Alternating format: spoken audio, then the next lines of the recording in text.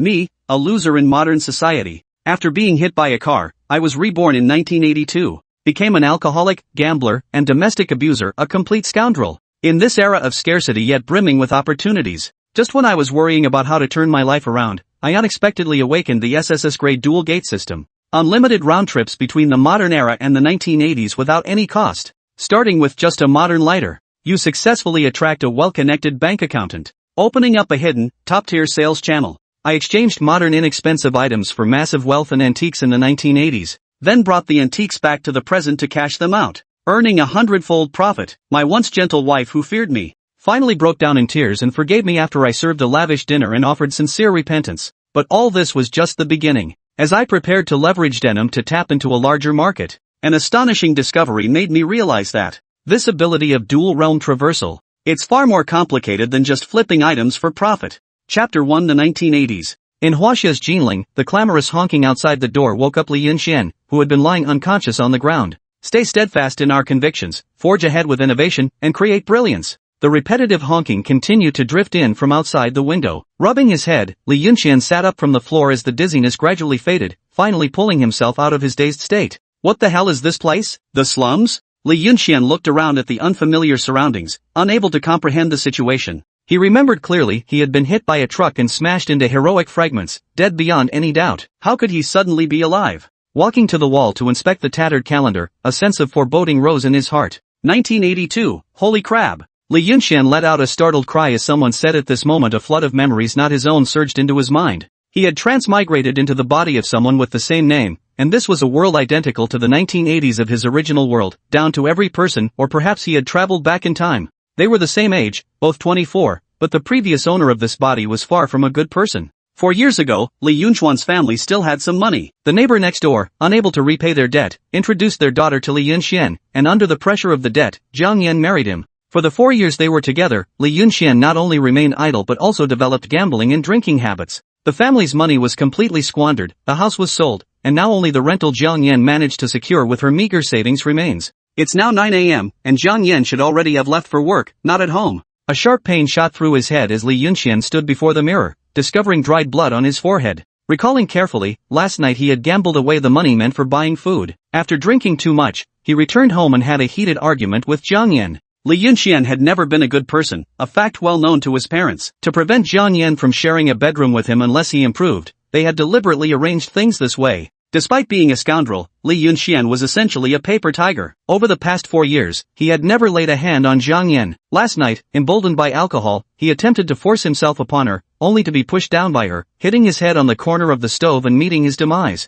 I'm really done for. Rebirth and time travel are one thing, but how did I end up possessing such a scoundrel? Li Yunxian had a slight headache as he sat in the chair, pondering what to do next. With his knowledge, becoming wealthy in this era shouldn't be difficult, except that wealth isn't solely attainable by intelligence in these times. Hoodlums and ruffians are everywhere. Without connections or background, even if he made money, he'd be targeted and might end up dead in the wilderness. Not to mention anything else, just from the memories of the original owner of this body, there were several peers who, relying on their sharp minds, made money only to be targeted by local ruffians or competitors, ending up either dead or crippled. Ah, indeed, even with time traveling, without a solid background or cheat-like advantages, it's impossible to thrive in this era. Li Yunxian sat in his chair with a long sigh, and just then, something unexpected happened to him. Congratulations, host, you have successfully obtained the special ability to travel between two parallel worlds. A golden gate appeared in his mind. Before Li Yunxian could react, the gate suddenly opened, and the next moment he found himself back in his own home in the 21st century. Li Yunxian opened his eyes and found himself still sitting on the chair.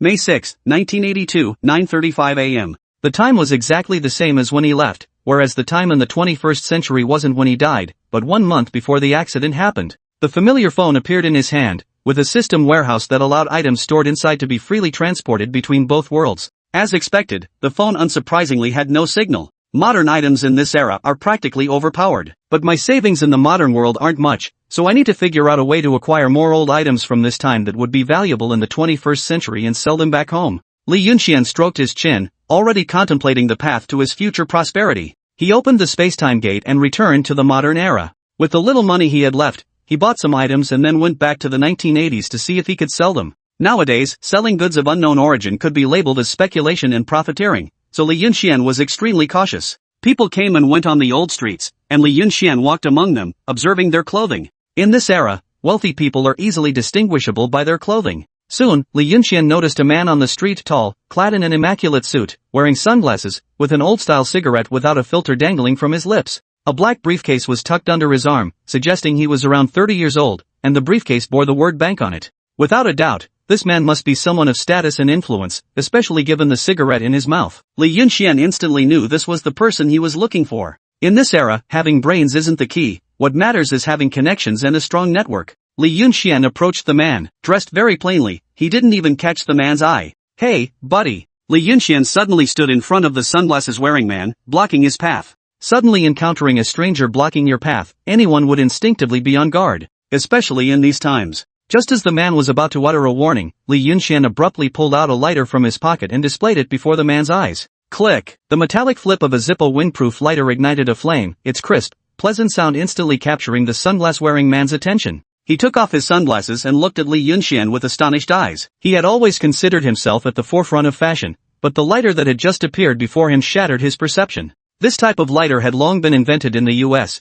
and although he had heard of it and wanted to get one, he never found a way. This lighter was definitely from the US, and it was countless times more high-end than the ones he knew about. "Dude, where did you get this?" Unable to resist his desire any longer, the man lowered his head and asked. "Want it? Here, consider it a token of friendship. I'm Li Yunxian, and I enjoy tinkering with small gadgets." Li Yunxian knew his goal was achieved. Smiling, he extended his hand and subtly slipped the lighter into the man's pocket. Their movements were so subtle that they appeared as if two friends chatting by the roadside. No one noticed anything peculiar, nor did anyone see Li Yunxian slipping the lighter into the other's pocket. "Hey, hey." The man pretended to refuse, casually taking out the lighter and placing it firmly inside his briefcase before snapping it shut. Chapter 2, Strangers. I'm Su Shan, an accountant at the bank. I've got a thing for foreign gadgets like this. I'm off work today, how about joining me for a drink at the restaurant nearby? My treat. Actually, I didn't eat this morning, so I'm kind of hungry. Two men walked shoulder to shoulder like a pair of foxes, entering a restaurant not far away.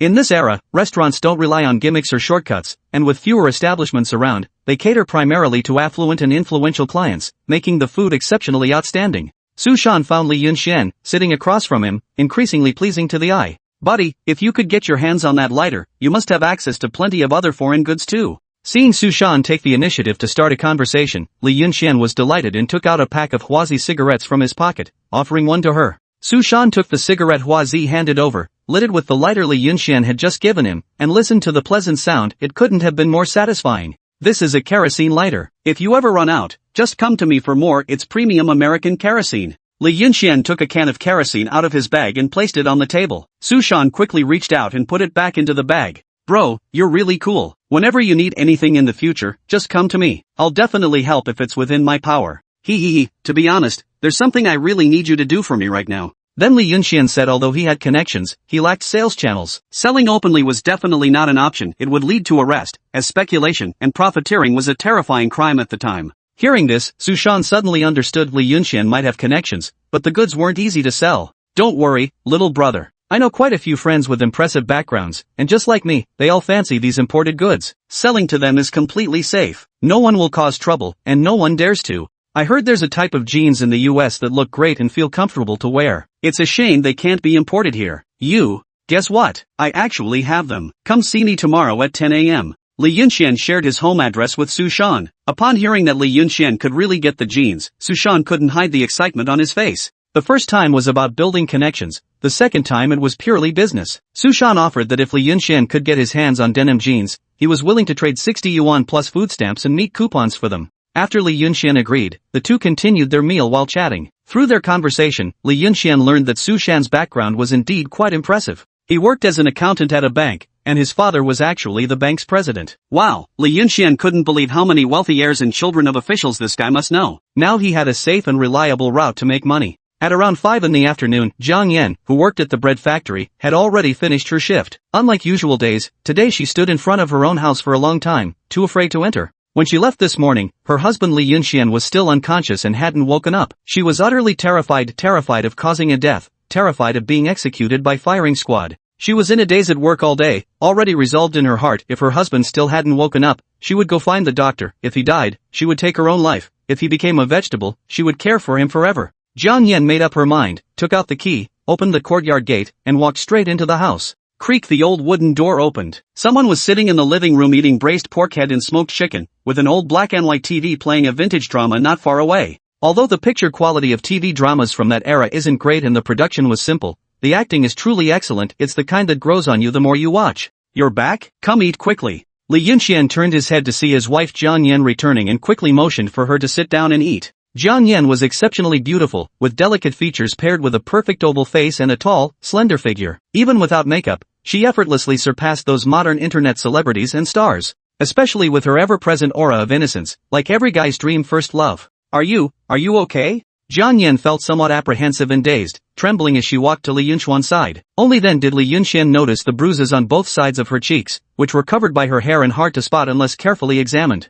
Probably caused by his own actions. The former owner of this body was really able to lay hands on such a beautiful girl. It's fine, I drank too much and slept on the floor last night. Aside from catching a bit of a cold, there's no problem. Li Yunxian handed the prepared bowl and chopsticks to Jiang Yan, who finally noticed the dishes on the table at this moment and was instantly shocked. Where did you get the money to buy all this? You didn't go out and borrow money, did you? Tomorrow, I'll talk to the supervisor to see if I can get next month's salary in advance. You need to return the money. Jiang Yan knew their current family situation and was well aware that her husband couldn't afford these things, so she concluded Li Yunxian must have borrowed money from someone. She dislikes owing money, even having a shadow over it. After all, the reason she became what she is now was because her family owed money to Li Yunxuan's family. I didn't borrow money, I got a job and earned it doing business with others, don't worry. Li Yunxian had already thought of an excuse long ago. In the 1980s, some people started diving into business ventures, so his reason was perfectly plausible. Jiang Yan looked at Li Yunxian with an extremely surprised gaze upon hearing this. Can my husband really do business?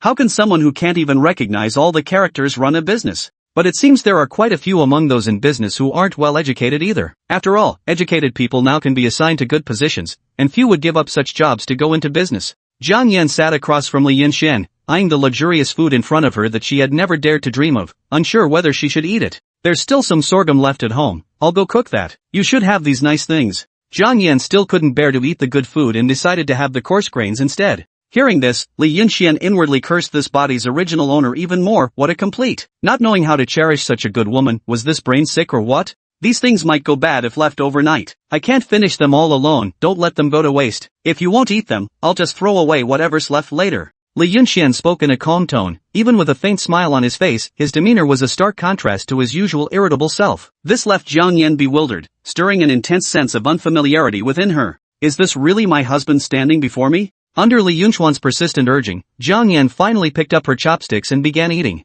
Having gone without meat for so long, Jiang Yan couldn't stop once she started. Soon, the pork head meat and smoked chicken on the table were completely devoured by the two. When she tried to get up to clear the dishes, she discovered she was too full to even stand. Chapter 3, Resentment. Li Yunxian stood up to clear the table. Seeing her husband tidying the dishes, Jiang Yan struggled to her feet to help. You rest. You've been working all day, let me handle this little task. Li Yunxuan's voice was gentle. It was hard to believe that just yesterday he had been a violent jerk. Jiang Yan watched Li Yunxian tidy the table until she was lost in thought. She now even doubted whether she was dreaming. She had once dreamed her husband would become like this. She had thought it was merely a fantasy, something impossible to achieve. Yet now, it was unfolding before her eyes. Recalling yesterday's events, Jiang Yan suddenly wondered, was her husband acting this way because he feared her? The more she thought about it, the more plausible it seemed. Jiang Yan felt a surge of anxiety. Tears welled up in her eyes as she approached Li Yunxian, who was washing dishes. Bowing her head, she apologized through her tears. Honey, I'm so sorry. It was my fault yesterday. I was so scared I lost control. If you're angry, hit me. I promise I won't fight back. Li Yunxian? Jiang Yan's words caused Li Yunxuan's brain to freeze momentarily. Seeing her wipe away tears only deepened his confusion. What had he done wrong? Why was she crying? Though baffled, Li Yunxian shook his head and said, I'm not angry. I admit I was a jerk before, and you were right to hit me. Yesterday, you finally woke me up. From now on, I'll turn over a new leaf and become a better person. I promise to give you a good life. Li Yunxian wiped the moisture from his hands and patted his wife's shoulder. Upon hearing his words, Jiang Yan first looked dazed, then suddenly burst into loud sobs. This left Li Yunxian even more bewildered. His words seemed perfectly reasonable. They were kind words, after all. Why was Jiang Yan crying even harder? Just as Li Yunxian struggled to comprehend the situation, Jiang Yan suddenly threw her arms around his neck and clung to him, sobbing even harder. You idiot finally got it. 4 years. For whole years. Why did it take you so long? Do you have any idea how agonizingly long I've waited for this day? Jiang Yan had imagined this moment countless times, but the actual scene had never played out until today, when she finally saw hope. The moment Li Yunxian spoke those words, she could no longer hold back. The pent-up sorrow and resentment erupted completely, tears streaming uncontrollably as her sobs grew louder and louder. Having lived his entire life without a girlfriend, Li Yunxian had no idea how to comfort a woman. All he could do was repeat, "It's over. It's all over now." Jiang Yan wept for a full hour. Finally, exhausted by her tears, the tension in her features relaxed. Sleepiness overtook her, and Jiang Yan collapsed onto the bed, drifting into a deep slumber with a blissful smile still playing on her lips. Li Yunxian didn't disturb her. After tucking the blanket around her, he returned to his own room. The golden gate appeared in his mind and slowly opened. Li Yunxian left 1982 and returned to 2024. Outside, the sun shone brightly, the same time he had left. Sitting indoors, he gazed at the skyscrapers outside the window, caught in a dilemma. In 2024, his parents had passed away. All he had left was the apartment they left him. He had no girlfriend, hardly any friends, and certainly no steady job, just odd jobs to scrape by. In 2024, he had nothing to tie him down. Thus, he resolved to make 1982 his primary world from now on. There, he had a wife, parents, and friends. That was where he truly belonged. There's still money in my bank account. I'll buy some things to sell in the 80s. Once I have enough cash, I'll see if I can collect some vintage items to bring back to the modern era. Being a middleman between two eras is pretty sweet. Li Yunxian smiled as he stepped out of his house. With 5,000 yuan left in his bank account, he didn't hesitate to buy a lot of things, mostly items common in the modern era but rare in the 80s. Items like denim clothing, cosmetics, and skincare products. The next morning, Jiang Yan woke up and instinctively went to make breakfast for Li Yunxian, only to find steamed buns already laid out on the table. Items stored in the system warehouse remained unchanged, so Li Yunxian, who had shopped in the modern era and slept the night before, had already purchased breakfast. He had thought that returning to the 1980s would mean no more need for sleep, but it turned out he had only transported his soul, not his body. Tiredness still found him. These buns smell so good. Jiang Yan picked up a bun and took a bite. Discovering it was filled with pure meat, her large, sparkling eyes widened instantly. She quickly scanned the room, searching for Li Yunxuan's figure, only to find he wasn't home. Looking at the steamed buns before her, and considering Li Yunxuan's transformation the previous night, she could now confirm that her husband had indeed changed. It's not a dream. That's wonderful. Jiang Yan flashed a sweet smile. After finishing her meal, she headed out to work. Though she didn't know exactly how her husband had earned this money, she was certain he was genuinely becoming a better person. So she decided to wait until the time felt right to ask him about it. The morning market in Jinling bustled with people, everyone bringing out their unwanted items to sell, a hodgepodge of everything imaginable. Of course, many of these were state-run shops, and most people primarily headed for these stores. Li Yunxian crouched before a street stall, picking up a book to examine it closely. The book was quite worn, bearing traces of insect damage, clearly an old volume. Back in school, he had often enjoyed reading books about appraising antiques, gradually gaining some knowledge along the way. He could tell this was an old book, though its exact age was unknown. But if he could get his hands on it in the modern world, it would surely fetch a good price. In this era, the concept of antiques hadn't yet taken hold, making it incredibly easy to snag a bargain. Li Yunxian bought the book for 50 cents and stored it in his system inventory. He planned to find time later that day to return to the modern world and have it appraised to see how much it might sell for. He didn't have much spare cash on hand, so after buying the book, he returned home to wait for Su Shan to come find him. Before 10 in the morning, the courtyard gate rattled with a knock. Li Yunxian opened the door to find Su Shan standing there, sunglasses perched on his nose, and air of "I'm the man" practically written across his face. He had his arm linked through a pretty girl's. "Brotherly, let me introduce you to my wife, Zhang Yanan. She works at the Grain Bureau." "Hello." Zhang Yanan greeted Li Yunxian with a smile. Li Yunxian quickly nodded back with a smile and ushered them inside. The dilapidated, shabby house astonished Su Shan. He couldn't believe that someone like Li Yunxian, a big shot with connections, would live in such a slum. "Brotherly, this place is way too run down. It doesn't quite match your status, does it?" Su Shan couldn't help but remark. Li Yunxian replied with a serious tone. Who would suspect someone living in a place like this of having anything valuable on them? Chapter 4, Making a Name. Brilliant. Absolutely brilliant. Su Shan gave him a thumbs up, thoroughly impressed. "I'll go get you some clothes." "Wait here." Li Yunxian rose and headed toward his room, seemingly retrieving a denim jacket from the wardrobe, though in reality, he was pulling it from the system's inventory. Seeing the brand new denim outfit appear before her, Su Shan's eyes nearly popped out of her head. Zhang Yanan beside her was starry-eyed. She had been skeptical when she heard her husband had befriended a powerful middleman, but seeing him pull out jeans so new they were rare even in the US instantly convinced her he was definitely a big shot with serious connections. "Brother Su, are you satisfied with this denim outfit?" Satisfied. More than satisfied. Su Shan opened his briefcase, pulling out 60 yuan plus grain and meat ration tickets, placing them on the table. Li Yunxian smiled as he accepted the money, then pulled a Chanel lipstick from his pocket and handed it to Zhang Yanan. This had originally been a gift he'd prepared as a devoted admirer for his college crush. But before he could give it to her, she publicly announced her relationship with a wealthy heir on social media. His heart shattered, and the lipstick remained untouched at home, never sold or given away. In the early 1980s, such high-end lipstick was a rare luxury item, especially from a brand like Chanel, which hadn't even entered China yet. Zhang Yanan was a college graduate, 5 years younger than Su Shan, just 25 this year. Back in university, she had heard of Chanel lipstick. One of her female classmates had a boyfriend who returned from studying abroad and gifted her one. She flaunted it daily, making the others so envious it made them sick. Now, not only did Li Yunxian have one, but it looked infinitely more exquisite and beautiful than her classmates'. It was like comparing heaven and earth. Zhang Yanan was so excited she reached out to grab the lipstick, not questioning its authenticity for a second. Sis, this lipstick is a major brand, a famous American luxury item. You can't even buy it with money. Don't let your little brother get shortchanged here. Li Yunxian grinned brightly.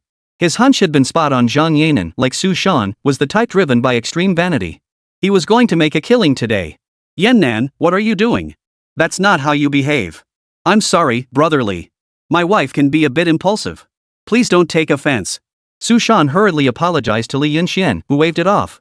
Zhang Yanan finally realized how she'd overreacted, her face flushing with embarrassment. She quickly opened her purse, pulled out a 100 yuan bill, and placed it on the table. Li. Sis-in-law, just call me Yunxian. Yunxian, I only brought 100 yuan with me today. If it's not enough, I'll bring more this afternoon. I work at the grain bureau, so I have plenty of grain coupons and such. Zhang Yanan couldn't tear her eyes away from the Chanel lipstick in Li Yunxian's hand. But she also knew these foreign goods were expensive and not easily obtainable. Thinking of this, she felt a bit nervous, unsure if 100 yuan would be enough. Without hesitation, Li Yunxian handed the lipstick to Zhang Yanan, indicating that 100 yuan was indeed enough. The average monthly wage in 1982 was only around 40 yuan, so 100 yuan equaled 2 months' pay for a worker. Earning 160 yuan in a single morning equivalent to 4 or 5 months' income for an ordinary person filled Li Yunxian with the exhilaration of success. Thank you, thank you. Zhang Yanan took the lipstick and thanked him repeatedly. Then, as if remembering something, she looked up at Li Yunxian and asked excitedly, Yunxian, could you get me some perfume? Like those luxury American brands? I can, but it'll take some time, and the price. It's fine, I can wait. Thank you so much for going out of your way.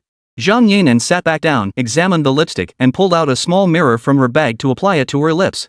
Modern lipsticks were infinitely superior to those of this era, both in color and shine. The moment she applied it, Zhang Yanan felt she'd hit the jackpot. This foreign stuff is just so good. How can it look this amazing? Su Shan didn't bother to look at what his wife was doing. Instead, he locked eyes with Li Yunxian, asking with his gaze what other merchandise he had. He knew many friends who could help promote it. Actually, I do have some items that could use your help selling, brotherly and sister-in-law. Li Yunxian pulled a men's diamond necklace and a diamond hairpin from his bag. These were all part of a large basket of small accessories he'd bought on Pinduoduo for 9.9 yuan with free shipping, but they hadn't made it into the market yet in this era. Diamond jewelry was considered a top-tier luxury item, not just in technologically backward China, but even abroad. The sight of diamonds instantly jolted the vanity-obsessed couple upright. They immediately asked the price. Upon learning it was only 10 yuan, their mouths gaped wide enough to fit an egg. Su Shan, who knew the rarity of diamonds, exclaimed, brotherly, I know the price of diamonds. How can this be so cheap? Li Yunxian replied without hesitation, this is made from house stone. The cost of house stone isn't high, in fact, it's quite low. But foreign capitalists don't want diamonds to become cheap, so they've been suppressing this technology all along. Fortunately, I know a team who understand the technology and privately sell these house stones. Back in 82, the research on white diamonds had only just begun. It would take at least another year before such diamonds could enter the market. Therefore, the Su Sanyan couple had no idea these diamonds were so inexpensive. Moreover, in those days, people struggled to put food on the table, let alone afford such luxury goods. Li Yunxian's words made the couple suddenly understand. They took over a dozen diamond jewelry pieces from Su Shan and promised to bring him the money the next day. Their primary purpose in buying so many diamond pieces was to use them as gifts. Such items, impossible to buy even with money, were the perfect gifts. They now felt incredibly fortunate to have met Li Yunxian, considering it a stroke of luck bestowed upon them by heaven. After the Su couple left Li Yunxian's residence, he planned to return to the modern era to see what price his purchased ancient books could fetch. But before he could depart, new visitors arrived at the courtyard. Li Yunxian was puzzled. Could it be Su Shan and his wife returning? He went to open the door, and a dark-skinned man dressed plainly appeared before him. It wasn't Su Shan, but Li Yunxian recognized him nonetheless. Li Hao, his cousin. They had grown up together, bare-assed, catching fish in the river, skipping school to steal vegetables, and eventually getting expelled together. Their bond was incredibly strong. Compared to his former idol self, Li Hao was somewhat better ambitious. His family used connections to land him a job in the security department of a factory. But he ditched that stable job to start his own business as an entrepreneur, only to lose everything and nearly starve. Li Hao wasn't a bad guy, not the kind of friend who hung out with the wrong crowd. Even when he was broke and struggling himself, he lent money to Li Yunxian. As for that money, it had long been gambled away by the old Li Yunxian. "Brother Xian, have you been busy lately? Found a job yet?" The first thing Li Hao asked upon seeing Li Yunxian was whether he'd found employment. "No, why? I've recently discovered a lucrative opportunity that needs manpower. Want to join me?" Li Hao folded his arms, looking at Li Yunxian with eager anticipation. "What kind of opportunity?" Li Yunxian perked up, leaning against the doorway as he studied his brother. Li Hao broke into a smile, hurried into the courtyard, closed the door, and whispered to Li Yunxian. "I'm planning to open a bicycle shop, a small business. We'll need 5 people to run it." Chapter 5, Expanding and Thriving, Creating Brilliance. Bicycles were extremely popular in the 1980s, even considered a luxury item. Selling them as an individual business could certainly be profitable, but Li Yunxian wasn't optimistic. To establish a foothold in the market, entrepreneurship required innovation. If they mastered innovative technology, they would inevitably attract attention. Neither Li Hao nor himself had any connections, making self-protection difficult. "Howsy, I can partner with you as a private entrepreneur, but your industry choice is flawed. The bicycle market is too vast for us to handle with our current resources. If you're open to it, I have a profitable avenue in mind. Would you be interested?" Li Yunxian's mind was exceptionally sharp. He'd already conceived a profitable idea that was also safe and unlikely to attract unwanted attention. "What kind of scheme?" Li Hao's eyes lit up at the suggestion. Truthfully, he too felt opening a bicycle shop was a risky venture, but his own mind couldn't conjure any other viable path to wealth.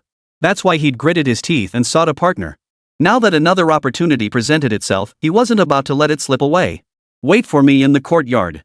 I'll fetch something for you to try."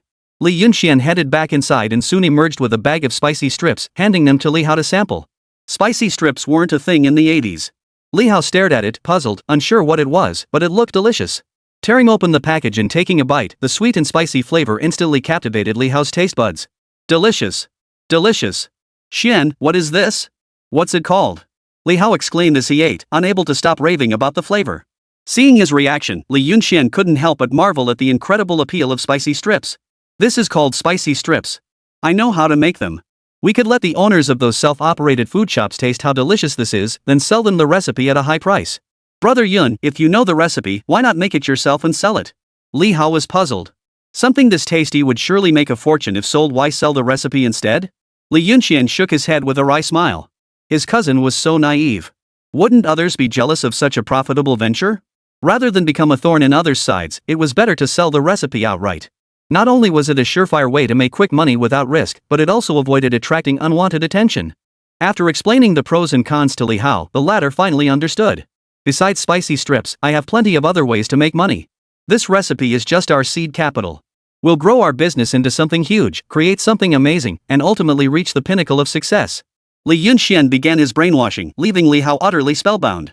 Soon after, Li Hao took out over a dozen small packets of spicy strips to drum up business, while Li Yunxian returned to the modern world to sell the ancient books in his possession for cash.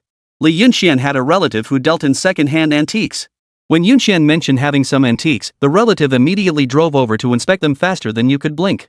"My, Yunxian, this is a genuine ancient book from the Ming Dynasty. Though its condition isn't perfect, it'll definitely sell well." Dongpeng set down the book and magnifying glass. At 42, he'd been in the antiques business for 2 decades, his eye for valuables surpassing even many experts. His connections in the antique world were terrifyingly extensive, making it a breeze to help Li Yunxian sell the ancient book. "Here's the deal, Yunxian. We're family, so I won't rip you off. I'll give you 2 options. 1, I sell it for you and take 20% of the final price. The other option is to sell it to me outright right now. I'll give you 800,000 yuan. This ancient book could fetch no more than just over 1,000,000 yuan. Dongpeng's offer to buy it outright for 800,000 yuan was absolutely generous. Li Yunxian understood immediately and sold it to Dongpeng without hesitation. "Uncle Dong, I hear you're quite influential in the antiques circle. Could I come to you directly whenever I have old pieces to sell in the future?" He knew he'd have plenty of items brought over from the 80s that he'd need to sell eventually. Running around everywhere would be too much hassle. Having a direct contact to handle things would be much more convenient. Hearing this, Dongpeng looked at the young man before him with renewed interest. Yunxian, what exactly are you doing now? From what you're saying, it sounds like you'll have quite a few old items needing to be sold in the future? Yeah, I've been traveling to remote areas to collect things lately. I've been lucky found a few villages that don't interact much with the outside world and managed to get my hands on quite a few old items. Since you're here today, Uncle Dong, could you tell me what kinds of things from the 70s and 80s are valuable? Li Yunxian hadn't previously paid attention to this circle and knew little about valuable items. Having an expert present today was a perfect chance to learn. Dongpeng's eyes lit up at the suggestion, and he promptly began explaining the value of collectible antiques to Li Yunxian. At 5 in the afternoon, Jiang Yan returned home from work.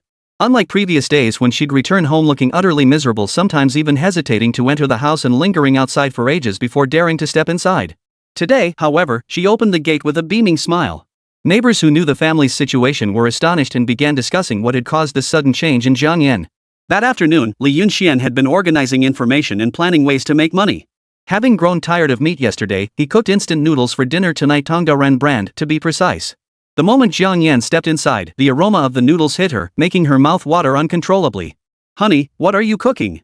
It smells so good. Jiang Yan approached Li Yunxian, who was scooping noodles from the pot, and asked curiously. Upon recognizing the brand, her mouth fell open in surprise. How many packets did you cook? Instant noodles weren't cheap these days, especially the kind Li Yunxian cooked. They clearly weren't ordinary ones packed with so many ingredients, they must have cost a pretty penny. You work hard all day, and I was worried you wouldn't get enough to eat, so I cooked extra. 4 bags in total. Li Yunxian placed the cooked noodles on the table and motioned for Jiang Yan to eat.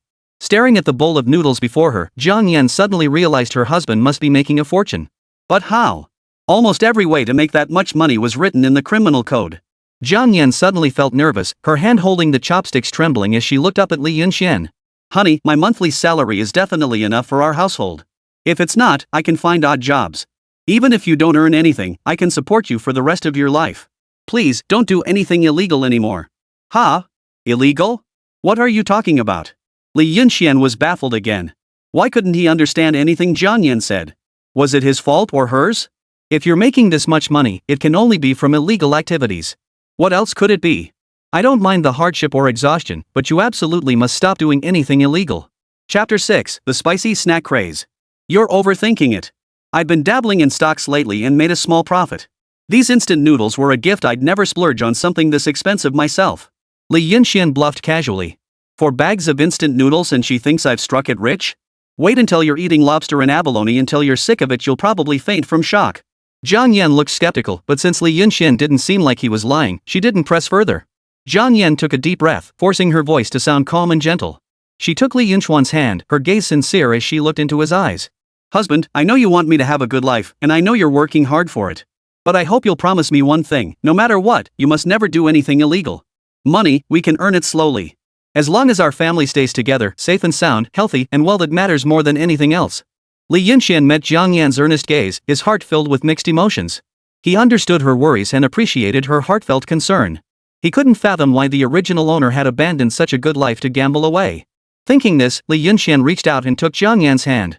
The warm sensation in his palm made him feel a little shy. Jiang Yan was infinitely more beautiful than any goddess he'd ever chased before. And now, this woman was his wife. Rest assured, I haven't touched any of those old things, Li Yunxian said, his gaze fixed on Jiang Yan. Every penny here is earned through legitimate means. I promise to give you a good life from now on. Hearing this, Jiang Yan couldn't help but feel a pang of sadness. From observing him these past days, her husband had truly improved beyond recognition. Most importantly, he knew how to be thoughtful now. After dinner, Jiang Yan cheerfully cleared the tableware, humming a tune as she worked, her mood exceptionally light. Li Yunxian lay on the cushioned mahogany sofa, mulling over his next move. While Jiang Yan was still busy, he made an excuse to go out and find Li Hao. He then found a secluded spot and returned to 2024, retrieving some items to store in the system space. He planned to sell them once the bicycle matter was resolved. After returning from 2024, Li Yunxian entered the bedroom to find Jiang Yan already lying on the bed, her eyes closed and breathing evenly. He moved quietly to the bedside, lifted the quilt, and slipped in beside her. For years, the original owner and Jiang Yan had slept in separate beds with separate blankets. Though Jiang Yan's attitude toward him had improved recently, Li Yunxian didn't intend to rush things now. Such matters were best left to unfold naturally. Early the next morning, Li Yunxian sought out Li Hao to discuss the bicycle matter. The moment he entered, he saw Li Hao with dark circles under his eyes, clutching a stack of bills. The guy looked like he'd lost his mind. 1 second he'd be grinning like an idiot, the next he'd be waving his arms around wildly. Holy, you kid, are you possessed? Li Yunxian jumped in surprise. Had the guy gone mad counting money? Brother Xian. We're rich. We're rich. Li Hao lunged toward him in excitement, nearly knocking Li Yunxian off balance. Those spicy strips sold like crazy yesterday. I counted money until midnight, my hands cramped up. Li Yunxian shoved him away, his face full of disdain. Calm down. Look at you, acting like a kid. This is nothing. Money is earned bit by bit. Steady and solid is the way to make it last. Yeah, you're right, Brother Xian. Li Hao agreed, though the excitement in his eyes was impossible to hide. Li Yunxian didn't bother with small talk and got straight to the point. I'm planning to set up another bicycle factory. You go find a suitable manufacturer, preferably one with complete equipment but struggling financially. We can buy it out at a low price. Li Hao's excited expression instantly fell. Scratching his head, he hesitated. Brother Xian, didn't you say bikes are tough to make? Our spicy strips are selling like crazy right now. Why not expand the spicy strip factory first? That's a surefire win. Li Yunxian raised an eyebrow and countered, snack sticks are just small-time stuff. How much money can you really make? Bicycles are the real big business. Think about it, who doesn't want to buy a bicycle these days? The market is huge. Li Hao remained unconvinced. He counted on his fingers, bikes have high production costs. What if we can't sell them and they just sit in our warehouse? Snack sticks are different, small profit margins but high volume. Even if we don't sell everything, we can eat them ourselves. Short-sighted. Li Yunxian tapped Li Hao's head in exasperation. You think I haven't considered that? I've already planned it out. The bikes we produce will be affordable, priced half as much as those on the market, yet sturdy and durable. Tell me, how could they not sell? Li Hao's eyes lit up instantly. Half the price? They'll definitely sell like hotcakes. But how do we control the costs? Li Yunxian gave a mysterious smile. I have my ways. You just go find the manufacturers. Leave the rest to me. Li Hao perked up at once, rubbing his hands together excitedly. Brother Xian, this is a huge deal. Don't worry, I'll get on it right away and guarantee we hit our targets. Remember, if we find factories with good equipment but poor efficiency, we can buy them out cheaply. That'll save us a lot of money. Got it. Li Hao grabbed his phone and started contacting bicycle factories. He couldn't wait to find the right manufacturer and get things rolling. The scorching summer sun beat down on the earth as Li Hao dragged his weary body through industrial zones across different cities. He had no time to wipe the sweat beading on his forehead or heed the enthusiastic calls of street vendors. His sole focus was finding the right manufacturer as quickly as possible. Some factories were too small with outdated equipment, utterly incapable of meeting production demands. Others were profitable and had no intention of selling. Others, though willing to sell, demanded prices far exceeding their budget. Day after day, Li Hao hit dead ends, leaving him physically and mentally exhausted. He stayed in a modest guest house, ate simple meals, and at night lay on a hard bed, tossing and turning, unable to sleep. He repeatedly recalled Li Yunxian's entrustment, his heart filled with pressure and anxiety. He knew he carried a crucial mission on his shoulders. To earn big money, he absolutely could not let Li Yunxian down. Just as despair threatened to overwhelm him, a glimmer of hope appeared at a bicycle factory named Red Star. The factory was moderately sized and well equipped, but due to poor management, it had suffered consecutive years of losses and was on the brink of collapse. Li Hao's heart leapt with joy, recognizing this as an exceptional opportunity. Li Yunxian personally inspected the factory and found it satisfactory, so he arranged a meeting with the factory director for detailed discussions. Li Yunxian and Li Hao arrived at the bicycle factory on the outskirts of town. In the production area, numerous workers puffed on cigarettes, gathered in small groups playing cards and chatting. Li Yunxian instantly recognized the factory's poor performance and the demoralized workforce assigned. They could likely negotiate a lower price. Who are you looking for? Chapter 7, Investment. An older worker noticed them wandering around the workshop, put down his cards, and approached to ask. Looking for the factory manager to discuss business. Looking for Manager Wang. Business discussion. Red Star's practically bankrupt, haven't seen a single order come in lately. You're here to talk business? Aren't you afraid of losing your shirt? The old worker shook his head helplessly, muttered his complaint, told them to wait, and then left. After a short wait, the worker returned with a middle-aged man sporting a classic receding hairline. Director Wang, these are the gentlemen seeking you out. They wish to discuss business.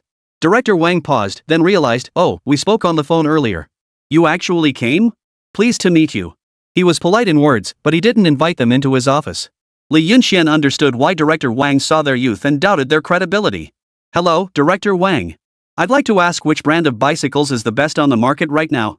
Director Wang answered his question effortlessly. It's definitely Sanxiang. Phoenix used to be the top brand, but then Sanxiang came along and knocked Phoenix off its perch. Everyone in the industry knows that. Why did Sun Xiang replace Phoenix? Wang's expression grew slightly impatient. This youngster had a lot of questions. Because Sun Xiang has lower costs and higher reliability. Then the question is, why can't Red Star produce bicycles like Sun Xiang?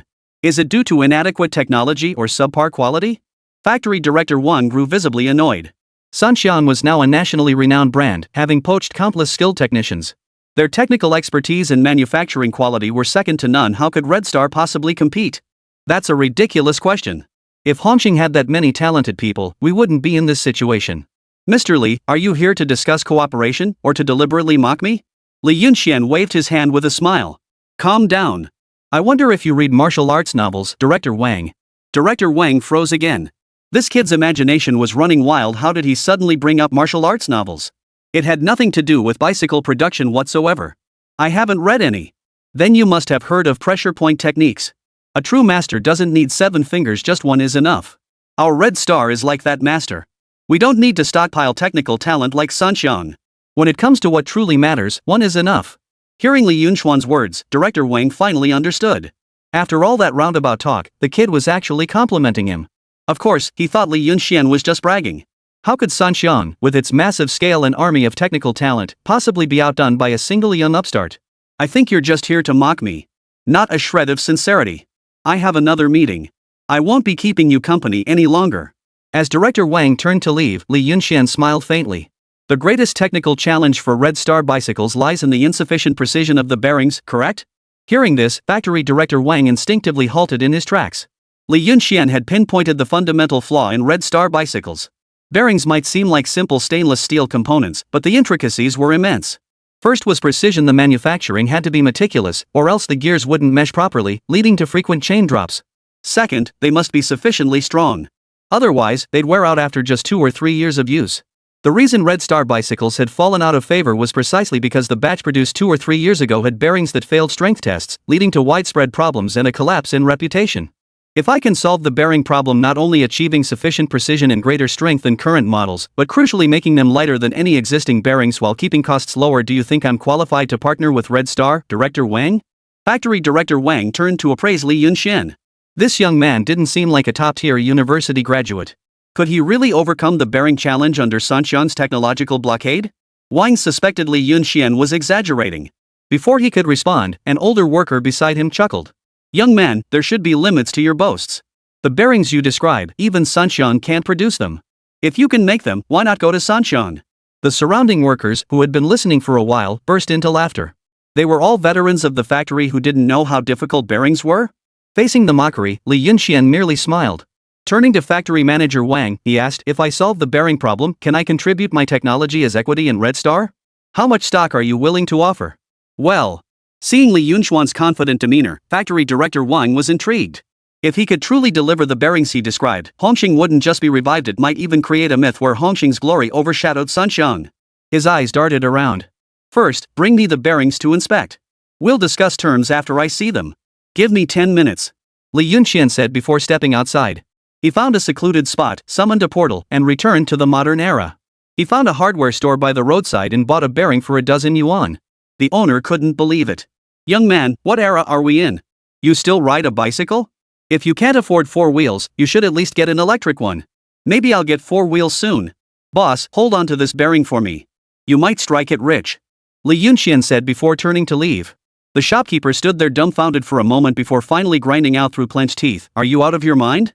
Summoning the portal once more, Li Yunxian returned to the Red Star bicycle factory. Back in the workshop, he handed the bearing to factory manager Wang. Take a look. What do you think of these bearings? Both experts, Wang's eyes widened the moment he held the bearings. Though identical in size, none were this lightweight. Examining them closely, he found their quality far surpassed anything the factory produced. The only uncertainty now was their strength. He handed the bearing to an old worker. Old Zhang, you used to work at the steel mill. Check the strength of this bearing. The veteran worker examined it closely, gently flicking it with his finger a few times. Its strength surpasses military-grade steel, he exclaimed in surprise. In my 30 years at the steel mill, I've never seen steel of this grade. Young man, where did you get this? Li Yunxian merely smiled faintly, choosing not to respond. Instead, he turned to factory director Wang, I have as many of these bearings as you need. How much equity do you think they're worth? At least 50% of the shares, no, 60%. Overwhelmed with excitement, factory director Wang blurted out his valuation without even haggling. Of course, his ambitions ran deeper. Offering Li Yunxian shares was merely a tactical move. Deal. Li Yunxian agreed readily. Seizing the moment while Li Yunxian was in a good mood, factory director Wang tentatively asked, "Mr. Li, might you be able to share where you source these bearings?" Li Yunxian shot him a knowing glance. Chapter 8, The Gluttonous Beast Pattern. Understanding the implication, factory director Wang promptly ushered Li Yunxian into his office. Closing the door, he pressed impatiently, "Engineer, tell me, what price would you accept to reveal the source of these parts?" Li Yunxian scanned the room, his gaze settling on an oddly shaped ornament on Director Wang's desk. It was a bronze incense burner, simple and elegant in design. Ancient inscriptions carved into its body seemed to whisper tales of a distant past. The lid was openwork, allowing incense smoke to rise gently through it. Most striking were two distinct cracks running across the body. Wang Xingfa followed Li Yunxuan's gaze and saw him staring at the broken incense burner he'd bought for 50 yuan at the antique market. Could he be interested in it? But this thing wasn't worth much. Just as Wang Xingfa hesitated, Li Yunxian pointed at the incense burner and said, "I'll take this one." Factory director Wang froze.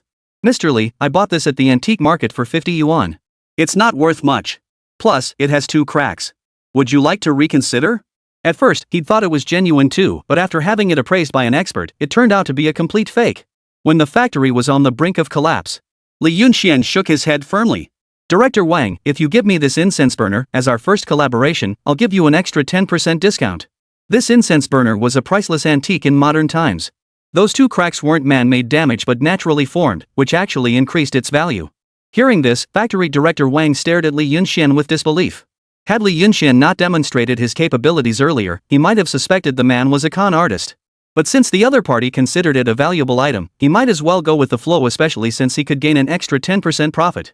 Still, he needed to lay down the ground rules up front, just in case Li Yunxian later found out it was a worthless piece of junk and started making trouble. "Brother Li, think carefully. This thing is a fake. I bought it for 50 bucks at the antique market. Are you sure you want it?" "I'm sure." Li Yunxian could imagine how he must look to factory director Wang right now, a total sucker. But that didn't matter. Seeing Li Yunxian so determined, factory director Wang stopped trying to dissuade him, afraid he might change his mind. He quickly drafted a contract. The contract stipulated that Li Yunxian would supply a batch of these new parts, and in exchange, Director Wang would gift him the incense burner. After both parties signed and sealed the document, Li Yunxian left the factory director's office with the incense burner, thoroughly satisfied. He found that secluded corner, opened the portal, and returned to the modern era. Having completed the transaction with factory director Wang, Li Yunxian clutched the bronze incense burner tightly in his hand, his heart pounding like a drum. Now, all he needed to do was turn this treasure into cash and execute his antiques treasure hunt plan. He rushed excitedly to a pawnshop that looked quite grand. The interior was decorated in an antique style, with the scent of sandalwood wafting through the air, giving it an air of deep heritage. A young clerk, his hair slicked back with gel, idly trimmed his nails. Li Yunxian placed the incense burner on the counter. "Young man, how much do you think this is worth?" The clerk gave it a dismissive glance, idly flicking the incense burner twice with his gold-ringed pinky finger before sneering, "This thing? Street vendor junk, right? The imitation looks pretty convincing, but the aging process is sloppy. These cracks look fake. Who are you trying to fool?" Hearing the dismissive tone, Li Yunxian frowned slightly. "Why don't you take a closer look? I paid a hefty sum for this from an old collector." At this, the shop assistant's gaze grew even more mocking. "Old collector? More like an old con artist. Oh my, look at this patina, TSK and that rust? Clearly fake. I've seen plenty like you, always scheming to get rich quick." He set down the nail clippers, picked up the incense burner, and held it up to the light. Then, feigning expertise, he gave it a sniff. "The smell of this patina is off too, it reeks of chemicals. Tell me, did you pick this up at a flea market? How much did you pay? Couldn't have been more than 50 bucks, right?" "Ha!" Hearing this, Li Yunxuan's expression darkened completely. He hadn't expected the other man to be so harsh. He immediately tucked the incense burner away and turned to leave. Since this piece had fooled several nationally renowned appraisal experts, it wasn't surprising that a lowly clerk in an antique shop couldn't recognize its value. Just as Li Yunxuan's foot was about to step out the door, a middle-aged man in a zhongshan suit walked toward him. Slightly plump but sporting a mustache, his overall appearance seemed somewhat peculiar. He paused abruptly, his gaze locking onto the incense burner in Li Yunxuan's arms. The moment he saw it, his breathing quickened, and the dullness in his eyes vanished, replaced by a sudden, intense gleam. His gaze locked onto the incense burner, unable to look away. The man instinctively reached out his right hand, only to halt mid-air, afraid of offending the other. "Young man, where did you get that thing in your hands?" Li Yunxian instinctively took a step back. "Why do you ask? May I see this incense burner?" The middle-aged man's tone was gentle, yet his eyes betrayed a hint of unmistakable excitement. Li Yunxian hesitated, but eventually handed over the incense burner. The man promptly instructed a shop assistant to fetch gloves. He then carefully took the incense burner, walked over to a table, sat down, and picked up a flashlight to examine it closely. As he examined it, he occasionally ran his fingers lightly over the patterns on the incense burner, murmuring in admiration, "What a treasure! Truly a treasure!" The two shop assistants watched in stunned silence. They exchanged bewildered glances, utterly perplexed by their boss's reaction. He usually dismissed such fakes with utter disdain. The middle-aged man lifted his head, his eyes fixed intently on Li Yunxian. "Young man, where did you get this incense burner?" The moment the words left his mouth, an awkward smile spread across his face. "My apologies for my abruptness, young man. I am the owner of this shop. I've studied antiques for decades. I can tell at a glance that this incense burner is genuine. And what's more, it's an extremely rare treasure." Li Yunxian felt a surge of secret delight, but his expression remained impassive. "Really? Your staff just said it was fake." The owner's expression darkened as he turned to the two clerks and barked sternly, "You two. What a pair of blind fools. This is a bronze incense burner from the Western Zhou dynasty worth a fortune. How dare you call it fake? You've brought shame upon me." The two clerks turned ashen-faced and scrambled to apologize. "Boss, we were wrong. We didn't recognize a treasure when we saw one. Hurry up and fetch the expert," the owner barked angrily. Chapter 9, You Are My Good Days. The two clerks, as if granted a reprieve, dashed out in a flash. The boss turned to Li Yunxian, his attitude doing a complete 180-degree turn. His face broke into a broad smile. "Young man, I'm truly sorry for the inconvenience. Those two new hires don't know the ropes. I'll make sure they learn their lesson. Come in. Let's sit down and talk properly." Li Yunxian nodded, his gaze briefly sweeping over the clerk who had just mocked him, then he smiled faintly. He knew exactly whether this item was genuine or not. But the clerk who had been eyed felt a chill run down his spine. He'd misjudged the situation, but luckily the boss had arrived in time. Otherwise, he would have let such an antique slip right through his fingers. The boss won't let him off the hook. Before long, a shop assistant entered with several gray-haired elders in tow. These elders were all experts in antique appraisal. Upon seeing the incense burner in Li Yunxian's hands, they all wore expressions of astonishment. The experts carefully took the incense burner, donning white gloves as they studied it intently. They took turns handling it, scrutinizing every detail of the incense burner. One elderly expert leaned close, scrutinizing the patterns on the incense burner with a magnifying glass. He murmured to himself, "Tao-dai patterns. The carving technique is vigorous and powerful, rustic yet grand, definitely the style of the Western Zhou dynasty." Another expert gently tapped the incense burner with his fingers, listening to its resonance. He mused, "The sound is clear and resonant, and the weight is substantial. It's cast from high-quality bronze." A third expert retrieved specialized instruments from his toolkit to conduct more precise tests on the incense burner's material, age, and other aspects. As time passed, excitement gradually spread across the experts' faces. "Incredible! The incense burner is remarkably well preserved. It's nothing short of a miracle," exclaimed an elderly expert. "It is indeed a rare treasure. Its historical and artistic value are beyond measure," another expert added. Ultimately, the experts unanimously concluded that this was indeed a bronze incense burner from the Western Zhou dynasty, specifically, a ritual vessel used by nobles during the early Western Zhou period, its value beyond calculation. The group exchanged glances, their eyes betraying unmistakable excitement and possessiveness. The next moment, they spoke in unison. "For this incense burner, I'll pay 3 million, one expert declared excitedly. "I'll offer 4 million. I'll pay 5 million. The final bid came from the owner. 5 million? Li Yunxian raised an eyebrow slightly. This was far higher than he had anticipated. Moreover, he recalled that this incense burner had once sold for 4,500,000. So when he brought it to the modern era, he had valued it at 4.5 million, not a penny less. "Young man, what do you say? Are you satisfied with this price?" the boss asked with a smile, studying Li Yunxian's expression. Li Yunxian forced himself to stay calm. "It's a deal." After the transaction was completed, the owner personally escorted Li Yunxian to the door. As they parted, he shook his hand warmly and said, "Young man, if you ever come across anything special again, be sure to come find me." Li Yunxian nodded, exchanged a few pleasantries with the owner, and then departed. The shopkeeper watched Li Yunxian walk away, the smile fading from his face. Turning back into the shop, his gaze fixed intently on the two clerks. "You two, come here." The boss's voice was low and commanding. The two shop assistants approached the boss trembling, heads bowed, not daring to utter a word. "What do you propose we do about what just happened?" The boss's tone was icy, devoid of any emotion. "Boss, we were wrong. We truly didn't know it was the real thing." One clerk stammered, voice trembling. "Didn't know? I think you just didn't bother to look properly," the boss snapped. "Such an obvious Western Zhou bronze incense burner, and you call it fake? You must be blind as bats. Boss, we'll be more thorough next time." We won't dare again. Another clerk quickly pleaded. Next time? I don't think there'll be a next time. The boss snorted coldly. You two don't bother coming in tomorrow. Boss, please, give us another chance. The two clerks, pale with fear, knelt down and kowtowed. Chance? I've already given you chances, the boss declared ruthlessly. Now. Immediately. Get out. Li Yunxian clutched the 5 million yuan check, his heart pounding so hard it felt like it would leap out of his chest. 5 million. What did that mean in the 1980s? It was an astronomical sum. He took a deep breath, forcing down his excitement, and hurried toward the bank. Withdraw cash? No, he wasn't that foolish. Such a large sum would be far too conspicuous if withdrawn. He opened an account, deposited the money, then rushed home and eagerly began his shopping spree. He opened his laptop and began frantically shopping online. First came daily necessities, instant noodles, ham sausages, chocolate, assorted snacks and drinks, filling 3 entire boxes. Next came cosmetics, skincare products, and jewelry of all kinds. Finally, he stocked up on medicines and medical devices unavailable in the 1980s, preparing for any eventuality. To avoid arousing suspicion, Li Yunxian deliberately created several additional accounts for his purchases. He set different delivery addresses for various shipping stations and collected the items in batches.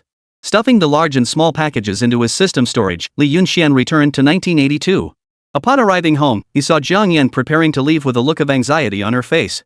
Yan, where are you going? The moment Jiang Yan saw Li Yunxian, her eyes instantly reddened. Her tone carried a mix of pouting and reproach. Where have you been? Why are you coming back so late? I heard from Housie that the convenience store got vandalized and you guys got beaten up. Are you okay? Did you get hurt? She anxiously scanned Li Yunxian from head to toe. Seeing no visible injuries, she finally relaxed a little. Then, she took his hand and whispered softly, I don't want welfare status. Since I married you, I'm your woman. As long as you're okay, that's my good life. Hearing this, warmth flooded Li Yunxian's heart. Seeing Jiang Yan's reddened eyes, he couldn't help but pull her into his arms. Jiang Yan stiffened at first, but eventually wrapped her arms around him. Did you hear me? I just want you to be safe. Let's live a peaceful life. Just don't be like you were before. Li Yunxian sighed inwardly, unable to resist cursing the original owner under his breath. What a beast. To abandon such a wonderful wife and instead run off to drink and gamble. Li Yunxian steadied Jiang Yan's shoulders, turning her to face him with an earnest gaze. Trust me. The old Li Yunxian is gone. From now on, I'll make sure you live a good life. With that, he pulled Jiang Yan tightly into his embrace once more. Chapter 10, Renting a Room. The next morning, Li Yunxian rose early, tucking several meat buns into his pocket before heading to Li Hao's house. Housie, home? Li Yunxian shouted at the top of his lungs from the doorway. A rustling sound came from inside, followed by Li Hao opening the door, his eyes still heavy with sleep. Bro, what are you doing here so early? He yawned, his hair a messy bird's nest. Got something important to discuss with you. Li Yunxian squeezed inside, looking all mysterious. At the mention of good news, Li Hao perked up instantly. What is it? Spit it out. Did you come up with another money-making scheme? He snatched a steamed bun from Li Yunxian's hand and began devouring it. I want to open a shop selling novelty items. Interested in partnering up? Li Yunxian cut straight to the point. Li Hao paused, his mouth still full of bun, and asked indistinctly, what kind of stuff? Will it make money? It'll definitely make money. I guarantee you'll be counting cash until your hands cramp up. Li Yunxian assured him, pounding his chest. At the mention of profit, Li Hao's eyes lit up. Bro, when did you become so savvy? You used to be. That was then, this is now. Are you in or not? Li Yunxian grew impatient. I'm in. Absolutely in. Li Hao nodded eagerly. Bro, whatever you tell me to do, I'll do it. Great. Then we'll partner up and open a convenience store. We'll call it New Era Convenience Store. New Era? That name sounds so high-end. Li Hao looked at Li Yunxian with admiration. Bro, you're the man. Of course I am. Li Yunxian lifted his chin proudly. Next, we need to plan this out carefully. The two huddled together, whispering and scheming. Li Yunxian would handle sourcing the goods, while Li Hao would manage the store's operations and administration. They planned to start small and expand once they made some money. Bro, where should we set up shop? Li Hao asked. Li Yunxian thought for a moment and said, let's set it up in the city center market. There's heavy foot traffic, their business is bound to be booming. We should also build a factory to produce novelty items to supply the store. Great idea. Li Hao clapped excitedly. Bro, you're a genius. You bet. Li Yunxian chuckled smugly. Bro, that market stall you mentioned has crazy rent. We don't have much capital right now. Maybe we should find something cheaper first? Li Hao crunched on a spicy snack stick, munching away with relish. Li Yunxian frowned. You get what you pay for. Don't you understand that? The market has huge foot traffic. Think of it as selling in volume at low margins. You have to spend money to make money. Li Hao shrank back under his lecture, muttering indistinctly, but we only have a few hundred yuan now. What if we lose money? Lose money? When have I ever run a losing business? Go for it boldly. If we take a hit, it's on me. Li Yunxian waved his hand grandly, brimming with confidence. Truth be told, he wasn't entirely confident either. After all, whether modern snacks would be popular in the 1980s was still an unknown. But he was born to take risks, with an unyielding spirit in his bones. Besides, with all those treasures in his system space, he refused to believe he couldn't find a way to strike it rich. Li Hao was intimidated by his confidence and stopped arguing. He obediently followed him as they began searching for a suitable shop. After several days, Li Hao actually found a shop tucked away in a narrow alley. While its location wasn't as prime as the market center, the rent was cheap. Bro, what do you think of this one? It's a bit out of the way, but the rent is cheap, only $20 a month. Li Hao pointed at the dilapidated little hut, his face lit up with excitement. Li Yunxian stepped inside and surveyed the place. The shop wasn't large, only about 10 square meters. The walls were peeling, the windows were covered with newspaper, and a musty smell filled the air. This is way too run down. Li Yunxian pinched his nose, looking thoroughly disgusted. It is a bit run down, but we can fix it up. Paint the walls, replace the windows, hang a sign, I guarantee it'll be like new. Li Hao rolled up his sleeves, ready to get to work. Li Yunxian sighed inwardly, thinking this was the only option. After all, funds were limited now. They just have to make do for the time being. Fine, this is the place. Let's sign the contract quickly and get started on the renovations. The two wasted no time, signing the lease with the landlord that very day before diving into the work. Li Hao rounded up a few friends to help clear out trash and paint the walls. Li Yunxian searched the system space for suitable renovation materials and tools. A few days later, the shop was transformed. The walls were painted a clean white, and bright glass windows were installed. A brand new sign hung above the entrance, New Era Convenience Store. Looking at the transformed shop, both Li Yunxian and Li Hao wore satisfied smiles. Bro, when are we opening this place? Li Hao asked eagerly. No rush. We'll wait until my secret weapon arrives. Li Yunxian replied with a mysterious smile. Li Hao was completely baffled, having no idea what his brother was up to. The next day, a sedan pulled up outside the convenience store. A stylish young woman stepped out, holding a mobile phone. Excuse me, is Mr. Li Yunxian here? She asked in fluent Mandarin. Li Yunxian and Li Hao exchanged a startled glance. Who is this? Li Yunxian scrutinized the woman before him. She wore a perfectly tailored skirt suit, black high heels, and cascading waves of hair over her shoulders. Clutching a mobile phone, she looked every bit the modern woman straight out of a Hong Kong film. In a small county town of the 1980s, she was an absolute standout. I'm Li Yunxian. May I ask who you are? Li Yunxian inquired, puzzled. The woman smiled sweetly, revealing pearly white teeth. Hello, Mr. Li. My name is Chen Lijuan. I'm a friend of Su Shan's. Yan Nan asked me to come find you. Hearing the names Su Shan and Zhang Yannan, Li Yunxian suddenly understood. So this was the client Zhang Yannan had referred to him. He promptly welcomed Chen Lijuan into the shop with warmth. Please come in, please come in. Sister Wan, you must be tired from your journey. Li Hao chimed in. Chen Lijuan stepped into the small shop, curiously scanning the surroundings. Though compact, the store was clean and tidy, its shelves overflowing with an array of snacks that caught her eye. Mr. Li, Yannan mentioned you have many unique items here. I'd like to see if there's anything suitable to buy wholesale for resale, Chen Lijuan stated directly. Absolutely. Sister Wan, just name what you like, I guarantee you'll be satisfied with the price. Li Yunxian assured her, patting his chest. Chapter 11, Explosive.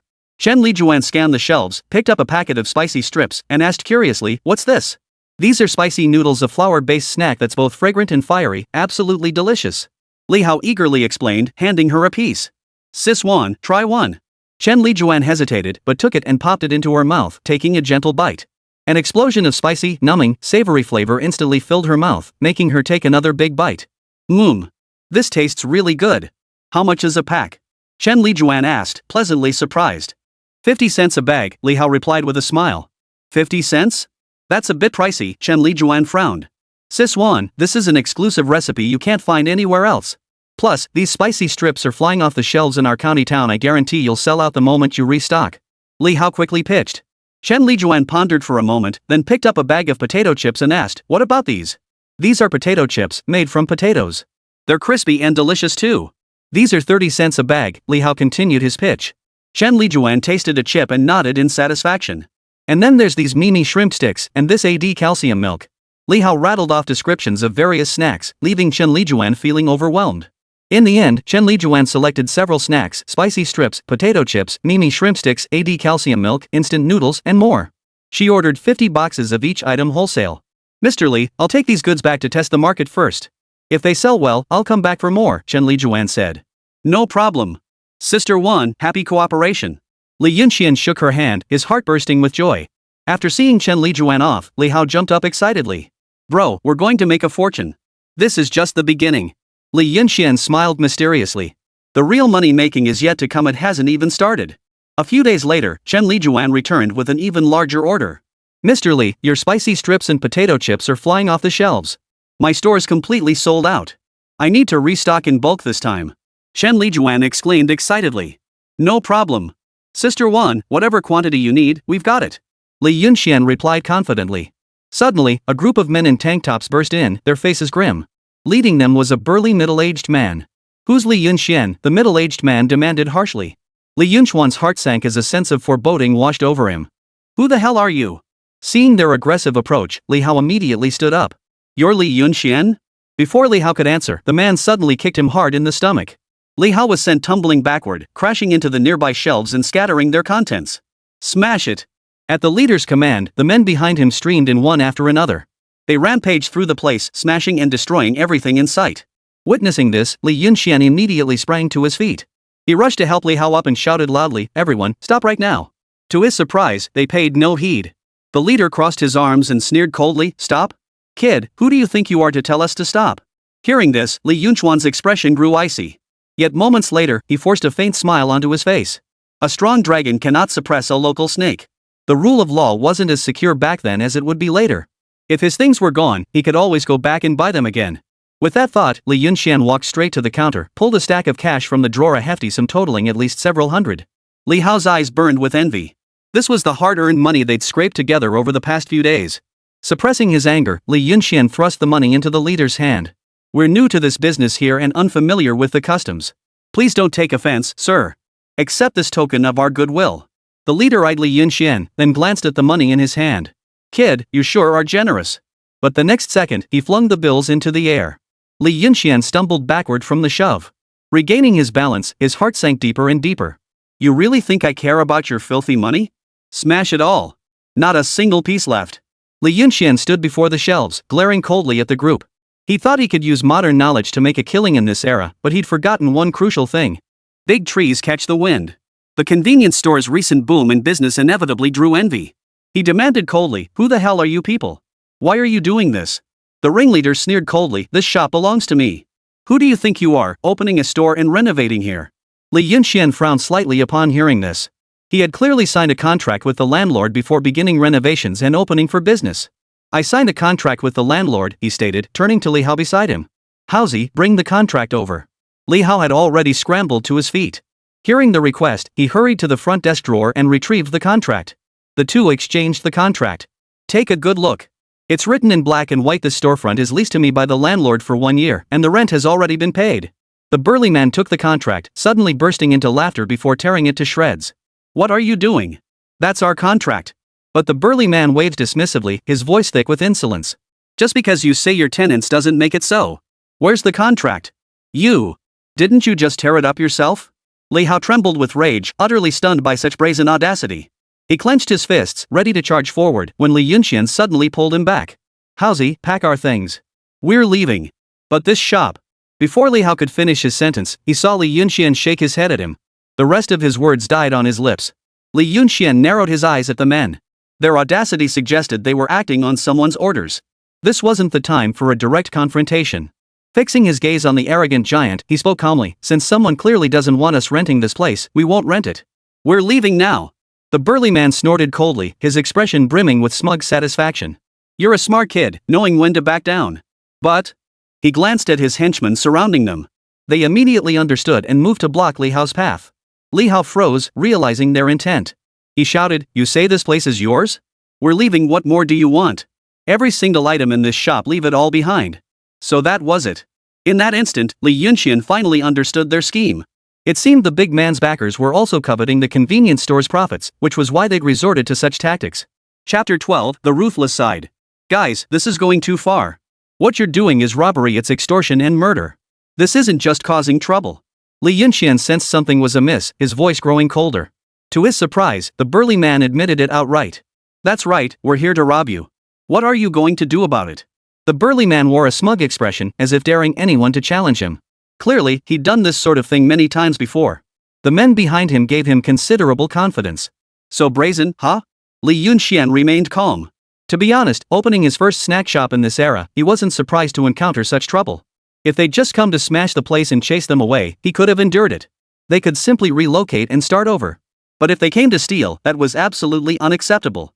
On this matter, Li Yunxian shared the same bottom line as Li Hao. Yo, kid, you know who I am? Our boss owns a nightclub. Gotta be talking about a nightclub, you hear me? A country bumpkin like you probably won't even get in there in a lifetime. So what if I'm acting cocky? Guys, smash it up. Let's see what he can do about it. The burly man was getting worked up. He signaled his crew to start smashing the entire shop to pieces again. Many passers-by nearby dared not intervene. They merely pointed and gawked from a distance. After all, these were nightclub thugs. They feared neither jail time nor escalating the situation. After all, they had little to lose. Getting tangled up with these guys would spell trouble. Hey, kid, you actually dared to hit me? You're asking for trouble. Suddenly, the burly man's pained cry echoed through the shop. Li Hao, hurry up and help. They're trying to steal our property. This isn't a disturbance, it's robbery. Hit him hard. We won't be afraid when the police come. Got it, I'm on it.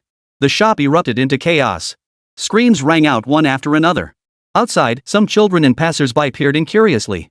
They all wanted to see what was happening inside, who was getting beaten. Deep down, they hoped it was the thugs getting beaten, but the sounds were too chaotic and jumbled. They couldn't see, only hear, leaving them helplessly anxious. As the commotion gradually subsided, Li Hao stared at Li Yunxian in astonishment, his mouth wide enough to fit an egg. In his mind, Li Yunxian had never seemed this formidable before. But this time, he seemed like a different person. In Li Hao's words, he knew Kung Fu. Yes, Li Yunxian seemed to know Kung Fu. Earlier, he'd been surrounded by 3 men. Li Hao was busy dealing with one of them and couldn't spare a moment to help. He'd expected Li Yunxian to get beaten badly, but who could have guessed? Those 3 guys must have been hit in some sensitive spot. They were screaming in agony on the ground. I told you all before, let us go, but don't touch our stuff. You wouldn't listen. Now look at you. I won't be moving this place either. You smashed some of our things, so you'll have to pay for the damage. Otherwise, I wouldn't be letting you leave today. Li Yunxian sneered coldly. Today, he'd effectively crossed the nightclub backing these thugs. But Li Yunxian wasn't afraid. He knew weakness only invited constant bullying. Only a hard fist could make others fear him. Kid, you're finished. Daring to hit us? Your snack shop will never open again. Do you know who runs our nightclub? Sister Lan. Our boss owns several nightclubs. Who in Jiangcheng doesn't know her? This time, you're dead meat, I'm telling you. The burly man glared at Li Yunxian with vicious intent. He wanted nothing more than to skin him alive. They were always the ones bullying others. When had anyone ever dared to bully them? Sister Lan from the nightclub? Li Yunxian raised an eyebrow slightly, saying nothing more, only staring at them coldly. Just then, the police arrived on the scene. They had already called the police when these burly men started causing trouble and smashing things. Who's causing trouble here? What's going on? Look at the mess you've made. The police officer frowned deeply. Li Yunxian promptly stepped forward to explain the entire sequence of events. Bystanders nearby chimed in to support Li Yunxian. That's right. Those guys have nothing better to do than cause trouble in our neighborhood all day long. Officer, lock them up this time. Send them to labor reform. It's no easy feat to open a shop. Think of all the money they poured into it. Look at the mess they've made of it, what a waste. The crowd was filled with righteous indignation. Li Yunxian felt a slight pang of emotion. At least someone was willing to speak up for him that would make things easier with the police station.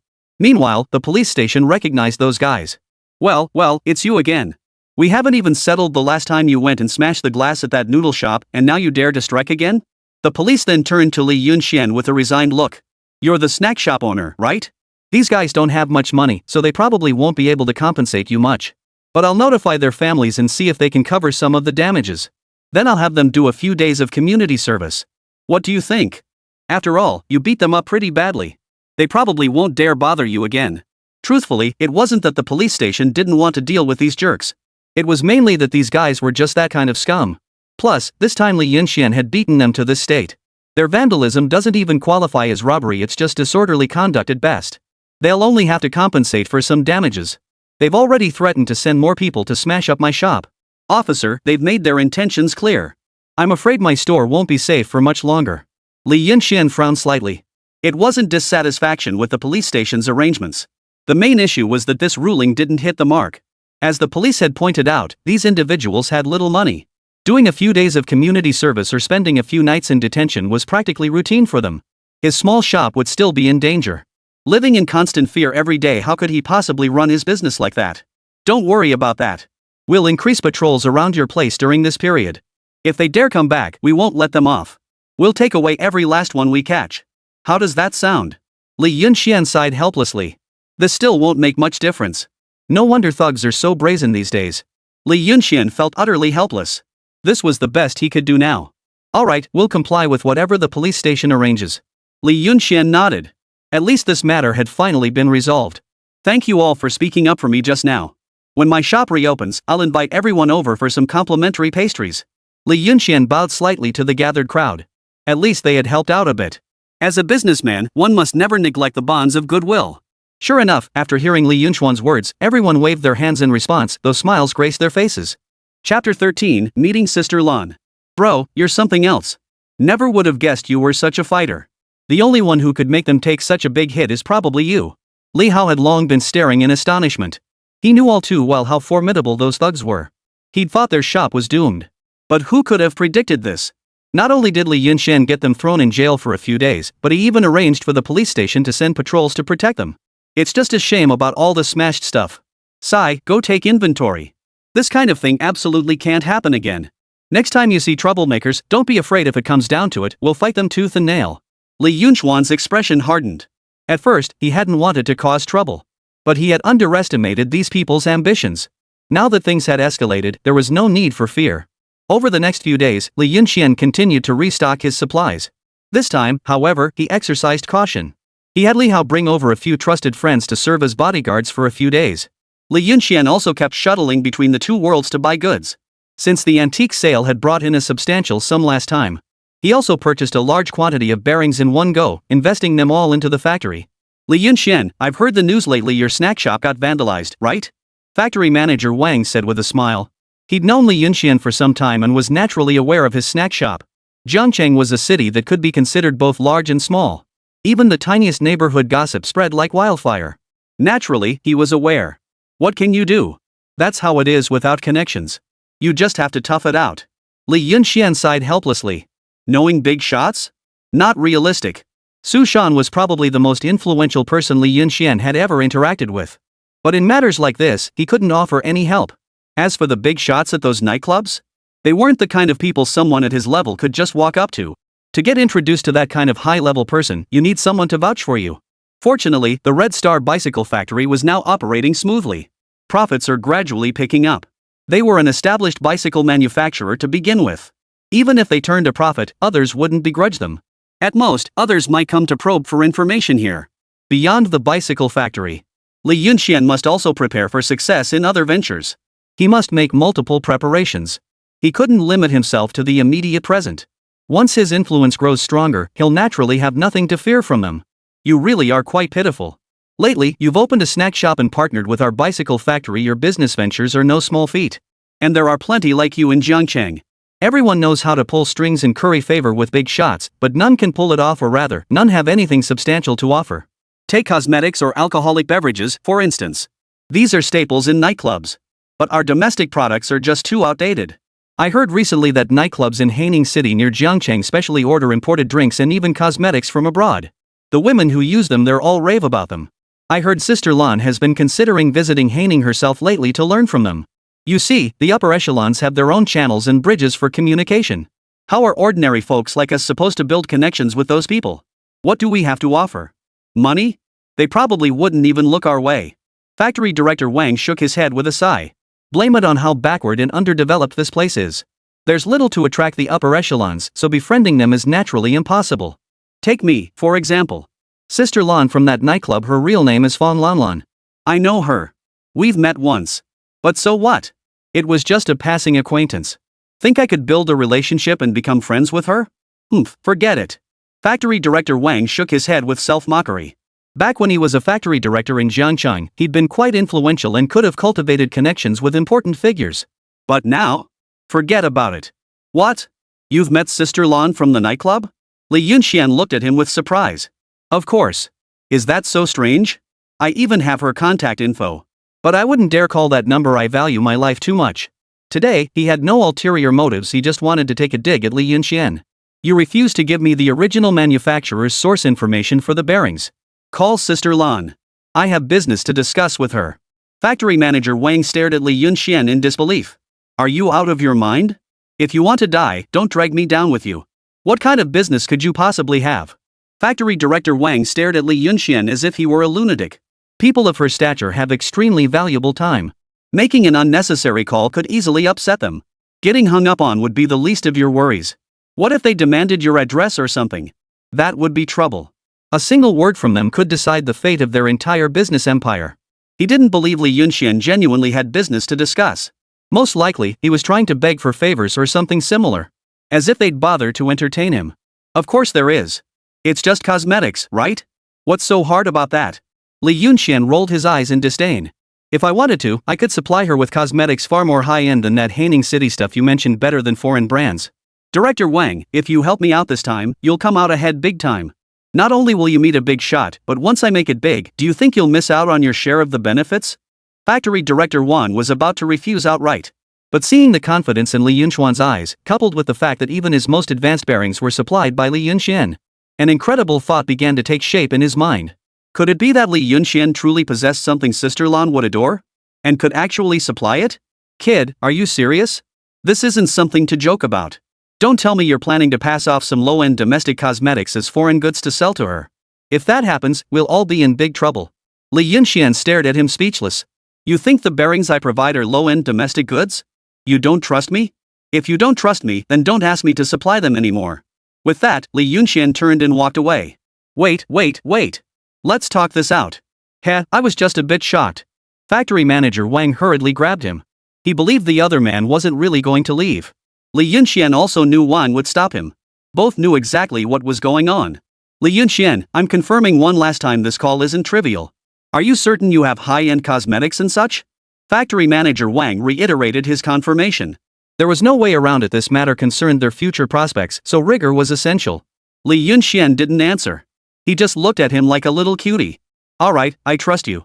Factory director Wang hesitated no longer. He had nothing to lose anyway. If not for Li Yunxian, Red Star Bicycle Factory wouldn't be where it was today. What the hell was there to fear? Right in front of Li Yunxian, Factory Director Wang dialed the number with considerable confidence. After a full 3 seconds of waiting, the phone finally rang, revealing a voice on the other end that was cool and impatient. Hello? Who is this? Chapter 14, Cosmetics Worth Tens of Thousands. Fighting off his nerves, Factory Manager Wang said, Mr. Fong, yes, it's me. It's Xiao Wang. After the call ended, Factory Director Wang breathed a sigh of relief. He looked at Li Yunxian earnestly. Brother Li Yunxian, my future is in your hands now. You've got to make something of yourself. If Li Yunxian could truly deliver a quality product to recommend to Sister Lan, he would be a major contributor. Both sides would remember his favor. That alone would be worth it. Leave it to me, Li Yunxian replied calmly. Securing that powerful connection is my top priority right now. Li Yunxian said calmly. Factory Director Wang pondered for a moment, then looked at Li Yunxian with a hint of mystery. Brother Li Yunxian, is it true you can get your hands on most foreign goods? Li Yunxian looked at him with disbelief. What shady schemes are you cooking up? Don't even think about breaking the law. Do you want to die? No. Factory Director Wang denied repeatedly, explaining, my daughter's in high school now. She keeps complaining her backpack isn't stylish enough and her pencil case isn't advanced enough. You know how kids her age love to compare things. She tells me daily about classmates with foreign-style bags and insists I get her one. But where am I supposed to find that? See if you could do me a favor. Since the other party had already done him such a huge favor, Li Yunxian saw no reason to refuse this small request. He smiled. I have a contract with foreign suppliers, so getting these things is no problem at all. But old Wang, I must remind you, this competitive spirit is really not good for kids at this age. You need to discipline her properly. We parents can't help it. Besides, it's just a backpack and a pencil case, nothing major.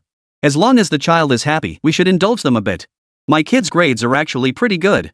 Li Yunxian had given the necessary advice. The rest was respecting others' destinies. He couldn't control everything. Don't worry, leave it to me. You've helped me so much, this small favor is the least I can do. With the matter settled, Li Yunxian felt considerably lighter. Back home, he hurriedly slipped back to the modern era while his wife was out. How does one even buy cosmetics? Li Yunxian had no idea, but it didn't matter, he let the salesperson make the recommendations. Li Yunxian ended up buying 5 or 6 sets of high-end cosmetics. The price was steep, far exceeding his expectations. A whopping 50,000 yuan. That's right, nearly 10,000 yuan per set. It shattered his worldview. He never imagined women's high-end cosmetics could be so expensive. No wonder modern women spend money so recklessly, it wasn't without reason. But for a first meeting, sincerity had to be ample. Li Yunxian didn't care. He didn't care about money in the modern world either. He didn't even consider this place home anymore. He still had millions in his account, more than enough to get by. If it ever ran out, he'd deal with it then. As for factory director Wang's school bag, Li Yunxian picked up a few of those too, along with pencil cases and other supplies. He didn't know much about these things. Kid stuff? Just buy whatever looked the best and call it a day. After finishing these tasks, Li Yunxian made a point of buying some modern snacks to bring home for his wife, Zhang Yan, to try. These days, Li Yunxian did this every single day. Zhang Yan would ask him every day where he got these delicious treats, since she never saw them sold anywhere. Li Yunxian would brush it off, saying they were brought by friends from out of town. A few more days passed like this. Finally, today, factory manager Wang approached him with excitement. Brother Li Yunxian, you're nothing short of a miracle worker. Please accept my deepest gratitude. President Fong has decided to meet with you, and it's today. You must go immediately. I hear she's extremely satisfied with that cosmetics line and wants to establish a long-term partnership with you. This time, you're really going to soar to new heights. After all, Miss Fong isn't someone who's short on funds. Li Yunxian couldn't help but smile bitterly. This outcome didn't surprise him. With such high-end cosmetics sent over, how could they possibly be dissatisfied? But while she wasn't short on cash, he certainly was. A single set cost over 10,000 yuan. If he sold it to them in bulk, his wallet wouldn't survive. Of course, he could always settle for a compromise later. They wouldn't even know the difference with such high-end cosmetics. At worst, he could buy cheaper ones later, still far more upscale than anything available today. And those backpacks you bought for my daughter, she absolutely adores them. She even started cooking meals on her own when she got home. Factory manager Wang couldn't be happier. His daughter was the hope of his life. Good grades meant a bright future. Before, she was always gloomy. But now, with these new backpacks and stationery cases, she's like a different person, so much more cheerful. She even talked to him more. Only then did he truly grasp Li Yunxian's real power. He had casually mentioned wanting a new style of foreign school bag, and Li Yunxian had effortlessly procured it for him. Clearly, Li Yunxian had access to far more than just that. This young man was bound for greatness. Bank manager Wang had already made up his mind. He must cling tightly to Li Yunxian's coattails. In a way, Li Yunxian's current potential was no less than Fong Lanlin's. All right. No more chit-chat. I'll be going now. Li Yunxian promptly took his leave. Jiangqing's largest nightclub was the only one of its kind, and Li Yunxian knew his way around like the back of his hand. It was a fairly large nightclub, though the equipment was nothing special. The lights were dazzlingly colorful, and there was a microphone, though it crackled with static every now and then. Though it had 3 floors, the space wasn't particularly large. Each floor was at most a little over 400 square meters. Compared to modern standards, it was a bit like a small-time operator next to a big shot.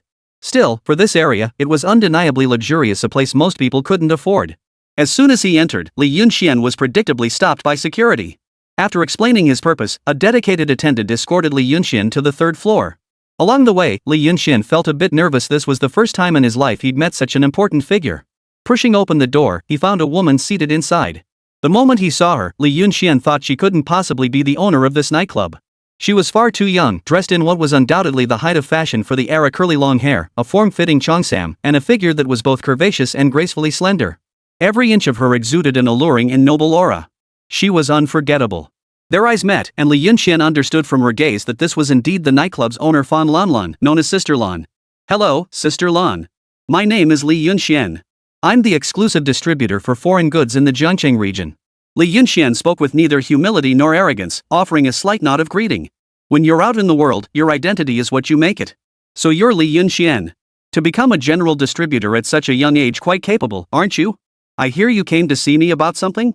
Lan Jie's voice was crisp and pleasant, delicate yet sweet, with a hint of commanding presence. A woman of unparalleled beauty. Chapter 15, Collaboration. Sister Lan took a sip of tea, then looked up and gave Li Yunxian another thorough once-over. Sister Lan, you've seen it all. I'm in trouble now, and no one else can help me but you. Witnessing this, Li Yunxian felt a surge of confidence. Though he knew little about this woman's background, she posed no immediate threat to him. All right, Sister Lan said flatly.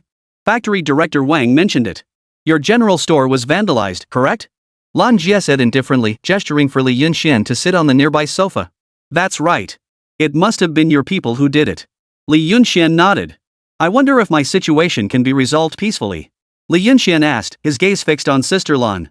These are minor issues, but first you need to answer some questions for me.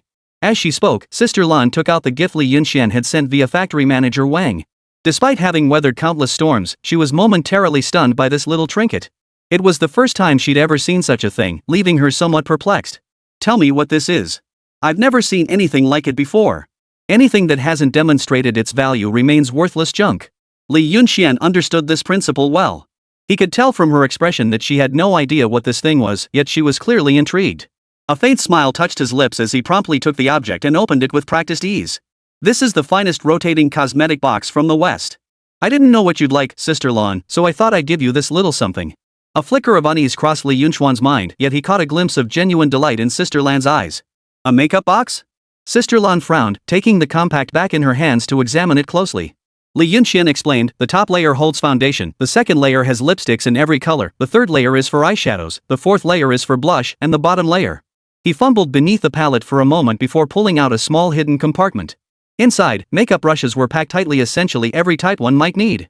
Lan's sister's eyes flickered as she looked at the makeup case, but her tone remained casual as she asked, how did you manage to get your hands on these Western things? I have a friend who works in cosmetics. He's quite knowledgeable about these Western trinkets. He managed to get his hands on some recently, and I thought Sister Lan might like them, so. As Li Yunxian finished speaking, Sister Lan nodded approvingly, her fingers playing with the makeup case. Her eyes practically overflowed with delight. It's a fine thing. What girl wouldn't love something like this? Lan Jie murmured as if to herself. Li Yunxian remained silent, simply sitting there watching quietly. Things were finally starting to come together. How many more does your friend have? My sisters all adore these things. The sudden question caught Li Yunxian off guard. The items weren't particularly expensive, just over 10 yuan each. Seeing his hesitation, Sister Lan assumed he was worried about the cost. She immediately pulled open a drawer, took out a stack of bills, and laid them on the table. Money isn't the issue. As long as you have the goods. Snapping back to his senses, Li Yunxian waved his hands hastily. That wasn't what he meant at all. Sister Lan, you misunderstood. I have plenty of these things. If you like them, I'll bring you more tomorrow.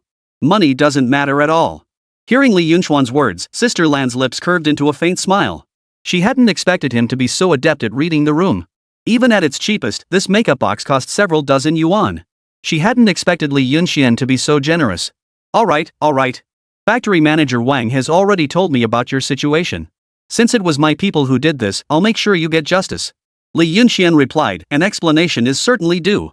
After all, my brother suffered serious injuries. He shouldn't have to endure such injustice without recourse. Lan nodded slightly. Rest assured, I'll take care of those troublesome individuals for you. But you'd better save me a few extra makeup boxes. Lan Jie smiled faintly, picking up her fan again to gently fan herself. Li Yunxian nodded. Of course, Li Yunxian agreed readily. Speaking of which, to have such foresight at your age, your future is limitless. Care to take me under your wing? Upon hearing this, Li Yunxian chuckled. Sister Lan, you flatter me. These are just small-time ventures, nothing compared to your current empire. Sister Lan now held an entire entertainment complex in her hands, along with numerous other ventures. Li Yunxian knew she wasn't simply seeking a partnership. He just couldn't tell if Sister Lan valued him personally or something else entirely. No need for false modesty. Director Wang mentioned your ideas are remarkably forward-thinking. You're bound to achieve great things in the future. Sister Lan smiled faintly, a hint of curiosity about Li Yunxian stirring within her. So, Sister Lan, what exactly do you need me to do for you? Chapter 16, What Matters Most in Business. Sister Lan's lips curved upward at Li Yunxian's words. She fixed him with a steady gaze and murmured, do you know what matters most in business? Li Yunxian observed Sister Lan's confident, assured demeanor and furrowed his brow slightly, deep in thought. He recalled his own past struggles. No matter how well he developed his business, without powerful backing, reckless troublemakers would inevitably emerge, all for the sake of money. Once they resorted to underhanded tactics, it was no wonder the business would collapse. Sister Lan, the most crucial element in business is backing. Even if someone earns a fortune, without that backing, it's all fleeting, it can be snatched away by others at any moment, Li Yunxian stated earnestly. Sister Lan listened to his clear stance and thought to herself that Li Yunxian was a sensible man. In this neighborhood, she was still the one calling the shots. Even someone as capable as Li Yunxian needed the right platform to shine. So that's why you came to me this time, Sister Lan smiled. Exactly. With Sister Lan's influence and connections, partnering with you is the only way my business can gain a foothold here. That way, we both profit.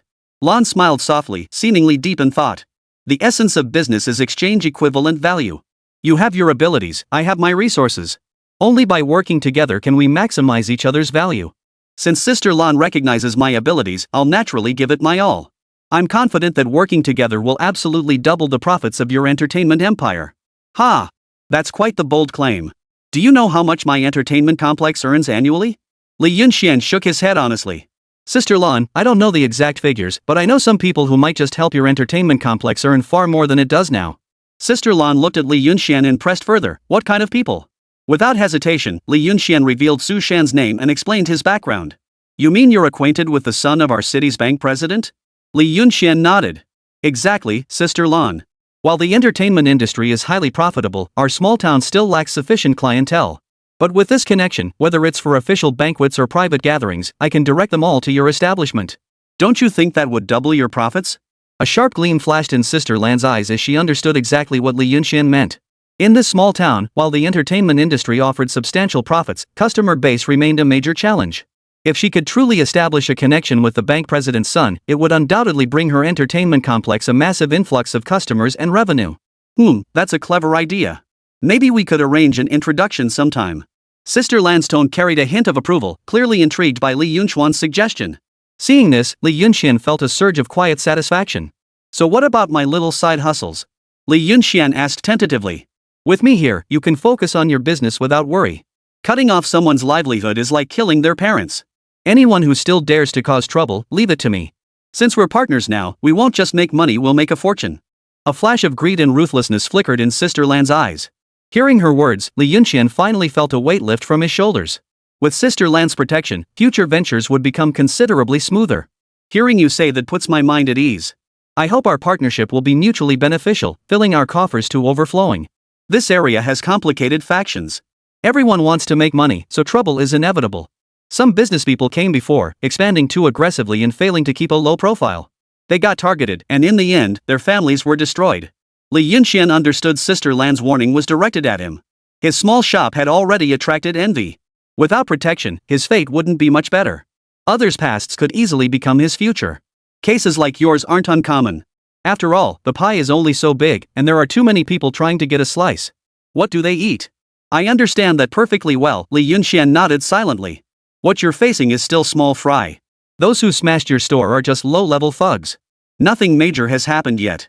Sister Lan seemed to recall something as she leaned back on the sofa, turning slightly to continue. I've tracked down those thugs who vandalized your store. But someone tipped them off, they slipped through my fingers. Rest assured, I promise to give you answers. If these guys slip through my fingers, how can I ever discipline my people again? Thank you, Sister Lan. My end is manageable, but I feel guilty about the brother still in the hospital. Now that the store can reopen, things will be easier. Sister Lan shifted her tone, patting Li Yunxuan's shoulder lightly. Don't worry. I'll make sure no one bothers you from now on. I'm still counting on you to get me those makeup boxes. With your word, Sister Lan, I'm at ease. By the way, how many of these makeup boxes do you still need? Sister Lan gazed at the oversized purple rotating makeup box before her heart brimming with delight. After all, the love of beauty was universal, and this item was ingeniously designed like a blossoming flower. It held such an abundance of products inside. Let's start with about 20 boxes. I'll distribute them to the girls in the shop first to see how they work. Sure thing, Sister Lan. I'll deliver them tomorrow. Li Yunxian replied promptly.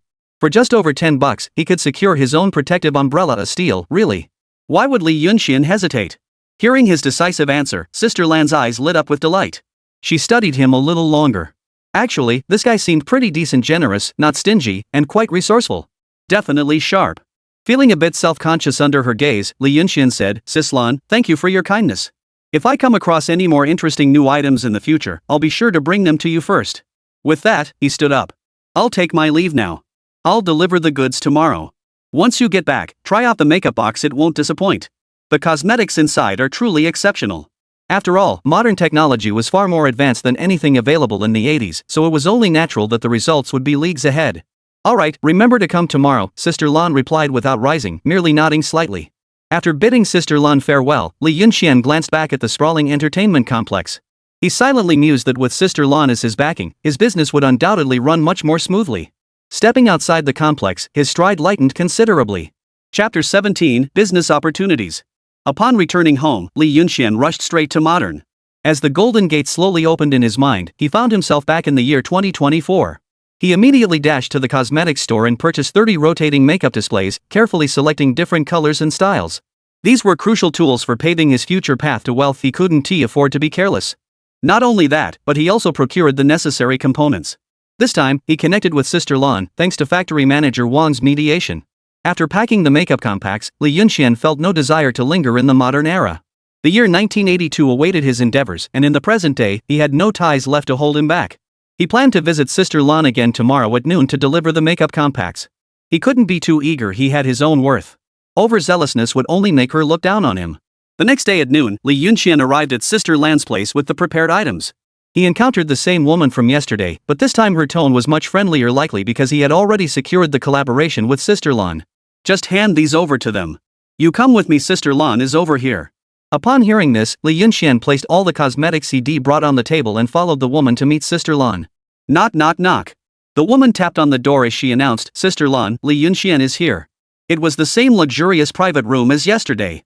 Sister Lan still wore the same cheongsam, but today she looked even more stunning than the day before. Please sit down. Notice anything different about me today? Sister Lan smiled warmly. Li Yunxian studied Sister Lan carefully. Her outfit was nearly identical to yesterday's, but her makeup today was simply more exquisite. Sister Lan, shouldn't I be asking you that? Do you feel any different yourself? Li Yunxian chuckled. It's all thanks to your wonderful invention. It's made me look at least 10 years younger. With that, Sister Lan beckoned to Li Yunxian. I brought a few people for you to meet today. Take a look. Lan Jie said in a light-hearted tone, as if mentioning something trivial. Then, Li Yunxian saw the group that had vandalized his shop that day being escorted in. Seeing them standing before him, Li Yunxian couldn't help but marvel at Sister Lan's efficiency. These days, getting things done right really depended on finding the right people. Sister Lan merely gave her subordinates a fleeting glance, and they immediately understood her intent. Such matters were clearly routine for them.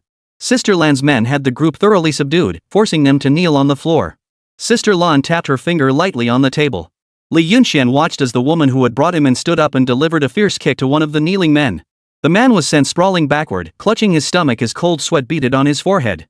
Sister Lan's voice carried a hint of cruelty as she said, "You blind fools. Look up and see who you've crossed." The kneeling men trembled violently, lifting their heads with shivering voices. "We're sorry. We didn't recognize the mountain when we saw it. How dare we provoke Sister Lan's men? We know we were wrong. We'll never do it again. We swear we won't." Li Yunxian observed Sister Lan's calm demeanor, then glanced at the kneeling group. A lesson was certainly warranted after all. Li Hao was still hospitalized. "Xiao Wang, that's enough." After an unknown amount of time, Sister Lan finally lifted her head, waved her hand, and signaled for her men to take them away. "I've fulfilled my part of the bargain. Now it's your turn. Get your shop back up and running as soon as possible. But there's one more thing." Lan Jie looked at Li Yunxian and said gently. "Sister Lan, what is it?" "Regarding Su Shan, the owner." As Sister Lan began to speak, she glanced toward Li Yunxian. "Oh, that matter.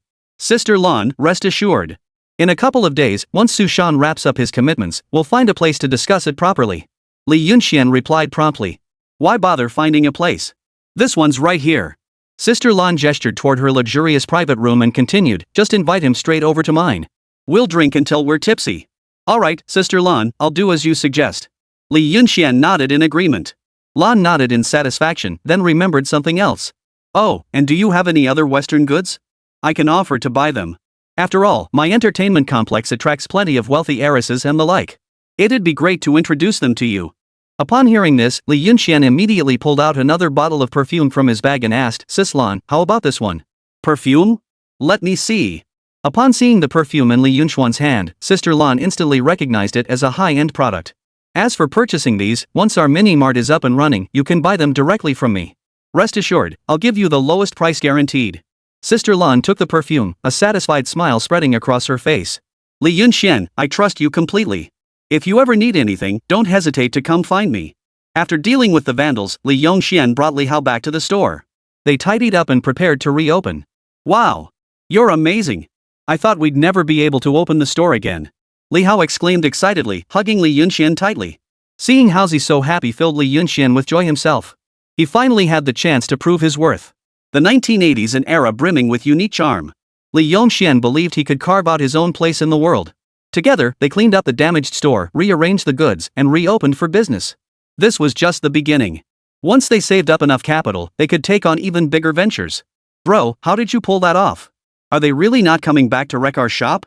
A flicker of worry crossed Li Hao's eyes as he asked anxiously. Don't worry. Things will only get smoother from here. We've got someone watching our backs now. No one will come to wreck the shop again. Just focus on running the store. Leave the rest to me. Hearing Li Yunchuan's words, a weight lifted from Li Hao's heart. He trusted Li Yunxian implicitly. If he said it was fine, then it must be fine. All he needed to do was follow Li Yunchuan's arrangements and focus on his work. You watch the shop for now. I'll go find factory manager Wang. Got it, bro. You can count on me. Li Hao patted his chest in assurance. In the following days, Li Yunxian focused on the goods handover with Wang Ning. With Sister Lan commanding so many KTVs and businesses, everyone gave her immense face. Consequently, the rotating makeup boxes sold like hotcakes, demand far outstripping supply.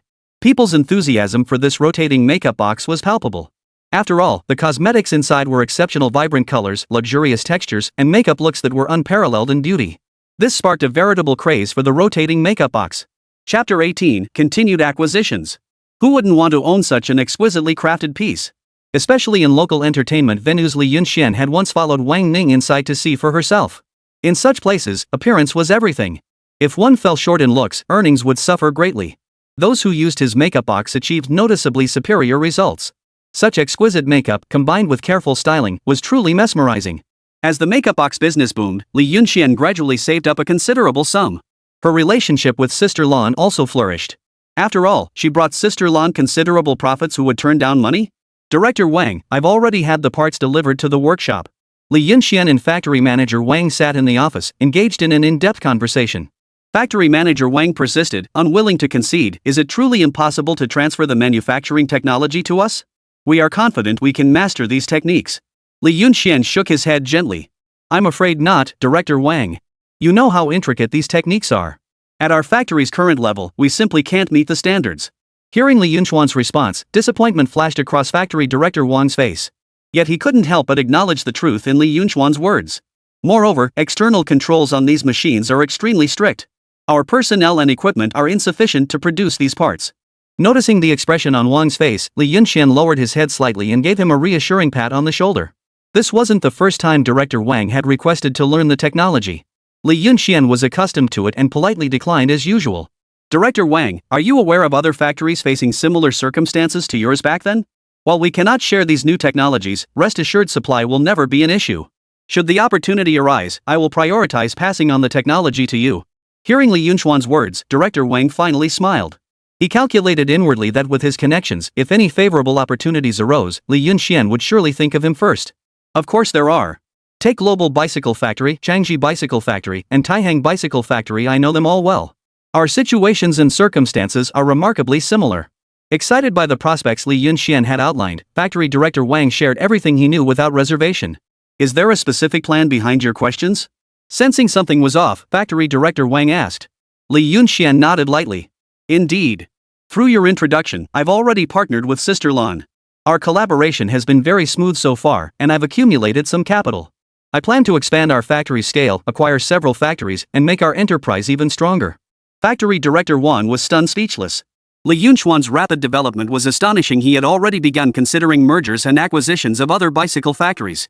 Despite his youth, Li Yunchuan's foresight was truly admirable. Director Wang couldn't help but admire his exceptional vision. In that case, why wait? Factory Manager Wang, take me to visit these places today. Li Yunxian couldn't bear to wait any longer. Other time travelers who arrived here had soared to success overnight, while he had to open a small shop only to have it vandalized. Truly a bitter experience. Li Yunxian wanted to accelerate his business progress. After all, many things awaited his realization, and his ambitions extended far beyond this. The 1980s, it was the worst of times, it was the best of times, but ultimately, it would become my era. What young person doesn't harbor dreams and ambitions? Since Li Yunxian had traveled through time, he was determined to make his mark. Otherwise, what meaning would his existence hold? This time, he would ensure everyone remembered him.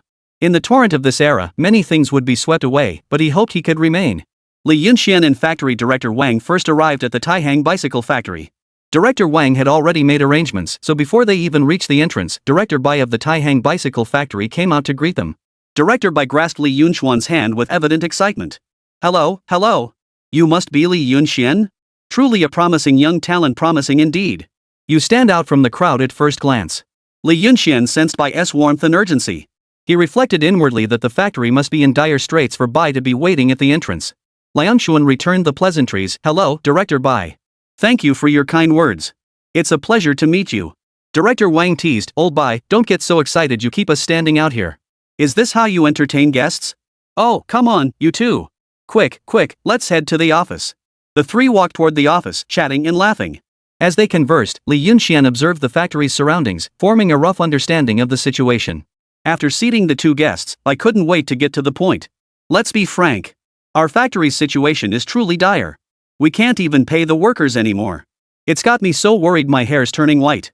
From now on, Director Wang, you don't have to call me Old Bai, you can call me All White. I'm genuinely distressed.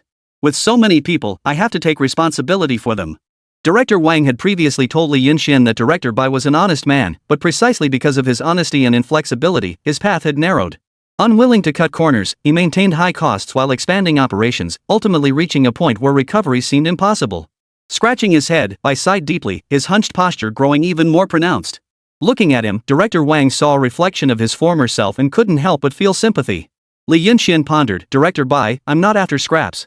I want a functioning factory and its workforce. As for the high-end components you lack, I will supply them. Businessmen pursue profit, every investment carries risk. No matter how pitiable Director Bai might be, Li Yunxian had to consider whether his investment would yield returns. Rest assured on that front. Our factory workers are all top-notch. Though I can't pay them wages right now, they still work diligently. They're all veteran employees, highly skilled in their craft. Then let's not delay, Director Bai. Please show us around the factory. Li Yunxian said decisively. After all, many matters couldn't be judged by words alone, one had to see things for oneself. Certainly. I'm truly at my wits' end, otherwise I wouldn't be considering selling the factory. It doesn't matter if I can't make money myself, but my workers have families to support. These jobs are incredibly important to them. Old Bai, you can rest assured.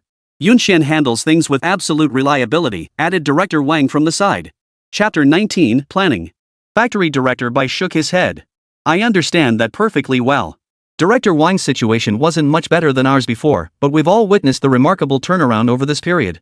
Then Bai hesitated. Li Yunxian noticed and quickly urged, Director Bai, please speak your mind. If you have any concerns, just say them. After a moment's hesitation, Director Bai seemed to gather his resolve and spoke earnestly. If you intend to acquire our factory, I have only one request, please avoid laying off our employees. Keeping a job isn't easy. Everyone here has worked for many years and won't hold you back. I hope their lives will only get better from now on. Li Yunxian felt a stir within him. After a moment of deep thought, he looked earnestly at Director Bai and said, Director Bai, rest assured. After the acquisition, not only will we not lay off any employees, but we will also strive to improve everyone's benefits and compensation. Only when employees are motivated can the factory's efficiency truly rise, wouldn't you agree? A relieved smile spread across Director Bai's face. He clasped Li Yunxuan's hand tightly and said emotionally, Mr. Li, you're truly our savior. Hearing you say that puts my mind at ease. Li Yunxian gently patted Bai's hand to offer comfort. Director Bai, rest assured. We'll expedite the acquisition process while simultaneously preparing for the factory's upgrades and renovations. We aim to breathe new life into this factory as soon as possible. But for now, please show us around and let us see the current state of the facility. Director Bai nodded repeatedly, his eyes sparkling with hope. Certainly, Mr. Li. I'll take you to see it right away. Led by Bai, the group began touring the entire facility. From the production lines to the warehouses and the employee break areas, Bai provided detailed explanations at each stop. Li Yunxian listened attentively as they walked, but the factory's current state was undeniably disheartening. Nevertheless, what he valued more was Director Bai's character and the cohesion among the employees. He understood that as long as the workforce remained united, the factory could be saved. Moreover, from Director Bai's account, Li Yunxian sensed the factory's former glory. Though now in decline, its foundational strength remained intact. After touring the entire facility, Li Yunxian had already formulated a plan in his mind. Turning to Director Bai, he said earnestly, Director Bai, from my initial assessment, our factory has a solid foundation. With some necessary upgrades and renovations, we can resume production quickly. Hearing this, excitement flashed in Director Bai's eyes. Really? Mr. Li, that's wonderful. We've all been waiting for this day. Li Yunxian nodded with a smile. Rest assured, Director Bai. Every condition I promised you will be met without exception. Moreover, you will continue to manage the factory. Just follow my direction and don't concern yourself with anything else. A look of gratitude spread across Director Bai's face. Mr. Li, you hold me in such high regard. I will give my utmost effort and live up to your trust. Director Bai, I have faith in you. With everyone working together, we will surely restore the factory to its former glory. Following this, Li Yunxian and Director Bai discussed the specifics of the acquisition in detail, including price, payment terms, and the timeline for the handover. Both parties quickly reached an agreement and decided to sign the acquisition contract as soon as possible. Seeing the smile spread across Bai Changzheng's face, Li Yunxian felt a wave of satisfaction wash over him. Earlier on the road, Li Yunxian had noticed tears welling up in Bai's eyes. After all, he had built this factory brick by brick and it held deep sentimental value for him. But upon learning that Li Yunxian would allow him to continue managing the factory and had offered favorable terms, he was naturally overcome with emotion, as if he could see the factory's future prospects. He addressed Li Yunxian, Mr. Li, thank you so much. I speak for all the employees in expressing our gratitude. Li Yunxian smiled and shook his head. There's no need for formalities. I'll finalize the plan soon, and I'll still need your dedicated efforts for the factory's future. Director Bai nodded repeatedly. Rest assured, Mr. Li. I will not let you down. Following this, Li Yunxian and Director Bai discussed further plans for the factory's future development, including product upgrades and market expansion. After the tour concluded, Li Yunxian and his delegation bid farewell to factory manager Bai and departed the facility. On the way back, Director Wang couldn't help but feel a bit conflicted. It wasn't about anything else, but rather the terms Li Yunxian had offered Bai today, terms he himself hadn't enjoyed. This inevitably stirred a sense of imbalance within him. But then he thought about it. After all, Bai was the one in urgent need of help right now. And the terms Li Yunxian offered were indeed very attractive. Not only would employees not be laid off, but their benefits and compensation would be improved. It was also possible that his factory still held a significant share of the market. Director Wang, rest assured. Every promise I made to you will be fulfilled. Once matters here are settled, I'll begin restructuring and optimizing our factory. And after all the help you've given me, once this venture takes off, do you really think we won't make money? Li Yunxian had long sensed Wang's lingering reservations, so he hastened to clarify. Hearing this, Director Wang's lingering unease finally dissipated. He smiled and nodded. Mr. Li, your words make me sound rather petty. But Director Bai's remarks today did strike a chord. What's the point of making so much money anyway? Isn't it just for peace of mind, so those around us can live well? Li Yunxian patted Director Wang on the shoulder. Rest assured, Director Wang. We're all in the same boat. Only when the ship stays steady can we work peacefully aboard it. Wouldn't you agree? Director Wang nodded repeatedly. You're absolutely right, Director Li. Let's work together to steer this ship even farther. After talking with Director Wang, Li Yunxian headed home early. Jiang Yan hadn't gotten off work yet. Glancing at the untouched dishes on the table, he knew she'd worked late again. He couldn't help but feel a pang of sympathy. Jiang Yan had sacrificed so much for this family. Even now that they had the means to live comfortably, she still wouldn't let him rest. Li Yunxian headed to the kitchen to prepare dinner, hoping Jiang Yan would have a hot meal waiting for her when she returned. Moments later, Jiang Yan pushed open the door. Seeing Li Yunxian bustling about in the kitchen, a gentle smile spread across her face. Honey, you're back. Why didn't you come inside to rest? Why are you cooking yourself? Jiang Yan asked as she set down her bag and approached the kitchen doorway. Li Yunxian turned to see Jiang Yan's weary yet still gentle face, and a wave of warmth washed over him. Chapter 20, Leisurely Times. Honey, you've worked hard today. Let me cook. You just sit back and enjoy. Li Yunxian said with a smile. A flicker of emotion crossed Jiang Yan's eyes. Alright, I'll look forward to it. Oh, look at this. She pulled a bag of bread from her bag, still warm to the touch. Our factory director saw how well I worked today and gave this to me. Try some. Li Yunxian took the bread, his heart brimming with words that wouldn't come out. Though the bread was nothing special, it carried Jiang Yan's deep affection for him. Li Yunxian took a gentle bite. The sweetness of the bread melted in his mouth. Though some floury bits remained, and though he tasted far more exquisite flavors, in that moment, it felt like the most delicious thing in the world. It's delicious, dear. You should try some too. Jiang Yan smiled and shook her head. You eat. I'm not hungry. Li Yunxian knew she was saving it for him, unwilling to eat it herself. He finished the bread in a few bites, then took Jiang Yan's hand and led her from the kitchen doorway to sit at the table. Honey, sit down for a moment. Dinner will be ready soon. Watching Li Yunxian bustle about, Jiang Yan's heart brimmed with happiness and contentment. She knew that no matter how the outside world changed, as long as Li Yunxian was by her side, she had the most solid support. At that moment, she also thought to herself, thank goodness she had knocked some sense into Li Yunxian that night. Otherwise, she had no idea what kind of life she'd be living now. At this thought, a faint smile spread across Jiang Yan's face. She shook her head, pushing those thoughts aside, then rose and walked into the kitchen. From behind, she gently embraced Li Yunxian. Honey, you're so good, Jiang Yan murmured tenderly. Feeling Jiang Yan's warmth and breath against him, Li Yunxian was overcome by an indescribable sense of happiness. He turned around, pulled her tightly into his embrace, and gently kissed her forehead. You're the most important person in my life too. I'll always take care of you and love you forever. It wasn't until the dishes were served that Jiang Yan noticed how lavish the spread was: fish, meat, and several of her favorite dishes. Honey, why did you make so many dishes today? Jiang Yan asked, a hint of surprise in her voice. Li Yunxian smiled as he handed her chopsticks. I'm in a good mood today, and you work so hard. Of course I want to treat you well. But... She paused, silently setting down her chopsticks, a hint of worry flickering across her face. What's wrong, honey? Is the food not to your liking? Li Yunxian asked with concern. Jiang Yan shook her head gently. No, honey. I was just thinking, our expenses have been a bit high lately. Did you borrow money from someone? Although Jiang Yan enjoyed the comfortable life Li Yunxian provided her now, she didn't want him to borrow money for her sake. After all, she knew how hard it was to earn money and understood the pressure of debt. Honey, don't worry. I haven't borrowed any money. I earned every penny of it myself. A flicker of doubt crossed Jiang Yan's eyes. But you've been leaving early and coming home late lately, and our household expenses suddenly shot up. Even if it's not borrowed, it doesn't look like it came from legitimate sources. How could I not worry? Li Yunxian took Jiang Yan's hand, guiding her to sit beside him, then spoke slowly. Actually, I recently acquired a bicycle factory. It has tremendous potential. If managed properly, it's bound to turn a huge profit.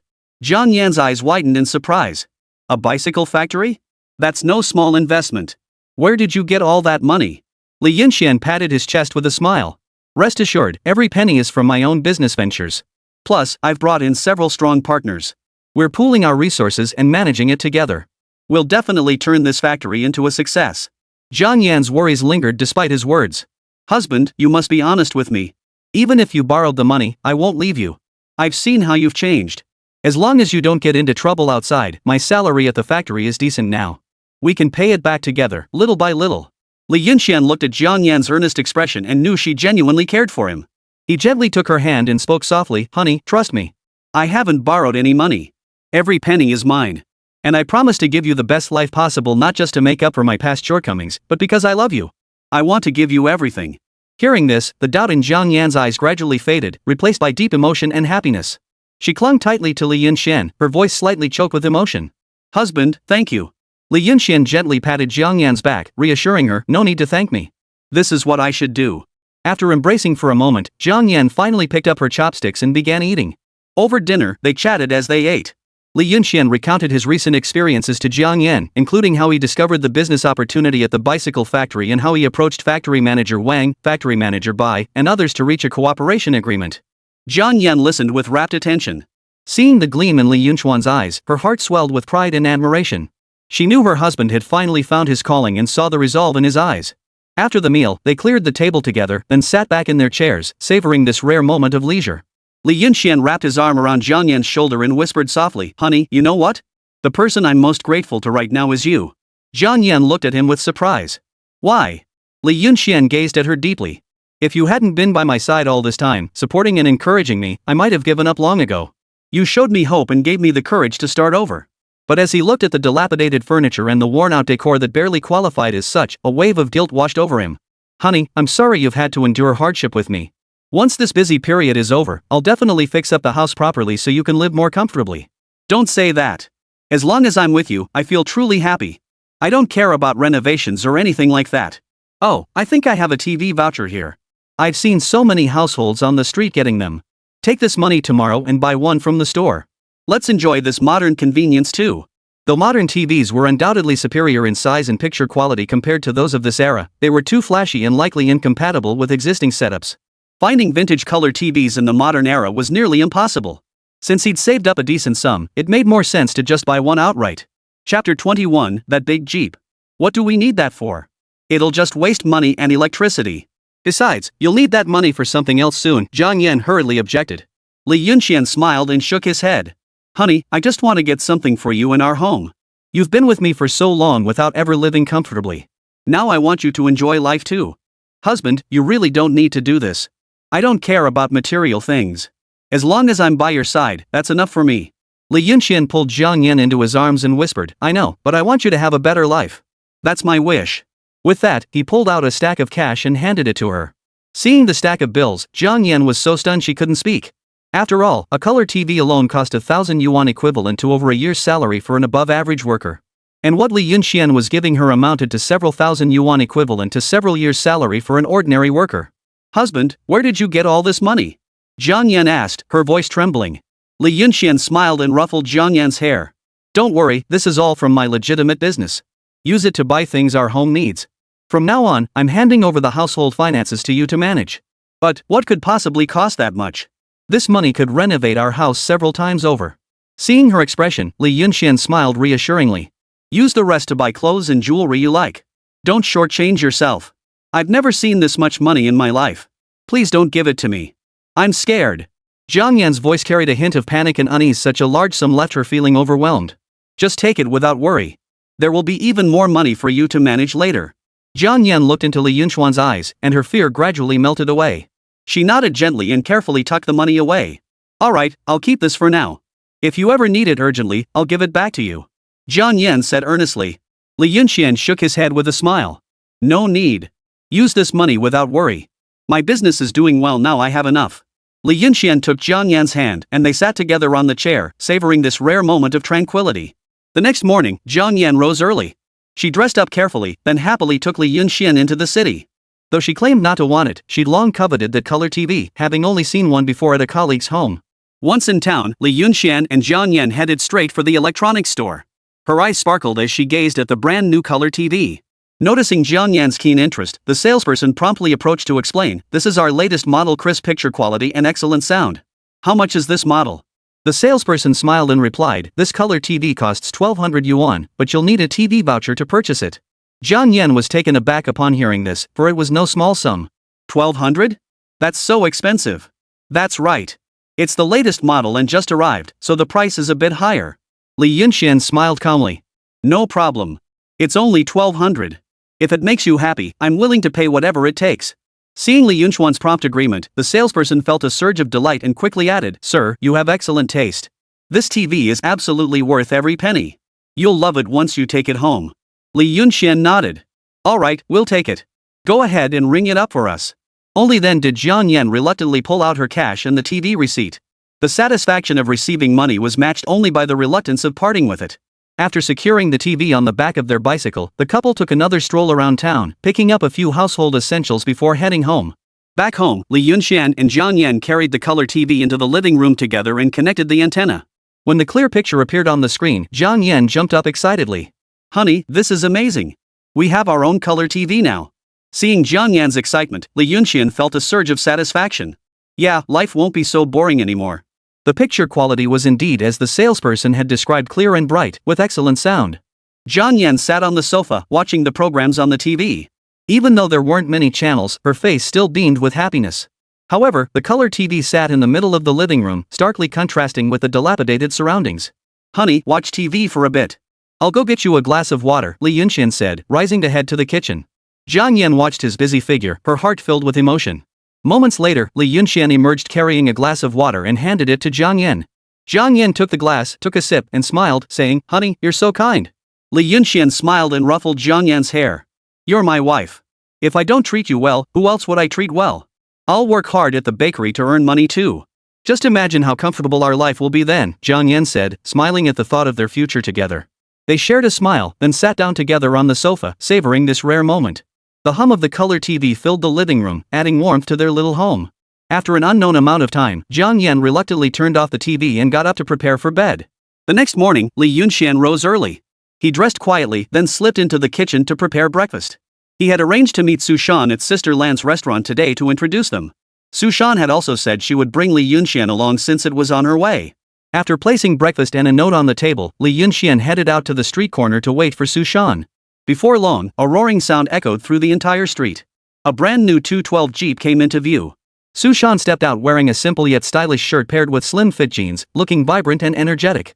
Spotting Li Yunxian, he waved with a smile. "Yunxian, over here." Li Yunxian hurried over, eyeing the Jeep. "I thought you'd come pick me up on your motorcycle. When did you get this thing?" Sushan chuckled and patted the Jeep's body. "Just for show, you know? How about it? Doesn't it go pretty well with these jeans?" Li Yunxian nodded. "Cool. But isn't this a bit too flashy?" Sushan shrugged it off with a laugh. "Flashy? So be it. I couldn't stand living in a place as low-key as yours." Chapter 22, The Briefing. Li Yunxian looked at Sushan and shook his head helplessly. "This Jeep must have cost a pretty penny, Brother Shan." Sushan shrugged it off. He pulled Li Yunxian over to the jeep, opened the door, and said, "Just over 30 grand. Enough chatter. Hop in." Li Yunxian nodded and climbed in. As the jeep roared to life, its thunderous engine echoed through the streets, drawing stares from passers-by. Su Shan drove the jeep at breakneck speed, arriving at Sister Lan's restaurant in no time. As the two entered, Sister Lan spotted them and greeted them warmly. "Mr. Su, Yunxian, you're here. Please come inside." Sister Lan led them to a private room and brought over the menu. "Mr. Su, Yunxian, take a look and see what you'd like to order." Su Shan handed the menu to Li Yunxian. "Yunxian, you order." Li Yunxian shook his head. "Brother Shan, you go ahead. I'm not very familiar with these options." Su Shan didn't hesitate, taking the menu and efficiently selecting several dishes. While waiting for the food to arrive, the three chatted. Sister Lan looked at Su Shan and said with a smile, "Mr. Su, I saw your jeep at the entrance, it's really stylish." Even the girls here at the entertainment club were impressed, calling it badass. Su Shan chuckled. "It's nothing special, just a means of transportation." "Mr. Su, you're so modest. Where have you been busy making money lately?" Su Shan took a light sip of tea. "Making money? Hardly. Just scraping by. Lately, I've been dabbling in some small-scale trading here at Yunxian." Sister Lan turned to Li Yunxian upon hearing this. "Oh? So Yunxian is doing business with Mr. Su too? That sounds promising." A hint of surprise flickered in her eyes. She thought to herself, even Su Shan is partnering with Li Yunxian this time, she'd truly hit the jackpot. Li Yunxian chuckled. "Just scraping by. Nothing compared to Brother Shan. Now that's modest of you, Mr. Su. I've heard you've been raking it in lately, even driving around in that big SUV now." Sister Lan deliberately tried to build rapport with Su Shan. Su Shan waved it off. "Not at all. Just small-time stuff. Nothing like what you big bosses are doing." Watching the two engage in light-hearted conversation, Li Yunxian considered his task accomplished. Just then, the waitstaff began serving the dishes, one after another, of visually appealing, aromatic, and delicious delicacies arriving at the table. The three ate and chatted, the atmosphere warm and harmonious. "Yunxian, you've really helped me out this time.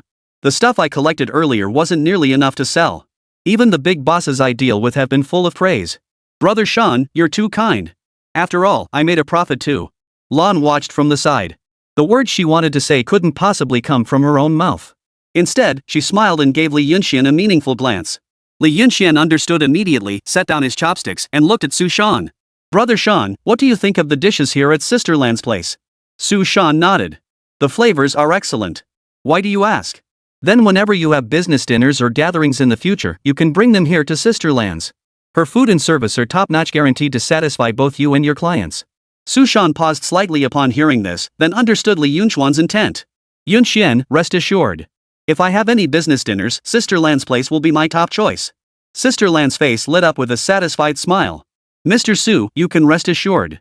Any guests you bring will receive a 20% discount on all services at my entertainment venue." Lan's sister assured him, patting her chest. Su Shan smiled and nodded. "All right, it's settled then." After the dinner gathering, Su Shan drove Yunxian home in his jeep. "When did you become so close with the entertainment club owner?" Su Shan asked curiously. "Remember that small convenience store I opened on the street? Some troublemakers got jealous and smashed it up. It just so happened that Sister Lan's crew helped me out, and that's how we met." "I see. Sister Lan seems like a pretty loyal person." "Yeah, but don't worry too much about it, Shan. If you think it's a good fit, feel free to send some customers your way. Don't worry, I'll definitely be a regular. Plus, those girls over there are pretty easy on the eyes." Even though Su Shan had a girlfriend, it couldn't curb his playful nature. Still, Li Yunxian found the remark a bit uncomfortable. He smiled and shook his head. "Brother Shan, let's not get into that kind of thing. I've heard your wife treats you pretty well." Su Shan patted Li Yunxian on the shoulder. "Don't worry, bro. I know my limits. Just kidding." Just then, Li Yunxian pulled a pair of Chelsea boots from his bag. "Brother Shan, what do you think of these shoes? Do you like them?"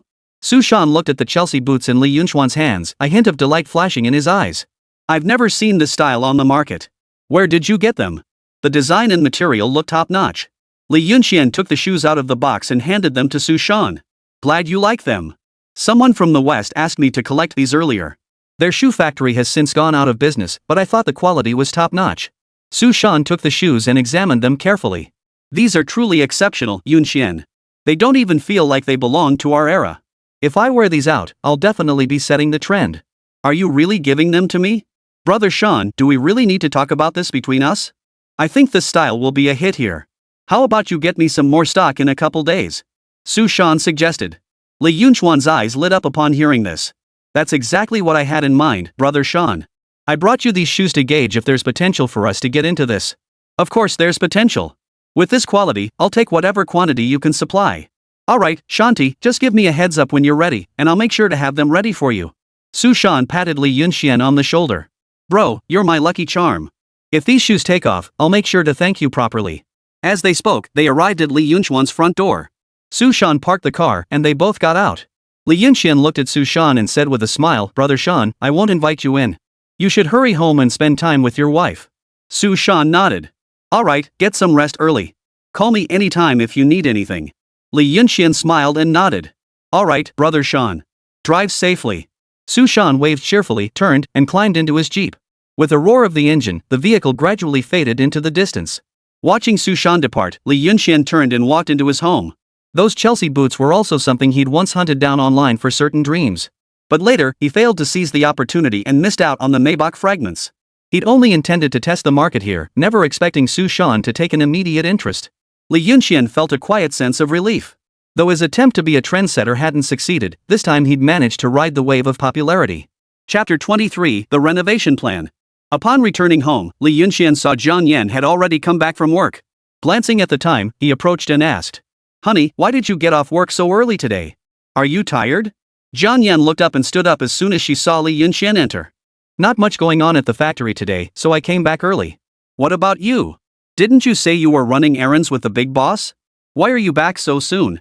Li Yunxian set his things down. The business is taken care of. I had lunch with Su Shan. He was quite interested in the Chelsea boots I brought over and even offered to help promote them for me. A flicker of delight crossed Jiang Yan's eyes. Really? That's wonderful. Li Yunxian smiled as he took Jiang Yan's hand. Yeah, I didn't expect it to go so smoothly either. After all, these leather shoes were rare treasures in this era. But in modern times, due to mass production, their prices had plummeted to absurdly low levels. After all, the sheer variety of leather types alone was enough to dazzle the eyes. But in this era, most people had never even seen leather shoes, let alone cared about the type of leather used. I'll go prepare dinner then, Jiang Yan said before heading into the kitchen. Li Yunxian sat in his chair, his mind already calculating how many pairs of leather shoes to bring tomorrow. He didn't notice Jiang Yan's subdued mood. After a moment's thought, he decided to start with 50 pairs to test the waters. After all, this style of leather shoe hadn't been sold locally before, and he had no idea how the market would react. More importantly, he couldn't draw too much attention. After making his decision, Li Yunxian got up and walked into the kitchen, intending to help Jiang Yan with the cooking. Honey, let me help you out. Jiang Yan looked up and saw Li Yunxian entering. She waved her hand hurriedly. No need. Go rest. I can manage on my own. I'm just sitting around anyway. Let me help you out. With that, Li Yunxian began washing and chopping vegetables for Jiang Yan. As they worked and chatted, Li Yunxian finally noticed something off about Jiang Yan's mood. Her smile seemed to hold a hint of forced cheerfulness. His heart tightened and he paused his work. Honey, what's wrong? Is something bothering you? Jiang Yan paused for a moment before shaking her head. Nothing. I'm just a little tired today. Li Yunxian didn't believe her, but seeing that Jiang Yan didn't want to talk about it, he didn't press further. Then go rest for a bit. I'll handle dinner. Jiang Yan sighed softly upon hearing this. She hesitated as if wanting to speak, but ultimately suppressed the urge and slowly walked out of the kitchen. Watching her retreating figure, Li Yunxian felt even more certain that something was troubling her. Lately, he'd been so preoccupied with his own affairs that he'd paid little attention to Jiang Yan's emotional state beyond her material needs. Li Yunxian resolved to find time to have a proper talk with her. After the meal was ready, Li Yunxian carried the dishes to the dining table. Just then, Jiang Yan emerged from her room. Spotting the meal on the table, she forced a faint smile. Honey, you've worked so hard. Li Yunxian pulled Jiang Yan to sit down. Honey, try the food I made, how does it taste? Jiang Yan picked up her chopsticks, took a bite of the dish, and chewed it slowly. Honey, your cooking skills are really improving. But soon after, their conversation became stilted, one word at a time, and the atmosphere grew heavy. When it was time to rest that evening, Li Yunxian returned to the modern world and immediately placed an online order for 200 pairs of Chelsea boots. The shop looked as if it had gone out of business, seemingly untouched by customers for ages. When the shop received an order for 200 pairs, they thought they must have misheard. Dear customer, are you aware that this year is no longer 2020? After confirming the order was correct, the shop owner promptly contacted the warehouse to start packing and shipping. Li Yunxian stared at his phone. At the very least, Su Shan's side of the deal was secure, and he'd even make a small profit. Lying in bed, his thoughts raced. He pondered what to do next after selling out this batch of shoes. Li Yunxian rose early. He had brought back more bearings yesterday and had an appointment with factory manager Bai. After washing up and eating the breakfast Jiang Yan had prepared for him, Li Yunxian hurried out the door. First, he went to Director Wang's office and handed over the bearings he'd brought back yesterday. Yunxian, why are you here so early today and with so many bearings? Factory Director Wang looked at the bearings in Li Yunxian's hands with surprise. Li Yunxian smiled. I just had some things to take care of, so I brought them alone. Director Wang took the bearings and examined them carefully. The quality is excellent. Yunxian, this factory would really be in trouble without you. By the way, Director Wang, there's something else I need your help with. Yunxian, whatever it is, just say it. We're close enough. Li Yunxian leaned closer to Factory Director Wang and said, actually, I came in early today because I made arrangements with Factory Director Bai. I plan to do a comprehensive upgrade and renovation for both factories and I'll need your cooperation on your end. Director Wang paused, slightly taken aback. Yunxian, it's a great idea, but a full upgrade isn't a small undertaking. You know our factory's situation, things have only just started to improve. Financially, we really can't spare much more capital. Director Wang, rest assured about the funding. I've already figured out a solution. I came to you and Director Bai today just to finalize some details. A flicker of surprise crossed Director Wang's eyes, but it quickly gave way to skepticism. Yunxian, upgrading the factory isn't cheap. We're talking at least 5,000 or 6,000 yuan. Upgrading both factories simultaneously would cost over 10,000. Director Wang, rest assured. While I can't provide the full amount now, I can discuss installment payments with the workers. We'll compensate them with higher interest rates. Hearing Li Yunxian mention installment payments, Director Wang grew puzzled. Installment payments? What exactly is that? Li Yunxian explained with a smile, it means paying a deposit up front, then gradually settling the remaining balance as the project progresses. This solves the cash flow issue while ensuring smooth renovation, though it does involve paying interest. That's a decent approach, but Yunxian, you're undertaking renovations for 2 factories at once. That's no small undertaking. Are you certain you can handle it? Director Wang, rest assured. I've already laid out a detailed plan. Looking into Li Yunxian's determined eyes, Director Wang recalled his reliable track record and felt reassured. Then it's settled. Yunxian, what time did you schedule with Director Bai? We should head over promptly. Li Yunxian checked his watch. 9 o'clock. He should be here any minute now. Then let's hurry. We don't want to keep Director Bai waiting. Director Wang picked up his hat from the desk and walked out of the office with Li Yunxian. The 2 factories weren't too far apart. After a few minutes' walk, they reached the factory gate. Director Bai had been waiting there for some time. Spotting the 2, he hurried over to greet them. Mr. Li, Director Wang, you're finally here. I've been waiting for quite some time. Chapter 24, Unscrupulous Intentions. Li Yunxian smiled apologetically. Sorry, Director Bai, we're late. Director Bai waved his hand dismissively. No problem, no problem. I just arrived myself. Let's head inside. The 3 entered Bai's office. After sitting down, Li Yunxian got straight to the point. Director Bai, I'm here today to discuss upgrading and modernizing our factory. Upgrading and renovating? Mr. Li, that's an excellent idea. It's high time these small factories got a fresh start. Otherwise, we'll inevitably be left behind by the times. Exactly, Director Bai. That's precisely my thinking, and I already have a preliminary plan in place.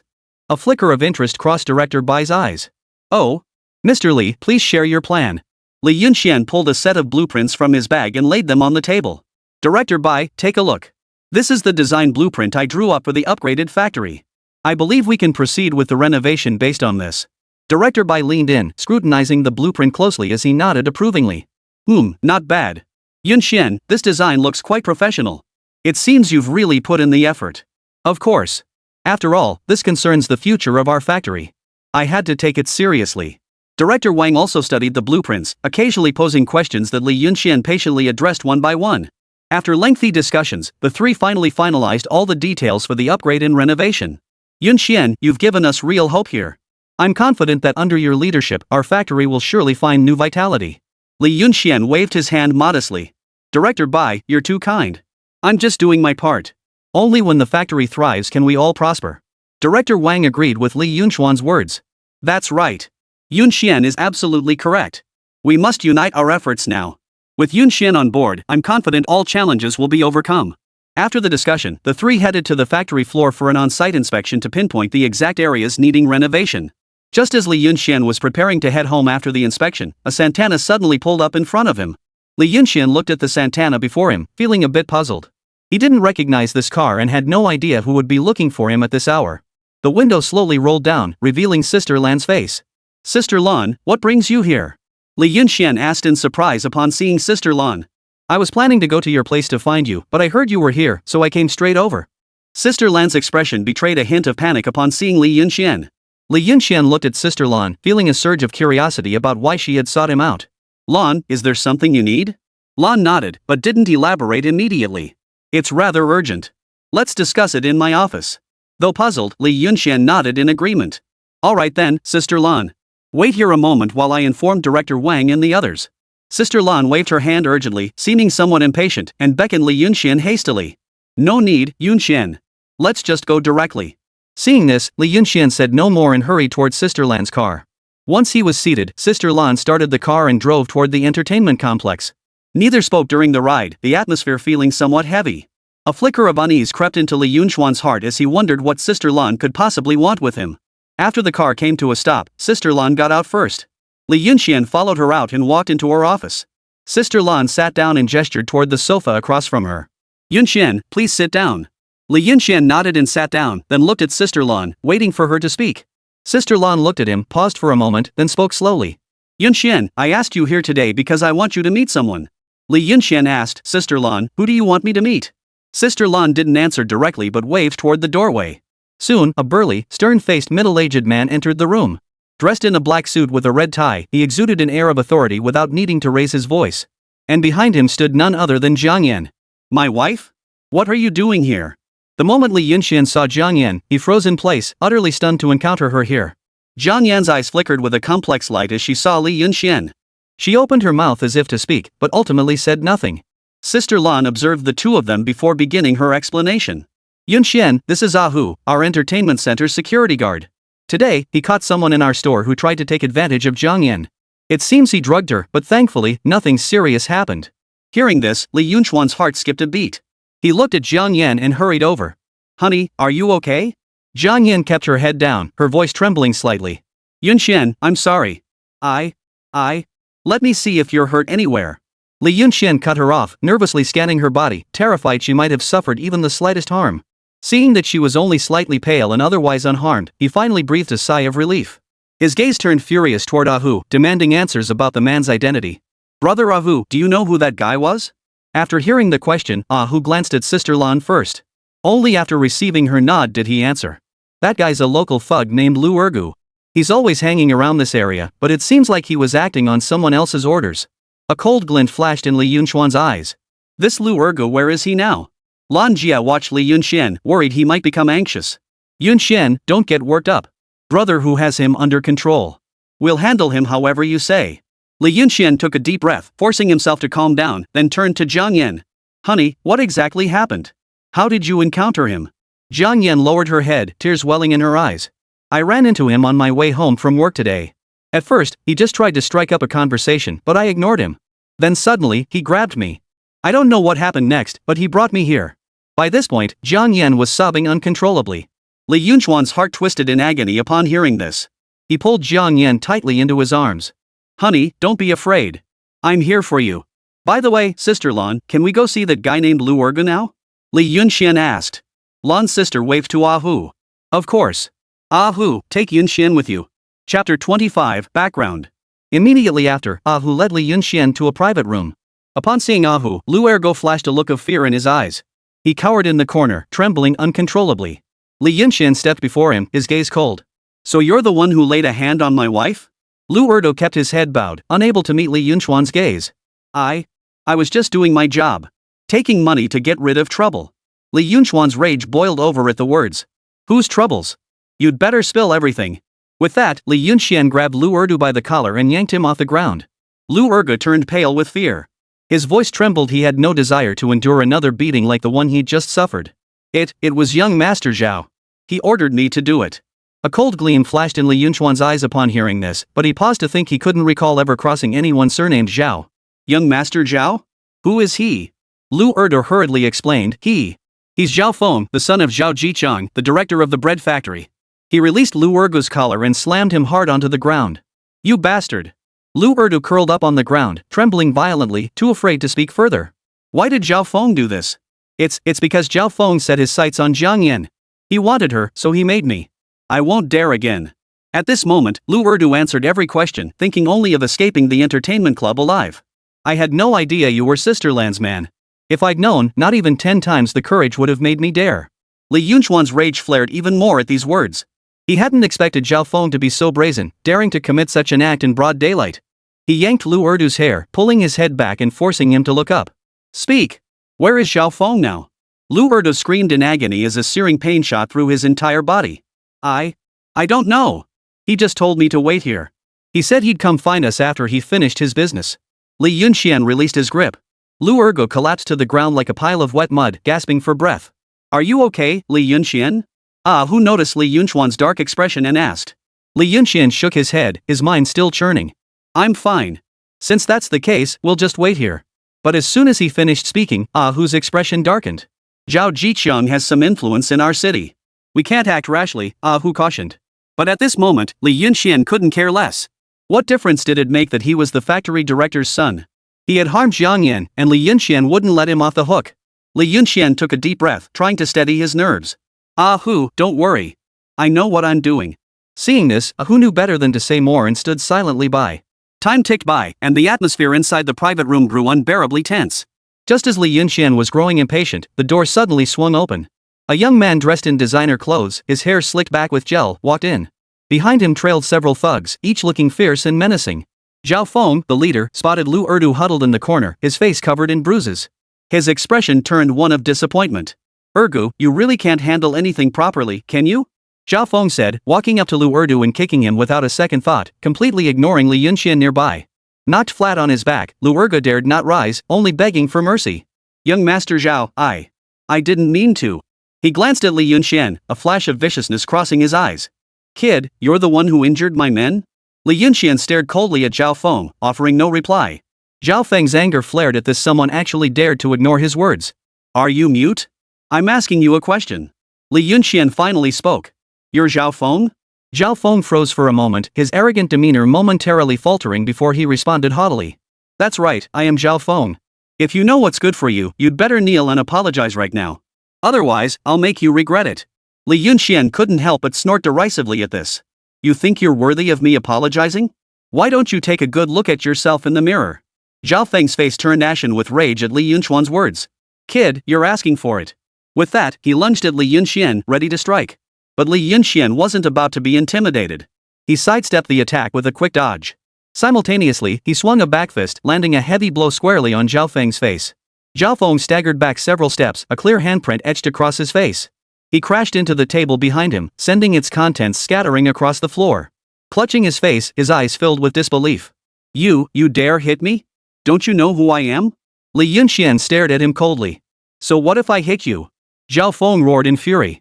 Seeing this, the thugs behind him immediately charged toward Li Yunxian, intent on teaching him a lesson. But the moment they moved forward, Hu stepped directly in front of them, swiftly knocking all of them to the ground in just a few moves. Don't you know whose turf this entertainment complex is? Messing around here? You're asking for it. Hu couldn't do anything to Zhao Feng, but these small fry were another story. Zhao Feng stared at the thugs sprawled on the floor, a flicker of terror crossing his eyes. He turned to Li Yunxian, his voice trembling. Who are you? If you dare touch me, my dad won't let you off. Li Yunxian sneered dismissively. Zhao Jiqiang? If he dares show his face, I'll beat him too. Zhao Feng trembled with rage at Li Yunchuan's words. He glared at him, but dared not advance. Just then, the door to the private room swung open again. Sister Lan walked in. Sister Lan, you finally showed up. Look at this guy running wild in your entertainment club, beating my brother like this. He even made me want to punch him. Zhao Feng looked at her as if he'd found reinforcements, but when he saw Jiang Yan standing behind Sister Lan, he seemed to understand something. Sister Lan hadn't expected the mastermind behind these despicable acts to be Zhao Feng, a regular at her entertainment club. Well, if it isn't Mr. Zhao. What's going on here? Lan Jia forced herself to ask calmly, glancing at Hu out of the corner of her eye. Hu instantly understood Sister Lan's meaning and hurriedly dragged Lu Ergo and the other thugs out. Once the private room door closed, Sister Lan turned to Zhao Feng, her tone tinged with displeasure. Young Master Zhao, causing trouble on my turf seems rather inappropriate, don't you think? Zhao Feng might be arrogant, but this was someone else's turf, he couldn't really argue. After all, Sister Lan was a prominent figure in their circles. Sister Lan, I wasn't causing trouble. What's this? You know this guy? Zhao Feng pointed at Li Yunxian as he asked. Chapter 26, A Lesson. Whether we know each other is none of your business. After putting my wife through such humiliation today, it seems you've grown tired of living. Li Yunxian clenched his fists tightly, his eyes flashing with intense murderous intent. Seeing this, Sister Lan quickly stepped in to smooth things over. Young Master Zhao, what you did today was indeed a bit excessive. Zhao Feng snorted coldly at her words, as if he were the wronged party. Over the line? I merely wished to treat Miss Jiang Yen to a meal. I never expected this fellow to resort to violence. This debt, I, Zhao Feng, will not let slide. Young Master Zhao, you can't put it that way. Your method of inviting someone to dinner is a bit unconventional. Sister Lan's tone carried a hint of threat. After all, if the police get involved, you won't be able to explain yourself, will you? Zhao Feng was left with nowhere to turn by Sister Lan's words. He shot a vicious glare at Li Yunxian. Kid, you're lucky today with Sister Lan backing you up. But just you wait, this isn't over between us. However, Li Yunxian had no intention of letting him leave so easily. He stepped forward, blocking Zhao Feng's path. Zhao Feng's face turned ashen at this, clearly not expecting Li Yunxian to block his path. Li Yunxian, what do you think you're doing? Li Yunxian showed no fear, staring coldly at Zhao Feng. You'll find out soon enough. Zhao Feng was intimidated by Li Yunxian's imposing presence. He dared not take another step forward, forced to stand his ground as he barked out a hollow threat. Li Yunxian, you, don't do anything rash. This is an entertainment venue. Do you dare start something here? Think about the consequences. But Li Yunxian paid no heed to his threats. He advanced step by step toward Zhao Feng until the latter was backed into a corner with nowhere to retreat. Li Yunxian grabbed Zhao Feng by the collar and delivered several hard slaps. Zhao Feng's face instantly swelled from the blows, blood trickling from the corners of his mouth. Dazed and disoriented, Zhao Feng clutched his face, his eyes filled with terror and resentment. Enough, Yunxian. You've vented your anger. Don't cause any real trouble. Seeing this, Sister Lan hurried forward to intervene. Li Yunxian finally stopped, glaring at Zhao Feng. Today I'm just giving you a little lesson. If you ever dare to lay a finger on my wife again, I'll kill you. Zhao Feng trembled slightly at the words, yet couldn't resist spitting out a threat. You really think beating me like this will make me let you off? Just you wait. However, before he could finish speaking, Sister Lan shoved him out of the private room. Young Master Zhao, some things are best not said so definitively. After all, we're all from the same place. Don't burn your bridges. Zhao Feng stumbled a few steps before regaining his balance. Lan Jia, I'm only calling you that out of respect for you. Do you really think you can protect this punk? Mark my words, if you push me too far, I'll take down your entire entertainment complex. With that, Zhao Feng shot Sister Lan a fierce glare. Lan's sister, however, remained completely unflustered. She patted his shoulder. Young Master Zhao, I advise you to drop this matter. As I said earlier, you were in the wrong. If you escalate this further and it ends up at the police station, do you think Director Zhao will let you off? Zhao Feng's face drained of color. Though he usually bullied others relying on his father's power, he wasn't completely brainless. If this escalated further, he knew he wouldn't walk away unscathed. With that realization, Zhao Feng shot Lan Jia a venomous glare before turning and storming off. Sister Lan watched his retreating figure, a flicker of contempt crossing her eyes. People like him just need to be taught a lesson, she said with a cold snort. Inside the private room. Only then did the rage in Li Yunxian's heart begin to subside. He turned to look at Jiang Yan, his eyes filled with tenderness and apology. My dear, I'm so sorry for putting you through this. Jiang Yan shook her head, tears welling in her eyes, but more than sorrow, there was relief at having survived the ordeal. Yunxian, I'm fine. As long as you're by my side, I'm not afraid of anything. Sister Lan watched the two embrace deeply, her heart touched by their affection. She cleared her throat softly, interrupting their tender moment. Alright, Yunxian, Jiang Yan, now that the matter is resolved, you two should head back. I'll handle things here. Lan Jia, I owe you a debt of gratitude for today. Li Yunxian remembers this favor. Lan's sister smiled and waved her hand dismissively. No need to thank me. We're all friends. You two should head back now, so Jiang Yan doesn't get scared again. After thanking Sister Lan once more, Li Yunxian and Jiang Yan finally left the private room. Once they were gone, Sister Lan's expression darkened instantly. Her gaze swept over the thugs still sprawled outside, a flash of anger flickering in her eyes. Ahu, break their legs and throw them out. If I ever catch them causing trouble at the entertainment complex again, deal with them directly. Ahu acknowledged the order and immediately signaled his henchmen to drag the thugs out. Back home, Li Yunxian helped Jiang Yan into a chair. He turned to pour her a glass of water, carefully placing it in her hands, afraid to make even the slightest mistake. Honey, drink some water and rest for a bit. Jiang Yan took the glass, sipped lightly, her gaze fixed on Li Yunxian, eyes brimming with tenderness and gratitude. Yunxian, if it weren't for you, I truly don't know what I would have done. What are you saying, dear? Do we really need to say these things between us? What happened today was entirely my fault as a husband. I failed to protect you, and you nearly got hurt. Outside, dusk had fallen. A full moon hung high in the night sky, casting soft moonlight that added a touch of tranquility and warmth to the evening. Only after Jiang Yan had fallen asleep did Li Yunxian return to the modern world.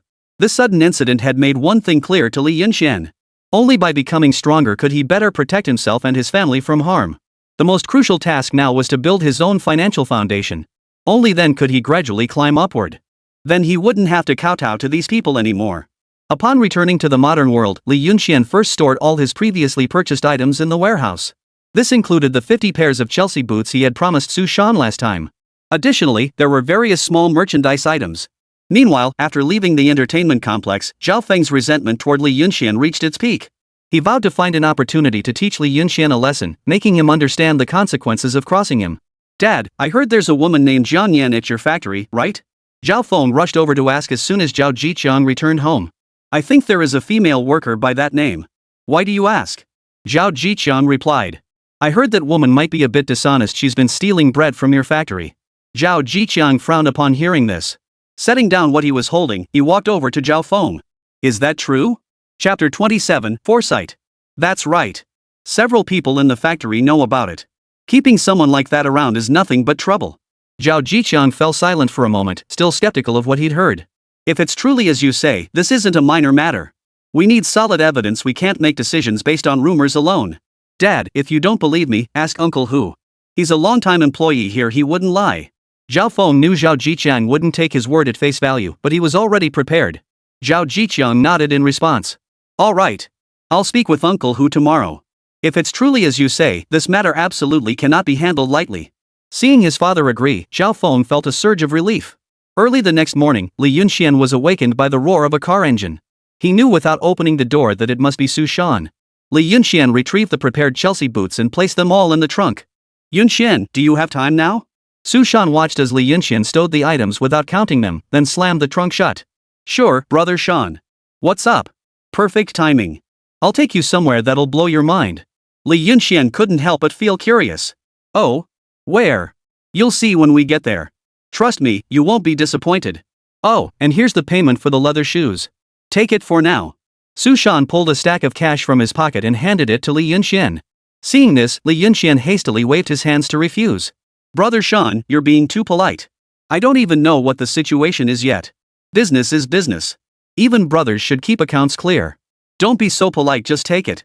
Seeing Su Shan insist, Li Yunxian couldn't refuse any longer and pocketed the money. After stowing their belongings, the two drove to the location Su Shan had mentioned. Before long, the car pulled up in a secluded suburban area. "We're here. This is the place." Su Shan pointed to a tightly shut gate ahead. Li Yunxian followed Su Shan's pointing finger and saw the compound surrounded by tall walls, its main gate firmly shut. "What kind of place is this?" "You'll see once we get inside. Come on." With that, Su Shan stepped forward and knocked on the door. Moments later, the door swung open from the inside, revealing a middle-aged man dressed in black. "Young Master Su, you've arrived." The man's face softened into a respectful expression upon seeing Su Shan. Su Shan nodded. "Right. I brought a friend along for a tour." With that, he led Li Yunxian into the compound. Only then did Li Yunxian notice the goods piled high all around. Besides the clothing and trinkets he had brought earlier, there were even several boxes of brand new pagers. Pagers? Li Yunxian was somewhat surprised to see these devices. Even in modern times, they were rare after all, they weren't particularly useful. But these pagers were said to have only entered the country in 1983. He never expected Su Shan to have managed to get his hands on them. "I knew I hadn't misjudged you, haha. You actually know about these pagers. This is my warehouse. Few people know about this place. Whatever you see on the market, I've got it here. But is all this stuff sourced through legitimate channels?" Li Yunxian felt a twinge of worry. Smuggling was a serious crime, after all. "Don't worry, it's all legit. My overseas contacts said these pagers have been popular over there for ages, but right now I could only get these few boxes." "Brother Shan, you're too modest. That's quite a lot." Li Yunxian looked around and couldn't help but marvel. Su Shan smiled, a hint of pride flashing in his eyes. "Not bad, huh? So, interested in joining me?" Li Yunxian was taken aback. He hadn't expected Su Shan to be recruiting him this time. "Brother Shan, it's not that I'm unwilling. But right now, I'm just a small-time player. If you really want to bring me in, I'm afraid I don't even have the qualifications." Su Shan patted Li Yunxian on the shoulder, seemingly unconcerned from the start. "Yunxian, you're being too modest. I've seen your capabilities. Even without these small-scale ventures, your sharp mind alone will surely make you a success someday. Brother Shan, stop flattering me. I know my own worth." Su Shan, however, looked at him earnestly, his expression serious. Yunxian, I genuinely want to bring you into the partnership. Look, the economy is booming now, opportunities are everywhere. If we seize them well, we can definitely make something of ourselves. Rest assured, Yunxian. For this trading company, I won't ask you to invest capital. I just need you to be here. Everything else, I'll handle. What do you say? Li Yunxian could tell that Su Shan's enthusiastic invitation stemmed from his recognition of Yunxuan's capabilities. This thought stirred a surge of ambition within him. Brother Shan, since you trust me so much, I can't refuse any longer. From now on, this trading company will run it together. Su Shan's face lit up with a relieved smile. Great, Yunxian. I knew you wouldn't let me down. The two shared a smile before diving into the specifics of the trading company. Su Shan laid out his detailed plan for Li Yunxian, covering the company's positioning, development direction, and target market. After listening, Li Yunxian couldn't help but admire Su Shan's foresight and boldness. As someone born in the 1980s, Su Shan had certainly leveraged family connections to secure these opportunities, yet he refused to rest on his laurels. His vision and insights far surpassed those of ordinary people. Li Yunxian understood deeply that in this era, only constant progress could prevent one from being left behind. The two discussed matters at length until nightfall, when their conversation finally concluded. Stepping out of the warehouse, Li Yunxian looked up at the sky. A full moon hung high, casting an eerie glow over the quiet countryside. He took a deep breath, soaking in the unique charm of this era. Just then, Su Shan emerged as well. Ha! I knew you could do it. I've learned a lot from you today. Come on, I'll drive you home. The two drove back to Li Yunxuan's residence. However, upon arriving home, Li Yunxian found no sign of Jiang Yan. Before leaving earlier, Li Yunxian had told her to rest and recover first, then resign from her factory job once she was ready. Logically, she should have been home all day. What's wrong? Is my sister-in-law not home? Li Yunxian couldn't help but feel a twinge of worry. He shook his head. I don't know. I told her to stay home and rest when I left. Why isn't she here now? Su Shan hurried to reassure him. Don't worry. Maybe she just went out to run an errand. Li Yunxian thought Su Shan had a point. Chapter 28, Framing and Slander. Li Yunxian thought Su Shan had a point. But just then, Old Hu, a neighbor nearby, spotted Li Yunxian and hurried over. Yunxian! Bad news, Jiang Yan's been taken away by the police. They say someone at the factory reported her for stealing. Hearing this, Li Yunxuan's heart sank. He grabbed Old Man Hu's hand and asked urgently, Old Man Hu, do you know which police station Jiang Yan is at now? Uncle Hu shook his head. It seems to be the city police station. You should go check on her right away. Without a moment's hesitation, Li Yunxian turned and started running toward the exit.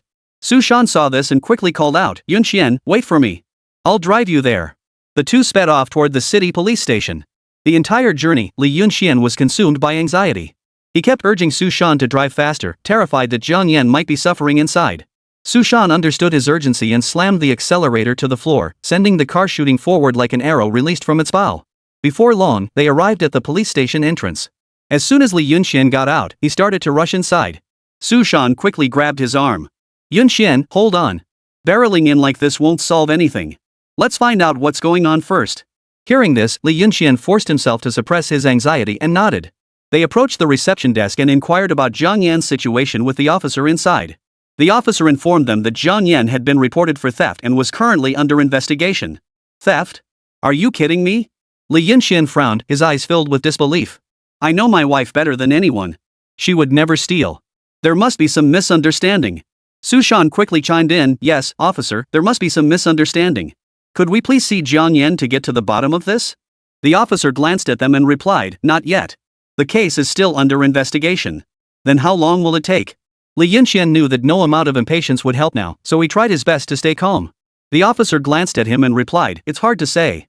It depends on the progress of the investigation. Hearing this, Li Yunxian felt even more anxious, but he also knew that pressing further questions now would be futile. He could only wait. He and Su Shan waited outside the police station for a long time. During that period, Li Yunxian paced back and forth at the entrance, looking extremely restless. Seeing this, Su Shan kept reassuring him, Yunxian, don't worry. Your sister-in-law will be fine. In situations like this, it's just a matter of getting to the bottom of the investigation. Li Yunxian nodded reluctantly, but his worry remained undiminished. Just then, an officer emerged from inside and called out, Li Yunxian, come here for a moment.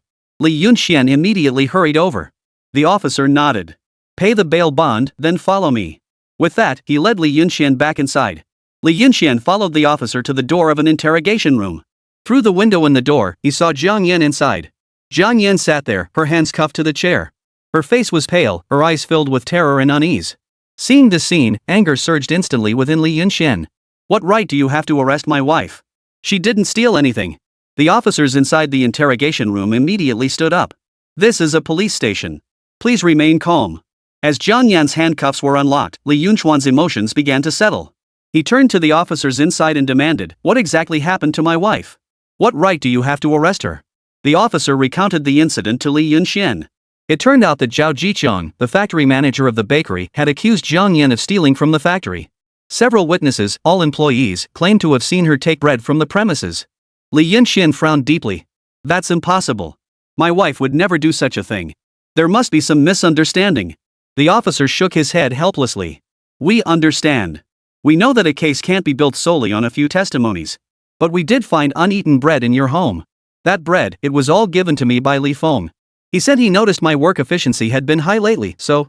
It was only at this point that Jiang Yan finally realized. It seemed Li Feng had deliberately planted the evidence to frame her. Li Yunchuan's anger flared even more. This is clearly a setup. Seeing this, the officer advised, calm down for now. If it's truly as you say, the most important thing now is to find evidence proving Jiang Yan's innocence. Li Yunxian nodded, forcing down his anger, and asked, "Can my wife leave now?" The officer replied, "Yes, but the case is still under investigation. She cannot leave the city." Hearing this, Li Yunxian felt slightly calmer and left the police station with Jiang Yan. Once outside, Jiang Yan couldn't hold back her tears. "Yunxian, I really didn't steal anything. You have to believe me." Li Yunxian clasped Jiang Yan's hand tightly and declared firmly, "Honey, I absolutely believe you." Seeing Jiang Yan crying her eyes out, Li Yunxian felt a wave of heartache wash over him. He gently patted her back, comforting her, "Honey, don't cry. I know you didn't steal anything. Someone must have framed you on purpose. Rest assured, I'll uncover the truth. I won't let you suffer this injustice in vain." Jiang Yan lifted her tear-stained face to meet his gaze. "Husband, I was so scared just now. They accused me of stealing and brought me here. I truly didn't know what to do." Li Yunxian pulled Jiang Yan into his arms and spoke gently, "It's okay now. It's all over. Let's go home." Su Shan immediately drove them back home. "Brother Shan, you've really gone out of your way for us today." Su Shan smiled at the words. "Yunxian, you're being too formal. Do we really need to be so polite with each other? As long as my sister-in-law is okay." Li Yunxian nodded. "Yeah, I really owe you today." Su Shan patted his shoulder and chuckled, "All right, no need for formalities. Go inside and comfort your sister-in-law. I'll be heading out now. Oh, and if you need anything, don't hesitate to ask. I know a few people." Li Yunxian didn't say anything more. He nodded to Su Shan, then helped Jiang Yan into the house. Back home, Li Yunxian had Jiang Yan sit down to rest before pouring her a cup of hot water. Jiang Yan took the cup, cradling it in both hands, her eyes still reflecting traces of fear and unease. Li Yunxian sat beside her, gently patting her shoulder as he reassured her, "Honey, don't worry too much." Chapter 29, Acquiring the Car Factory. Though he spoke these words, Li Yunxian knew full well that this matter was far from simple. Jiang Yan had been falsely accused of theft, and it was obvious Zhao Feng was behind it. That bastard had lost face at the entertainment club last time. This time, he was definitely looking for trouble on purpose, wanting to get back at them. "By the way, honey, they said someone came forward to testify. Do you know who it is?" Li Yunxian asked. If they wanted to uncover the truth, they had to start with these individuals. As long as they recanted their testimony, everything would be fine. Jiang Yan shook her head. "I don't know. They took me away right away, and the police station never mentioned anything about it." Li Yunxian frowned at her answer. "If all else fails, I'll go straight to Zhao Feng and his crew. I refuse to believe he can cover everything up." Li Yunxian clenched his fists tightly, his eyes flashing with determination. Jiang Yan quickly grabbed his hand, her voice filled with concern. "Yunxian, don't be impulsive. They have the numbers on their side. Going in like this will only put you at a disadvantage. Don't worry, I won't do anything reckless." Li Yunxian reassured Jiang Yan with a few words, urging her to rest first. He then sat in the living room, lost in deep thought. He knew that if this matter wasn't resolved, trouble would surely follow. Moreover, he couldn't stand by and watch Jiang Yan suffer such injustice. Clutching the 500 yuan he'd earned today, Li Yunxian knew he had to accelerate his plans. Zhao Feng's audacity stemmed entirely from his father Zhao Jicheng's position as factory director, a man with both wealth and influence, allowing his son to act with impunity. If a small bakery could wield such influence, what power would his two bicycle factories possess once merged and upgraded? This thought made Li Yunxian feel a bit relieved. Thankfully, he had made preparations early and started laying the groundwork for the bicycle industry. Otherwise, by the time Zhao Feng and his father realized what was happening, he might have found it difficult to establish himself. Li Yunxian knew that to resolve this matter completely, he had to target Zhao Feng and his father. However, the Zhao family wielded immense local influence. If handled improperly, it could very well invite even greater trouble. Li Yunxian pondered for a long time and only returned to the modern era after seeing Jiang Yin fall asleep. This time, the scope of work was substantial. To cut costs, Li Yunxian planned to bundle all the materials needed for the upcoming phase and store them directly in the warehouse. When the bicycle factory underwent upgrades and renovations, they could be used immediately, saving both time and money. Li Yunxian busied himself across various shopping platforms, meticulously categorizing and labeling all materials. Besides the renovation supplies, he also kept in mind the items previously mentioned by factory manager Wang. If he could acquire a few sets of modern equipment for their bicycle factory, production efficiency and quality would undoubtedly improve significantly. Li Yunxian first visited his regular hardware store. "Mr. Li, are you here for bearings again?" The shop owner greeted him as if he'd spotted a money tree. He never imagined that an outdated bearing would be such a hot commodity with Li Yunxian, who bought hundreds of them every single visit. "No, I was wondering if you know of any bicycle factories around here?" Li Yunxian asked, looking at the shop owner. The shop owner paused slightly before responding. "Oh, bicycle factories? They're quite rare around here. I do know of one, but their equipment and technology are rather outdated."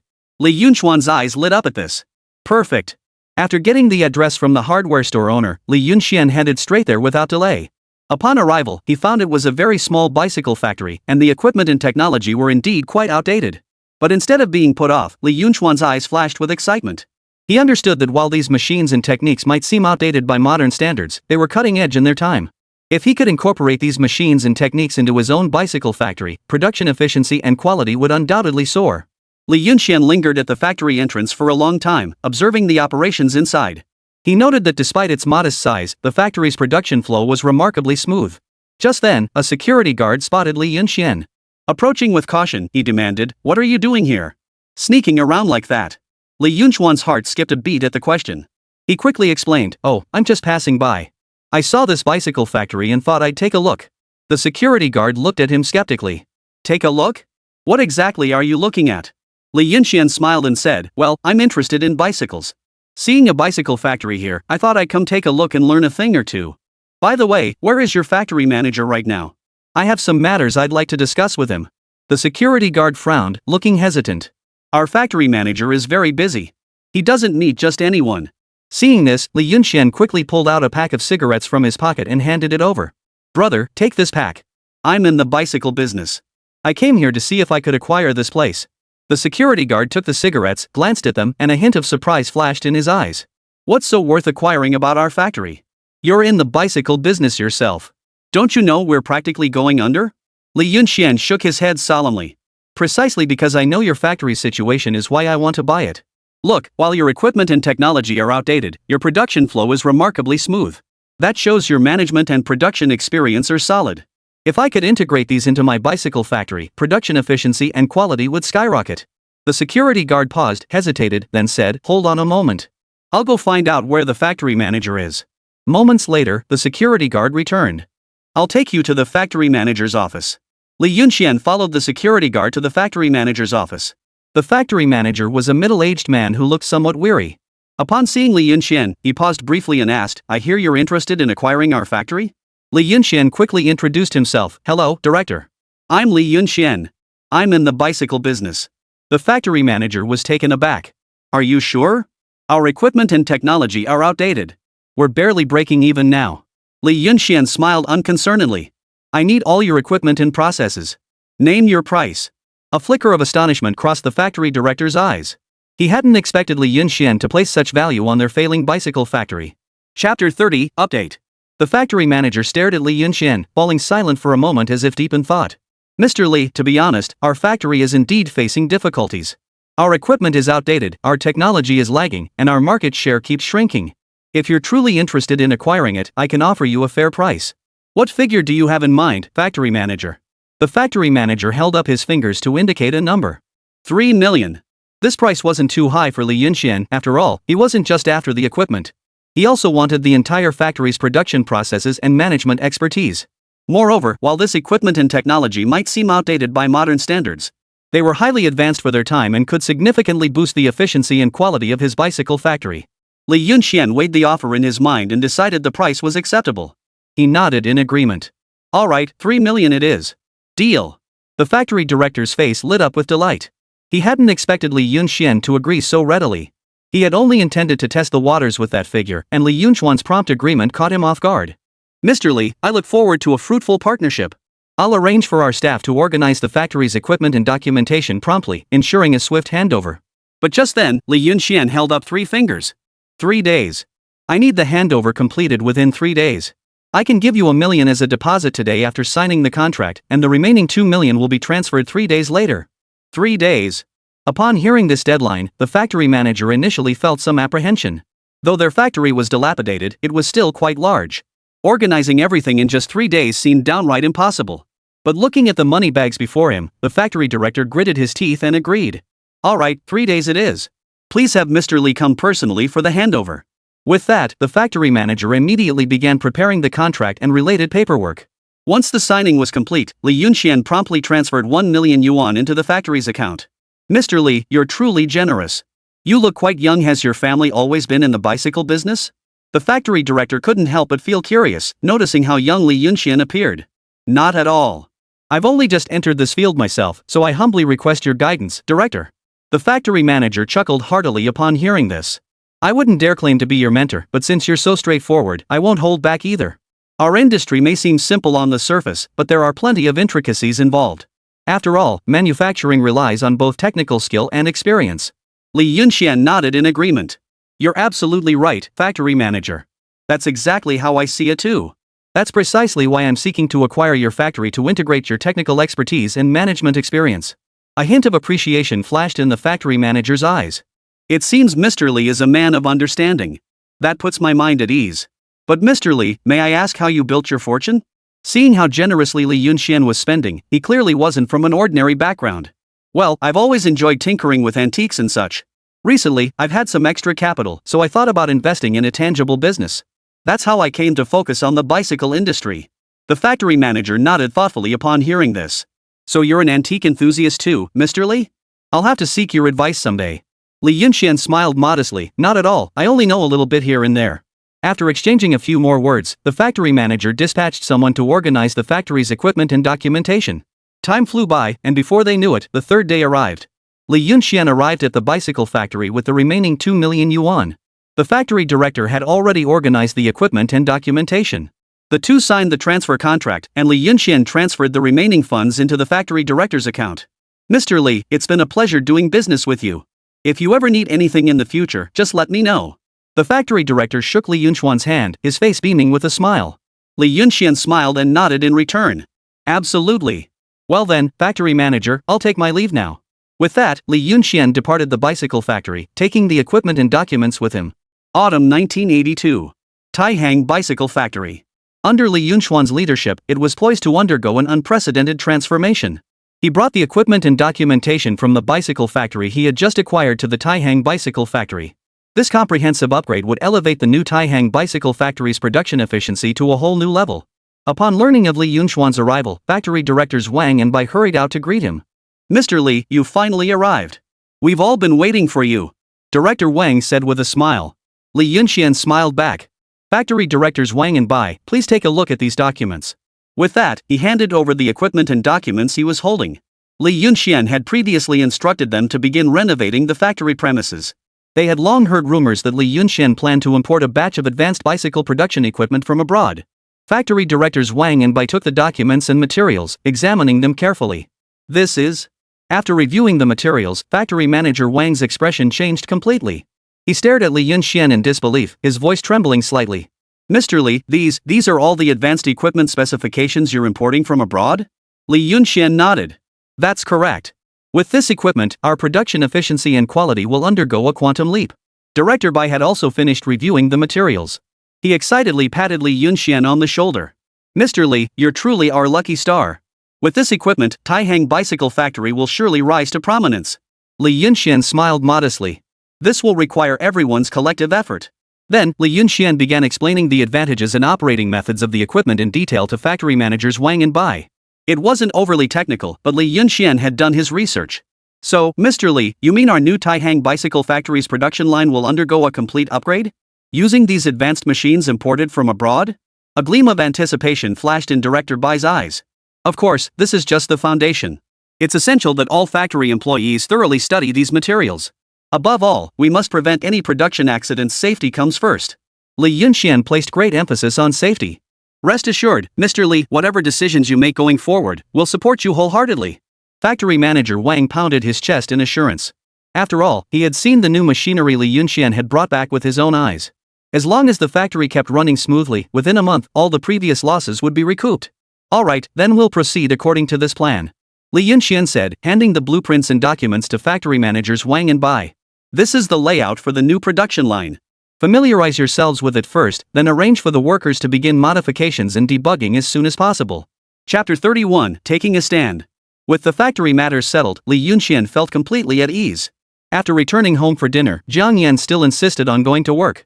Li Yunxian had no choice but to agree, smiling readily since the factory debugging was nearly complete. Oh, honey, I have something to tell you. My uncle and his family are coming up in a few days. I heard they want to visit us.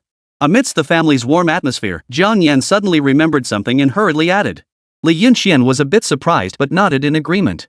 When relatives came, they naturally had to be treated well. Time flew by, and before they knew it, the appointed day arrived. That day, Li Yunxian entrusted matters at the factory to the two plant managers and even went out of his way to rent a car. He brought Jiang Yan to Jiangcheng railway station to await the arrival of his uncle's family. Before long, a train slowly pulled into the platform. As the crowd poured out, Jiang Yan spotted her uncle and the others at once and hurried to greet them. Uncle, auntie, cousin, you're here. Li Yunxian greeted them warmly from the side while taking their luggage. Oh my, Yenner, it's been ages. And Yunxian too. Her uncle smiled warmly at Jiang Yan. That's right. Uncle, auntie, cousin, hop in the car. Let's head home first. Li Yunxian said, helping them load their luggage into the vehicle. This car was borrowed from Sister Lan after all the journey was quite long and a bit inconvenient otherwise. During the drive, Li Yunxian and his uncle's family chatted about everyday matters, the atmosphere warm and harmonious. Yunxian, this car must have cost a pretty penny, right? Seeing the impressive sedan, his uncle didn't seem pleased but instead looked rather serious. Li Yunxian chuckled. Uncle, you've got it all wrong. This car is borrowed, not mine. Oh, I see. I thought you'd bought one. His uncle visibly relaxed at the explanation. It would have been a real blow if he'd actually managed to afford it. Before long, the group arrived back at Yunxuan's home. Seeing the dilapidated state of Li Yunxuan's home, the Chen family exchanged glances, their faces lighting up with delight. Yenner, you and Yunxian live in a place like this? Chen Shi feigned a frown at the peeling wall plaster and the rickety furniture. Uncle, Yan and I have limited means right now. We're just making do for now, Li Yunxian said, feeling a bit embarrassed. His uncle sighed, then patted Li Yunxian on the shoulder. Yunxian, I'm not trying to lecture you, but you really need to work harder. You can't let Yan suffer alongside you. At noon, Jiang Yan prepared a lavish meal to welcome her uncle's family. Yenner, your mother passed away early. I'm your only uncle.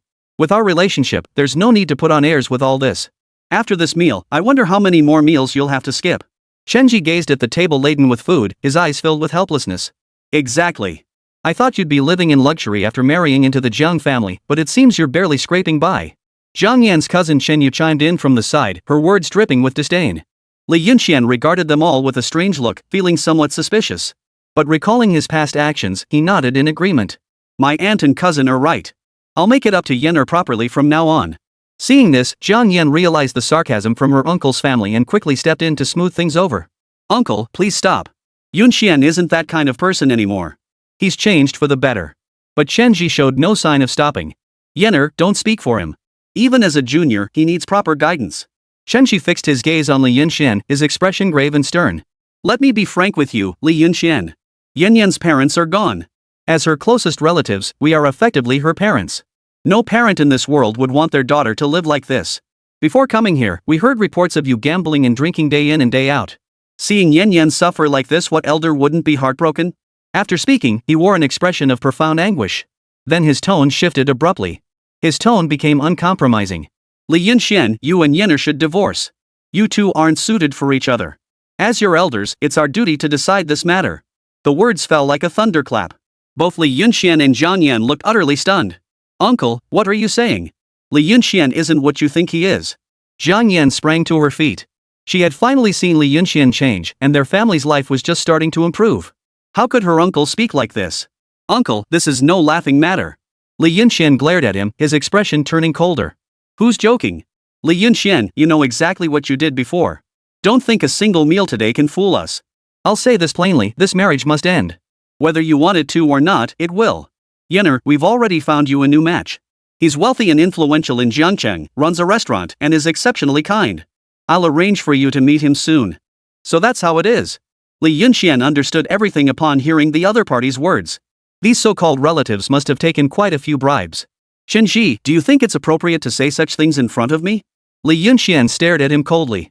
When the other party's family arrived, Li Yunxian had personally gone to greet them and prepared this lavish feast. That level of sincerity would have sufficed anywhere. Since they showed no respect, Li Yunxian saw no reason to extend it in return. You worthless piece of trash have the nerve to butt in here? Li Yunxian, if it weren't for Yenner. Smack! Zhang Yan slammed her hand on the table and leapt to her feet. Now she understood exactly why her uncle's family had come. Uncle, if you keep talking about Li Yunxian like that, I'll get really angry. Realizing he'd gone too far, Chenji waved his hands frantically. The family fell silent. At this point, dinner was clearly off the table. Alright. Yen, don't be angry. Think it over carefully. We're only doing this for your own good. There's no future with Li Yunxian. We'll come back in a few days. They stayed until everyone had left. Jiang Yan looked at Li Yunxian apologetically. Husband, I'm so sorry. I had no idea they came for this. It's all my fault. Li Yunxian silently embraced her. It's okay, honey. We just need to live our own lives well. No need to pay attention to others. The Chen family left Li Yunxuan's home, their expressions grim. They hadn't expected Jiang Yan to react so strongly after all. They'd done their homework before coming. What should we do? Looks like they won't divorce. Our 3,000 yuan is going down the drain. Chen Yu and Hu Mei, standing nearby, were both growing anxious. They had come with a specific mission this time. A full 3,000 yuan in this era, that sum was an astronomical figure. If they won't take the offer, they'll get the consequences. No worries, I've already made arrangements with Mr. Liu. This time, it's happening whether they like it or not. Several days passed, and the equipment at Li Yunxuan's bicycle factory had been successfully debugged and commissioned. The new factory regulations had also been implemented. It was safe to say that the time had come for a full-scale assault on the market. Today, he returned home laden with a large haul of vegetables and meat. Honey, look what I brought home. Li Yunxian smiled as he pushed open the door, only to find Jiang Yan's face clouded with worry. Li Yunxian, my uncle and his men are here again and they brought someone with them. I didn't dare go out. They're back again. Li Yunxuan's expression darkened as he handed her the groceries. It's fine. You stay home and cook. I'll go check it out. Chapter 32, Restaurant Owner Lu Daliang. Stepping onto the street, Li Yunxian immediately spotted Chen Ji, Hu Mei, and the unfamiliar man. Oh, Yunxuan's back, Chen Ji sneered coldly upon seeing him. Ignoring Chen Ji's sneer, Li Yunxian fixed his sharp gaze on the unfamiliar man. The man was burly, dressed in a designer suit.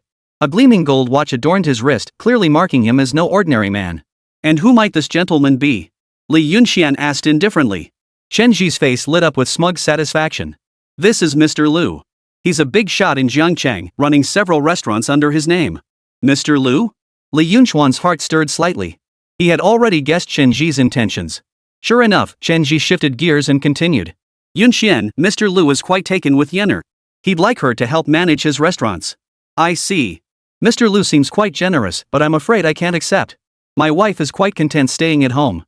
She doesn't wish to be out in public. At those words, Chen Ji's expression darkened instantly. Li Yunxian, what do you mean by that? Mr. Liu taking a liking to Jiang Yan is her good fortune. Li Yunxian sneered coldly. Blessing? More like a curse, if you ask me. Mr. Liu watched from the side, a flicker of displeasure crossing his eyes. But he didn't show it, maintaining his smile instead. Mr. Li, you shouldn't speak that way. My interest in Miss Jiang stems precisely from her capabilities. I'm confident she'll shine brilliantly in my restaurant. Li Yunxian couldn't help but snort derisively. Sorry, I don't need it. With that, Li Yunxian turned to leave. But Chen Ji blocked his path. Li Yunxian, you won't be leaving here today unless you agree. What? You think you can threaten me? Threaten you? What's wrong with that? As Jiang Yan's uncle, don't I have the right to discipline you? Chen Ji declared with a stubborn expression. Seeing Chen Ji's true colors, Li Yunxian felt utterly disillusioned. Chen Ji, get this straight, Jiang Yan is my wife. She's not some pawn you can manipulate at will. Chen Ji's expression darkened further. He hadn't expected Li Yunxian to speak to him like this. For a moment, he was at a loss for words. Just then, Boss Lu spoke up from the side. Mr. Li, I think it would be best if we had a proper discussion. After all, this is a rare opportunity for Miss Jiang. Li Yunxian looked at Mr. Liu, a hint of contempt visible in his eyes. Opportunity? More like a trap, if you ask me. Mr. Liu's expression shifted slightly at the remark. Mr. Li, you should be well aware of my influence in Jiangchang. Cross me, and you won't have a place to stand here. Truthfully, Mr. Liu had also felt this approach was inappropriate from the start. After all, he was essentially stealing his woman. But before coming, he'd learned from Chunji that Li Yunxian was a good-for-nothing with no real clout in Jiangcheng. He was even a gambling addict, living in poverty. Besides beating his wife, he was good for nothing. For a worthless piece of trash like that, selling his wife was probably just business as usual. Plus, he'd seen Jiang Yan's photo. She was undeniably stunning. Just one glance at the photo had made his heart race. Learning that Jiang Yan and Li Yunxian had never consummated their marriage only solidified his belief that Li Yunxian was a complete loser. This only strengthened his resolve to claim this woman for himself. A married woman untouched by a man? Nothing could be more thrilling. That's why he came. Seeing Li Yunxian halt his steps, he beamed with delight, knowing his threats had taken effect. He immediately stepped before Li Yunxian, his face brimming with bravado. Mr. Li, I know your family's situation, it's just a matter of money, right? Rest assured, if your wife comes to work at my restaurant, your family will soon lack nothing. With her talents, she'll definitely make a fortune. I'm a generous man. If you agree, I'll pay you an extra 200 yuan right away. That should keep you comfortable for a long time. What do you say? Mr. Liu finished with a smug grin. In his eyes, Li Yunxian had no reason to refuse. 200 yuan was no small sum. To put it bluntly, it was enough to sell one's wife, and the man before him was certainly capable of such a thing. Chen Ji, hearing this, quickly chimed in to support the offer. In his view, Li Yunxian wouldn't possibly refuse 200 yuan. The next step was to keep the pressure on. Li Yunxian, did you hear that? Boss Liu recognizes Jiang Yan's talent. Not only is he offering a generous salary, but he's also willing to give you 200 yuan up front. Where else would you find such a great boss? You should be grateful to him. Shen Yu, standing nearby, added with a sarcastic tone, her face twisted with disdain as she looked at Li Yunxian. Exactly. Someone like you wouldn't earn even 20 bucks, let alone 200. Don't be so ungrateful. Seeing the ugly faces of the crowd, Li Yunxian was both infuriated and amused, feeling a bit helpless. Indeed, it all came down to strength. Without it, you were just a stray dog on the street, anyone could kick you. He hadn't intended to stoop to their level. Now, his life with Jiang Yan was peaceful and happy. His business was thriving, and he truly didn't want to stir up trouble. But that didn't mean he had no temper.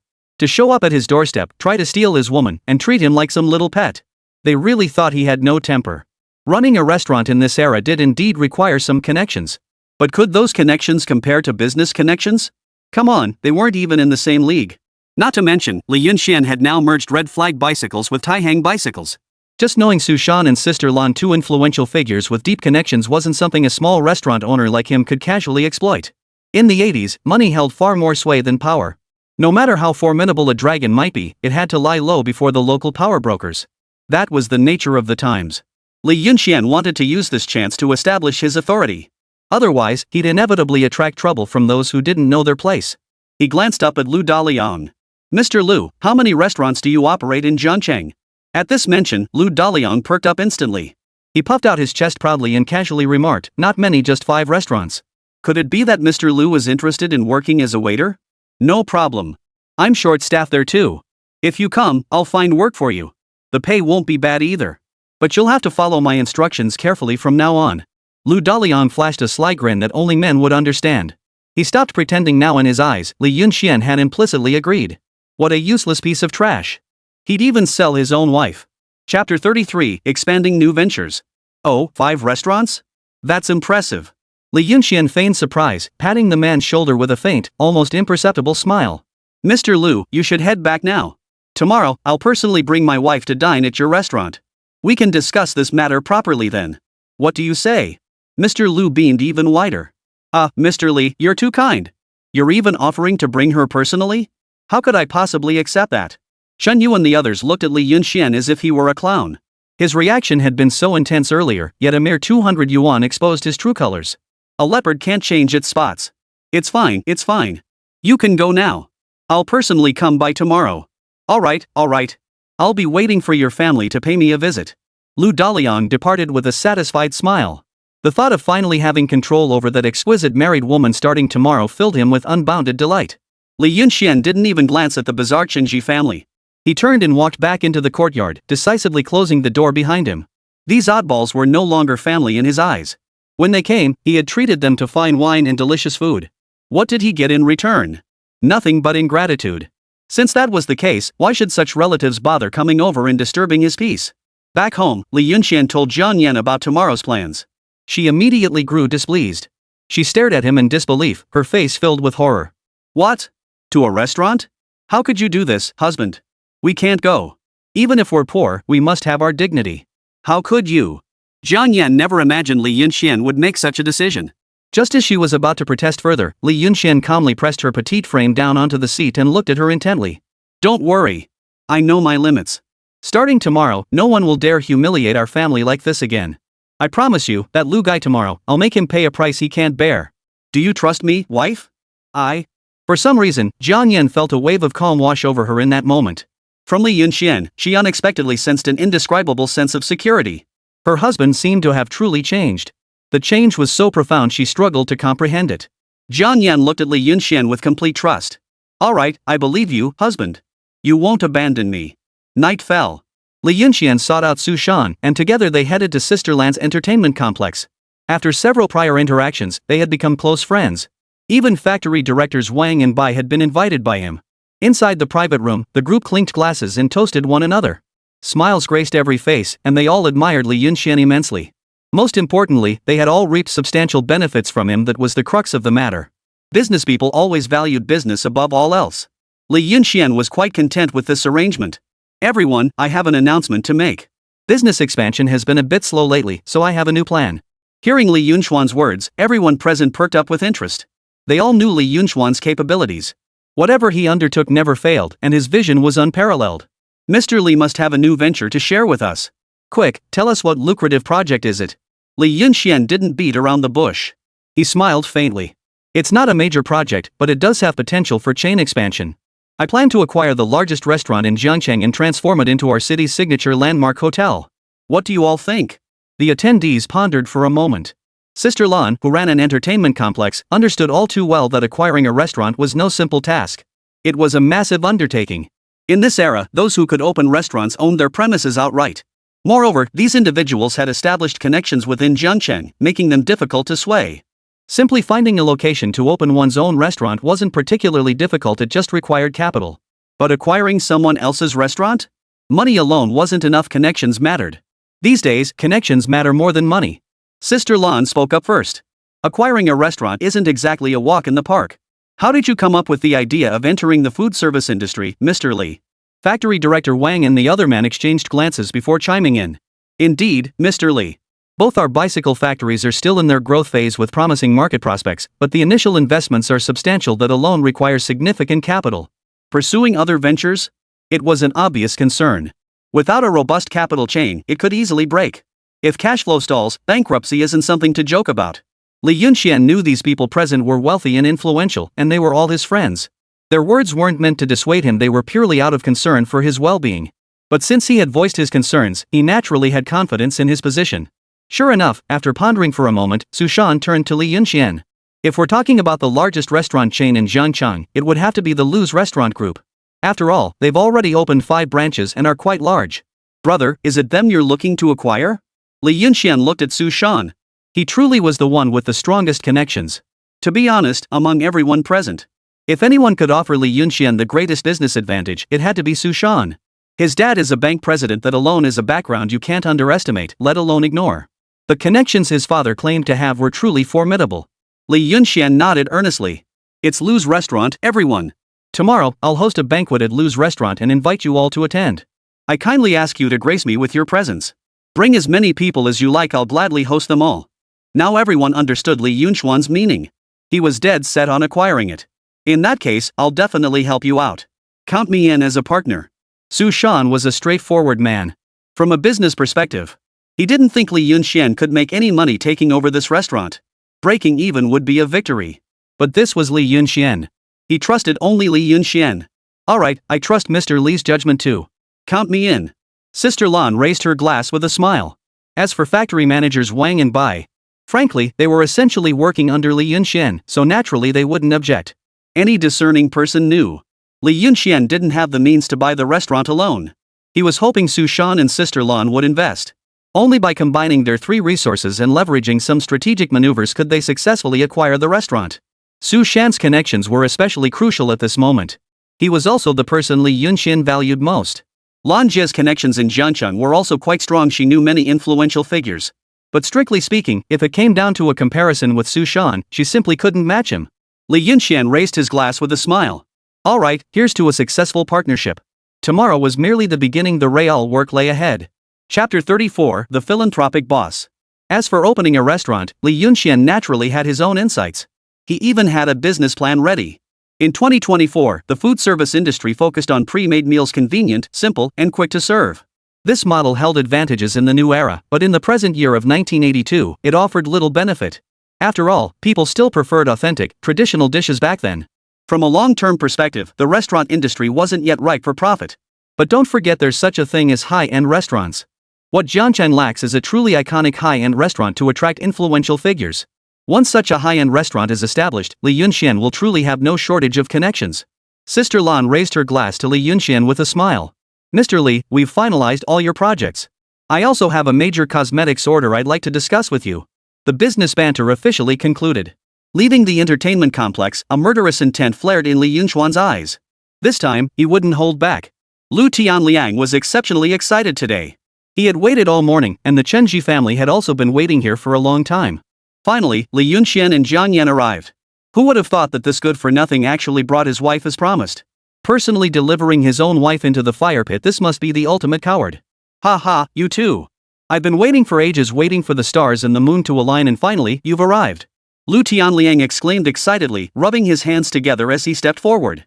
Chenji beside him couldn't help but lash out at Li Yunxian. You sure know how to make an entrance, don't you? Making a big boss wait this long. Only Mr. Lu is kind enough to tolerate you. Li Yunxian, count yourself lucky to have a job with such a decent salary here. Keep smiling to yourself. Chen Yu sneered with mockery. Brother-in-law Li Yunxian, wait, no, soon-to-be ex-brother-in-law, you finally made the wisest choice. Leaving my sister is the most self-aware decision you've ever made.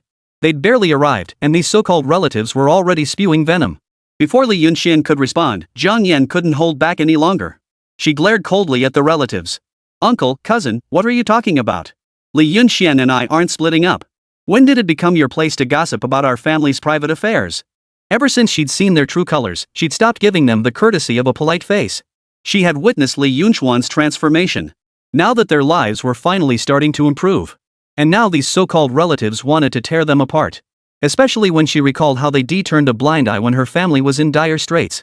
At this moment, Jiang Yan felt these relatives were utterly unfamiliar, and yet they were supposed to be her closest kin. Chen Ji was nearly laughing in anger. My dear niece, haven't you seen through him yet? Li Yunxian intended to sell you off himself. How can you still not recognize this good-for-nothing's true colors?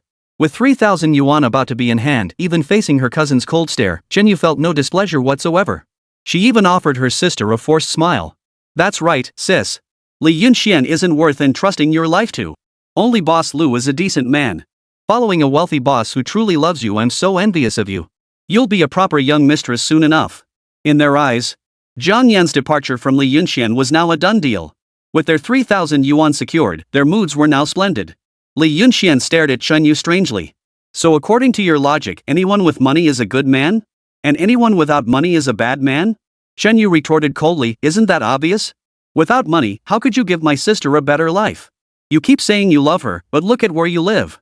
It's bad enough you don't eat well, but you can't even afford decent housing. Do you even deserve to be called a good man? Since she treated them like strangers, Li Yunxian didn't bother arguing. He smiled at Chen Ji. By your daughter's standards, it seems you're the bad man she's talking about. At a time like this guy still dared to be so arrogant toward him. Chen Ji flew into a rage. Li Yunxian, is this how you speak to your elders? Li Yunxian ignored them, turning his gaze to Lu Daliang. Mr. Lu, why don't you give us a tour of your restaurant? After all, my wife will be working here soon. She'll be the boss's wife. Shouldn't you show us around? Hearing this, Jiang Yan frowned slightly, shooting Li Yunxian a displeased look. Although Li Yunxian had prepared her mentally before coming. But at this moment, she still found it hard to believe. It's fine. Trust me. Li Yunxian wrapped his arm tightly around her shoulder. Lu Dalian felt a twinge of resentment that Li Yunxian dared to embrace the woman he had his sights set on. Yet, the thought that she would soon be his filled him with exhilarating joy. Ha! Happiness had come so suddenly. How could someone wear the green hat so naturally? At that moment, he even felt a hint of admiration for Li Yunxuan's pathetic nature. Alright, come on over. Since you'll both be working here from now on, I should properly introduce you to everyone. Lu Dalian led Li Yunxian and the other man on a tour of the main hall, the private rooms, and the kitchen. Overall, the place was surprisingly spacious. Over 500 square meters, to be exact. Most importantly, all these premises belong to the Lu family. They really had some clout in Zhangcheng. Li Yunxian, I own 5 restaurants in total. This one is the flagship location, so we don't need staff here for now. But the other branches do need help. I'll arrange for you to work in the kitchen at one of them, washing dishes. Don't worry, the pay won't be too low, a solid $50 a month. How about it? Pretty decent, right? You can start tomorrow. Lu Dalian looked at Li Yunxian with smug satisfaction, his gaze drifting toward Jiang Yan, growing increasingly envious. Now that everything that needed to be said had been said. Why wasn't this Li Yunxian getting the hint and leaving? He quietly reached out to tug Jiang Yan's arm, signaling Li Yunxian to get lost. The next moment, with a sharp slap, his hand was decisively knocked away by Li Yunxian.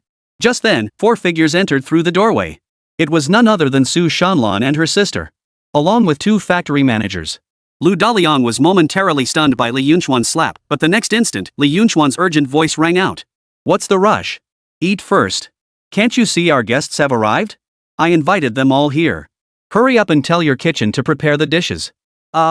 Just as Lu Dalian was about to respond, he froze in shock. In the blink of an eye. Outside the restaurant, a large crowd had gathered. By rough estimate, there were at least 200 or 300 people. They had completely surrounded his restaurant, leaving no room to move. Most crucially, among them was someone he recognized, the entertainment club owner, Sister Lan. Chapter 35, Straight Talk. A renowned figure in Zhangcheng. And those 2 middle-aged men, weren't they factory director Wang and factory director Bai? What stunned him most was, at that moment, Li Yunxian had already walked over with Jiang Yan, greeting Sister Lan and the others. They smiled back in response, appearing to be on quite good terms. Lu Dalian was utterly dumbfounded. What the hell was going on? That good-for-nothing Li Yunxian actually knew Sister Lan, the big boss of Zhangcheng? As he stood there dumbfounded, Sister Lan shot Lu Dalian a displeased look. Mr. Lu, all the guests are here. What's the hold up? Bring the menus over. Lu Dalian scrambled over like a puppy. His mind went completely blank. Lan's sister, how did you find the time to come? And these people are? Lu Dalian felt a bit embarrassed. He prided himself on having considerable connections in Zhangcheng. But compared to the big shots at the entertainment club, this one falls short by a mile. Sister Lan glanced at Li Yunxian and remarked to him in a matter-of-fact tone. Mr. Li here is treating us to dinner today. Since he's my friend, I naturally brought some people along. Factory director Wang and the others sneered coldly. That's right. Since our boss Li invited us to your fancy restaurant, you'd better serve up your signature dishes. Otherwise, our hundreds of brothers won't stand for it. Lu Dalian, who had been clinging to a sliver of hope, was utterly dumbfounded. He looked at Li Yunxian, unsure whether to laugh or cry. Li Yunxian actually knew Sister Lan. Wasn't he a good-for-nothing? Wasn't he a gambling addict? How could he know Sister Lan, let alone these bicycle factory directors? And there was another young man who looked unfamiliar, but judging by his attire, he was either wealthy or well-connected. He was completely thrown off balance. Sister Lan glanced at him and remarked indifferently. I've heard all about it. Mr. Lu, your restaurant business keeps expanding. You don't give a damn about the whole city of Zhangcheng. You even have the nerve to openly covet my friend's wife and show up at her doorstep. Mr. Lu, your audacity is truly admirable. Lu Dalian broke out in a cold sweat on the spot. Haha, misunderstanding. It's all a misunderstanding. I only hired Jiang Yan because she's talented. I had no other intentions. Brother Li, you agree, right? Li Yunxian had no desire to waste words on him. His voice was flat. Mr. Lu, let's be clear. You've crossed me. If you want to keep doing business in Zhangcheng, forget it. You have 2 options now. First, transfer the leases for your 5 restaurants at market value. I'll pay you in installments, but you can forget about running this business here. Second, you can oppose me. But I guarantee you won't be able to open these 5 restaurants anywhere in Zhangcheng. After all, even if I agreed, my 300 brothers wouldn't. At that moment, Lu Dalian finally understood what Li Yunxian meant when he said Jiang Yan was the boss lady here. It turned out he'd never been the real boss at all. That damn Qinji, he's ruined me. Lu Dalian gritted his teeth in fury.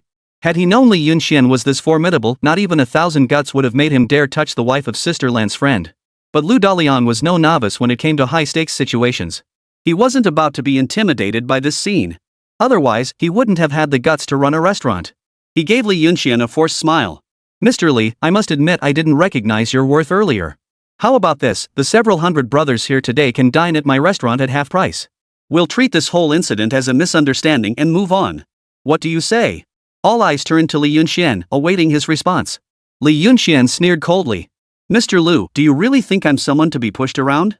You came to my house trying to steal my wife, and just now you even tried to grope her right in front of me. You call this a misunderstanding? What do you take me for? Sister Lan, standing nearby, watched Lu Daliang with schadenfreude. Mr. Lu, let me remind you Mr. Li is the owner of two of Jiangqing's largest bicycle factories. You've made an enemy you can't afford to have. Lu Daliang's face darkened. He hadn't expected Li Yunxian to have such powerful connections. He knew today's incident wouldn't end well. Dropping all pretense, he shouted angrily. Mr. Li, I didn't build my restaurants in Jiangqing out of clay. Let me give you some advice: make more friends, open more doors. Don't push it too far. Connections? Who doesn't have them? His connections certainly couldn't match those of Sister Lan from the entertainment complex. But if it came down to a fight to the death, he wasn't afraid. At worst, it would cost him more money he could afford to pay. He was prepared to go all in. His restaurants brought in steady daily revenue. If Li Yunxian bought it out, it would be no different than cutting off his livelihood. Li Yunxian laughed bitterly. He was the one who had crossed him, yet Li Yunxian hadn't pressed the issue back then. Now it was Li Yunxian who was pushing his luck. Now he dared accuse him of being unreasonable. Su Shan stepped forward at the right moment. He silently observed Lu Daliang before rising to approach him. Mr. Lu, right? Do you know me? Lu Daliang looked at him in confusion. You are. Su Shan leaned close to his ear and spoke softly. In just a moment, Lu Daliang's face drained of color. He collapsed to the ground, utterly defeated. It's over. Everything's over. Watching this scene, Li Yunxian smiled with satisfaction and addressed the brothers present. Everyone, you've worked hard. Today marks the grand opening of this establishment. We're not about pomp and circumstance, just eat and drink your fill. The most shocked person, of course, was Jiang Yan. She stared at Li Yunxian in utter disbelief, her eyes wide with shock. She knew her husband had been making waves lately, but she never imagined he'd be connected to such a big shot.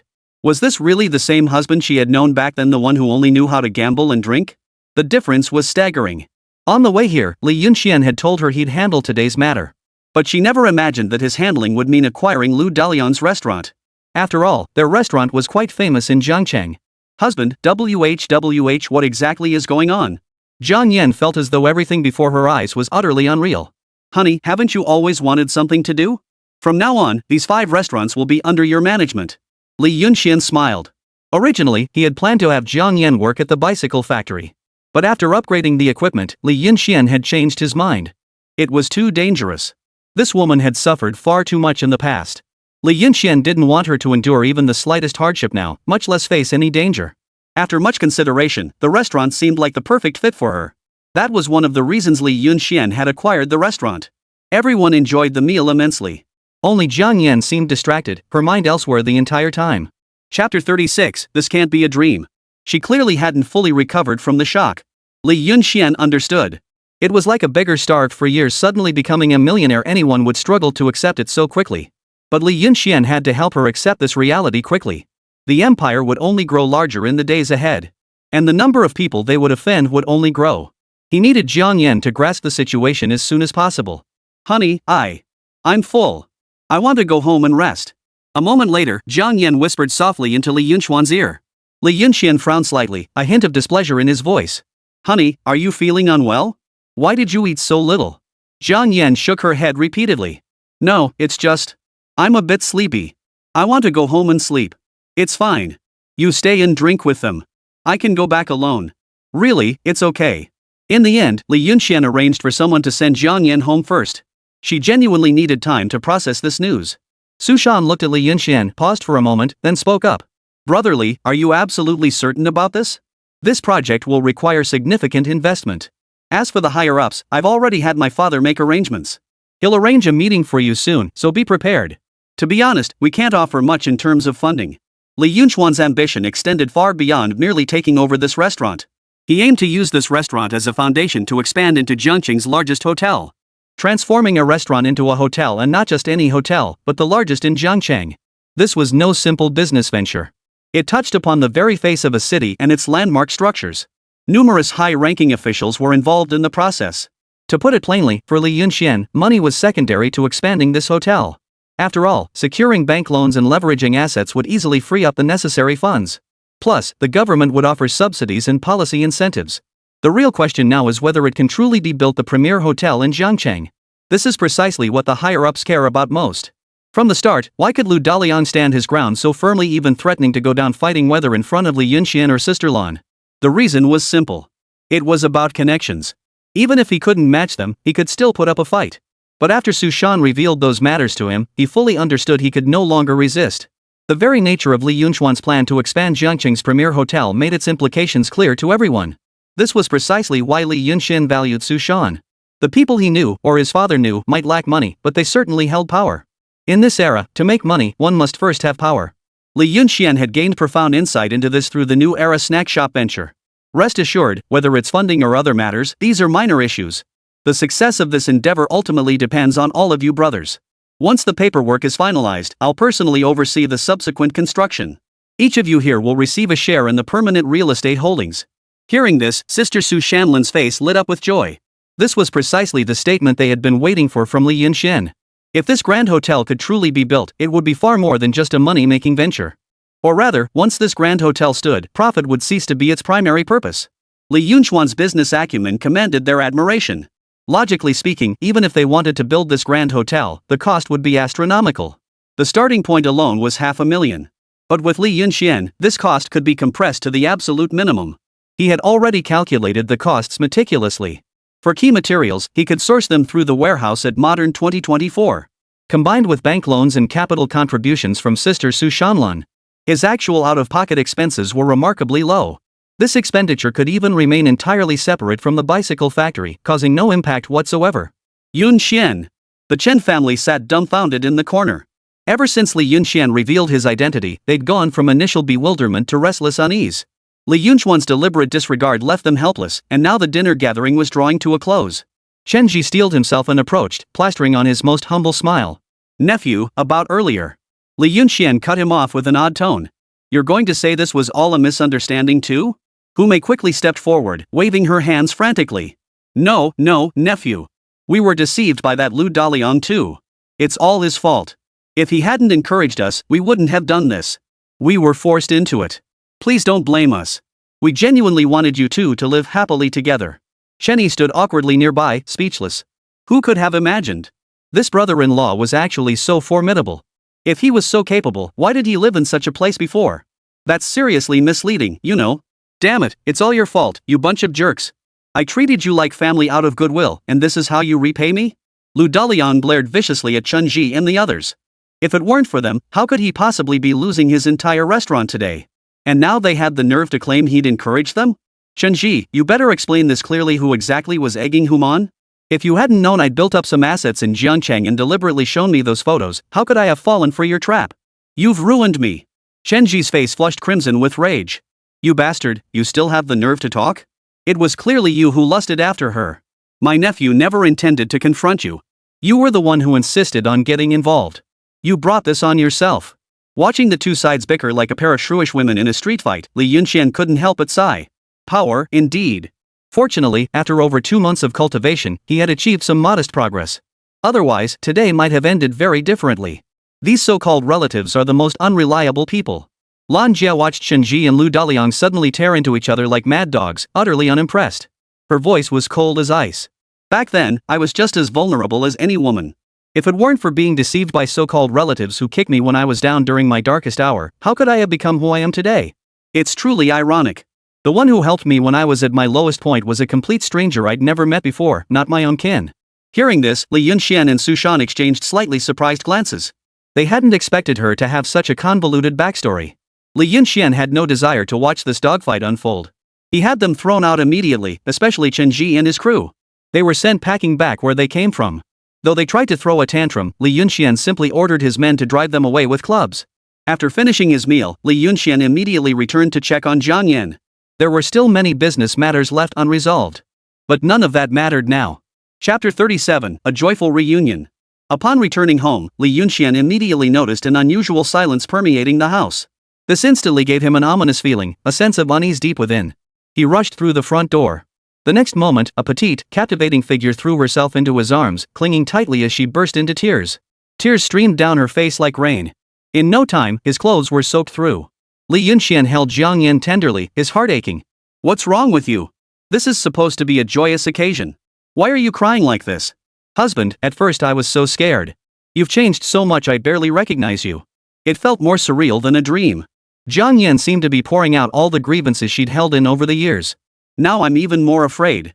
I'm afraid this really is a dream. I'm afraid I'll wake up, and when I do, I'm afraid you'll treat me like you used to, beating and berating me every day. If that happens, I'd rather just die. After a long while, Jiang Yan finally cried herself out and fell asleep in Li Yunxuan's arms. This was likely the second time she'd cried herself to sleep. Li Yunxian smiled with relief, holding her tightly. He knew this would be the last time. After this moment, Jiang Yan would return to being the most innocent and pure girl she once was. She would no longer shut her heart away. After a long while, he carefully laid Jiang Yan on the bed and breathed a sigh of relief. He hurriedly opened the time portal and returned to 2024. In 1982, he didn't have much money, only a few hundred yuan. That's right, with a net worth of just a few hundred yuan, Li Yunxian dared to take on a luxury hotel project worth hundreds of thousands. Strictly speaking, he hadn't invested a single penny into the bicycle factory. The equipment and manuals had all been purchased from the present day, and profitability remained elusive in the short term. In the modern era, the profits from antiques had already been substantial enough, more than he could possibly spend in the short term. As for the cosmetics and the oddball items Sushan needed, they were cheap goods to begin with. But he gave part of his earnings to Jiang Yan, and another portion went toward opening Li Hao's snack shop. To put it plainly, he didn't have much money in 1928. The road to wealth was long and arduous. Fortunately, even the fastest processing of the Grand Hotel project approval would take at least 2 months. These 2 months represented his golden opportunity to make money. Previously, when items purchased from 2024 entered 1982, Li Yunxian mostly gifted them to build connections. But starting this time, it was serious business. This time, Li Yunxian purchased a larger quantity of bearing housings from 2024, as many as 500 units. He also bought bicycle headlights. For cosmetics, Li Yunxian no longer bought low-end products, instead focusing on the hottest brand in 2024 at the time, the Mandarin Duck brand. Snacks and audio equipment were also purchased in bulk. Of course, Li Yunxian remained cautious with these purchases. He registered as an individual business owner and secured a larger warehouse. Purchasing through this individual business allowed him to secure discounts even lower than wholesale prices. This time I should make a decent profit. Oh, and I just need to pick up some modern cakes before heading back. Li Yunxian made a thorough sweep of the cake shop, ensuring nothing was missed, before leaving with satisfaction. This stockpile would last him a long time. Back to the world of 1982. Jiang Yan, having rested all night, was in high spirits.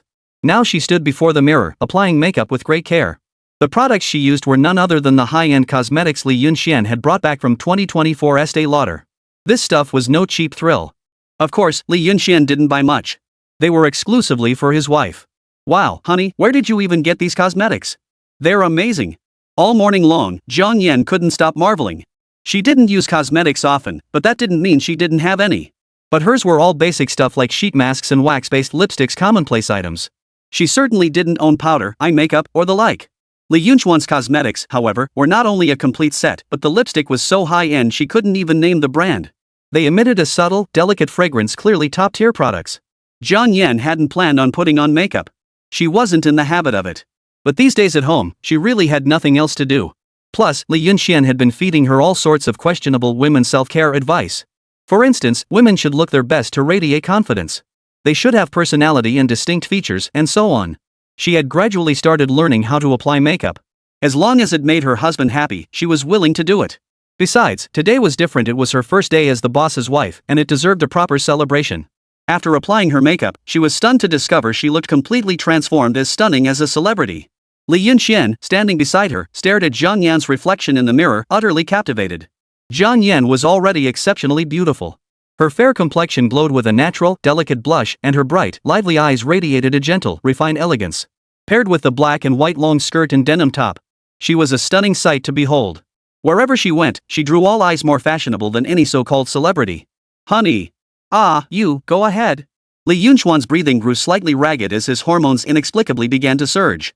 He could barely contain his urge to take her right then and there. I suddenly feel like you're not quite good enough for me anymore. Jiang Yan playfully stuck her tongue out at Li Yunxian. Oh, you little angel. Now that you've got a new hat, you don't love anyone anymore, huh? Talking to your husband like that? You're asking for a beating. Li Yunxian grinned wickedly at her, his hands slowly reaching out. Ah, stop it. Didn't you teach me this? You said little fairies should be confident and radiant like this. Stop tickling me. You're being violent. I hate you. After a morning of playful bickering, they were finally ready to set off. Along the way, Jiang Yan fully experienced a life unlike any she'd known before. Ever since Li Yunxian asserted his authority at Lu's restaurant, most people in Jiangcheng had heard his name. It could be said that Li Yunxian had become something of a local celebrity. Along the way, the stares directed at Jiang Yan were no less intense than those given to Li Yunxian earlier, perhaps even slightly more so. Their jaws practically dropped to the floor. Of course, they dared not provoke Li Yunxian now. They all knew this man was now exceptionally powerful. They finally arrived at the Lu's restaurant. Or rather, it was now called the Jiangyan Grand Hotel. Yesterday, under Li Yunxuan's arrangements, the staff had made some minor adjustments. Now, a red carpet lay at the entrance, adorned with red lanterns, while over a dozen employees stood uniformly at the doorway. The atmosphere was festive and joyful. As Li Yunxian and his companion approached, the staff members bowed in unison. "Welcome, boss and madam." Li Yunxian smiled at Jiang Yan. "Honey, you've always wanted to find something to do for yourself, right? I've got so much business I can't handle it all. From now on, these chain restaurants will be yours. Once the permits come through, you can expand this flagship location into a real grand hotel several times bigger than it is now." Jiang Yan clung tightly to Li Yunxian. She knew that starting today, she no longer had to dream all of this was real. "Honey, thank you. I love you." The restaurant was bustling with activity today. Lan Jie, Su Shan, several factory directors, and even Chen Lijuan and others had all brought their friends and clients to dine. The entire restaurant was filled with festive cheer, with tables spilling out onto the outdoor seating area. Just then, Su Shan approached mysteriously. "Mr. Li, congratulations. But I also have something to discuss with you." Li Yunxian smiled at him. "What's our relationship? Go ahead and speak freely." Su Shan looked at him earnestly. "You remember that warehouse I mentioned before? I need to expand it." Chapter 38, Department Store. Li Yunxian, I've thought it through. This covert selling won't work long term. The profits are decent, but the customer base is too small. You know my clientele, they're all well connected. I can't make much off them anyway. The limitations are too great. If we don't expand, it won't matter how many novel items you bring me. Su Shan said earnestly. He'd been mulling this over for a long time. He had invested a considerable sum in purchasing goods from Li Yunxian. Even with his father being the bank president, such spending was unsustainable. Li Yunxian, you're sharp. Tell me, how should I approach this expansion? I think you can offer solid advice. I want you to see my vision. You've got all these foreign goods, right? Let's sell a little of everything and turn this into a department store. Su Shan understood only that expansion was essential. As for how to execute it, he needed Li Yunxuan's input. It's a decent idea, but you know how it is, the market in Jiangcheng is only so big. Expanding like this means you'll be stealing business from the department stores. Do you have the clout to antagonize them? Li Yunxian knew this era all too well. The city's sole department store essentially monopolized 80% of Jiangcheng's goods market. The remaining 20% was shared among all the small vendors in Jiangcheng. The disparity was staggering. Jiangcheng's wealthiest man was Guo Huai, the owner of the local department store. Li Yunxian was well aware of this fact. Li Yunxian knew Su Shan had some connections and powerful backers, but attempting to scam the city's wealthiest individual seemed like a pipe dream to him, utterly unrealistic. This era was completely different from the modern times. Li Yunxian knew different markets, different environments. In the modern world, as long as you had a good product, you had a chance to succeed. You could make money. But the 1980s were different. In this era, many industrial products lagged behind those of neighboring countries, yet they were sold at exorbitant prices. Didn't the wealthy know foreign products were superior? Wouldn't they sell better if they were available in the market? Moreover, this was the era of reform and opening up, when the nation welcomed foreign investment to do business. But the more backward the region, the less welcoming it was to foreign investment. Why? Simply put, imported goods severely disrupted local markets. Once foreign capital flowed in and cheap goods entered the market, it became unacceptable to those who had already made money locally. This meant the local business ecosystem would be reshuffled. Maintaining the status quo allowed local tycoons to comfortably remain 10,000 yuan households. They could live lives of comfort and privilege above the common folk. But if ordinary people gain access to high-quality, affordable industrial goods, what happens to their products? What about their distribution channels? How will they continue to profit? The intricacies behind this are numerous. Behind every industry lies a web of interconnected interests. These players are remarkably united. Anyone daring to challenge their core interests faces a united front of opposition. Today marks the most perilous era for the economy. Making small profits? No problem. No matter how Su Shan sells it, to how many people, or how much profit he makes, just don't flaunt it. Given his background and connections, no one will target him. But if he wants to go public and open a proper department store? That's dangerous territory. Wow, there's so much to it. Listening to Li Yunxuan's explanation, Su Shan froze. Truthfully, he hadn't considered all this before. After all, he'd lived a life of privilege since childhood, doing as he pleased. Even those with power and influence would give him some face. Li Yunxuan's words suddenly made him realize something. People gave him face because of his status, but if he threatened their interests, that status became worthless. After all, interfering with someone's interests was akin to killing their parents. Seeing the look on Su Shan's face, Li Yunxian knew he hadn't thought it through. The kid truly believed that with those high-end goods alone, he could capture most of Jiangqing's market and make a fortune. It was overly naive, but understandable. At best, he was still just a bank clerk. His vision and perspective needed broadening. What should I do? I've been planning this for ages. Li Yunxian, you have to help me figure this out. I've got a lot of goods on hand now, and I'll need to get more from you later. I can't afford to have all this stuff stuck in my hands. Su Shan frowned deeply. His current inventory was worth at least several thousand yuan. For the average family, that amount might be more than they could ever earn in a lifetime. For him, it was equally painful money he'd saved through years of hard work. Li Yunxian thought for a moment before replying earnestly. Go talk to Jiangqing's richest man, Guo Huai. Your standing absolutely qualifies you to meet him. I'll give you a tip, he should agree. Just say this. After hearing Li Yunxuan's words, Su Shan's face twisted like he'd just eaten a bitter melon. THTH this. Li Yunxian, this idea is far too risky. Li Yunxian shrugged indifferently, taking the opportunity to encourage him. If you want to make big deals, this is how it goes. No risk, no reward. You think you can get something for nothing? Anyway, it's up to you. I've already laid out the plan. Do you want to be a lowly clerk forever, living an ordinary life with no worries? Or do you want to pull off one big move, prove yourself to everyone, and end up marrying a rich, beautiful woman? Oh, wait, you're married. Then aim for the pinnacle of life. After a long pause, Su Shan seemed to make a monumental decision. In the end, he agreed. All right, I'll go for it. That's the spirit. Come on, let's go drink. Li Yunxian smiled with satisfaction. Since his friends were all big shots, business talk was inevitable. Li Yunxian specially reserved a premium private room to entertain his guests. Sister Lan, the two factory directors, and Su Shan. Just the four of them. As for Li Lijuan, she was a friend introduced by Su Shan, but she and Li Yunxian had little business dealings now. Just some odd snack deals and such. She simply joined the meal to congratulate Li Yunxian and the others before leaving early. She runs a small supermarket in a neighboring county town near Jiangcheng. Unable to stay long, Li Yunxian expressed his understanding. As for Li Hao, he was minding the shop. Business at the snack store remained fairly brisk daily, though it wasn't large enough to warrant hiring help. So he hadn't come either. After several rounds of drinks at the dinner table, Li Yunxian, now that we're all family, we've witnessed your rise from opening that snack shop to acquiring Jiangqing's largest restaurant in no time. Your capabilities are clear to all of us. Sister Lan spoke first, raising her glass toward Li Yunxian. When it came to banquet etiquette, Sister Lan held the most authority among them and was the most adept at keeping the atmosphere lively. As soon as she finished speaking, everyone raised their glasses. Heh, that's right, Boss Li. From now on, we brothers will be counting on you to make us money. The two factory directors also raised their glasses with smiles.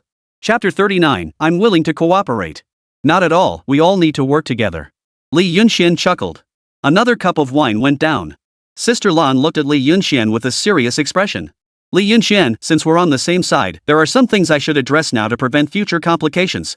Hearing this, Li Yunxian immediately listened intently. The others also turned their attention to them. When it came to connections in Jiangcheng, Sister Lan's word was law. Who do you think is the most powerful figure in Jiangcheng right now? Who holds the greatest influence? Without hesitation, Li Yunxian replied. Guo Huai, of course. He runs the largest department store in Jiangcheng. I hear his net worth has already surpassed 1 million. Even the mayor gives him some face. In business, anyone who can give him the green light will do so. This was only natural. As the wealthiest man, Guo Huai, he has a responsibility to drive local economic development and collaborate with the government in building Jiangcheng. When it comes to construction projects, it's only natural to assist him whenever possible, no questions asked. That's why Guo Huai is the ultimate boss in Jiangcheng. He wields both wealth and power. He was far beyond comparison to Su Shan's father, the bank president. The bank president, at the end of the day, is just another civil servant with a cushy job and limited capabilities. His only advantage is getting advance notice on policy updates that ordinary folks don't see. Not bad, seems you know a thing or two. Sister Lan nodded and continued, Guo Huai is formidable, ruling Jiangcheng with an iron fist. But do you know who else is in the opposing camp challenging him? Li Yunxian was taken aback. Frankly speaking, Jiangcheng was just a small city. Its scale is limited. So while Guo Huai could be said to have absolute authority in Jiangcheng, Li Yunxian truly never imagined there could be another faction in Jiangcheng capable of standing up to Guo Huai. If that was the case, then the other side truly possessed considerable audacity. Li Yunxian pondered carefully for a moment. Our Jiangcheng is located in the south and is rich in sugarcane. There's a specially planned industrial zone in the small villages south of Jiangcheng. Their processed sugarcane monopolizes the sugar industry in Zhangcheng. If we're talking about who could truly rival Guo Huai, I think it would only be the owner of that sugar factory. Sister Lan shook her head with a smile. The sugar factory was funded by Guo Huai. Moreover, the refined sugar produced there is shipped out of the region. Locals like us can't get our hands on that processed sugar without connections. The very first destination for that refined sugar is the north. Li Yunxian couldn't help but let out a bitter laugh. These matters were indeed beyond his understanding. If Sister Lan hadn't brought it up herself, they would never have known these behind-the-scenes details. It turned out that the cane sugar they bought in the local market wasn't even locally produced. Sister Lan cut straight to the point. Mr. Li, I'm telling you this to make it clear, Guo Huai is truly formidable. His business interests no longer confine themselves to our region, he's setting his sights on much broader territories elsewhere. The one who can truly stand toe-to-toe with Guo Huai isn't far off, he's right here before our eyes. Lan's sister shot him a look that spoke volumes. Sister Lan, don't joke around. Your entertainment venues might be successful, but I'm not trying to knock you down. You can operate here because Jiangcheng has a small population and low local spending. Guo Huai wouldn't even glance at such a fly-specked market. If he really wanted to get involved, you'd be out of the picture. Sister Lan rolled her eyes at Su Shan's words. Who said it was me? She turned to Li Yunxian. It's us. In Jiangcheng, the only ones who can go toe-to-toe with Guo Huai are us. The others erupted in an uproar at her words. The two factory directors, in particular, felt both flattered and overwhelmed. They waved their hands repeatedly. Ms. Lan, we're no big shots, just small factory managers. To put it bluntly, their bicycle factories were practically on the verge of collapse. Had it not been for Li Yunxian taking over and helping them turn things around, they'd be no different from ordinary people now. Could they possibly stand up to Jiangcheng's wealthiest tycoon? Not even drunk enough to entertain such a thought. Li Yunxian understood Sister Lan's meaning the moment he heard her words. He pondered for a moment, then his eyes lit up. You're right. As you say, the only ones who can stand up to Guo Huai now are us. This is an opportunity, a once-in-a-lifetime opportunity. Lan Jia nodded with a satisfied smile. Exactly. You're exactly the kind of person I believe in, sharp as a tack, getting straight to the heart of the matter. Su Shan scratched his head. He understood the words individually. But why did it feel like he didn't know what it meant? What the hell are you guys talking about? Can you explain it in a way I can actually understand? Li Yunxian looked at everyone excitedly. Didn't Sister Lan just explain? Guo Huai holds absolute dominance in Jiangcheng. Practically no one dares challenge him. That means we have the chance to be the first to do so, that's the opportunity. And Sister Lan isn't just running the KTV business now, she's also taken over the cosmetics business I was handling. Plus, with the two factory managers on board, our factory may not be huge, but it has tremendous growth potential. In Jiangcheng, we're now a formidable force. Among other bicycle factories, only Sanxiang can compete with us, the rest don't stand a chance. And Su Shan? She's equally ambitious, aiming to open a department store. That's essentially trying to steal Guo Huai's business. Don't you all see the opportunity here? Our personnel aren't crucial, but our assets have reached a significant scale. Moreover, Guo Huai's business focus isn't in Jiangcheng, it's elsewhere. Isn't this our chance to rise? Hearing this, the others paused to consider, then suddenly understood. True, they certainly lacked capital now. Only Sister Lan could contribute funds. But they possessed market assets. This wasn't something money could measure, it was valuation. As long as the valuation was high, there was market value. Li Yunxian, what are your plans now? Share your thoughts. We're all friends here. Making money is tough to do alone. I'm not saying we can take down Guo Huai, but if we work together, I believe we'll carve out a place for ourselves in Jiangcheng.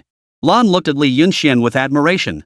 From their first meeting, she had recognized his extraordinary qualities, his poise and vision set him apart. His subsequent money-making strategies further confirmed he was a man capable of great things. Li Yunxian thought carefully before replying. To establish a foothold, Su Shan's department store must open first. I've already agreed to partner with him on this, so I've taken a stake. Sister Lan, since you brought it up, it now depends on whether you're willing to invest. A department store can't be launched by just one or two people, but if Sister Lan joins us, it would make things much simpler. Li Yunxian then explained the details of the department store project he had previously discussed with Su Shan to Sister Lan. After listening, she was momentarily stunned. But after a moment, she looked at Li Yunxian with determination. Smiling under their sincere gazes, she extended her hand. I'm willing to partner with you. Chapter 40, Li Gu's counterattack. With Sister Lan on board, everything fell into place. Moving forward, Sister Lan and Su Shan would handle the capital investment, while Li Yunxian would serve as the stable channel for sourcing goods. That very day, Su Shan delivered some good news. Excited, he sought out Li Yunxian. Bro, they've agreed to let us open a department store. Li Yunxian nodded. To open a department store in Jiangcheng, they first needed to approach the right-hand man of Guo Huai, the top lieutenant under Jiangcheng's current wealthiest man. Guo Huai had long since left Jiangcheng, shifting his business focus elsewhere. All matters, big and small, in Jiangcheng were now decided by his top lieutenant, Li Gu. Opening a department store without permission would surely invite trouble. Therefore, Li Yunxian instructed Su Shan to prepare some gifts to present to Li Gu. The gifts, naturally, were pagers and some imported audio equipment. People in this era were crazy about such gadgets. Fully imported, they typically cost tens of thousands. But in Li Yunxuan's modern world, these were ancient relics, easily obtained for a few hundred yuan. Using a few hundred yuan worthless in the modern era to make a 10,000 yuan deal in 1982 was a surefire win. And since Su Shan was footing the bill, Li Yunxian didn't feel the slightest bit of regret even if the other party hadn't contributed much. In any case, Su Shan felt he'd come out ahead, buying all this equipment from Li Yunxian at cost price. Li Yunxian also felt he'd made a profit. Li Gu, however, made the biggest profit. After all, these sets of equipment were worth tens of thousands of yuan in this era. With the gifts delivered, they could now open their department store. For starters, they wouldn't face overt hostility, at least not like the thugs who had vandalized Li Yunxuan's snack shop before. With all these matters settled, Su Shan's department store successfully opened in Jiangcheng. The total investment? Over 10,000 yuan. Back then, over 10,000 yuan was an astronomical sum. Had Su Shan not been a bank employee with access to large loans, coupled with the financial backing from Sisterlon, this department store would never have gotten off the ground. Within just half a month, Su Shan's department store, offering novel imported goods and attractive low prices, it immediately snatched away half of Guo Huai department store's business. Daily revenue reached 1,000 yuan. Net profit soared to 500 yuan. This far exceeded Li Yunxian and the others' initial expectations. Li Yunxian contributed technical expertise and sales skills as equity partners. Over the past fortnight, his account dividends alone had already totaled several thousand yuan. In a small villa within Jiangcheng's construction district, a middle-aged man in a suit listened to his subordinate's report, puffing on a cigarette with a frown. Behind him, two young, beautiful women massaged his shoulders. On the table sat a stemmed glass and a bottle of imported red wine. That Su Shan is a sly bastard. Who'd have thought his department store was so profitable? That kid really pulled one over on me. At first, he hadn't taken Su Shan seriously. Their Guo Huai Mall had long dominated the entire market share in Jiangcheng. What difference could Su Shan make by opening another department store?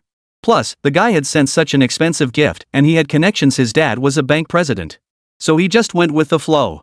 Li Gu certainly wouldn't refuse. He knew full well the other party couldn't pull it off. Yet the outcome far exceeded his expectations. Over the past 2 days, he had his people thoroughly investigate Su Shan's department store. What he discovered raised red flags. Su Shan's department store stocked everything from daily necessities to novel foreign imports, with an inventory too vast to count. Most astonishingly, the prices were hardly higher than those at Guo Huai department store. Yet the quality was several times better. Compounded by Su Shan's relentless promotional campaigns during this period, they had siphoned off the majority of Jiangcheng's department store customer base. He couldn't sit still any longer. Boss, our department store is the foundation of our operations in Jiangcheng. If we let those guys keep this up, we won't be able to report back to the big boss. Hearing this, Li Gu's brow furrowed slightly. I understand perfectly well. But I've taken their favors, and substantial ones at that. I can't openly target them. The marketplace is a battlefield. This time, he misjudged the situation. It was indeed unthinkable that the other side could rise so rapidly in just half a month. But Li Gu had risen to become Guo Huai's top lieutenant for a reason. He was clearly no ordinary man. He suddenly smiled and addressed his men. Go. Investigate the investors backing Su Shan. He couldn't have built such a massive commercial complex alone, let alone stock it with so many imported goods. Get to the bottom of this. Li Gu had already made up his mind. The rival department store was currently riding high, and he couldn't disrupt its operations. The mall had its own rules. But he could approach it from another angle. Before long, his subordinate placed a dossier before Li Gu. HM? Who is this Li Yunxian? Never mind, just a minor figure. But this Fan Lanlan, so it was you who's been working against me. Li Gu smiled indifferently. So it was Fan Lanlan who partnered with Su Shan to start this venture. Li Yunxian was just an intermediary. Li Gu didn't know what Li Yunxian was up to, but that didn't matter. He already had a plan. Lan Fanfang, you're abandoning your thriving KTV business to come bother me? Don't blame me for what comes next. Li Gu smiled faintly. Li Yunxian, your marketing strategy is nothing short of brilliant. I never imagined that in just half a month, our department store sales would hit 1,000 yuan. This is nothing short of a miracle. Inside the Su Shan department store office, Su Shan was visibly thrilled. Without Li Yunxian, he'd still be just an ordinary bank clerk with a modest fortune. But now, He was the big boss of a department store business. Although he had given Li Yunxian a 30% equity stake, he barely had to lift a finger. He simply compiled a list of required items and handed it to Li Yunxian. Then, through Li Yunxuan's channels, he'd purchased these imported goods at rock-bottom wholesale prices. During this period, Su Shan's only investment was loan capital and some personal connections. He made a killing. Li Yunxian also made a killing. To ensure the smooth operation of the department store going forward, Li Yunxian rented a 500 square meter space in the modern area to store the department store merchandise. The rent wasn't expensive, just over 4,000 yuan, since it was located on the outskirts of the city. From now on, when Li Yunxian needed to procure these goods, he only had to call his specialized suppliers. They would deliver the goods to the warehouse, and Li Yunxian would then shuttle them to the store. It was no exaggeration to say, Li Yunxian had now become a veritable 10,000 yuan household. After all, the money spent on procurement flowed into his pocket, plus a 30% equity dividend. This single department store venture alone had already made him a fortune, and this was just the beginning. With more investments to come, establishing himself in Jiangcheng was only a matter of time. The current equity dividends are straightforward. Chapter 41, What You Fear Comes True. Su Shan contributed the lion's share of the investment, so he received a 40% equity dividend and held the company's decision-making authority. Li Yunxian and Lan Fanfang each held 30%. Li Yunxian, what do you think about launching a new pager model soon? Our domestic pagers are still too outdated compared to foreign ones. If we can be the first to launch the new pager in Jiangcheng, it would be incredible. We could seize the upper-tier market there first. By then, Huawei trading wouldn't stand a chance against us in this sector. Su Shan pondered for a moment before replying earnestly. Their department store had plenty of merchandise. But they were all basic daily necessities, snacks, DVDs, and the like. These items weren't ordinary, they were all imported goods. Yet the selection remained rather monotonous. After all, Huawei trading had long been selling pagers, DVDs, and large-screen televisions. These are the standard offerings for a commercial mall. Without these items, no matter how big they grew, they'd remain little more than oversized convenience stores. Su Shan was genuinely dissatisfied with the current situation. Alright, I'll coordinate with overseas suppliers on these matters. I'll handle it as soon as possible. But you can't let us down on the funding front. If we're actually going to procure those items, even at wholesale prices, they won't be cheap. Li Yunxian pondered carefully for a moment before nodding with some difficulty. Truthfully, this task was no small challenge. In the modern era, gadgets like pagers and DVDs had long been obsolete and phased out. There weren't many manufacturers of such products domestically. They could be found, but it would take time. Moreover, modern electronic devices like pagers were quite expensive. Purchasing them in bulk would require not just hundreds of thousands, but millions of yuan. Because outdated pagers have long been phased out. Now it's all about the new generation. Moreover, he was also mindful of Su Shan's financial situation. Their department store had been open for half a month now. It started turning a profit from the 5th day of operation.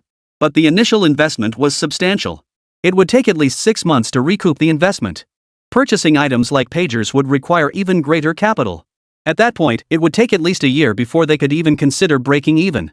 Moreover, once procured, it would significantly impact the pager vendors in Jiangcheng. This must also be factored in.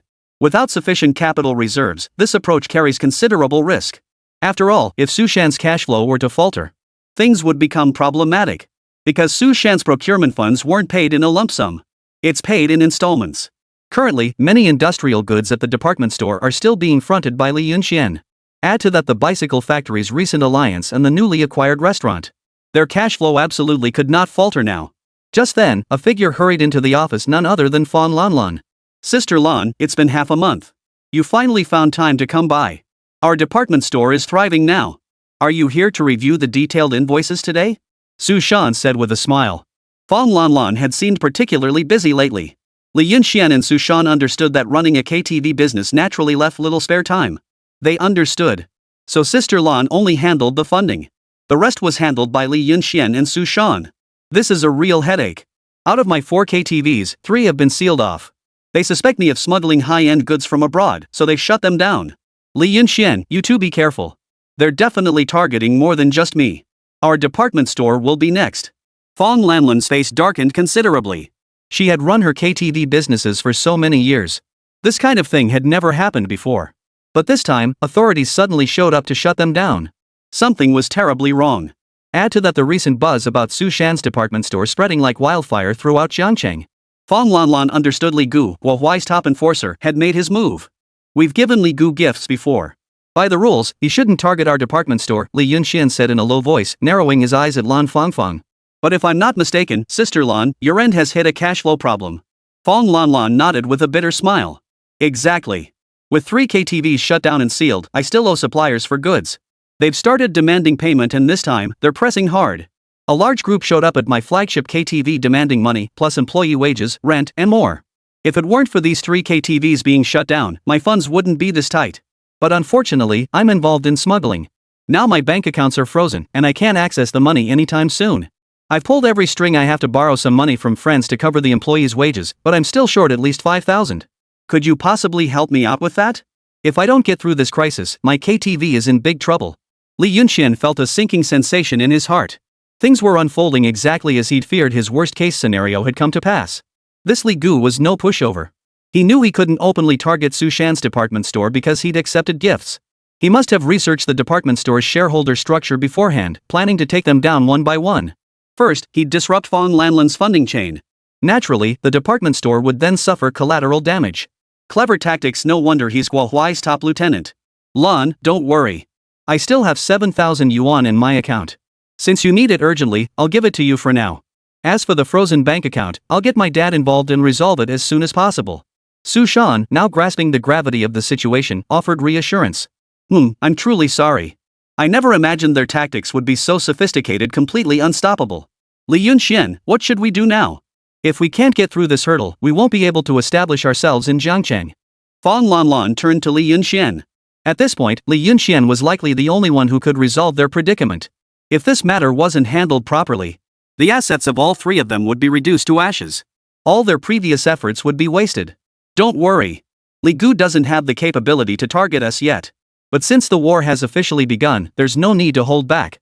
Sister Lan, you go back and handle the KTV situation first. As for this side, we'll take care of it. Neither side can afford any more problems now. Fong Lanlan nodded, no longer lingering. She hurriedly left with the money Su Shan had given her. Bro, our department store just opened not long ago. We've only got 2,000 left in the account. This is a real headache. Rent's manageable at 900 a month, but paying the staff's wages is a huge expense. Su Shan sighed with a headache. Their department store now employed 7 staff members. On average, monthly payroll expenses exceeded 2,000 yuan. That alone was already insufficient.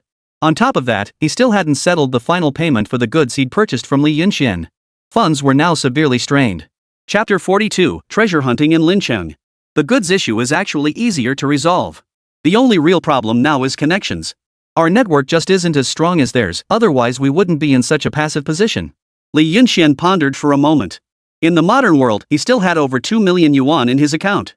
That was enough to cover 2 months' worth of goods. We'll take it step by step. Li Gu can't swallow us whole in one gulp.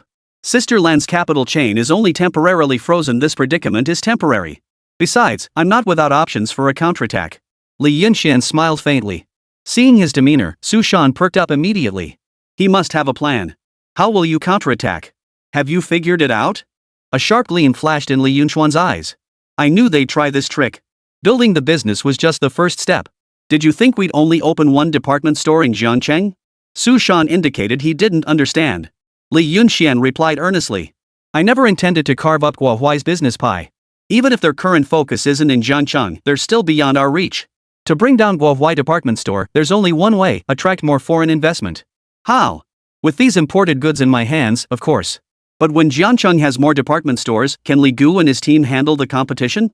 Our department store will serve as a sacrificial offering in the initial phase, a decoy to draw fire. Hearing this, Su Shan instantly understood. Li Yunxian was playing a grand game. So that's your plan, brother. That's incredibly bold thinking. Su Shan was genuinely stunned. Opening a department store in Jiangcheng wasn't about making money from the start. He intended to use this department store to attract Li Gu's attention. To bring in foreign investment. That was a truly clever move. Foreign capital doesn't fear local power players here. As long as they can make money, they couldn't care less about the rest. So this was your plan all along? This is the most intricate chessboard I've ever seen in my career. Su Shan was utterly impressed. Li Yunxian's mind truly operates on a different level. But how do we attract foreign investment? We don't seem to have much to offer locally. If there were anything attractive, it would have drawn them in already. And how do we profit in the long run? We can't just play the good guys while letting outsiders make money off us. Su Shan acknowledged that Li Yunxian's idea was sound. But there were many factors to consider. Allowing foreign investment isn't the end goal, it's merely to distract Li Gu. As for how to attract it, that's even simpler. I have access to the entire network of overseas distributors. With that alone, attracting foreign capital isn't difficult at all. Li Yunxian smiled faintly. With foreign investment flowing in, Li Gu won't be able to focus all his efforts on us. That's our chance to rise. If there's one downside to this plan, it's that Jiangqing's pie will be divided. Li Yunxian, however, didn't mind. Just like Guo Huai. Their sights weren't set solely on Jiangqing, they aimed to develop it into a base. Alright, we'll proceed as you suggest. We can hold out through this month. Su Shan said no more. All his businesses were now concentrated here. He had no choice but to trust Li Yunxian. Meanwhile, Li Gu's assistant smiled as he handed over the documents. Mr. Li, the nightclub situation has been resolved. Their funding chain is completely severed. Even if the bank wants to lift the freeze, it won't happen for another month. Only one of the 4 nightclubs remains. Li Gu nodded, letting out a cold laugh. This is what happens to those who cross me. Exactly. You're the boss's right-hand man, Li Gu. They thought they could profit here just because the boss is gone? That's impossible. The assistant chimed in. Li Gu shook his head. Actually, they're quite clever. This gift they gave me wasn't entirely without strings attached. At least on the surface, I can't take action against this nightclub. If they can keep pumping in funds later, they might actually be able to drag this out with us. But they probably won't have that much capital left, they're just a bunch of small-time investors. Opening this department store was already a stretch for them. And we've already taken out their wealthiest member, Fong Lanlan. Within a month, they'll be bankrupt. Li Gu smiled confidently. Everything was under his control. They were merely a bunch of dreamers, insignificant in the face of a local powerhouse like him. To think they could challenge his authority in Zhongcheng? Impossible. He would accept the gifts, but their business deal would absolutely not be allowed to proceed. Ever since Fong Lanlan's side ran into funding issues, Li Yunchuan's side remained business as usual. Daily sales remained exceptionally high. A solid 1,000 plus. Moreover, this trend continued to grow. Daily sales had now reached 1,200 yuan. The daily net profit consistently hit 600 yuan. Keep in mind this was back in 1982, heading into 1983. Achieving such results already counted as being among Jiangqing's wealthy elite. But Su Shan understood that this was merely superficial. Employee wages were a significant expense. He still has some money left over from his inventory purchases. But paying the employees' wages? That was truly impossible.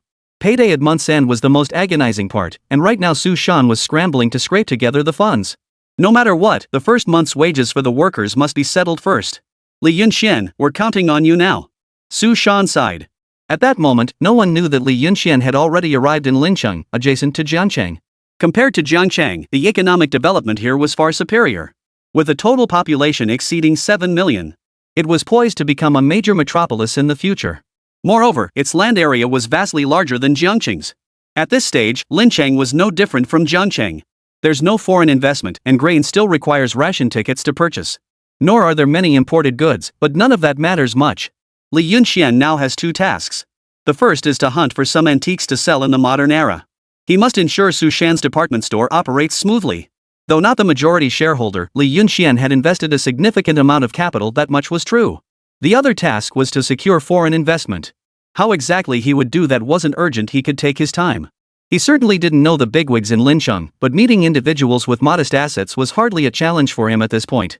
His first stop was Taobao City in Lincheng. This Taobao City was nothing like the one in Jiangcheng. Moreover, Li Yunxian had a substantial quantity this time. He planned to acquire enough antique treasures to sell in the modern world, then establish a genuine foreign trade logistics company. To make big money, scaling up operations was the primary goal, everything else came second. Chapter 43. This family used to be well off. Arriving at Taobao City in Lincheng, it resembled more of an alleyway. Many people around had placed their antiques for sale right outside their doorsteps. Each claimed theirs was a family heirloom. Upon arriving, Li Yunxian was speechless. Though he'd imagined this era's so-called treasure hunting market wouldn't be large, he hadn't expected it to feel like a joke. Li Yunxian approached one vendor's stall. Seeing the chamber pot left him speechless. Hey, boss, isn't this chamber pot just a household item you use at home? You're actually selling this? The chamber pot even had a sheen on it, as if it had just been washed. There was probably a lingering odor inside. And Li Yunxian hadn't guessed wrong. In the merchant's words, the lingering scent proved its authenticity. Young man, watch your words. This is a genuine Qianlong-era chamber pot, rumored to have belonged to some high-ranking official. It's nearly 100 years old, a true antique. If you don't know what you're talking about, keep your mouth shut. The shopkeeper flushed crimson with indignation. Li Yunxian sighed repeatedly, unwilling to waste words on such a person, and promptly left. Finding genuine antiques in this place wasn't as straightforward as it seemed. But they do exist if you search patiently. Li Yunxian believed he would eventually find one. Sure enough, Li Yunxian soon stopped in front of a stall. It was an old woman with a small child. The old woman was dressed plainly. Her face bore a weary, sorrowful expression, her complexion sallow and waxy, clearly malnourished. The child was even more frail and listless. Mother and child sat together at the entrance to their home. Before them lay two antiques. One was a ceramic vase, and the other was a golden hairpin. Li Yunxuan's eyes were sharp as ever. Both of these were genuine. Ever since he learned he could bring antiques back from this era to sell, he had intensively studied everything about antiques. Ceramic craftsmanship no longer existed in the country during this era. Not even a single decent factory could exist. And this ceramic piece clearly bore the hallmarks of that ancient forging technique. Boss, this is a genuine antique. You're actually trying to sell it? Li Yunxian couldn't help but ask. Fishing for treasures isn't a simple task. Many people know whether their items are genuine or fake. But those who know their items are fake yet insist they're real? That's rare indeed. The old woman looked at the young man before her with some surprise. This was someone who knew his stuff. He could tell at a glance that it was genuine. Many had come to her stall before, barely glancing at her wares before declaring them counterfeit. They were all trying to buy her antiques at rock-bottom prices. Though her family had indeed fallen on hard times, she wouldn't sell these heirloom antiques for peanuts. Young man, you really know your stuff. Both of these are genuine, passed down through my family. My husband went off to work elsewhere years ago and hasn't been heard from since. My daughter and I had no other choice but to sell them. These are both quite valuable antiques. Of course they are. Li Yunxian nodded. Name your price. If it's reasonable, I'll buy them. Since they're antiques, they should naturally be sold at antique prices. Getting a bargain like this doesn't happen every day. Besides, if Li Yunxian sold this antique in the modern world, he could get more money for it and buy even more things. By that calculation, he wouldn't lose out no matter what. If you're truly interested in buying, I'll part with the ceramic piece for 1,000 yuan and the gold hairpin for 300. Li Yunxian frowned slightly. 1,000 yuan was no small sum. In this era, 1,000 yuan held immense value. After all, the average monthly wage was only a few dozen yuan. A bit higher might reach 100 or so. By market standards, the asking price was actually quite reasonable for this era. But it was still a bit of a pipe dream. Who could easily come up with 1,000 yuan these days? The price for the gold hairpin is actually reasonable. Still, it was expensive. Gold hairpins are mostly gold. The metal itself isn't particularly costly in this day and age. What makes the gold hairpin valuable is its age. Overall, neither item is worth the price. At the very least, many wealthy individuals would never purchase them, since they can't tell if they're genuine. If it turned out to be fake, that would be a loss. Those without money certainly wouldn't buy them either. They'd just assume it's fake because it's priced so high. Boss, I don't want to take advantage of the situation. Both of these are genuine, but you know this price is out of reach for many. Let's be honest with each other. At a reasonable price, I'll buy your goods and help improve your life. You need to be reasonable about the price. Li Yunxian said earnestly. Hearing this, the old woman fell silent for a moment. These days, it was rare to encounter someone as honest as Li Yunxian. If Li Yunxian was genuinely sincere, perhaps they could negotiate. Well, how much are you willing to pay for my antiques? Li Yunxian thought carefully. 500 yuan. If you agree, we'll make the deal. 500 yuan? The old woman visibly hesitated. This young man was being a bit too aggressive with his offer. Young man, please add a little more. These are family heirlooms. My daughter and I rely on them for our livelihood. Hearing this, Li Yunxian fell silent for a moment before sighing. All right, 600. If that still won't do, I can't help it, this is the highest price I can offer. 600 yuan was a fortune in those days. Of course, this money was all the payment Su Shan had given him for the goods. Li Yunxian had only brought 1,000 yuan with him this trip. After selling everything, he'd have to rush back to the modern era to unload these items. After spending 1,000 yuan on this batch of antiques, Li Yunxian would have little left. Then he'd truly have to rely on his wife to get by. All right, deal. The old woman hesitated before reluctantly agreeing. Truthfully, she still felt the price was far too low.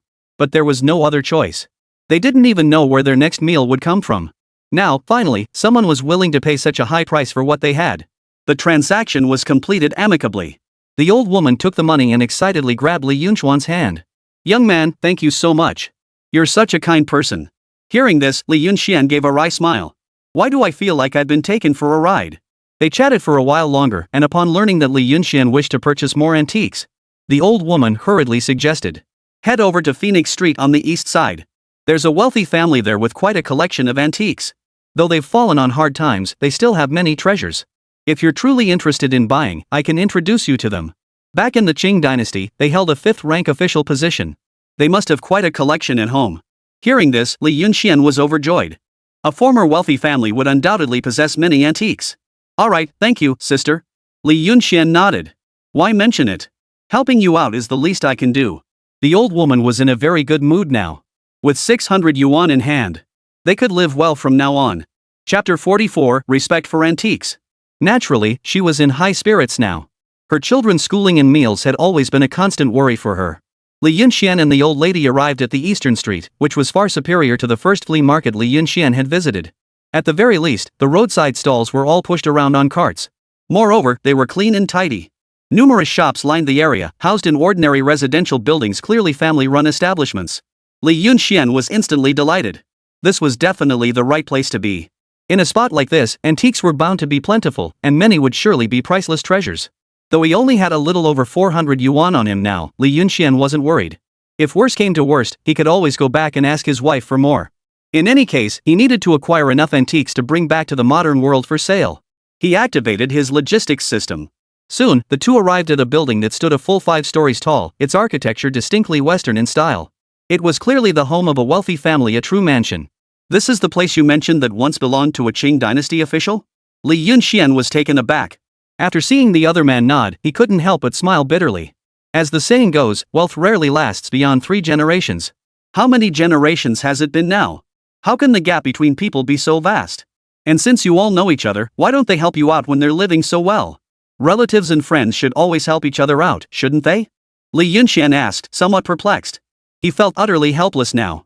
Just looking at this house, he knew this family was at least in the 10,000 yuan a year bracket, maybe even higher. They clearly weren't short on cash. He wondered if his offer would even be considered. Ah, young man, their family used to hold official positions, and so did ours. Wait here a moment, I'll go inside and put in a good word for you.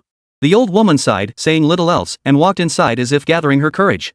Li Yunxian could clearly see that as the old woman stepped inside, her footsteps were heavy and laborious.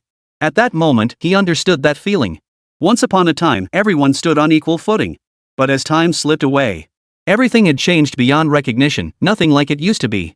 Such a vast disparity was hard for anyone to bear. Before long, the old woman emerged with quick steps. Young man, go on in. I've spoken to them for you. They're waiting for you upstairs. I've got some things to take care of, so I'll head home now. Take your time talking. We'll stay in touch when we have the chance. Li Yunxian nodded and thanked the old woman. Regardless, the elderly woman had introduced him to such a major client today, a rare opportunity indeed. Composing himself, Li Yunxian entered the 5-story Western-style house. As soon as he reached the entrance, he spotted the housekeeper. She greeted him with a warm smile. You must be Mr. Li Yunxian. Please come in. Our master is already waiting for you upstairs. Li Yunxian hurriedly thanked her. Yes, thank you for your trouble. The first floor layout was impressive. This was the grand hall, spacious and expansive. There were even sofas. Li Yunxian could tell at a glance that they were imported. Beyond that, there were several cutting-edge foreign gadgets. Televisions, refrigerators, and early smart home appliances, everything was present. The so-called smart furniture essentially featured basic switch functions. For instance, an automatic sensor-activated faucet. From a distance, Li Yunxian could even make out that the bathroom featured a modern toilet. In this era, it was undoubtedly a layout brimming with modern artistic flair. Following the housekeeper upstairs, the second floor felt comparatively rustic. All the furniture was made of rosewood. Teapots, folding screens, and a rectangular wooden table were present. Above the wooden table hung a chandelier. Everything radiated an air of luxury. Li Yunxian admitted he'd been guilty of judging people by their appearance. Even millionaires wouldn't be this extravagant. Just importing all this decor from abroad would cost tens of thousands. It's impossible to pull off without deep pockets. There sure are a lot of wealthy people these days. Li Yunxian couldn't help but marvel inwardly.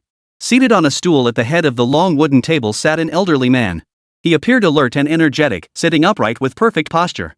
He radiated an aura steeped in the spirit of bygone eras. Heh, so you're the young man who came to buy antiques from me. Hello. Please sit down. Li Yunxian responded politely and took a seat across from him. May I ask your name, sir? The old man smiled faintly. My name is Li Hu. You can call me Old Tiger. It's been ages since a youngster came to buy antiques from me. You're quite the rare customer, huh? Contrary to Li Yunxian's expectations. Though wealthy, this old tiger showed no trace of arrogance or pretentiousness.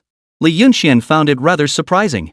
This old gentleman had a remarkably open-minded and progressive outlook. "You're too kind, Mr. Hu," Li Yunxian replied. "You can probably tell I have quite a collection of antiques here. I don't need the money. Collecting antiques is simply my hobby. Do you know why I invited you up despite having no need for it?" That was precisely what Li Yunxian wanted to know. He had understood the reason the moment he entered. "Because you understand how to respect antiques. I enjoy interacting with young people like you. That man earlier, he's practically a close friend of mine. Our ancestors grew up together here, living in this very place. I know everything about his family situation and what antiques they possess. It's just a pity that people have their own destinies. Some things aren't something we can easily interfere with. But your respect for the value of antiques and your earnest attitude, that's something I truly admire," Li Hu said earnestly. "These days, buying antiques boils down to one thing: acquiring genuine pieces from others at the lowest possible price, then flipping them for a profit. So haggling is inevitable, as is psychological warfare." But Li Yunxian didn't engage in either. From the start, he was straightforward. Knowing full well the item was an antique, he made that clear to the seller. They conducted a straightforward transaction. To Li Hu, this was remarkably rare. After all, finding someone straightforward and easygoing these days was no simple task. "I see. Thank you for your kind words, Mr. Hu. Antiques should command antique prices. I respect antiques. If you have any fine pieces or wish to sell, feel free to let me know. I'll buy them. The price is negotiable." Li Hu smiled and stood up. Very well, very well. Come with me. Selling my treasures to you means they won't be mistreated." With that, Li Hu led Li Yunxian into one of his storage rooms. The warehouse covered nearly 200 square meters. The sight before him left Li Yunxian utterly stunned. Only one word could describe the antiques here: a dazzling array. Every conceivable type was represented. Of course, there were fakes too, but the majority were genuine. Li Yunxian approached a multicolored sea buckthorn, which was actually a painted horse. Such items are foreign antiques. These days, foreign antiques are actually more valuable than domestic ones. It's beautiful, but unfortunately, it's fake. This kind of craftwork is already commonplace abroad. Li Yunxian shook his head. Chapter 45, The Autonomous Furniture System. "Kid, you've got a real eye for this stuff. You know your antiques. You're right, it is fake. Back when I didn't know much about antiques, I just thought it looked nice.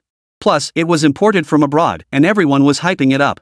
I bought it for 3,000 yuan. Later, I found out this craftsmanship was already considered counterfeit overseas. I really regretted it," Li Hu said with a laugh. The two chatted about some everyday anecdotes and briefly looked over the antiques. After some discussion, Li Yunxian decided to purchase a wine cup and a crown. Both items were ancient, dating back hundreds of years. "Young man, not only do you have discerning taste, but you also have quite the appetite. These two pieces are among the most expensive in my collection.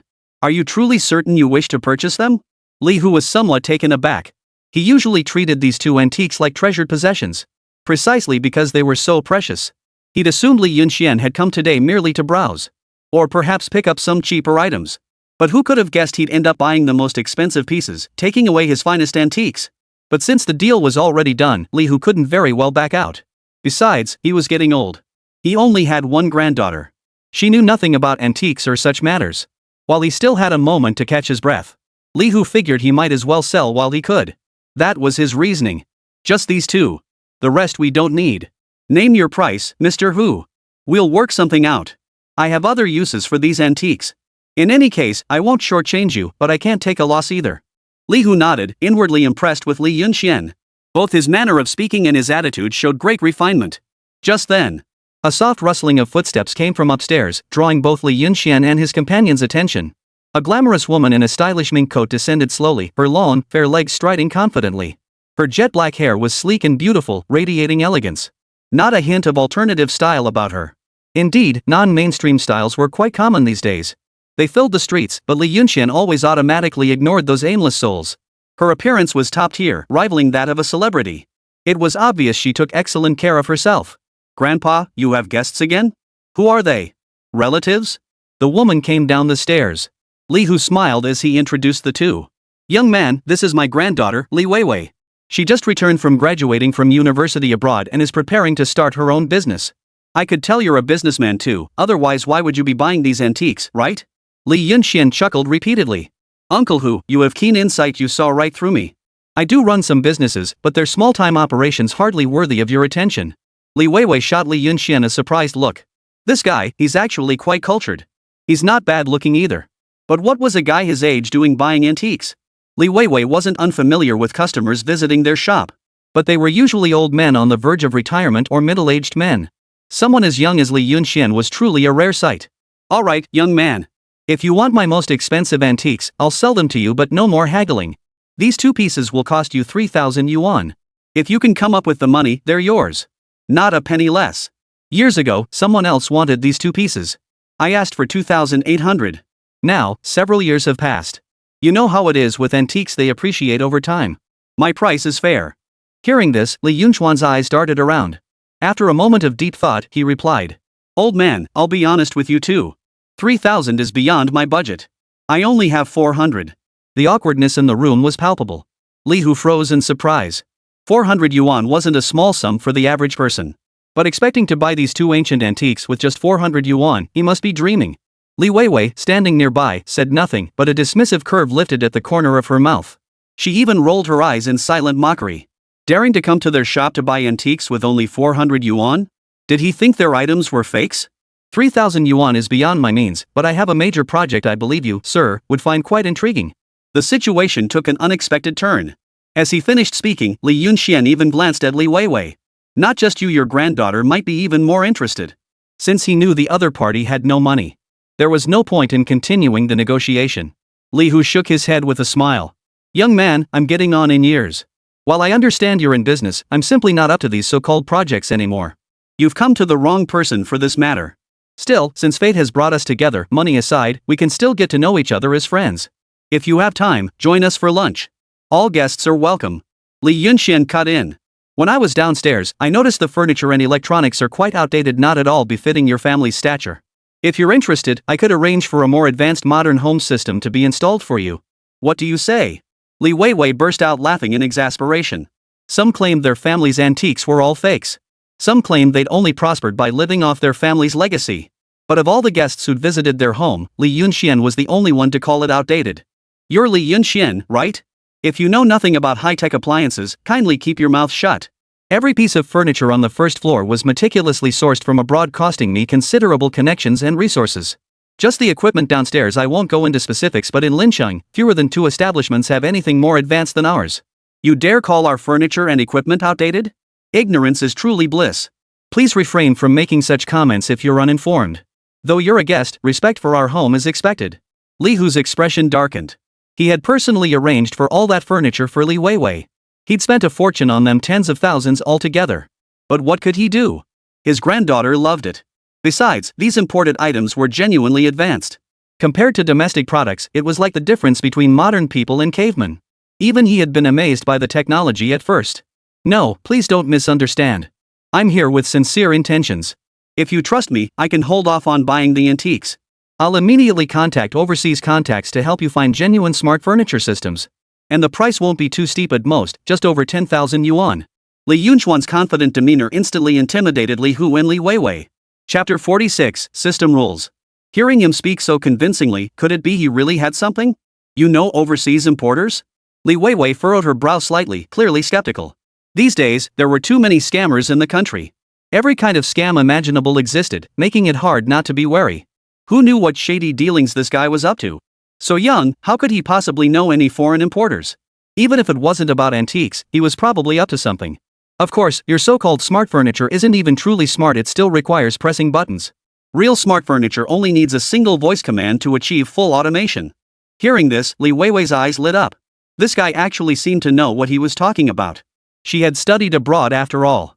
She'd certainly heard of smart home systems, the real, fully intelligent kind. But because her parents were strict, she didn't stay abroad after graduation. Instead, she returned to China to contribute to its development. That goes without saying. If you trust me, I can bring it back for you tomorrow. Though I wonder if you'd be willing to sell me that antique of yours at a discount then. Hearing this, Li Hu laughed heartily. If you truly deliver something that satisfies me, why not give you these 2 antiques for free? Agreed. The two formally sealed the deal. After leaving Lincheng, Li Yunxian quickly found a secluded spot to return to the present. Now that he had 2 antiques, he needed to take them to secure funds first. Then he could purchase smart home appliances. In the modern era, while smart home systems hadn't achieved widespread adoption, their prices were no longer prohibitively expensive. A basic set could be purchased for just a few $1,000s. For higher-end options, 100,000 yuan would suffice. Of course, such items couldn't be used for business in the old era. Even at tens of thousands per set, Li Yunxian would lose his shirt. He had to calculate the profit margin carefully.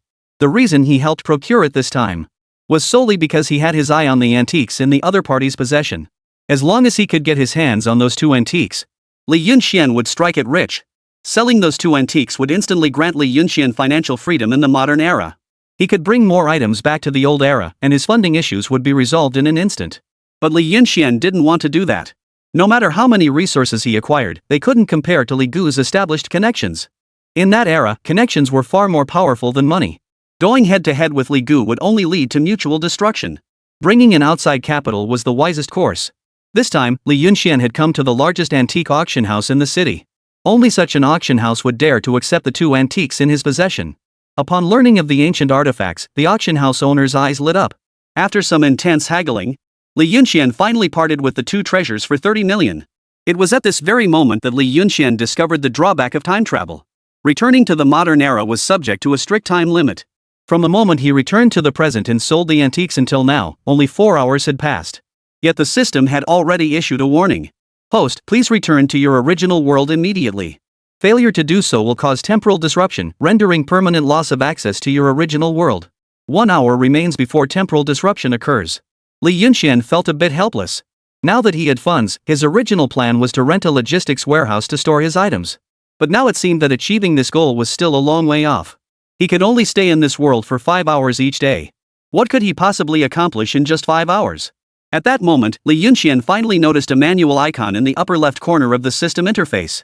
Title: Rising Entrepreneur requires reaching at least 10,000 yuan completed, allows 5 hours in the modern world. Li Yunxian glanced at the next title. Entrepreneurial Master, assets must reach 20,000 yuan to stay in the modern world for 6 hours. Li Yunxian suddenly understood. He hadn't paid attention to these details before. After all, he had only viewed the modern era as a smuggling route. For instance, when bicycles were shipped out, Li Yunxian would simply go buy some bearings and return. It took him no more than a few hours. But now, as his operations expanded, he needed to stay longer in the modern era to prepare. That's when he discovered this feature of the system. Reaching a scale of 20,000 yuan won't be easy. Li Yunxian shook his head with a wry smile. His businesses were currently in a state of lockdown, and generating profits would take considerable time. Better to take it slow. Things would improve with time. That was all Li Yunxian could think to tell himself. Only 1 hour remained. Li Yunxian sighed helplessly and decided to return to the old era for now. He'd check again the next day. Back at Jiangyan Restaurant.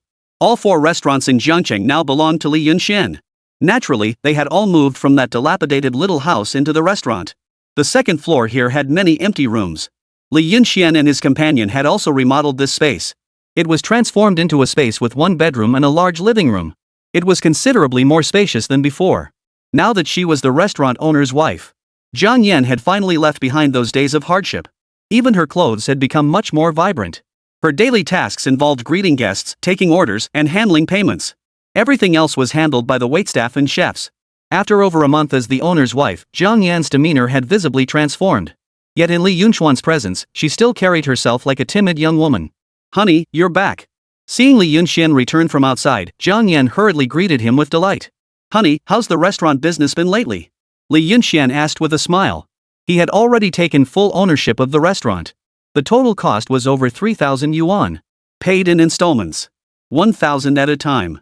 The payments were long since completed. Simply because Li Yunxian had become a prominent figure in Jiangcheng. The restaurant's business is much better than before. Many business owners come here to dine. Partly because of Sister Lan and Su Shan. These two have introduced numerous customers, all of whom are either wealthy or influential. On the other hand, there was Jiang Yan. This woman was exceptionally beautiful and had a great image. She treats customers with gentle grace and poise. Thus, she leaves a favorable impression on many patrons. She has a particularly large number of regular customers. Li Yunxian had long recognized Jiang Yan's potential, though she lacked an opportunity to showcase her abilities. Now this restaurant was just the right fit for her. "This is absolutely perfect, haha. Honey, I'll support you from now on. Our restaurant is making money now. I calculated it carefully. Our daily net profit is over 100 yuan. Li Yunxian was slightly surprised. Over 100 yuan, that was no small sum. For workers in this era, earning 500 or 600 yuan a month was considered high pay. 3,000 yuan a month. That was downright terrifying. I'll have to save this money carefully. It'll definitely come in handy later. Jiang Yan happily envisioned her future. She'd been so poor before, living in constant fear of poverty. Now that she suddenly had so much money, her first thought wasn't to spend it. Chapter 47, Business Talks. But how to save it? Hearing this, Li Yunxian felt a bit awkward. Honey, I'm a bit strapped for cash lately. I'm afraid I'll need you to lend me 2,000 yuan for an emergency. Hearing this, Jiang Yan looked at Li Yunxian warily. Honey, how did you know I have 2,000 saved up? Li Yunxian? I didn't know. You didn't take it? Jiang Yan asked tentatively. She knew her husband was no longer the irresponsible man he once was. Besides, this restaurant had always belonged to her husband. But once bitten, twice shy. She didn't want Li Yunxian to squander money recklessly. What are you thinking? It's for business. We need some cash flow lately. All right. Jiang Yan said no more, turning back upstairs to her room. She retrieved a red envelope containing cash. It's all in here, 2,000 yuan total. I was planning to save it, but if you need it, husband, take it. Seeing the sincere trust in her eyes, Li Yunxian felt a wave of warmth wash over him. He held Jiang Yan tightly, saying nothing. Jiang Yan whispered softly. Honey, go out and make your mark in the world. Home will always be your safe haven. The two shared a sweet dinner together. Early the next morning, Li Yunxian swiftly returned to the modern world. He was racing against time. He had only 5 hours. The modern era and the old era were synchronized. Every second counted now. Most importantly, Li Yunxian didn't know much about smart home appliances either, so he needed to learn first. He arrived at the smart home appliance mall. Li Yunxian decisively headed to a major brand store, one boldly named Dami. Dami originally focused on the mobile phone industry, but it also had ventures in other tech fields. Smart home appliances happened to be one of them. Soon, a staff member approached Li Yunxian with a warm smile. Good day, sir. How may I assist you? I want to customize a set of smart furniture. Just sell it to me outright, I'll assemble it myself. Remember, I want the most expensive one. With tens of millions in his pocket now, money was no object. What Li Yunxian lacked was time. Time is money. Meanwhile, Linchang, Li Hu's residence. Li Weiwei had been waiting all day, her anticipation turning to impatience, then finally to disappointment. Grandpa, that guy's a total con artist. He promised to deliver the furniture today, but it's already 6 in the evening and no sign of him. He probably won't show up. She had actually thought that young man knew what he was doing. She actually fell for his nonsense. Though puzzled, Li Hu shook his head. He probably wouldn't lie. Smart furniture isn't something you can just get easily. He needs time, right? Besides, even if he did deceive us, we wouldn't lose anything. He didn't buy the antiques. He had briefly spoken with Li Yunxian before. He had a favorable impression of Li Yunxian. I'm not waiting any longer. I'm heading to Lincheng to scout out suitable business locations. Today's delay has cost me a whole day. Li Weiwei decided not to wait any longer. She grabbed her bag and headed out. It had been over a month since she returned from studying abroad. Before this, she had been brimming with ambition and determination. After all, she was a returnee from studying abroad. Starting a business back home, becoming wealthy through her own abilities and knowledge, surely that would be a breeze. But reality was harsh. The truth was, even now, she still hadn't found any real business opportunities. Every day she had free time, she would wander around Lincheng, ostensibly searching for business opportunities, definitely not for eating, drinking, or entertainment. Those were just incidental. Those who return from studying abroad just can't keep their cool. Li Hu sighed and shook his head. Li Weiwei's parents both worked in other cities. At home, it was just him, his granddaughter, and the old lady. When it came to his granddaughter, Li Hu naturally spoiled her whenever he could. He couldn't be bothered to pay attention to her at the moment. But before long, the doorbell rang again. That girl must have forgotten something again. Li Hu shook his head helplessly, but soon heard the nanny's surprised voice outside. Mr. Li, you. These things are really heavy. They've taken up quite a bit of my time. Come on, let's carry them in together. Li Yunxian's voice rang out in succession. For these two antiques, Li Yunxian had clearly prepared with utmost sincerity. By then, Li Hu had also come downstairs. At the entrance to their courtyard were several massive pieces of furniture. They radiated a distinctly modern feel. Refrigerators, washing machines, kitchen appliances, and some odd contraptions he couldn't make sense of.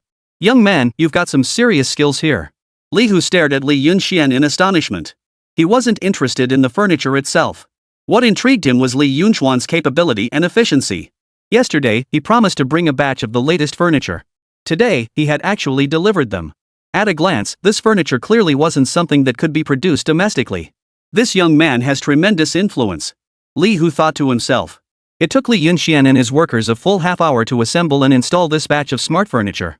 By then, the first-floor hall of Li Hu's residence had been completely transformed. From the curtains to the furniture, everything had been transformed into smart technology. Li Yunxian then gave Li Hu a demonstration. Even someone of Li Hu's age found it truly magical to see machines respond instantly to spoken commands. How about it, old man? Satisfied? Li Yunxian smiled faintly. Where's your granddaughter? Wasn't she the most excited about this? I don't see her anywhere. Li Hu shook his head helplessly. Never mind that girl. Mr. Li Yunxian, please follow me. At this moment, Li Hu's tone had grown noticeably more respectful. He knew full well that anyone capable of procuring foreign imports was no ordinary person. Li Hu understood this very well. Although the domestic market remained largely closed off at present, he remained convinced that it wouldn't be long. The entire domestic market environment would undergo significant changes. A wave of foreign investment would arrive. And people like Li Yunxian would undoubtedly be in high demand in the future. He had seen this through long ago. Li Hu placed the two antiques before Li Yunxian and spoke with a smile. Mr. Li Yunxian, you've provided me with such valuable smart home furnishings. I don't know how to thank you enough. These two antiques are yours free of charge. I won't even take the 400 yuan. What do you say? Their set of smart home appliances alone could easily be called the most advanced in all of Linchang. Giving two antiques to Li Yunxian felt like a fair trade to Li Hu. Well then, thank you very much. Li Yunxian accepted without hesitation. He'd spent considerable time and effort running around to get this smart home system. As for the money he'd taken from Jiang Yan, it certainly wasn't meant for buying antiques. This sum would prove invaluable in his subsequent plans for Zhongcheng. Mr. Li Yunxian, to be perfectly honest, I know you're a businessman. So I'd like to discuss some business matters with you here. Chapter 48, Steady Mind. Li Hu had only speculated before, but now he could confirm it. My granddaughter has been back for over a month now, with little to occupy her time. I know her well, it's unlikely she'd seek out business ventures on her own. As elders, we can't just watch the younger generation idle away their days. We must find meaningful work for her to grow. Mr. Li Yunxian, as a businessman specializing in import-export trade, you undoubtedly possess greater insight. These two antiques were given to you during this furniture transaction. If you could mentor my granddaughter, I have more treasures in my warehouse. Mr. Li Yunxian, feel free to choose whatever you like. What do you say? The sincerity of the offer left Li Yunxian both flattered and surprised. But Li Yunxian understood Li Hu's perspective. As elders, they naturally didn't want their children to spend their days merely spending money. Even if they have plenty of money. But continuing this way indefinitely was clearly unsustainable. You truly are a respected elder, sir. I understand your feelings completely. Since you're so sincere, I'm willing to discuss this with you. Li Yunxian smiled faintly. I do have connections with numerous overseas merchants, enabling me to sell many foreign products domestically. Moreover, I have channels to secure the lowest possible tariffs. If you're willing to enter this field, you could test the waters in Zhangcheng. Competition there is fierce now. If you have the guts to stir things up, I can't guarantee profits, but I assure you won't lose money. Li Hu didn't agree immediately. Instead, he narrowed his eyes and after a moment, spoke calmly. Actually, I know a bit about the situation in Zhangcheng. Word has been circulating lately that they have quite a few new products over there. Some of these products have made their way to our city of Linchang, and the profits have been quite good. But precisely because of that, it attracted unwanted attention. The big players in our city sensed the threat and cracked down immediately. The scale is too small to make any real waves. I heard a department store opened there recently, openly challenging Jiangcheng's wealthiest family. Now that you mention it, if I'm not mistaken, this development is connected to you, right? Li Yunxian felt a pang of surprise. Old man Li, who was surprisingly well connected, he even knew about this. But that wasn't all. After a moment of contemplation, Li Hu spoke slowly. Let me see, what are you young people up to? Your department store wants to compete with Jiangcheng's wealthiest tycoon? You can't match his money, can't match his connections. So you plan to muddy the waters and bring in other foreign investors? That's a clever move. Then they won't just be facing one enemy. Li Yunxian applauded in admiration, lavishing praise on himself without restraint. The old saying rings true: experience truly matters. The old man's meticulous thinking commands respect. Li Hu shook his head with a smile.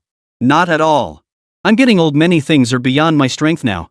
At this point, Li Yunxian saw no need for beating around the bush. Since they were all clear-headed individuals, business should be conducted openly. If the old master trusts me, I won't discuss how much money his granddaughter could earn by joining me. But I can guarantee she'll gain invaluable experience.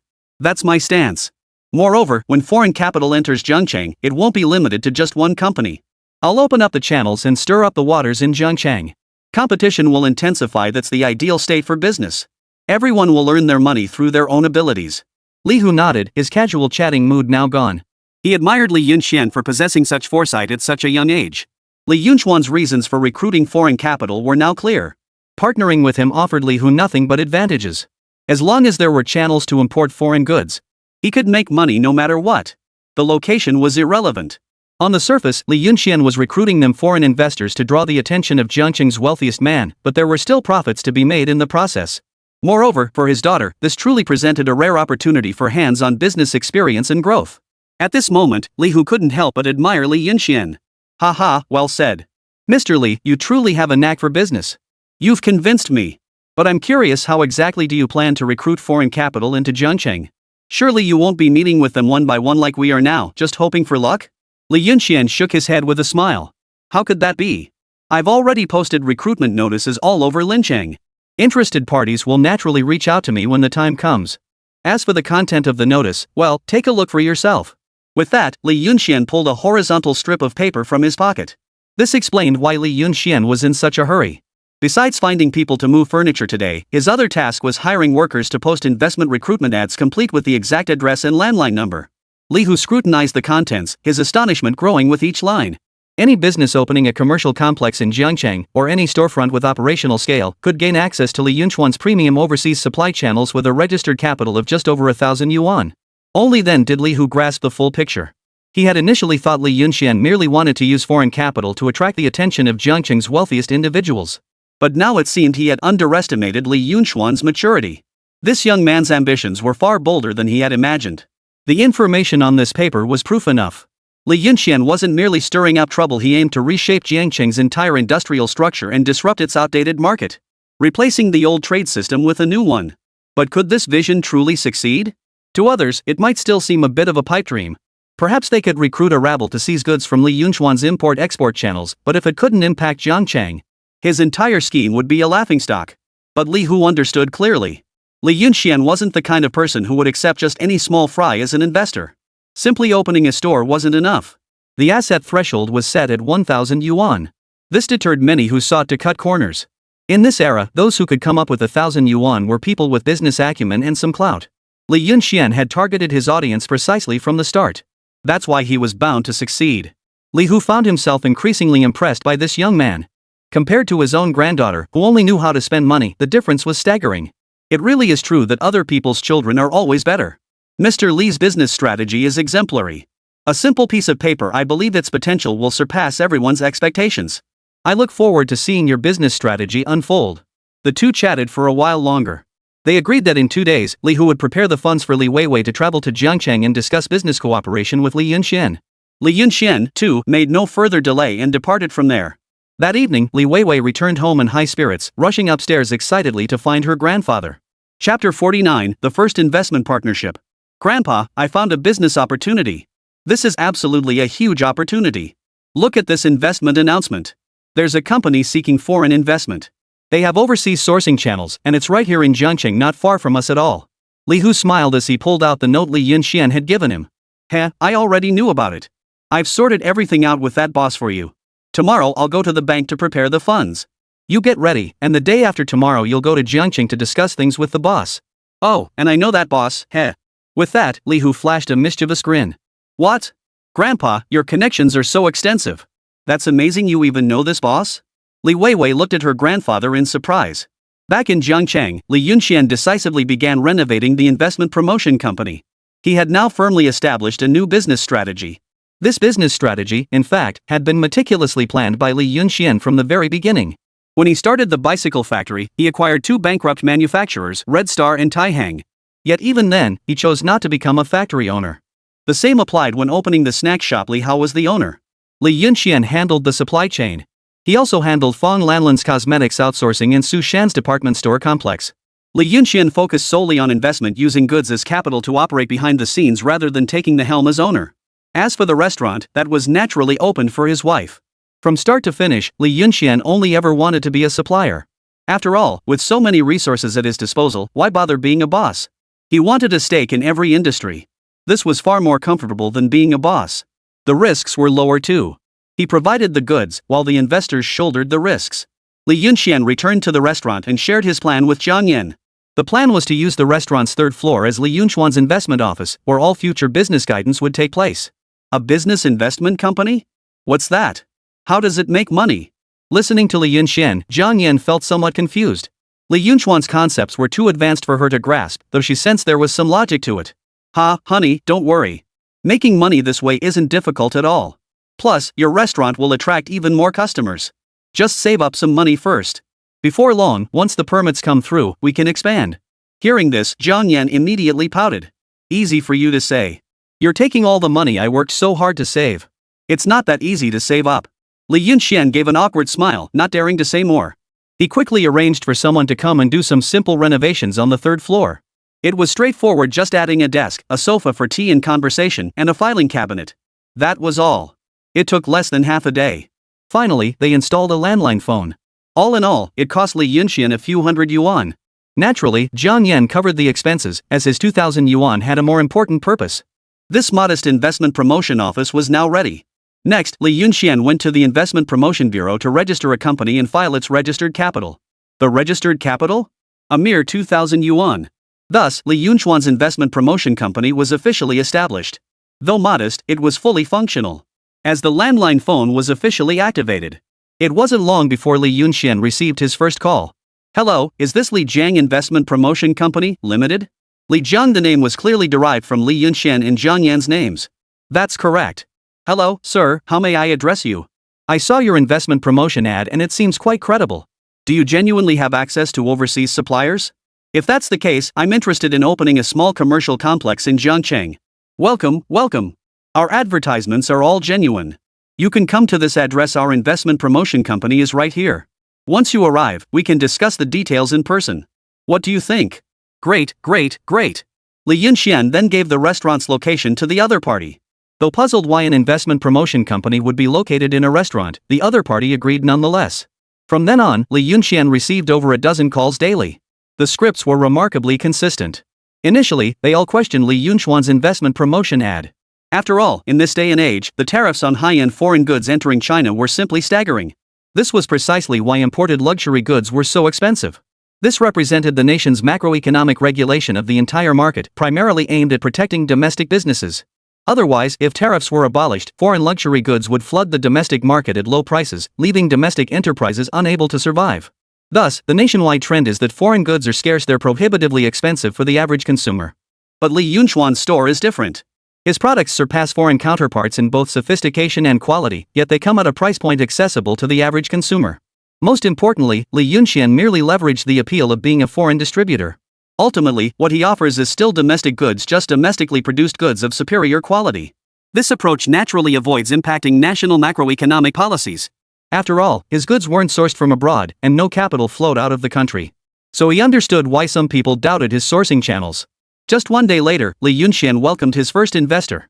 The investor was stunned to discover Li Yunxuan's investment promotion company was actually operating out of a restaurant. A business investment company? This was the big corporation with overseas sourcing channels? What else could it be but a scam? The investor was about to storm off, cursing under his breath. Li Yunxian quickly grabbed hold of this hard-won first customer. The significance of this first client was immense. If he were to walk away, it would be disastrous. It would severely damage morale. After both parties reached the third floor, Jiang Yan thoughtfully instructed the chef to prepare and serve a meal. Regardless of whether the other party ate or not, proper etiquette must be observed. The first investor, Wang Tian, twitched his lips. Mr. Li, your investment firm is quite unique, a place where business can be discussed over a meal. How convenient. He had arrived in Jiangcheng in high spirits. Today, he was likely to leave disappointed. Initially, Wang Tian had been full of anticipation for this investment partnership. Who could have imagined that the other party's very facade would be so unreliable, as if they were just playing around? What respectable investment firm would be located above a restaurant? They're all in office buildings or downtown Jiangcheng. This was definitely a scam. Wang Tian was in the steel business, a lucrative venture in these times. It was a business subsidized and encouraged by the state. He's made a fortune in steel. But far too many people entered the industry. This led to an extremely cutthroat market environment. The most absurd part was that for a while, every household was making steel. The competition was fierce. So after making his first fortune, he decisively chose to invest his capital into other industries. Chapter 50, a scam company?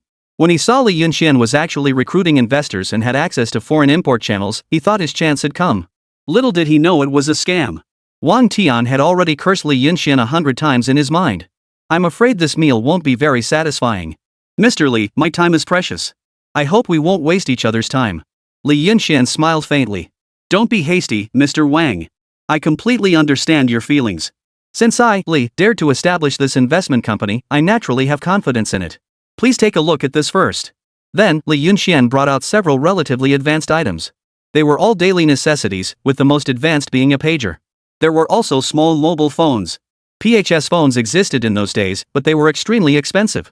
Moreover, these devices were imported from abroad, as domestic production hadn't yet begun at this stage. Wang Tian examined the items carefully and nodded slightly. They do seem far more advanced than our domestic products. But if I were to open a store in Jiangcheng, the quantities required wouldn't be small. Take these pagers, for instance, I'd need at least 500 units before I'd dare to open shop. The same goes for the other items. Without sufficient volume, it's no different from playing house. Wang Tian sighed and shook his head. He had seen through Li Yunxuan's tactics.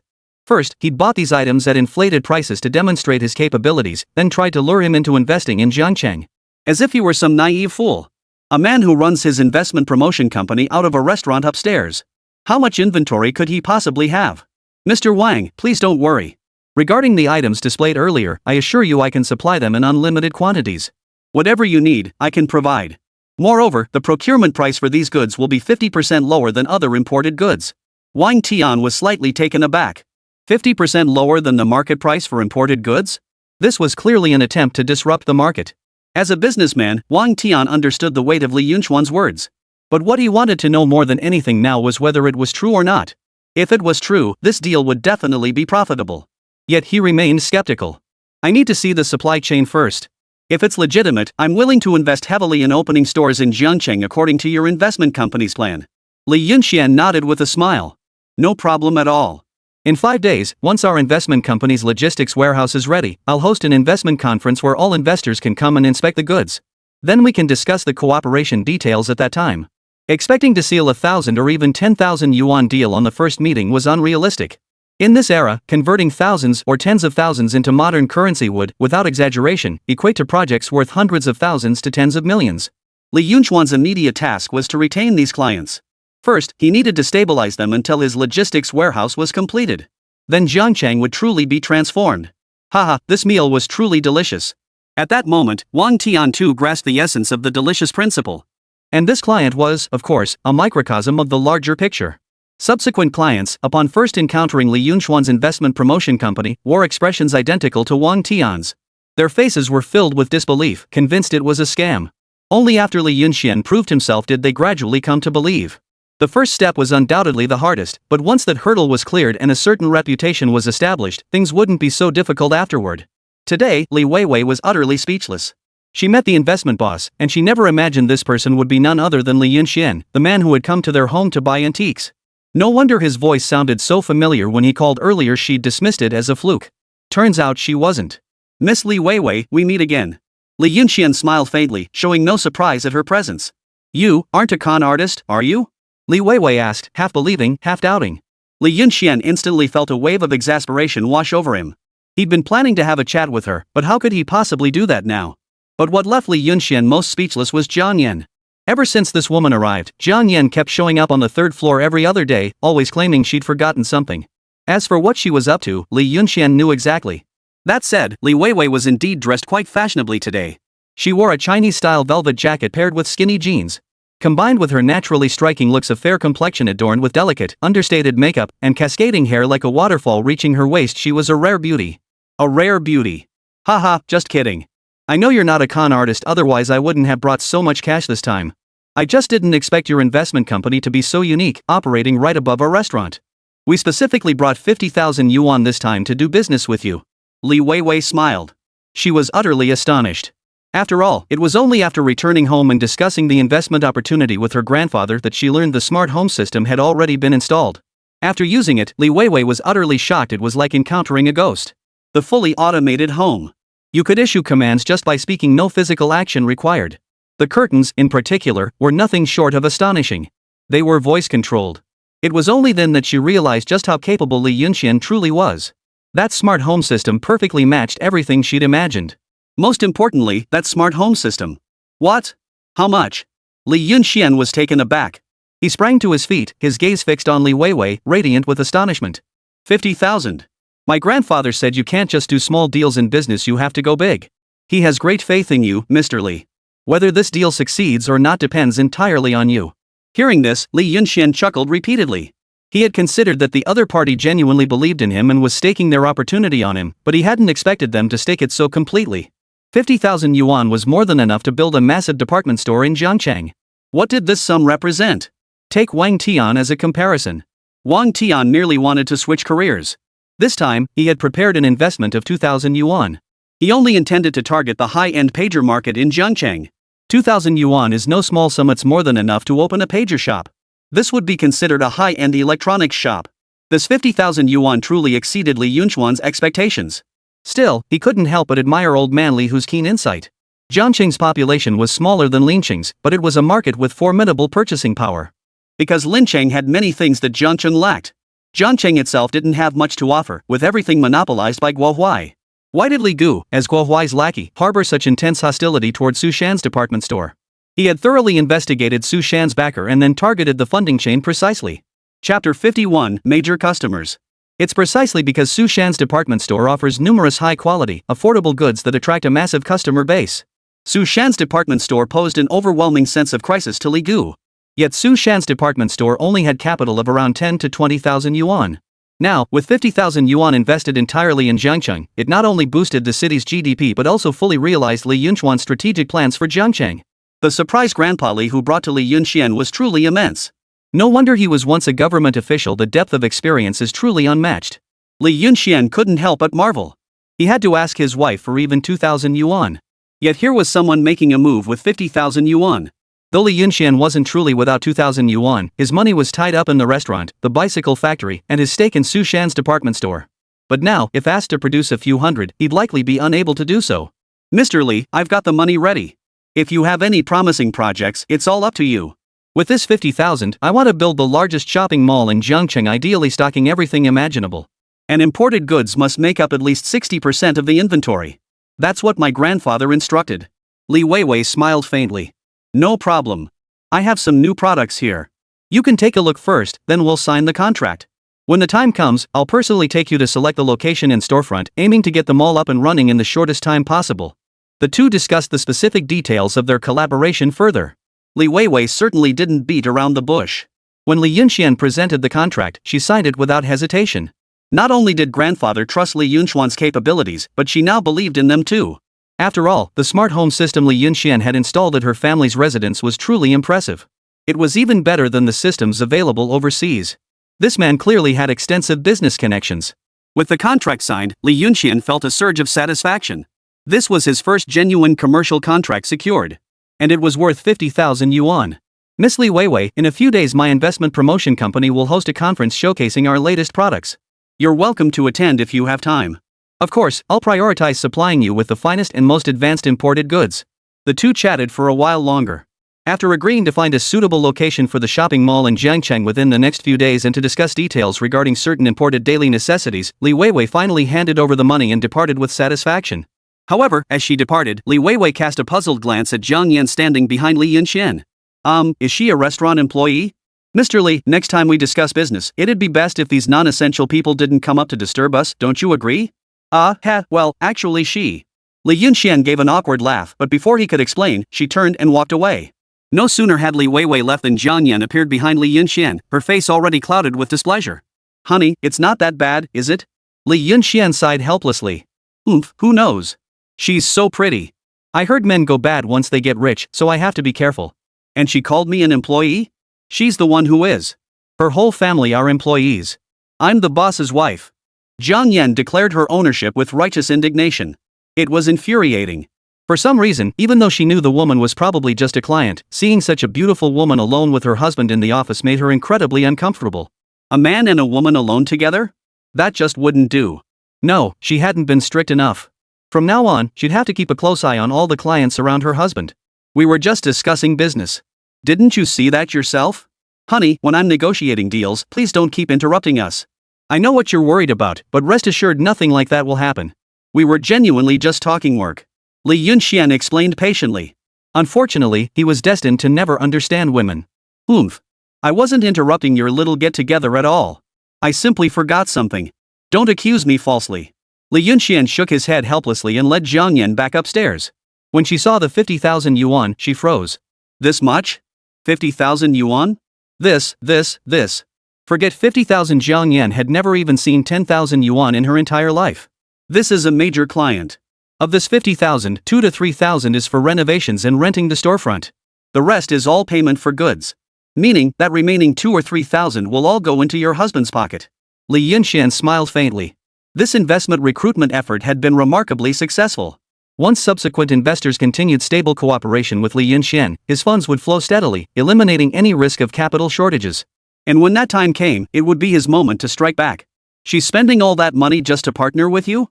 I don't buy it, honey. That woman is definitely trying to keep you as her kept man. You absolutely can't fall for it. Li Yunxian. Is this never going to end? How can this woman's logic be so bizarre? KTV. Inside a luxurious private room. Fang Lanlan held a cigarette between her lips, her brows furrowed. It had been over 10 days since the 4 KTV venues were sealed off. Her bank account remained frozen, with no sign of release. She had 15,000 yuan deposited in the bank. This was her entire savings. She needed to pay the KTV suppliers and her employees' wages. The supplier payments are actually a minor expense. But the payroll expense is a bit too large. She had many KTV employees, over 100 across all 4 locations. And that was just the wages for regular staff. There were also managers, executives, and some underlings. How did Fang Lanlan manage to own her own KTV in Jiangcheng at such a young age and build such connections? It's precisely because she's willing to spend money that these henchmen are willing to serve her. It's no exaggeration to say. In Jiangcheng, anyone wanting to open a KTV had virtually no chance. She had completely monopolized the market. Achieving this level of dominance is naturally thanks to these henchmen. Of course, these henchmen wouldn't cause trouble either. Even if others wanted to open a KTV, they couldn't do it without these henchmen. The 4 major KTV chains in Jiangcheng had already devoured the entire market. Now, with the capital chain frozen and the KTVs sealed off, her daily fixed expenses for the 4 KTVs totaled over 500 yuan. But now, with only 1 KTV still operating, daily income barely exceeded 500. And that 500 plus was merely the turnover, not actual profit. After deducting various miscellaneous expenses, only about 100 yuan actually reached her hands. 500 minus 100. She's now losing over 400 yuan daily. Over the course of a month, her losses would reach tens of thousands of yuan. If this situation cannot be reversed, her business is finished for good. This is the stark reality of power in this era. No matter how splendid your KTV may be, once they find a pretext to shut it down. Chapter 52, Li Gu's Misjudgment. They'll find 10,000 ways to take you down. At this moment, Fang Lanlan found herself in a dilemma. Boss, I heard you invested in a new department store? You should withdraw your shares from there. Everyone knows you're doing this to oppose Guo Huai.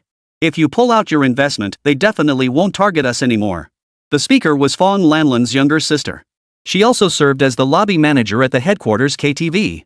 She was well aware of her sister's investment in the new department store. She also knew that the recent closure of the KTV was due to this venture offending powerful figures above. If they didn't back down soon, they'd be finished. Oh no, this won't do. If I pull my investment, Sushan's department store will face a complete cash flow collapse. The mall will shut down, and all our previous plans will become a laughingstock. In Jiangcheng, it'll truly become Li Gu's domain. No one will dare stand up to them anymore. Relax. After all these years of fighting my way up, do you really think I'd let anyone push me around? Push me too far, and no one will come out unscathed.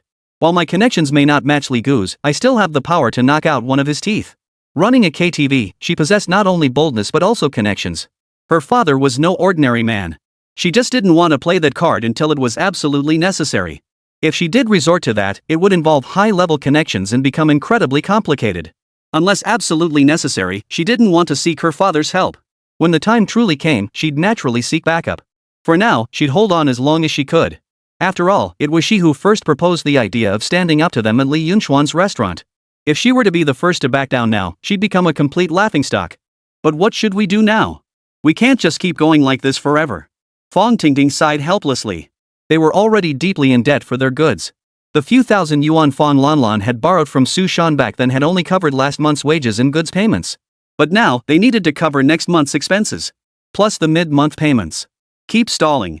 What can those suppliers do to us? If the bank doesn't unfreeze my account this month, I'll figure something out then. Fang Lanlan said calmly. Having taken this step, she had anticipated today's situation. No big deal. Sis Lan, long time no see. Just then, a figure abruptly entered the private room. Fong Lan looked surprised. Li Yunxian, what brings you here? Inside a small bungalow, Li Gu sat cross-legged on the sofa. His face radiated leisure. Huang Long, how long has it been? Huang Long was the sharpest among his underlings. As Guo Huai's right-hand man, he naturally had capable people under him. Boss, it's been nearly half a month now. Just as you predicted, Sushan department store has run into serious cash flow problems. We've investigated thoroughly. While we don't know where all that merchandise came from, his accounts are empty now. He won't last long. The KTV situation is even worse. With us putting pressure on her, as long as Fong Lan doesn't back down, she won't get a dime from the bank. Li Gu nodded with a satisfied smile. Excellent. Come with me to the KTV. I believe that woman, Fong Lan, will see the situation clearly now. Apply some pressure now, and she'll voluntarily relinquish her stake in Sushan department store. By then, we won't even need to lift a finger, their entire faction will crumble. Huang Long listened, puzzled. Boss, why make her withdraw? If she keeps fighting us, Fong Lanlan's KTV will go under. Then we can take it over. Soon, all of Jiangqing's core industries will be ours. Li Gu gave him a dismissive glance. You still have so much to learn. Fong Lan is no ordinary woman. We can't push her too far. Don't assume she has no backing. Her father was once the local kingpin of Jiangqing, a real kingpin. Otherwise, how do you think her KTV rose to prominence? Back when her dad ruled the roost, Guo Huai wasn't even Jiangqing's richest man yet. We owe him that respect. Just make her back down when she sees the writing on the wall. Don't push her too far. As for Su Shan, he dares to openly oppose me? I won't let him off easy. If Su Shan had just opened a simple department store, it wouldn't have been such a big deal. Who could have guessed this guy would somehow get his hands on so many imported goods? And priced lower than theirs. This was undermining their very foundation. It was practically an open rebellion.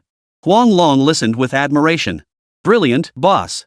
With your skills and connections, you'll surely become Jiangqing's next richest man, just like Mr. Guo Huai. But boss, there's one thing I find a bit odd. I can't quite figure it out.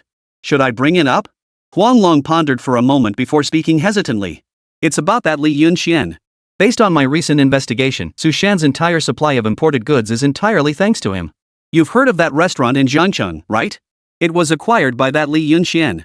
He recently opened an investment promotion company right in their restaurant. From the looks of it, he seems to be recruiting investors. This guy seems to have considerable influence. After all, he's also invested in our Jiangcheng bicycle factory. He's got some real connections. Li Gu frowned slightly. Investment? What's that guy up to? Looks like we underestimated him. Keep a close eye on him. We might have misplaced our focus. Initially, Li Gu had assumed Fong Lan was the one daring to confront them this time. In Jiangcheng, she was the only one with any real clout. But now it seemed all their intelligence was off the mark. This Li Yunxian seemed to be the one they had overlooked. After all, who was this Li Yunxian? There had never been such a figure in Jiangcheng, and Li Gu didn't recognize him at all.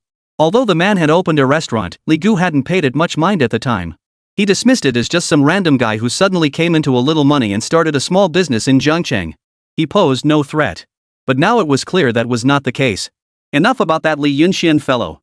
He won't make waves anytime soon. Our top priority now is Fong Lan, make her stop opposing us. As for those other two? I'll dispose of them however I please. Li Gu gave a cold laugh. So that's how it is, Li Yunxian. It seems I underestimated you. Your scheme is far more elaborate than we imagined. Fong Lan smiled as she looked at Li Yunxian. From the start, she'd sensed Li Yunxian wasn't ordinary. Now it seemed her instincts hadn't failed her. Attracting investment. This concept was far ahead of its time. Of course, the logic behind it was actually quite simple. If you wanted to break the deadlock, this was the only way. Hadn't those who sought to do business in Jiangcheng and expand their enterprises considered this before? They had. But they lacked Li Yunxuan's boldness. They dared not act. Chapter 53, The First Meeting. Offending the most powerful figure in this place, not just anyone could pull that off. But Li Yunxian did it, and he did it thoroughly. We're all friends here. Take this money for now to resolve your KTV issues. You can repay me later. As for your frozen bank accounts and other branches, rest assured they'll be unfrozen within a month. By then, Li Gu and his crew will be too busy dealing with their own problems to bother targeting you. Fong Lan stared in astonishment at the thick stack of cash. 10,000 yuan. She'd been running the KTV for so long, yet hadn't made much money herself. Over the years, her total earnings amounted to just 10,000. Most of it went to supporting her staff. And some of these people were actually inherited from her father. There was nothing she could do about it. Yet Li Yunxian casually tossed 10,000 yuan her way. Fong Lanlan wasn't unaware of Li Yunxuan's background. Having collaborated with him so many times, she certainly knew his story. Previously, he was just an unemployed layabout, even relying on his wife to get by, and rumors suggested he frequently resorted to domestic violence. But at some point, he seemed to have undergone a complete transformation. Not only did he treat his wife well, but his capabilities had also grown. He was devoted to his family and could earn money. Back when Li Yunxian first met her, he was just a powerless nobody, even bullied by her own subordinates. Now, barely a month had passed, and their positions had reversed dramatically. He could even assist her now, and Fong Lanlan understood that the gap between her and Li Yunxian would only widen in the future. Those with talent would only grow stronger, and those with wealth would amass even more. Fong Lanlan felt fortunate now, because she was among the first friends Li Yunxian had ever known. Li Yunxian, how about this? Consider this 10,000 yuan as your investment in our KTV. I'll give you a 30% share of the profits. What do you think? Fong Lanlan smiled at Li Yunxian. As she finished speaking, Fong Tingting beside her stared at her sister in disbelief. A 30% stake was no small thing. Though Fong Lanlan was now the KTV owner, she actually only held 50% of the shares. The remaining 50% belonged to her father and several other elders from the past. Giving Li Yunxian 30% meant her own profit share would drop to just 20% lower than his. Fong Tingting was baffled as to why her sister would do this. 10,000 yuan was certainly no small sum, but opening these KTV branches hadn't been something that could be done with just a few tens of thousands. Just opening a few branches required tens of thousands, all borrowed money. They still hadn't paid it all back. And now, for a mere 10,000 yuan, her sister was willing to give up 30% of the dividends. Was this man really worth it? Fong Tingting desperately wanted to ask, but in this situation, she knew she could only watch. She understood her sister's temper all too well. When her sister was negotiating business deals, her role was as the front desk manager, nothing else. 30% of the profit-sharing equity? Li Yunxian was naturally surprised, but more than that, he was displeased. Sister Lan, there's no need for this. I, Li Yunxian, am not someone who takes advantage of others. I'm genuinely helping you. Don't you trust me? If you insist on this, I won't dare to help you lightly in the future. Fong Lanlan smiled at him, finding him increasingly agreeable. Now you're talking nonsense. Sister Lan, selling you a 30% stake, does that mean I doubt you? Li Yunxian, if I still hold any standing with you, please accept this profit-sharing equity. Li Yunxian fell silent for a moment before quietly pulling another 10,000 yuan from his pocket. He had only prepared 20,000 yuan for this trip. Alright, since Sister Lan insists, I can't refuse. If I still have any standing with you, please take this money too. A total of 20,000 yuan to acquire 30% of the dividend shares across 4 KTV establishments. This was the absolute limit of what Li Yunxian could manage at present. He only had 50,000 yuan on him at the moment. The other investment contracts hadn't been finalized yet. The remaining 30,000 yuan was earmarked for Li Tingting's mall expansion in Jiancheng and couldn't be touched. This 20,000 yuan was pure profit for Li Yunxian. Because it was payment for goods. Naturally, all of this payment went straight into Li Yunxuan's pocket. Fong Lanlan gave a helpless smile and finally accepted Li Yunxuan's money.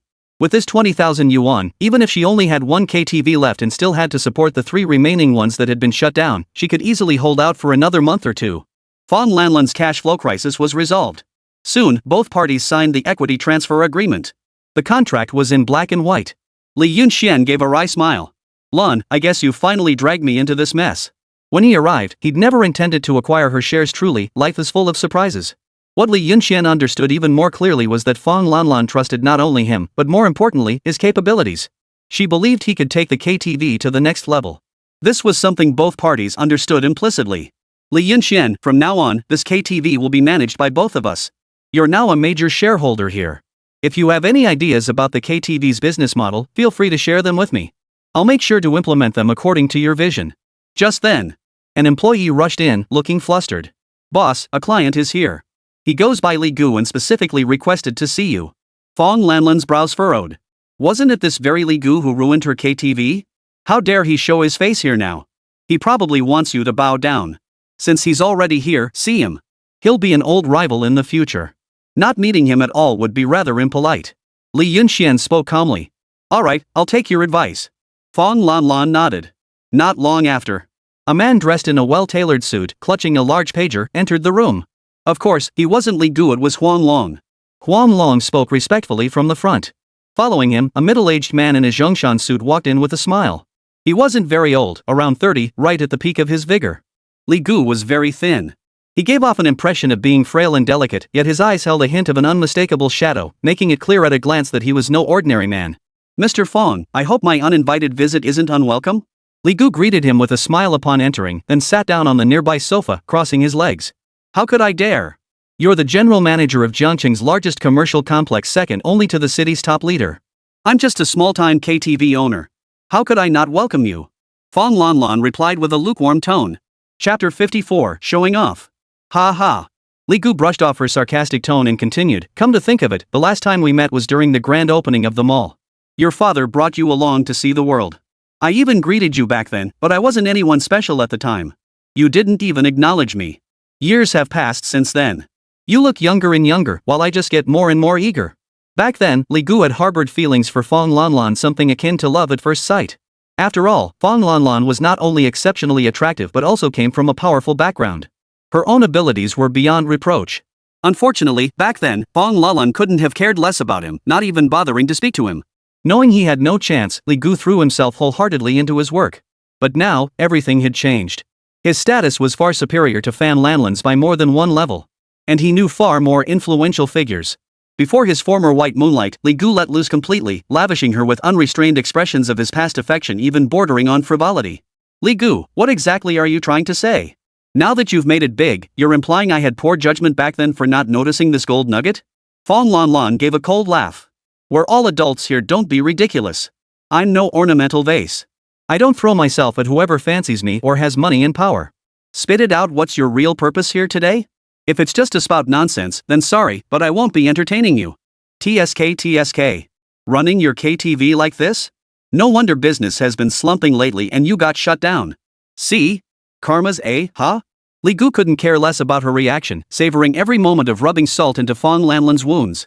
Sure enough, his words infuriated Fong Lanlan. She gritted her teeth, her face twisted with anger.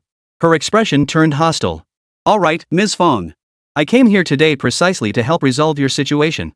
I'm well aware of the things you've been up to lately, but I don't want to dwell on it. After all, I once had feelings for you. Fong Lanlan, withdraw from Su Shankai's commercial building now and withdraw all your funds.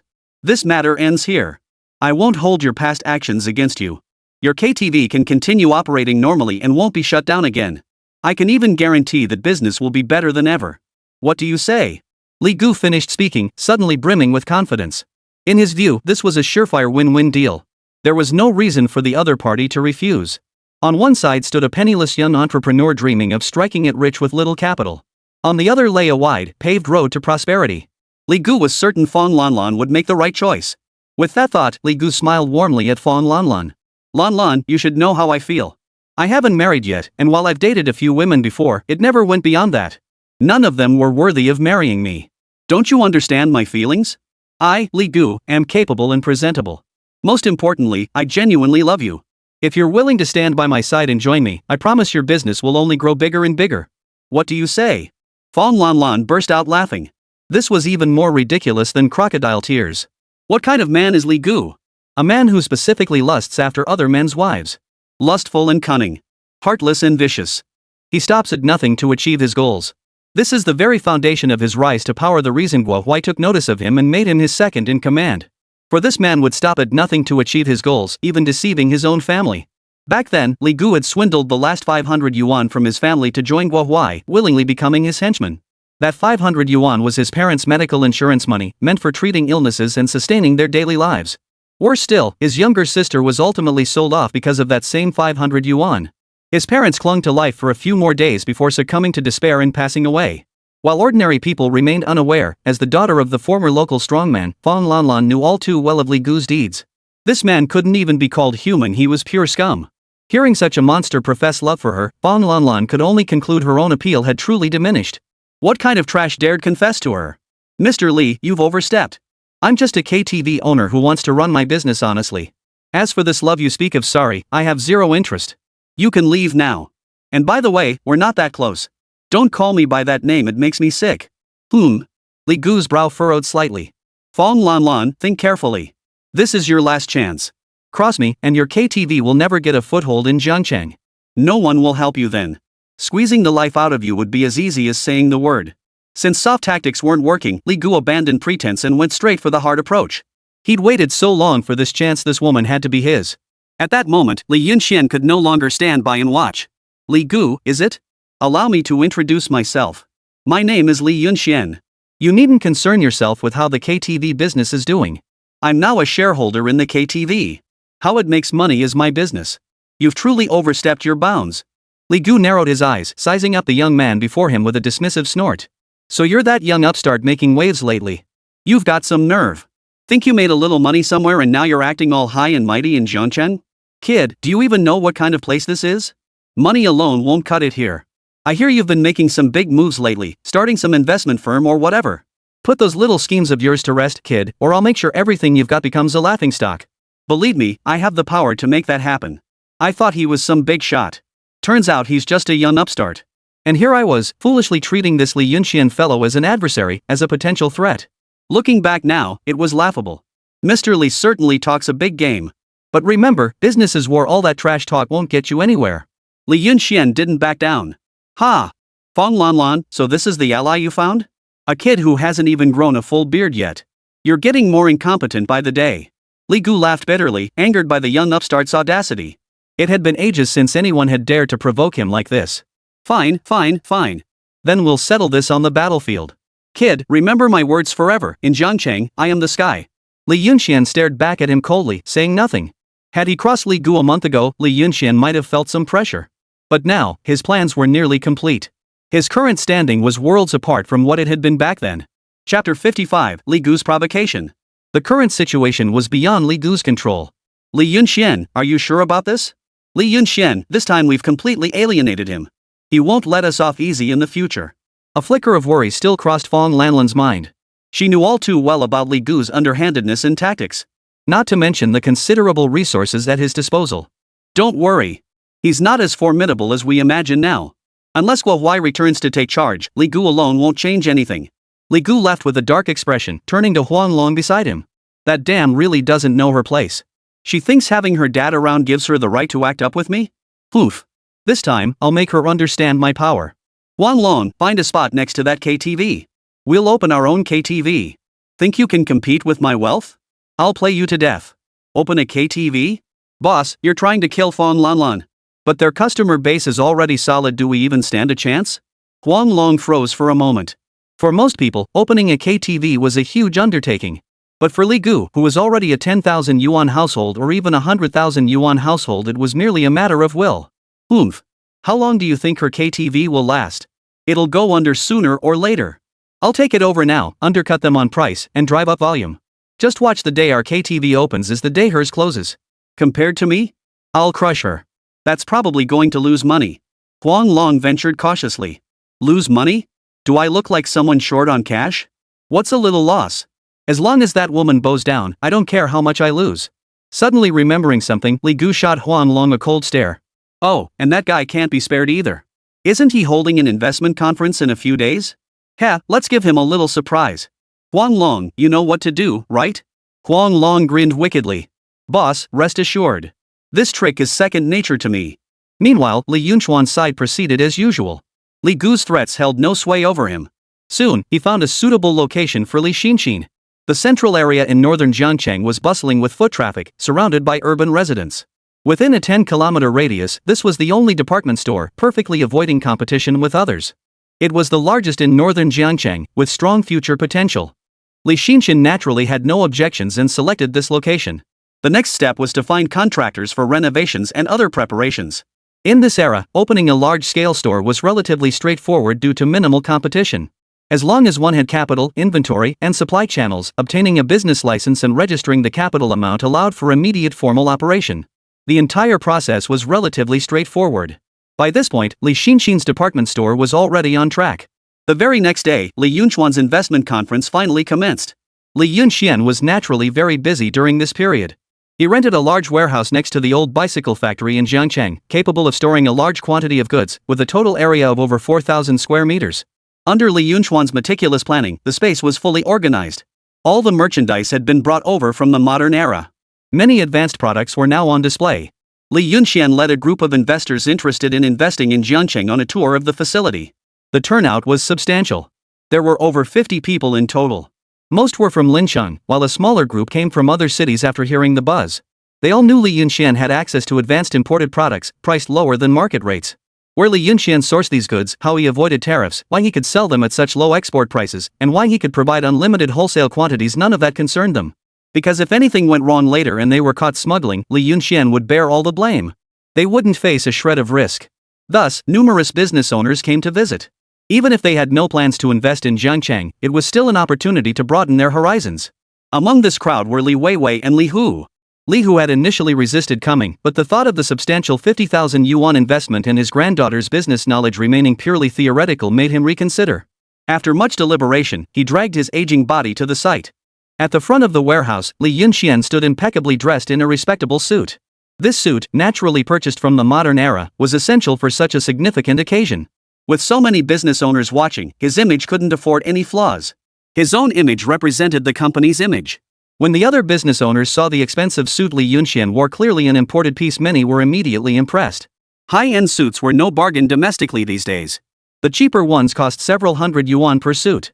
The pricier ones can easily cost thousands, even tens of thousands, far beyond the reach of the average person. Distinguished guests and friends, welcome to tour our investment company's factory. I trust you're all familiar with the process. Soon, I'll lead you through our inventory facility. The goods here are divided into 3 main sections, and you may select projects that align with your interests.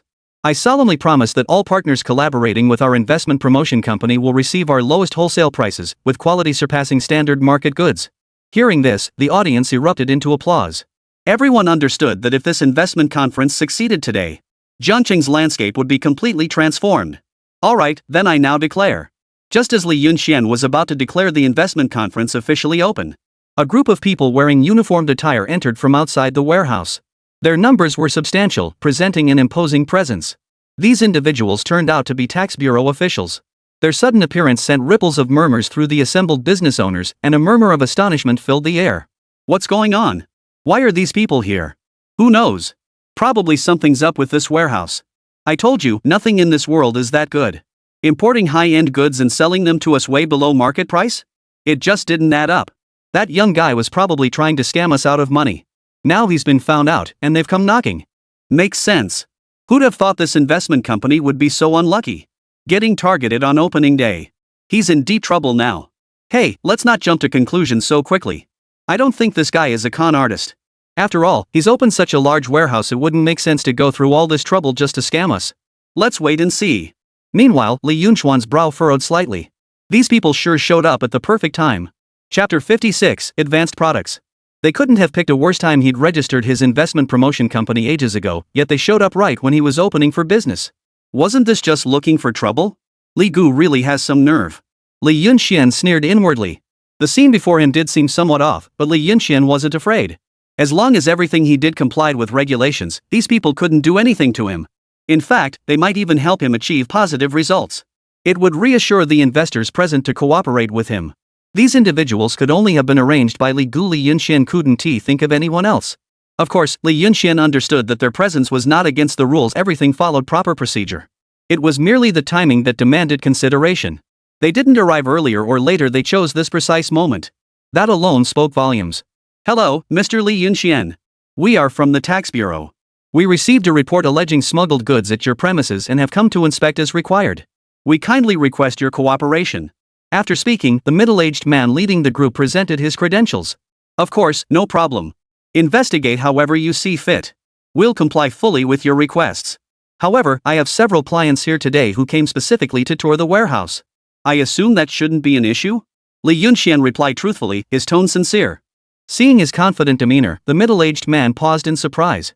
Typically, those reported like this usually have issues, most likely involved in smuggling. Yet Li Yunxuan's self-assured aura made him pause. Could they genuinely be innocent? After all, this time the number of complainants was substantial. And all were real-name reports. If Li Yunxuan's warehouse turned out clean, they'd have to go back and deal with those people. No problem. Proceed with your standard procedures. Don't concern yourselves with us. We're here solely to conduct inspections according to regulations. As long as all products comply with the rules and prove they're not smuggled goods, we'll handle this impartially. With that, Li Yunxian smiled and shook hands with the inspector. All right. Our opening ceremony has just begun. You're welcome to join us for the tour, then proceed with inspecting these products. The middle-aged man considered for a moment before nodding. Their request wasn't unreasonable, they had to inspect anyway. It didn't conflict with their mission this time. Both parties quickly reached an agreement. Grandpa, what's going on? Why are the tax authorities here? Li Weiwei furrowed her brow slightly. Could it be that Li Yunxian was truly involved in smuggling? If so, their 50,000 yuan would go down the drain, and that sum was no small matter for them. Relax. Li Yunxian is probably being targeted by local power brokers in Zhangchang. That's common in business circles. Since he remains unfazed, it shows he's not afraid of an investigation. He's a smart man who knows what's legal and what isn't. If it were illegal, he wouldn't dare hold such a grand opening ceremony here. Li Hu narrowed his eyes, instantly pinpointing the crux of the matter. Li Weiwei suddenly understood. Grandpa truly lived up to his reputation. Experience really does count. Led by Li Yunxian, the group entered the factory premises. The sight before them left them speechless. It resembled a massive department store. All items were neatly arranged. And the inventory was immense. It was divided into 3 distinct zones. Most importantly, many products here were so advanced that, based solely on their appearance, some items were completely unrecognizable to them. This alone demonstrates just how advanced the technology behind Li Yunxian's products truly is. Among them were household appliances, pagers, even bicycles, and daily necessities. Everything is fully equipped. These bicycles, naturally, were produced after the merger of the 2 major bicycle factories under Li Yunxian's control. Both their design and quality were impeccable. Unlike the Phoenix brand models found domestically, Li Yunxian's bicycles came in numerous advanced designs, instantly recognizable as cutting edge. Witnessing this scene, even the tax officials sucked in a sharp breath. With so many high-end goods, it was no wonder someone had reported Li Yunxian for suspected smuggling.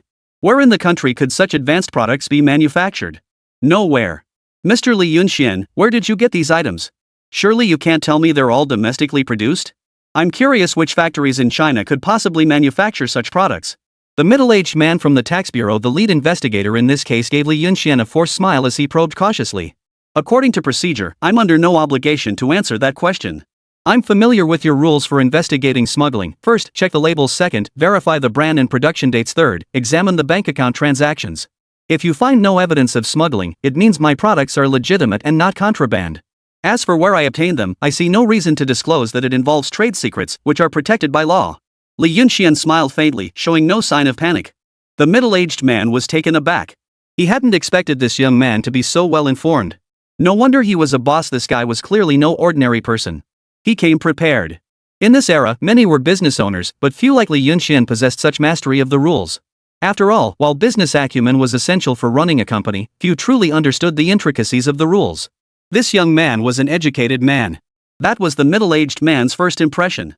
After Li Yunxian finished speaking, he said no more, instructing the others to inspect the shipment for contraband. Li Yunxian paid them no mind. He proceeded to introduce the product to the investors present, going about his business. At that moment, a rather peculiar scene unfolded. On one side, tax bureau officials were investigating the products. On the other, Li Yunxian was giving his presentation. At each station, Li Yunxian picked up a product to demonstrate its features and offer a trial. The entire process felt quite peculiar. However, after nearly half an hour of scrutiny, the tax officials seemed to find no issues. The investors present relaxed and focused intently on Li Yunxian's explanations of the products. As they gained deeper insight into these products, each investor felt a subtle sense of awe. Take the pager, for instance. The pagers currently on the market were bulky and inconvenient to carry. Most importantly, they offered limited functionality. Li Yunxian's pager, however, was smaller, more portable, and even featured an aesthetically pleasing design, clearly the result of meticulous engineering. Most importantly, these pagers offered a wide range of functions. Chapter 57, Product Research. They combine music playback, speakerphone, and gaming into one device. Plus, the pagers had better reception. The pagers currently on the market only had one function, making calls, and their signal was ridiculously poor. They only worked in specific locations, and sometimes not even then. But where they were now was a warehouse, far from the city center. Yet the pager's signal remained strong and stable. This is nothing short of a multifunctional technological marvel. Most importantly, these pagers even had basic touchscreen functionality, a game-changer, the pinnacle of high-tech marvels. No one present had ever seen such a thing. They'd heard of touchscreen phones, but those were only available abroad. Even overseas, they were considered among humanity's most advanced technologies. Although the touchscreen functionality on Li Yunxian's pagers wasn't particularly advanced, only 2 simple touch-sensitive areas existed, the bottom left and bottom right corners. It was undoubtedly the pinnacle of domestic technology at the time. As the pager was demonstrated, the crowd erupted in astonishment. Many were already plotting. If they opened a phone store in Zhangchang, there was no doubt this product would sell like hotcakes. It would completely dominate the local market. Li Yunxian then introduced other household items like radios and water dispensers.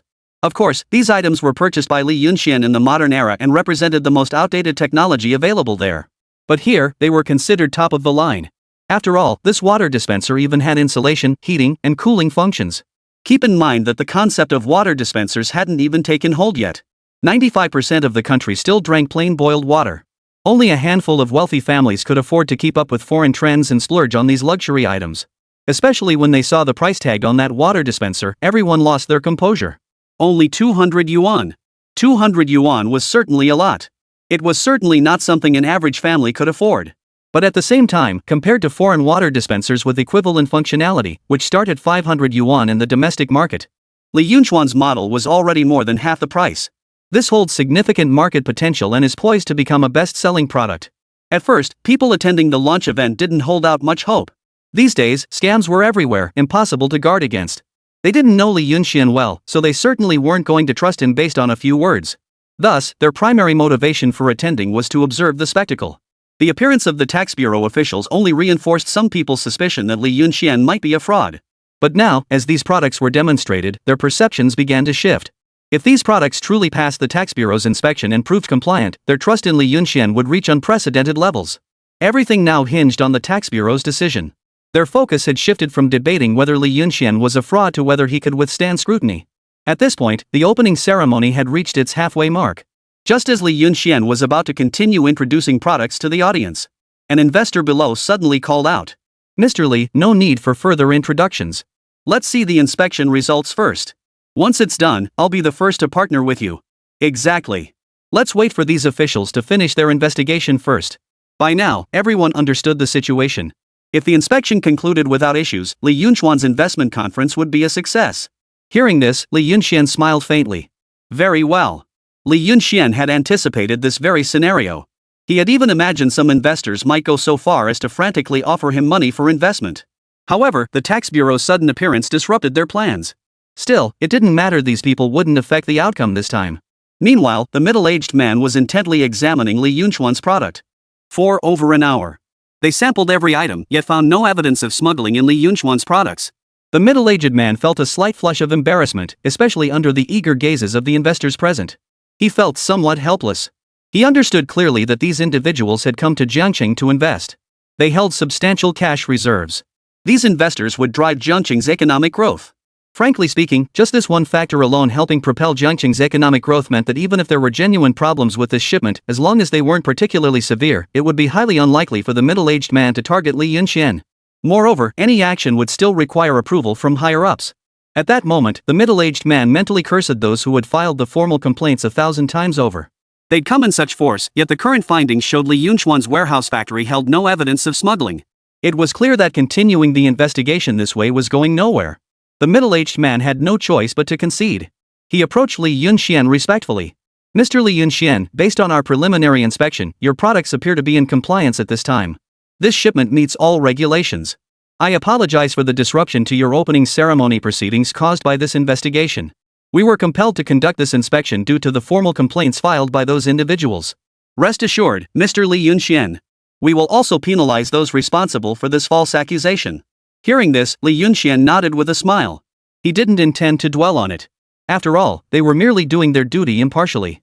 Procedurally, they were in the right, they had no choice but to investigate due to the complaint. "I fully understand your perspective, officers. I appreciate the work you do. No need for apologies, you were simply following protocol."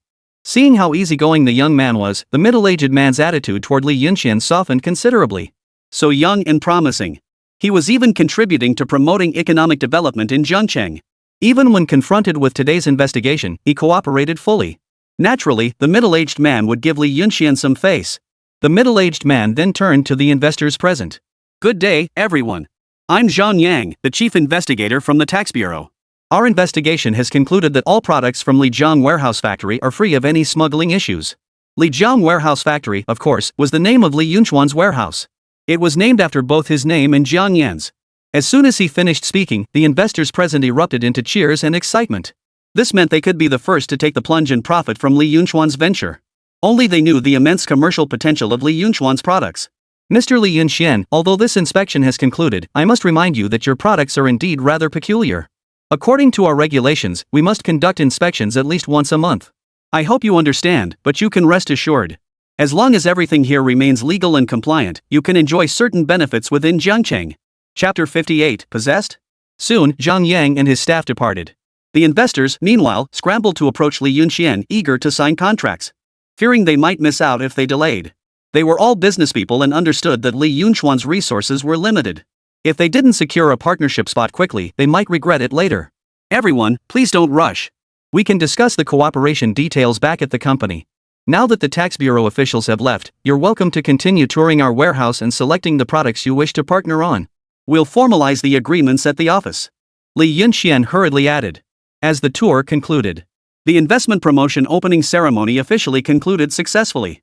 The attendees hurried back to the third floor of the Lijiang Grand Hotel to await Li Yunxian. Those who could run did so, those with cars drove. Hardly anyone lingered in the warehouse. If anyone did, it was just two people, Li Weiwei and Li Hu. After all, they had already signed cooperation agreements with Li Yunxian and placed orders for most of his products. Mr. Li, congratulations. I never imagined your warehouse could withstand the tax bureau's investigation. After today, your investment promotion company will be officially renowned. Investors seeking partnerships with you will likely come in droves. Li Hu smiled as he looked at Li Yunxian. Grandfather truly had foresight. Otherwise, we'd be lining up at your company right now. Li Weiwei murmured softly. Regardless, I must express my deepest gratitude to Mr. Li Hu. You are our first partners, and I will personally ensure the supply of your products. The two sides chatted amicably for a while. Li Yunxian hurried back. No doubt his small office was already packed to the rafters by now. Zhang Yan felt as if she were in a dream. At that moment, the other staff at Lijiang restaurant were witnessing a truly spectacular scene. They kept glancing up as numerous well-dressed, distinguished-looking business executives rushed frantically toward the restaurant's third floor. The most astonishing part was that every single one of them carried a thick stack of cash in their hands. Judging by the stacks, it was at least thousands, if not tens of thousands. Ordinary workers like them had never seen so much money in their entire lives. They were all gobsmacked. Judging by the commotion, it seemed they were here to hand over money. Madam, what's the boss up to over there?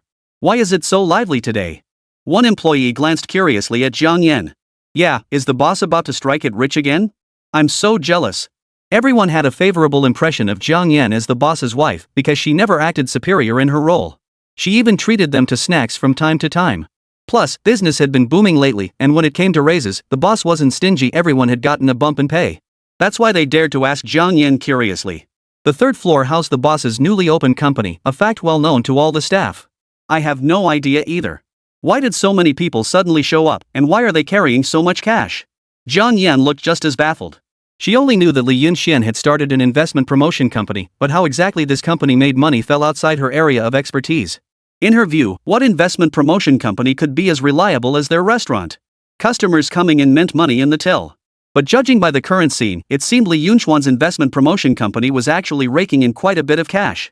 When did Li Yunxian become so cultured? He feels like a completely different person. He definitely isn't the same Li Yunxian from before.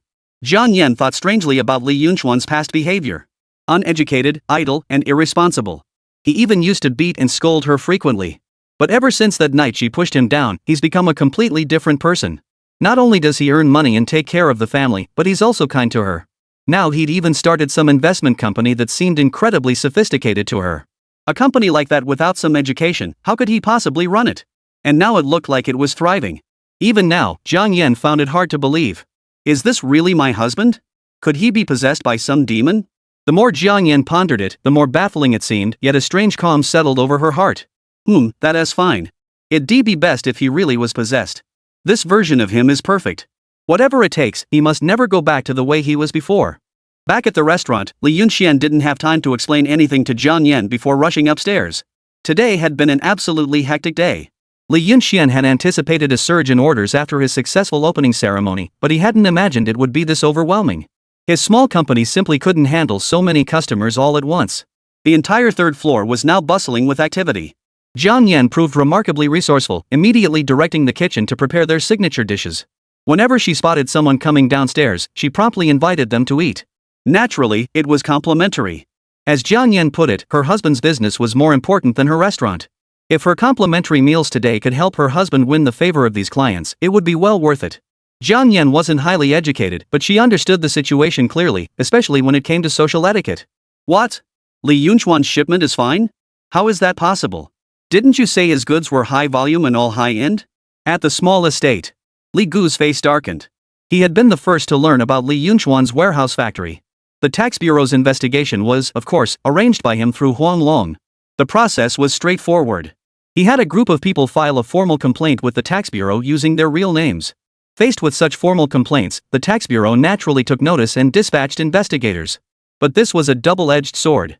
The fundamental condition for a real name report is that they must be certain Li Yunchuan's shipment was indeed smuggled. Otherwise, their actions would backfire spectacularly. Huang Long wore a sour expression. Well, boss, the intel I gathered is this: Li Yunchuan's got a massive stockpile, and it's all high-end imported goods. The managers there told me personally they've never seen such luxury items in their lives. What else could it be but smuggled from abroad? Where in China could a factory produce this stuff, let alone in such quantities? Li Gu's tone grew even colder. Then why hasn't the tax bureau uncovered any issues?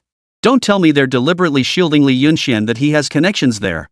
The real problem is, those who filed the formal complaints have all been detained. If the investigation eventually lands on us, we're in for trouble. That was impossible. Even he, Li Gu, had no connections within the tax bureau. To get the tax bureau to investigate, one would have to resort to such underhanded tactics. How could Li Yunxian possibly have such connections? Huang Long was utterly baffled at this point. Chapter 59, Equipment arrives. What level are domestic factories at now? He has no idea. Could they really produce such high-end goods? That's ridiculous. Logically speaking, Li Yunchuan's goods were indeed smuggled in.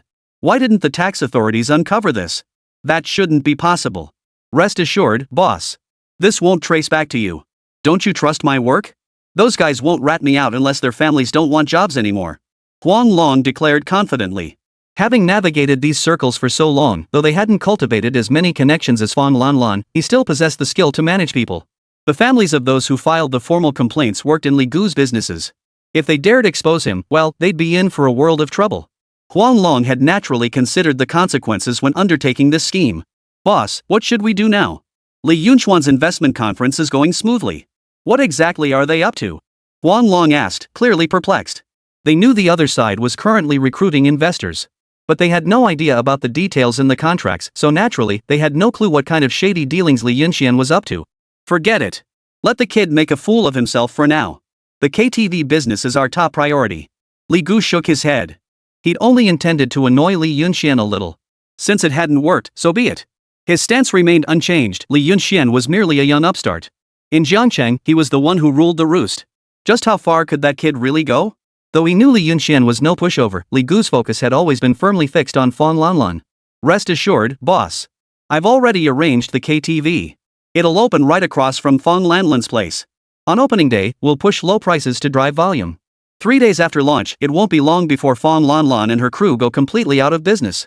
Hearing this, Li Gu's expression finally eased slightly. Come to think of it, it's been over a month now. With funds frozen and the 3 businesses suspended for rectification, how has Fang Lanlan managed to hang on this long? Li Gu was puzzled. 5 days later, Fang Lanlan sat in the private room, drinking alone in gloomy spirits. Lately, her mood hadn't improved at all. Li Yunxian had given her 20,000 yuan, which had greatly eased her financial strain. Yet the entire KTV remained in the red, losing 300 to 400 yuan daily, a drain not everyone could bear. What's more, this situation had persisted for over a month now. Ever since declaring war on Li Gu, they've been losing money every single day. Now tens of thousands of yuan have simply gone down the drain. There's still money in the account. And they could still hold on. But Fang Lanlan feels particularly bitter now. Because Li Gu really did open a KTV right across from her place. Whether it's the ambience or the drink prices, they completely outclassed them in every aspect. The drinks at the rival KTV were practically sold at cost price, causing them to lose 80% of their clientele. Most crucially, Li Gu's KTV attracted far more young women. What do business owners seek when they visit a KTV? Naturally, it's female companionship. The younger, the better. Fang Lanlan understood this principle. For 2 consecutive days, the KTV across the street was bustling every day, with a steady stream of customers coming and going. Meanwhile, their place was eerily quiet. They only had 2 or 3 private rooms occupied each day. And even those were customers referred by Su Shan or Li Yunxian. Otherwise, there wouldn't be a single soul here. Watching the girls at the KTV sit idle at the front desk day after day made Fang Lanlan feel miserable. The entire KTV now felt to Fang Lanlan like it was on the brink of closing down. Sis, we can't keep going like this. Even with all the money in the world, it won't matter. We can't afford to wait it out. Besides, we won't be able to explain this to Dad or the uncles later. Fong Tingting said helplessly. Now all their customers had defected to the KTV across the street. Only those in business could truly understand this sense of decline. I know. It's okay. Li Yunchuan's investment drive has already begun. I hear many investors have opened shops in Jiangcheng and a lot of capital is flowing into our city. If we hold out a little longer, things should be fine. Fong Lanlan offered reassurance. She wasn't just comforting Fong Tingting, she was comforting herself too. After all, the current situation was suffocating. After exchanging these words, silence fell once more. Both knew exactly what was happening, yet neither could change it. Boss, there's a truck parked outside. They say it's our liquor delivery. A subordinate cautiously approached the luxury private room and respectfully reported. Beverages? I didn't place any orders this month. Fong Lanlan asked in surprise. She hadn't even sold all last month's inventory, so this month's stockpile was already substantial. There was no need for more. I don't know either. Mr. Li brought it over. He's already downstairs. Would you like to go down and take a look? The subordinate replied truthfully. Li Yunxian? Fong Lanlan was overjoyed and hurried downstairs with Fong Tingting. At the KTV entrance, Li Yunxian was directing staff to carry the beverages inside. And it wasn't just one truckload, it was two. Li Yunxian, why did you buy so much alcohol? There's no need to spend so much. We still have plenty left. Fong Lanlan hurriedly said, quickly send it back. Don't waste money. I know you want to help us now, but it's unnecessary. As long as your investment project gets off the ground smoothly, that's the biggest help you could give us. Li Yunxian smiled at her. Don't say that. Throw away all your old stock, it's useless now. I've got the latest imported drinks, higher quality without breaking the bank. Plus, I've ordered all the new sound systems and lighting equipment. We're giving this KTV a complete overhaul. Not just the flagship KTV, all the other branches currently closed for renovation will be refurbished too, following a unified template. I've already made the arrangements. Once the goods arrive, the other KTVs will undergo renovations as well. What? Fong Lanlan was stunned by this news. She couldn't process it for a long time, feeling as if she were in a dream. 4 KTVs, all renovated? What a massive undertaking. As the staff brought in the equipment, Li Yunxian guided them through sound calibration and lighting adjustments. Fong Lanlan was so astonished she couldn't speak. The sound equipment was incredibly professional, delivering superior audio quality. It was practically a surround sound experience. Combined with the lighting effects, there were over 50 distinct lighting effects, each unique. Currently, KTV lighting effects only featured one type, multicolored lights. It was imported from abroad. This rainbow light had long been outdated abroad, yet here it still passed as trendy. Yet the equipment Li Yunxian brought supports over 50 different lighting effects. Chapter 60, Li Gu's Moment of Glory.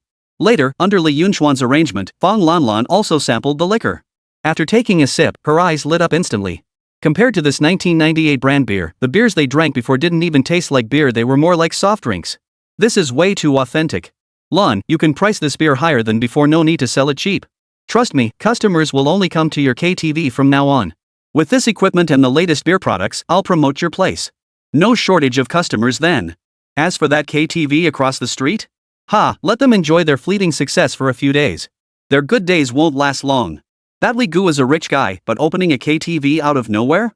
He's going to lose big time. Li Yunxian gave a cold laugh. He had initially thought Li Gu would be a tough opponent. But after Li Yunxian had everything meticulously arranged, he realized. This Li Gu was nothing but an arrogant fool. When Li Yunxian was setting up his investment company, if Li Gu had tried to interfere then, that would have been the perfect moment to strike. But now, Li Gu had missed his chance. Investors are already opening stores and even building factories in Jiangcheng. All profits here will be divided up within just 3 or 4 days. After that, Jiangcheng will undergo a complete transformation. Li Yunxian explained with a faint smile. Wonderful. Li Yunxian, thank you. Your plan actually worked, it's incredible. Combined with our KTV's recent renovation and these new facilities, our business is bound to thrive even more than before. Fong Lanlan's eyes lit up. Who would have thought that in this moment of utter despair, it would be Li Yunxian who brought her good news, and such earth-shattering news at that. In that instant, the gloom that had hung over the Fong sisters lifted completely. What could be more uplifting than hearing such words? They'd been feeling down for nearly a month, and now they could finally hold their heads high. Mr. Li is truly a rising star, and so handsome too. It's a shame you're married, otherwise I'd be more than willing to pursue you. Fong Tingting teased cheerfully from the side. Fong Lanlan shot her sister a speechless glance. You? Forget it. Mr. Li wouldn't even look your way. His wife is gorgeous. You don't stand a chance in this lifetime. Stop dreaming. To be honest, her sister was actually quite attractive. Tall and slender, with fair skin. She possessed a rational beauty. She was certainly a beauty. Not at all, not at all.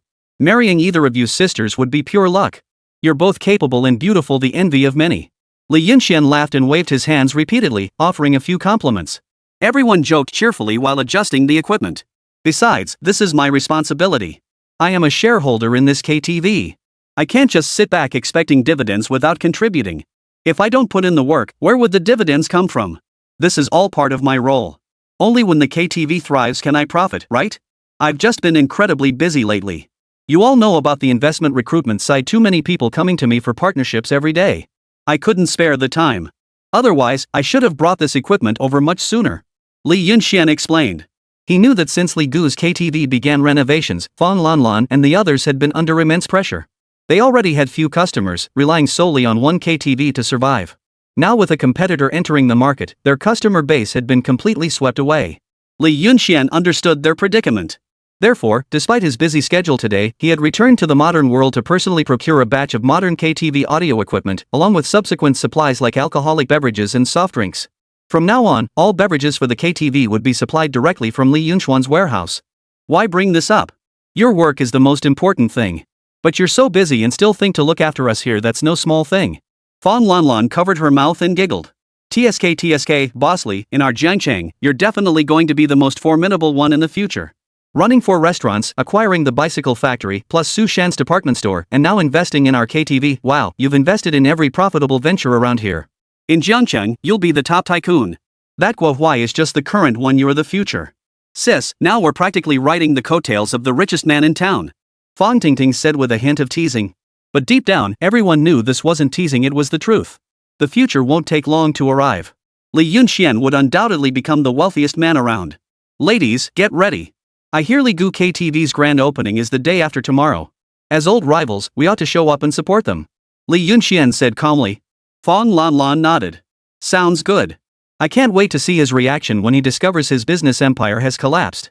You handled the arrangements, we'll follow your lead.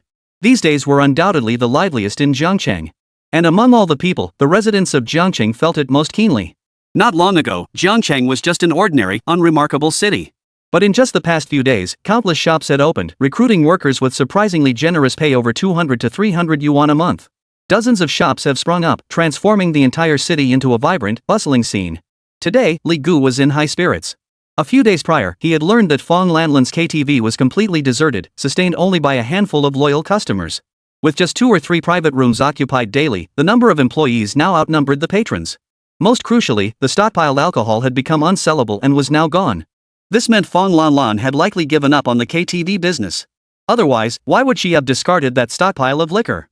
If she couldn't sell it elsewhere, selling it to him would still net her some profit. Upon hearing this news, Li Gu couldn't help but break into a wide grin. Everything was unfolding exactly as she had planned. Before long, Fong Lanlan would surely come begging for her help. Just imagining that scene made Li Gu feel incredibly satisfied. That's why today, he generously invited all his friends to sing and drink for free at the KTV. Grand opening celebrations were all about good fortune. The motto? Money is no object. Today, Li Gu's KTV was packed to capacity, bustling with an incredible crowd. Li Gu, meanwhile, was in a luxurious private room with several close friends, each with a woman on his arm, chatting and laughing heartily. Bro, never thought you'd be into the KTV business. But damn, you've got some skills snatching up all of Fong Lanlan's clients right after opening. She probably doesn't even have a place to cry now. Of course. What kind of man is brotherly? He's Guo Huai's right-hand man, the second in command in Jiangcheng. If he really set his mind to business, he'd probably take away all our livelihoods. Ha ha ha. Chapter 61, The winds have changed in Jiangcheng. Seated at the head of the table, Li Gu maintained a composed exterior as he waved his hand dismissively, though inside he was thrilled and secretly delighted. This was the feeling he craved. That Li Gu had risen to his current position spoke volumes about his capabilities. If he didn't want Fong Lanlan to continue her business, she simply couldn't. He intended to make it clear to everyone, in Jiangcheng, those who crossed him met a bitter end. Ha. Alright, everyone. Today marks my grand opening. Eat and drink your fill. No need to hold back. If you do, don't blame me for losing my temper. Ha ha. The crowd laughed as they clinked glasses and passed around dishes. Before long, a staff member entered the room. He hurried over to Li Gu and whispered something in his ear. Li Gu set down his wine cup, his expression lighting up with delight. Ha ha. Everyone, do you know what's happening right now? That woman Fong Lanlan has arrived. Come on, follow me downstairs to see her. That. I warned her before, but she wouldn't listen. She insisted on offending me. Now look, she's come crawling to my door to apologize. Li Gu's joy was palpable. Not even the grand opening had brought him such joy. After all, this woman who once looked down on him was now licking her wounds and coming to him. It just goes to show how irresistible brotherly is, huh? Alright, let's go see for ourselves. That woman was so arrogant when she ran her KTV place, but only someone like Li Gu could tame a woman like that. The group laughed and chatted as they descended the stairs. Meanwhile, the Fong sisters sat with Li Yunxian in a cozy booth, sipping drinks leisurely while occasionally glancing at the bustling crowd around them. If this had been earlier, Fong Lanlan would have been furious at the sight. After all, these were her customers, the money going to someone else, the patrons being lured away. But now, she felt none of that. In fact, she almost wanted to laugh. After tasting that imported liquor Li Yunxian brought, drinking this cheap stuff now feels downright strange. Who knew the drinks we used to have were so trashy? Fong Tingting offered a casual critique of the KTV. The drinks here were the same brand they used before, with basically no difference. After all, there were only a handful of domestic breweries, and they were notoriously watered down. Yeah, it's awful. I don't know how people can even drink this stuff. Fong Lanlan wholeheartedly agreed. That liquor may be labeled as imported, but it's not actually foreign, it's domestically produced. You just don't know where it comes from. Li Yunxian smiled faintly. Domestic beer? That's impressive. Fong Tingting was taken aback. Of course. Have some confidence, our domestic brews are the best. I just can't tell you where they're made yet. I'm considering setting up a brewery myself. Then you'll know the source of the ingredients. Li Yunxian explained. Li Yunxian, are we here to crash the party today? Fong Lanlan suddenly blurted out, as if struck by an idea. Absolutely. No doubt about it, we're here to cause trouble. Li Yunxian smiled faintly. As the group chatted, Li Gu had already arrived with his friends. Lanlan, you're finally here. I've been waiting so long, the flowers have wilted. Spotting Fong Lanlan, Li Gu instinctively ignored Li Yunxian, his face breaking into a broad smile. Noticing only empty glasses on the table, he shot a displeased glance at the nearby staff. What's going on here? Serving guests drinks but no food? Do you even want to keep your job? Hurry up and bring out all the good stuff. I've told you countless times everything's free tonight. Guests can eat whatever they want. Got it? The staff member nodded sheepishly and hurried off to prepare the food. Mr. Li Gu sure is generous. Rich people really do have a different flair. He looks so much more energetic now. Fong Lanlan gave him a casual glance and remarked indifferently. Haha, not at all. But honestly, this little money means nothing to me. Lanlan, I'm truly glad you've come around. Why did you have to oppose me before? Otherwise, I wouldn't have treated you this way. But rest assured, it's not too late to turn back now. If you're willing to join me, you can run your own KTV. All my clientele will be yours from now on. Even this KTV could be yours, you could manage it. Li Gu waved his hand grandly, his voice brimming with delight. As soon as he finished speaking, some of the business owner friends beside him gasped in astonishment. Only Brother Li would do something like this, giving away a KTV for a beautiful woman. None of us would dare be so generous. Mr. Fong, you're truly blessed to have caught Brother Li's eye. Exactly. Following Brother Li means you'll truly rise to the top in Zhongcheng. A smug smile slowly spread across Li Gu's lips. This moment felt incredibly satisfying. TSK, you really are full of yourself, Li Gu. What do you think my sister came here for? To beg you to spare me? Think again. She came to laugh at your humiliation. And let me tell you this, even if you hadn't given her away, all your customers today belong to her. What's more, this new KTV of yours? It might just belong to her from now on. You still think Zhongcheng is your fiefdom, Li Gu and Guo Huai? Wake up. The tide turned long ago. Only you're still clinging to your delusions like a clown. Fong Tingting spoke with utter contempt, finally rolling her eyes in disbelief. How did such a brainless fool ever become the second in command in Zhongcheng? What did you say? You came to mock me? Li Gu was momentarily stunned. Were these three people serious? From start to finish, Fong Lanlan couldn't be bothered to speak to such a person, it was a waste of breath. He actually thought she was here to beg him? How ridiculous. Mr. Li Gu, I have a surprise to show you. I hope you won't be too shocked. After today, your position as boss won't be so secure. Li Yunxian chuckled, placing a document before Li Gu. Li Yunxian, it's you again, playing tricks. I'll see what kind of nonsense you've been cooking up here. Realizing these men weren't here to beg for mercy, Li Gu's expression turned icy. He snorted coldly and picked up the document. It was a commercial development plan for Zhongcheng, detailing over 50 upcoming retail establishments of every kind. Among them was a massive department store. This was none other than the building Li Weiwei and her group had invested in. As he studied the Jiangcheng blueprint, Li Gu's expression darkened instantly. The commercial plots marked on the Jiangcheng plan were all clustered near their own Guohuai department store. In other words, this was a blatant attempt to steal their business right under his nose. Chapter 62, Stealing Customers. Kid, are you pulling some kind of stunt on me? How could Jiangcheng suddenly have over 50 new storefronts overnight? Li Gu finished reading and snorted coldly. He wasn't about to fall for such childish tricks. You think you can scare me with this? Do you really think you can pull that off? With that, Li Gu dismissed it without a second glance, tossing it aside decisively. In Jiangcheng, they had their own rules. Anyone wanting to open a shop and make money had to seek Li Gu's approval and present gifts. Everyone knew this. But recently, no one has been giving him gifts, so how could so many stores suddenly appear out of nowhere? Hey, Boss Li Gu, look how out of touch you've become with society. You're the second most powerful figure in Jiangcheng, yet you don't even know what the city looks like now. If word got out, it would be a huge embarrassment. If you don't believe it, it's simple, just send someone to check it out.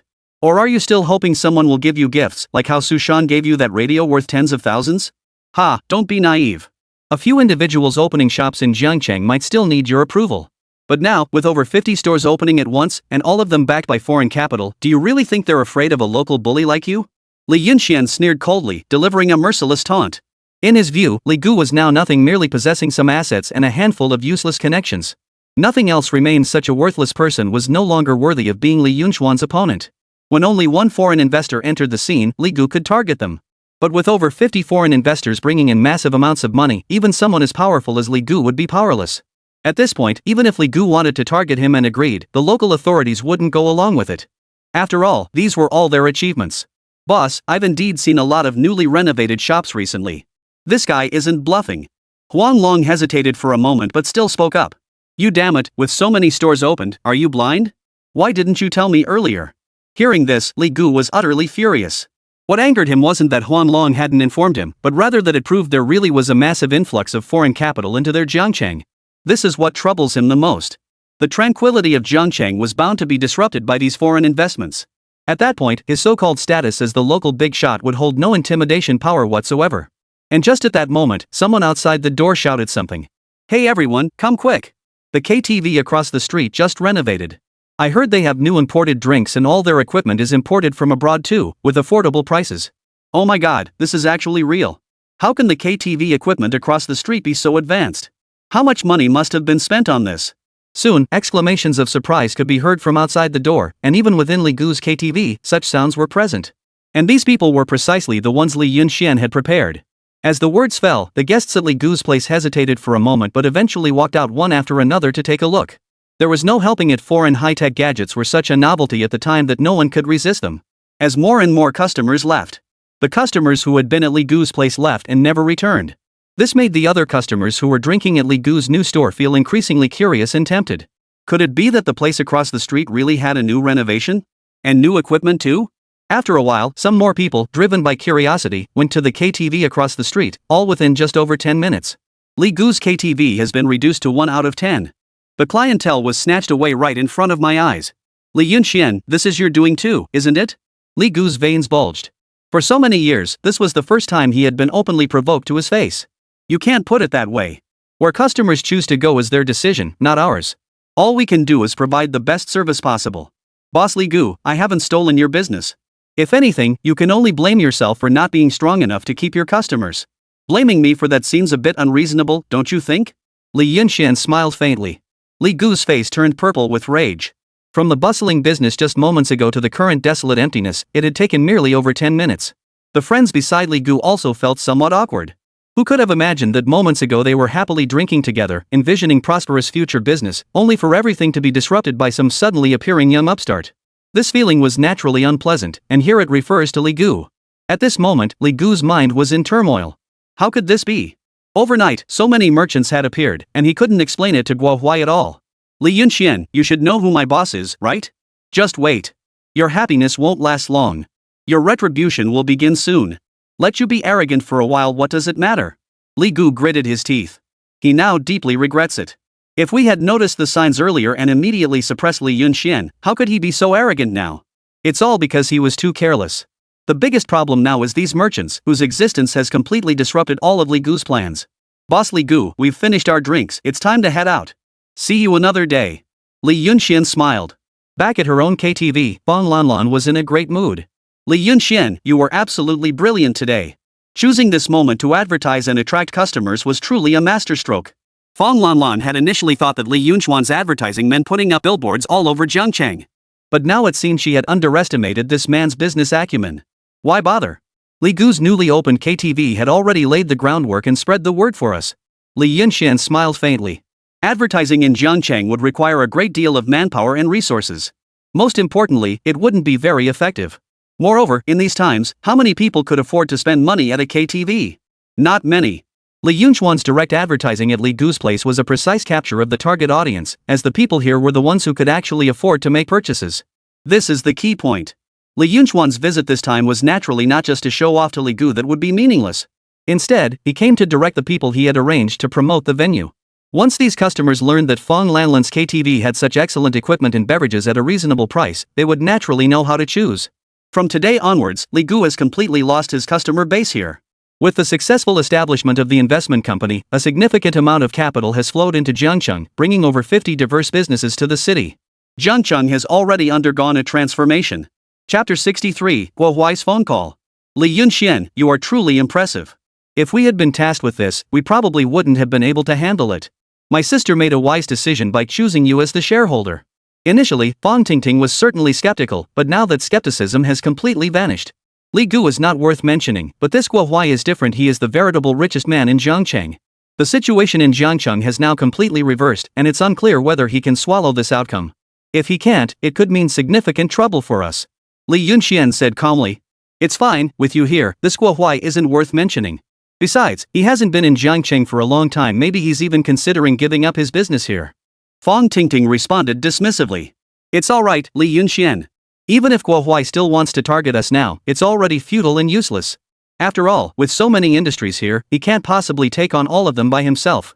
If he wants to target us, the management of Jiangcheng will definitely not allow it. Fong Lanlan could still see this point clearly, as many businesses officially entered and settled in Jiangcheng. Just 2 days later, Fong Lanlan's 3 KTVs, which had been sealed off, were all reopened, and even the restrictions on her bank accounts were lifted. This wasn't because Li Gu had instructed the bank to target Fong Lanlan. He didn't have that kind of influence, it was simply because the restriction period had ended. However, no issues were found with the KTV. Therefore, the bank had no choice but to lift the restrictions. In the small manner. At this moment, Li Gu was sitting upright, even sweating profusely. The voice on the other end of the line sounded somewhat cold. Li Gu, explain what's going on. I've already heard about it. I placed you in Jiangcheng to stabilize my businesses, but suddenly there are over 50 new ones. What is this about? Is your influence in Jiangcheng so weak? Hearing the voice on the other end, Li Gu found himself at a loss for how to explain the situation. Boss, well, you see. I've already investigated everything thoroughly. These merchants, they're all from the neighboring city of Lincheng. That guy Li Yunxian went to Lincheng and brought them here to disrupt the economic market in Jiangcheng. Now, even if we wanted to take action against these people, we can't, there are just too many of them. I really had no other choice. During this period, Li Gu has been so busy he's been running around in circles. First, there's Guo Huai's department store. Revenue has dropped by 80% directly. All of it has been taken over by other newly emerging businesses. These days, every day has been in a state of loss. Not only the trade city, but other industries are also the same. Li Yunxian has taken things to the extreme, dividing out the entire cake and distributing it all. Don't make so many excuses. Stabilize the remaining businesses immediately. I don't care what methods you use. I can let the department store slide for now, but my motorcycle business is the main priority. You need to stabilize this industry for me completely, otherwise you don't need to work anymore, understand? Hearing this, Li Gu breathed a sigh of relief and quickly patted his chest to guarantee. Boss, you can rest assured about this. The motorcycle shop's revenue has been stable during this period, and it has always been steady. You don't need to worry. The tone on the other end finally softened a bit. Hold on a bit longer. My 500,000 yuan project in Huaibei City is almost finished. In a month, once I free up some time, I'll return to take charge of the situation. Hearing this, Li Gu was overjoyed. Boss, you're coming back? That's fantastic. With you here, that guy Li Yunxian is done for. He is just a young man who got lucky and made some money here in Jiangcheng, but he has turned everything upside down.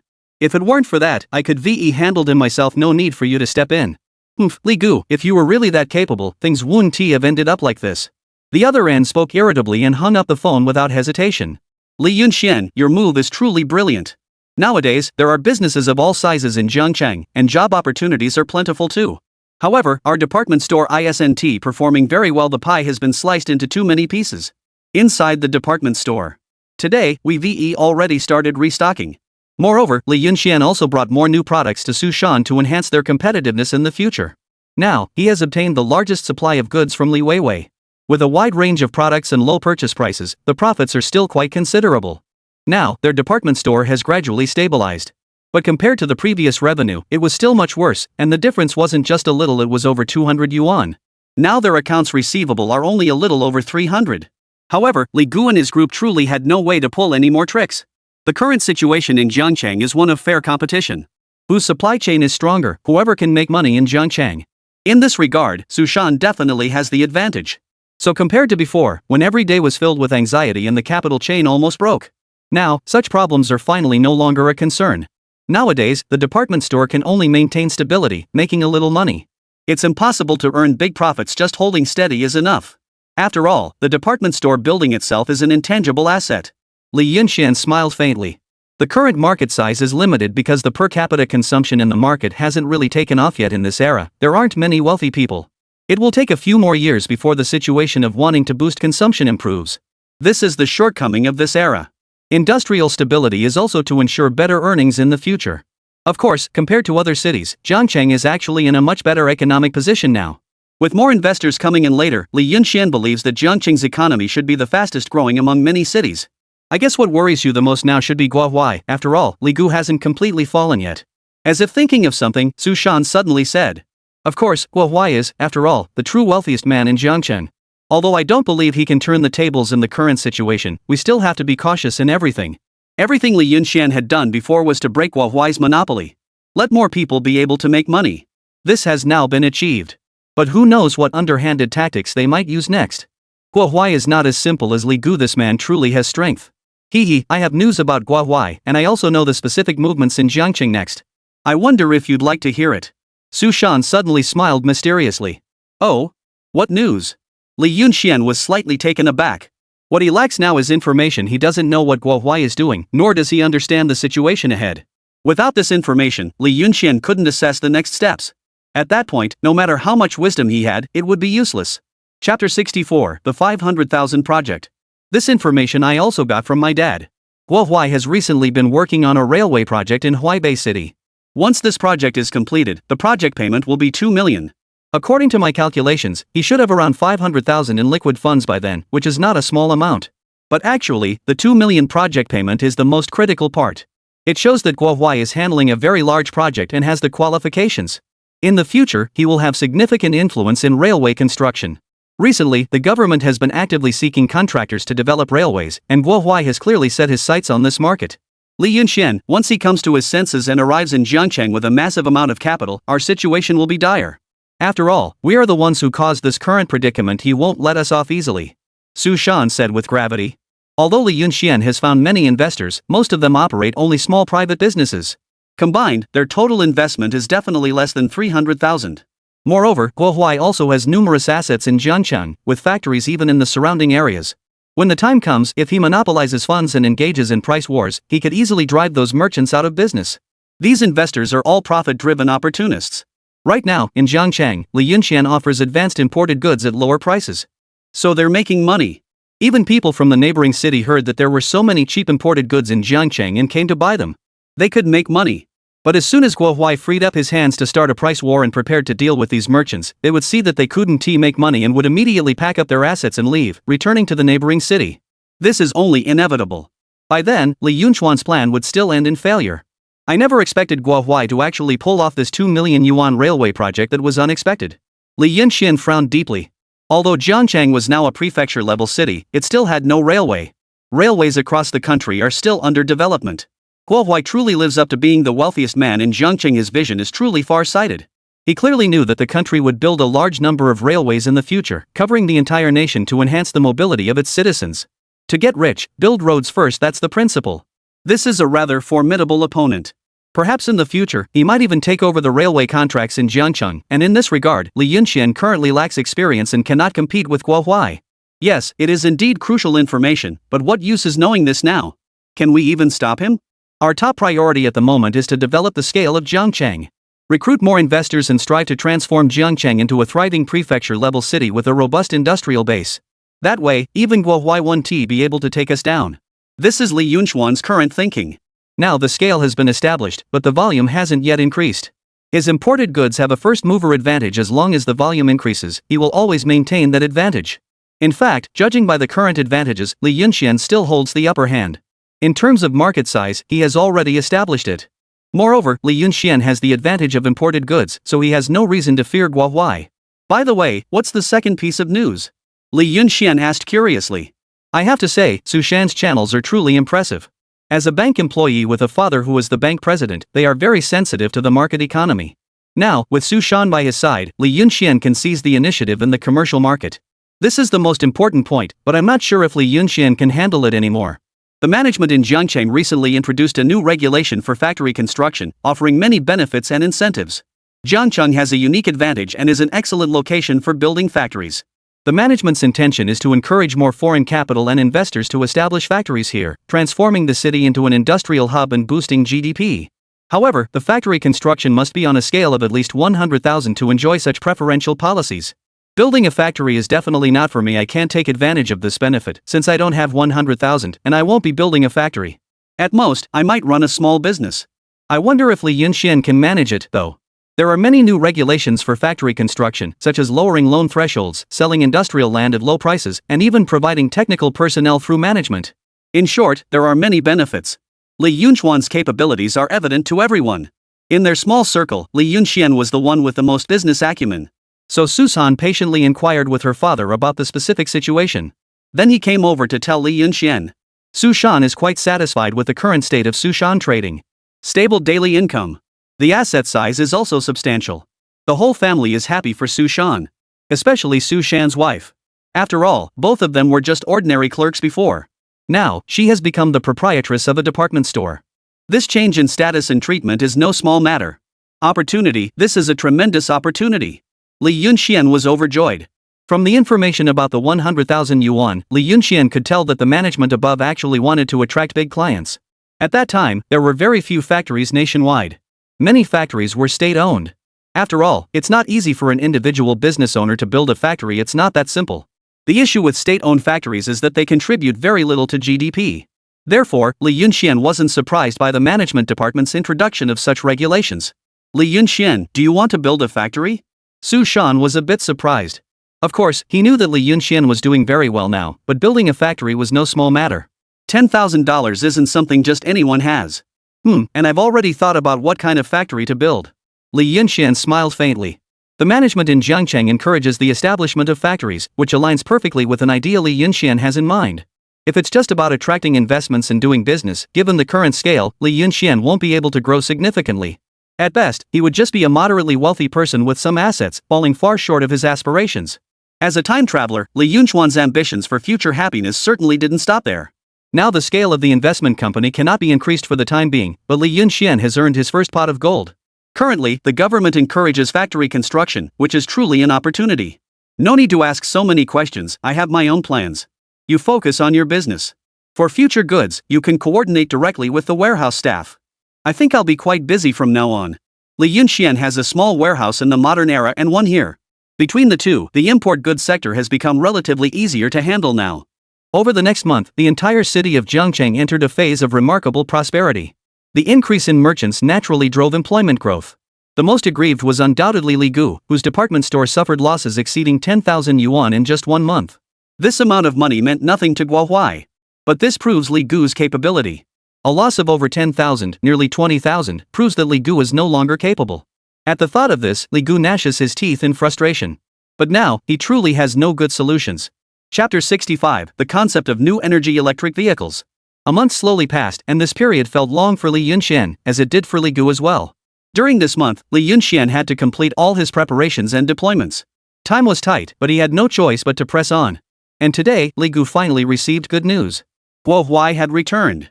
Inside the bicycle factory. Since the merger of Hongqing and Taihang Bicycles, the bicycle factory has now officially changed its name. Li Zhang's Auto Factory. The transformation from a former bicycle factory into an automobile plant signifies Li Yunxuan's shift in business direction. Or perhaps he was embarking on a new business venture. For Li Gu, today was exhilarating, but for Li Yunxian, it brought a slight sense of pressure. Inside the parking lot office, former factory manager Wang and factory manager Bai were officially promoted to oversee operations here. Li Yunxian assumed the position of formal chairman. Among them, Su Shan was naturally present as well, since it was Su Shan who had informed Li Yunxian about Guo Huai's return today.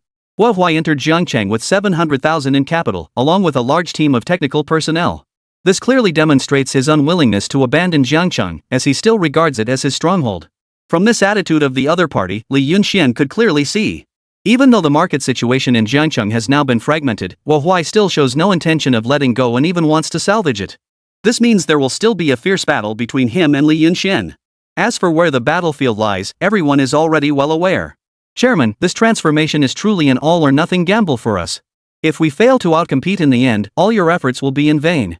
Supervisor Wang said with some hesitation. Li Yunxian merged and transformed the bicycle factory, which happened a month ago. At that time, Li Yunxian specifically sought out the two of them and explained his ideas. After learning about this idea, both of them were utterly shocked. Li Yunxian's business approach was downright reckless. Everyone doing business in Jiangcheng knows. Guo Huai owns 3 major high-end industries, a department store, a sugar factory, and a motorcycle dealership.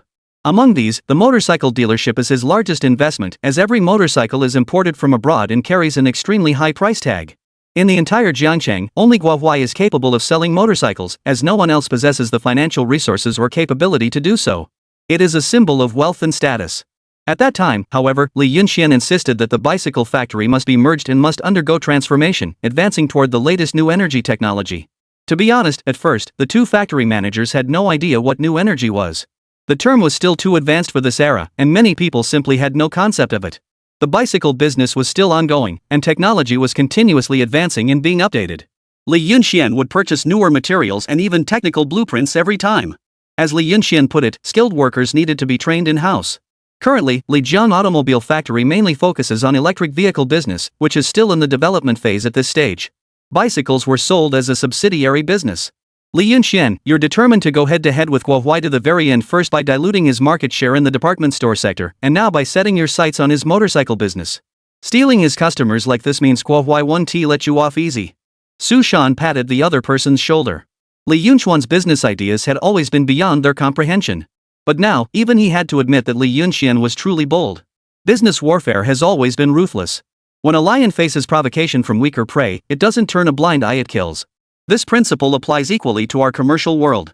From the moment we began diluting Guo Huai's department store market share, we had to be aware of this reality. It's not that I want to leave no room for compromise, but business competition doesn't permit such thoughts. Li Yunxian sighed. Since war had been declared, it must be fought to the finish. Mercy and softness will only lead to one's own demise in the end. Guo Huai's motorcycle business was naturally well known to Li Yunxian. But at that time, Li Yunxian didn't have a better solution. Motorcycles were a necessity in that era. It was a symbol of financial strength, something Li Yunxian did not possess. Purchase more advanced motorcycles from modern sources? No, motorcycle models are registered. Unlike some daily necessities or common technological products. If the motorcycle model or engine source is unclear, it can easily be classified as smuggling, which could bankrupt Li Yunxian with fines. But now, things are different. Jiangcheng's administration encourages private enterprises to build their own factories and provides welfare subsidies, which is a tremendous advantage for Li Yunxian. Now, Li Yunxian has invested all the funds raised for investment into the vehicle factory. It was all for recruiting technological talents of this era. Currently, the factory employs over 50 workers. More than 30 of them are high school graduates. 5 are university graduates. This is Li Yunxian's current wealth. It was also his only bargaining chip. These individuals will be the main force in the future development of new energy. Let's wait and see. Guo Huai's return is bound to bring some moves. For now, our operations are running smoothly. We'll observe his intentions first and make decisions accordingly. At the moment, the initiative isn't in our hands. Li Yunxian spoke calmly. The most luxurious villa in Jiangcheng. This is a small Western-style house, located in a residential area in the bustling downtown of Jiangcheng. This residential area was previously slated for demolition by the state to build a highway, but Gui Ziren, being financially unconstrained, refused the demolition of this location, forcing the management to detour. Now, the most luxurious villa in the entire city center of Jiangcheng belongs to Guo Huai. At this moment, the small Western-style house was bustling with activity. Many people learned that Guo Huai had returned to Jiangcheng with substantial capital and technology, prompting them to visit his home with gifts. From Guohuai's return to Jiangcheng and bringing so much with him, they had already received an important message. Guohuai's business focus was to be placed in Jiangcheng. Thus, showing loyalty at this time and acting as Guohuai's pawn would naturally allow them to sip some hot soup in the future. Inside the small Western-style house, a middle-aged man, likely in his 40s or 50s, dressed in a Zhongshan suit, sat at the head of the dining table.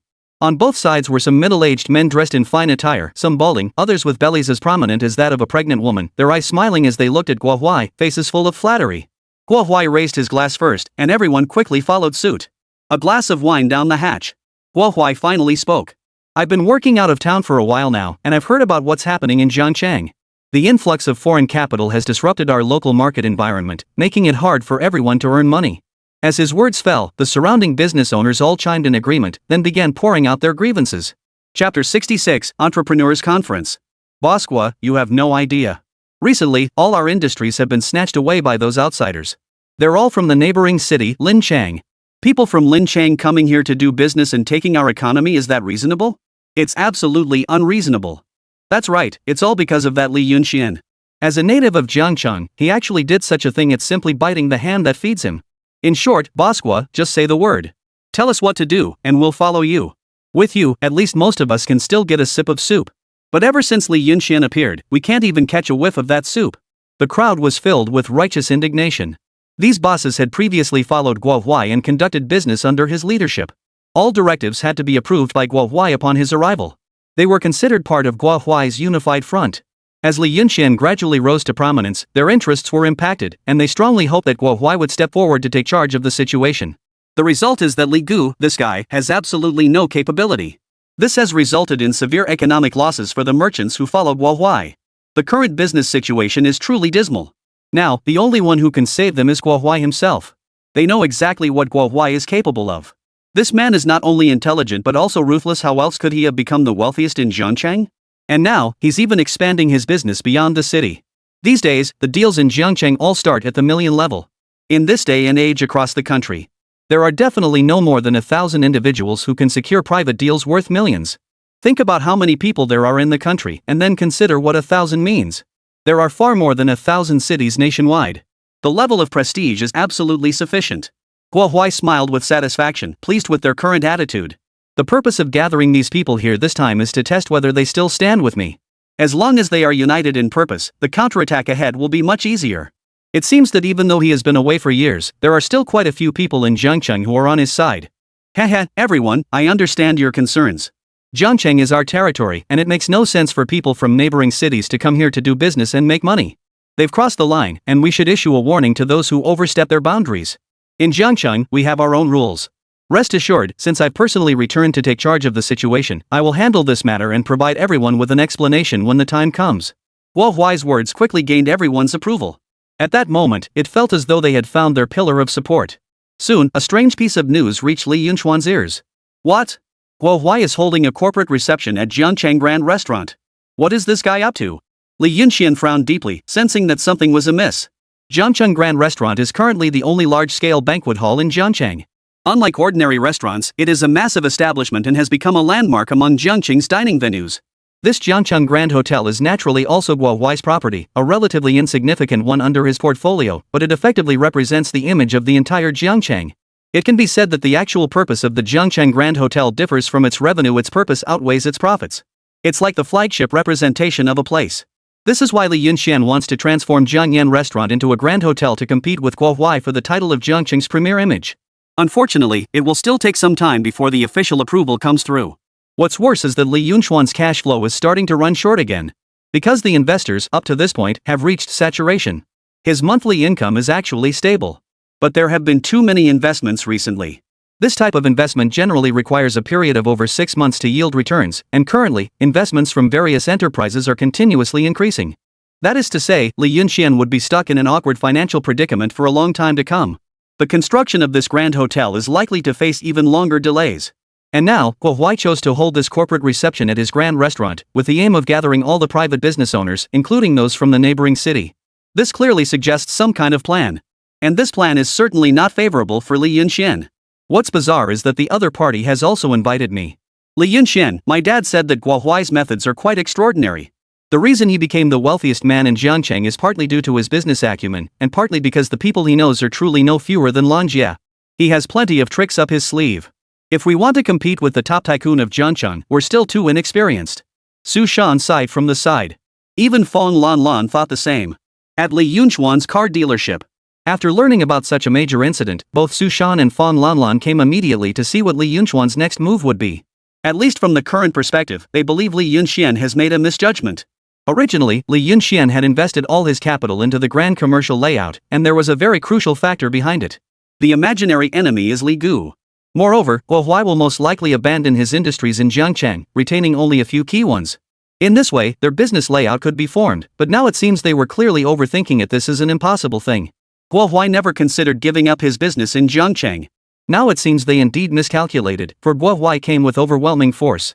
Before Guohuai even became the wealthiest man in Jiangcheng, he was already one of the top university students in our city. Back then, he had already made many businesses thrive in Jiangcheng. Now, having been the richest man in Jiangcheng for over a decade, his connections here are actually more extensive than mine.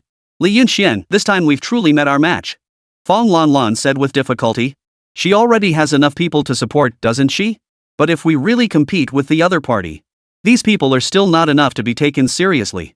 Li Yunxian, you absolutely must not go to this big hotel, the other party definitely has ill intentions. Su Shan quickly said. Fong Lan, standing nearby, also nodded helplessly. Now that Guohuai has returned, they can be said to have lost all momentum. Of course I know all this, no need to rush. Since we've already taken this step, there's no turning back. Let's go and see first. They've invited us, and if we don't show up, it'll make us look weak. After all, many entrepreneurs from neighboring cities have also been invited. If we don't go, people might think we're afraid of them, which would be a significant blow to my investment promotion company. The enemy hasn't even made a move yet, and we're already scared out of our wits by a single shout. That just won't do. Come with me and see for yourself, I really don't believe he's that amazing. Chapter 67, Tearing Off the Mask. Li Yunxian smiled faintly. As most of the private enterprises in Jiangcheng received invitations, Jiangcheng Grand Hotel is packed to the brim today. Those who received the invitation hardly dared not to come. There's no other way these out-of-towners aren't fools. They know that Li Yunxian is the one supplying the goods that allow them to do business here, but they are even more aware that in Jiangcheng, the real local power has never been Li Yunxian, it's Guohuai. If they want to do business smoothly, they have to show him this respect. In the main hall of Jiangcheng Grand Hotel. At this moment, two factions had clearly formed. One was led by Li Yunxian, seated in the far left section. It was divided into several tables. On the right, it was clearly the local industrial faction led by Guohuai. And Guohuai was currently seated in the first position on the highest platform. This dinner gathering was quite bizarre. At first, Guohuai only urged everyone to eat and drink well. He has just returned to Jiangcheng and now needs stability. What followed was a round of flattery from those present. But Li Yunxian knew that the other party definitely wasn't just inviting him for a simple meal. Sure enough, the meal was nearly finished. Guohuai, seated at the head of the table, glanced at Li Yunchuan's group with a faint smile. Everyone, as the saying goes, a guest is always welcome. As the host, I believe I've shown the courtesy expected of me. I'm just wondering if you all can demonstrate your sincerity in return. Guohuai looked at Li Yunxian and the others with a smiling expression. Upon hearing this, Li Yunchuan's side was taken aback for a moment, and one of the bosses spoke up in surprise. What does this mean, President Guo? Guohuai said seriously, his tone carrying a faint hint of threat, as he no longer intended to be polite. Since we've come this far, I won't hide anything from you all. As guests, it's understandable that you want to come to our city of Jiangcheng to do some small business, and we welcome that. However, our local enterprises also need to make a living, don't they? You are now doing business on a large scale in Jiangcheng, covering various fields. I won't mention the department store for now, but I've heard that someone recently set up a car factory to challenge me. Everyone, don't you think your actions are a bit excessive? After all, Jiangcheng is our territory, and no matter what you do, you should know when to stop. Li Yunchuan's people felt their hearts sink. Indeed, the scenario they had hoped to avoid was likely about to unfold. Guohuai said sternly. Everyone, during my absence, you have made quite a lot of money in Jiangcheng, while our local businesses have been consistently losing money. I don't want to dwell on these matters now. I'm giving you an opportunity, withdraw your industries from Jiangcheng, and I'll act as if nothing happened. If any of you insist on continuing to operate businesses here, for the sake of the development of Jiangcheng's locals, I, Guohuai, will have no choice but to employ some special measures to deal with you. At this point, the threat was completely out in the open, with no attempt to hide it. These words from Guohuai were naturally directed at Li Yunxian's side. The intent was very clear. At this moment, Li Yunchuan's side fell into silence. As if pondering the pros and cons of the situation. President Gua, you speak with such grandiosity. You repeatedly claim to welcome foreign investors, yet your actions now seem hypocritical. Jiangcheng has never been anyone's exclusive territory, so how can one speak of snatching business? Business itself is about the strong making profits, while the weak should naturally be eliminated, isn't that right? At this very moment, Li Yunxian did not back down. He understood that his current attitude had an uplifting effect on the merchants who supported him. If even he, the head of the investment company and the mastermind behind these merchants, begins to retreat and dare not confront Guo Huai's force, these individuals naturally became even more timid. They will retreat even faster than Li Yunxian. Momentum. At this moment, momentum is the most important thing. Li Yunxian absolutely must not show any sign of fear. And at this moment, Li Yunxian felt heavy-hearted. Guo Huai was indeed not simple. This man was hard to deal with. He was very clear about what Li Yunxian's people were afraid of and directly applied pressure. This move may seem simple, but it is extremely effective. Using power to intimidate others. As long as we successfully drive away the merchants present in Lincheng, then all the arrangements Li Yunxian had made earlier, as well as the entire investment company, could be said to have become a complete joke. A simple move can put Li Yunxian at risk of crisis. Such cunning is truly remarkable. As Li Yunxian's words fell, the bosses on the right immediately glared at him angrily. This is the guy who teamed up with foreign capital to snatch their local business. This young man is the most detestable. Meanwhile, the people on Li Yunxian's side had mixed thoughts. They never expected that Li Yunxian, merely the owner of a newly established investment promotion company in Jiangcheng, would dare to offend Guo Huai in front of so many people. Where exactly does his confidence come from? Could it be that he actually has some hidden cards up his sleeve? At this moment, Li Yunxian's side has clearly become the place with the most complicated thoughts. Everyone is analyzing the pros and cons, as well as how credible Li Yunxian's stance and confidence truly are. You must be Li Yunxian. Young man, you're truly impressive. During my absence, you've managed to achieve so much in Jiangcheng, with your businesses spread throughout the city. However, your path has been too short, too inexperienced. Young man, you still need to work harder. Starting to build your own faction now, you're not quite ready yet. Guo Huai shook his head, maintaining a tone of an elder lecturing a junior from start to finish. Attempting to assert dominance over Li Yunxian. Faced with such petty tactics, Li Yunxian responded with a cold smirk. The business world is like a battlefield at such a time, one cannot show timidity. President Gua, this is where you're mistaken. Business doesn't discriminate by age, otherwise, wouldn't the people around you become a laughingstock? Being defeated by a young man like me who brought in some foreign capital only proves that you have no capable people left, just a bunch of good-for-nothings. These words instantly unsettled those in Guo Huai's camp. Openly mocking this kid has some nerve. They all looked at Li Yunxian with anger. They wished they could tear him to pieces. Young man, watch your mouth. Do you think you can do whatever you want in Jiangcheng just by playing a few tricks? You're not qualified yet. Guo Huai dropped all pretense, openly mocking his people right in front of him. This was a direct slap in the face. He sneered coldly, but there's one thing you said that I quite agree with. In business, the strong make money, and the weak should be eliminated. Unfortunately, it seems you've mistaken who's who. Since you've put it that way, very well. Guo Huai turned to the person on his left and spoke coldly. Originally, I was going to give you half a month to prepare and make your choice, but I've changed my mind. I'll only give you 3 days. Any foreign investors from Lincheng must withdraw their industries within 3 days. If they don't blame me, Gua, for being ruthless. Chapter 68, Guo Huai's Coercion. After these words were spoken, Li Yunxian's side was momentarily stunned. At this moment, they had to choose between Li Yunxian and Guo Huai, which presented a dilemma for the investors from Lincheng. If they withdrew, according to the contract terms, they would no longer be able to obtain the imported goods provided by Li Yunxian. This is a huge profit. From an overall perspective, they wouldn't actually lose even if they withdrew, since Li Yunxian's imported goods are simply too profitable to sell. Relatively high prices mean higher profits. It far surpasses other products in the same market. Li Yunxian's goods are like mobile cash. Whatever you buy, you earn. Even if you withdraw, there won't be any losses. Instead, you'll make a small profit. For those who prefer earning small amounts and lack ambition, and who are more cautious, they've already made a bit of money. Withdrawing is a very good option. For those with great ambitions, they looked at Li Yunxian with furrowed brows, clearly pondering whether offending Guo Huai for his sake was worth it. Compared to facing Guo Huai's intimidation, they believed making money was what truly mattered. Even so, this was also the prevailing mindset among most of Li Yunxian's associates. The money they had earned was by no means insignificant, and during this period, they had even built an excellent reputation. Even people from many other cities secretly came to their place to purchase goods at high prices, taking them back to their own cities to sell. In short, this was absolutely a guaranteed profitable business, there was no doubt about it. As for Guo Huai, to put it bluntly, he was now blocking them from making money. No matter how capable he was, he wouldn't treat the investors from Lincheng kindly. Under such circumstances, when it came to profits, they believed offending Guo Huai was actually acceptable. as long as they could truly make money with Li Yunxian. As Guo Huai's voice fell, a portion of Li Yunxuan's people immediately walked away. Some also came over and patted Li Yunxian on the shoulder. Mr. Li, we're truly sorry. As you can see, Mr. Guo doesn't want us doing business here, so our cooperation must end here. A full 20+ people bid farewell to Li Yunxian one after another and left, intending to withdraw from Jiangqing's market. Just because of Guo Huai's one remark, a third of the investors Li Yunxian had previously rallied withdrew instantly. In just this initial encounter, they chose to compromise under Guo Huai's overwhelming authority. Very well, now when my investment company needs development the most, you've chosen to withdraw. Don't forget how you investors made your money in the first place. It must not feel good having funds stuck in your hands. I treated you all with goodwill, allowing you to make money worry-free in Jiangcheng. Since you've chosen to leave me at this juncture, I have nothing more to say.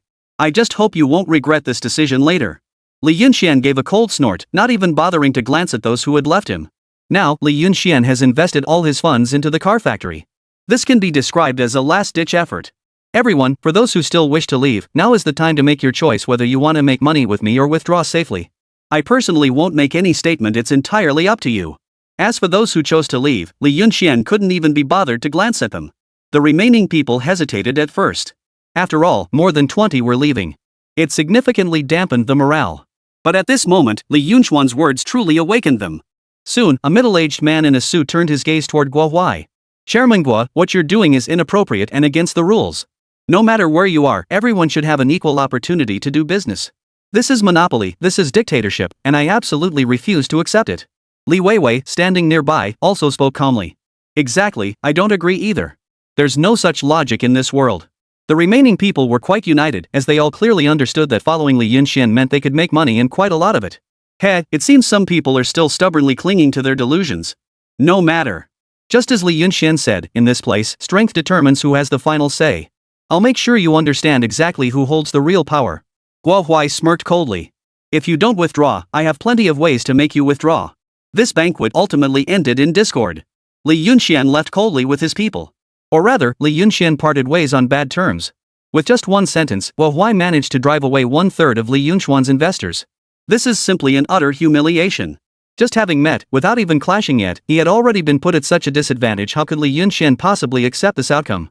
The withdrawal of 1/3 of the investors did have some impact on Li Yunxuan's business strategy. If it was due to poor management on his part that caused the investors to lose money and leave, Li Yunxian would accept it. But he couldn't accept that a significant portion of his investors were simply afraid of the other side, unwilling to do business with him or continue operations in Jiangqing. This was undoubtedly a slap in the face for Li Yunxian. It's fine, Li Yunxian. Let those fence-sitters go if they want. This might even be a good thing. What else could those people do besides leeching off your profits? Only those who stay now are your true business partners. Seeing their true colors early and cutting losses in time, that's not a bad thing. Li Weiwei spoke softly to Li Yunxian. During the banquet earlier, she had naturally noticed how grim Li Yunxuan's expression was. No one would feel good in that situation. Well, you're right about that. Getting angry over some fence-sitters really isn't worth it. In fact, their departure might even be a good thing. Li Yunxian suddenly understood and instantly calmed down. He was really a bit too angry to think clearly just now. At this moment, Li Weiwei's words served as a wake-up call. This realization struck Li Yunxian. Li Yunxian looked at the investors present and spoke calmly. Everyone, you're now fully aware of the situation. I won't elaborate further. Currently, nearly 20 investors have withdrawn from our investment company. As for the remaining vacancies, anyone with the courage can step in. I'm willing to continue offering you preferential purchase prices. In short, I have just one thing to say, in Jiangcheng, you can only choose one of two camps: either make money with me, or leave. I, Li Yunxian, will absolutely not beg anyone to stay. As the words fell, Li Weiwei was the first to respond with a smile. I'll be the first to take over. I can handle some of the merchants who leave, but you'll have to give me a bigger discount, my funds are running low right now. After speaking, Li Weiwei gave Li Yunxian a playful, almost coquettish glance. 50,000 yuan wasn't just a huge sum that Li Hu could give to Li Weiwei, it was also the last one. Chapter 69, Strength Comparison. Apart from these 50,000 yuan, there are also the subsequent renovation costs and other labor expenses. A lot of money was spent. Li Hu and his team invested a total of nearly 70 to 80,000 yuan in this round of investment promotion. They are undoubtedly the largest shareholders in Li Yunxuan's venture. The amount they can contribute subsequently won't be substantial, as the venture hasn't yet reached the profit phase. Upon hearing Li Weiwei's words, Li Yunxian responded with a faint smile. Rest assured, for those who genuinely wish to cooperate with me and approach with sincerity, I, Li Yunxian, will never treat them unfairly. You can all be at ease on this matter. Li Weiwei, the more you take over, the greater the discounts I'll offer you. I might even let you take over the businesses of those who withdraw without any cost. Everyone was slightly taken aback. They knew that following Li Yunxian could indeed bring profits, but they hadn't expected Li Weiwei to trust him so wholeheartedly. They were all sourcing goods from Li Yunxian. As for their respective investment amounts, even without discussing it, they could roughly estimate through calculations. Li Weiwei operates a commercial building in Jiangcheng that rivals Guohuai's department store. Even larger in scale and located in even more bustling areas. The total investment has already reached 70 to 80,000. And judging by her current attitude, even in the face of Guohuai's threats, she seems intent on continuing to escalate. This person actually trusts Li Yunxian so much. However, judging by Li Yunxuan's current attitude, he is indeed willing to generously reward those on his side. Following such a person, one clearly won't suffer much loss. Boss Li, since we've already made our choice, we certainly won't back down. With my current funds, I might not be able to help you take over the retreating businesses, but I have no problem holding on to my position. I feel the same, rest assured. I actually have some spare funds I can continue investing with. I'm all in, Boss Li. This time, I'm staking everything I have on you. What's Guohuai anyway? No matter how capable he is, he won't give me a single cent. But you, Boss Li, have genuinely given me opportunities to earn. Everyone present voiced their support. Those who chose to stay had naturally sized up the situation clearly. The market has never been reserved for those with deep resources, but for those who are prepared. What does Guohuai have? From their current perspective, he appears to have nothing more than a motorcycle dealership and some factory assets. At best, he's just a relatively wealthy businessman. Li Yunxian is different. He has quite a lot of things, indeed. These imported goods will definitely be a huge advantage in the future. Great. With your support, I don't believe we will be defeated by Guohuai. Rest assured, I, Li Yunxian, mean what I say. If there's money to be made, we'll all share in it together. Li Yunxian nodded happily. Adversity reveals true friendship. At least, he had now come to understand it. Vehicle factory. Li Yunxian sat in his office, looking relaxed as he scribbled and doodled, seemingly with nothing to do. Supervisor Wang and Supervisor Bai, on the other hand, were so anxious they were practically on fire, pacing back and forth in front of Li Yunxian. Oh dear, boss, you really need to come up with a solution. Haven't you heard? Guohuai's vehicle factory company has already launched their latest motorcycle, better performance, cheaper price, and they're directly competing with us. By the way, is this new energy thing even reliable? It feels particularly untrustworthy to me. Yes, what exactly is new energy? Is this really a proper electric car? During this period, the two regulators have been incredibly busy. They had originally planned everything well and had even completed the market strategy. Once their so-called electric cars were produced, they would first conduct a pilot test to gauge the response. How exactly is this so-called new energy electric vehicle? But who could have expected that Guohuai would play his trump card first? The research and technology team he brought back is incredibly strong, all graduates from prestigious universities, including some from abroad. They brought back a wealth of advanced technology. Now, he has started developing his own motorcycles. From this information, the two regulators could see that Guohuai's goal was never just to capture the Jiangcheng market. They aimed to promote their motorcycle brand nationwide. The newly developed motorcycle had already been seen by the two regulators, including Li Yunxian. The engine was not developed in-house, but they held technical patents related to it. They could purchase engines at the lowest possible cost. The engine is the most crucial part of a motorcycle. The second point is that the prices are more affordable. With these two key factors, it can be said that the news has already exploded across the entire Jiangcheng. Now the hottest thing in the motorcycle industry is the 128 cubic centimeters motorcycle. And with the arrival of their motorcycles, the older models are bound to be phased out. This was nothing short of a devastating blow to their new energy electric vehicles. Li Yunxian has already invested so much money, but the people he recruited are actually all domestically trained graduates. Most are high school graduates, with university graduates being few and far between. However, things were quite different on Guohuai's side. They are all graduates from prestigious universities. In this regard, the gap is quite significant. What's the rush? Our new energy electric vehicles will be officially launched in a month. When that time comes, let's see who can dominate the market. We'll each rely on our own capabilities. At this moment, Li Yunxian was actually not in a hurry. He naturally knew that Guohuai was coming with formidable force. A large amount of capital, a large number of technical personnel. It's conceivable that the other party's ambitions are by no means small. From this, it can also be seen that Guohuai, as the richest man in Jiangcheng, indeed has some capabilities. However, compared to electric vehicles, what Li Yunxian is most worried about right now is actually the shops under his management. At this moment, Li Weiwei had hurriedly walked into Li Yunxuan's car factory office. Because Li Yunxuan's upcoming car factory will be quite busy. Li Yunxian needs someone to help stabilize the merchants. and Li Weiwei was naturally the best choice. Now she serves as the bridge between Li Yunxian and the merchants under his umbrella. Whatever issues those merchants had, Li Yunxian could always get the news first. Hey, Li Yunxian, 2 more merchants left today, all of them withdrew their investments and left. Same as before, the rent is too high, they just can't hold on. Li Weiwei said with some exhaustion. Wu Huai's retaliation was fierce and relentless. As a local tycoon in Jiangcheng, he is indeed formidable. For those out-of-town merchants who chose to remain in Jiangcheng, the approach was straightforward and brutal rent hikes. Until these merchants can no longer hold on. It must be said that this move is indeed very effective. Originally, Li Yunxian still had 2/3 of the merchants, but after a month of persistence, only half remain now. That's just how things are these days. Agreed upon rents can be raised at will, leaving no room for reasoning. It all comes down to connections and background. Out-of-towners could only swallow this loss. There was no other choice, as this was someone else's territory. Still not working, huh? Chapter 70, Future Trends. Li Yunxian frowned deeply. During this period, Li Yunxian has provided substantial support to the merchants who chose to remain. The wholesale prices were halved once again. It's fair to say that Li Yunxian is now operating at a loss on both fronts. On the investment and business attraction side, he's no longer making any profit. Meanwhile, the modern side has been continuously restocking and occasionally losing money. This cannot go on indefinitely. He must find a balance. The good news is that Li Yunxian still has 2 valuable antiques from Li Hu that have not been sold yet. Once they are sold, he can hold on for a long time. But we can't keep going like this forever. These 2 withdrawing merchants had substantial capital. I don't have extra funds to take over now. Even my grandfather has started taking out loans.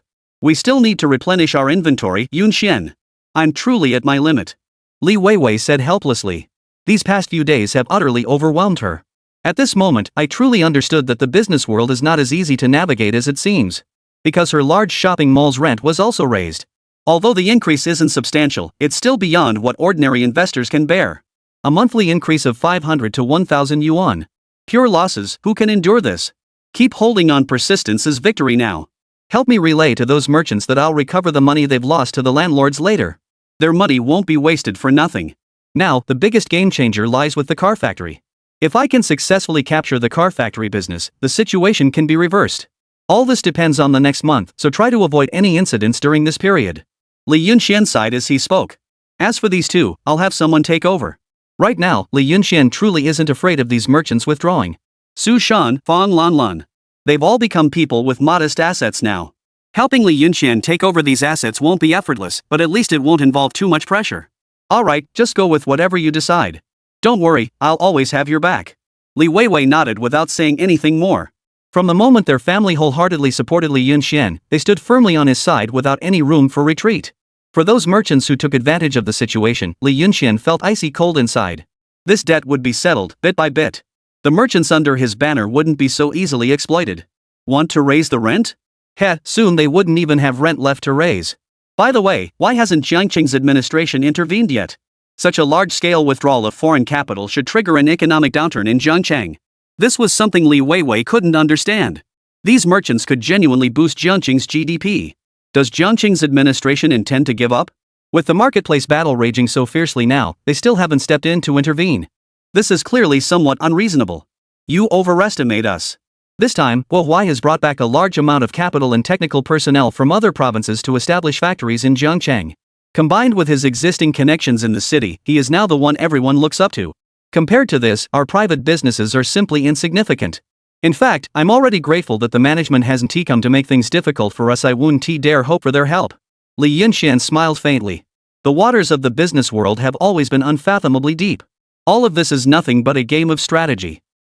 These kinds of matters are better left for you to think about. The intricacies of human relationships give me a headache just thinking about them. Li Weiwei shook her head helplessly. In the luxurious small Western-style house, Li Gu looked at Wu Huai, feeling utterly exhilarated at this moment. Haha, boss, in just 1 month, half the merchants on Li Yunxuan's side have already left.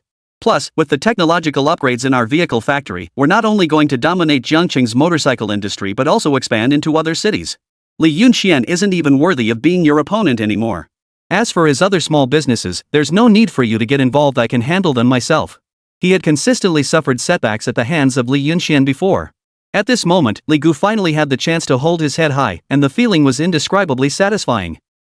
With the additional loans, I've invested millions in this automotive factory technology. Not to mention the talent I've painstakingly recruited and the 20,000 square meter plot of land approved by management. Right now, our automotive tech enterprise isn't just a benchmark in Jiangcheng, it's leading the entire province. In the future, our car factory brand will surely lead the nation to the pinnacle of the world. As for Li Yunxian, well, he does have some capability. He managed to set up a car factory to compete with us, but that's also his biggest folly: he can't read the situation clearly. Guo Huai smiled smugly. At this moment, all the initiative is in his hands. As if this ancient battlefield of the Central Plains were the very place where his vigorous vitality radiated. Everything is going so smoothly and successfully. The ratio of investment funds between me and Li Yunxian in the car factory is 10-2. He only invested 200,000 yuan, and his technicians are actually high school graduates. There are hardly any college students among them. With such limited ability, he still dreams of competing with me? Delusional. This is Guo Huai's greatest confidence. He has ample funds and technology. What does Li Yunxian have? Boss, you're truly brilliant. Compared to you, there's still so much I need to learn. Li Gu's admiration was like the surging river waters, endless and unceasing. Took the opportunity to offer a little flattery as well. My funds compared to Guo Huai's are 2-10. It's a tough meal to swallow, but I'll have to force it down. High-level meeting at Li Zhang's vehicle factory. At this moment, Li Yunxian gathered a group of executives and technical backbones. Among them were high school graduates and college students. There are also matters like factory management and so on. In terms of capital, I can't compare to him, but when it comes to talent, I have something to say. Not only graduates from prestigious universities count as talent. I possess the most advanced new energy technology and blueprints from abroad. Rest assured, the foundational theories behind these blueprints have all been verified. As for our latest equipment and materials, I've already placed orders overseas. And what you need to do now is quickly master these theoretical concepts. New energy will undoubtedly be the major trend of the future, and no one can change that, even if we're just a small factory. Li Yunxian was fully prepared and brimming with confidence. In terms of technology, he was far ahead of Guo Huai. The opponent appears to hold the initiative for now. The initiative has always been with Li Yunxian. When it comes to manufacturing two-wheelers, would Li Yunxian ever back down? Guo Huai wants to build a vehicle factory, which requires massive investments in manpower and resources. And even if the development succeeds, it would just be a slightly more advanced motorcycle in the end. The price won't be much cheaper than before. This makes absolutely no sense. When it comes to cost performance, 128 cubic centimeters motorcycles will still dominate the market. And it will dominate the market for a long time to come. Chapter 71, Despicable Tactics. At first glance, it might seem like Guo Huai holds a significant advantage. His research and development involves substantial financial investments, relying on a network of connections, manpower, and material resources, none of which can be overlooked. Where is Li Yunxian? Go back directly to the modern era to find the design blueprints. Electric vehicles are nothing advanced by modern standards anyway. There's a ton of open source materials available, and they're not even valuable. You can easily find them online. Taking these materials back to 1982, Li Yunxian wouldn't even know how to lose. With just a small amount of capital and slightly educated individuals, Li Yunxian's factory could get off the ground. Now, Li Yunxian is under immense pressure. Losing so many investors has indeed been a heavy burden, but if he can weather this crisis, the situation will reverse. By then, Li Yunxian will truly have the capital to compete against his opponent. Of course, both sides understand that the real battleground lies in the automotive industry. Whoever dominates Jiangcheng's motorcycle market a month from now will seize the initiative. Everything comes down to that 1 month ahead. How is the progress of the RD team? I've already prepared all the materials and equipment. We must achieve mass production in half a month, followed by testing. In a month, we'll be competing head-to-head with Guo Huai's car factory and unveiling our new product. No issues can arise during this period. Li Yunxian looked earnestly at the people present. Supervisor Wang nodded. Boss, you can rest assured. Our research team has been studying day and night during this period, and we will ensure everything is properly managed. They have a total of 2 research teams. One is studying the use of equipment. Another team is dedicated to researching how to develop mass production. The workload is actually not that heavy. There are blueprints, there are materials, and there are also equipment. The only difficulty is that their educational level is relatively low, making learning quite challenging for them. Moreover, there is a lot of knowledge they simply don't understand. These technologies are still too advanced for them. It takes some time to learn. Now time is very precious to them. Boss, is this new energy electric vehicle really going to work? It feels a bit dubious to me. The white-clad supervisor said with deep concern. They were already aware of Li Yunxian's philosophy. New energy electric vehicles run on electricity, primarily relying on batteries. To be honest, they don't even know what these batteries are right now. In this day and age, they're not even widespread yet. Motorcycles can run on electricity, and electric vehicles don't even have engines. It's just a battery and a small engine. Is this thing really reliable? From their current perspective, this electric car always seems somewhat unreliable. Can cars without oil still hit the road? They remain skeptical. And this suspicion is not without reason, primarily because they had never seen it before. They hadn't even seen such a concept abroad, which was undoubtedly groundbreaking. Li Yunxian has invested a considerable amount of capital this time, with extremely high risks. If their products fail to capture the market in the end, the entire 200,000 will be wasted, leading to eventual bankruptcy. This was bound to happen, so in their eyes, Li Yunxian's move carried significant risks. After all, if the competition in the automotive factory sector fails, not only the car factories suffered. Li Yunxian's investment company had even less chance of making a name for itself. This world will still belong to Guohuai in the end. It could be said that if they made even one wrong move, they would fall into an irrecoverable situation.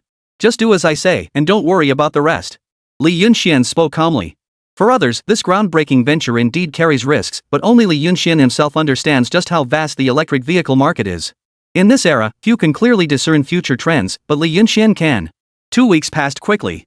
At this moment, Guohuai's side was already fully prepared. Boss, our new motorcycle model has been successfully developed. Compared to the old version, our motorcycle engine is more advanced. This imported part from abroad really performs well. It's a bit more expensive, but definitely worth it. This time, we will definitely seize the motorcycle market in Zhangcheng. That kid Li Yunxian wants to compete with us? It's nothing but wishful thinking. Li Gu said cheerfully. Their motorcycle development costs are indeed very high. The engine is imported, with only some other components being developed by their team.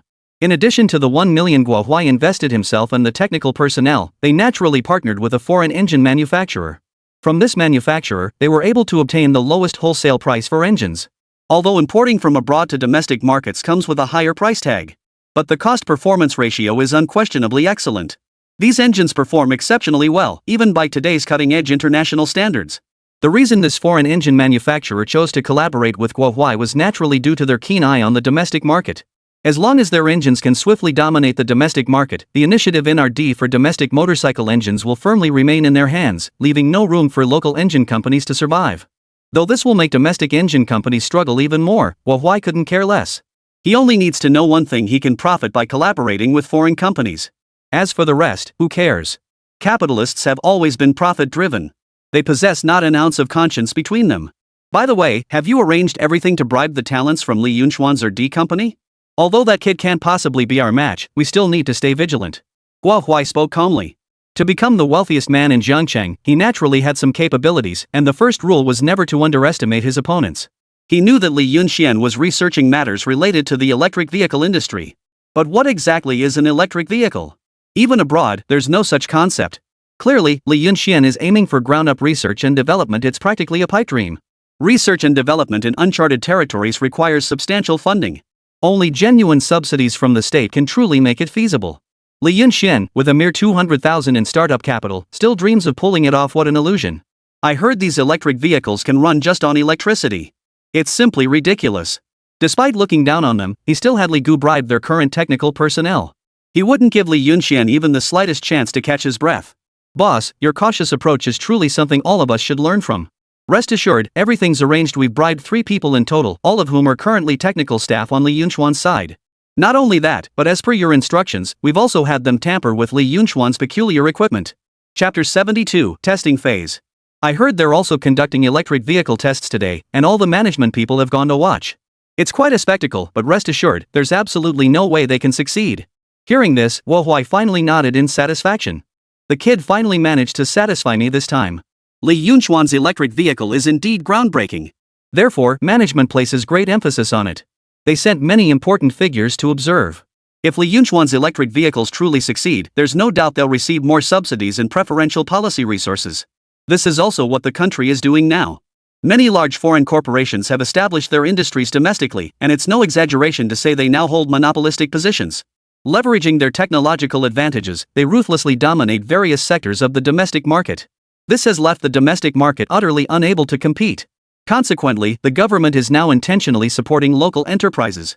Unfortunately, no promising factories or companies have been found yet. Li Yunxian's introduction of the new concept electric vehicles has naturally garnered significant attention from upper management. But it doesn't matter, Li Yunxian cannot possibly succeed. This time, he intends to dominate the entire Zhangcheng market with an overwhelming victory. Li Yunchuan's other businesses in Jiangcheng won't survive either. Meanwhile, on Li Yunchuan's side, today is undeniably a momentous day. After this period of diligent study and research, Li Yunchuan's two research teams have finally completed their preliminary analysis of the materials. The R&D team is also ready. The first new electric vehicle has been successfully produced. At this moment inside Li Zhang's factory, a uniquely designed new electric vehicle has been placed on the research platform. Li Yunxian stood alongside the research team. On the other hand, there is oversight from above. They came this time to see the potential of this electric vehicle and whether it was worth promoting in Jiangcheng. If Li Yunchuan's electric vehicle was truly impressive, they would naturally do their best to help the Li Zhang factory obtain subsidies and benefits, among other things. They had poured tremendous effort into this first electric vehicle throughout the entire factory. At this moment, Li Yunxian was also somewhat excited. He never expected that electric vehicles could actually gain the favor of higher management. This was an opportunity he absolutely had to seize. Is this your new energy electric vehicle? It looks quite good. The design is rather unique. But we're not sure if it can really run on electricity as you claim. Of course, moving at a snail's pace won't do either. We have certain requirements for speed as well. The speaker is a big shot in management, John Lei. Today, he was the one leading the team to come and watch. It can be said that with just one word or a signature from the other party, Li Yunchuan's subsidy would be secured. Rest assured, our factory has made thorough preparations in all aspects for this day. Electric vehicles are absolutely viable. Hearing this, Zhang Lei nodded and analyzed. Boss Li, it's not that we don't trust you. The concept of electric vehicles is indeed excellent. The idea of running on electricity is very sound and innovative. However, it seems such technology doesn't yet exist globally at present, so I'm quite curious about where exactly your technology comes from. This wasn't just something Zhang Lei was curious about. The people he brought with him were equally curious. Electric cars being able to operate is an idea that's far too ahead of its time. At the very least, there are no precedents for this at present. The principle is actually quite simple. Electricity itself can provide tremendous kinetic energy, which everyone should understand. As long as the technology is applied reasonably and research is conducted on the vehicle's structural design, this technology is achievable. Although our engine isn't as powerful as a motorcycle's, electric vehicles inherently rely on lightness. Hearing this, Zhang Lei nodded in agreement. Li Yunchuan's words were not at all incorrect. They essentially stated the fundamental principle. As for the finer details, naturally, there's no need to elaborate. The confidentiality principle is something everyone understands. From what you're saying, your team has already conducted thorough research on the entire electric vehicle development process. I'm very much looking forward to it. Zhang Lei nodded with a smile and said, Li Yunxian, if your electric vehicles can truly be applied in the civilian sector, it would pave a new path for the country and bring glory to the nation. I have high hopes for you. Upon hearing this, Li Yunxian nodded and said earnestly, rest assured, our team has conducted the most thorough research and development. The other party's words were already enough to invigorate Li Yunxian. Next came the testing phase. It was also the most crucial part. The electric vehicle was pushed onto a circular track. There are obstacles on the track to test the electric vehicle's steering ability, as well as speed bumps and so on. And the final 20-kilometer speed test. This kind of thing needs to be mass-produced for civilian use. All aspects of safety factors must be taken into consideration. No room for carelessness. Under the watchful eyes of the crowd, the staff drove the electric vehicle through the transformation on the test track. In the first segment, the electric vehicle flawlessly completed the steering test. The entire process was smooth. The first phase test was successful. The surrounding staff members cheered and clapped their hands. This was the result of nearly 2 months of their relentless efforts. Watching the electric vehicle undergoing tests, the surrounding researchers couldn't help but feel a surge of pride. They are not only working for their jobs and their hard-earned efforts, but also for the development of the country. In the second test that followed, the electric vehicle experienced a brief pause after entering the speed bump, with the body slightly swaying. However, it passed relatively smoothly. The entire process also has no issues. The crowd cheered once again. They naturally failed to notice such subtle changes. Even Zhang Lei was clapping and laughing at this moment. Very good, Li Yunxian, your research and development has been very successful. This is a historic moment. At this moment, Li Yunchuan's brows were tightly furrowed. Others might not have noticed, but how could he miss it? The electric vehicle briefly hesitated when passing over the speed bump, even wobbling slightly. This is not good news. Are the materials flawed, or is it the blueprint? It can't possibly be a design issue. Li Yunxian pondered in his heart, calculating his next move. No one understood the capabilities of electric vehicles in the modern era better than Li Yunxian. A mere speed bump could never cause such violent shaking in an electric vehicle. It looks like it's falling apart. This is absolutely not acceptable. Wait, stop today's test for now. Just as everyone was seizing the moment to cheer for their success, Li Yunxian immediately interrupted. Stop the testing? Boss, this, now is the critical moment. As long as we pass the third test, we can smoothly proceed with mass production. Upon hearing this, the two supervisors beside Li Yunxian grew anxious. We've come so far and success is just within reach. Li Yunxian actually wants to halt the testing. This is just ridiculous. Leaders, I'm really sorry, but today's test might have to be postponed. Our electric vehicle still requires further observation and research. Chapter 73, Find the Mole. As soon as the words were spoken, Zhang Lei frowned deeply.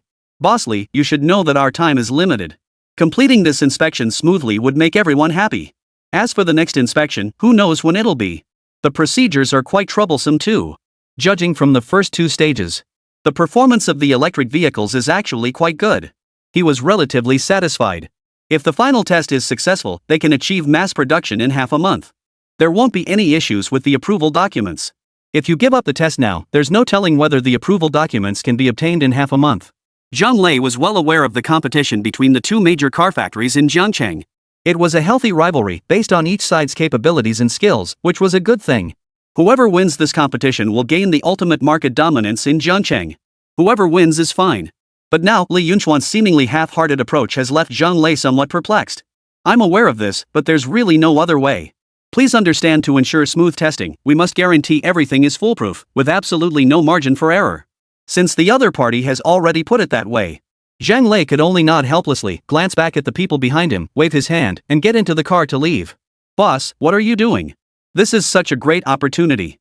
If this test goes smoothly, the approval will come through. In half a month, we can start normal car production. The first two tests have already gone smoothly. Supervisor Wang Dafa was genuinely anxious. The boss's approach truly left them bewildered and unable to comprehend. Such a golden opportunity, right within reach, had now slipped away. Now it's truly a case of the emperor isn't worried, but the eunuch is. The others also looked at Li Yunxian with confusion, unsure what had gotten into their boss. Alright, let the testing continue. Li Yunxian spoke calmly, offering no explanation. Though puzzled, everyone proceeded with the testing as Li Yunxian had instructed. The electric vehicle began moving steadily along the smooth track. For the first 500 meters, everything was fine, just moving a bit slowly. After 500 meters, everyone clearly noticed the car body starting to shake. Moreover, this shaking was becoming increasingly pronounced, appearing as a precursor to complete disintegration. Witnessing this scene, everyone was startled. What's going on? After driving for a kilometer, the electric car came to a complete standstill. At this moment, the entire rear seat and battery engine actually showed signs of loosening and detachment. What's going on here? Supervisor Wang and the others were all dumbfounded. This doesn't make sense. The materials I provided to the technical staff couldn't possibly be wrong. Someone must have tampered with the engine. Li Yunxian was the first to step forward and inspect. Everyone hurried to follow. Approaching the car, Li Yunxian began to dismantle. After a moment, his expression instantly darkened. As expected, it was just as Li Yunxian had suspected. The engine and battery positions are reversed, the positive and negative terminals are incorrect, and even the seat button is loose. This is clearly someone's deliberate tampering. Li Yunchuan's tone turned completely icy. Fortunately, he discovered it in time, otherwise, the consequences would have been unimaginable. If Zhang Lei and the others were to discover that electric cars are actually so unreliable, then their electric vehicle approval may be delayed indefinitely.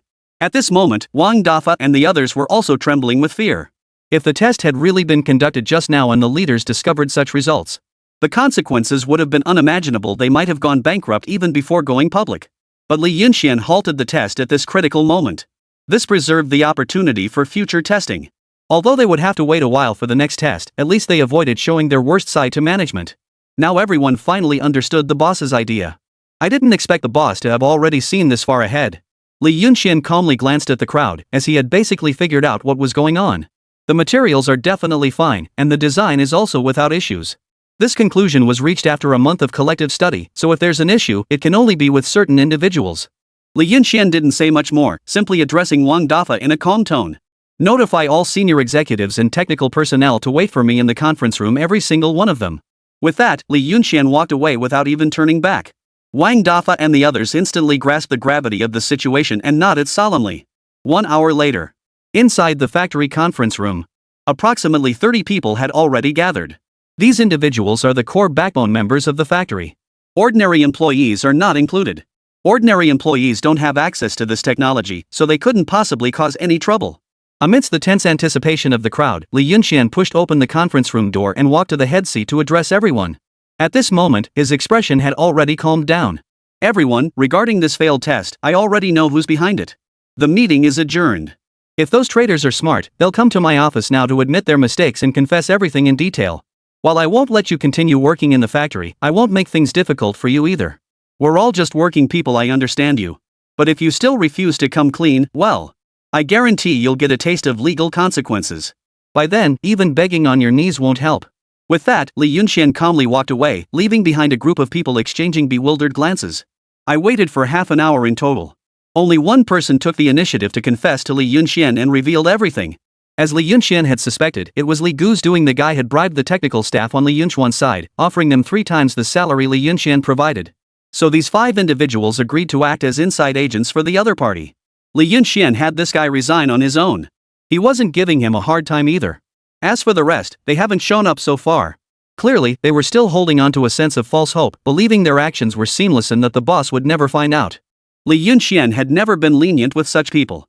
One day later, city security arrived at Li Zhan's factory and took away 4 people. The charges include intentional harm to others and engaging in unfair competition. Intentional harm to others is easy to understand. They tampered with the electric vehicle during testing, and there was a driver present during the test drive. The charges stand. The second one is even simpler. Although these 2 charges are not particularly serious, he could be released just by paying a fine.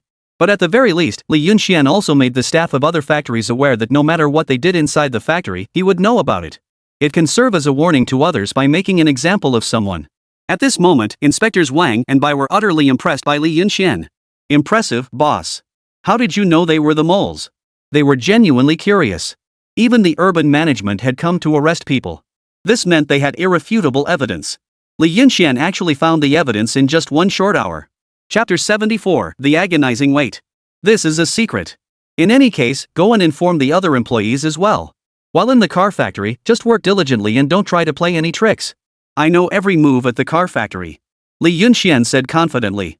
The reason is naturally very simple. Surveillance, of course, top-tier black tech these days. Of course, this stuff still can't be mass-produced yet. In this era, computers weren't even widely available, making surveillance technology's significance and utility quite limited. If Li Yunxian were to actually showcase this technology, it would inevitably attract high-level national attention, something he currently doesn't wish to see. By then, it would become difficult for him to conduct business peacefully. Surveillance is something best kept to oneself. Li Yunxian had installed surveillance cameras in nearly every corner of the factory, with the sole exception being the restrooms.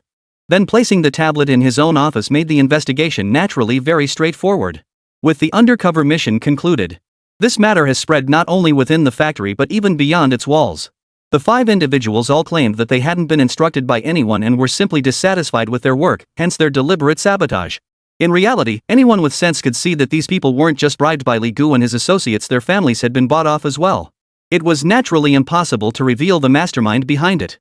Li Yunxian never intended to defeat Guo Huai and his group with such petty tactics. In terms of business competition, if direct evidence could be found linking these 5 individuals to Li Gu's faction, it would constitute malicious competition. Li Gu and his associates will be officially investigated. Even the entire factory could face shutdown, but no substantial evidence has been found so far, and the matter has naturally been left unresolved. Now, with the situation unfolding, the desired effect has been achieved. At least there won't be any moles around Li Yunxian from now on. But in reality, Li Yunxian was still affected by this matter. The label of poor management is inescapable. This guy sure has some tricks up his sleeve. He managed to uncover our people in such a short time. And I heard they dodged this round of testing, ensuring the management didn't witness any failures. Now they can still wait for the official approval to come through and proceed with mass production. Li Gu frowned deeply. He never expected Li Yunxian to be so capable, far exceeding their imagination. He does have some skills. He's guarded against us, quite a sharp young man. But it doesn't matter. Our approval documents are already in hand. In a month, we'll smoothly dominate the market, while theirs will be delayed for at least another month or 2. By then, it'll be too late for them to do anything. Guo Huai shook his head with a smile. Li Yunxian was no longer a concern to him. Once their motorcycles enter the market, they will undoubtedly capture market share immediately with their high quality and competitive price-performance ratio. By the time Li Yunxian arrives belatedly after their first batch of motorcycles is sold out, what use would it be? Motorcycles are not bulk commodities but valuable items nowadays, and each household can afford to buy at most one. By the time they've sold most of their stock, even if Li Yunchuan's electric vehicles are more affordable and feature-rich, ordinary people won't have the money to purchase them. By then their factory will become a joke, stillborn before it even gets off the ground. The mere thought of that scene made Guo Huai want to laugh. Fighting against himself? This young man is far too overestimating his abilities. Ha, the boss was right. It seems we've won this round of business warfare. Let's see what they'll have to fight us with in half a month. Li Gu smiled happily. No matter what, their plan was completed. On the other side, since the unexpected incident during the first test, Li Yunchuan's factory has become even more cautious this time, demanding perfection in every single step. Strive to ensure that not a single issue arises. Finally, during the second test, 3 tests all passed, and after comparing performance with motorcycles, the performance and effectiveness are even better. It runs on electricity. After obtaining the test data, Li Yunxian handed it over to the specialized management personnel. The specialized personnel then delivered the data to Zhang Lei's desk. Looking at the test data, the management personnel felt somewhat helpless. Boss Li, you know our leader is usually very busy. I'll deliver this document as soon as possible, but after our leader reviews it, holds a meeting for discussion, assigns it to the relevant department for verification, and finally holds one more meeting for discussion, well, it'll take at least 1 or 2 months. By then, the manager didn't continue speaking. Everyone present clearly understood what problems might arise afterward. The last test was already the best opportunity we had. Missing it means it's gone nothing more to say. Please try your best to help us if possible. Thank you. I don't regret the last time. What we want in testing is rigor. Without rigor, I wouldn't proceed even if it meant success. Hearing this, the administrator gave Li Yunxian a slightly surprised glance. This young man is quite principled. He immediately nodded in agreement. With the submission of the test file data, Li Yunxian found himself caught in a struggle of anxious waiting. Everything is in place now: technology, production, equipment, talent, and so on. Just one approval is needed. Guo Huai and his associates had their approval documents issued long ago. Now full-scale production has already begun, yet they're still aimlessly waiting. In the office, Li Yunxian began drawing out of boredom. Keep an eye on their bicycle sales from time to time. Not bad, with the support of new technologies nowadays, bicycle sales are quite impressive. On average, 10 bicycles are sold every day. Focuses on high-cost performance and low prices. In this market, their Lijiang brand bicycles have officially captured market share. The former bicycle brands no longer had any competitive edge in Li Yunchuan's domain. Especially for established brands like Phoenix Bicycles, they could barely hold their heads up in front of Li Yunchuan's new bicycles. The bicycle business is selling well every day. Boss, maybe we should think of a solution first. How about we go to the management office to see Director Zhang Lei? We can't just keep waiting like this indefinitely, it's too agonizing. Wang Dafa said painfully. Waiting like this with nothing to do every day is truly torturous. It would be better to pay them a visit instead. Even though there's a high chance of being turned away, it's still better than staying here. Are you looking for trouble? Accessing the management office requires following proper procedures. No one can bypass them. If you disrupt their work arrangements, don't blame me for not saving you. Li Yunxian rolled his eyes hard. These 2 former factory managers were excellent in every way, with impeccable work ethics except for being too impulsive. It wasn't that Li Yunxian hadn't considered going uninvited. Request Zhang Lei to approve their documents as soon as possible, but such a thing is unrealistic. Chapter 75, Light at the End of the Tunnel. Leaders are extremely busy every day and have their own matters to handle. Last time, they already gave a chance, and it was only because of Li Yunchuan's 200,000 investment in the factory that the big boss personally came. As a result, they didn't get to see the test results. There's no other way. Now, we can only wait slowly and take it step by step. Li Yunxian had done all he could, and now the rest was up to fate. Alas. The 2 regulators sighed. For now, this seems to be the only way. Just as the 3 fell silent, the administrator who had just left with the test materials walked back in with the documents. Manager Huang, what's wrong? Haven't you left yet? Why are you back? Did you not need to deliver them after all? Li Yunxian froze for a moment. Or was it that delivering them would be pointless, that the higher-ups wouldn't look at them anyway? For a moment, the 3 of them contemplated all sorts of unfavorable outcomes. The leader said there's no need to escort him, he's very busy and doesn't want to see it. Hearing this, Li Yunxian felt his heart sink straight to the bottom. Just as expected. Their factory is about to ruin all their previous efforts with this masterpiece. Just as everyone's faces were filled with despair, Manager Huang gave a faint smile. Boss Li, our leader personally called me. He said he's already aware of the situation at your factory and takes it very seriously. He asked me to relay to you that such mismanagement must not happen again. Additionally, you can proceed with normal electric vehicle production. The approval document will be delivered tomorrow, so your factory should get ready. As these words fell, Li Yunxian and the other two were momentarily stunned, followed by an overwhelming wave of joy among everyone. Despite his busy schedule, Zhang Lei still found time to pay attention to matters on their end, which now appeared quite considerate, streamlining various processes for them. Thank you, leader, thank you, leader.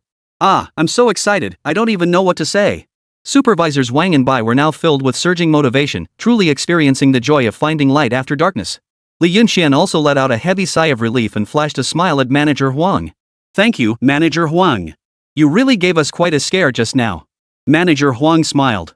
Actually, this is also because of your exceptional abilities.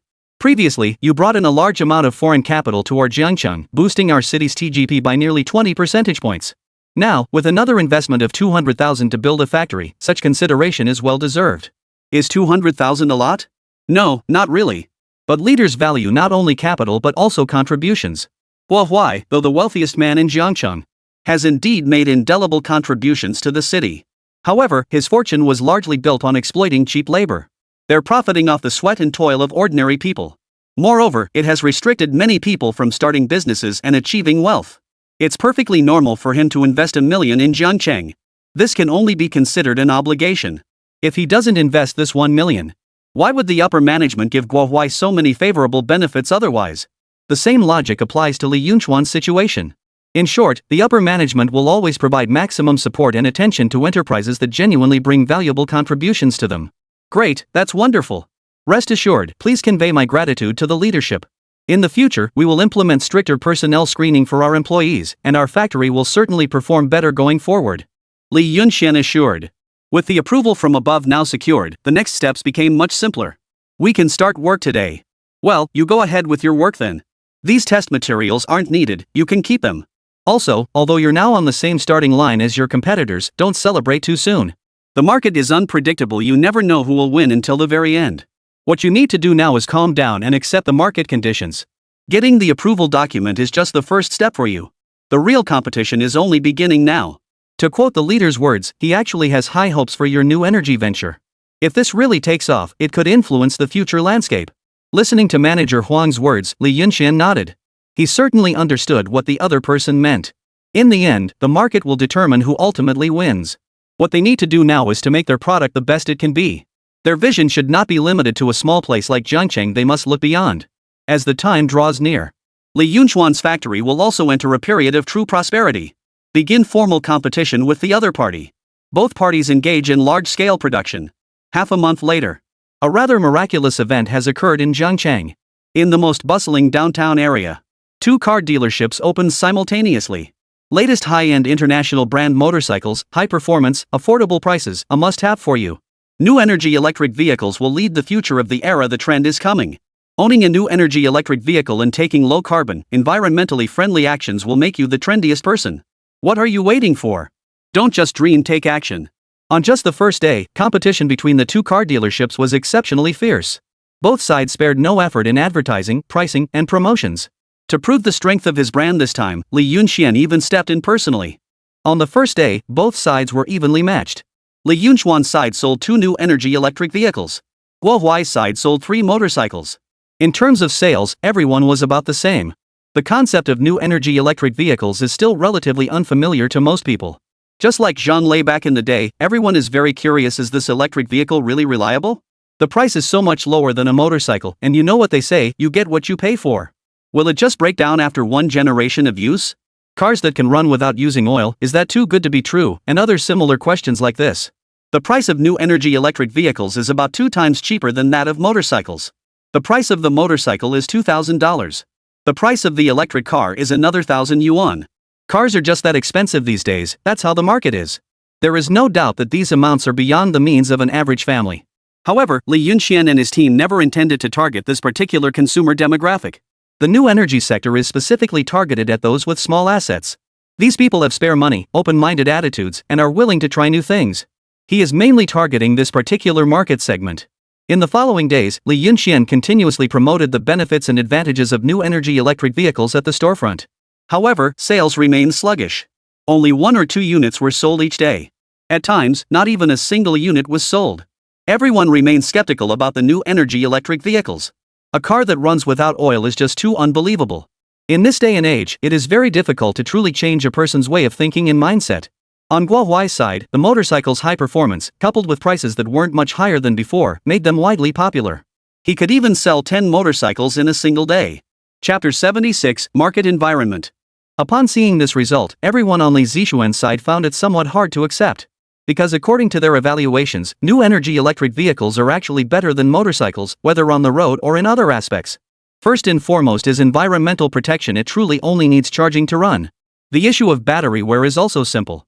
Replacing a battery is definitely cheaper and more economical than replacing an engine.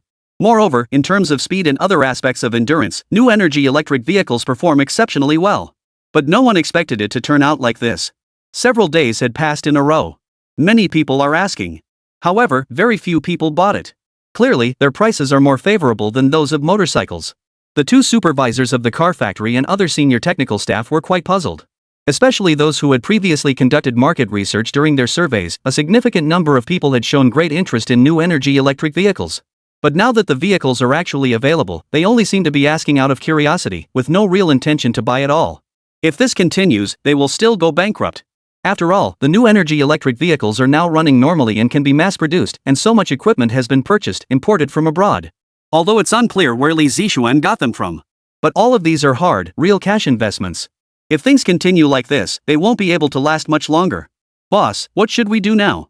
Could it be that our promotional efforts are insufficient? Inside the office. Because of the sales performance these past few days, Li Zixuan naturally convened a meeting. First, we need to discuss the market issue. It probably isn't that. The main issue is that environmental awareness hasn't caught up yet. Besides, these days, not many households even have access to electric lighting. Suddenly introducing a new energy electric vehicle feels quite abrupt to them, so it's normal for people to be a bit skeptical. In one aspect, which is trust, motorcycles are a brand that everyone trusts. What about electric vehicles? Although they are more affordable in terms of price, their range is much lower compared to motorcycles. As long as the motorcycle has gas, it can go to any city it wants. There's no problem even if it means traveling all over the country. Electric vehicles are not feasible. They inherently have significant limitations. It can only be in a small city. But actually, this city isn't particularly big nowadays. Strictly speaking, you could even walk the entire length of the road, and it doesn't take much time to traverse the whole city. So, in a way, this electric vehicle is a bit too ahead of its time. The era hasn't quite caught up yet. That's why, in this round of market competition, the results haven't been particularly impressive. Actually, I think new energy electric vehicles are quite good, but our city, Zhangcheng, has a small population and isn't very large, and the economy is just barely getting by. This technology is like playing the lute to a cow in this place. I think we should start expanding our market. The speaker was a university student at their car factory, a rare individual with an education. After all, there aren't many genuine intellectuals these days. The number of college students was pitifully small. Not to mention anything else. Market research was something he handled. It was precisely based on his data analysis report that everyone reached this conclusion. New energy electric vehicles will undoubtedly surpass traditional motorcycles and become the latest means of transportation. I just never expected it to end up like this. And this person, also the most educated in their entire car factory, is called Zhang Ping, a native of Jiangqing, born and raised. Forget it, even if we expand to other cities, I don't think it will make any difference. Jiangping, the research you did earlier is the best proof. Research is just a gimmick, it's meaningless. I think we should continue to lower prices. No matter what, we must first retain some of our customers. The speaker was another senior executive. Now, Li Zixuan's team has grown to more than 30 people. It can be considered a barely qualified team. And they even have experience in car manufacturing. This is also the foundation of Li Zixuan's current situation. As everyone chimed in one after another, they discussed with great enthusiasm. Li Zixuan stopped them. I will never give up on the market in Zhangcheng. However, Zhang Ping's idea is quite sound. There's no need to stubbornly cling to Zhangcheng alone. Sometimes, products with overly high technological content aren't necessarily well received. We should align with market trends. Li Zixuan has also been engaging in deep reflection on this matter. Previously, when seeing Zhang Ping's market research, he was beginning to see the first signs. Most people were interested in new energy electric vehicles out of novelty. It wasn't that they wanted to buy them. For electric vehicles, they were more like curious children. Therefore, their team had misjudged the electric vehicle market in their previous research. Li Zixuan didn't want to blame anyone. These people are all young and inexperienced, even fresh graduates, so it's normal for them not to have conducted thorough market research. Give them more time. Li Zixuan believes they will become a very strong car manufacturing team in the future. Any team must go through initial hardships to grow and develop. But now, he indeed has a new idea. After Li Zixuan finished speaking, everyone fell into silence. Jiangchang is their roots. They live here and grew up here. If they shift their focus to another city, it means they will also have to leave here. Everyone is very unwilling. But this is the outcome now. New energy electric vehicles are indeed unpopular in Jiangchang. Everyone, there's no need to be sad. I firmly believe that our new energy electric vehicles have great potential. It just requires time for things to gradually mature and develop. I still stand by my words. I will not give up the market in Jiangcheng, and we must not miss the markets in other cities either. Just as everyone was discussing with intense fervor, an assistant from outside hurriedly walked in, whispered a few words into Li Zixuan's ear. Then Li Zixuan's eyes lit up and announced the meeting was adjourned. He hurriedly rushed to his private office. At the door stood a person accompanied by an assistant. This person turned out to be Zhang Lei. Among the people Li Zixuan currently knows, he is the highest ranking and most influential figure. And in this Jiangcheng, they genuinely hold real power. Boss, why didn't you go inside first to have a seat? You shouldn't have to wait for me out here personally. Li Zixuan hurriedly stepped forward. He even considered that in this era, it would be beneficial to build a good relationship with such management. For the advancement of my future career, it truly multiplies exponentially. No need to talk about currying favor or anything like that. But at least the attitude must be correct. Chapter 77, Encouragement from Management. No need. After all, this is your territory. Initially, our department inspected your warehouse according to standard procedures, and this time your team has been very cooperative as well. Every place has its own rules, and no one, regardless of who they are, should easily disrupt them. This is what you call vision. This is the mindset of management. Every sentence represents the art of linguistic charm and leaves no room for blame. Alright, relax, let's go in and talk. Zhang Lei didn't say much more. The other party's attitude was still acceptable. He had just arrived here not long ago when Li Zixuan caught up. They came into the office. Zhang Lei got straight to the point. I've been aware of the recent events, but I still maintain my stance. I have high hopes for new energy. Li Zixuan, you must continue to develop it. This isn't just for the sake of the so-called market, it's more about the rise of the technology industry. In the future, new energy is bound to become a new trend, which can drive significant growth in our entire Jiangcheng's GDP. So, your research and development efforts must never come to a halt. Zhang Lei said earnestly. Li Zixuan felt a stir in his heart. From the other party's words, he saw several meanings. The management above is very optimistic about the future market of new energy. This is good news. Thank you for the leader's words, but as you are well aware of the recent situation, we have already invested 500,000, and now we really cannot afford to invest more funds in further research and development. This statement by Li Zixuan is half true and half false. The investment of 500,000 is true. Currently, all of Li Zixuan's money is tied up in it. The claim that development cannot proceed is false. But according to the current market conditions, even if we develop it, it would indeed be useless. Now I'm caught in a dilemma. According to Li Zixuan's idea, new energy vehicles should have taken the lead from the very beginning. Who could have thought it would come to this outcome today? Their new technology still couldn't defeat the established traditional motorcycle giants. Don't worry about that. Our superiors have fully considered your difficulties. In fact, we've already analyzed the current situation for your company and made subsequent adjustments. First, the standard of living among the people. New energy vehicles are too advanced, and they can't keep up in the short term. Li Zixuan, you know as well as I do that asking people to spend thousands to try a new product, they trust traditional motorcycles more. Hearing this, Li Zixuan nodded repeatedly. Indeed, he is a formidable figure. His analysis is more incisive and clearer than what their researchers presented earlier. It's a matter of the market environment. And the market environment cannot be changed in a short period of time. The solution we proposed above is to increase publicity, promote new energy electric vehicles, and organize related events. And from our management side, we will also provide you with corresponding subsidies. Zhang Lei said with earnest seriousness. An environment takes time to cultivate, Li Zixuan.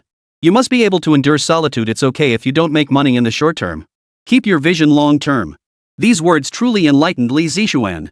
Even in his previous life, Li Zixuan was just an ordinary and unremarkable person.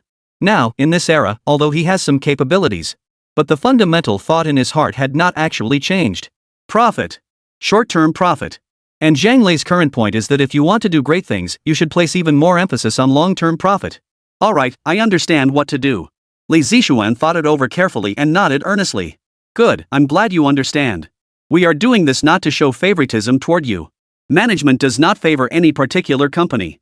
However, for companies developing technology, we do need to provide some technical assistance and guidance. Li Zixuan, do you understand? Understood.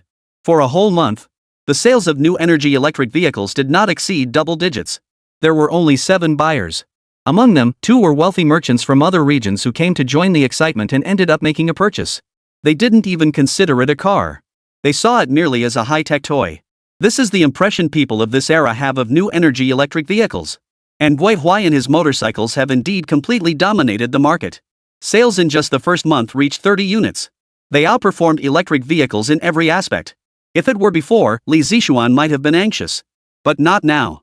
Management is already helping them with some promotional resource expenditures, even providing them with substantial subsidies. For just one reason. The state will offer the highest level of subsidies to enterprises developing technology. The prices of water and electricity for factories have been repeatedly reduced. Compared to before, these 2 additional expenses have decreased by 30%. Moreover, the management has taken the lead in regularly allocating opportunities for Li Zixuan and other researchers to conduct field investigations in other regions and engage in friendly exchanges with professional teams specializing in engines, electricity, and other related fields. Even the management specifically gave Li Zixuan a channel to recruit university students. Now, compared to before, Li Zixuan's Lijiang Auto Factory has significantly reduced overall expenses, with much less financial burden. And the scale, it really hasn't shrunk at all. Even more expanded than before. Luxury downtown villa. Guihua and Li Gu were currently drinking with a group of bosses and investors. Among them were also a few foreign faces. Clearly, these foreign faces were the suppliers providing them with engines. Everyone was drinking and having a great time. Li Gu stood even more confidently with his head held high. He hadn't felt this exhilarated since the beginning of being suppressed. Boss, before long, not only Li Yunchuan's car factory but also his restaurants, KTVs, department stores, and even his investment company can all be yours. Now the scales of victory are clearly tipping in our favor. Guess how many more shops have withdrawn from the Zhangcheng market today? Watching the guy with his shifty eyes and excited expression, Guihua gave a faint smile. How much? During this time, he had been at the car factory. Regarding the external situation and the movements on Li Zixuan's side, it was all handed over to Li Gu to observe. Ha, you wouldn't believe it, just today alone, another 5 shops packed up and left overnight, abandoning all their assets. Li Zixuan's investment company used to be so intimidating, opening over 60 stores in our Zhangcheng. And now, only 20 remain. Li Gu smiled and took the opportunity to offer a small flattery. Boss, your tactics are truly brilliant. We still have much to learn from you. If you hadn't returned to take charge of the situation, the power dynamics in Zhangcheng would likely have completely changed. The other bosses also nodded repeatedly. They had previously been thoroughly worn out by Li Zixuan's shops. But now, their victory in the motorcycle market has made them all hold their heads high. Li Zixuan's shops, seeing the situation was hopeless, quickly fled one after another. Dare not stay in Zhangcheng anymore. Therefore, the businesses of these bosses have recently seen a significant recovery. Chapter 78, Acquisition. Before long, their industries will return to their former peak, while Li Zixuan is destined to vanish forever in the river of history. His previous industries were nothing but a joke. But lately, that guy has been unusually patient. Is he plotting something? Li Gu, you need to keep an eye on this. Li Zixuan has invested a considerable amount of money, and he wouldn't just sit back and watch his business decline. To prevent desperate measures, we must be fully prepared. After a moment of thought, Guihua said calmly. Boss, your foresight is truly remarkable. Even at this stage, you're still being cautious. No problem, I'll arrange for people to monitor the situation. Li Gu nodded in agreement. Honestly, there was no need to even look. Judging by the current trends, they were certain to win. Li Zixuan's new energy electric vehicle was like a joke, no one would buy it at all. Several more days passed. Guihua finally learned about Li Zixuan's latest developments. Promoting new energy electric vehicles heavily, and the R&D is still ongoing. Where is he getting all this money from? Guihua frowned deeply. The first round of confrontation has now been decided. They've won. Selling over 30 motorcycles each month, far surpassing all competitors. Already crushing those established motorcycle brands. According to their original plan, at this point, Li Zixuan's business should have already gone bankrupt. That would have been the reasonable outcome. His funding chain had been thoroughly examined by someone Li Gu specifically assigned. It was indeed 500,000, but including equipment, labor, and other resources, it should have been depleted long ago. Where on earth did Li Zixuan find so much money to keep his factory running, and most importantly, how did he still dare to continue his research and development? Having clearly failed in the Zhangcheng market with no end in sight, Li Zixuan was an outright loser, so where was the significance in his continued R&D efforts now? This was something Guihua couldn't quite figure out, but the current reality showed that Li Zixuan's R&D hadn't stopped, which meant their strategic game wasn't over yet. Li Zixuan was still making progress. This unsettled him somewhat. Indeed, we're not entirely sure either. It's likely funded by his previous investment promotions and his other business ventures. After all, Li Zixuan still holds some influence in Zhangcheng, enough to barely keep things afloat. But don't worry, boss, he won't last much longer. With our resources, we'll soon be able to drive him out of Jiangcheng completely. He's no match for us. In Jiangcheng, they are the bosses, always have been, always will be. Success in the market had now inflated Li Gu's confidence to an extreme. Li Zixuan does have some skills, but that's about it, far from matching up to their Guo Huai. In his view, the current Li Zixuan isn't even worth worrying about too much. Hopefully, I'm just overthinking it. Guo Huai thought for a moment and reluctantly nodded. In truth, he also believed Li Zixuan stood no chance of winning. His new energy vehicles had already been abandoned by the market. They had spent over 500,000 to build such a massive workshop. Now only a few new energy electric vehicles have been sold, which is undoubtedly a complete failure. Next, they continued to suppress prices, squeezing Li Zixuan's market space, making it impossible for him to recover. It seems necessary to assess the situation, and moreover, we need to test Li Zixuan's limits. Guo Huai thought for a moment, then slowly began to speak. He didn't believe Li Zixuan currently had any effective countermeasures, yet he also understood Li Zixuan's character well. After several encounters, he realized this young man was somewhat extraordinary. To completely defeat him wouldn't be such an easy task. Let's go together. If possible, acquire his car factory as soon as we can. We can't let him continue with the RD. Li Zhang's auto factory. In the office, Li Zixuan looked at Guo Huai and Li Gu in front of him in astonishment. Am I joking? Are you all really planning to acquire my car factory? Li Zixuan felt as if he had just heard the biggest joke of all time. He admitted that Guo Huai had some money, but in reality, he didn't have much left now. After all, setting up such a large car factory cost him a considerable amount of money. Moreover, his businesses had previously been seized by Li Zixuan. To put it bluntly, Guo Huai is no longer as prosperous as he once was, living the high life in Jiangcheng counting his money. His department store is still in a state of negative growth. The car factory has invested millions of yuan. Now, only a little over 30 cars are sold each month. This profit looks decent, but at least it hasn't broken even yet, and it's going to take Guo Huai a considerable amount of time just to recoup his initial investment. In other words, his financial chain is equally strained, at least not as flush as it appears on the surface. This is not just Li Zixuan's own analysis, but the collective analysis of their entire team. If there's one thing that's truly profitable, it should be Guo Huai's sugar factory. That business indeed makes money and does so steadily. But no matter how much profit it generates, it's never enough to keep subsidizing his car manufacturing plant. Don't forget, when it comes to the car factory, Guo Huai isn't really making much money. The big profits are all being taken by foreign engine companies. He's essentially just a hired hand. Li Zixuan, since we've already brought it up, we're certainly not joking. Just name your price. How much? We'll buy it. Honestly, your car factory looks decent. You just haven't managed it properly, otherwise it wouldn't be losing so badly. Guo Huai smiled faintly. At this point, there's no need for either side to be so sensitive. No need to glare at each other with hostility. Everything should be approached with ease. In Guo Huai's view, since the battle was already over, they should have admitted defeat where necessary. This is perfectly normal. Actually, if you offer a reasonable price, I might be willing to sell. I'm just worried, you might not have that much money. Li Zixuan thought for a moment and shook his head. Moreover, Li Zixuan, do you know who you're dealing with? This is our Jiangcheng's wealthiest businessman, Boss Guo Huai. Do you think he would be short of your little money? Not to mention other things, just from the sugar factory alone, do you know how much money our boss takes out every month? The amount would scare you to death. Stop talking nonsense about these trivial matters. Thinking of asking for an exorbitant price, that's impossible. Let's be straightforward, name a figure.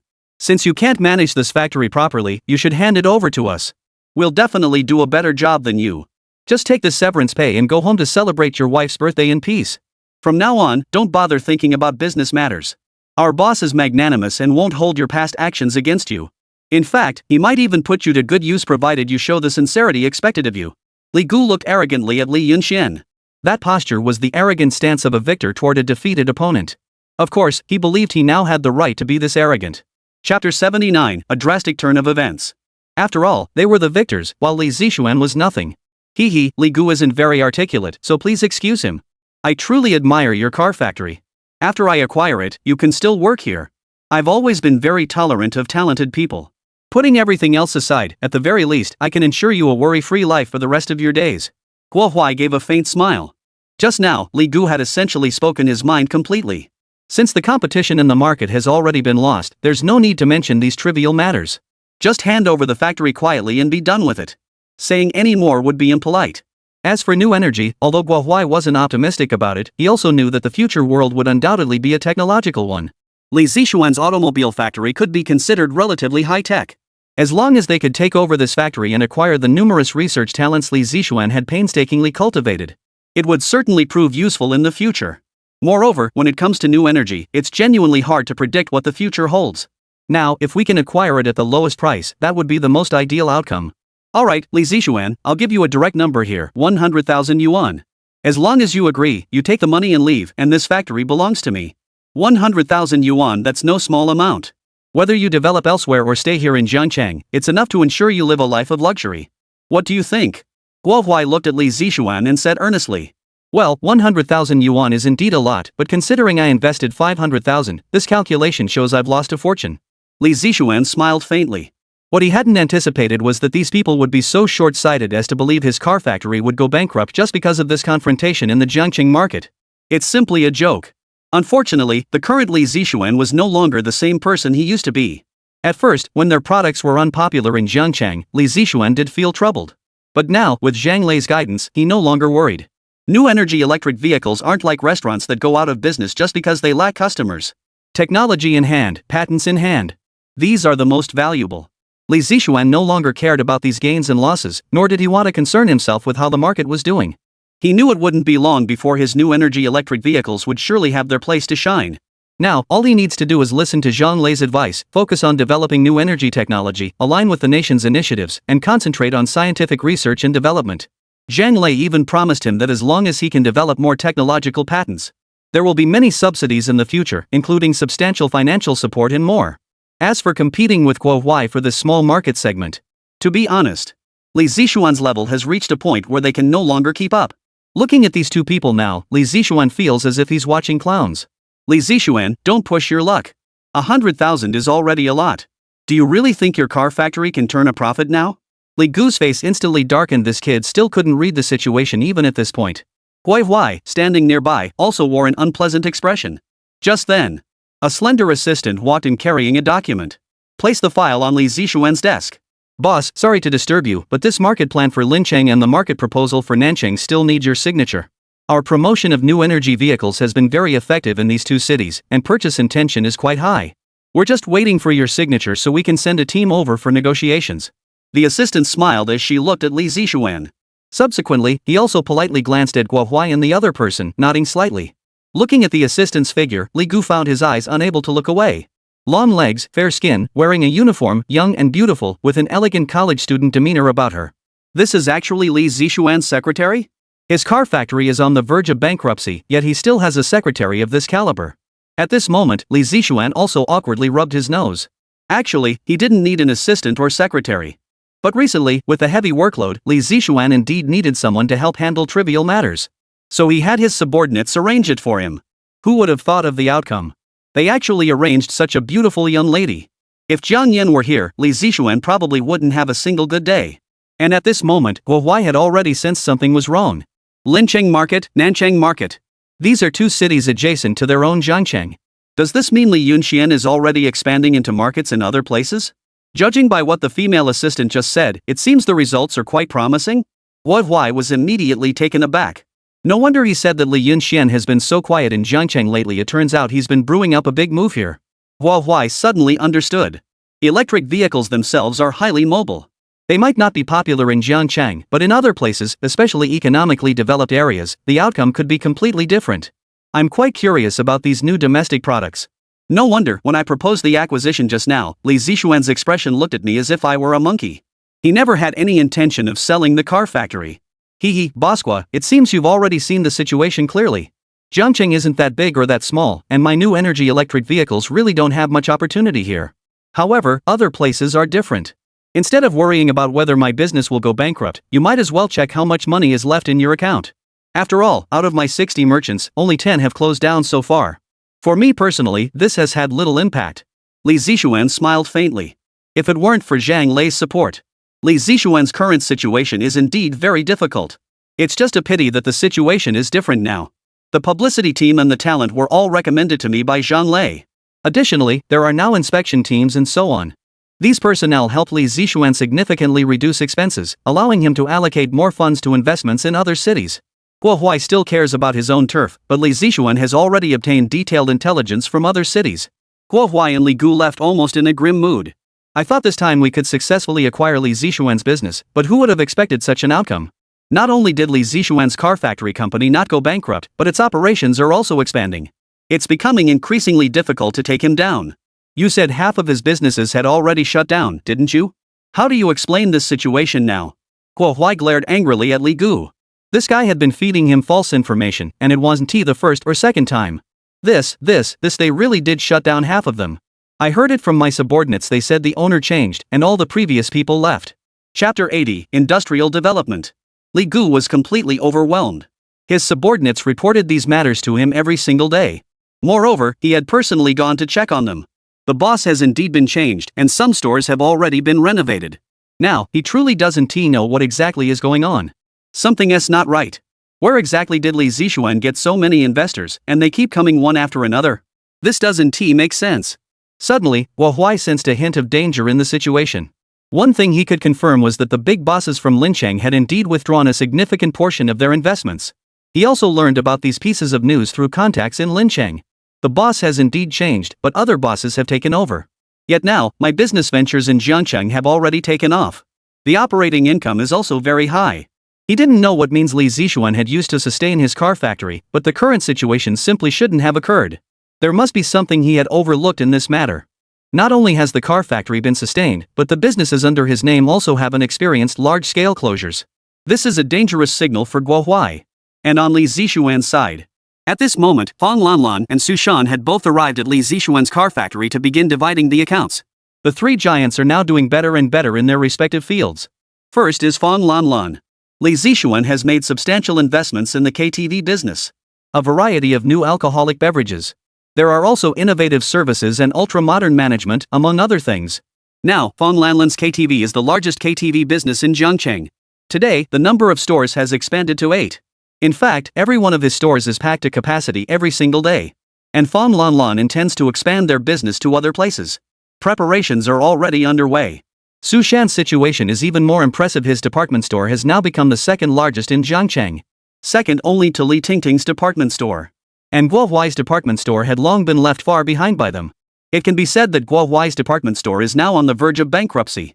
After all, with the emergence of so many new products, his goods are both expensive and poorly made. It's only a matter of time before they become obsolete. Guo Huai really can't read the situation. The factory is already expanding into markets of other cities, yet he's still fixated on his little patch of land. It seems he's regressing with age, even dreaming of acquiring us. What an absolute joke. Hearing Li Zixuan mention what had happened with Guo Huai earlier, Fang Lanlan and Su Shan both laughed. Now, when it comes to the car factory, they are undoubtedly the most knowledgeable, as they are currently the biggest investors in the factory. They each invested 50,000 yuan with Li Zixuan. This amount of money is truly astronomical. It had already drained their respective savings. But Fang Lanlan and Su Shan both knew. They were definitely making a profit. Everyone knew about Li Zixuan's ability to make money. Even though their new energy electric vehicles weren't popular at first, it won't be long before this situation changes. The lack of popularity of new energy vehicles isn't due to their product being inferior, but rather because the current market environment and people's mindset haven't yet shifted, so there isn't much appeal for it yet. To put it bluntly, it's also because Jiangcheng is still a relatively underdeveloped area. But new energy has reached new areas, especially in technologically and economically developed places. Once people's mindset has significantly improved, their new energy electric vehicles will undoubtedly become popular. Li Zixuan's senior management had long arranged for specialized investigators to conduct on-site surveys in other cities. And the overall person in charge of the investigation was naturally still Jiang Ping. Li Zixuan had high hopes for this young man, highly educated, driven, full of energy and passion, lacking only experience. And now is the perfect time for him to absorb experience. During this period, the electric vehicle market data reports that Jiangping investigated from various regions were always promptly submitted, and the situation was quite favorable. Among them, cities south of the Huai River were the main focus, such as Dashashi and Luhai City. These cities are highly economically developed and have a large scale. The local residents are very interested in new energy electric vehicles as an environmentally friendly mode of transportation. And now, Li Zixuan is already deploying in this market. Within just 1 month, he can expand his industry to other cities. Big cities have one advantage. Although they have local power players, they would never attempt to establish a monopoly in Jiangcheng, because major cities need development. The management there understands clearly that to foster public progress, these local bullies cannot be allowed to grow too rampant. This is precisely the point that Li Zixuan had his eye on. In summary, after receiving feedback and assistance from Jiangcheng's management, Li Zixuan has now found a new path for development and survival. Once his industrial layout is successfully established, Huawei's business in Jiangcheng will be nothing more than a joke in Li Zixuan's eyes, forever unworthy of the spotlight. Actually, he's also getting old. This move shows that Huawei has invested all his assets in Jiangcheng. Over these years, though we don't know what he's been through outside, one thing is certain now: he only wants to develop in Jiangcheng. Therefore, his commercial suppression of us is inevitable. Huawei is no longer young and lacks drive. He is destined to be left behind by the times. This is the trend. So it's not entirely his fault for being short-sighted. One can only blame the changing times where everyone is evolving. The technology in our dragon nation will only continue to improve in the future. Li Zixuan smiled faintly. He understood one thing very clearly. No matter what industry you're in or what business you're doing, in his view, accumulating initial capital was Li Zixuan's primary goal from the very beginning. Nowadays, Longwei is not particularly safe. It can be said to be beset with troubles both at home and abroad. Therefore, many foreign investors are actually not optimistic about their development. Only Li Zixuan knew how terrifying the future technological development of Longwei would be. Particularly in the economic sector, it will experience a rocket-like ascent. This is the information gap that Li Zixuan currently has. Accumulating the initial capital, the next step to advance into will inevitably be real estate. This is Li Zixuan's true goal now. Of course, there's no need to rush now. Take it slow and accumulate enough funds. Regardless, Li Zixuan, the future of Jiangcheng will undoubtedly be yours. Your mind is incredibly sharp, thinking of placing investment ads in our KTV. I would never have come up with such a move. Fong Lanlan sighed and shook her head. Those investor merchants from Lincheng have indeed left. But Li Zixuan found another group of people to continue taking over. As is well known. Chapter 81, New Investors. Now, in Jiangcheng, apart from her large department store, Li Tingting has taken over 8 additional retail shops. And the rest, Li Tingting couldn't eat anymore, so Su Shan and Fan Lanlan stepped in to help Li Zixuan share the pressure. Su Shan and Fan Lanlan couldn't handle it either. But they could introduce partners to Li Zixuan. They knew one thing for sure: Li Zixuan's investment promotion company absolutely must not collapse. Once he falls, Huawei's department store will rise again, which is not good news for them. There's no shortage of big bosses at the KTV, all of them flush with cash. Fong Lanlan always helps Li Zixuan attract customers at the KTV, introducing business to these big bosses. For Su Shan, it's even simpler. The wealthy people he knows have more connections, including those from other cities. As a former bank employee, he naturally has a lot of information about wealthy people. With the help of these two people, Li Zixuan's investment company's merchants have slowly recovered. It has returned to a trend of over 50 businesses. According to the current trend, there will only be more and more investors in Jiangcheng in the future, even more than during the previous peak period. The three of them did the quarterly accounting together. From the KTV to the department store, to Li Zixuan's investment company, to the car factory. Li Zixuan felt a bit awkward. Both Fong Lanlan and Su Shan had profited from the industries he had invested in. And what Li Zixuan presented was debt. Yes, Li Zixuan has developed so many industries, but when you add it all up, he's actually losing money. If we calculate it in terms of funds, it is indeed a loss, especially since Li Zixuan supplies so many investors, and particularly at the car factory, the losses are even greater. However, only Li Zixuan himself knows the real situation. After all, those pieces of equipment and the supplied materials were purchased by Li Zixuan with modern money, and in this era, he was still making a profit. And a substantial one at that. After all, many of the things he acquired didn't cost him anything, it was just a calculated loss on paper. This was inconsequential to Li Zixuan. No money in the modern world? No problem, just take a few more antiques from this era to sell, they're worth a fortune. The modern world lacks nothing, but when it comes to antiques, the demand is high. The older the antique, the more willing people are to spend on it. The modern world is never short of wealthy people. Li Zixuan, can you really keep going with such heavy losses? Fong Lanlan found it somewhat unbelievable. Where on earth was Li Zixuan getting so much inventory? Beside her, Su Shan looked even more puzzled. He had known Li Zixuan the longest. No one had known him earlier. From the moment I met him, Li Zixuan seemed particularly peculiar. Speaking of wealth, he was far from it. He had been to Li Zixuan's home back then, and it was nothing short of shabby. This guy really has a lot of connections. Rest assured, these are just minor issues. Li Zixuan smiled faintly. You don't need to overthink it. Let's just continue following the current trend. Building up the industry takes time. Short-term profits don't necessarily mean victory. Over the next period of time, Li Zixuan went to and from work as usual every day. It's worth mentioning, Li Zixuan's daily losses remain substantial. According to economic trend comparisons, his car factory incurs losses exceeding 4 digits daily. Other industries, however, are quite profitable. But these profits essentially come from internal investments by Fong Lanlan and Su Shan into Li Zixuan, meaning overall, it's akin to shifting money from one hand to the other. The money is being circulated internally. In short, the current losses are being covered by other industries to fill the gap. According to other bosses faced with such a situation, they would have long since withdrawn from this industry. As long as Li Zixuan withdraws the car factory from the market and relies on other industries, he can make money every day, and a significant amount at that. It's not difficult to earn your first pot of gold. And Li Zixuan naturally couldn't do that either. He believes the car factory is certain to make money, and short-term losses mean nothing to him. Equipment, materials, these are the major expenses. Not spending much money, that is, labor costs are the biggest expenditure. In this era, Li Zixuan could make 1 yuan have the effect of 10 yuan, that's the difference.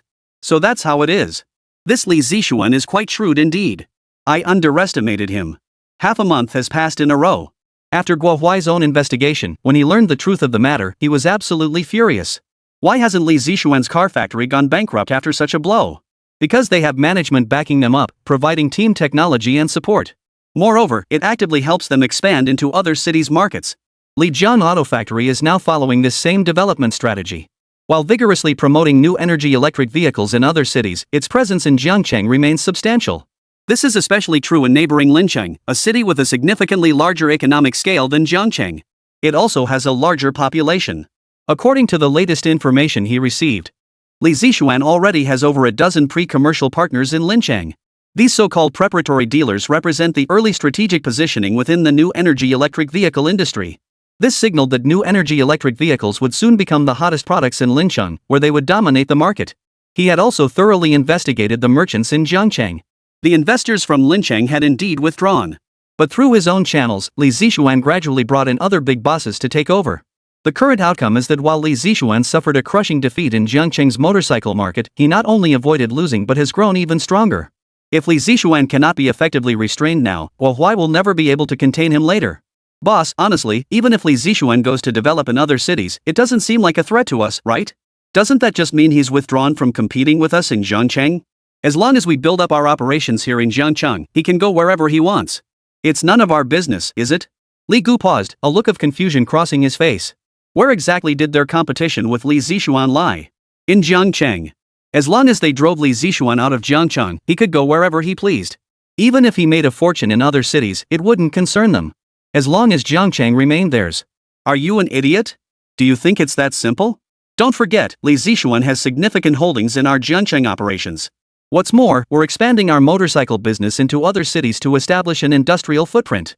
Li Zixuan is clearly outpacing us in this phase. Their market research is nearly complete. We're just getting started, but Li Zixuan's factory is right here in Jiangcheng. Do you think he'll relocate his operations? Before long, Jiangcheng will be his headquarters. He won't even need to compete with us to defeat us. Got it? Hearing this, Li Gu froze. So there were so many hidden intricacies at play here. Chapter 82, Strike First. Then, what should we do now? Li Gu asked blankly. His vision was confined solely to Jiangcheng.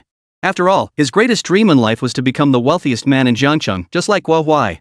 Faced with the current battle situation, he felt like a schoolchild, utterly unable to comprehend the battlefield.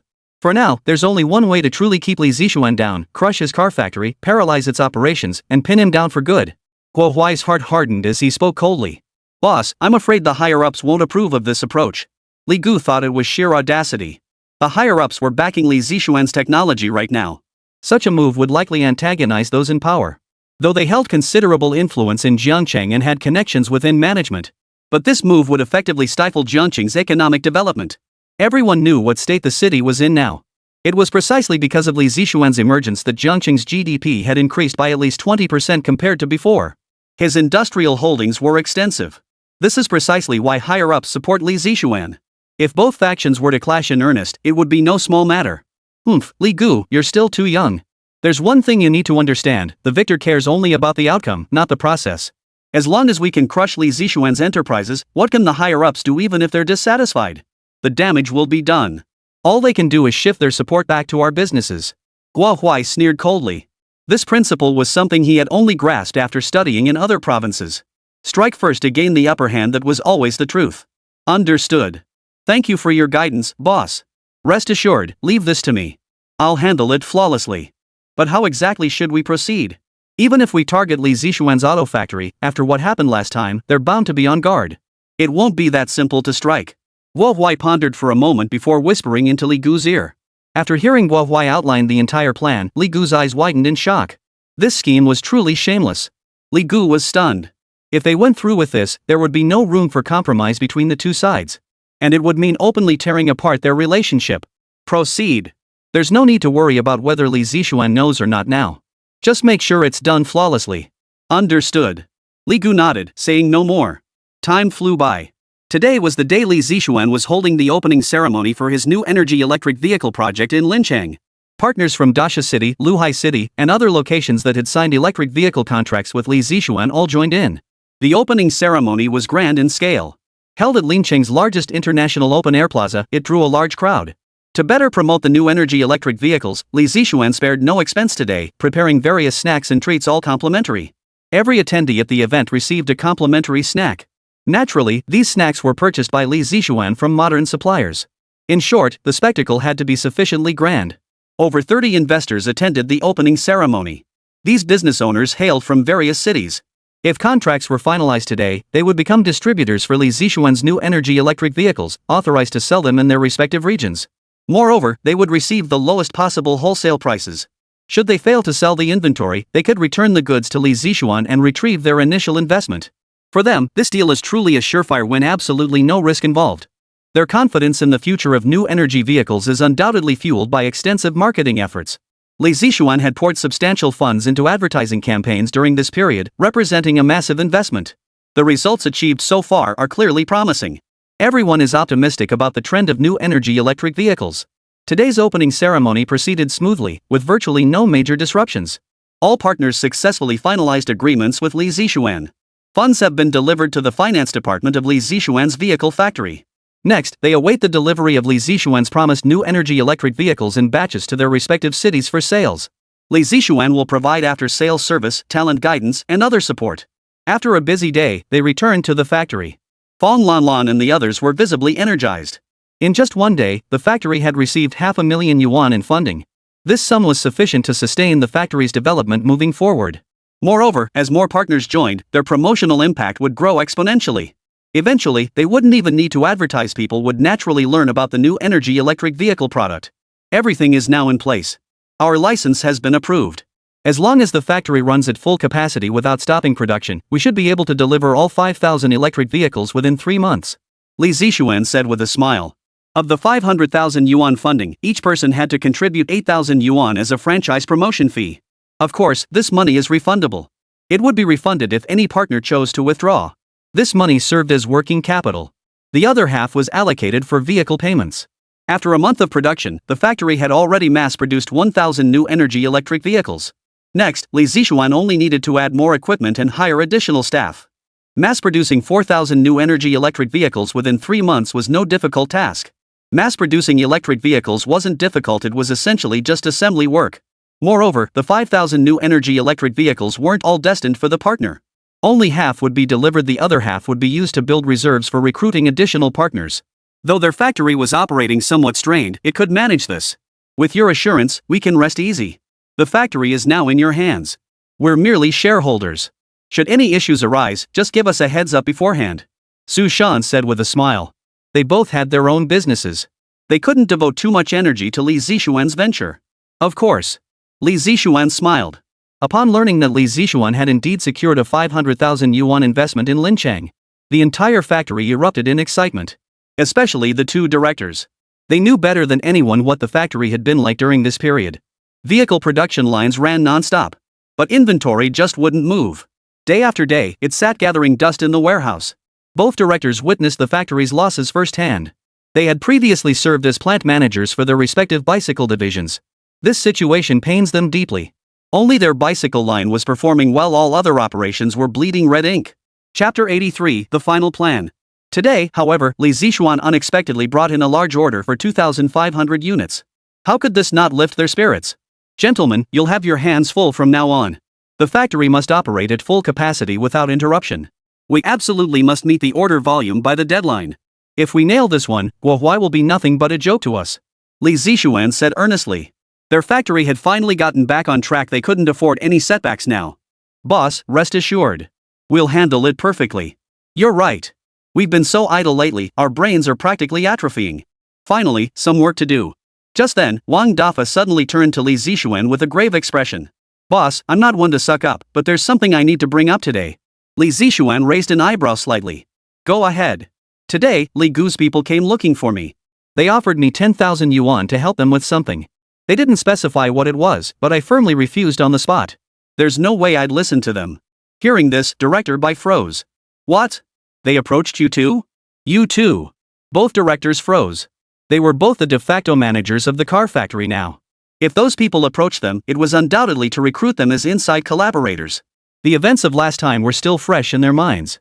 These people were surely up to no good again. Boss, you know our character.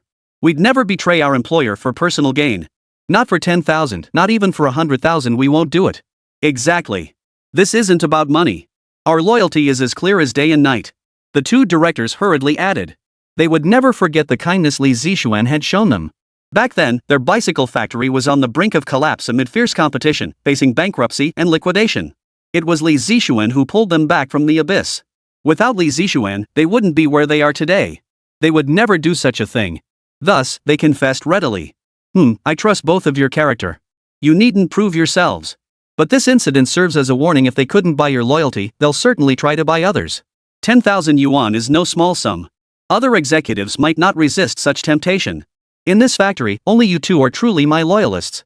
The rest are all recent additions. Li Zixuan pondered for a long time. Nowadays, management at their factory was stricter than before. Cameras were everywhere, and both the workers and the higher-ups understood this. Pulling off schemes like before was impossible. The real concern was whether they might hatch new schemes. After all, the factory now had numerous high-level executives, general managers, regional directors, project managers, and so on. All these roles require highly educated professionals to keep Li Zixuan's factory running smoothly, hence their elevated positions. And the salaries these individuals now receive at the factory are actually quite substantial. High-level talent averages 1,000 yuan per month. This represents the maximum salary Li Zixuan can afford to offer. After all, he's currently strapped for cash. 10,000 yuan is certainly no small sum. During this period, we must enforce strict management. Keep an eye on any suspicious individuals. In short, we absolutely cannot let our guard down. Our major order has just come in. If this deal fails, our factory won't just go bankrupt, it will drag down my other businesses as well. Understood? Li Zixuan said solemnly. Don't worry, boss. I'll be staying at the factory these next few months. Let's see what these guys can do. Me too. They both understood exactly what this major order meant for the factory. Success meant becoming Zhengqing's wealthiest man in no time. Failure meant losing everything. Alright, thanks for your hard work. Li Zixuan patted both men on the shoulder. Huai proved far more cunning than Li Zixuan had anticipated. He suspected numerous spies within the factory, keeping a close watch on his every move. The moment their order contract was signed today, the other side had already sent people to try to bribe Li Zixuan. No need to say more. They were clearly aiming to sabotage things, and their timing couldn't have been better. This was the most sensitive period for their factory. Sabotaging operations now presented the perfect opportunity. For the next 10 days straight, Li Zixuan stayed at the factory. He didn't even return to the restaurant, which left Zhang Yan feeling rather resentful. Every night after work, she found herself alone in the empty bed. She didn't even have warm clothes to wear. For several nights, she even came to the garage to sleep with Li Zixuan. The garage had plenty of dorm rooms, enough for both of them. The only drawback was the distance from the restaurant. Fortunately, with her electric scooter now, commuting to and from work wasn't too much trouble. But she couldn't keep this up every day. As for Li Zixuan, he naturally couldn't help it. He kept a constant eye on the situation at the factory. Fortunately, nothing had happened so far.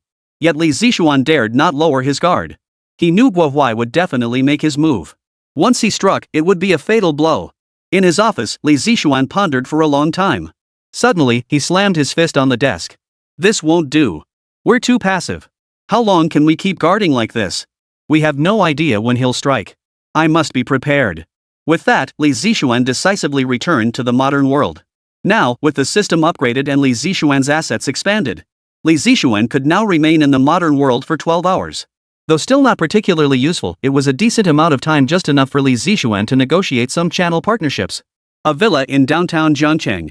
Huai and Li Gu were smiling as they looked at the 5 young people ahead. These 5 were all high-level executives from Li Zixuan's side, recent university graduates. They were the backbone of the car factory. Gentlemen, you know my financial standing. I've already transferred 20,000 yuan to your families. If this job succeeds, another 20,000 is yours. You know I'm not stingy with money, I just need you to handle this smoothly. Huai smiled faintly. Indeed, he had bribed Li Zixuan's people, and not just 10,000, but 40,000. 40,000 yuan is some most people couldn't refuse. To deal with Li Zixuan, he had truly gone all out this time, emptying his entire savings. As long as the mission succeeded, this 200,000 yuan would be worth every penny. As for the 10,000 bribes paid to the two directors, those were merely to keep Li Zixuan on his toes. Guo Huai wasn't some pushover. The two directors by Li Zixuan's side were his loyal lieutenants. They'd been in business with Li Zixuan for ages. He knew them too well, not even 100,000 yuan could make them betray him. The smokescreen had been deployed. Now it was time for the real business. Among the five, one was a regional manager. He looked at Guo Huai with some confusion. "Boss, it's been so long. What exactly do you want us to do?" Chapter 84, Breaking the Ice. Guo Huai gave a cold smile, placing a document before them without further comment. The regional manager hesitated briefly before taking the documents. He had previously served as a regional manager under Li Zixuan and was one of the most highly educated among them.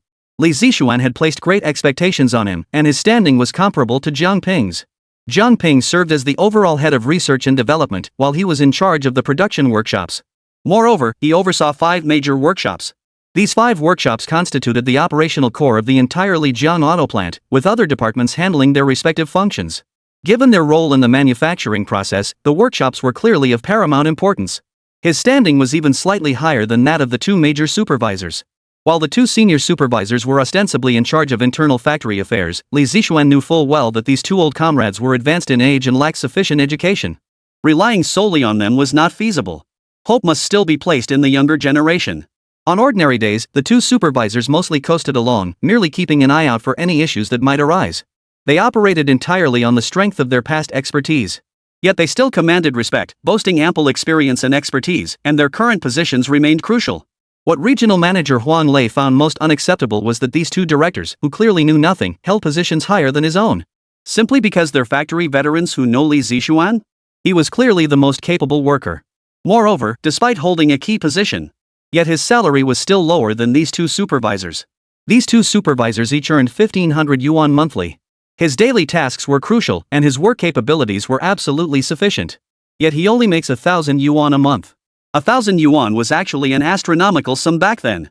College graduates were rare in those days, and a job paying 1,000 yuan a month was considered quite fortunate. Yet people inevitably compare themselves to others. Discovering that some individuals, clearly less capable than himself, still managed to out-earn him left him deeply unsettled. Consequently, he felt no sense of belonging whatsoever at Li Zixuan's factory. Now, faced with Guo Huai's offer of 40,000 yuan, how could he possibly refuse? 40,000 yuan, that was a terrifyingly astronomical sum. Huang Lei believed that if he could complete this one deal, his abilities would surely allow him to build a great company in the future. That was precisely why he compromised with Guo Huai, even leaking numerous critical confidential documents to him. The other 4 men did the same. Their salaries weren't low. But compared to this, it seemed pitifully small. They felt resentful. Upon seeing the contents of the documents above, Huang Lei was utterly shocked. This, boss, you're really pushing it here. Others looked over curiously. When they saw the contents of the documents, the shock on their faces was no less than Huang Lei's. It was indeed a bit too much. It was beyond their wildest imaginations. Poof. Did you really think money was that easy to make? What were you thinking? Li Gu snorted coldly. 40,000 yuan. Think about how much that is for the 5 of you. How much did Li Zixuan spend to set up that factory? Only around 200,000 yuan. We're offering you 200,000 yuan in one go. Do you really think we're playing small? Hearing this, Huang Lei and the others fell silent. Initially, they genuinely assumed Guo Huai only wanted them to cause minor disruptions within the factory, similar to tampering with minor issues during the testing phase. But now it was clear he intended to turn things completely upside down. They'd underestimated the situation, though perhaps that was only natural. He was offering them 200,000 yuan outright. The task he was assigning them couldn't possibly be trivial. What? Not willing to do it? No problem. I'm sure plenty of people in your factory would be willing. 40,000 yuan, I don't believe anyone could refuse that. Don't forget the current situation. Li Zixuan's factory is just a small operation. Ours is the major player. And you know our market position in Jiangcheng, we're the undisputed leader. Look at Li Zixuan's new energy electric vehicle now. What's become of it? He had to go elsewhere to develop it. And whether it'll succeed is still up in the air. When it came to intimidation and extortion, Li Gu was indeed a pro. After all, he'd once relied on this very skill to secure his position under Guo Huai. He instantly intimidated these greenhorn college students into a daze. Most crucially, these students genuinely didn't want to give up 40,000 yuan. This sum represented wealth they found hard to refuse. No, we'll do it. We'll do it. Since we've taken the money, we'll do whatever you tell us to do, Huang Lei declared firmly. Seeing their highest-ranking member nod in agreement, the others naturally had no objections. Ah, that's more like it. Seeing his goal achieved, Guo Huai rose with a smile. Rest assured, once this job is done, I won't shortchange you. You won't lose a single penny of what's owed to you. I, Guo Huai, am not short on money. Just handle this matter well for me, then take the money and expand your business in other cities. With your brains, your education, and now your capital, building a successful business won't be difficult. Who knows? Maybe one day you'll be the next richest man in town. When it came to painting a rosy picture, bosses were truly natural-born talents and the effect was spot-on, perfectly calibrated. Under Guo Huai's persuasion, Huang Lei and the others felt a surge of excitement. Who says they couldn't be the next tycoon? This opportunity couldn't be missed. Just follow the instructions above to the letter. As long as there are no slip-ups in the process, you're guaranteed to succeed. Once you do, go to the designated location to collect your money and flee immediately. Even if Li Zixuan were a god, he wouldn't be able to catch you. Huang Lei and the others nodded earnestly. Rest assured, boss. We'll handle this perfectly. Over a month had already passed. But Li Zixuan was genuinely curious now why hadn't Guo Huai made his move yet? Had he truly given up? That was absolutely impossible. Over this month, nearly 2 months now. To be safe, he had already delivered 1/3 of the supply. New energy vehicles were now selling extremely well in other cities, far exceeding those in Zhengcheng. The highest daily sales figures can even reach 10 units. That's 5,000 yuan. This proves their initial strategy was correct. Zhengcheng has a small population and underdeveloped economy. Compounded by the presence of local power players like Wei Huai, this severely hindered economic growth. Upon arriving in Dasha City, this situation changed instantly. In just half a month, Dasha City had already sold over 100 new energy electric vehicles. Chapter 85, The Moment to Prove Loyalty. This marked a milestone. With only 1 month left until full delivery, as long as no major issues arose during that final month, the project would essentially be in the clear. And Li Zixuan didn't foresee any problems arising. After all, the two supervisors had been living and breathing at the factory every single day for nearly 2 months. They had closely monitored personnel changes. Even Li Zixuan was subject to this scrutiny. Honey, your factory is so huge now. You're amazing. All this advanced stuff, I just can't wrap my head around it. Jiang Yan smiled as she looked around Li Zixuan's factory. During this period, Li Zixuan lived at the factory. Though she had her complaints, she understood it was for his work and for their little family. So whenever she had free time, she would come here to stay with him for a few days. On ordinary days, she'd naturally take tours around the factory whenever she had the chance. Each time, she was filled with wonder. Jiang Yan was beautiful and young, but her education wasn't extensive. She could only assist Li Zixuan in managing the restaurant. She was filled with curiosity about these novel things. Truthfully, Li Zixuan also hoped Jiang Yan would learn more, not just for the sake of his business, but at least to broaden her personal horizons. To broaden her horizons. But for adults, learning truly requires immense determination. Time, energy, focus, none of these could be spared. Jiang Yan herself had no desire to pursue such studies. For her, managing a few restaurants and being the boss lady was already a happy life. She no longer had to compromise herself for survival like she did back then. Every day, she could do whatever she wanted. She could eat whatever she wanted and buy whatever she desired. This was the very life Jiang Yan had always dreamed of. Now, all she wanted was to live a quiet, steady life with Li Zixuan. You'll understand all this in time. No need to rush. Nothing special. Before long, these will become everyday modes of transportation. Li Zixuan smiled. Jiang Yan's current mode of transportation was also a new energy electric vehicle, and she couldn't praise it enough. It runs without oil, absolutely marvelous. So those machines, honey? They look pretty sophisticated. I wonder if they'd stop working if something went wrong, like if you dropped something inside? Jiang Yan pondered for a moment before asking curiously. Exactly. These machines have high density and precision.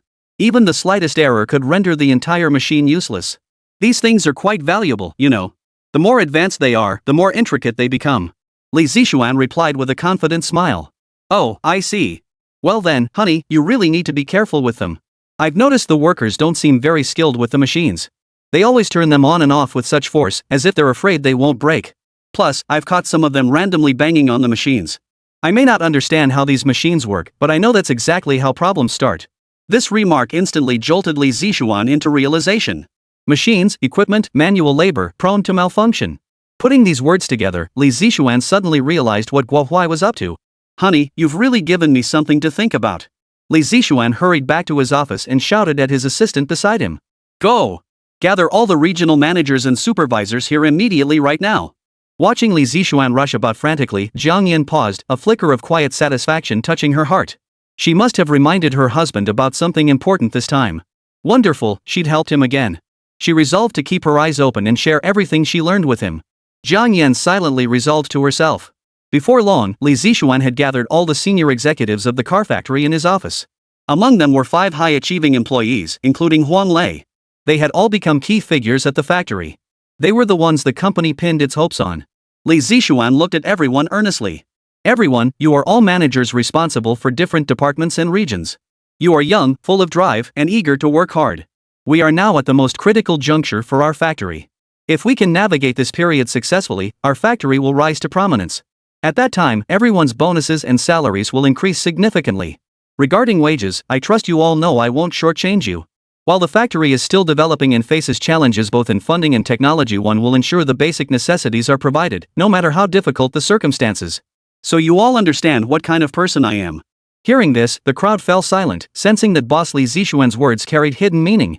The reason I called you all here today is simple. I want to know how you're doing at the factory. Are you comfortable? If you have any concerns, speak up now. This is a critical moment, and I don't want anyone to let us down.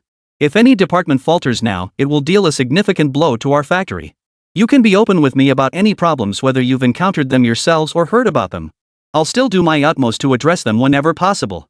As his words fell, Wang Lei and the others felt their hearts racing. They had only just accepted a mission from Guohuai a few days ago. Could Li Zixuan have discovered it already? The group remained impassive, continuing to listen. After a moment, a young man spoke earnestly. Boss, I have no complaints. The factory treats me well. My salary and benefits are already the best available now. One should learn to be content. I will definitely do my job well. With one leading the way, the others quickly chimed in to pledge their loyalty. That's right. We'll all do our jobs well. Huang Lei and the others exchanged glances, each harboring their own thoughts. At that moment, among them, if just one person stepped forward to confess their issues, the others would inevitably follow suit. Li Zixuan showed no urgency, simply standing there, giving everyone a chance to confess. He scanned the group. His gaze lingered especially on Huang Lei and the few people beside him. These individuals kept fidgeting, up to no good. But until the very end, no one stepped forward to address the issue with Li Zixuan. For most bosses, this would be welcome news. After all, the boss had already made his stance clear. For employees to remain silent at this point would be discourteous. Yet not a single person stepped forward. This meant there was no problem within the team.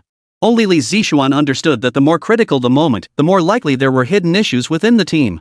After a moment, under the tense atmosphere, Li Zixuan smiled at the group. Alright, I trust you all. You may return to your posts and focus on your work. Chapter 86, Deeply Worried.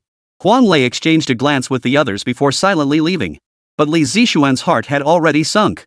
As a businessman who had achieved some measure of success, he had learned a great deal about reading people and situations. How could there be no problems within their senior management team? There were problems, they just didn't want to talk about them. Why? Because they had skeletons in their closets. In the office, Li Zixuan looked at the 2 supervisors inside. You all understand what I've told you, right? Wang Dafo was taken aback, almost disbelieving. Are you serious? Didn't they make an example of someone last time? And now someone dares to do it again? And it's someone from our management team? Are they out of their minds? After all, their management had been exceptionally strict lately. Plus, Li Zixuan had once identified the culprit within an hour, which had undoubtedly served as a stark warning to the workers present. Moreover, their factory's compensation wasn't bad at all. Among many factories, it was considered quite good. Wages, benefits, subsidies, performance bonuses, they had it all. Frankly speaking, as long as you work diligently in the factory, this is the most promising path. It was 10,000 times better than going out to work or doing business elsewhere, especially for the management team. They were so young, and Li Zixuan was young too. Now, the car factory's business was booming. If this trend continues, the future of these senior managers within the factory is undoubtedly bright. Would they really do anything to harm the factory? You might think my suspicions are unfounded, but this is a critical moment. Better to err on the side of caution than let anything slip through. I don't want any problems arising at the factory during this period. Do you understand? The 2 exchanged glances and nodded. As chairman, Li Zixuan bore immense responsibility, and they understood the weight of his position. All right. We'll keep a close eye on those individuals you specifically mentioned earlier. Should we detect any suspicious behavior, we'll report it to you immediately and inform you at the earliest opportunity. Wang Dafa and the other nodded. Indeed, only 1 month remained. This month must go smoothly. After this month, with inventory secured and stable investors in place, the factory would be a complete success. Then, no one would be able to threaten them. Several days passed. At the factory, Wang Lei and several other regional managers paced restlessly. Their daily work felt distracted and unfocused. Over these days, they could clearly sense that the supervisors seemed to be observing them, whether intentionally or not. This made it difficult for them to act. Meanwhile, Tiger was relentlessly pressuring them. If they didn't follow Tiger's plan, not only would their family's money be recovered without a penny left for them, but they would also face retaliation. Moreover, their jobs would be completely gone. The more Huang Lei thought about it, the more panicked he became. But Wang and Bai, the two supervisors, had been acting as if brainwashed lately. They worked diligently every day. They roamed the factory floor without pause. Moreover, the two of them had seamlessly coordinated their shifts. Each worked 12-hour shifts daily. Wang Lei simply had no opportunity to make his move. Tiger's plan was to have them add a bit of metal particle powder into the machinery when no one was around. This was a vicious trick. It could rapidly wear down the machine's lifespan, rendering it inoperable, yet the damage wouldn't be immediately detectable. It served as excellent cover. Once inside the machinery, the metal particles would disrupt electronic components and damage circuitry. It truly achieved the goal of operating undetected. But the presence of these two directors keeps a constant watch over them, making it difficult for them to act. To make a move, they'd first have to open the machine's cover, and that takes time. And the moment they open it, those two supervisors will immediately come over to ask what's going on. Because opening the machine cover meant the machine had malfunctioned. For days now, Wang Lei has been searching for an opportunity to make his move, but he just can't find one. The others were in the same boat. Their workshop was huge. It took time for the two supervisors to patrol the entire area. Logically, if the supervisors had slacked off even briefly during their routine patrols, the timing gap would have allowed them to succeed immediately ordering the workers to open the machine cover. But the two supervisors never cut corners, they worked harder than anyone else. This left Wang Lei utterly speechless. Hey kid, what's gotten into you lately? You're not focused at all. Young people these days can't even keep their heads in the game at work. At that moment, Wang Dafa approached Huang Lei. This kid had been acting shady lately. Could it be true, like Boss Li Zixuan said, that he was up to something? But Wang Dafa only harbored a slight suspicion. Ever since the last testing incident, he couldn't believe anyone would be bold enough to keep doing this kind of thing. Besides, Wang Lei and the others had been acting pretty normal these past few days. Aside from zoning out daily, they didn't seem to have any other issues. Daydreaming? Young people like to slack off, it was understandable. Director Wang, there's something I'd like to discuss with you. Huang Lei suddenly had an idea and spoke up. I've been really worried lately. I reserved some drinks at the KTV, but I've been so busy with work that I haven't had time to pick them up. I have no idea how long they've been sitting there. That's what's got me worried. Hearing this, Wang Dafa paused in surprise. So that's what it was. Lately, Fong Lanlan's KTV business had been incredibly booming. New drinks, the latest equipment. Daily foot traffic was maxed out, and even then, demand still outstripped supply. It had even attracted bigwigs from other cities. Just for the new beers, many beer enthusiasts, even those who don't enjoy KTV, were eager to place orders. It's become quite the trend lately, which is understandable. Regulator, I've seen how busy you've been lately. Look at the two of you, working 12-hour shifts every day, it's exhausting. I'd love to buy you a drink, but I just haven't had the time recently. Wang Dafa's eyes lit up, he wanted to try those new drinks too. But things had been crazy busy lately. He barely had enough time to sleep, let alone go buy drinks. The drinks at Fong Lanlan's KTV required lining up just to buy. He was craving them, his mouth watering at the thought. Why don't you go now? Just make sure you come back quickly. I'll cover for you. When someone kindly invites you for drinks, how could you refuse? Especially since it doesn't cost you a dime. Besides, it was just covering for him, what could possibly go wrong? Chapter 87. Really? Fantastic, Director. I'll grab the drinks right away. Tonight, we'll invite Director Bai too, we're going to drink ourselves silly. Wang Dafa waved his hands in a hurry, smiling. Now. It's a tense time right now. Work comes first. We can't let drinking interfere with our duties. But a couple of drinks? That's fine. Ha ha. Both men laughed simultaneously. Oh dear, look at me, I completely forgot. Since the director is temporarily managing the workshop for me, we need to coordinate with HR. We have to get their approval and a formal authorization slip. Forget it. That would only trouble Director Wang to make a trip. Let's skip it. I'll bring the liquor next time, same thing. Next time we'll drink until we're dead drunk. Suddenly remembering something, Wang Lei slapped his forehead and hurriedly said. No way. Wang Dafa panicked at the thought. How could he miss out on good wine? Besides, temporarily taking over a job was no big deal. Wait here for me. It's just a slip of paper. I'll go get it right now. You wait here. I'll be back in a flash. With that, Wang Dafa rushed off to HR. He feared that if he was even a moment late, his drink would be gone. Oomph, what an idiot. Li Zixuan's inner circle really is brainless. Getting promoted to director must be pure luck from a lifetime of good deeds. Huang Lei sneered disdainfully. Walking along the path, Wang Dafa hummed a cheerful tune. He fantasized about the fine wine awaiting him tonight. Life couldn't get any sweeter. Wait, how does he know my and old Bai's work schedule so precisely? In a sudden moment, Wang Dafa instantly grew wary. A bad feeling surged in his heart. Li Zixian had been stressing lately that everyone must strictly adhere to their work duties. Overtime was encouraged, overtime pay and meal subsidies were provided. No one was to delay their work. This directive was directed especially at the management team. And Huang Lei actually wanted to drink at this moment? Time was the most critical factor. The 12-hour rotating shift system was his idea, proposed to Lao Bai. Even boss Li Zixuan didn't know about it. They were just trying to contribute more to the factory. Normally, they only needed to work 6 hours a day. But just now, Huang Lei. Damn it, that kid really is a mole in the tiger's den. You bastard, why the hell did you find out my exact work schedule? This is bad. Wang Dafa hurried back toward the factory. He ran with all his might. It's over. The factory is ruined. Li Zixuan had warned him over and over, yet he'd been so careless. Wang Dafa felt like killing someone. It took him a full 10 minutes to reach the factory. He'd expected chaos to reign. But before him lay a scene of eerie calm. Phew, that was terrifying. Maybe I'm just being overly sensitive? Wang Dafa breathed a sigh of relief. Thankfully, as long as nothing major had gone wrong, he wouldn't have to face Li Zixuan's wrath. Where's your workshop supervisor, Huang Lei? Wang Dafa hurried over to Huang Lei's workshop, his heart racing again. Huang Lei was nowhere to be found. He quickly asked the nearby staff. Oh, he just left a little while ago. He said you'd cover his shift while he went to get some liquor and he'd be back soon. Wang Dafa finally relaxed completely. Oh, he just left? No big deal. Seems he was just eager to get his drink. Understandable. Just as Wang Dafa thought everything had calmed down, the staff member's words nearly gave him a heart attack. But just moments after you left, Manager Huang Lei told us to open the machine's safety cover.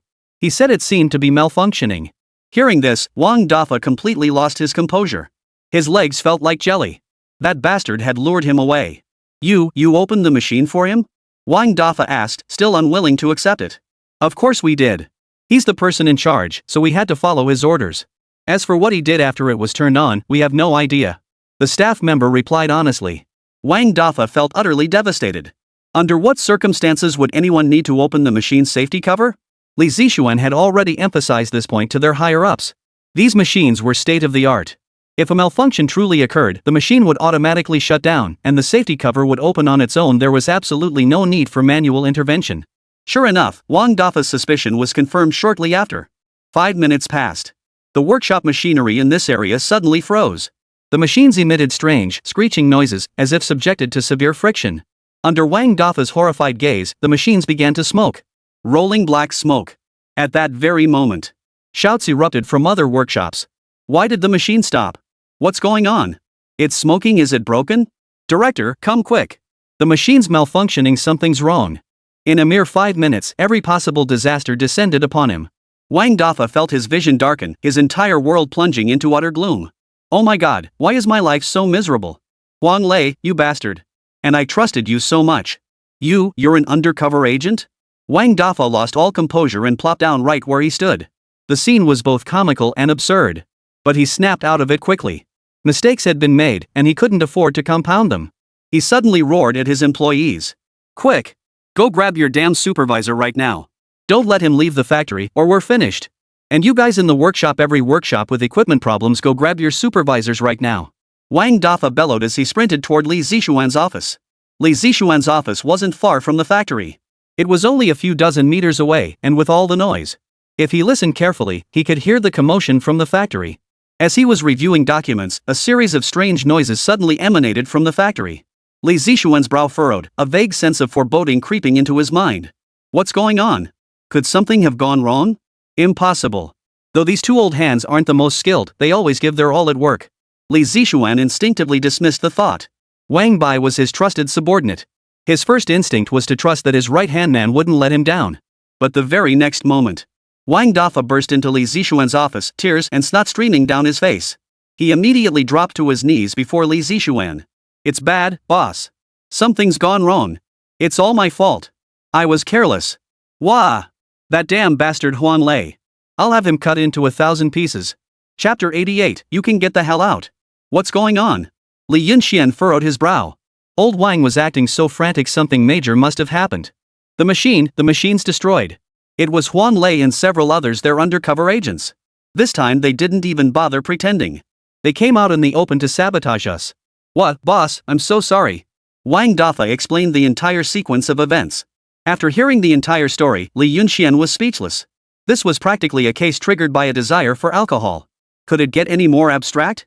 Seriously, why didn't you just tell me you wanted that liquor? I supplied all that stuff. You really? Li Yunxian sighed helplessly. Well.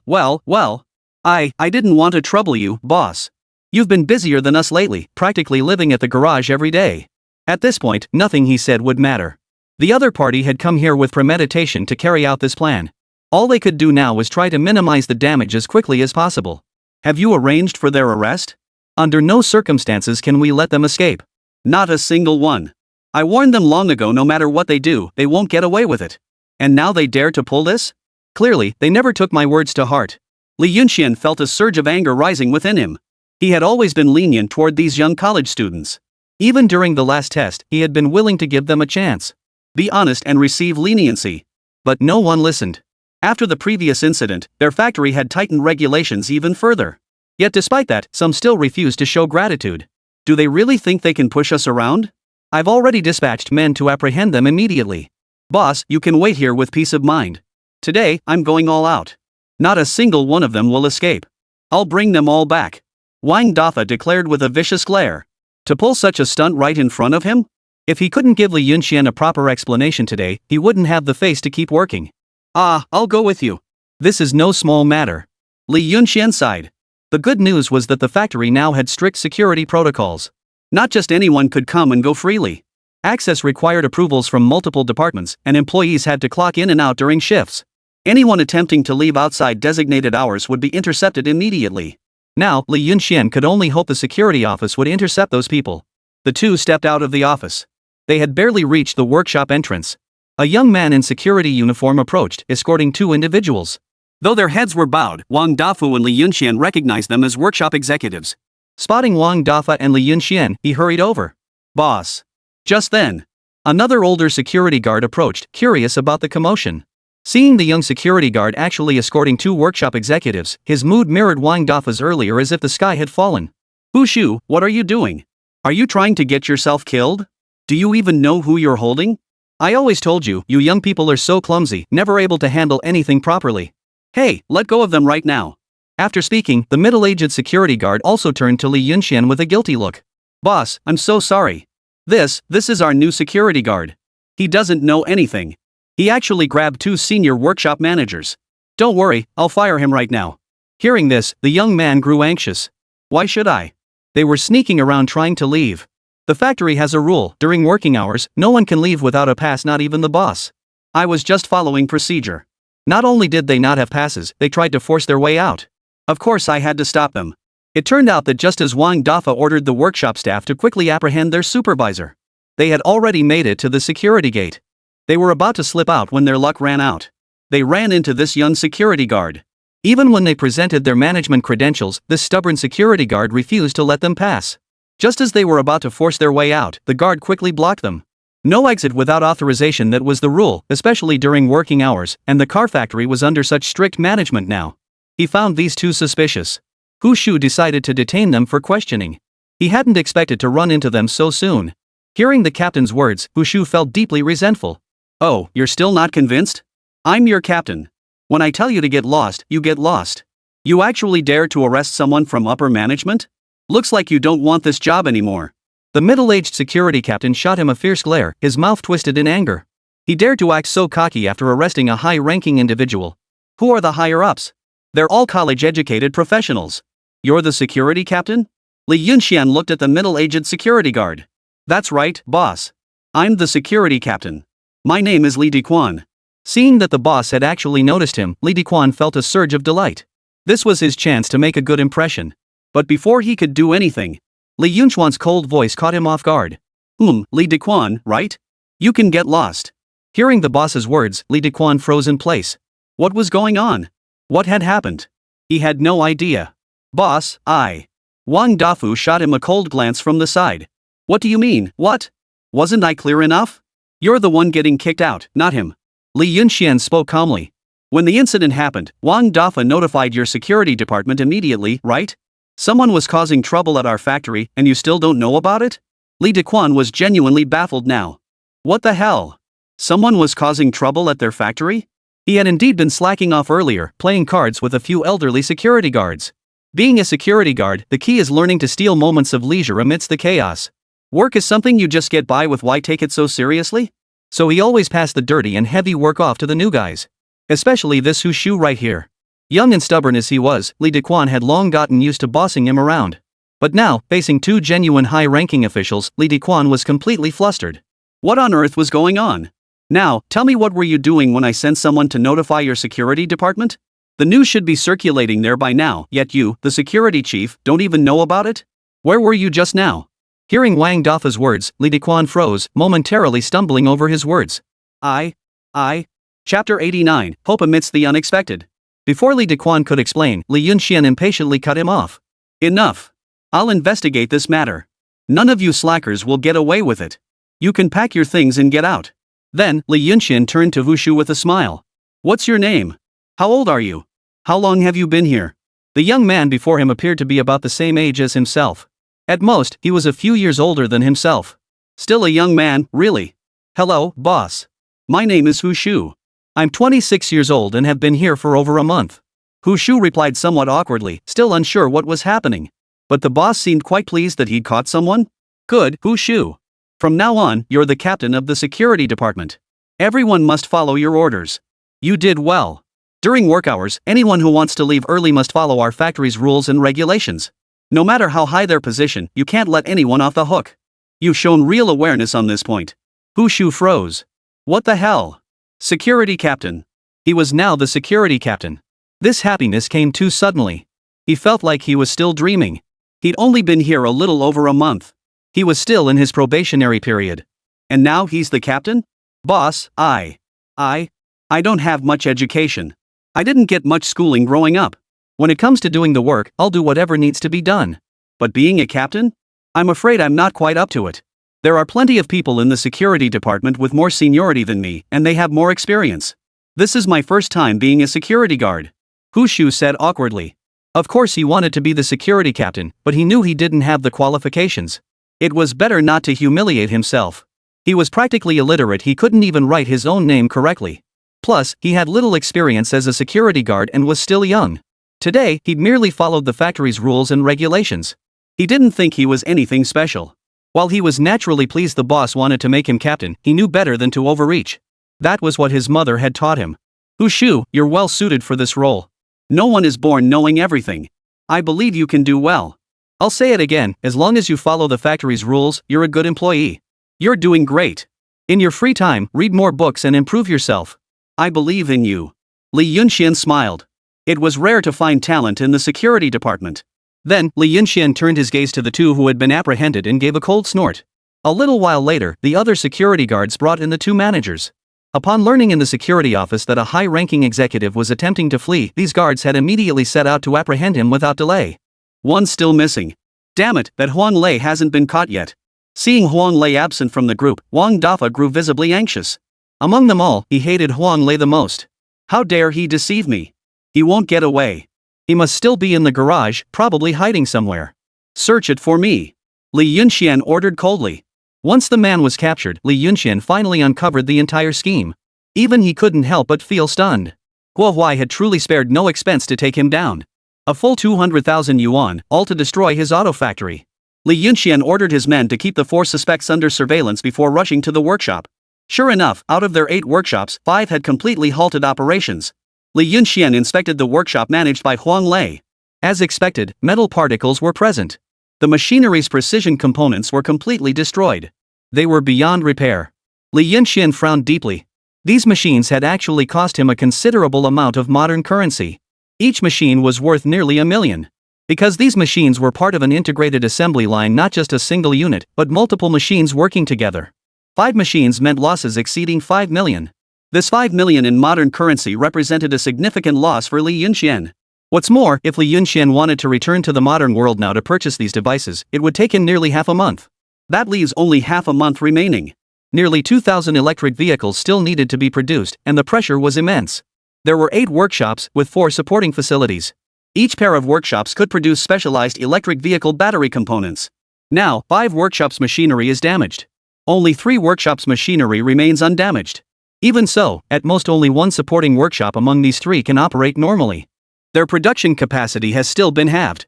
Unless 2 supporting workshops can operate normally, Li Yunxian must rush to Hyundai to temporarily commission custom machinery. At most, it will cost some money. He could purchase 2 matching machine sets in a short time. Only with all 4 sets of machinery could they barely maintain normal operations.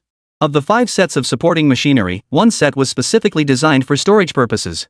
But even if Li Yunxian rushed to Hyundai for custom orders now, at most only 3 matching machines could operate normally. This still fell short of their planned schedule. Damn it, why isn't even bothering to pretend this time? He's openly bribing our people. I'll make sure Zhang Lei knows about this. I've got proof. No matter what, I won't let you get away with this. Li Yunxian gritted his teeth.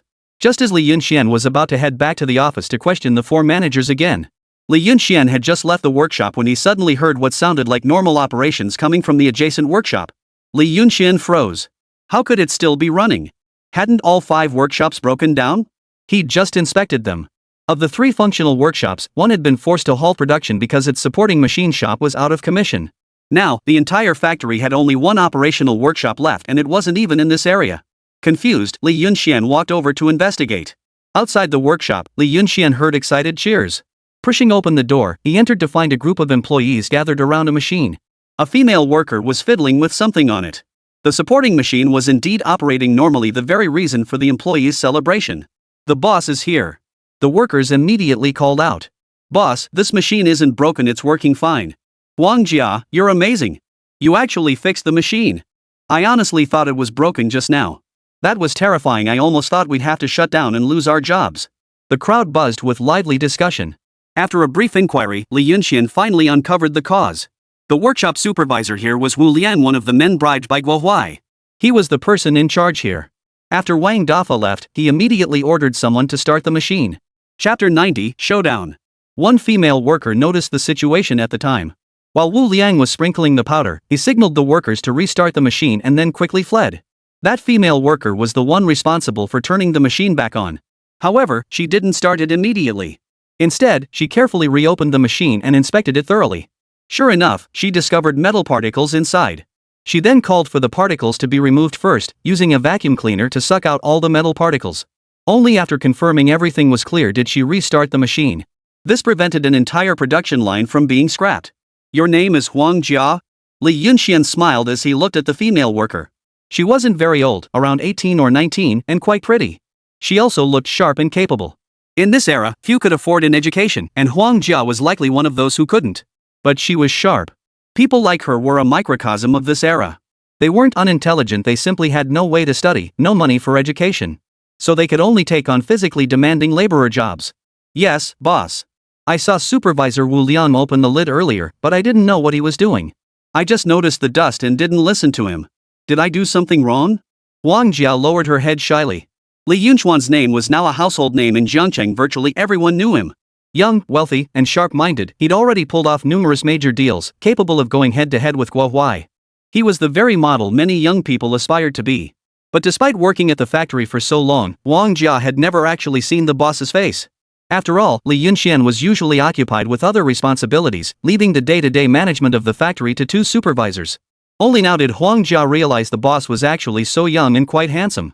She felt a bit nervous, unsure of what to say. You've done an excellent job. From now on, you'll be the head of this workshop, taking over Wu Liang's responsibilities. Furthermore, I'll give you a bonus. If you hadn't proactively identified the issue, this $1 million machine would have been scrapped. Li Yunxian smiled faintly, his mood greatly improved. These people might not grasp the concept of $1 million, but that was fine. At least now, 2 matching machines could finally operate normally. He just needed to hurry back to the modern era to have them custom made again. He could guarantee that within 3 days, all 4 sets of matching machinery would be operational again. Then, in terms of timing, everything would still be manageable. Before Huang Jia could even feel relieved, Li Yunxian had already left the workshop. Wang Dafa, I'm leaving the follow-up to you. I have urgent business to attend to elsewhere. In short, we need a complete personnel purge at this factory. Anyone who doesn't meet standards, anyone with sloppy personal habits, anyone who's always late, get rid of them all. Especially those four, keep a close watch on them and hand them over to security. Let the security team handle it. Also, report this matter to Zhang Lei. I'll see if Zhang Lei will let Guo Huai off the hook when faced with this kind of situation. Li Yunxian said coldly. From Zhang Lei's previous actions, Li Yunxian could tell that Zhang Lei genuinely had Jiang Qing's best interests at heart. Regarding the conflict between Li Yunxian and Guo Huai, he neither intervened nor took sides. At most, he offered whatever assistance he could manage.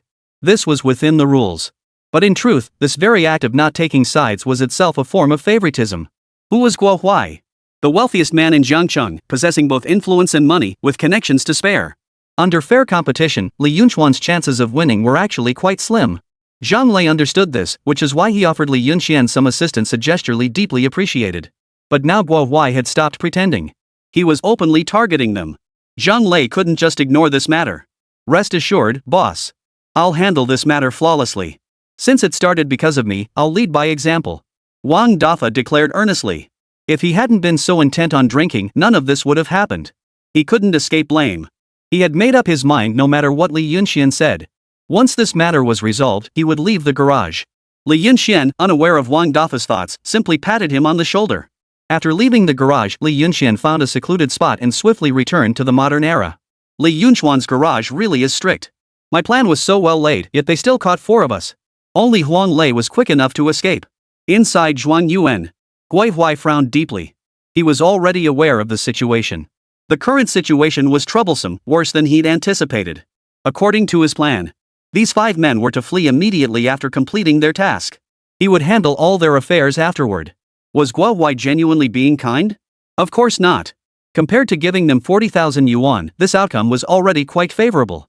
He didn't care about the 200,000 yuan it was given and gone as long as these men helped him complete the mission. Though the mission was now finished, it could only be considered half complete. The other half involved the promised 20,000 yuan, only Huang Lei would receive it, while the other 4 wouldn't get a single cent.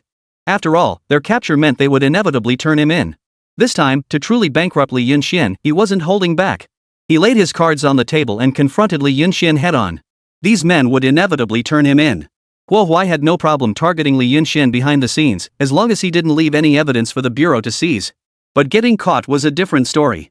It would prove Guo Huai was actively monopolizing the market, crushing any chance for other businesses to survive, something the administration would never tolerate. After this incident, Guo Huai would undoubtedly be summoned for questioning. Warnings, fines, or even detention were possible. These 4 useless fools can't even escape properly. What else are they good for? Guo Huai was so furious he wanted to curse them out.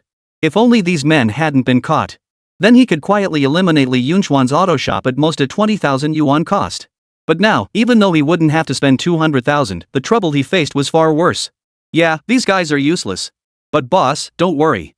This time I got solid intel straight from the factory. Li Yunchuan's 4 production lines really did scrap all their machinery. Those 4 workshops are shut down now. Their order fulfillment will definitely fall behind. Li Gu said with a cold smile. Failure to fulfill orders meant breach of contract. Moreover, those machines Li Yunxian imported from abroad couldn't have been cheap. They'd probably have to buy new ones. Chapter 91, The Inspector Resigns. They didn't believe Li Yunxian had that kind of money.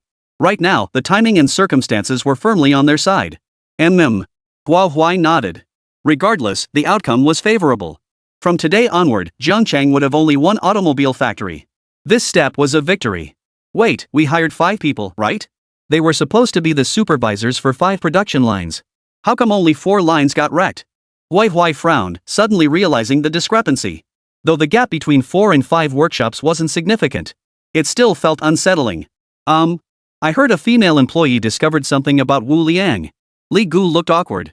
Damn it. 3 days later. As 4 brand new assembly lines appeared in the factory, the workers were overjoyed. Especially those from the workshop whose machines had been destroyed. They'd feared losing their jobs, facing possible layoffs, and never finding such good work again. But unexpectedly, Li Yunxian not only didn't blame them but allowed them to keep working. This only deepened the factory workers' admiration for him. This was truly a conscientious boss. Those machines looked expensive at a glance. Losing 4 units must have been a significant financial burden for Li Yunxian. Most bosses would have fired the entire workshop crew over such a headache, even though it wasn't their fault. This boss is genuinely good to us. During my 3 days off, I felt like the sky had fallen. I never imagined the machines would be replaced so quickly and that we'd be allowed back to work. Yeah, forget about it if it were any other boss. Anyway, let's be more careful this time. Those supervisors really almost cost us our jobs. The returning workers were unusually diligent on the job. They harbored deep resentment toward those college student supervisors from before. If not for them, how could they have faced the risk of losing their jobs? They bore the primary responsibility. In the office, Li Yunxian breathed a sigh of relief. The crisis was finally over. Over the past 3 days, he'd worked tirelessly to reorder machinery from the modern era. Fortunately, with the system upgrade, he now had 12 hours each day to stay in the modern era. This had enabled him to locate suppliers and recustomize the equipment. Otherwise, he dared not imagine the trouble a contract breach would cause for the new brand's automotive supply department. The penalty fees were the least of his worries. The real fear was the damage to their car factory's brand reputation. Thankfully, everything was still salvageable now. This girl named Huang Jia has truly been a great help. Who says only those with advanced degrees are talented? I see that these grassroots talents are no less capable than them. At that moment, Li Yunxian gained a new perspective on these workers. He had always believed that in this era, having an education and being cultured was rare. And indeed, that was the case. These individuals possessed solid professional skills and strong work capabilities. There was no denying that. But did that mean those without education were necessarily less competent? Take that young security guard before and now Huang Jia. And other diligent workers in their respective roles. Without them, Huo Huai's plan would have succeeded this time. At worst, not a single person, not even Li Yunxian, would have been apprehended. 5 machines, all scrapped. The order would be breached. This would trigger a chain of consequences. Yet it was precisely because of these unassuming workers, though lacking formal education, they approached their tasks with meticulous care. They helped save the factory. This was the best possible outcome. At this moment, Li Yunxian's view of these workers had clearly changed significantly. Low educational attainment does not equate to poor capability. Moving forward, when evaluating the senior technical staff at their factory, he must consider not only their academic credentials but also their character, interpersonal skills, and other aspects comprehensively. Li Yunxian silently acknowledged to himself, "Boss, I've handled everything. Those 4 individuals have been handed over to the Security Bureau for investigation. I also spoke with Director Huang Lei. He assured me that within 3 days, we'll receive a resolution. Those who deserve punishment will be punished. This kind of unfair competition cannot be tolerated and must be sanctioned." Those were the exact words from Zhang Lei's supervisor. At that moment, Wang Dafa and Lao Bai walked in and briefly briefed Li Yunxian on the situation. Over the past few days, Li Yunxian had rarely been at the factory, leaving the follow-up work to them. It wasn't until today, with the machinery back in place, that they could resume normal operations. They all understood that with the machinery destroyed, Li Yunxian was extremely busy. For the past 3 days, they had averaged less than 5 hours of sleep each night before getting out to work. All to catch up on the schedule. Especially in the production workshops. Whenever someone needed to rest, Wang Dafa and Old Bai would step in to cover. "Well done. You've worked tirelessly these past 3 days. Things won't be this hectic going forward.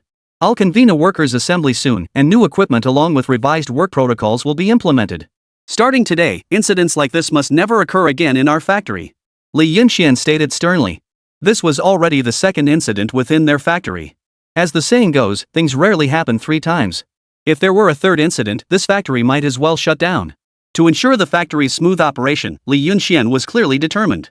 Over the past 3 days, besides ordering new equipment from Hyundai, he had also sought out factory management methods and best practices. Especially these machines. Stricter protective measures and maintenance protocols must be implemented. None of these existed before. Now, they must be customized. You're absolutely right. Our factory must achieve sufficient specialization. Your approach is spot on, boss. We simply didn't learn enough lessons before, which led to our current situation. Wang Dafa and the other nodded earnestly. Then, Wang Dafa glanced at Li Yunxian and said earnestly, "Boss, besides reporting on our work today, there's something else I need to discuss with you." Old Bai beside him nodded in agreement. Both men simultaneously handed a document to Li Yunxian. Li Yunxian glanced at it and frowned. Resignation letters. They both wanted to quit. What do you mean by this? While Wang Dafa bears some responsibility for this incident, it's not solely your fault. Huo Huai spent 200,000 yuan to poach 5 of our people. This kind of thing was bound to happen. It has nothing to do with your work. Don't take all the blame upon yourselves. Rest assured, I won't hold this against you. Li Yunxian understood perfectly. This time, Huo Huai was laying his cards on the table. He was determined to take action against them at any cost to destroy their factory. He'd already thrown down the gauntlet with that 200,000 yuan. Such incidents at the car factory were entirely understandable. Li Yunxian didn't blame the two factory managers if anyone was at fault, it was his own insufficient grasp of the factory's management system. Chapter 92, Stepping Down to Make Way for the Talented. Otherwise, such a situation would never have arisen. The first time he hadn't taken it seriously enough, and the second time, naturally, others exploited the loophole. The good news was that the first time, Li Yunxian had caught a hint of trouble, and the second time, he witnessed the power of the workers. Thus, neither incident resulted in catastrophic losses. As for the four machines now scrapped, they served as a timely reminder for Li Yunxian. True, several million were lost, but since it was all modern money, it hardly mattered. After all, Li Yunxian's time in the modern era was limited, unlike in this present age. That was Li Yunxian's true foundation. It could only be said that this incident served as a timely warning for Li Yunxian, a positive development. He just needed to make adjustments going forward. It was never a major issue to begin with. You two can go back now. Just focus on doing your jobs well from now on. I've seen how hard you've worked these past few days. For those who genuinely care about the factory, I won't hold it against you. Your efforts haven't gone unnoticed. Li Yunxian patted them on the shoulder. Li Yunxian never shortchanged those who treated the factory like their own home, whether it came to benefits, compensation, or anything else. He always strived to meet their material needs. Conversely, he showed no leniency toward those who endangered the factory. They would be punished as they deserved. And he would impose harsher penalties. With these people, Li Yunxian would show absolutely no mercy. This was his standard for dealing with people. Rewards for merit, severe punishment for wrongdoing. Thank you for your kindness, boss, but we're both getting on in years. We've earned a decent sum at the factory lately, and we hold a small stake in it too, not much, but certainly enough to live on. Our education isn't high, and we were able to start the factory because we had solid financial backing. Now it's your world, the young generation. It's better to hand over our positions to capable young people. That's right, boss. We're simply not up to the demands of this job anymore. Staying here isn't sustainable. I've seen some capable young people in the factory who could handle our positions much better. Old Bai chuckled in agreement beside him. Truthfully, they'd been contemplating this change for quite some time. Ever since Li Yunxian started hiring workers with higher education. They realized they couldn't keep up with the younger generation's work approach. Even the less educated youngsters were more agile in their thinking, that was undeniable. The reason they were working so hard now was to avoid falling behind, or rather, they wanted to give it one last push to contribute more to the factory. After all, without Li Yunxian, life had been tough for these two factory managers back in the day. But being tricked by that kid Huang Lei this time made Wang Dafa realize something profound. They simply couldn't compete with these young people anymore. Rather than holding back the factory's future, it was better to step aside. Within the factory, there were plenty of young people who could do the job better than them. That was precisely why they now sought to step aside and make way for the next generation. You too. Li Yunxian frowned. You really don't want to do this anymore? He couldn't help but feel a pang of regret. After all, they were two factory directors with proven capabilities. But Li Yunxian understood their perspective. It was true, as they said, that the future of the auto industry would inevitably move toward technological advancement. High-tech would undoubtedly become the mainstream. Given their age, they couldn't possibly learn new things, they lacked the energy. Being phased out was inevitable. By acting now, they spared Li Yunxian the awkwardness. If the boss doesn't mind, could you assign us some simple tasks? We'd feel useless doing nothing. We want to witness the factory's progress too. After much discussion, Li Yunxian could only nod reluctantly. The security department still needed several experienced, senior team leaders. Aside from that young man hired earlier, the current number of security team leaders was insufficient. The factory was now vast, divided into numerous zones. The workforce had swelled to over 100 people. The two former factory directors, now supervisors, had been appointed as security captains for the vehicle plant. This position was quite suitable for two older men, and Li Yunxian was quite satisfied with the arrangement. Next up is the annual workers' assembly. This time, we must announce the new regulations and ensure every single one is fully implemented. Li Yunxian thought to himself. In truth, besides the two former supervisors, Wang and Bai, Li Yunxian now had an entirely new senior management team. These individuals were all young professionals who had worked diligently alongside him, possessed advanced degrees, and had made significant contributions to the factory. However, Li Yunxian certainly wouldn't dare to fully trust them in the short term. After all, with someone like Huang Lei having emerged, who could say whether another Huang Lei might appear? Whether these senior executives could truly stand by Li Yunxian's side would depend on their future performance. As things stand, Security Chief Hu Shu and a female worker named Huang Jia are the individuals Li Yunxian holds in relatively high regard. With proper cultivation, both could make significant contributions to the factory in the future. Moreover, the fact that kid Huang Lei had actually escaped was deeply unsettling to Li Yunxian. The kid clearly knew trouble would come on the day they sabotaged the machinery. He'd mapped out his escape route in advance, keeping it secret even from his accomplices just in case. The escape route led to a low corner of the western perimeter wall. It was easy to climb over, and beyond lay a small alley in the outskirts of Jiangcheng.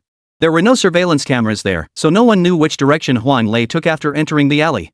According to the information Li Yunxian had obtained so far, after Huang Lei made his escape, he immediately went to the location Guo Huai had specified and collected 20,000 yuan. Combined with the 20,000 yuan Guo Huai had given to his family, Huang Lei now held a substantial sum of 40,000 yuan in his hands. His family had long since left Jiangcheng, evidently seeking opportunities elsewhere. Huang Lei was actually the highest-ranking supervisor among the 5, not only overseeing his workshop but also serving as the chief supervisor for all 8 workshops. The fact that the highest-ranking individual had evaded capture left Li Yunxian deeply frustrated. A highly educated talent taking 40,000 yuan to another city was like a dragon diving into the sea. Finding him again in the future would be no easy task. Huang Lei, huh? Just you wait. This grudge is settled. Li Yunxian gritted his teeth. He believed he had treated Huang Lei well, never shortchanging him in compensation or benefits. Everything had been done by the book. Huang Lei was the most educated person in their car factory, and Li Yunxian had personally told him that as long as the factory's performance improved, he would be given shares and his compensation would be increased. And what did he get in return? A thankless traitor. Chapter 93, Clear Rewards and Punishments. The factory buzzed with activity today. Since the machinery malfunction had been resolved and Li Yunxian hadn't laid off any workers, morale was higher than ever. A palpable sense of unity now permeated the workplace, and they approached their tasks with renewed dedication. In front of the office building, Li Yunxian personally presided over the first assembly of the factory workers. Over 100 people gathered to celebrate averting this major crisis. Standing at the podium, Li Yunxian looked out at the crowd below and felt a sense of accomplishment he had never experienced before. Because Li Yunxian had never convened a factory assembly before. Previous gatherings had been limited to high-level meetings. This was the first time he had convened such a large-scale gathering of workers. Standing atop the podium and looking down at the crowd below, he couldn't help but feel a surge of pride. Beside him stood Fang Lanlan, Fang Tingting, and Su Shan. They were all major shareholders, though Li Yunxian typically managed the factory operations. They were merely there to observe. Everyone, you are all aware of the recent machinery malfunction. I have completed my investigation into the incident.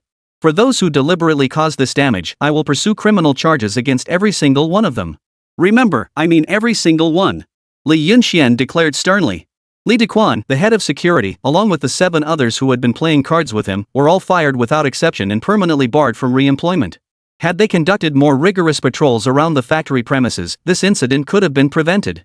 This was absolutely unacceptable. Hearing this, no one below took issue. Though somewhat strict, such measures were necessary during these extraordinary times. Of course, we also recognize our diligent employees. Please invite Hu Shu, Wang Jia, Sun Miao, and Lu Lei to the stage. Amidst the enthusiastic cheers of the crowd, Hu Shu and Huang Jia stepped onto the stage, looking somewhat nervous. Everyone was genuinely enthusiastic toward them, without a hint of envy. Had Hu Shu not apprehended 2 of the ringleaders, and Sun Miao and the others not caught the remaining 2, these 5 leaders would have truly vanished without a trace. Catching them later would have been far more difficult. Especially Huang Jia. She safeguarded the machinery inside the factory, indirectly protecting the livelihoods of many workers.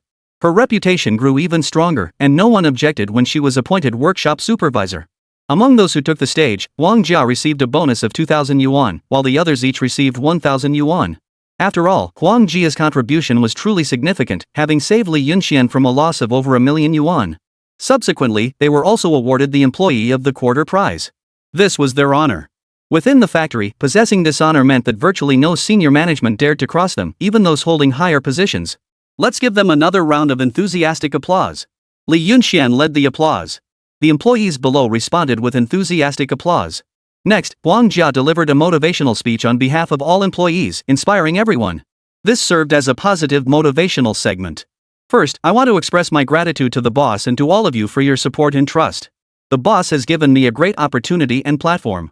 I will work even harder alongside everyone to ensure our auto shop operates smoothly. Without your trust, we might have faced an irreversible situation back then. Thank you all once again. Such an official speech naturally came from a prepared draft. Li Yunxian had instructed Huang Jia to memorize it beforehand. The primary purpose was to motivate the employees. Huang Jia was genuinely grateful to Li Yunxian. Back home, she was essentially a freeloader. This era was not kind to women. Many girls stopped attending school after elementary school. Huang Jiao was one such case. Without education, she could only work diligently, but even hard work didn't guarantee a bright future. Were there not countless hard-working people in this world? She was fortunate to seize this rare opportunity, finally gaining a platform to develop herself. These 2,000 yuan not only significantly supplemented the household income and improved their living conditions, but also helped change her parents' prejudices. Even as a girl in this society, she too could find her path. Who says women are inferior to men? These words were not merely a draft, they were her heartfelt conviction. Her speech drew enthusiastic applause from the audience below. Li Yunxian knew he had achieved the desired effect. Subsequently, Li Yunxian introduced a new work system. He aimed to manage the factory with more standardized and innovative approaches. The focus was on standardized machine operation and strict adherence to procedures. These regulations were naturally adapted by Li Yunxian from modern practices, simple, efficient, and most importantly, his management processes could be standardized for future use and adopted by factories elsewhere. As for how effective the new system would prove, only time would tell. Li Yunxian, that was a smart move. I've reviewed your factory management system, it's brilliant. How did you come up with it? Domestic factories don't have such systems yet. You're a pioneer. After the workers' assembly concluded, Su Shan remarked with a smile in the office. Banks have always been known for their strict management. Therefore, when he took a closer look at Li Yunxuan's management system, he found it truly exceptional. Sometimes he genuinely wondered what exactly was going on inside Li Yunxuan's mind to come up with such a factory management system. What's the state of factories today? Find people, have them work, pay them once a week after the work is done. What else? Nothing. It was like hiring day laborers or casual workers. But Li Yunxuan's new system? It was like a dimensional strike. Wages are paid monthly, which seems later. But the factory now has a cafeteria, helping employees minimize expenses as much as possible. Paying monthly is also more reasonable, preventing incidents like this one from happening again. Plus, 2 free meals are provided daily. Advance pay was also available. Most importantly, monthly employee awards were introduced, along with social security benefits, the earliest form of social insurance. Quarterly employee assemblies were held to select and reward outstanding workers. Daily working hours and shift change times were precisely scheduled down to the minute. These are still the least important aspects. The latest employee system covered numerous aspects: hygiene, service, efficiency, and more. Li Yunxuan's work system is unmatched not only compared to factories but even against banks today. Only those with ironclad job security could compare their work systems to Li Yunxuan's. Even then, Li Yunxuan's system surpasses theirs in every respect.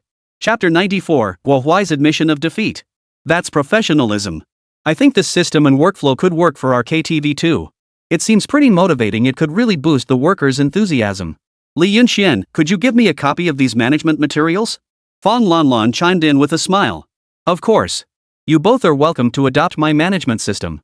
Given the current environment, this workflow is applicable across any industry. Li Yunxian didn't hesitate, handing over the documents for them to adapt to their own businesses. In modern times, this management experience might only be considered adequate and somewhat outdated. But in this era, it would be a fundamental game changer for other businesses. The primary benefit was its ability to attract top talent, undoubtedly the greatest advantage. Boosting morale was secondary. After all, the factory's efficiency was already high, it didn't depend on morale. What's your next move? Now that employee benefits have been upgraded, costs are skyrocketing. We haven't completely defeated Jiangcheng and Guo Huai's car factory, in fact, they nearly defeated us. I don't believe Director Zhang Lei can truly sanction Guo Huai. After all, he's Jiangcheng's wealthiest man. Even if they caught him red-handed this time, he'd likely just pay a fine to settle it. And that money probably wouldn't go to you, it'd go to Jiangcheng Enterprises. Su Shan replied earnestly. He knew all too well the intricate workings of such matters. Getting Guo Huai to compensate Li Yunxian? Forget it. He'd rather throw that compensation money onto the street. Rest assured, my new energy electric vehicle industry isn't just about capturing surrounding cities, it's about encircling the entire Jiangcheng region. Soon, the only market around us will be for new energy electric vehicles and motorcycles. It's time for the curtain to fall. Li Yunxian gave a cold laugh. Expanding into other cities' markets just to make a little money? Think again. The profits from vehicle sales barely cover factory subsidies. New energy electric vehicles are inherently cheaper than motorcycles. Although Li Yunxuan's procurement costs weren't high, labor expenses were a significant factor. The factory's total monthly costs now exceed 100,000 yuan. You can imagine just how terrifying that figure is. Even excluding the costs of sourcing parts from Hyundai, monthly expenses still hover between 30,000 and 40,000 yuan. What factory in this era could withstand such expenses? Among private enterprises, there are virtually none. To truly turn a profit with new energy electric vehicles, besides expanding sales channels, the most effective strategy is to first crush the competition. Once new energy electric vehicles gain traction, Huawei's motorcycles will instantly transform from cost-effective options into outdated models. In the new energy sector, they would lose all competitive edge. All the money Huawei invested would inevitably go down the drain. All it would take was acquiring the rival's million-dollar factory. Only then would Li Yunxian truly establish his business. For now, it remains mere tinkering. That moment is drawing near. In just 1 month, the market landscape will reveal the outcome. Li Yunxian felt no urgency. Su Shan and Fang Lanlan could only describe Li Yunxuan's strategic moves as astonishing. This guy was truly brilliant. Meanwhile, Huawei was furious and frantic. Even Li Gu beside him felt like a stray dog on the street, getting kicked for no reason. What the hell is going on? I spent a whopping 120,000 just to take down Li Yunxian, and now you tell me his equipment isn't just getting replaced, his orders are being fulfilled on time, and he's even improving worker benefits? That means my money went to waste? These past few days, he'd assumed victory was merely a narrow possibility. But now Huawei realized he'd been wrong in the most spectacular way. Li Yunxuan's new energy vehicle company hadn't collapsed. Instead, it was growing stronger. And Huawei? He'd poured his entire nest egg into this, only to find it barely scratched Li Yunxuan's surface. In fact, it had backfired spectacularly. Now, his money was gone, 4 of his men were arrested, his involvement was undeniable, and he faced hefty fines. He was slowly weakening, while Li Yunxian kept growing stronger. This feeling would be unbearable for anyone. This can't go on. I'm finished if this continues. The car factory has high monthly turnover, but despite decent sales, profits come too slowly. It seems I must downsize the operation. Huawei's brow furrowed deeply. His sharp business instincts told him that continuing to clash with Li Yunxian would only lead to his own demise. His million-dollar car factory had cost over 1.5 million yuan in total. Hundreds of thousands came from overseas investors. They held a 20% stake in the company, effectively sharing some of the risk. But given the current trend, the factory's expenses were becoming prohibitively expensive. Importing engines and equipment from abroad required significant funds, and tariffs were no joke. Moreover, labor costs were absurdly high. He hires college graduates and top students, whose salaries are already high. Under such high expenses, the Zhangcheng market simply couldn't meet the factory's supply demands. Frankly, it was already too late to develop other markets. Huawei's focus had always been on Li Yunxian.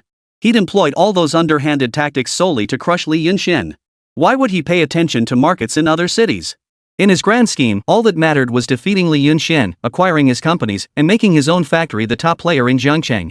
Then, it wouldn't just be number 1 in Zhangcheng, it would be number 1 in the entire province. As the provincial leader, they would receive state support and assistance. Whether it was technology, land, capital, equipment, or anything else. The state would never let them fall. But now, everything was gone. Li Yunxuan's factory not only survived but kept expanding into new cities, leaving them unable to keep up. Compounded by a lack of technological innovation primarily focused on aiding foreign investors to monopolize the domestic motorcycle market, they cannot expect state support.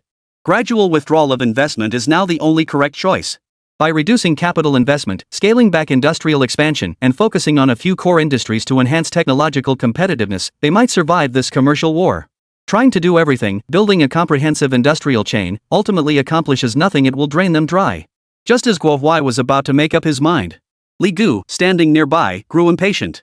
Having already failed in his own confrontation with Li Yunxian, he couldn't bear the thought of his boss, Huawei, also falling to Li Yunxian. If even his boss failed, then Zhangcheng would truly become Li Yunxuan's domain. No one would be able to rein him in. That would be far worse than having him ride roughshod over them. He could not tolerate such defeat. Boss, we can't withdraw from the competition. Chapter 95, Market Expectations. Li Gu, you're getting bolder by the day. Now you dare lecture me on business? Huawei frowned, clearly displeased.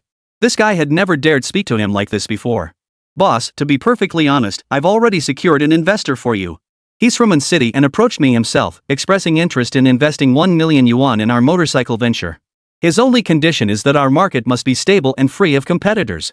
As long as we control a sufficient share of the core market and hold absolute dominance, he's willing to invest. Li Gu finished speaking and even pulled out a contract from his backpack. Huawei examined it carefully and was instantly thrilled. It was indeed a 1 million yuan contract. Though it lacked the investor's signature, it clearly listed the company name and contact number, Daling Steel Mill. Who could possibly invest 1 million in their factory? They must be either incredibly wealthy or extremely influential. Even though Huawei was the wealthiest man in Zhangcheng, there were still significant differences among the wealthy. This time, they had truly struck gold. Did they really say that? They'll invest as long as we meet their market projections? Guo Huai asked again, his voice tinged with uncertainty. The car factory had already invested 1 million. The scale was finally established. With just another million in additional funding, no matter how many tricks Li Yunxian had up his sleeve, he would inevitably be no match for them. This market expectation wasn't actually that difficult. If they took one more gamble, it was achievable. Of course, boss, would I ever lie to you? That's exactly what they said. Li Gu stated with unwavering conviction. Only he knew the truth. The contract was genuine. When the steel mill learned that Jiangcheng had gathered a wealth of talent to develop motorcycle technology, Daling Factory immediately sent representatives over. At that time, Guo Huai was preoccupied with dealing with Li Yunxian. Matters like this, akin to diplomacy, were delegated to Li Gu to handle. However, the situation differed somewhat from what Guo Huai had anticipated. Merely meeting these market expectations wouldn't guarantee additional investment. They still needed to send people for a detailed inspection assessing everything from the market to the entire factory. Li Gu understood the true state of their factory nothing more than a wolf in sheep's clothing. Were there high-paying technical positions? No. It was merely outsourcing work for foreign products. Their so-called highly educated talent wasn't tackling technological challenges, but rather figuring out how to package foreign motorcycle products to sell better. Everything revolved around sales volume. If the other party's investigators were to come and see the reality, they would never invest. But Li Gu had no choice. He couldn't lose. Losing meant losing everything. Ever since opposing Li Yunxian, many of his investments in Jiangcheng had been suffering severe losses. If this continued, he would be finished.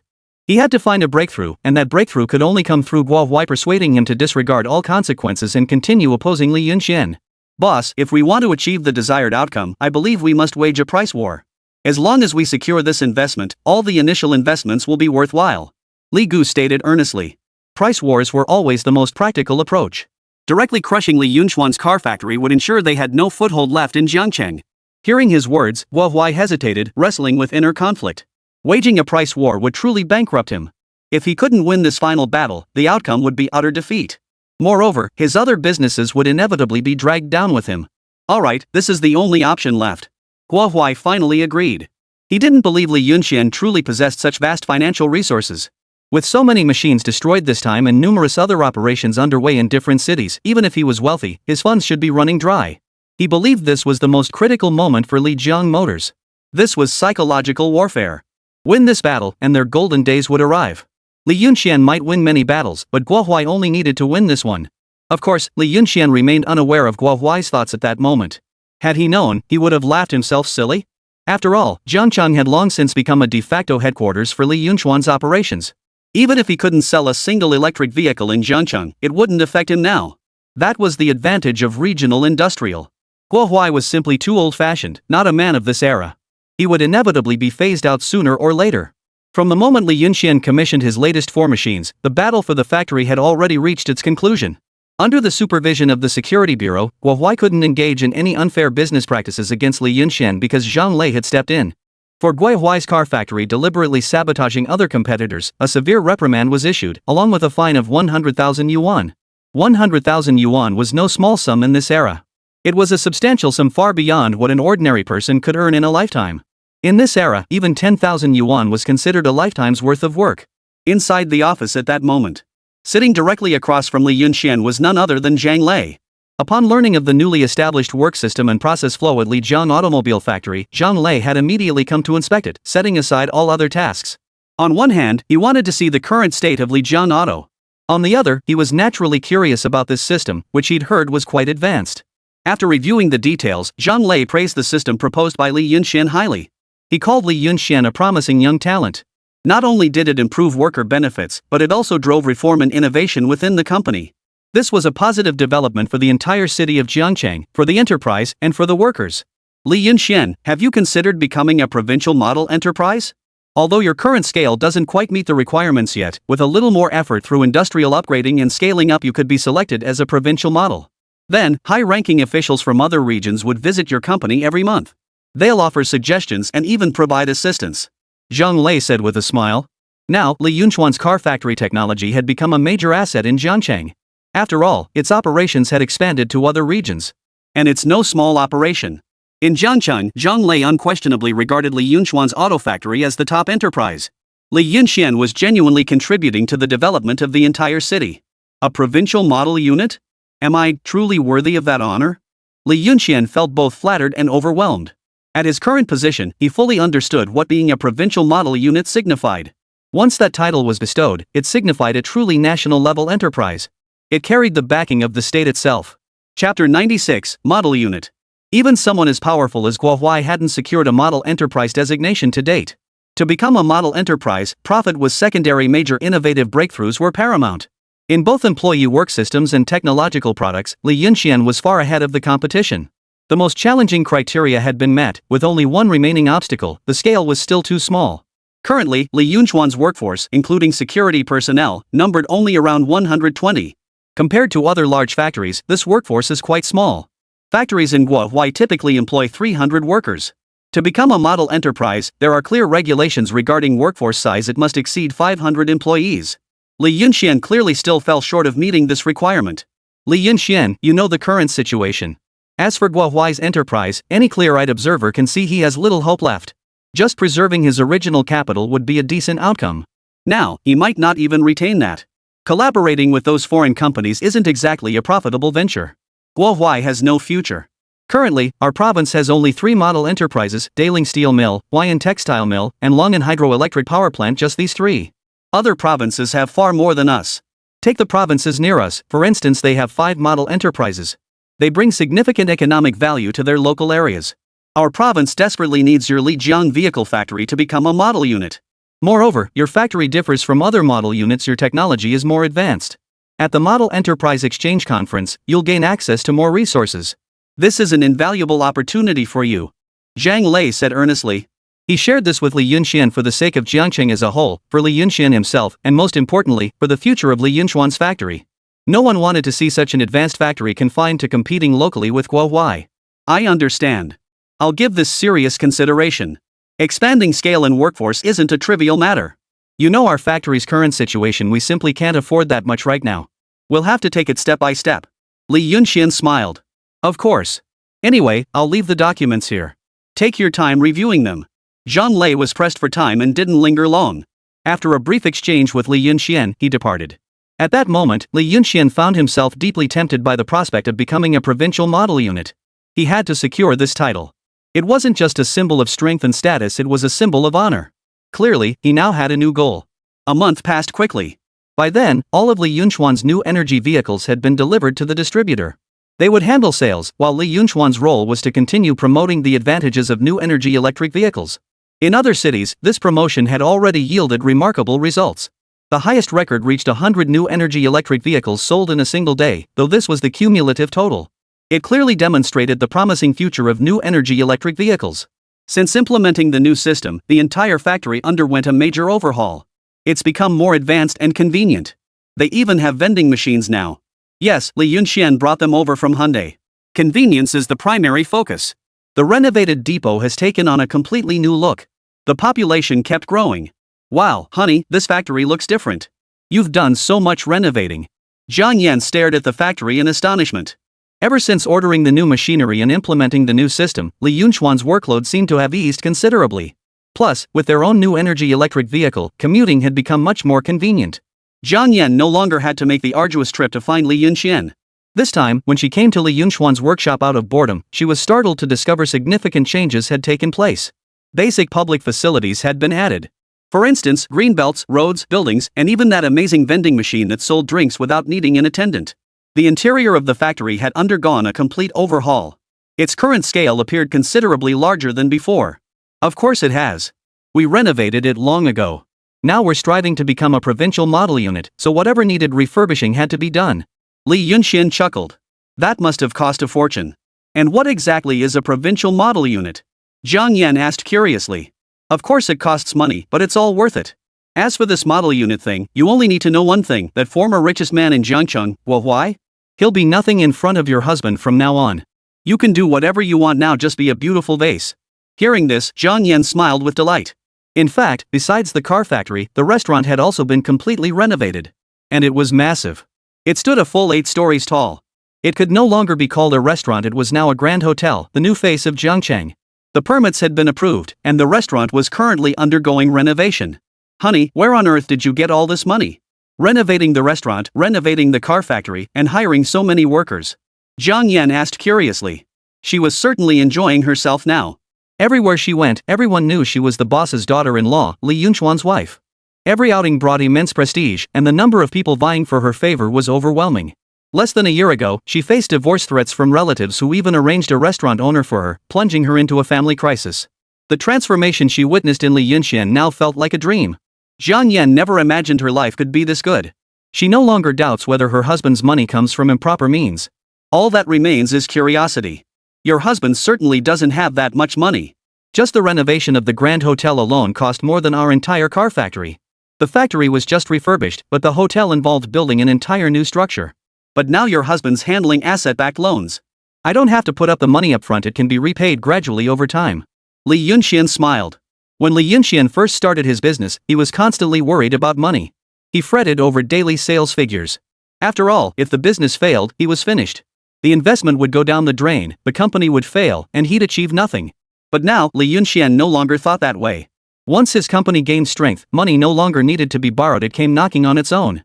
This is the advantage of scaling a business to a certain size. Now, Li Yunchuan's income no longer depended on daily sales figures. Instead, financial settlements occurred quarterly, and he didn't even need to handle them himself. His role is to steer the auto factory's strategic direction, to elevate the factory to an entirely new level. Making money was no longer the top priority. Chapter 97: The Failure of the Price War. The political landscape in Jiangcheng had undergone a complete upheaval. As for Guo Huai, he was merely clinging to life. Li Yunxian no longer gave such men a second thought. At this moment, Li Yunxian was already preparing for the provincial model unit evaluation. However, the current scale remained a major issue. Li Yunchuan's operations could not be expanded further. Moreover, he lacked the funds to expand. After all, the funds from loans had already been exhausted on renovating the car factory and refurbishing the hotel. Banks wouldn't keep extending loans indefinitely, and even if they did, the amounts wouldn't be substantial. Li Yunchuan's current bank loans had reached 200,000 yuan, an astronomical sum in those days. But Li Yunxian didn't need to worry about money. At this stage of the factory's development, the concern was no longer about funding, but about scale. The auto plant couldn't expand its capacity without building more space and introducing new equipment. The new equipment issue was easily solved, he could simply buy it from the modern era. Earlier, Li Yunxian had sold the antiques Li Tianhu had given him, fetching a whopping 300 million yuan. The money was there. The real challenge lay in scaling up, which proved far more complicated. Expansion wasn't something that could be done overnight. In 3 months, the annual provincial model unit assessment would take place. Li Yunxian had to scale up within that timeframe. Introducing new equipment required expansion first, a problem for which Li Yunxian currently had no clear solution. At that moment, Su Shan had arrived outside Li Yunchuan's office. His next words left Li Yunxian momentarily stunned. What? Guo Huai's car factory went bankrupt? Li Yunxian admitted he was genuinely shocked. He'd been too busy lately to keep track of the other factory's situation. It was only through Su Shan that Li Yunxian learned, a month prior, Guo Huai had made a last-ditch effort to resist by slashing prices. His goal was to squeeze Li Yunxian out of the market in Jiangcheng. It had worked. In Jiangcheng, Li Yunchuan's new energy electric vehicles were struggling to sell. Because Guo Huai's motorcycle prices were now the same as his. Both were priced at 1,000 yuan. This price was practically a slash-and-burn tactic. Motorcycles are traditional, widely accepted modes of transportation, while new energy vehicles are merely a recently emerging concept. Even after repeated promotions, people still don't trust them.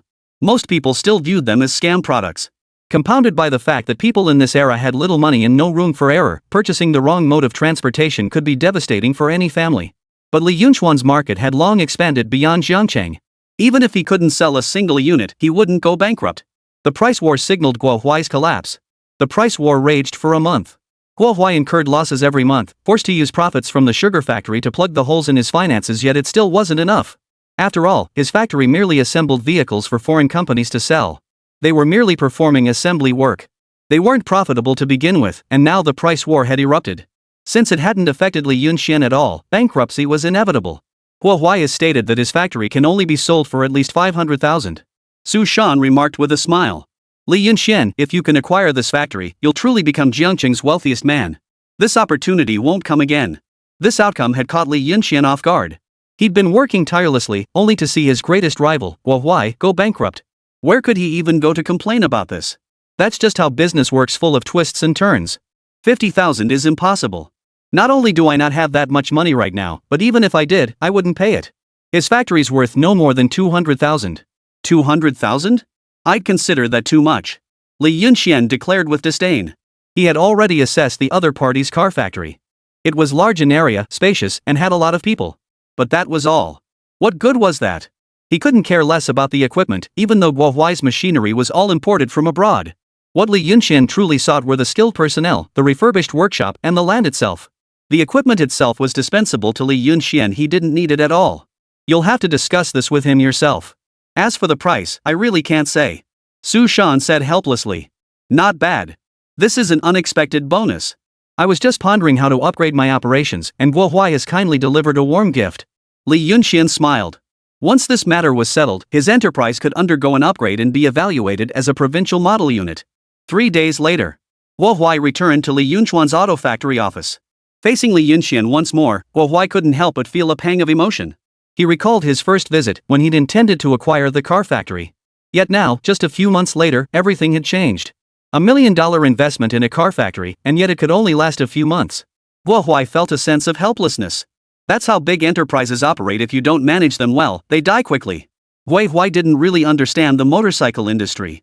His entry into this field stemmed largely from his limited holdings in other major industries. Once everyone else expanded their holdings, he would be left with only a department store and a sugar factory. His position as the wealthiest man would inevitably be shaken. He had to change. That was his original motivation for entering this field. Yet at this moment, he had still failed. As for Guohuai's intentions, how could Li Yunxian not understand them? His intentions were sound, but he was too impatient for success, fixated solely on destroying his rival. Had Guohuai adopted a steady, methodical approach, he might not have made a fortune, but he certainly wouldn't have suffered heavy losses. Moreover, he could have sustained operations and continued to grow. I never imagined your enterprise would grow so large. I underestimated you before. Guohuai sighed. Truth be told, there was no personal grudge between them, it was purely a matter of business. It wasn't carelessness on your part, but flawed thinking, always chasing quick gains. You're a seasoned businessman yourself. How could you not grasp this principle? Li Yunxian remarked calmly. Hearing this, Guohuai fell silent. Yes, he had been too impatient after all. The main reason his car factory went under was that Guohuai had lost his drive. He'd waged a month-long price war. And what was the result? Li Yunxian suffered no impact whatsoever, while Guohuai's consequences were severe. Bankrupt. All the profits he'd earned before were wiped out. A lifetime of business, ultimately sunk to the bottom of the sea. It all came down to losing his head in the heat of the moment. As for that bastard Li Gu, he was kicked out by Guohuai. If not for Li Gu, he wouldn't have ended up in this predicament. Li Gu had to go and egg him on. But this was also his own fault. Now it was too late for regrets. All Guohuai could do now was minimize the losses. Otherwise, the very survival of the sugar factory was now in question. He had already decided to liquidate assets. The car factory's collapse meant breaching overseas contracts, and the penalty fees alone were a hefty sum. Chapter 98, Bargaining. On top of that, he had already paid 200,000 yuan in compensation for previous illegal business operations, bribing Li Yunchuan's skilled workers to sabotage the rival factory. Without paying this debt, Guohuai wouldn't just lose his status as Jiangqing's wealthiest man, he wouldn't even have a foothold in the city. Ever since his former associates learned of his bankruptcy, they'd kept their distance, terrified he might come begging for money. Only when one falls to rock bottom can one truly see through human nature. Guohuai now understood this truth. The greater his former glory and the more flattery he received, the more wretched his present plight. Alright, let's discuss the price first. Though we're no longer adversaries, when it comes to asset transactions, I must evaluate carefully. Guohuai shook his head. 200,000 is far too little, it falls completely short of my expectations. Remember, this factory isn't foreign funded, I invested nearly 1 million yuan in real capital. He had invested 500,000 yuan initially, followed by an additional 100,000 yuan, plus 200,000 yuan in fines and compensation. Add to that this month's price war, and he'd lost nearly another 100,000. Guohuai had practically lost his shirt. If not for the sugar factory still generating decent revenue, he'd be just an ordinary person now. This reversal of fortune left Guohuai feeling bitterly disappointed. Regardless, even if he sold the factory, he absolutely couldn't lose too much. Hearing the other party's words, Li Yunxian couldn't help but laugh. Guohuai, we're all adults here. Could you please stop being so naive? Your factory's in the red, and now you want to sell it off and make me cover your losses? That 200,000 isn't some arbitrary price I'm throwing out, nor am I kicking you while you're down. Unlike you, that's the value we assessed it at. Beyond the land and your workforce, what else do you think your factory holds of value? In my estimation, it might not even be worth 200,000. It's better to face reality. Li Yunxian spoke calmly. Guohuai pondered for a long moment before finally shaking his head. At least 400,000. Otherwise, I won't sell. Li Yunxian frowned. This guy was truly greedy. 40,000 yuan was no small sum. Moreover, Li Yunxian couldn't even come up with 20,000 yuan right now. How could he possibly afford 40,000? Why, business inherently involves both gains and losses. I won't cover the losses from your failed ventures. I won't budge from my offer of 200,000. Think it over carefully. Both men were calculating. After all, hundreds of thousands were at stake. Neither could afford to compromise. Li Yunxian, I'm aware of your recent maneuvers. You aspire to become a provincial model enterprise, but your scale falls short. Merge with my factory, and that title is yours for the taking. Am I not correct? Hua Huai remarked thoughtfully. Clearly, he'd done his homework before coming, thoroughly researching Li Yunxuan's background. Otherwise, he wouldn't have made the trip. The price of 200,000 yuan was clearly a fire sale. Hua Huai simply couldn't accept it. 40,000 is my absolute limit. I won't sell for less. You know full well that even though my car factory went under, I could still keep it running if I cut a few departments. If you want to drag this out, I don't mind. Now it's up to your sincerity. I can transfer the factory to you at any time, but I can't take too much of a loss.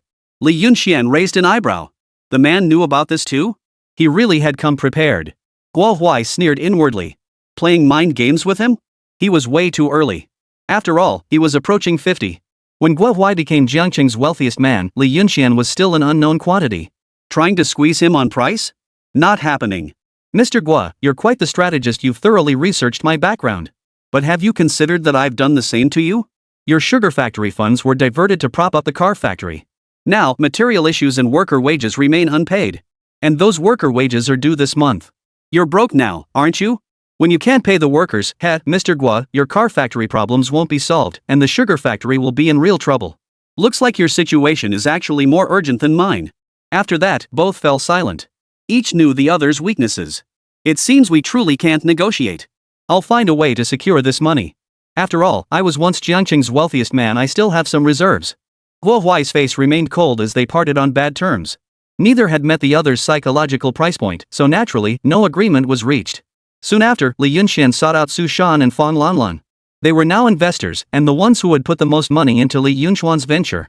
A portion of their monthly income was essentially allocated toward the factory's investment.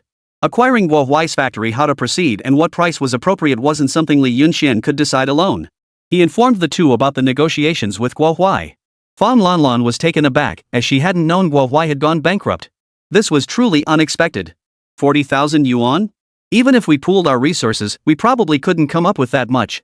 Li Yunxian, I think we should take it slow. After all, our market has shifted to other regions, and we're just starting to develop. Isn't it a bit too soon to be rushing to become a provincial model unit? The main issue is that we simply can't come up with that kind of money. Fan Lanlan paused before speaking. In her view, the new energy vehicle factory was already making solid progress, with surrounding cities already covered by their operations. It would only take half a year for their funds to turn over smoothly. Discussing the acquisition then wouldn't be too late. Pushing it now would be too risky. 40,000 is out of the question. Based on my projections, 25,000 should be the absolute ceiling. Besides, we're not the ones in a hurry here. Hua Huai is scrambling to offload his struggling operations as if I didn't know. Oof. If you don't want to join me on this investment, I won't force you. After all, I can't come up with 200,000 either. Once we acquire their factory, we can just take out a bank loan. Right now, it's just a matter of haggling over the price. I believe it won't take long. Li Yunxian smiled. I'm in. Though it's not much, I can still come up with 10 to 20,000. I trust you, Mr. Li. Su Shan replied without hesitation. With Su Shan on board, Fan Lanlan also agreed to the acquisition without much hesitation. 3 votes in favor.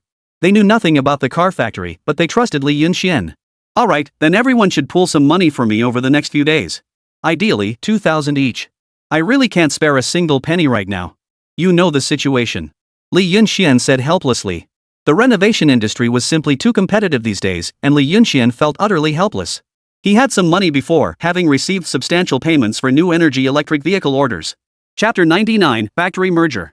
Plus, the merchants in Jiangcheng provided him with a steady monthly income. To put it bluntly, Li Yunxuan's monthly net profit now reached 500,000 or 600,000 yuan. But he spent even more. It was truly a case of the more he earned, the more he spent. Still, when it came to finances, Li Yunxian truly didn't need to worry too much. After all, he'd already accumulated a substantial sum. Over the next few days, Hua Huai did exactly as he had said, downsizing several departments and even laying off some employees. Clearly, he intended to engage Li Yunxian in a protracted battle. But this situation lasted only a week before changing. The provincial model unit event was moved up. The neighboring province of Hushi had just reserved 2 more factories for their provincial model units. To date, Hushi had 7 such designations, while Guanyue province had only 3. The provincial management department now urgently needed Guanyue province to secure an additional provincial model unit designation. Therefore, they dispatched personnel ahead of schedule to Guanyue province, specifically to Jiangcheng, where Li Yunxian was based, to conduct inspections and research. Any entity meeting the criteria for provincial model unit status could be arranged for immediate advancement. This was a full month and a half ahead of schedule. Now, Li Yunxian had only 1 month to scale up his operations. This information didn't come from Zhang Lei telling Li Yunxian, but from an official notice issued by the management department.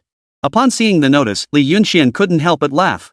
The Guanyue province management department was several tiers above their Jiangcheng management department in terms of authority. With the Guanyue province management department conducting this inspection, the Lijiang factory was bound to meet all standards. The only challenge was scaling up the operation.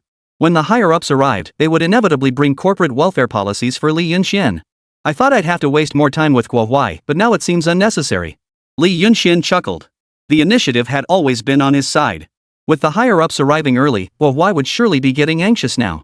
Sure enough, within just 2 days, Guo Huai couldn't sit still any longer. He was clearly aware of the situation on Li Yunxuan's side. Once the inspection team arrived, Li Yunxuan's nomination for provincial model unit would be confirmed. At that point, if they discovered Li Zhang's factory merely lacked sufficient industrial scale, it would be no problem at all for the investigation team. They could rearrange things for Li Yunxian in no time. Guo Huai promptly arrived at Li Yunxuan's auto factory without even making an appointment. "Mr. Guo, what brings you here in such a hurry?" Li Yunxian smiled in his office. The other man's flustered expression already betrayed his position as the anxious underdog. Guo Huai's restlessness was written all over his face. "Li Yunxian, 300,000 yuan is my absolute bottom line. When the investigation team leaders come down, if they help you find land for expansion, you'll have to start renovations all over again. That wastes a lot of time. Recruiting skilled workers from scratch isn't easy either. I've got ready-made solutions right here. And don't be naive, the investigation team won't help you for free. There's no such thing as a free lunch in this world." These words struck a chord with Li Yunxian. When the inspection team arrives and actually offers assistance, they'll have numerous demands.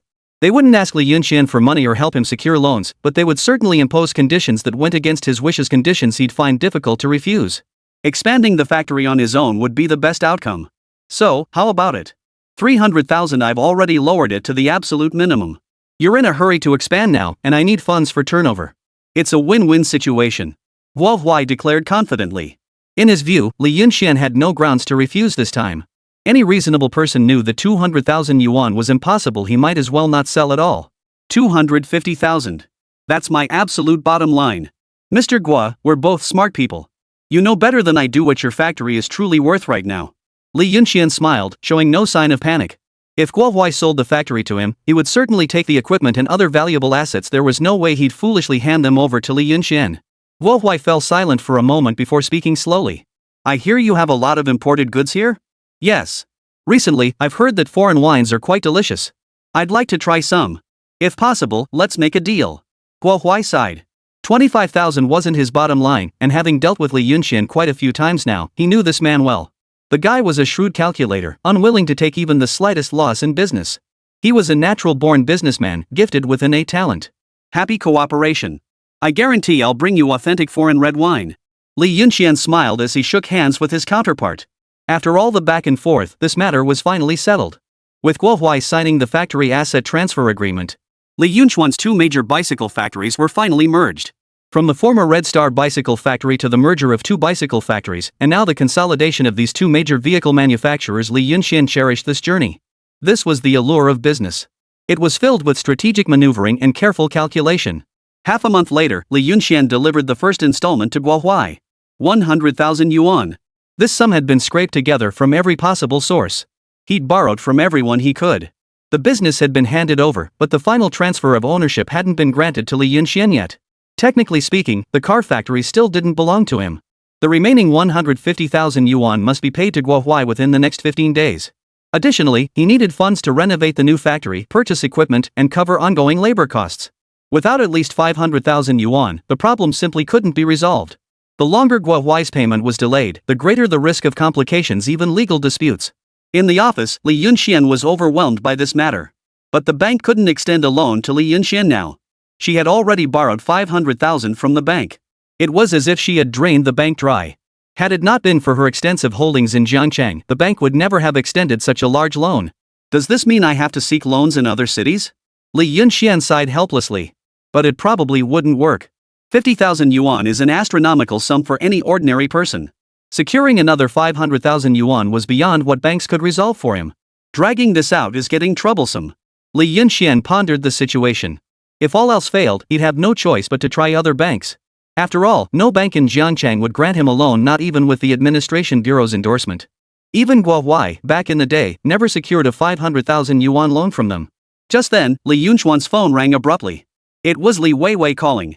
Ever since opening her large department store in Jiangcheng, this woman had been riding high on success. Chapter 100: An Impertinent Request. Originally, she was just a wealthy heiress who had studied abroad.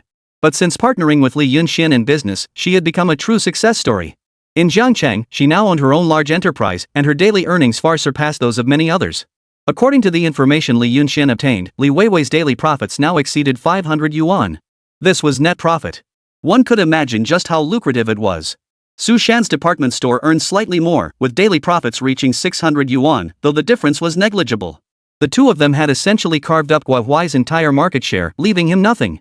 According to intelligence Li Yunxian obtained, Guohuai's department store isn't just failing to turn a profit, it's barely breaking even. Rumor has it that even with deep discount promotions, they still incur daily losses. He can only cling to survival through his sugar factory. If Li Yunxian also enters the sugar market, Guohuai wouldn't even have a chance to catch his breath. But Li Yunxian wouldn't do that. Driving someone to the brink of ruin wasn't right, it wouldn't look good either. One must always leave an escape route. After all, Guohuai was once the wealthiest man in the city. If pushed too far, who knows what desperate measures he might take in the future. Though they were once enemies, Li Yunxian now saw little threat from Guohuai. There was no need to pursue the matter further. A cornered dog will bite. Especially someone who was once the wealthiest man in the country. Li Yunxian understood this principle well. Things were already good enough as they stood. At the very least, he was giving her a way out. Wiping someone out completely was never something Li Yunxian would do. "What's up, big boss?" Li Yunxian chuckled. "Cut the flattery. Compared to you, I'm not even a boss, barely even ordinary. My grandpa wants to invite you over for a meal. He hasn't seen you in ages and wants to catch up. So, what do you say, Mr. Richest Man in Jiangcheng? Will you grace us with your presence? Or has your net worth grown so high that your ego's gotten too big for that now?" Hearing this, Li Yunxian couldn't help but laugh helplessly. If not for Li Tianhu, he wouldn't have achieved what he had today. He held deep respect for the old man. "Don't say that. I have no interest in the wealthiest man in Jiangcheng. Stop teasing me. Since it's the old man inviting me, of course I'll go. I'll be there on time today. Rest assured." Li Weiwei smiled happily. "Ha, looks like the big boss hasn't forgotten his roots. Not bad, not bad." Suddenly, a thought struck Li Yunxian: where would he find nearly 500,000 yuan? He felt a glimmer of hope the old man was the answer. Though it felt a bit presumptuous, Li Yunxian was willing to try anything that might work. The urgent priority now was to get Guohuai's money to him quickly. Delay could spell trouble. Night fell. Since this was a business meeting, Li Yunxian hadn't brought his wife along. It might have seemed too forward otherwise. "Ha, Li Yunxian, I truly didn't misjudge you back then. Who'd have thought you'd actually build this enterprise? Now in Jiangcheng, no one can rival you. You're going to make it big." Li Tianhu smiled at Li Yunxian and raised a glass in his honor. Li Weiwei joined in from the side. The three drank in high spirits. Li Tianhu was thoroughly pleased with this young man he had taken a chance on. It was he who had spotted Li Yunxuan's potential back then, helped him build his enterprise, and now his daughter had also become a successful entrepreneur. She had opened a large department store. Li Tianhu was thoroughly pleased with this outcome. "Grandpa, you have no idea how many businesses Li Yunxian owns now. Basically, any profitable venture in Jiangcheng is in his hands. They're even nominating him for Provincial Model Enterprise this month. If he succeeds, he won't just be Jiangcheng's richest man, he could become the wealthiest in our entire Guanyue province. And he's still so young." Li Weiwei smiled beside him. She rarely admired peers her age. Having studied abroad, she carried her own pride. Yet witnessing Li Yunxuan's business maneuvers had earned his genuine respect. This young man's business acumen was exceptionally sharp. Highly forward-thinking. After all, who could have imagined that Li Yunxian would truly topple Guohuai's empire in just a few short months? Establishing his own new dynasty was an incredible miracle, and Li Yunxian had achieved it. But after a moment, Li Tianhu quickly noticed that Li Yunxian seemed distracted. "What's wrong, Li Yunxian? You seem preoccupied." Li Tianhu asked with a smile. "Well, grandfather, as you know, I'm overseeing the selection of provincial model units soon. There's something I might need your help with. Hearing this, the old man paused for a moment before responding with a hearty laugh. Of course. Even though you're now the wealthiest man in Zhengcheng, growing your businesses still requires capital. It's understandable that you might not have that kind of money on hand right now. Go ahead, tell me how much you need. I won't say it's a huge sum, but I can certainly come up with 5 or 60,000. If necessary, I'll dip into my savings. Think of it as me investing in your venture. Just remember to give my daughter her share of the dividends. Li Yunxian was overjoyed and didn't hesitate to ask. I still need about 400,000 yuan to cover the entire budget. Old man, could you use your properties to secure a loan for me? Rest assured, I'll pay you interest on this money and give you dividends too. As Li Yunxian finished speaking, Li Tianhu and his grandson exchanged glances, neither uttering a word. The atmosphere instantly turned icy. At that moment, Li Tianhu's lips twitched as he stared at Li Yunxian in disbelief. You actually have the nerve to say something like that? Wasn't this young man being a bit too familiar? Were they really that close? Helping him secure a loan and one for hundreds of thousands? Was this some kind of joke? Seems like I've just wasted my money on this meal. He'd kindly invited the guy to dinner, only for him to ask for a loan hundreds of thousands of yuan at that. Who could possibly come up with hundreds of thousands in this day and age? Li Weiwei beside him was equally speechless. How dare Li Yunxian say something like that? Seeing the expressions on both their faces, Li Yunxian realized he'd been a bit presumptuous.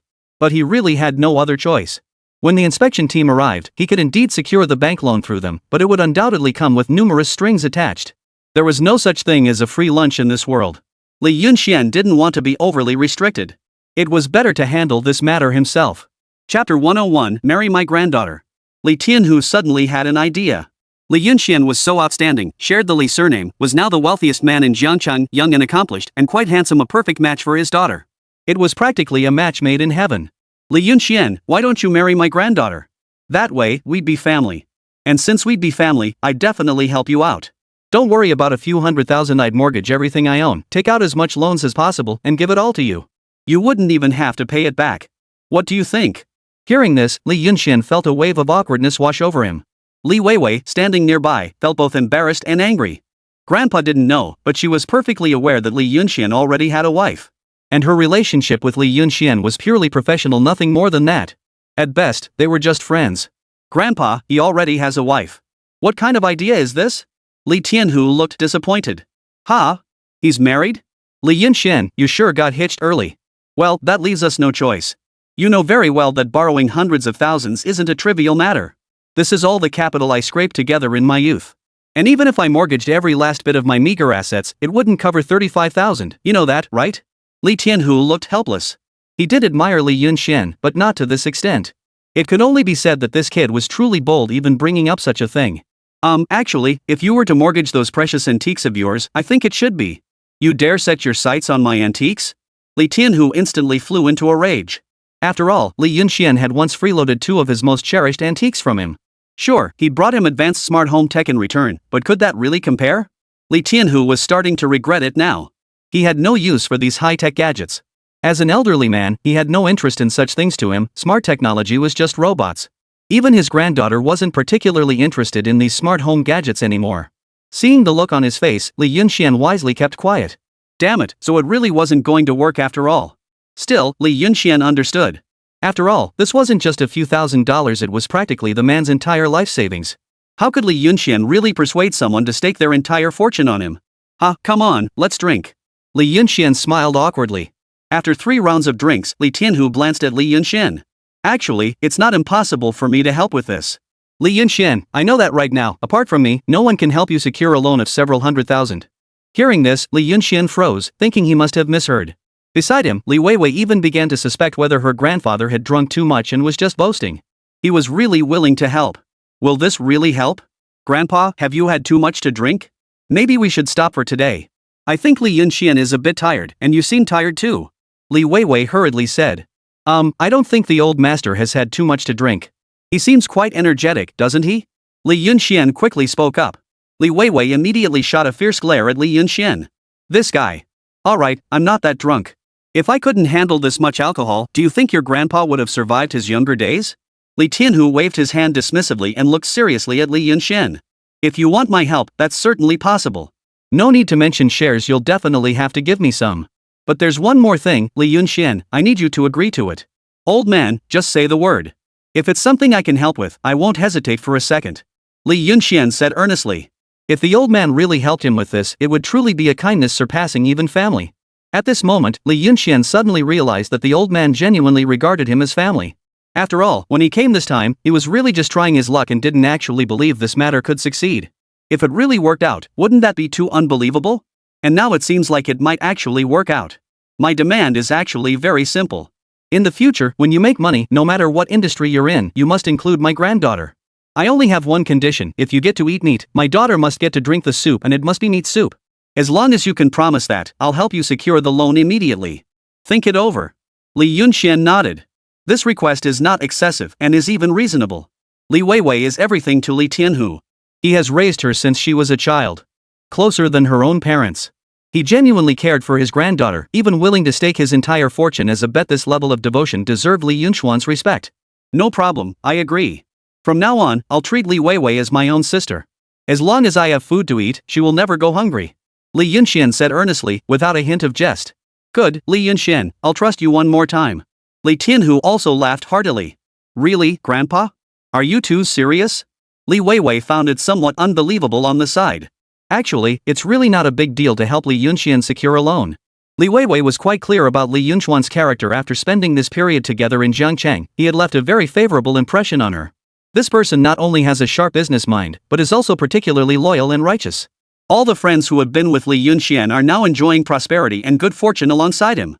When it comes to making money together with friends, Li Yunxian has never been stingy. If Li Yunxian truly acknowledged her as a relative, she thought it wouldn't be a bad thing. But no matter what, she felt that this matter was perhaps a bit too abrupt. Selling off family assets to help Li Yunxian secure a loan is, after all, no small matter. If anything goes wrong, it would be a huge problem. Granddaughter, you don't need to say any more. I know exactly how to handle this matter, so don't worry. This is how business works. Trust is crucial, and it goes both ways. Without trust, business simply can't be done. If you want to make big money in the future, you must learn to invest. Investment isn't just about the market, it can also be about people. In dealing with people, Li Tianhu clearly has his own set of principles. Hearing this, Li Weiwei said no more. Her grandfather was an elder, and he was doing this for her own good, so she had no choice but to comply. In the end, this matter was successfully accomplished. Li Yunxian recognized Li Weiwei as his younger sister. Li Tianhu spent the entire week helping Li Yunxian with various tasks and managed to secure a loan of 300,000 yuan. It's lower than expected, but it's enough. At this moment, Li Yunxian could finally breathe a sigh of relief. With this 300,000, things would be much easier to handle. As for Guo Huai, he only had 150,000 left. Chapter 102, Provincial Inspection Team. He could also spare an additional 150,000 to renovate and expand Guo Huai's factory, increasing its scale. For other bosses, 150,000 would definitely not be enough for the renovation and remodeling of a large factory. However, for Li Yunxian, it was different. He didn't need to spend money on equipment at all, he just had to purchase it from the modern era. The expenses are primarily for some renovation materials and staff. 15,000 might still be a bit tight, but Li Yunxian could make up the difference from other sources. With his major concern resolved, Li Yunxian felt completely relieved. The following month, Li Yunxian successfully merged the two large factories into one larger factory. By this time, the total population and workforce of Li Yunxuan's factory had reached over 400 people.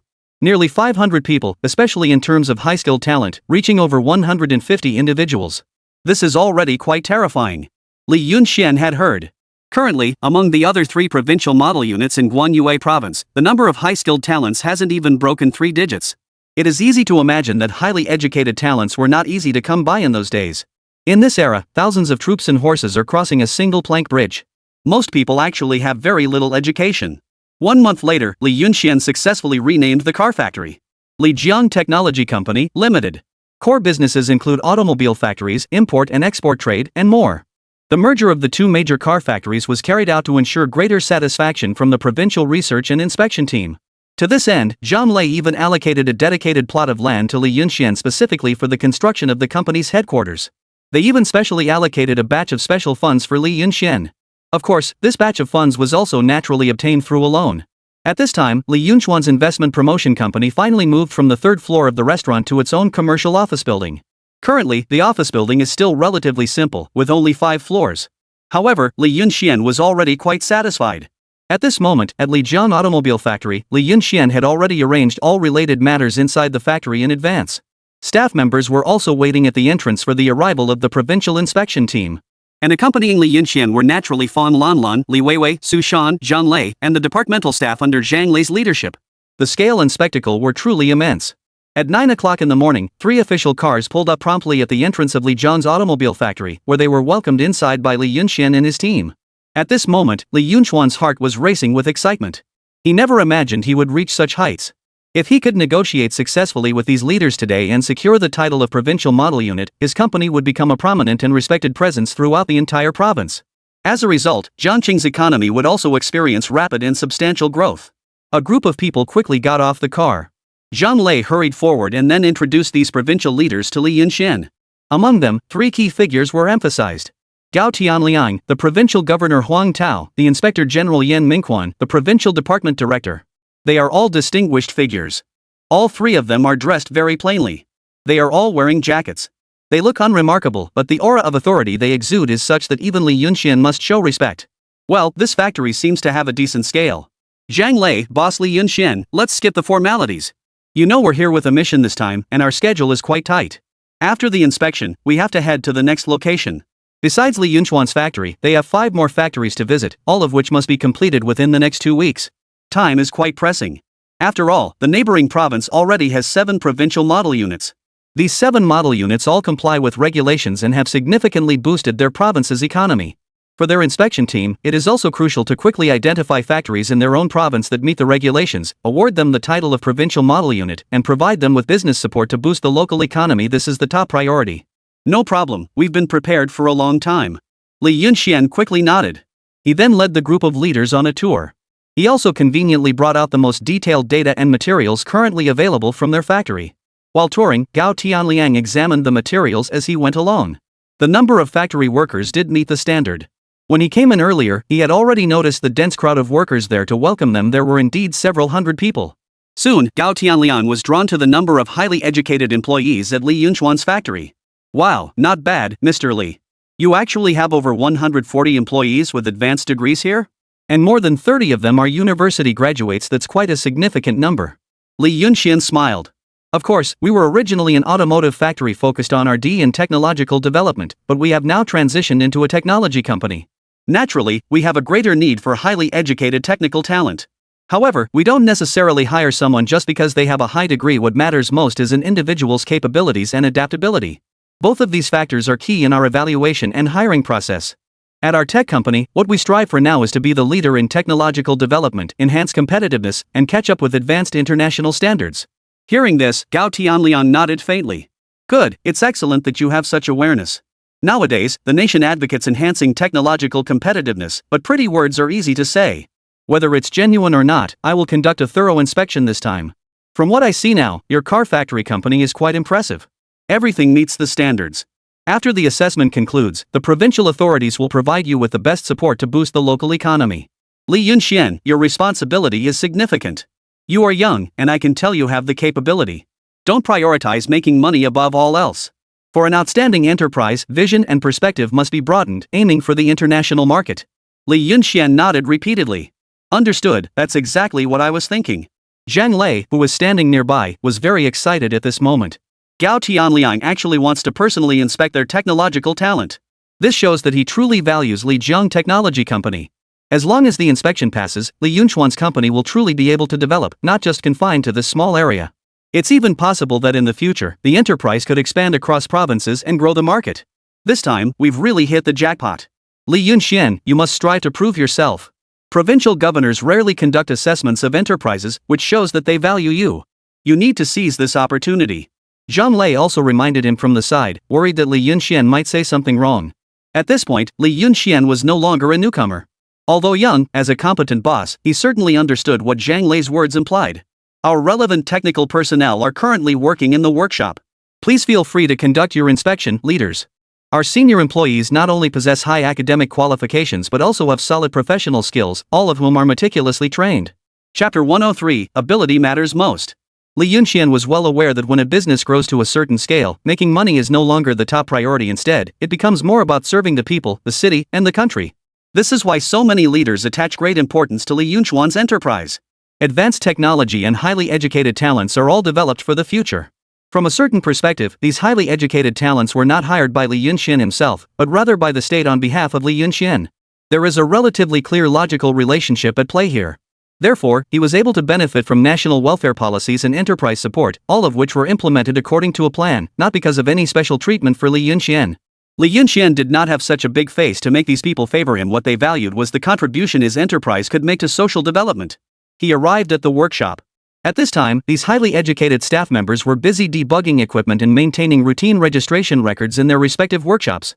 Li Yunxian was feeling a bit nervous now, hoping nothing would go wrong. If any one link goes wrong, the provincial model unit could be at risk. Now is the most intense moment. I just hope these workers won't let us down and don't get nervous. Gao Tianliang smiled as he arrived at one of the workshops, which was managed by Huang Jia. Now she is the overall person in charge here. At this moment, the workers inside were conducting machine adjustments and operating the mechanized assembly line. Li Yunchuan's heart was in his throat. Oh no, among so many workshops, how did Gao Tianliang end up coming to this one? Isn't this just the worst luck?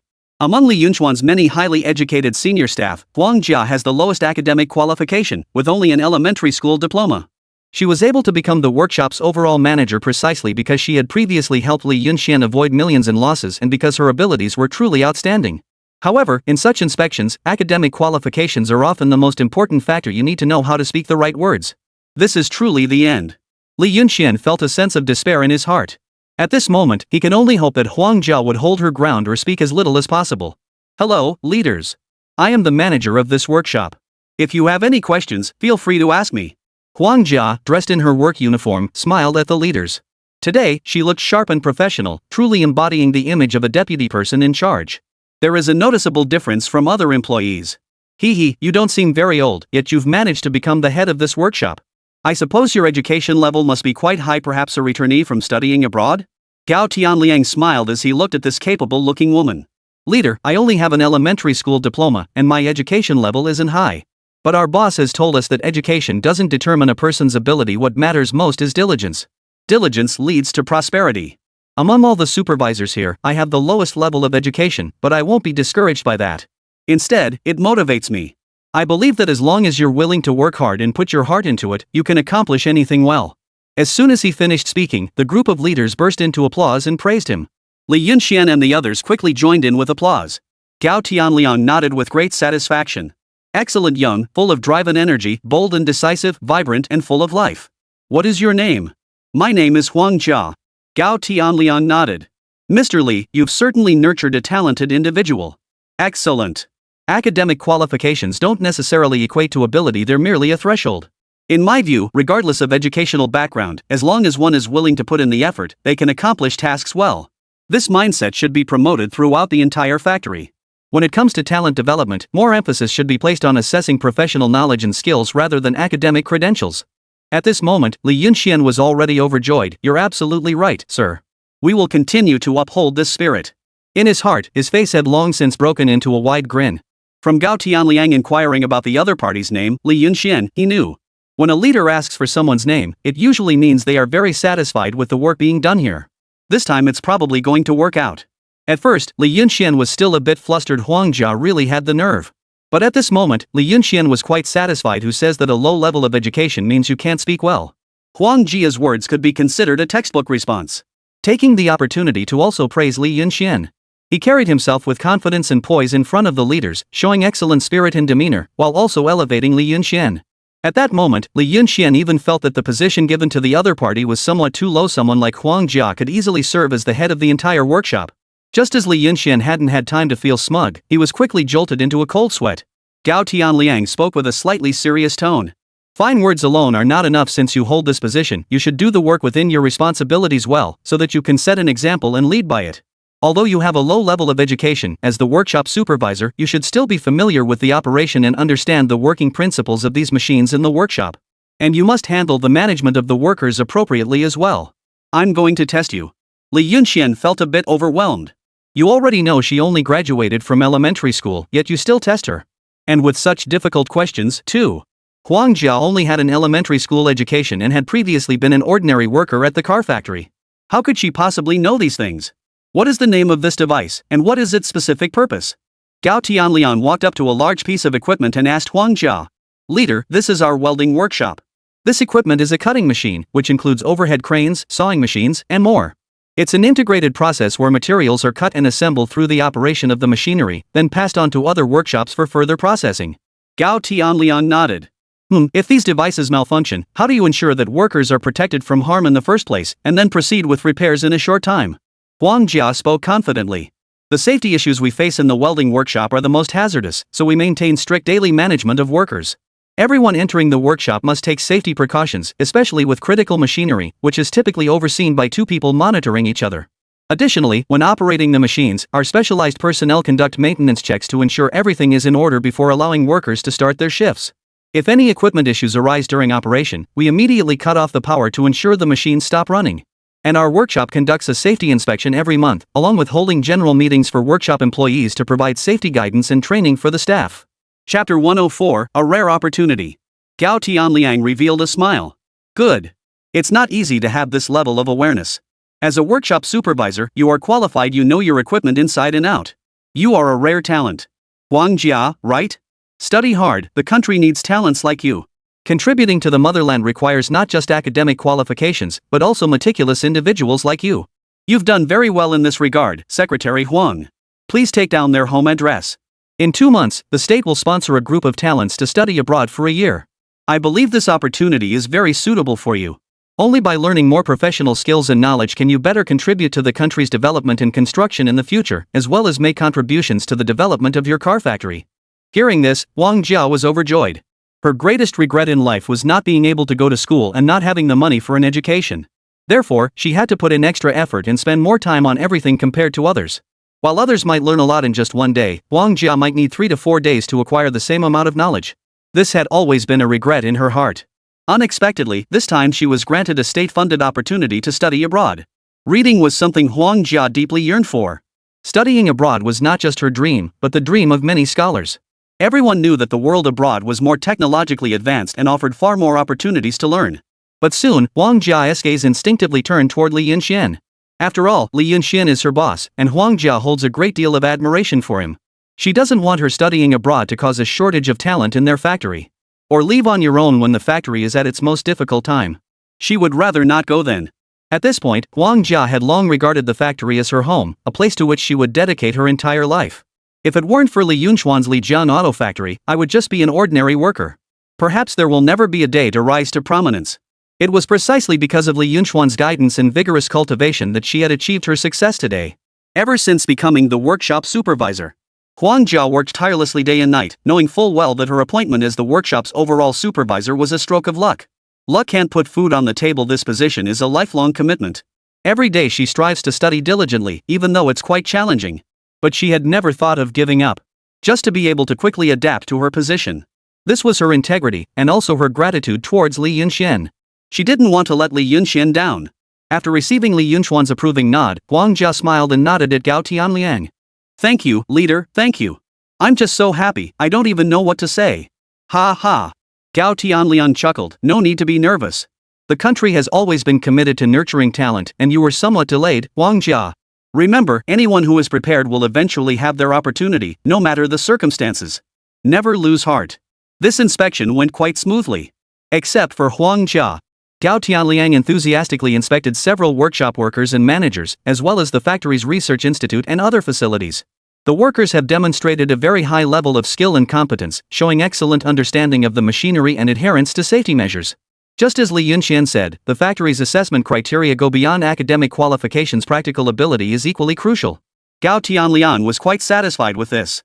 From the current perspective, the level displayed by the workers at Li Yunxuan's factory is undoubtedly high.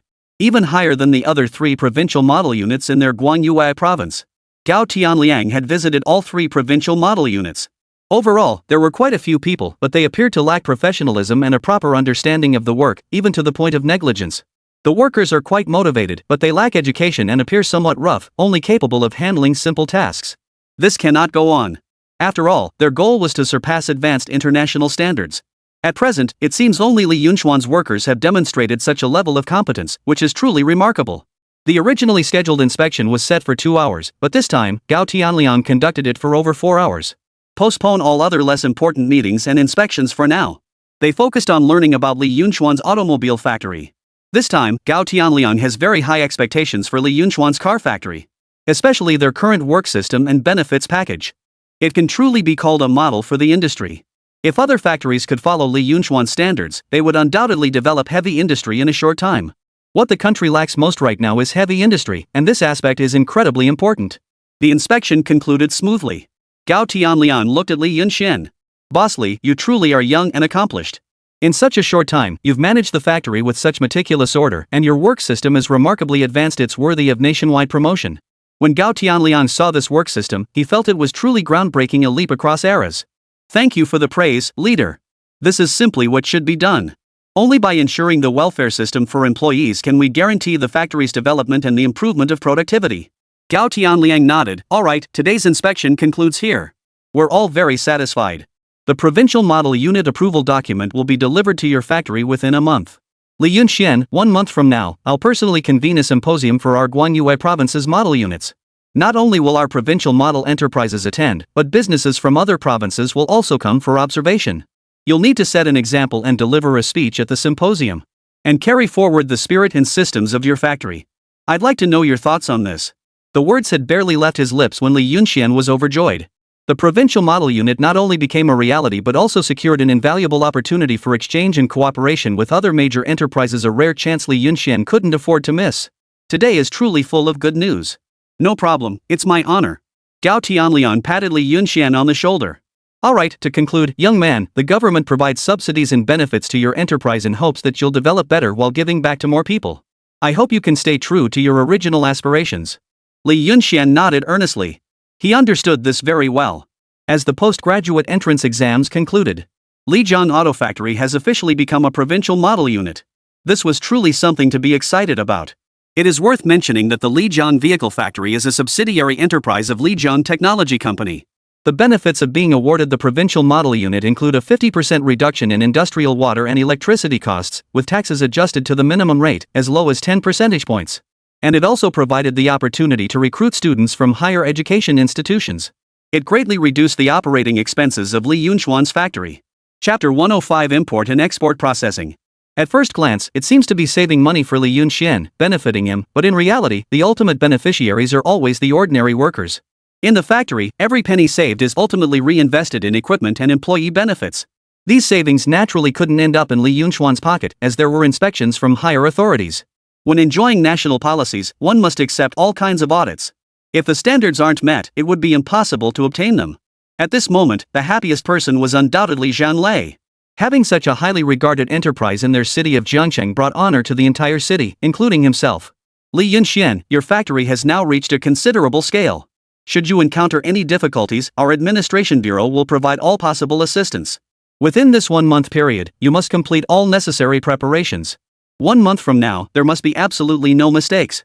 Whether your Lijiang Auto Factory's new energy electric vehicles can expand to other provinces entirely depends on the symposium a month later. If the symposium goes well, your market can extend beyond provincial borders and reach nationwide. Li Yunxian nodded earnestly. This was something he understood perfectly well. In 1 month's time, Li Yunxian wouldn't just be facing automotive companies, but other large-scale factories as well, factories that might surpass his in size and market valuation. Li Yunxuan's current car factory actually only has an investment of just over 1 million yuan, while other factories are several times larger than Li Yunxuan's, with investments ranging from several million to tens of millions in scale. The success of new energy electric vehicles will be determined in just 1 month. Before that, Li Yunxian needs to first expand the market scale, as the production capacity layout has already been established. The top priority of the market.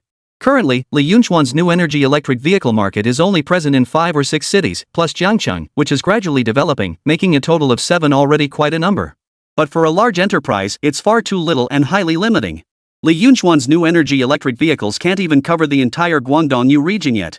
Over the course of this month, Li Yunxuan's task is to first cover all cities in Guanyue province before considering expanding to other provinces, as long as the new energy electric vehicles can be well developed. However, it's best to let Zhang Ping handle this matter.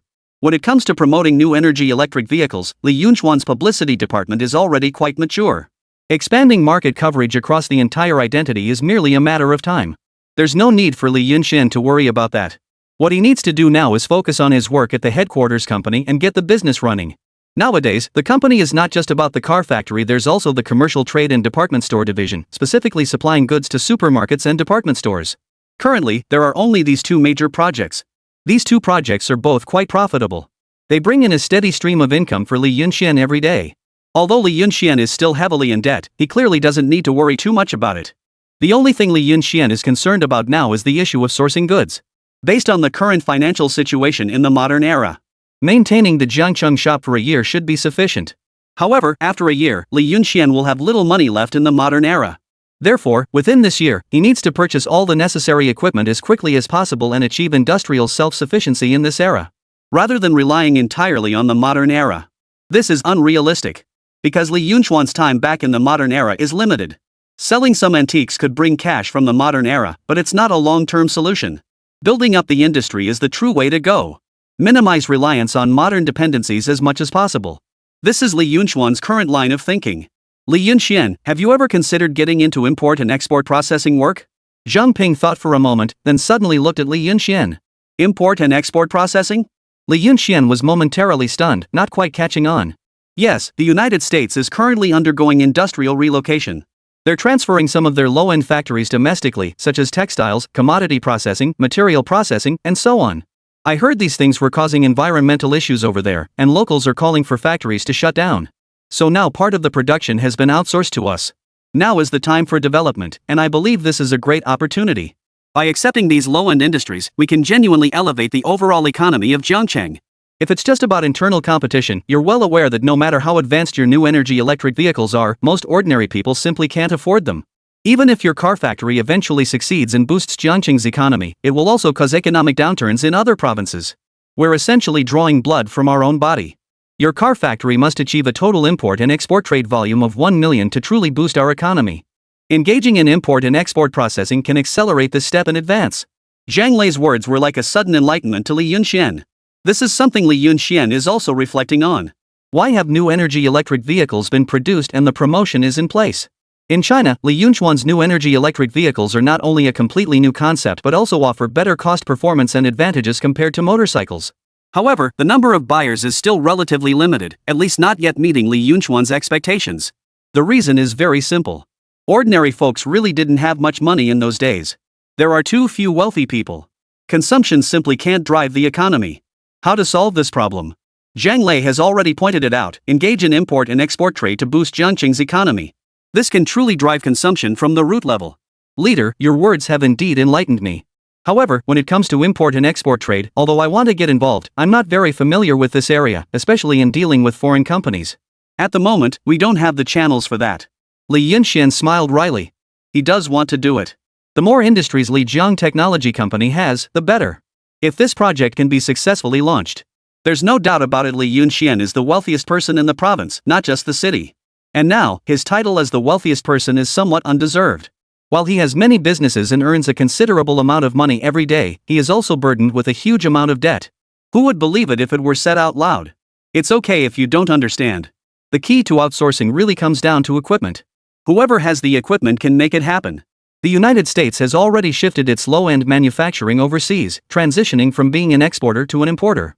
Many companies have long moved their factories to our country, such as in our neighboring province of Husha. They have 7 provincial model units, 5 of which have boosted their production by outsourcing low-end manufacturing from the US. But to be honest, some of those companies are still foreign-owned.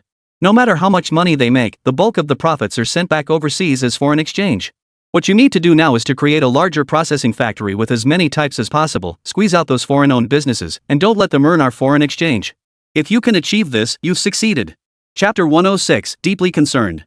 This wasn't just Zhang Lei's thinking, their entire leadership team shared this perspective.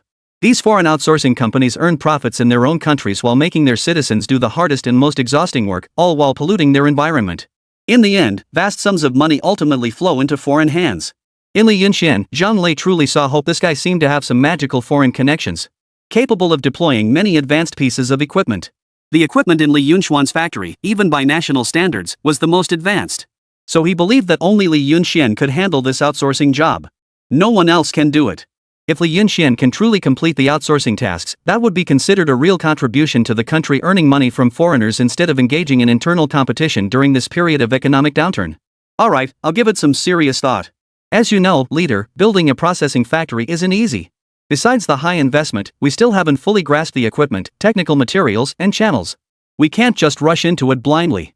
Hearing this, Zhang Lei paused for a moment, then smiled. That's true. Well, take your time to understand it. Anyway, I've already told you about the opportunity. It's somewhat against the rules. Make sure you seize this chance. Li Yunxian was dumbfounded. The art of leadership communication is truly different. Violated the rules? Where exactly was the violation? If Zhang Lei had provided assistance to Li Yunxian in his personal capacity or on behalf of an organization to help him establish a low-end manufacturing processing factory, Li Yunxian would admit that there was some degree of favoritism involved. But you're just here talking with your mouth, offering no substantial help at all, and you call this a violation? You're making it sound like I should build a factory just because you said a few words. However, Zhang Lei's words truly made Li Yunxian reflect deeply. The current economic situation in the country is not very good. In the 1980s, wealthy people were, after all, a minority and a very small one at that. Not even 1 in 10,000 people is wealthy. Nowadays, everyone is generally poor. How to get rich? The only way is through foreign exchange, earning money from foreigners. That's the only method available right now. Therefore, Zhang Lei's words were something Li Yunxian was seriously considering. This matter cannot be overlooked. If you really want to build a factory, the first thing you need is demand. Without demand, everything else is pointless. We need to hire a team to go abroad and negotiate with the factories. Li Yunxian sighed repeatedly. For him, this matter wasn't particularly difficult. Find a few people who speak foreign languages and specifically go to negotiate with the factories. Bidding, pricing, machinery and equipment, etc. Li Yunxian has advantages in all these areas and can deliver. The current challenge is the equipment. Because Li Yunxian does not know exactly what equipment is needed for the products processed by these factories. Output, scale, these were things he still didn't understand, and all of it needed to be investigated. However, this wasn't too difficult for Li Yunxian. I just need to go to the modern era to find some information. At this moment, Li Yunxian already had an idea in mind. Among the 3 model units in Guanyue province, one of them was engaged in import and export processing for foreign trade. He would talk to Zhang Ping about it later and arrange a visit. Through this, Li Yunxian could also gather some information. But at this moment, Li Yunxian still had one thing to do. He called Huang Jia into the office. Boss, you wanted to see me. Huang Jia walked in with a smile. She was very happy today. It wouldn't be long before she could go abroad, a promise the boss had made to her. She didn't expect the boss to be so genuinely good to her. I'm going to assemble a team to visit the United States in a few days. You should come along. Since you'll be studying abroad in a few months, this trip will be a good opportunity for you to get acclimated. In the future, our company's main focus will be on technology. The plan to cultivate talent cannot be delayed. Not only should you go, but the workshop supervisors should also attend when the time comes. Don't rush the new energy electric vehicles for now. Industrialization has already taken shape, and Zhang Ping will handle the market scale. You can proceed with confidence. Li Yunxian explained. Ah? So soon? Huang Jia was somewhat surprised. She did want to go abroad and see the world. At least in the past, she wouldn't have dared to even think about such things. And now, it was already within reach. Originally, she had thought about working hard during this period to live up to the boss's expectations of her. Little did she expect that the boss would rather see her leave. Isn't this better? Haven't you always wanted to go abroad? This is the perfect opportunity to do so. Li Yunxian smiled. If it were anyone else, they would certainly be very happy at this moment. But Huang Jia couldn't bring herself to feel happy. She even cautiously glanced at Li Yunxian. Boss, is it because I haven't done something well? If there is, please tell me, I will definitely correct it. Could you please not send me away? Li Yunxian was slightly taken aback. What the heck? Soon, Li Yunxian realized what was happening. Ha, what are you thinking? I've worked so hard to train talent, how could I possibly fire you? You're one of our company's outstanding employees now. Sending you abroad is to further develop your skills so you can contribute even more to our company in the future. Huang Jia finally felt a bit more at ease. It wasn't he that she was being overly cautious or insecure, it was because she had developed a deep emotional attachment to the car factory. Working at the car factory made her feel genuinely proud and brought her a sense of honor. Boss, don't worry. After I go abroad, I'll study hard and definitely contribute to the company in the future. Huang Jia looked at Li Yunxian seriously. Just focus on living your own life well, don't be too persistent, do what you should do. Li Yunxian smiled. He already had a plan in mind.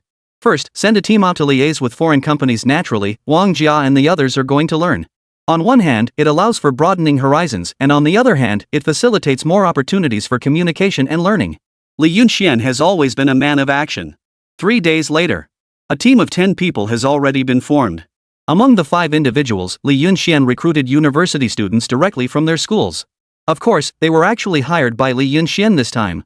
Li Yunxian promised them the opportunity to join the company in the future. And the projects they had studied perfectly aligned with Li Yunxian's requirements this time. Import and export processing work. Professional tasks should be handled by professionals. A 5-person university student team. The other 3 people are Huang Jia, Wu Shu, and Mao Quan. These 3 individuals, 2 of whom graduated from elementary school, and Mao Quan, who has the highest education level among them, but only a high school diploma. Let them broaden their horizons. Li Yunxian thought it was a great idea. There's no need to mention Huang Jia. In fact, Li Yunxian had high expectations for Wu Shu. This person has character and drive. So Li Yunxian planned for him to go abroad for studies together with Huang Jia. Of course, the company will definitely cover this expense. Li Yunxian followed Su Shan and Fong Lanlan to Hetian Plastic Factory. Hetian Plastic Factory is one of the model units in Guanyue Province, specializing in processing materials for export abroad. Chapter 107, Hetian Plastic Factory. They process plastics, which is one of the chemical products. It has a certain impact on the local environment. But at this time, most people in Guanyue Province don't even have enough to eat, so this impact doesn't mean much to them now. Making money is what really matters. Hetian Plastic Factory is also one of the 3 model units today, a large factory that earns foreign exchange. The total investment in the entire factory has reached over 5 million yuan. Among these, equipment accounts for 2/3. Engaging in coordination work with several foreign beverage companies. It is conceivable how much money foreigners earn in their own countries. Just the cost of this imported equipment alone is already an extremely staggering expense. Li Yunxian, doing outsourced foreign processing is no joke. The investment required is not something our local enterprises can compare to. Now, the new energy electric vehicle industry is just getting started. Li Yunxian is about to venture into other industries, and it's the most capital-intensive one: import and export processing. You should know that most of the machinery in Dragon Country is currently imported from abroad. Fong Lanlan certainly knew that Li Yunxian had many channels for importing foreign goods. But outsourcing processing isn't that simple. She knows a bit about it. To contract with foreign material suppliers, you first have to use their specific models, and these models are highly specialized. Fong Lanlan didn't believe Li Yunxian could even get his hands on something like that. If he really could, then he would truly be unbeatable. But in her view, this was impossible. Outsourcing processing is indeed very profitable, especially in earning foreign exchange, but this money has never been easy to come by. Don't worry, I've got a handle on this matter. Li Yunxian smiled faintly. What seemed impossible for others was precisely what was possible for him. Outer packaging processing is something that can actually be done through collaboration. Hetian Plastic Factory was naturally introduced through Zhang Lei's connections. On the surface, Li Yunxian and the other 2 were going there for research and study, but only Li Yunxian himself knew what he was really there for. Arriving at Hetian Plastic Factory, the chairman was already waiting there. The matter of Li Yunxian and Jiangchang was known not just in their province, but in most provinces already. The concept of new energy electric vehicles has piqued the interest of many companies in Li Yunxian. He is now at the peak of his success. Mr. Li, welcome, your presence brings great honor to us. In front of the factory stood a middle-aged man in a suit, wearing glasses. He seems to give off a very approachable vibe. Xiao Guowat had just learned from Zhang Lei that Li Yunxian was coming to inspect their plastic factory, and he immediately took it seriously. After all, this was Li Yunxian. He came out to greet him ahead of time. Behind him were several others, clearly also high-level personnel from the factory. Li Yunxian smiled and stepped forward. Both sides exchanged polite greetings, as it was their first meeting after all. Subsequently, Xiao Guowat also introduced the people behind him to Li Yunxian. General manager, person in charge, engineer, and so on. President Xiao, on the surface, I'm here for an inspection, but actually, I want to discuss a collaboration with you. If this collaboration succeeds, your factory's efficiency will double, and I can also make a small profit. It just depends on whether you're willing. Xiao Guowo was slightly taken aback, clearly surprised by Li Yunxuan's words. Everyone knows that behind Li Yunxian stands a massive foreign supplier, and anyone who can partner with him is guaranteed to make huge profits. This is a great opportunity. Li Yunxian is discussing cooperation with me. This can't be a small deal. But he had been through many ups and downs and did not show his joy immediately. He smiled and looked at Li Yunxian. I have long heard of President Li's extraordinary intelligence and determination, achieving the status of the wealthiest in Jiangchang in just a few short months. Seeing you today, the reputation is well deserved. Mr. Li wants to collaborate with us, and of course I'm all for it with both hands raised. May I ask what kind of cooperation you have in mind? Xiao Guohua said with a smile. Not in a hurry, I need to get a basic understanding of the industry first. Could you briefly explain it to me? Today I came specifically to learn from experience and gain more knowledge about processing, which will help me when I go to bid for contracts later. Such a small matter was something Xiao Guohua naturally wouldn't refuse. Moreover, Xiao Guohua had also received some mediation from Zhang Lei's side. Today his task is to assist Li Yunxian well in inspecting the factory and provide him with experience. Afterward, Xiao Guohua briefly explained the current state of the industry and its distribution. Overall, their plastic factory mainly supplies to 4 beverage brands in the United States, and their business is focused on plastic bottles.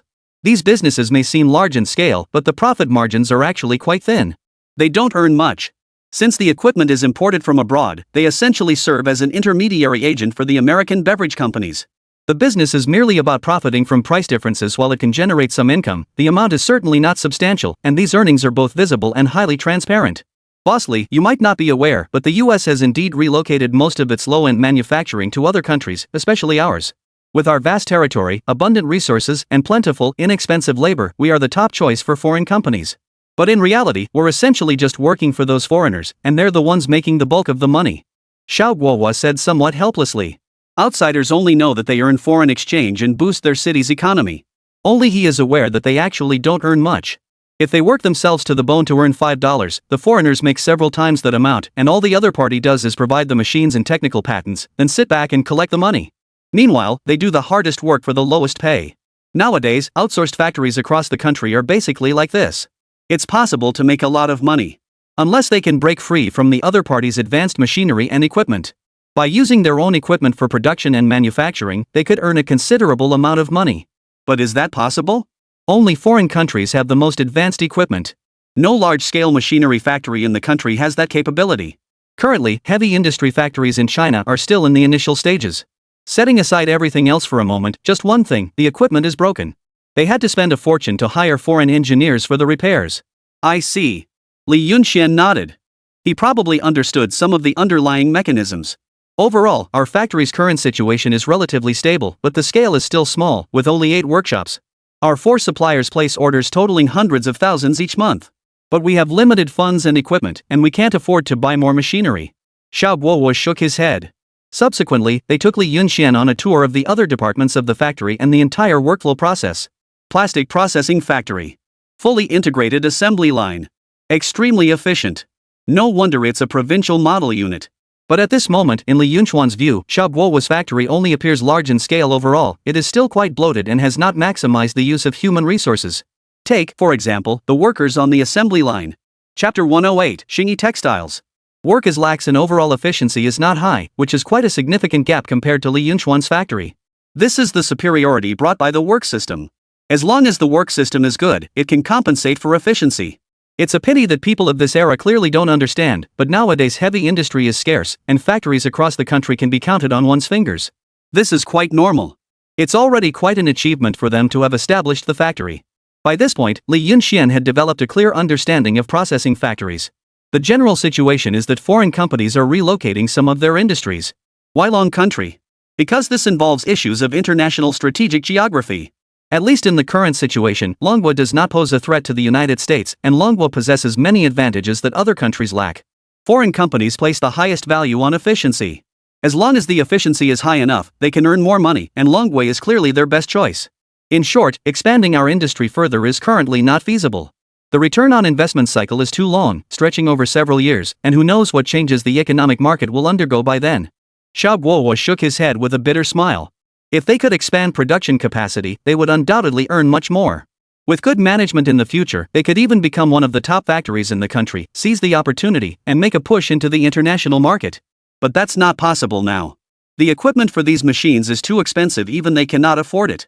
I've pretty much grasped the situation, Mr. Xiao. I do have a business opportunity that could help you earn more money. As for me, I'd mainly like to invest as a shareholder. What do you think? Li Yunxian said with a smile. These words made Xiao Guohua somewhat unable to sit still.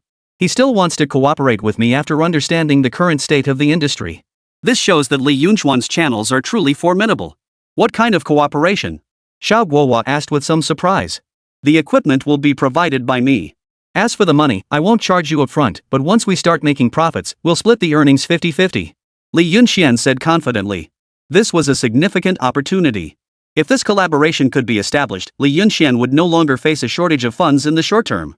Factory funding is always a major expense. Now the problem with Hatian Plastic Factory is that they have enough market but cannot expand their production capacity. In this regard, Li Yunxian is naturally able to meet their needs. Really, President Li? If you can actually get these pieces of equipment, not to mention a 50-50 split, even a 70-30 split would be no problem. Only Xiao Guohua understands how profitable expanding the industry can be. Money is just a small matter. The important thing is that they can capture market share. By squeezing out the market share of other countries, the commercial value here is immense. Of course it's true. Tell me the models of these machines, and from now on, I'll supply them for you. There will be no need to order from abroad, and we can even train our own maintenance personnel in the future. Li Yunxian smiled. Nowadays, the most advanced machinery and equipment are from abroad. But Li Yunxian is an exception. He can obtain them through his system. The system is practically omnipotent. There's nothing these people can imagine that Li Yunxian can't get his hands on. As long as there is a model number, Li Yunxian can directly return to the modern factory to place an order, and even more advanced ones. This money cannot be allowed to be earned by people abroad. If anyone is to earn it, it should be Li Yunxian. Great, as long as there is equipment, everything is up to you, and I will definitely cooperate. Xiao Guohua was overjoyed. I had long heard that Li Yunxian had extensive channels, but I didn't expect them to be this extensive. Even these high-end equipment and machines can be sourced. Not everyone has this capability. But Xiao Guohua believed that Li Yunxian did. After all, his capabilities were already impressive. He truly might be able to get it. Mr. Li, are you also considering entering the processing factory industry? Xiao Guohua thought for a moment before turning his gaze back to Li Yunxian. He knew that aside from coming to understand the situation and discuss cooperation with him, Li Yunxian surely had intentions of starting his own venture independently. Of course, but I haven't decided on the specific industry yet. I can only take it step by step slowly. Through cooperating with you here and gaining more market insights, I'll be better positioned to start.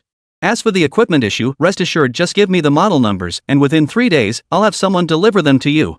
Li Yunxian smiled faintly. This trip has been quite fruitful. I never expected to strike such a deal with Hetian Plastic Factory. For Li Yunxian, this was already enough. I actually have a good idea to offer you. Xiao Guohua looked at Li Yunxian. Currently, in the field of goods processing, textile factories are the most numerous but also the least efficient in terms of production. Currently, there is a textile factory in our city.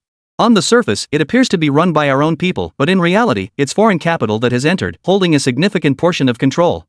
They use our country's cheap labor to work for them while providing the machinery. Finally, these manufactured goods are sold at high prices to various other countries abroad, roughly numbering in the dozens. The emergence of this textile factory has directly delivered a dimensional strike to our national textile market. If you're confident enough, Mr. Li, and have a robust enough industrial chain, I believe it's entirely worth trying. If it were anyone else, Xiao Guohua would never have said such words. Only Li Yunxian possesses this kind of capability.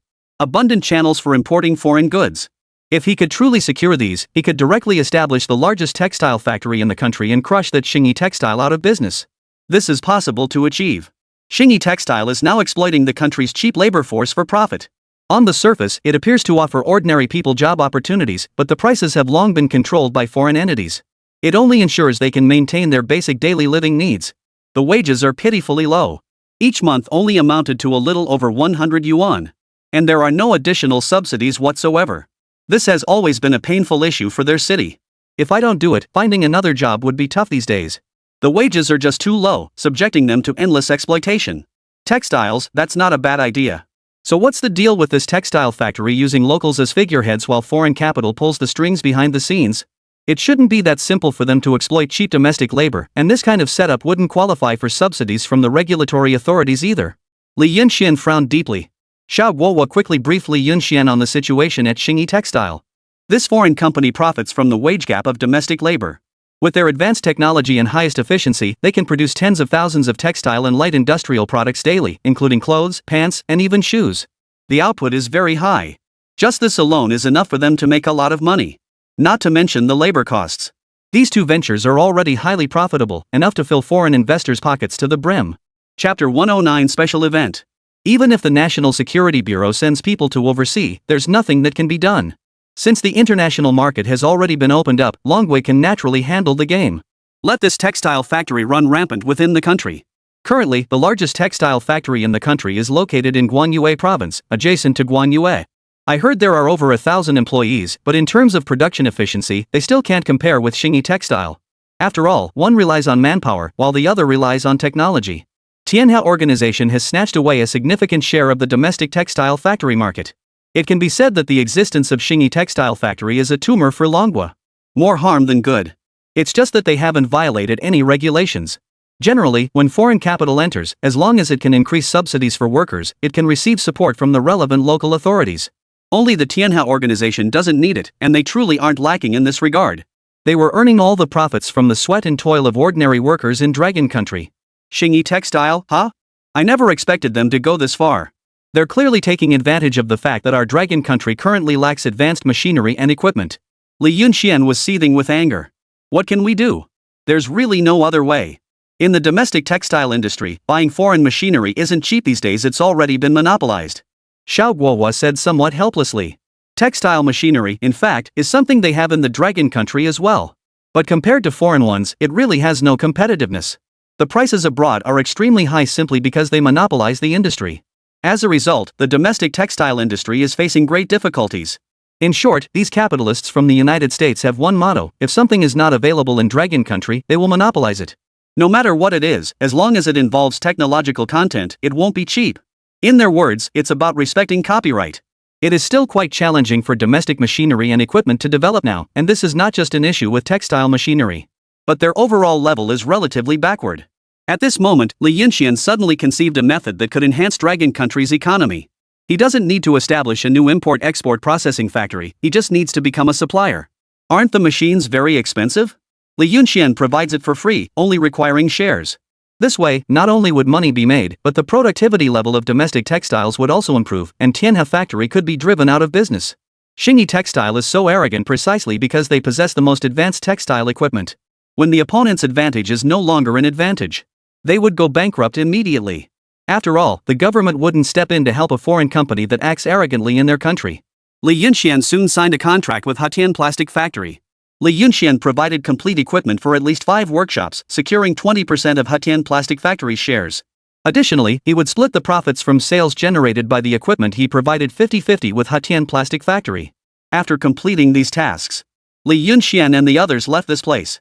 As he was leaving, he received news that Xingyi Textile would be holding an event in a week. Or perhaps, it's a ritual. Missionary ceremony. Every week, the Tianhua organization holds this kind of ceremony, similar to religious beliefs. Anyone who participates can receive a bundle of eggs after the ceremony concludes. Although there are some limitations on the number of spots, it is still evident that Xingyi Textile is indeed financially powerful. Li Yunxian had already made his decision. In a week, he would have to meet with this Xingyi Textile. Upon returning to Jiangcheng, Li Yunxian first went to the clothing market. Previously, he had consistently overlooked the specific prices of certain items. For example, clothing. At this moment, Li Yunxian carefully checked the prices of these clothes and was almost shocked into a cold sweat. The price of clothes in the clothing mall is comparable to half a month's income for an average worker. Most of the clothes are priced around 50 or 60. This price is almost on par with modern ones.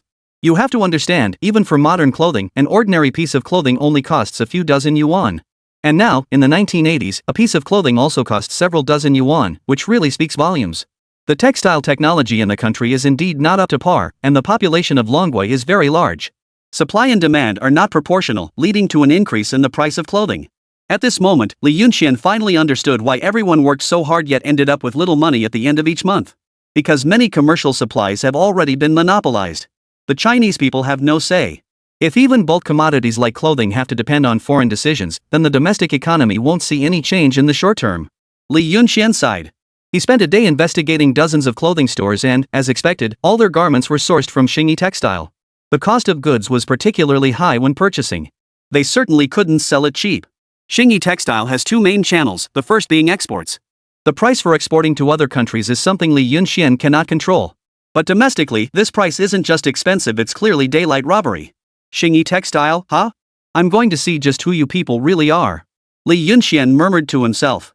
The current situation has far exceeded his imagination. The prices of bulk commodities must be brought down. Huai City. This is the location of Xiao Guohua and Tian Plastic Factory. At this moment, Li Yunxian had already arrived at the event venue hosted by Xingyi Textile. The scene could almost be described as a sea of people. Everyone must queue when entering. And everyone must bring a devout heart. There is no church here.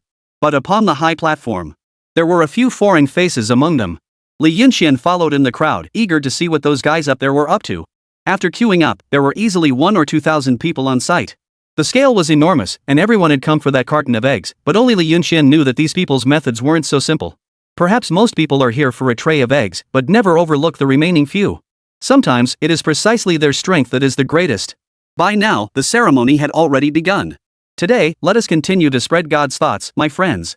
The reason our company organizes public welfare activities every week is because we are guided by God.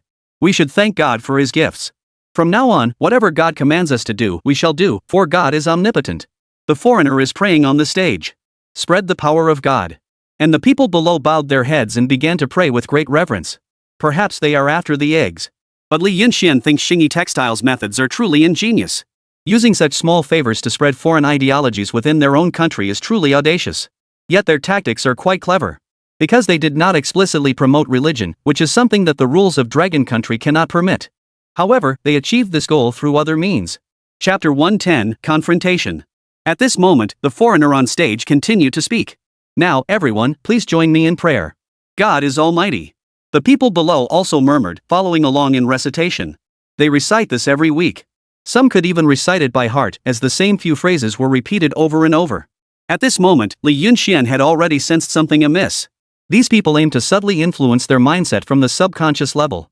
Especially in this era, there were many illiterate individuals with low levels of education. Moreover, they are actually giving away real eggs. Thus, there are indeed some people who truly believe in this theory. They pray with great piety, as if doing so could cleanse them of their sins. Humans are born with sin and must pray to God to alleviate their own transgressions. Xingyi Textiles, sent by God to save everyone. As these words fell, Li Yunxian immediately sneered. He slowly stood up and, under the astonished gazes of the crowd, sneered at the foreigner on the stage. Since you were sent by God to save everyone, could you explain why the clothes exported by Xingyi Textiles are so expensive? Is this really God's way of doing things? The crowd looked curiously at Li Yunxian. It has been several months since the inception ceremony of Xingyi Textile. No one ever thought of resisting, and no one ever tried to correct it. They only knew that once the task was completed, they would get eggs. Is this guy crazy? They actually dared to challenge each other directly in public, and now his eggs are gone. The foreigner on stage clearly didn't expect anyone to dare interrupt at this moment. Interrupting his words, he glared angrily at Li Yunxian. Where are the security guards? Get this person out of here. How dare they disrupt our ceremony? This is blasphemy against God, it's unforgivable. I declare today's free egg distribution event cancelled. Hearing these words, the crowd instantly erupted in an uproar. The eggs are gone? In these times, eggs are not cheap at all. Everyone turned their angry gazes toward Li Yunxian. If it weren't for this guy, they would have been able to get eggs as usual. But Li Yunxian didn't care about that. He only knew that he couldn't let the people from Xingyi Textile continue to act recklessly. This matter had to be stopped, or there would be endless trouble. A business organization making money in their country was one thing, but now they actually wanted to spread ideas. Attempting to deceive these less educated people. As the security guards were already approaching, clearly intending to drive Li Yunxian away, he cast a cold glance at them. You'd better think carefully. Your actions are illegal. If you dare lay a hand on me, it's a violation of my personal safety, and none of you will escape the consequences. Hearing this, the approaching security guards froze in their tracks. The foreigner on the stage was also taken aback.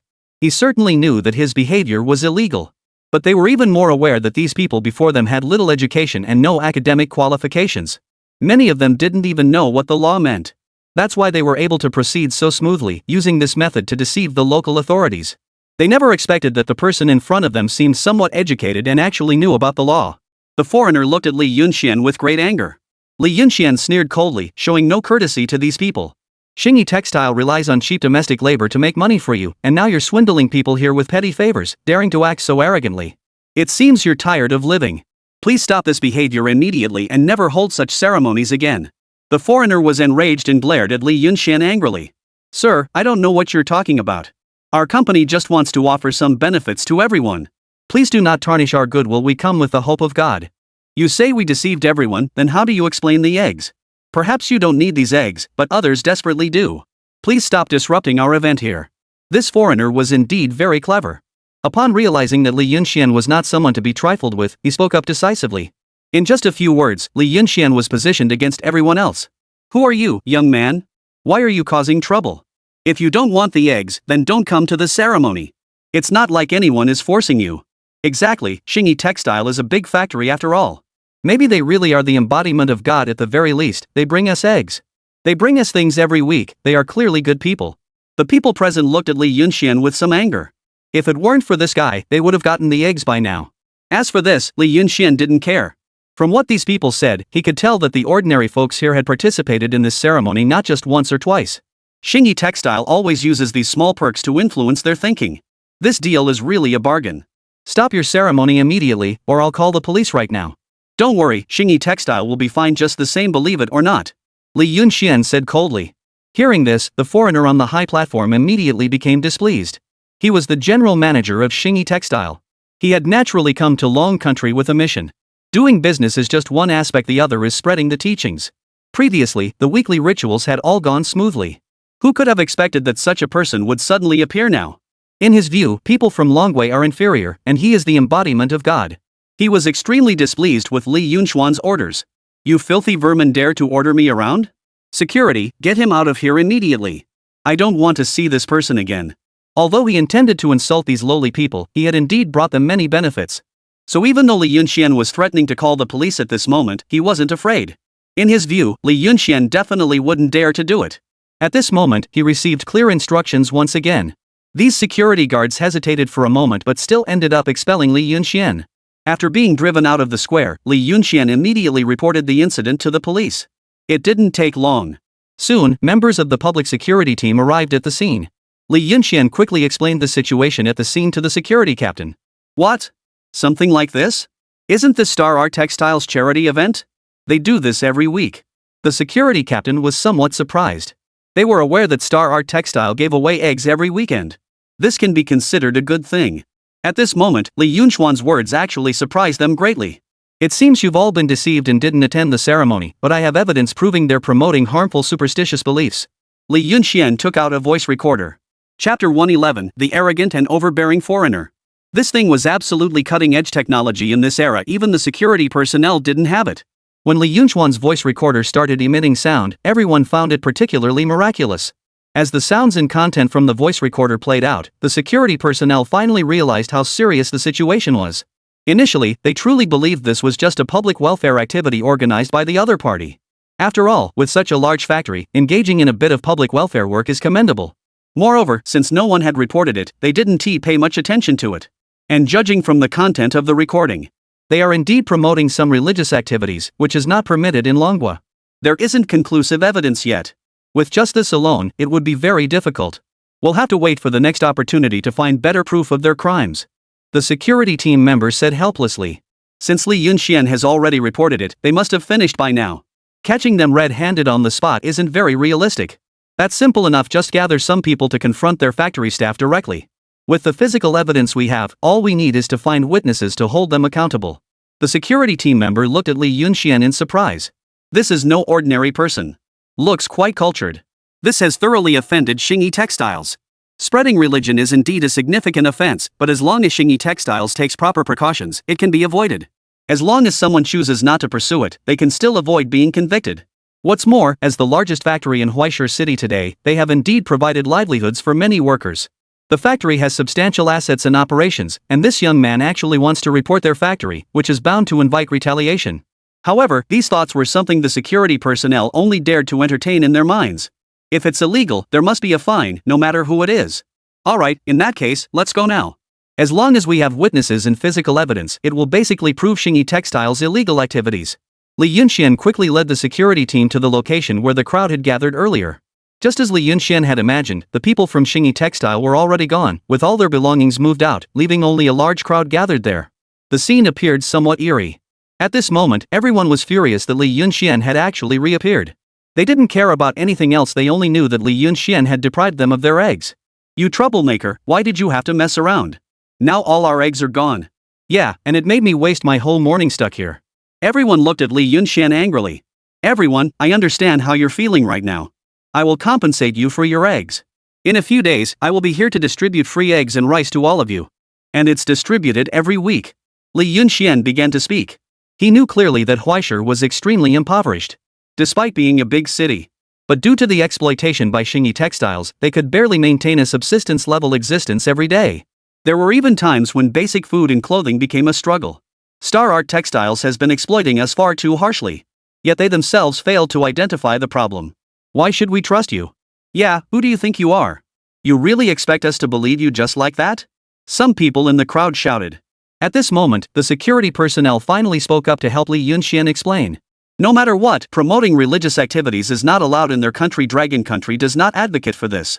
With the patient explanations from the security personnel and Li Yunxuan's repeated assurances, the crowd reluctantly calmed their anger and cooperated with the security team's actions.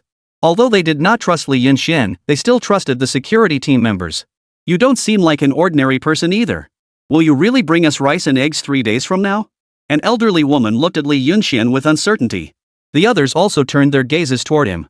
They didn't care about providing testimony or anything like that. What they genuinely cared about was whether they'd received the promised goods. Li Yunxian felt great sympathy for them. That was just how people were in these times. They meant no harm. They were simply poor, penniless, and exploited. Of course, and they'll be distributed for free. You won't need to do anything, just collect them and go home. So I hope everyone can cooperate and reject Xingyi Textile's illegal actions. These foreigners have never had good intentions at heart. Let us all be vigilant. Once again, Li Yunxuan's assurance was obtained. The crowd nodded with a mix of belief and doubt. Li Yunxian alone wouldn't convince them. But with the presence of law enforcement personnel to help persuade them, and once they understand that such gathering behavior is wrong, they are still willing to cooperate. The crowd arrived at Xingyi Textile in a grand procession. The scene was quite impressive. Soon, the person in charge came out. This person was precisely the foreigner who had been swaggering arrogantly on stage earlier. Are you the person in charge here? The security personnel turned their gaze toward the foreigner. That's right, I am. What's the issue? The foreigner calmly looked at the security personnel, showing not a trace of fear in his eyes. That's good. We have ample witness testimony and material evidence showing you personally organized and led religious propaganda activities. Please come with us. Moreover, we suspect this incident was orchestrated by your factory. As per regulations, you must immediately shut down the factory pending investigation. The security personnel said with righteous indignation. Have you figured it out? Our Xingyi Textile is actually doing good deeds, giving out free eggs for several consecutive months. Now you come to shut us down. Isn't this inappropriate? You better think carefully. Not every factory has the financial resources like ours. We're distributing welfare with love and kindness. What's the problem with that? As expected, it's just the same rhetoric from foreign religions. This kind of talk is fine for the general public. The security personnel weren't buying it. Moreover, the person before them was truly arrogant. This was their dragon country after all. Clearly, these guys are usually quite domineering. You can save those words for your lawyer. Right now, we need to take you in for investigation until this matter is fully clarified. The foreigner instantly flew into a rage, shouting in broken Mandarin. You actually dare to arrest me? This is inhumane. You're clearly targeting me, you filthy insects. I'll sue you. Hearing these words, the security personnel's eyes instantly turned icy cold. Provoking law enforcement adds another charge to your crimes. Take him away. Without another word, several men behind the security personnel forcibly restrained the individual. At that moment, a middle-aged man with the appearance of a Longwei national walked out of the factory. Wait, hold on, everyone can talk this out calmly, the middle-aged man quickly said to the security personnel. Comrades, let's discuss this properly. There's no need for such measures. Chapter 112, Hostile Encounter. I'm Huang Xiaoma, the chairman here. I have full authority over factory matters. You can discuss any issues with me directly. The security personnel glanced at him and recounted the earlier incident. The middle-aged man felt a slight shock in his heart. He immediately looked at Li Yunxian beside him. He certainly knew this person. He has become quite famous in their province recently. Xingyi Textile was not one of the 3 model units. Yet its profitability surpasses even that of these model units. How could they not be aware of what has recently happened in Guanyuai province? So it's bossly, seems you have quite a grievance against our textile factory, going after us like this? Huang Xiaoma spoke in a flat, indifferent tone.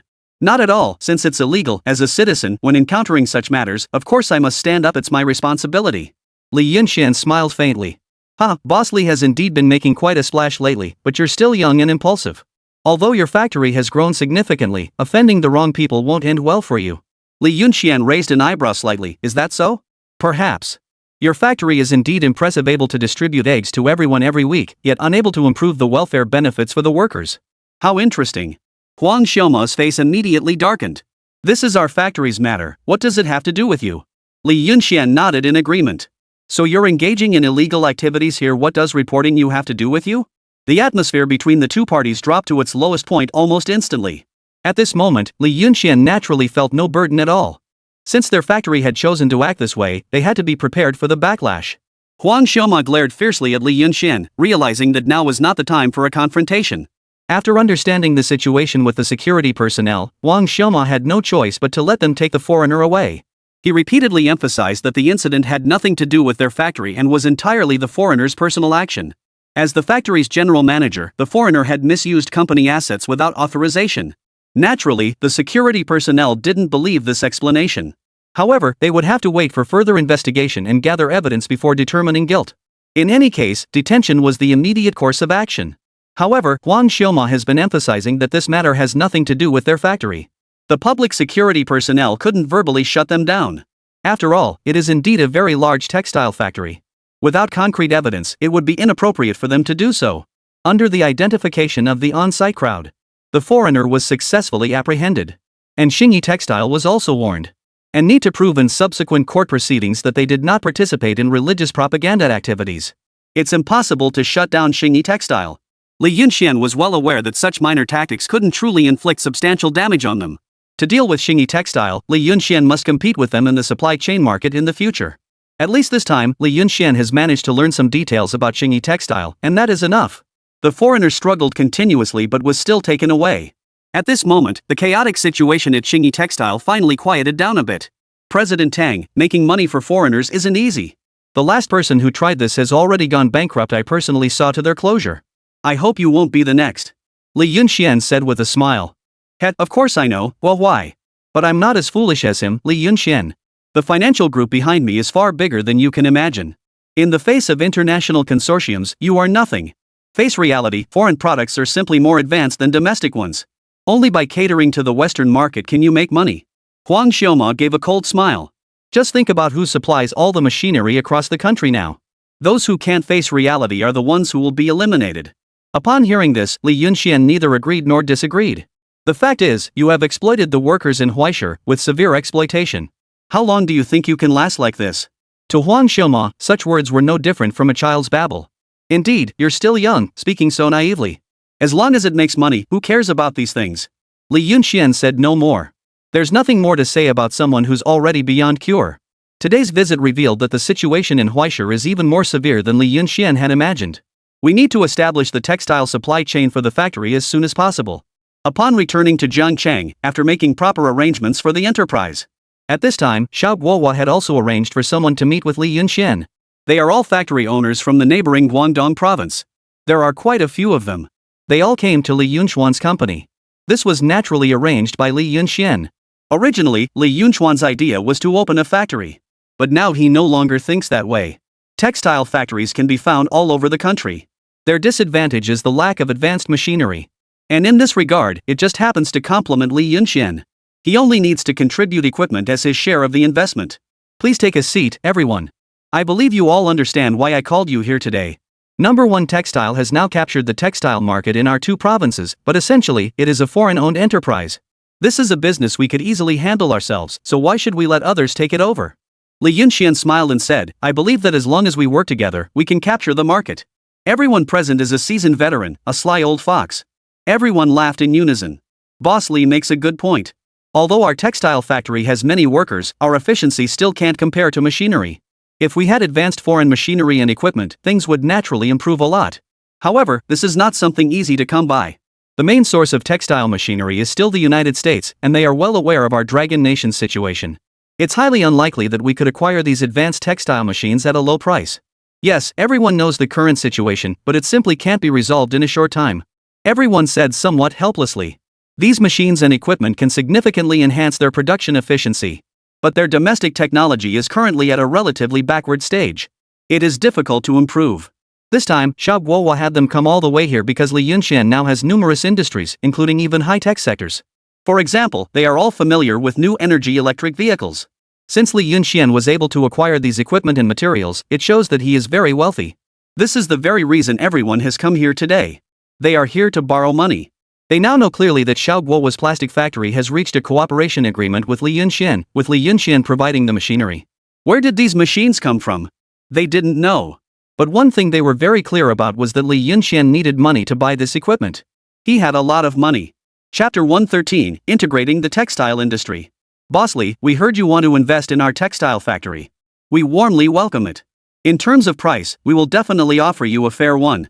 With your involvement and investment, we believe the textile factory will surely succeed in the future. Hearing these people's words, Li Yunxian remained silent at first. It seemed they still didn't understand his intentions. So, you're all here hoping that I'll invest? Li Yunxian said calmly. That's for sure. Everyone knows that President Li is wealthy and influential. In just a few months, he has invested in many companies and made great strides. With your involvement in the textile factory, taking over Xingyi Textile's market share in the future won't be a problem. Li Yunxian seemed to have some understanding of why domestic textile factories were struggling to develop. It wasn't due to technological limitations or lack of funds, but rather mindset and outdated and rigid mindset. These people were still stuck in the old ways of thinking from a bygone era. With money, you can do business. But they often overlook one question: where does the money come from? It comes from various channels of earning. I don't have money, to be honest. I'm actually poorer than you all right now, but I do have machines. Do you want them? Li Yunxian said calmly. Machines? Mr. Li, are you saying you have textile machinery? Don't joke about it. Not to mention our dragon country, aside from the United States, the bear country currently has the best precision in machinery.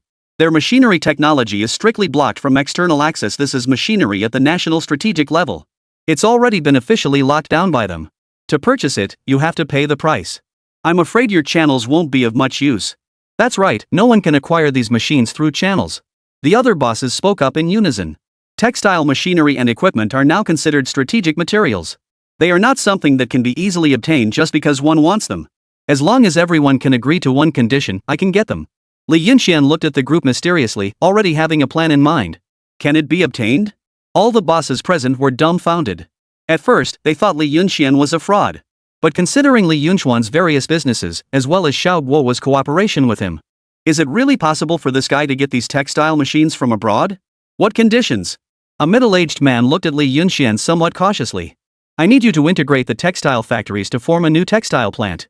Seizing a portion of the market share from textile factory number 1 has never been my goal.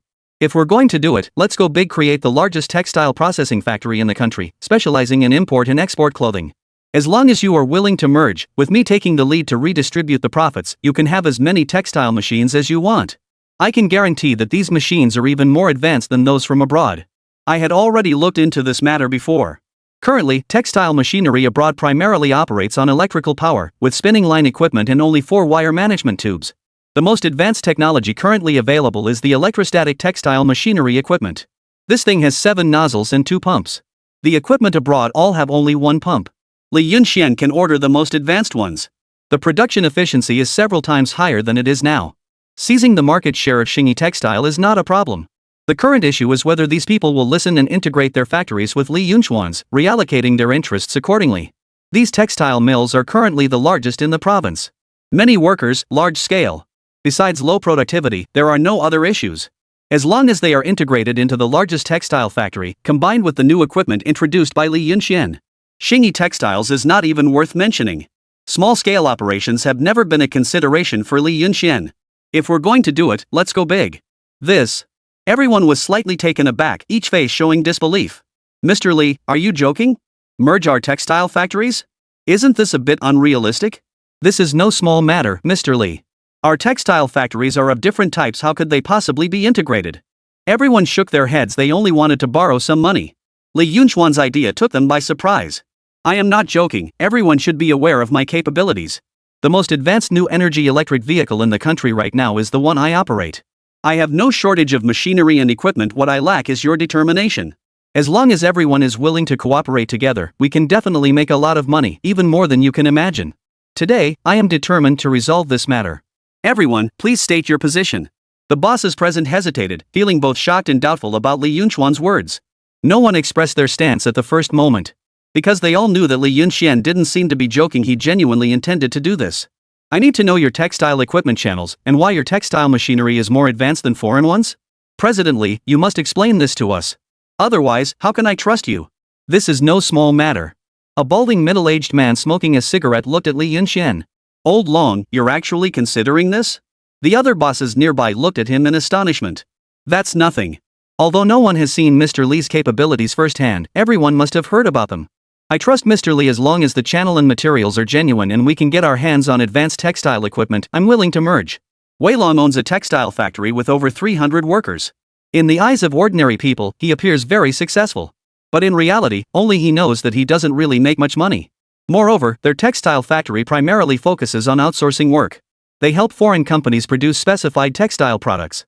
If they don't do this, they might not even survive. Today, it seems he has caught a glimmer of hope for turning his situation around, provided that this hope is real. I can only give you my personal assurance, as the goods are not in my hands at the moment. Li Yunxian spoke regretfully.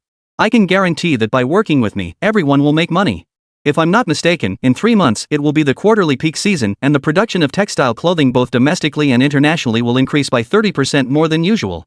The machinery has already been ordered and shipped and it will arrive in half a month.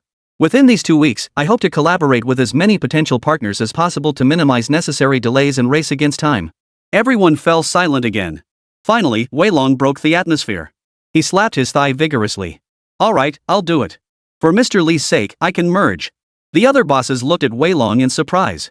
This guy really dares to make a firm decision.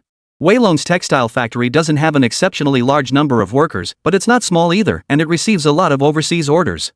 If you continue to develop steadily in the future, making a modest living won't be a problem. And now, choosing to merge, the future becomes somewhat uncertain. My textile factory isn't particularly large either. Since President Li wants to give it a try, I'll gladly join you in this endeavor. Another boss stepped forward. Chapter 114, Successful Merger. What they trusted was not just Li Yunxuan's words, but the man himself. After all, this is the boss of a provincial model unit and the momentum is very strong right now. Among many enterprises, Li Yunxuan's technological value can definitely rank among the top 10 in the country. What truly shocked these bosses the most was Li Yunxuan's ability to acquire textile machinery. If he really has such means, what's the harm in merging with him? As long as there's textile machinery, big money can be made. This is almost a consensus. One textile machine equals one factory. If you can have several, that's industrial scale. Among the 8 bosses present, 6 ultimately chose to merge with Li Yunxian, on the condition that he indeed possesses textile machines. The other 2 bosses were Xiao Li and Deng Tianlong. At this moment, the 2 of them looked at each other, but ultimately shook their heads. Gentlemen, are you really not considering it? Li Yunxian smiled. Having 6 was already quite good for him. He could gradually increase production capacity later, which was still a positive outcome. In any case, the scale was already sufficient to get things started. Wei Long also looked at Xiao Li and encouraged him. You 2 are the largest in scale, with 800 employees under you. Although you can still make some money, this is not sustainable in the long run.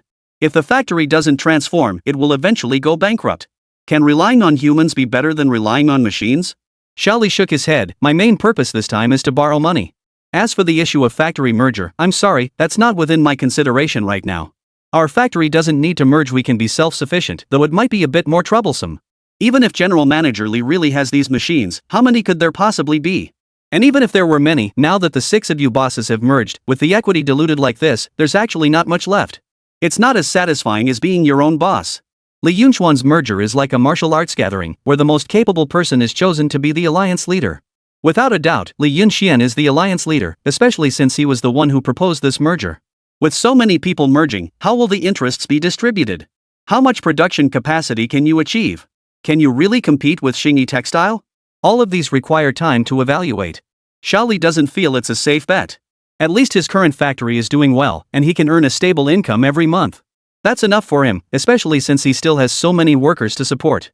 Alright, since that's the case, I won't force the issue. In the end, these 2 still don't believe I have access to textile machinery channels. This is perfectly normal. After all, the restrictions on this thing are indeed very tight, and Li Yunxian has also gathered some information.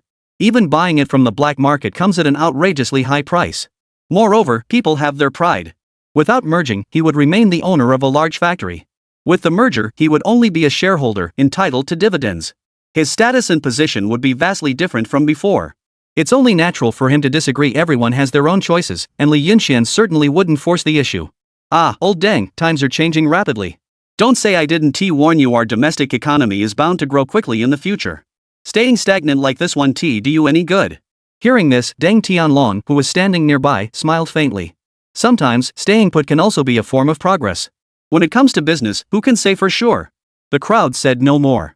Xiao Li and Deng Tianlong's factory is about the same size as the combined factories of the 6 of them. It can be considered the strongest among their group. Not cooperating, there must be some arrogance. In today's Zhangcheng, Li Yunxian is clearly unrivaled. The province-wide promotion of new energy vehicles, combined with Li Yunxuan's industries in Zhangcheng, has left no one as his match. The current issue is the market. The population base of Longwei is very large. Unfortunately, everyone is quite poor. To save the market economy, the first step is to make the common people prosperous. Regarding this matter, there is still a long and arduous road ahead. At the investment promotion company, Li Yunxian has dedicated personnel handling it. Now for him, the primary task is to build up the supply chain first.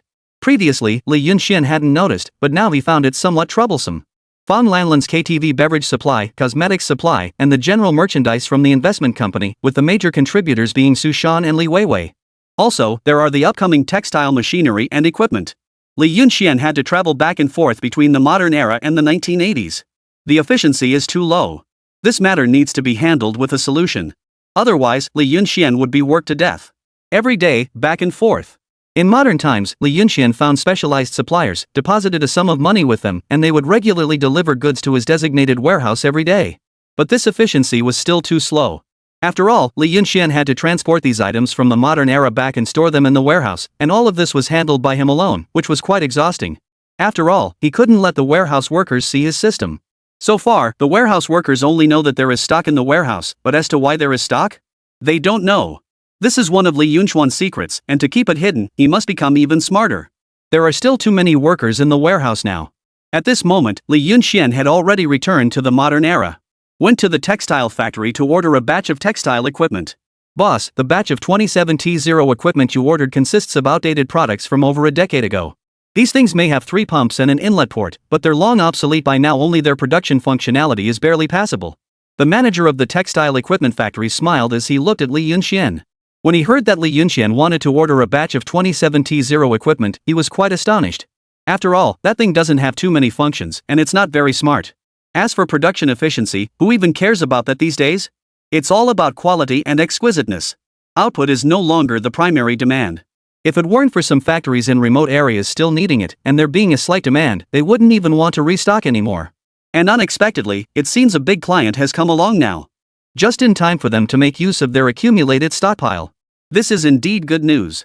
Let's not beat around the bush. I am indeed placing a large order. As for the price, boss, you'll need to lower it a bit. After all, we both know how the market for these things stands. Li Yunxian smiled. Li Yunxian understood perfectly well what was going through the minds of factories still selling these low-end devices. As everyone knows, such low-end items are worthless in the high-end market, but in the low-end market, the price is entirely different. What kind of person would buy this stuff? Obviously, a sucker. And clearly, the boss in front of him saw himself as just such a sucker. Hearing Li Yunxian's words, the other party indeed froze for a moment, gave him a surprised look, and then laughed awkwardly. Chapter 115, The Outsider. Heh, so that's how it is. You're quite the expert. Li Yunxian spoke calmly. We're all smart people here, boss. Just be straightforward, and I'll do the same. Alright, tell me, how much do you need? The textile factory owner nodded.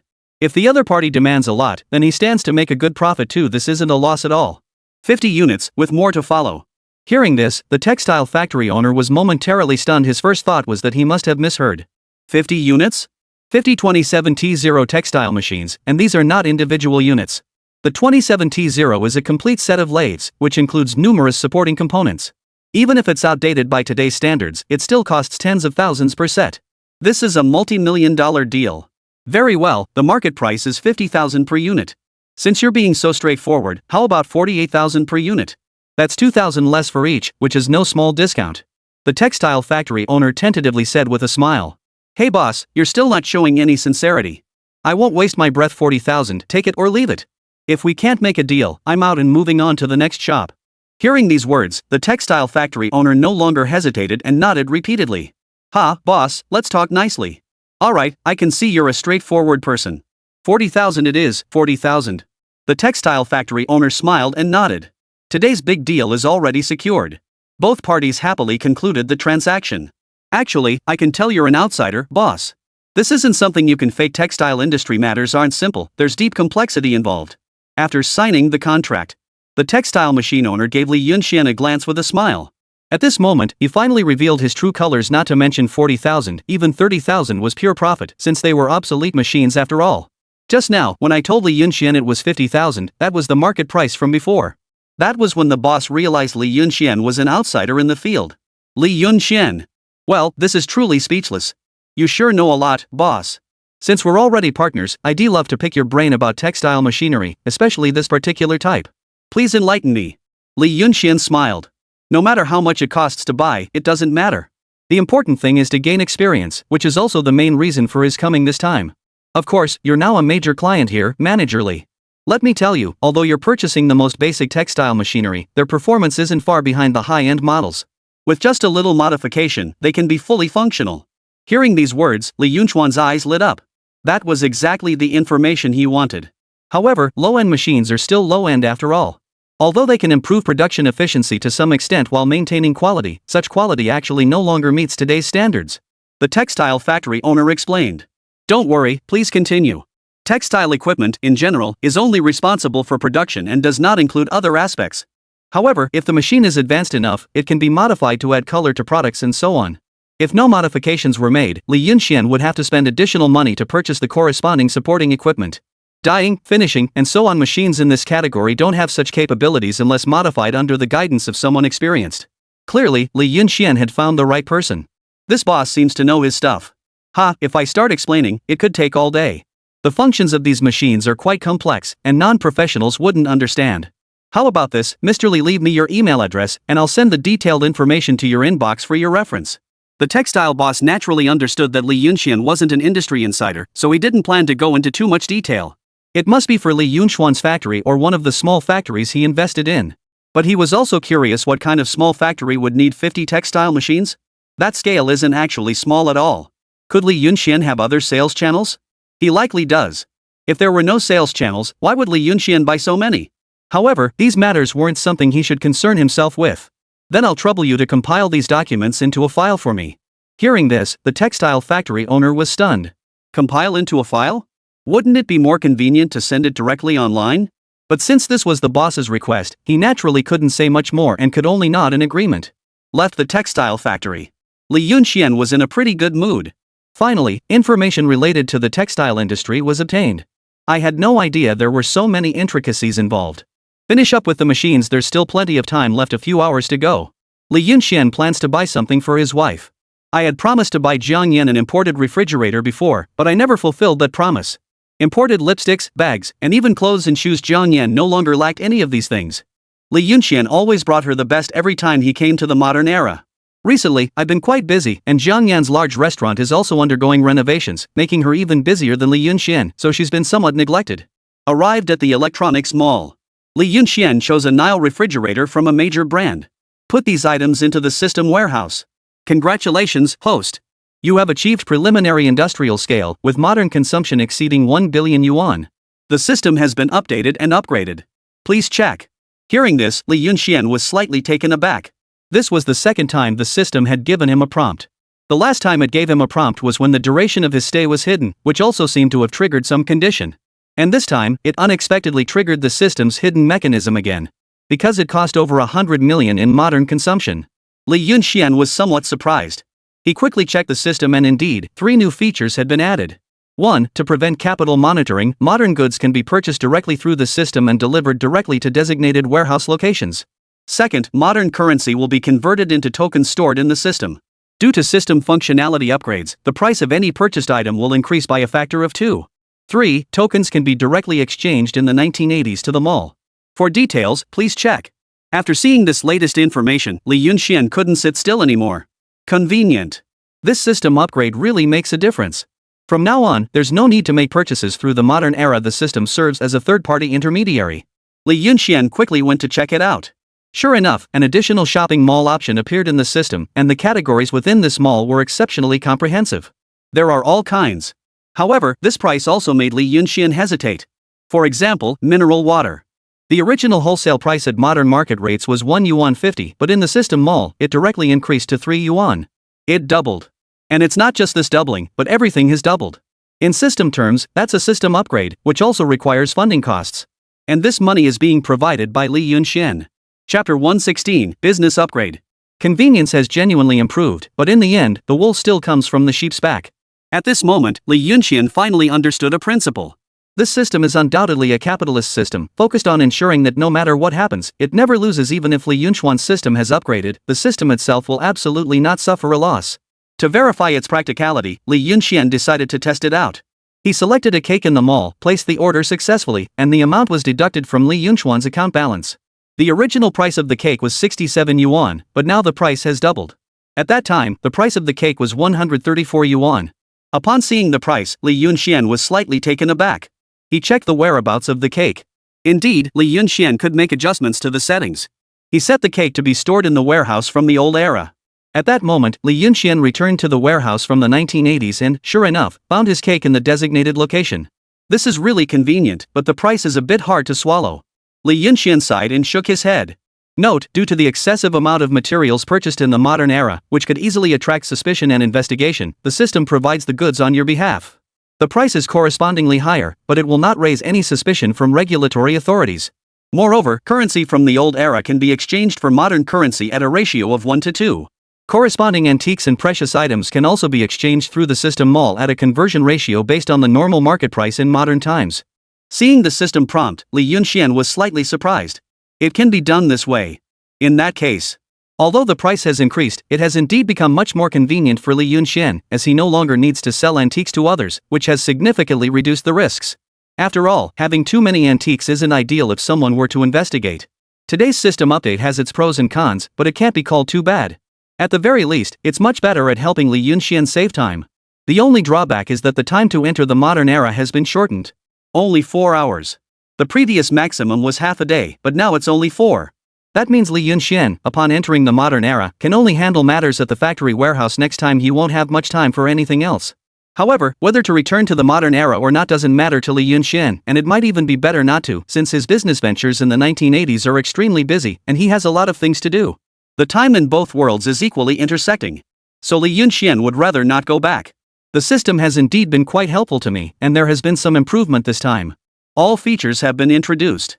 Host, please continue to strive and achieve new glories in the 1980s, returning to the peak moment of being the wealthiest person. Hearing these words, Li Yunxian smiled somewhat helplessly. The richest person, huh?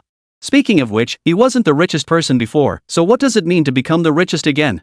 Returning to the 1980s, Li Yunxian had already ordered a sufficient number of 27T0 textile machines. All that remained was to wait for the factory to prepare and transport them to his warehouse, which was relatively convenient. Now, what Li Yunxian needed to do was to unite the 6 textile factories. Previously, he had only held preliminary discussions with those factory owners. No contracts had been signed yet, and the specific details still needed to be finalized. In Li Yunxian's conference room, Li Yunxian called several bosses on their landline phones to discuss important matters. Previously, 6 bosses were willing to merge with Li Yunxian. But after this round of phone calls, only 3 people were willing to come. The other 3 either claimed they had something else to do or wanted to withdraw from the merger again. Upon learning this news, Li Yunxian was somewhat stunned. We had a clear agreement before, and the contract has already been signed. Now, there is only one specific detail left to handle. Moreover, Li Yunxian's machinery and equipment have mostly been delivered. At this point in time, they are actually causing such trouble for Li Yunxian. This was clearly unacceptable to Li Yunxian. When the remaining 3 bosses arrived, one of them was Wei Long. What's the situation with those 3? Are they not coming? Li Yunxian frowned tightly, feeling an inexplicable sense of foreboding. Xingyi Textile has intervened. It was Deng Tianlong who revealed it. They seem to have set their sights on you, Mr. Li. That's how business as a friend can turn into an enemy in the blink of an eye. Xingyi Textile immediately contacted us after learning about your plan to merge the textile factories, wanting us to sever our connection with you again. They offered us very favorable terms, promising to provide us with machinery and equipment, authorized us as their agent, with a profit split of 70-30. 70% profit, that's no small amount. Those 3 guys were originally small factory owners, just following you to make a living. Now that they have a better option, naturally they want to quit. Besides, the penalty for breach of contract isn't expensive, so there's hardly any cost involved. Upon hearing this, Li Yunxian was so furious he gritted his teeth. He slammed the table, startling everyone. How outrageous! We had already agreed earlier, and my machines are almost here. Now they say they want to do it? Does Xingyi Textile have machines, but I don't? Li Yunxian was truly getting worked up. After all, he purchased 50 machines this time.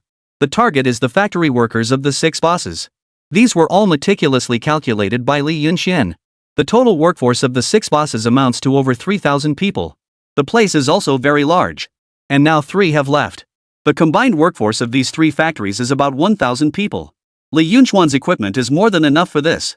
Where can he find so many employees now to fill this gap? With over 50 machines, it would take not just 3,000 people, but even a workforce of up to 4,000 to operate these devices normally. It's no use talking about it now. They're definitely not coming. They've already given me a heads up that they're backing out. Wei Long sighed and spoke. Actually, Xingyi Textile approached him initially. He was also a bit tempted. As long as it's about operating a textile factory. It has a fatal attraction to machines. Moreover, this share of the profits is not insignificant. They can still earn a lot. With strong production capacity, earning 70% of the profits allows them to make a decent amount. But considering that Li Yunxian might indeed have such equipment, and given his current soaring success, they still decided to place their trust in him. These people only care about their petty gains, no wonder their businesses can't succeed. Li Yunxian snorted coldly, we only have 10 days left. No matter what, we must find enough employees, otherwise, our production scale will never improve. Xingyi Textile clearly understood Li Yunxian's intention. What Li Yunxian lacked the most was employees. As long as there are enough employees, combined with strong production capacity, it's only a matter of time before Xingyi Textile is defeated. Now, due to staff limitations, no matter how strong Li Yunxian's production capacity is, if the number of employees can't keep up, the scale will inevitably fail to grow. The overall pace will fall into a disadvantage. Chapter 117, Applying to be a Mentor. By that time, Xingyi Textiles would not give Li Yunxian any chance to catch his breath. The worst outcome would be Li Yunxian's business plan falling through. Becoming someone else's background. It might not be so easy to find workers. Textile workers, especially those who understand machinery, need some education, and these are the very people in short supply these days. It would be difficult to find even a few thousand of them. Wei Long shook his head slightly, and the other bosses nodded in agreement. Like the employees at their factory, most don't have much formal education. But they all have extensive experience. They know how to weave, but if a newcomer is assigned to do the weaving work, let's not even mention the issue of time cost. Even if they learn how to weave, what they will face next is machine weaving. This requires an educational background. Therefore, in their view, Li Yunxian's business plan might indeed be doomed to fail. It's not difficult to maintain the current scale with machinery, but increasing production scale should be quite impossible. Isn't it just about finding workers? Do they really think I desperately need experienced textile workers? Li Yunxian let out a cold laugh. For the owners of textile factories, they don't have much knowledge about machinery, and although the machines of this era are advanced, the processes are actually quite cumbersome. However, the machinery that Li Yunxian purchased from the modern era has long been capable of achieving modernized industrial production. Extremely intelligent. Thinking this, Li Yunxian instructed these three individuals to return and prepare for the reconfiguration of the assembly line. Subsequently, Li Yunxian returned to the modern era once again and obtained the training manual from the textile factory owner. This thing could be considered a nanny-level tutorial. Even an illiterate person could learn it. Bring the training manual back to the 1980s. At this point, Li Yunxian only had one last problem left. To train employees, you first need a good teacher. Good teachers can train employees more quickly, enabling them to learn and get on the job in a short time. Li Yunxian genuinely had no idea where to find talent in this field. Helpless, he could only proceed with recruitment. At the recruitment company. After Li Yunxian posted the job opening, many people applied. After all, the benefits Li Yunxian offered were truly excellent. Serving as a mentor and advisor for the investment promotion company. The monthly salary is 1,200 yuan. This amount of money is absolutely a huge sum in this era. After all, if you work diligently for a year, you'll become a 10,000 yuan household. Attracted quite a few educated individuals who wanted to try their luck. If they could successfully get hired, they would truly be prosperous. This training instructor role was of great importance. Not only did they require high academic qualifications, but they also needed sufficient experience in training, so Li Yunxian personally oversaw the selection process. Hello, interviewee. If a trainee encounters a completely unfamiliar problem during the training process, how would you quickly help them learn it? Li Yunxian looked at the bespectacled middle-aged man before him. Hearing this, the other party smiled confidently. That's simple, you've come to the right person, boss. I used to be a teacher. When dealing with specific situations, you need tailored solutions, identify the students' strengths and weaknesses, then provide targeted guidance for their issues. So how do you quickly help your trainees master the relevant professional knowledge and skills? Well, it depends on two aspects. If the trainee is slow to react, then they'll need to learn gradually. But if the trainee picks things up quickly, with proper guidance, they can master it in a short time. Li Yunxian? Okay, next one. Talking officialese to me here? That's the same as saying nothing, damn it. Another job applicant walked in through the door. Do you have your own methods for guiding the trainees? Li Yunxian's question this time was relatively simple. These individuals are somewhat educated, so this issue shouldn't be difficult for them. To help employees quickly master the relevant technology, the first step is to clarify the history of the technology, its discovery timeline, and then start teaching from the simplest aspects, gradually increasing the difficulty. Li Yunxian. Next, you may leave. Over a dozen instructor candidates were interviewed in succession. What they said was as good as nothing. Their responses showed some level of competence, but anyone with a discerning eye could tell these people were just trying to muddle through.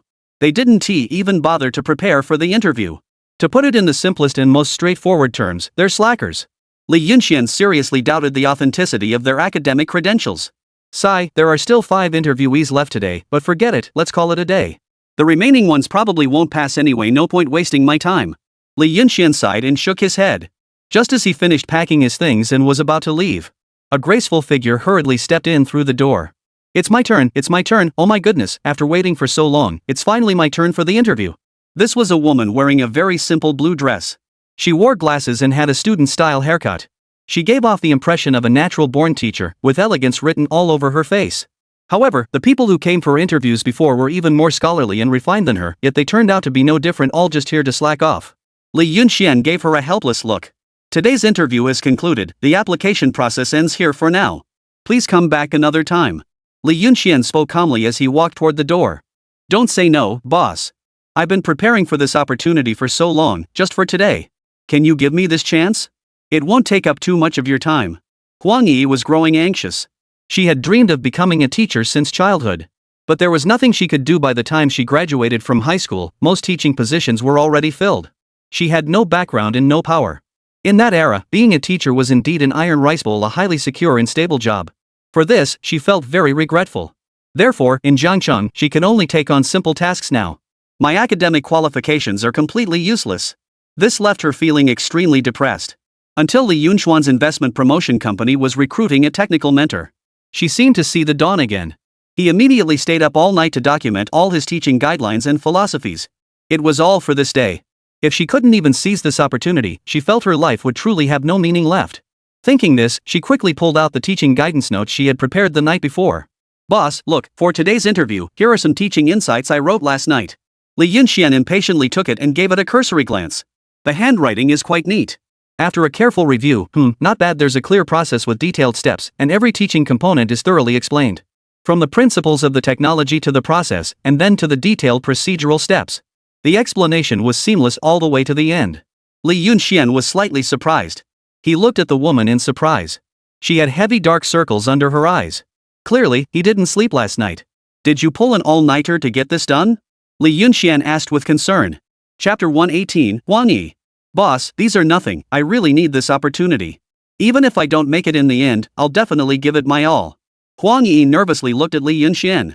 Since childhood, she had dreamed of becoming a teacher because in this era, there were too many illiterate people, which was also her motivation for studying. She studied until graduating from high school, but her family's financial situation couldn't support further education, forcing her to seek employment. In this era, it's not difficult for a high school graduate to find a decent and cultured job. Becoming a teacher is even easier. High school graduates teaching in junior high schools, or even elementary schools, were absolutely more than qualified. People in this era truly possess genuine talent and solid learning. It's just a pity that teaching is an iron rice bowl job with excellent benefits. In this era of poverty, becoming a teacher was undoubtedly a very good job. Huang Yi had virtually no family background or connections. Becoming a teacher was far from simple. She applied for 6 months without success. According to Huang Yi, even if she were sent to a remote area to work as a teacher, she would still be willing to do it. Yet even such an opportunity was never afforded. Helpless, she could only find some simple jobs to make ends meet. My talent cannot be fully utilized. Until Li Yunxian began recruiting mentors here. Huang Yi believed her opportunity had arrived. A training instructor is no different from a teacher, both teach knowledge to others, which aligns with her thoughts and beliefs. Therefore, without any hesitation, she decisively made preparations and came to register. Li Yunxian pondered slightly. Alright, considering your sincerity, you'll be the last one.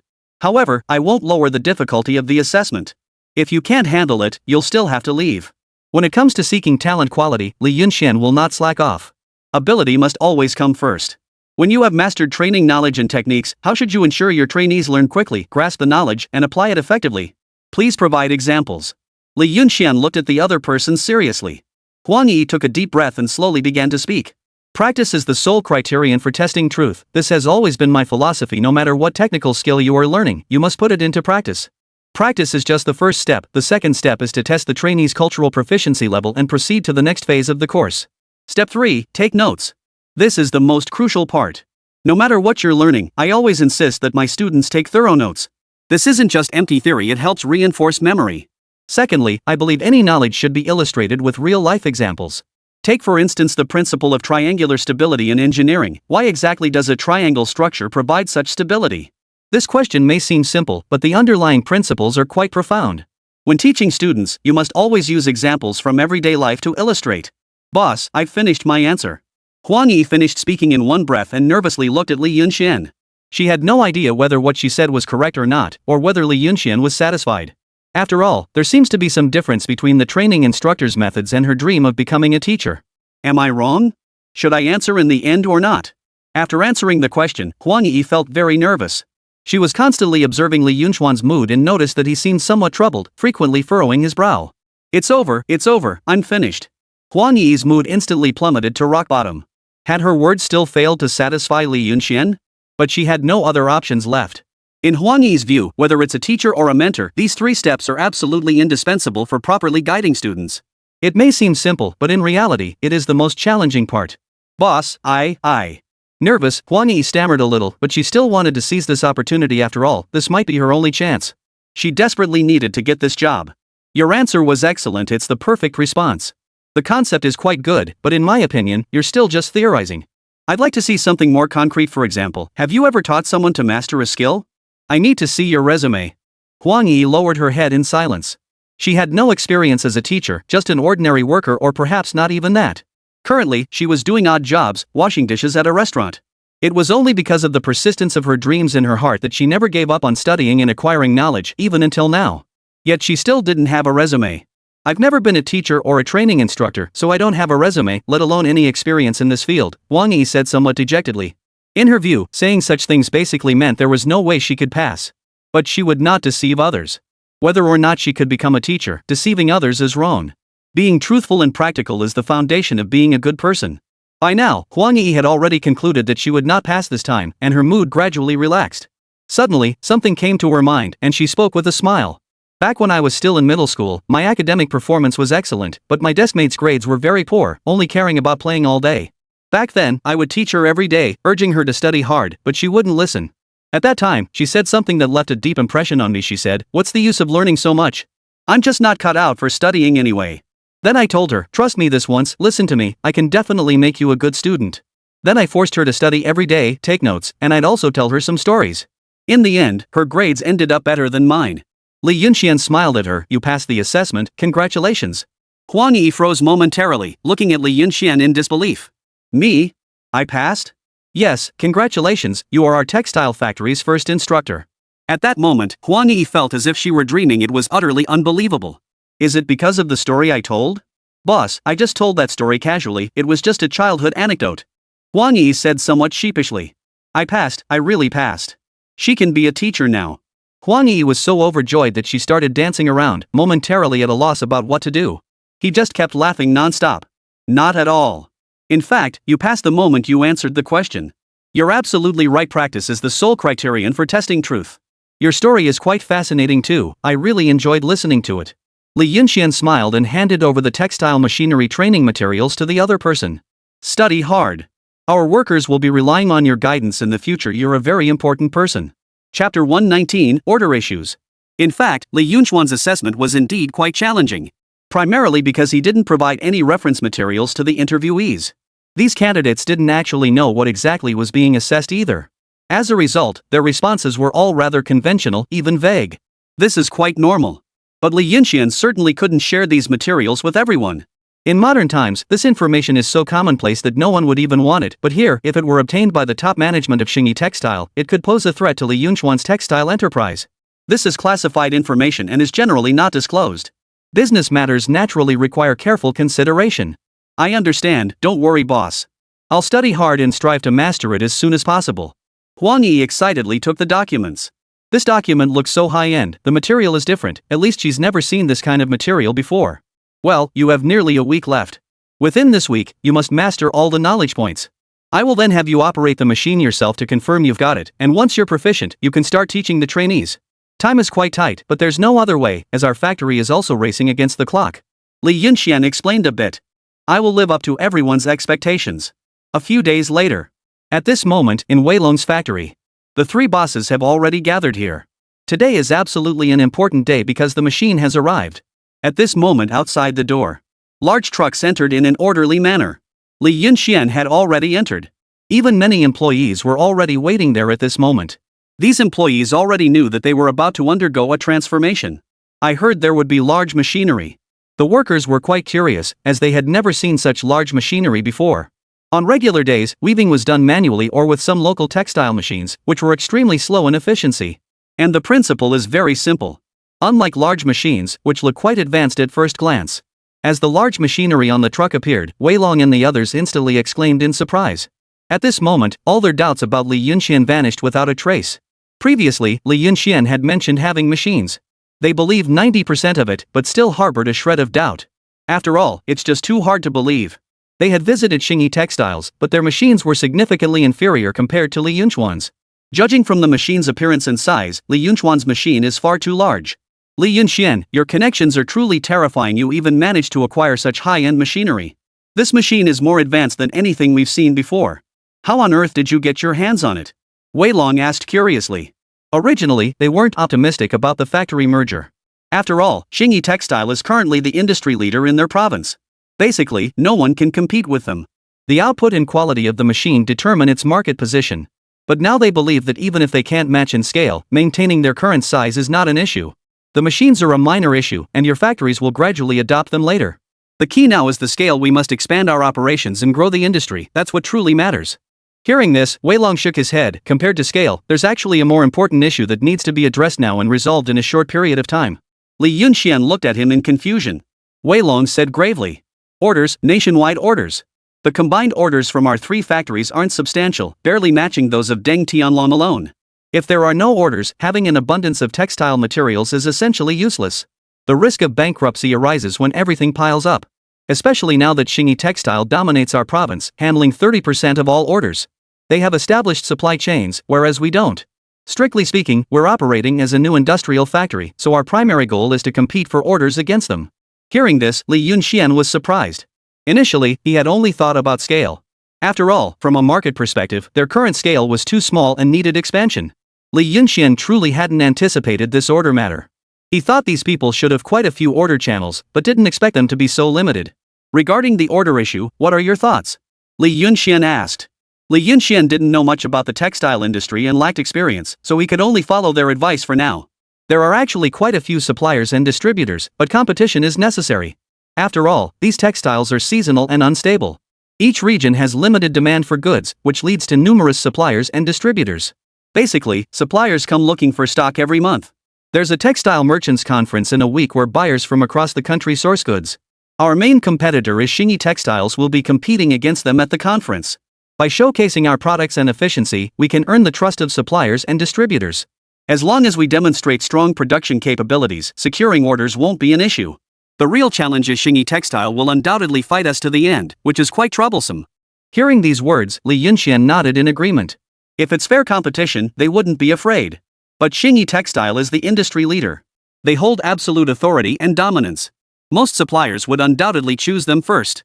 However, Wei Long's words still gave Li Yunxian a glimmer of hope. The suppliers were not stable, which meant there was still hope for competition. Even industry leaders can be overturned.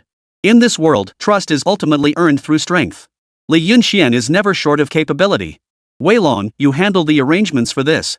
We must attend the supplier conference, and you need to focus on public relations. Get familiar with our machinery products. I will assign someone to assist you when the time comes. Li Yunxian patted the other person's shoulder. No problem, but I can't promise how well I'll do. Who are you planning to assign to work with me? Wei Long asked curiously. Following the usual supplier conference. It's nothing more than having these people visit their factory. And now there are new machines. Actually, Wei Long isn't particularly knowledgeable about this thing either. It's hard to effectively persuade the ordering parties at the supplier conference. You don't need to worry about this. Just get familiar with the list and procedures for the supplier conference first. Someone will come to help you when the time comes. You don't need to understand the professional aspects. Li Yunxian smiled. These bosses are quite skilled in textiles. But it doesn't mean they understand those machines. So Li Yunxian wouldn't blame anything either. Professional matters should be handled by professionals. These 3 individuals are now shareholders of mine. They only need to handle specific public relations processes. Chapter 120, Mass Recruitment of Workers. With that assurance from you, I'm relieved. I really couldn't handle it alone. Wei Long smiled wryly repeatedly. In the previous supplier conference, he also had his subordinates handle it. Now that the merger has taken place, he naturally becomes Li Yunxuan's subordinate. Asking him to personally handle these matters is really putting him in a difficult position. Latest intelligence, Li Yunxian seems to have new machinery over there, and it looks quite advanced. Deng Tianlong looked at the chairman of Xingyi Textile. At that moment, they were discussing matters inside the Xingyi Textile factory. If Li Yunxian were here, he would definitely recognize a few familiar faces. The three bosses who had previously agreed to merge with him were all here. Deng Tianlong and Xiaoli were also here. And sitting at the head was none other than Huang Xiaoma, the chairman of Xingyi Textile. At this moment, his mood was still quite good. Ever since Li Yunxian had called the police and had their general manager, the foreigner Richard, arrested last time, he had been severely criticized by the foreign consortium. Even began to doubt his own abilities. This also made him quite displeased with Li Yunxian. Originally, he was doing the tasks assigned by the foreign company just fine. He had Charles promote ideological beliefs domestically while profiting from the people of Manhwa and exploiting their workers. It was all because of Li Yunxian's appearance that their plans were now thwarted. He finally managed to explain to the overseas consortium and promised that Li Yunxian would definitely pay the price. Now that's great, this guy actually dares to venture into the textile industry. Moreover, I heard they want to make a substantial investment, which is exactly what Huang Xiaoma was hoping for. This made him extremely excited. Investigate Li Yunxian immediately. Upon learning Li Yunxian's intention to merge the factories, he quickly contacted these people in front of him. Li Yunxian is now a rising star among the wealthy, at the peak of his influence. If we could take over his assets, we would truly strike it rich. Hearing Deng Tianlong's words, Huang Xiaoma didn't take it seriously. That guy does have some ability to get his hands on machinery, but so what? As long as his industrial scale doesn't grow, I have plenty of ways to deal with him. In half a month, it will be the supplier conference. Just wait and see. Even if he has machinery, no one will partner with him. Does he think he's the only one with machinery? We're a large factory, and those merged factories of his are just a ragtag bunch. Everyone, don't worry about it. Just stick to the plan. After the merger, I'll provide you with the machinery. It's as simple as saying the word. Then it'll be up to you to snatch his business, hee hee. Huang Xiaoma let out a strange laugh. In his view, Li Yunxian had no real ability. It's nothing more than just a bit of cleverness. There's no need for Xingyi Textile to get involved at all. Deng Tianlong's previous factory was already quite large in scale. They also had many workers. Clearly, they have the capacity to handle it. Don't worry about that, we will definitely follow your instructions. You're right, although Li Yunxian and the others have merged, they're just three small businesses. They have machinery, and so do we. We're not afraid of taking their business away. Deng Tianlong smiled, nodding in agreement with Huang Xiaoma's words. That's just how business works. There are no permanent friends, only permanent interests. They could have laughed and chatted with Li Yunxian before, calling each other brothers, and now they can still stab him in the back. In their view, whoever has strength is the true strong one. There is no doubt that although Xingyi Textile has not made any special contributions to Long Country, they certainly have the capability. Able to make money in Long Country. In these times, those who can make money are the ones who call the shots. Alright, it's up to you all in a week. I've heard that there will be many sellers by then, not just from our province but also from several neighboring provinces. You need to secure at least 30% of these orders. Xingyi Textile should be able to take at least 40%. As for the remaining 30%, it would already be quite impressive if Li Yunxian can manage to get 10% of it. Huang Xiaoma sneered coldly. Apart from them, there are dozens of other textile factories. Dozens of textile factories are competing for this 30% share. How much can Li Yunxian and his team manage to secure? Unless they can become a top-tier factory, but the requirements for such factories typically start with 3,000 to 4,000 workers. How many workers does Li Yunxian's factory have? Around 1,000. This factory isn't exactly small. But who told them to offend Xingyi Textile? What? Unconditionally hire workers? In the investment promotion office. Upon hearing Li Yunxian's words, Weilong and the others were dumbfounded.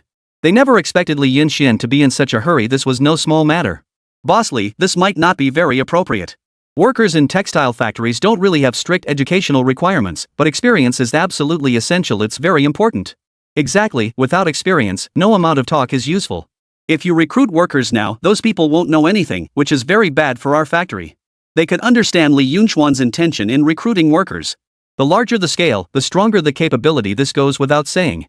But textile work involves very complex processes. Especially for those who do it by hand. Only experienced individuals can get started with the work. It involves tasks such as spinning threads and weaving nets. You underestimate my machine too much. Don't worry, I know what I'm doing. Times have changed. Even without experienced textile workers, we can still make it work. By the way, let me introduce you to a senior executive. Li Yunxian called Huang Yi in.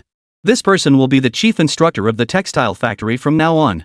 He will be responsible for the employee training, which will last 3 days, after which they will start working immediately. 3 days is definitely enough. According to Li Yunxuan's thinking, even 2 days would be acceptable. After all, this machine is actually very simple to operate. Fully automated mode. No human intervention is required. It's just that Li Yunxian wasn't entirely confident in these employees, so the training only lasted 3 days. But this time, Li Yunxian naturally wouldn't let the mole incident from the new energy electric vehicle project happen again. Although they recruited ordinary employees, the screening process was even more stringent. Particularly regarding the investigation of home addresses. This was to eliminate any possibility of employees being bribed. After hearing Li Yunxuan's explanation, Wei Long and the others were momentarily taken aback. Could this approach truly work? These machines are surprisingly intelligent and fully automated. If that's the case, it truly lowers the entry barrier for textile workers, allowing more people to enter the workforce. They had harbored doubts about Li Yunxian before, only to be utterly proven wrong. Now they dare not say whether Li Yunxuan's decision was wrong or not. Alright, since Mr. Li is so confident, let's proceed this way. We'll fully cooperate. Wei Long and the others said no more. More workers were a positive development. They only hoped things would truly unfold as Li Yunxian described and that nothing would go wrong. Hello everyone, I'm the chief instructor of the textile factory. Employee training is now under my responsibility, and I'll handle it properly. Huang Yi looked around the room with a touch of shyness. Chapter 121, Training 1,000 People. She felt incredibly nervous right now. After all, these people before her had once been factory owners. Li Yunxian had already told her. What had she been? Just an ordinary worker, or rather, not even that. And now, theoretically speaking, her authority in the factory surpassed theirs. How could that not make her nervous? Huang Yi, right? You'll have your hands full with the factory work from now on. Wei Long and the others smiled at her. They trusted Li Yunxuan's judgment. In their eyes, Li Yunxian was practically a godlike figure. Without him, they wouldn't have access to all this advanced equipment. By now, the entire city of Jiangcheng was already bustling with activity. This was because Li Yunxian had chosen this very location for his recruitment drive. This large-scale recruitment drive was unprecedented. Which factory hires thousands of people at once? And with no requirements whatsoever? To them, it was simply unimaginable. In those days, having a job was a privilege for the few, and securing stable employment was even rarer, especially factory work. The wages were relatively high, and meals were provided. The benefits were exceptionally good. In no time, a massive crowd poured into the factory. Of course, this factory was only temporary. The factory could only accommodate a small portion of the workers it recruited. Li Yunxian had established this textile factory himself, and compared to the established textile factories, the gap was still significant. But that didn't matter. The priority was to train these people uniformly before assigning them to various factories. Wei Long's factory had already expanded and could accommodate many more people. Over the next few days, Li Yunxuan's factory saw a massive influx of workers. The factory's hiring requirements were straightforward. Good health and legal age. The factory's workforce had already reached over 1,000 people. The projected recruitment target was nearly 4,000. Only 20% of the target has been met so far. At this moment, the entire city of Jiangcheng was already buzzing with excitement. People were buzzing with enthusiastic discussions about Li Yunxuan's actions. Of course, the positive comments far outweighed the negative. After all, Jiangcheng itself is a small place. Previously, job opportunities were scarce. People still lived relatively primitive lives. Self-sufficient. Li Yunxuan's arrival completely transformed this landscape.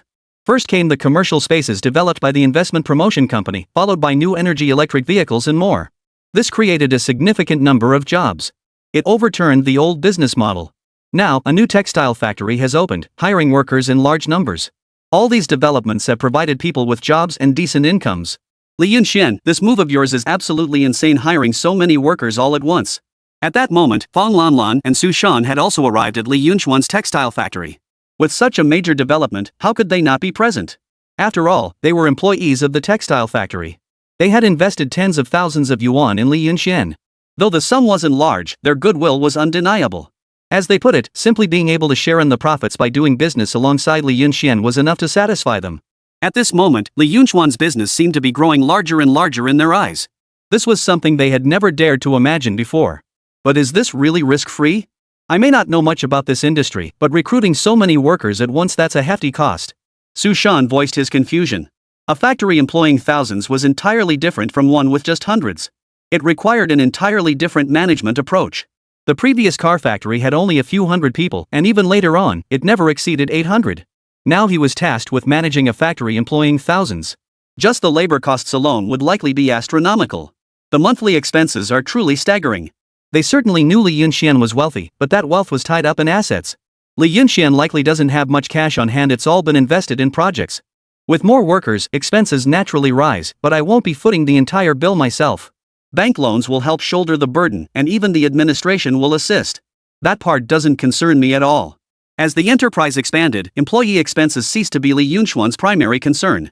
The market would shoulder these costs for him. His job was simply to get the factory up and running. Still, initial expenses were inevitable. That's why this time, not only Fang Lanlan and Su Shan were present, but Zhang Lei was there too. Boss, I've created jobs now, but I can't cover the first 2 months' wages.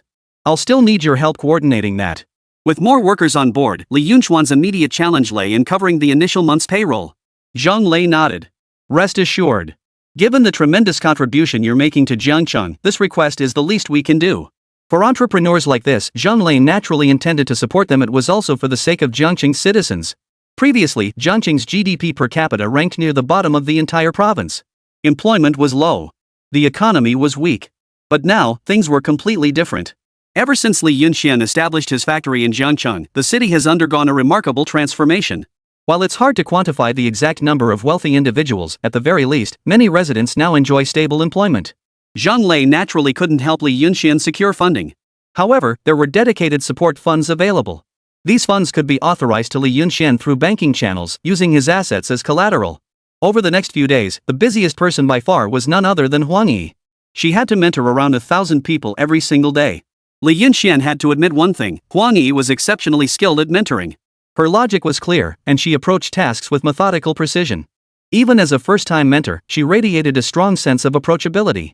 On the first day of training, Li Yunxian couldn't tell if the employees truly understood the lessons, but Huang Yi had indeed bonded with them in a remarkably short time. Several days passed in succession.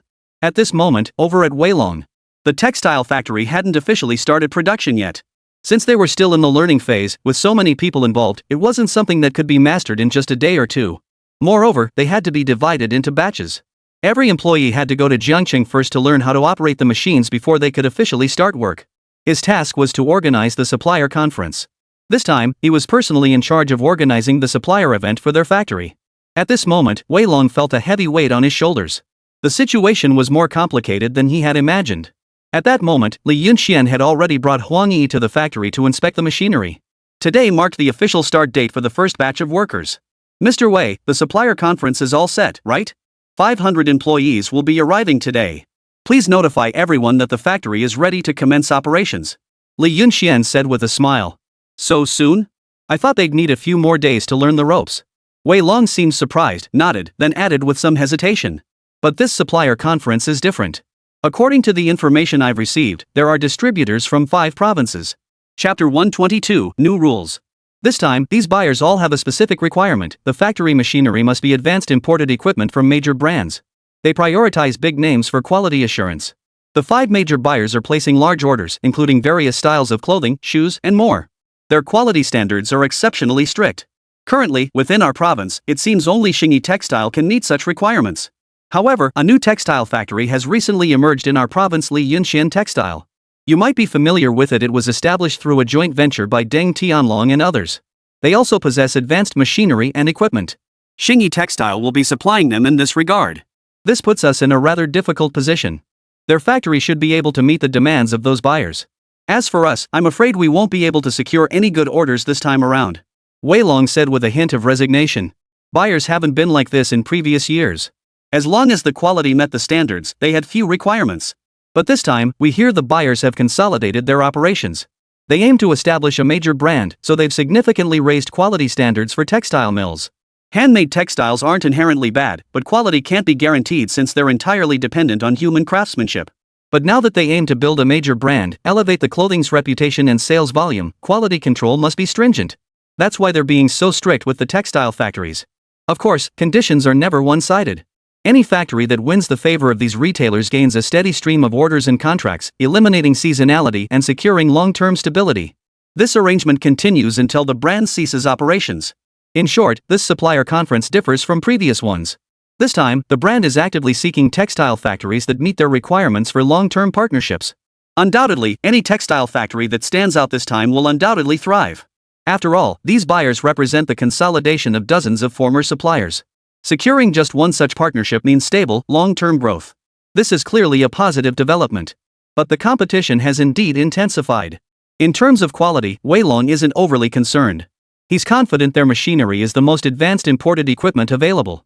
The problem is, they lack brand recognition. Li Yunchuan's imported machines lack branding labels and aren't the large-scale machines associated with established brands today. No matter how good these machines are, they're unlikely to gain recognition from buyers. After all, buyers want big names. Brands have nothing to do with the quality of the machines. Hearing this, Li Yunxian was slightly taken aback. While it made sense that distributors prioritized quality assurance given the high demand and promising market outlook, he couldn't see how brand name had anything to do with ensuring quality. Though Li Yunxian wasn't deeply familiar with this industry, he still felt this demand seemed somewhat unreasonable. Did a branded machine automatically guarantee superior quality? Admittedly, foreign textile machinery currently dominates the market both domestically and internationally. But holding such a rigid impression was clearly not beneficial. It's understandable that foreigners might think domestic machines are inferior. But if even our own people think our machines are inferior, how can we ever develop large-scale machinery? It must be said that the current domestic environment is indeed worse than Li Yunxian had imagined. Li Yunxian, which country manufactured your machine? Without a reputable brand name, these distributors likely won't even glance at it. Then, no matter how good our products are, they won't win their favor. Without these distributors, our path to growth will be incredibly difficult. In reality, distributors primarily represent cyclical partnerships. For textile mills, distributors only account for a portion of their core business. The factory primarily seeks out its own markets. But these distributors can reflect a factory's level of capability. Factories must seek partnerships with distributors, while distributors seek factories with high output and quality, a mutually beneficial arrangement. The challenge lies in strengthening the bond between both parties. Brands? I don't really have any. All my imported equipment came from an obscure factory overseas.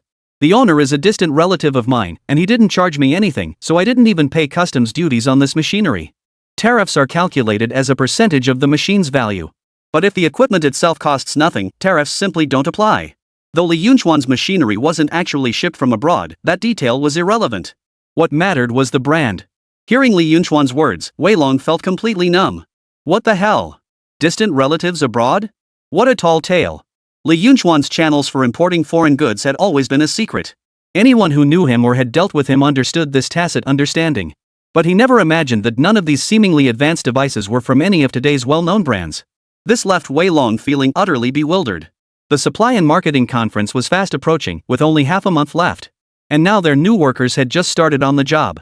Whether they could become familiar with the equipment was one problem, whether the equipment itself had issues was another.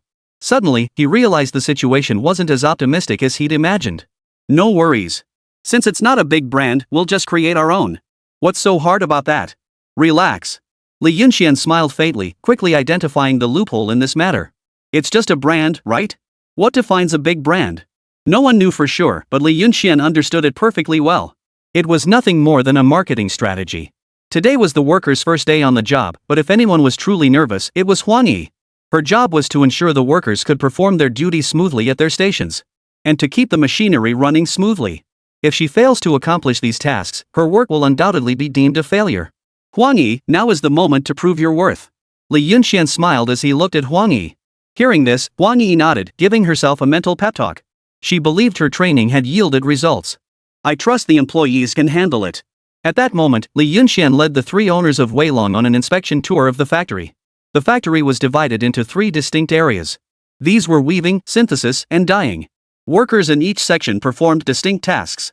This truly put Huang Yi to the test. Li Yunxian and his two companions first arrived at the weaving department. The workshop here was quite spacious, covering over 1,000 square meters. Chapter 123, Cousins. The number of workers appeared substantial, several hundred each diligently focused on their respective tasks. Li Yunxian and his companions approached one worker's station. The worker was currently adjusting the machinery at his station. His movements appeared clumsy, yet he proceeded methodically. Li Yunxian and the others nodded approvingly to themselves.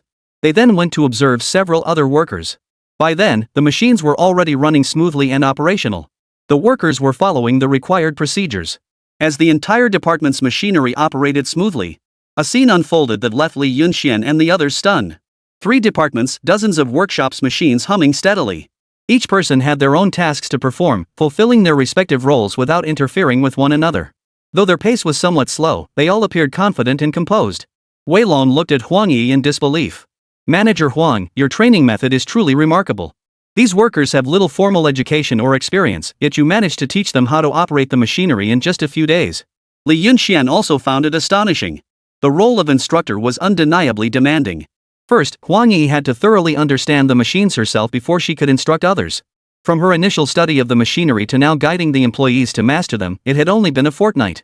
Within that short span, she had flawlessly completed the task assigned by Li Yunxian. It was nothing short of incredible. Not at all, she replied modestly. This is simply part of my duties. I believe the workers still have room for improvement. Huang Yi said modestly. During those 2 weeks, she slept less than 5 hours each night. The rest of her time was entirely devoted to learning and providing guidance. She knew this job opportunity had not come easily. She had to seize this chance with both hands. So far, she was doing quite well. Excellent. We've already established the framework for a large-scale factory. Our textile plant will undoubtedly become a true mega factory in the future. Li Yunxian nodded. Today was only the first day on the job for these workers. Li Yunxian was confident they would quickly adapt to factory work. Today marked not only the workers' first official day on the job, but also the return of Huang Jia, Hu Shu, and the others. They had now arrived in Zhangchang. The three had previously been sent abroad to study the market, to broaden their horizons. Therefore, Li Yunxian had directly arranged for them to return to the headquarters of the Zhangcheng textile factory to sign new employment contracts. This formally appointed them to their executive positions. Previously, although Huang Jia and the others held executive positions, these were only temporary appointments made by Li Yunxian. There had been no formal authorization notices. This time, with their return, it was the perfect opportunity to handle everything at once. As for the former provincial inspector's request to send Huang Jia abroad for further studies, there was still a month or so left before the deadline. There was no need to rush. Huang Jia could continue working at the new energy electric vehicle factory for a while longer, honing his skills. After concluding their inspection of the textile factory, Li Yunxian and his team were highly satisfied. The factory's current operations exceeded their expectations. They no longer worried about the workers. If they continued along this path, they would soon be able to catch up to the scale of Xingyi Textiles. They returned to the headquarters of Zhangcheng Textile Factory. Huang Jia and the other two were already waiting in the office. When Huang Jia spotted the woman behind Li Yunxian, she beamed with delight. Huang Yi? Good heavens, you work at the new energy vehicle factory too? Huang Jia, you're here too. Both were utterly surprised. You two know each other? Come to think of it, upon closer inspection, the two actually bore a slight resemblance. Of course, it was only a slight resemblance barely noticeable. It was only through Huang Jia that Li Yunxian learned the truth. Huang Jia and Huang Yi were cousins, both from the same family. They were relatives. They all lived in Zhangcheng, but their homes were quite far apart. With everyone's busy work schedules, they didn't keep in touch much. They only got together during holidays or on weekends. Lately, Huang Jia had been swamped at her new energy vehicle factory job, and she'd just returned from studying abroad. Huang Yi also worked part-time jobs. They don't keep in touch much. She never imagined they'd meet in a place like this. Your cousin Yi isn't just any ordinary employee now. Like you, she's the chief instructor hired by my textile factory. From now on, all worker training across our facilities, plus machine maintenance and operations, everything will depend on your cousin to handle. It's remarkable how the Huang family keeps producing such capable individuals, two talented leaders in one go. Li Yunxian chuckled. Both surnamed Huang, no wonder. But running into acquaintances in Zhangcheng wasn't exactly unusual. The place itself wasn't very big. It's a small town where you inevitably run into people daily. Plus, Li Yunxuan's factories were hiring heavily. Both the new energy electric vehicle plant and the textile factory were recruiting in large numbers. Running into acquaintances was perfectly normal. Even if we two were truly talented, it would still depend on the boss having the foresight to recognize our potential. Otherwise, where would we be today? Huang Jia playfully tugged at Li Yunxuan's arm. After their previous interactions, she had developed a solid rapport with boss Li Yunxian. And now, in front of her cousin, she naturally wanted to showcase her connection with the boss. Moreover, she was genuinely grateful to Li Yunxian. Her cousin had always been the pride of the Huang family, holding the highest academic credentials. The Huang elders placed immense expectations on Huang Yi. Yet in the end, her cousin could only find odd jobs in Zhangcheng. At that time, Huang Jia was already a regular employee at the factory. Though just an ordinary worker, the benefits at the new energy vehicle factory were truly unmatched. Even regular employees earned over 500 to 600 yuan monthly. With various monthly and quarterly bonuses, allowances, and meal subsidies added up, the total came to 700 or 800 yuan. This was considered a high-paying job. Finding a job in Zhangcheng that pays 700 or 800 yuan a month is practically impossible. Only the new energy vehicle factory offered such pay. Ever since then, Huang Jia had resented her cousin's plight. She herself, with no formal education, had gotten so lucky. Her cousin was clearly more capable than her, yet she ended up in such a mess. She desperately wanted to help her cousin. But back then, she couldn't do anything. Now, Huang Jia had risen to become the factory's chief executive. She had planned to bring her cousin into the new energy vehicle factory during this visit. Her education would surely make her a valuable asset there. Unexpectedly, Li Yunxian had already brought her to the textile factory where she was making a name for herself. Without Li Yunxian, neither cousin would have achieved what they had today. Huang Jia was deeply grateful to Li Yunxian from the bottom of her heart. Hey, cut it out. That's not a good look. I'm your boss here. If you want to fly up the social ladder and become a phoenix, well, that depends on whether the boss's wife approves. Li Yunxian quipped. Chapter 124, Foreign Tech Companies. Everyone burst into laughter. They all knew boss Li Yunxian was a down-to-earth person. Alright, you two sisters can chat all you want, just don't forget about work. You're my right-hand women now. After signing the contract, Li Yunxian headed home for the day. The next task was preparing for the supplier conference in 2 weeks. This was the most critical task at hand. Every aspect of the textile factory had to be in order. There could be absolutely no room for error. Back home, Jiang Yan had already cooked dinner and was waiting for Li Yunxian. Lately, their married life had been simple and low-key, yet still romantic. Li Yunxian would always bring back novel items from the modern world to surprise her with little treats. Their life together was as calm as still water, stable and happy. Honey, someone came to our hotel today wanting to discuss business with you. He said his operations are overseas and he can't return anytime soon, so he gave me his card. Jiang Yan handed the card to Li Yunxian. If anyone in Jiangcheng held the most power and wealth, Jiang Yan certainly had the most say. The Grand Hotel had completed its expansion 10 days prior, now standing as Jiangcheng's most iconic landmark. It welcomed a steady stream of wealthy out-of-town visitors daily. This allowed Jiang Yan to access a wide range of information and connect with people from all walks of life. Add to that her naturally striking looks and perfect figure. Now that she also knew how to dress well, the number of celebrities she knew was probably even greater than Li Yunxian's. Li Yunxian glanced at the business card. It was indeed from an overseas company. What surprised Li Yunxian was that it was actually a tech company. And the chairman of this tech company was Chinese, which caught Li Yunxian off guard. He hadn't expected anyone overseas to take notice of his company. He mentioned he's also from Jiangcheng. He left early to pursue opportunities elsewhere. This time he rushed back to handle some matters. Upon hearing about tech companies in our country, he expressed interest in connecting with you. He'll be back in 2 months and hopes you'll reach out to him then. He mentioned his tech company overseas is worth hundreds of millions. Hearing this, Li Yunxian nodded. It made sense. Alright, we'll see about it next time we meet. A tech company worth hundreds of millions. Its strength speaks for itself, especially being overseas. After all, foreign tech companies today are simply more powerful than their domestic counterparts. And it's a tech company founded by Chinese entrepreneurs. If they could form a powerful alliance, that could be a viable path forward. By the way, honey, when are we going to have a baby? Jiang Yan suddenly remembered something, her face lighting up with anticipation as she looked at Li Yunxian. Previously, they hadn't considered children because they struggled to support themselves. Plus, Li Yunxian had been irresponsible and had no real career. Raising a child was clearly out of the question back then. But things were different now. They couldn't keep living like this forever. Now that their careers were taking off, it was time to seriously consider it. If you're ready, I'm all for it. Having a child means having hope, after all. Li Yunxian smiled. He'd been so consumed by his career that he'd neglected this aspect of their relationship. Then let's start tonight. I'm ready. These next few days are my fertile window. Honey, tonight's all up to you. Jiang Yan gazed at Li Yunxian with eager anticipation. Truthfully, she'd been thinking about this for quite some time. But lately, both of them had been too busy. They'd come home only to sleep and rest. Jiang Yan had been mulling this over for quite some time. So this is what you've been scheming about. Li Yunxian froze for a moment, his face contorting into a series of wry smiles. Night fell, and the lights were quiet. And within Li Yunxian's small room, the air was filled with the sounds of springtime joy. Half a month slowly passed. It was now the beginning of 1981. It was the time when the sales representatives came to visit the textile factory. For Huang Yi, today was indeed a very important day. The shareholders of Weilong had already finalized the arrangements for the supply and marketing conference. Now it was time for her to shine.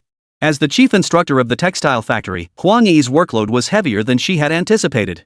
This time, all 5 major buyers were present. This meant there were significantly more sales representatives than before. Securing orders would elevate the reputation of Lijiang Textile Factory. Huang Yi was acutely aware of her critical role this time around. Therefore, she had prepared well in advance. Today at Lijiang Textile Factory, the bustle was inevitable. In the office, Huang Yi had already prepared all the necessary documents. The group soon headed to Tinglong City in the neighboring province. This was the venue for the supplier conference. In essence, the supplier conference was a large-scale negotiation. It involved discussions on mutual interests between textile mills and distributors, as well as negotiations over commercial orders. Each sales representative would negotiate partnerships with textile mills. The process involved first negotiating with the major factories, then moving on to the smaller ones. Naturally, negotiations with textile mills follow a priority system, with large mills taking precedence over smaller ones. The event is held in Tinglong City. The host is Yuelong Group. Yuelong Group is the largest steel manufacturing enterprise in the province. It has no direct interests tied to the textile suppliers or distributors. Therefore, it was most appropriate for them to host this supplier conference. They have hosted previous conferences as well. On what grounds? Do you think this is fair? The supplier conference clearly states that any factory with advanced foreign machinery can apply for major factory status. Yet now you're labeling us as small factories? This is ridiculous. We're a joint venture of 3 major textile factories. How can we be considered small? Yuelong Group, Yuelong Tower. Today's venue was here. When the crowd arrived and was informed that Lijiang Textile Factory was classified as a small factory, requiring them to queue at the back for appointments with suppliers, Huang Yi grew visibly angry. This was clearly nonsense. The treatment difference between large and small factories was significant. The most crucial difference was the negotiation time allotted. Large factories could negotiate with suppliers for 5 minutes. Small factories only got 3 minutes. Those 2 minutes can make a world of difference in business. Another factor is priority. Large manufacturers are always the supplier's top choice, so they send important senior executives to negotiate. For smaller factories, suppliers send representatives with lower authority, sometimes just ordinary managers. These individuals hold little sway within the supplier organization. By the time these matters arose, Huang Yi had already gained a clear understanding of the situation. It's safe to say the gap between small and large manufacturers is enormous. If they were truly labeled as a small factory, this visit would be a complete waste of time. No supplier would ever choose them. This left Huang Yi deeply frustrated, especially since she had invested so much preparation into these negotiations. Not to mention the documents, talking points, and procedures. Chapter 125, Applying to the Major Factory. All of these were meticulously prepared by her. Now the organizers were downgrading their status. No one could accept that.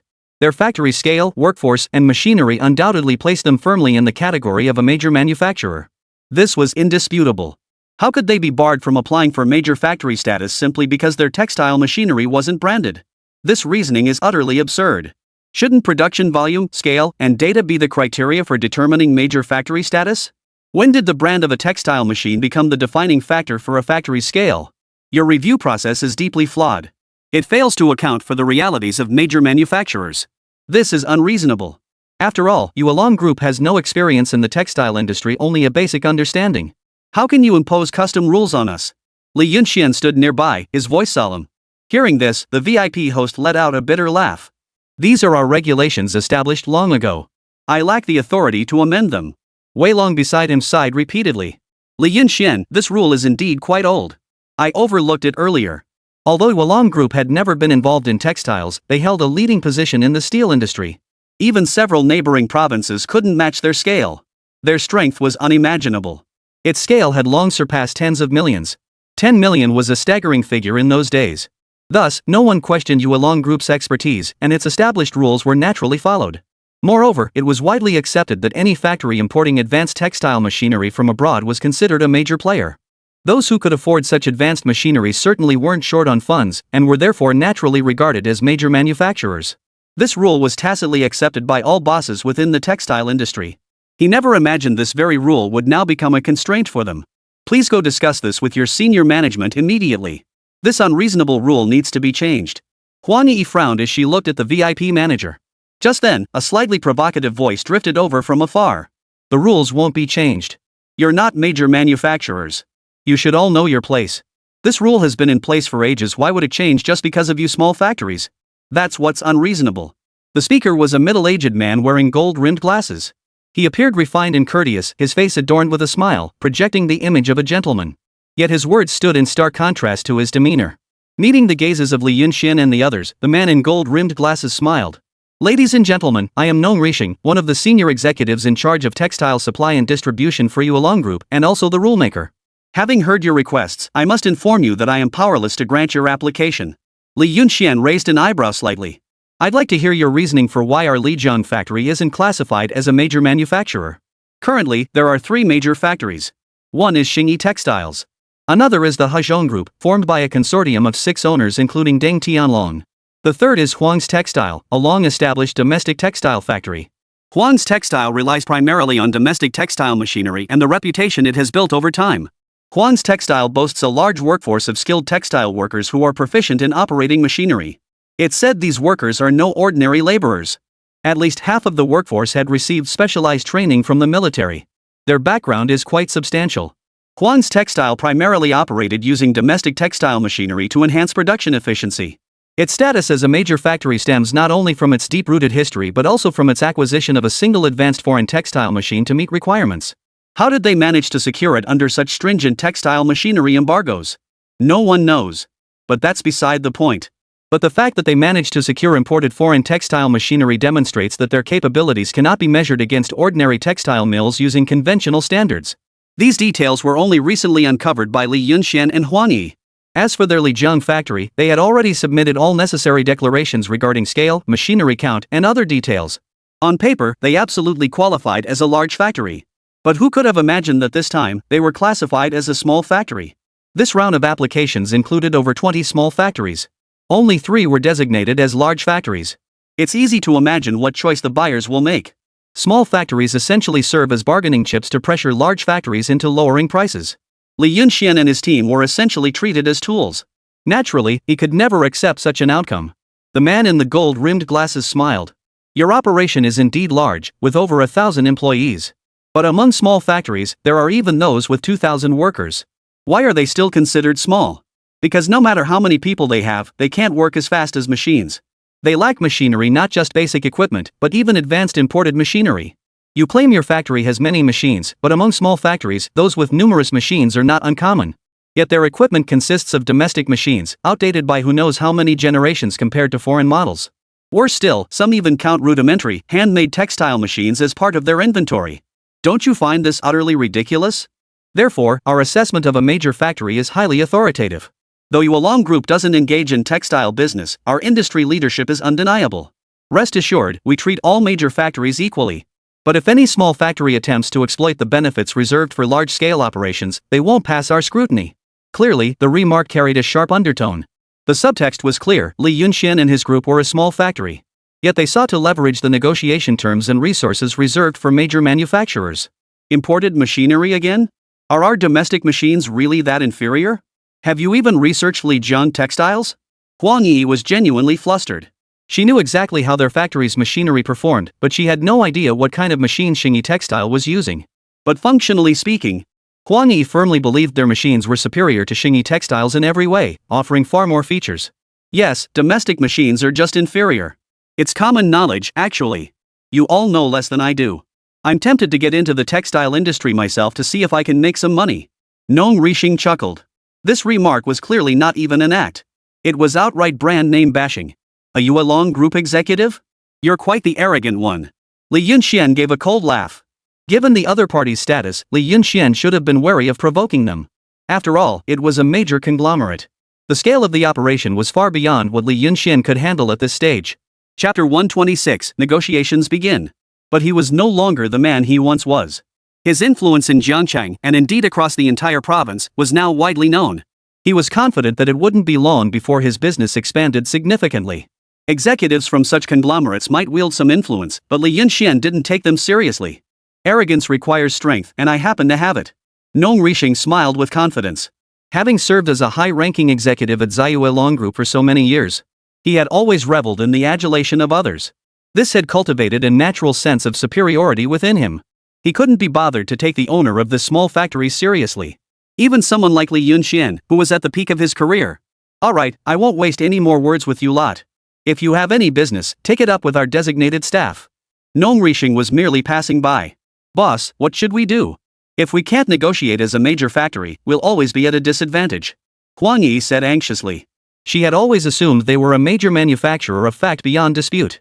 Therefore, all her preliminary preparations were scheduled based on the large company's timeline. If they were a small company, she'd have to cut her timeline in half. In negotiations, neither the pace nor the initiative would be on their side. Moreover, distributors were particularly ruthless in squeezing smaller factories, as they needed to leverage the pressure smaller factories exerted on major manufacturers. Collaborating with smaller factories was essentially impossible. Any exceptions were rare. Rest assured, as a major manufacturer, we deserve to be treated as such. Weilong, I recall the supplier conference allows last-minute applications. Ignore their rules, we'll submit ours early. If they want to investigate later, let them. Li Yunxian said with a cold smile. This was an emergency procedure for the supplier conference. It allowed major manufacturers to mobilize negotiation resources in advance. Of course, this was contingent on the factory genuinely meeting the standards. Otherwise, if falsification was discovered during a subsequent investigation, it would be permanently removed from the conference's supplier list. Regardless of whether the factory could become a major player later, the regulations were strict. Moreover, it would trigger joint sanctions, as this effectively usurps others' negotiation opportunities in time. This approach carries certain risks. Frankly, our scale easily qualifies us for major supplier status. But as you saw with that known Shengri earlier, he's looking for trouble. If I'm not mistaken, he's deliberately targeting us. Previously, Yuelong Group's executives treated us fairly. This time feels peculiar. I suspect Xingyi Textiles is pulling strings behind the scenes. Their background and influence are substantial. Compared to the Huang Group, they have foreign capital backing overseas. They shouldn't be underestimated. Weilong frowned deeply. If it were just routine measures, he wouldn't be worried. What he feared was that once an investigation was launched, they could be disqualified outright on the grounds that they lacked imported foreign equipment. Then Star Art Textiles could rally other textile companies to gang up on them, and that would be trouble. Though their textile factory was now powerful, its foundations remained weak. They couldn't go toe-to-toe with these traditional textile factories just yet. It's fine. Just do as I say. I'll see who dares to target us then. Li Yunxian waved his hand dismissively. All right. Weilong nodded. There was no other choice now. After all, they couldn't negotiate using the big company's quota. For them, it truly carried immense risk. If their influence couldn't reach the masses, all their efforts would be in vain. Weilong promptly made the necessary arrangements. Huang Yi, don't hold back. How much benefit we secure for Lijiang Textiles in the negotiations depends entirely on you. Play to your strengths and don't let anything sway you. I believe in you. Li Yunxian patted her shoulder. This was Huang Yi's first time participating in negotiations of this caliber. Until recently, she had been just an ordinary worker. It hadn't been that long ago. Making such a drastic change in such a short time was difficult for an ordinary person. Especially for Huang Yi. Her workload had been intense lately. The pressure was even greater. Rest assured, as long as we can proceed according to the original plan, I'm confident we'll succeed. Huang Yi had prepared two sets of plans. The first plan was to negotiate based on the small factory's timeline. But this approach was bound to fail. At the supplier conference, the small factory was destined to be nothing more than a sacrificial pawn. Moreover, the suppliers had now merged into 5 major conglomerates. Each supplier is a large corporation. Why would they partner with small-scale textile factories? Therefore, she focused her research on the large factories. Half an hour later, Weilong hurried over. Ms. Li, it's all set. Our temporary application has been approved and negotiations have begun. We're fourth in line. Our negotiation session starts in half an hour. Hearing this, Li Yunxian nodded. Huang Yi, standing nearby, clenched her small hands. A hint of nervousness flashed across her face before she quickly composed herself. Half an hour later, as the head of Star Art Textiles emerged from the conference room, Li Yunxian and the others hurried over. This time, the representative wasn't the chairman but a middle-aged man in his 30s. He looked at Li Yunxian and the others, his eyes carrying a hint of extremely confident provocation. I never imagined you'd play such a high-stakes game, applying for a major factory slot ahead of schedule. But it's useless. We've already secured our position inside. Even if you get a major factory slot, your negotiations won't amount to anything. As for negotiations, you're nowhere near our level. With that, the middle-aged man and his team walked away smugly. Pfft, what's he so cocky about? He's only attended a few more supplier conferences than I have. Huang Yi gritted her teeth in anger. This trip had already been humiliating enough.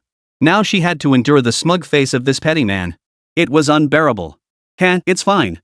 I believe in you, Huang Yi. Truth is, everyone underestimates your talent, including yourself. Seize this chance. This time, it's your chance to prove yourself. Li Yunxian said with a smile. Boss, I will. Huang Yi felt a slight ease wash over her. She nodded obediently. The three entered the conference room. Across the conference room sat 5 people, along with a moderator. The meeting proceeded as follows. The moderator managed the timing, chaired the proceedings, and submitted materials. Finally, representatives from the 5 major suppliers would make their respective assessments, raise their placards, and those expressing cooperation intent could negotiate after the meeting concluded. The female moderator was highly professional. Upon Li Yunxian and his group entering, she immediately approached them. Next to enter is Li Jiang Textiles from Jiangcheng. The representative from Li Jiang Textile Factory, please submit your documents. I will distribute them to the 5 major suppliers. Huang Yi produced the pre-prepared documents and handed them over. The host then provided a brief introduction to Li Jiang Textile's basic information. Chapter 127, Cost Price Calculation. Li Jiang Textiles operates 4 factories with a total workforce of 1,500 employees. They possess 20 production workshops and 15 lathes. Their imported textile equipment is from a domestic brand, though the source of this information remains unverified. This information had actually been arranged by Li Yunxian. Previously, his explanation had been that the equipment came from abroad and that he operated an import-export channel. But that story no longer held water. Because foreign machinery comes with serial numbers, brand labels, and identification marks. The equipment Li Yunxian purchased from Modern lacked these identifiers. It was difficult to account for their origin. Therefore, this information must be concealed for now, and it can only be stated as domestically produced. This avoids a lot of investigative hassle. Although domestically produced goods in this era weren't as reliable as foreign ones, this was the best solution available. Moreover, Li Yunxian deliberately intended to establish a domestic brand. Initially, the 5 major distributors recognized the capabilities of Li Jiang's factory, which had 4 production sites, machinery, and a substantial workforce. But when they heard the machinery was domestically produced, they immediately looked askance. So it's machinery after all. This scale and production efficiency look pretty impressive. Your textile machinery workshop claims to weave 2,000 varieties daily? Do you guys even draft your exaggerations? Even the most advanced foreign textile machinery currently maxes out at 1,000 varieties per day, and that's without specialized category divisions. The so-called category divisions refer to distinguishing between clothing, shoes, plus specific outerwear, skirts, and so on. Even the most advanced foreign machines require disassembly and reconfiguration for different tasks. For instance, to produce skirts in the same workshop, the machinery requires constant reconfiguration and calibration. Then, to switch to producing shoes, further disassembly and modification are required on top of that. The process is quite cumbersome. Yet Li Yunxian's machine actually bears the inscription, Integrated Product Categories. Such technology doesn't even exist overseas yet. There should be limits to bragging. Just because others can't produce it doesn't mean we can't. Li Jiang Textile Factory is currently the most advanced, largest, and offers the best benefits and systems in Guanyue province. Our data clearly reflects this. If anyone suspects our data is fabricated, we welcome you to come and expose the fraud. Hearing this, the suppliers exchanged bewildered glances. The other party's earnest demeanor momentarily intimidated them. But when it came to data, the likelihood of Li Jiang Textile Factory fabricating figures was actually quite low. After all, only reputable textile factories were invited to attend the supplier conference. Participation came with strict requirements and thresholds. First and foremost, a textile factory must have been in operation for at least 5 years. This was a non-negotiable requirement. No one would risk their reputation by fabricating figures. Regarding these seemingly exaggerated figures, everyone could only reluctantly accept them for now. Mainly because in their initial impression, the strongest textile factory in Guanyue province should be Xingyi. Despite their less than stellar working conditions, they boast a large workforce and advanced imported machinery. As for this Li Jiang factory, if they recall correctly, it was a textile mill formed by 3 small-time bosses merging their operations. Who knows what kind of operation this factory really was? These days, there are plenty of scammers of all kinds who can't trust them easily.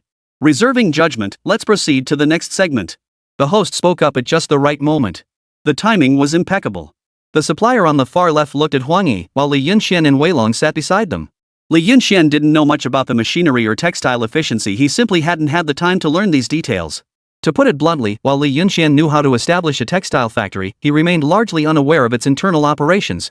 Our He Supply and Marketing Company requires 100,000 pieces of finished textiles to be delivered within 3 months. We've previously discussed this with Star Art Textiles, United Group, and Huang's Textiles. Star Art Textiles quoted a cost price of 2 yuan per garment and 3 yuan per shoe. Huzhong Group quoted 2.2 yuan and 3.1 yuan respectively. Huang's Textiles quoted 2.1 yuan and 3.1 yuan. What cost price can your Li Jiang Textiles offer? The so-called cost price is achieved by maximizing discounts through bulk orders. Clearly, on paper, Xingyi Textiles still holds a commanding lead. Their cost prices were the lowest offered. For the top 5 suppliers, Xingyi Textiles is the first choice, followed by Huzhong Group, then Huang's Textiles. This is essentially the standard operating procedure. Stronger textile mills command lower unit prices, which is only natural after all. This reflects their high production capacity and efficiency. They also have sufficient scale. Therefore, major suppliers naturally prefer to partner with these large factories. Both quality and output are assured. Smaller factories simply cannot match these capabilities. Li Yunxian had already gathered this information beforehand. However, when it came to expertise and understanding of the entire textile factory, Huang Yi knew far more than Li Yunxian. Over this period, Huang Yi had been learning about the factory's internal operations, things like production capacity and market conditions. As the instructor, these were the areas Huang Yi needed to study. Therefore, the textile negotiations were entirely arranged by Huang Yi, as Li Yunxian had limited knowledge in this area. He was genuinely curious to see what insights Huang Yi could offer under these circumstances. Admittedly, Huang Yi didn't have much experience in negotiations. In fact, this was her first time. Precisely because of this, she could better demonstrate her capabilities. Lijiang Textiles can offer a minimum price of 3 yuan for garments and 4 yuan for footwear. If your side is willing to cooperate with us, everything will be based on these standards. We welcome anyone with genuine intent. As her words fell, the room fell silent. Clearly, they hadn't expected this woman to make such a bold statement. Major factories offer the lowest prices. Yet your large factory is offering the highest prices? And it's not just a few cents higher, it's a whole dollar. Are you out of your mind? Even Li Yunxian and Wei Long were momentarily stunned by this statement. Had he not known this woman's family background, Li Yunxian might have suspected Huang Yi had been bribed by Xingyi Textiles to sabotage them at a critical moment, forcing Lijiang Textiles to lose its market advantage. After all, based on his previous understanding, Li Yunxian also believed that the less they offered, the better. That way, they could attract more suppliers. However, trusting Huang Yi, Li Yunxian held his tongue for now.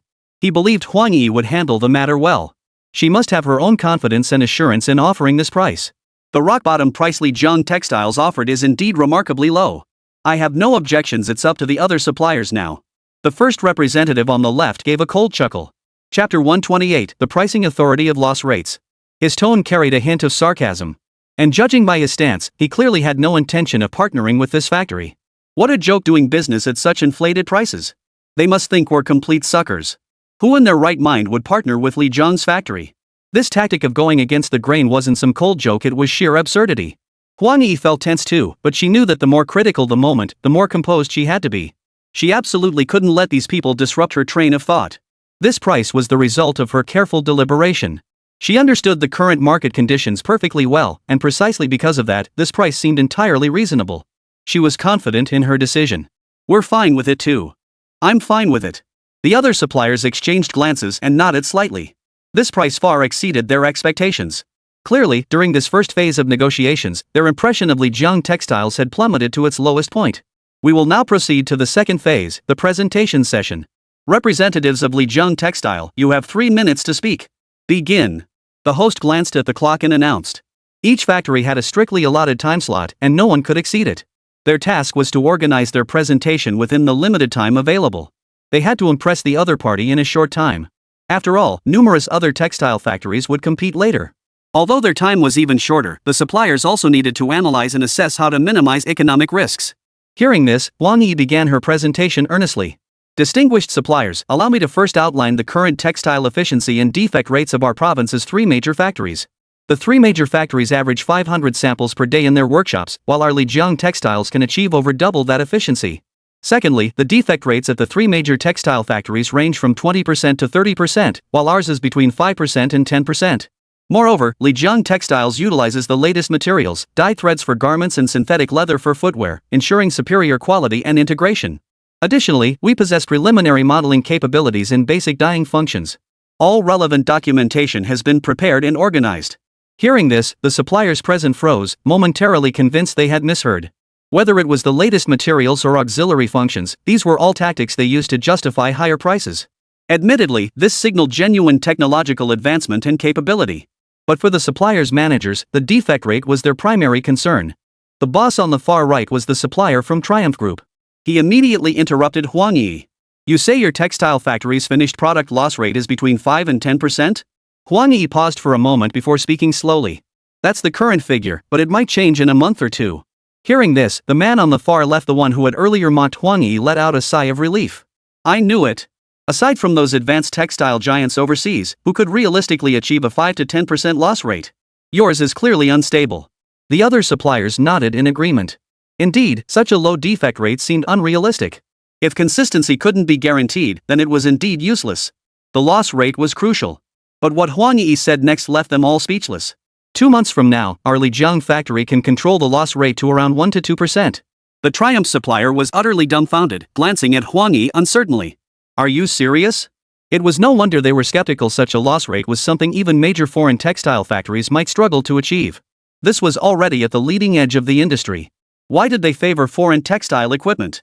Because those machines could achieve a defect rate of 15% to 10%. This is something domestic manufacturers are currently far from achieving. This clearly demonstrates the superiority of foreign textile machinery, an indisputable fact. Therefore, the domestic rate of 20% to 30% is somewhat behind foreign standards, but this is still within the normal range. What does the defect rate signify? It means that if a supplier purchases 100 garments at a cost price of 200 yuan, but 30 of them become unusable and are scrapped, the supplier bears this loss. To maintain costs, they will choose to raise the price of the garments. Why do garments on the market often cost dozens of dollars each? Because suppliers pass these costs on to consumers. This is why consumers end up paying such high prices for clothing. But in Li Yunchuan's view, this is undesirable. Clothing isn't a necessity. Yet the desire to look good is universal among humans. If even this modest need cannot be met, it becomes rather absurd. This conviction is precisely why he entered the industry. At this moment, the mindset of the 5 major suppliers present had completely shifted. Although Li Yunchuan's pricing was currently the highest in the industry, if their loss rate were strictly enforced according to the data, they would undoubtedly remain the most cost-effective option. After all, purchasing 100 garments could easily result in a 60 yuan loss. Buying 1,000 garments meant a loss of 600 yuan. This money was painful for the suppliers to part with.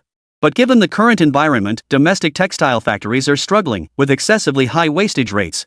So even though the clothing itself is very cheap, they still have to sell it at a high price, sometimes not because they want to charge more. It's simply the nature of the broader market. If their costs could be reduced, they would sell more garments. The public would welcome that. If the defect rate issue is resolved, Triumph Distributors is willing to sign an initial contract with you. We can discuss subsequent orders at our leisure. The Triumph supplier representative stated earnestly. We at Changjiang suppliers feel the same way. Same here. In an instant, all 4 major suppliers expressed strong willingness and demand. This breakage rate was simply too tempting. The preliminary agreement represented the suppliers' willingness to cooperate, not an actual partnership, but it did establish a unified front. Further cooperation could follow. After all, such preliminary agreements had surely been signed by these 5 major factories with Xingyi Textiles, Hajong Group, and Huang's Textiles as well. This was simply to secure an additional option and another avenue. With 4 suppliers now expressing their intent to cooperate. Chapter 129, Confident Strength. Huang Yi breathed a sigh of relief. This outcome hadn't surprised her. Everything unfolded exactly as planned. Lijiang Textile's pricing was absolutely reasonable. After all, the loss rate was right there. These suppliers were seasoned professionals. They could tell at a glance whether their pricing was high or not. I'll cooperate too. The textile factory, positioned farthest to the left, hesitated before finally speaking up. Though it felt awkward to say so now, profit demanded he set aside his pride. What? You're genuinely okay with this now? The textile's representative? Huang Yi gave a peculiar smile. Her tone dripped with sarcasm. Textile mills and suppliers weren't in an employer-employee relationship, they were partners. This distinction had to be clear. Suppliers needed the textile factory, and the factory needed suppliers to help build its reputation. Both parties held significant roles and status, existing on equal footing.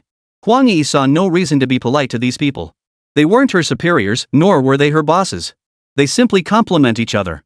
Alright, time's up. We'll now proceed to the third and final segment. Lijiang Textile Factory, please deliver your closing statement.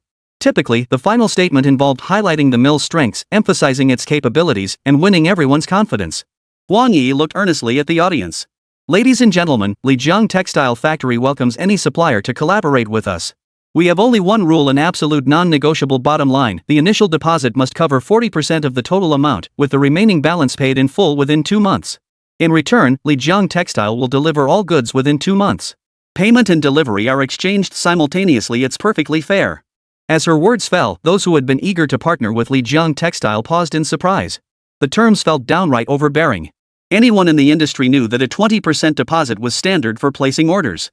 Subsequent payments are typically spread over 6 months. Moreover, unsold inventory could be returned for recycling. The textile factory would reprocess it into new styles, a common practice in the industry.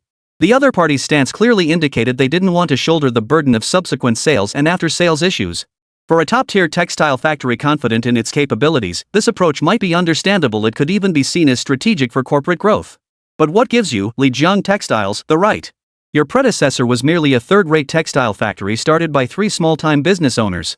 With such limited capabilities, how dare you adopt the negotiation tactics of a top-tier factory? What a joke.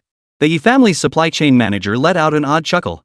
The industry standard is a 20% deposit. We've always followed this practice. It seems Lijiang Textiles wants to innovate, but I fear you lack the capability.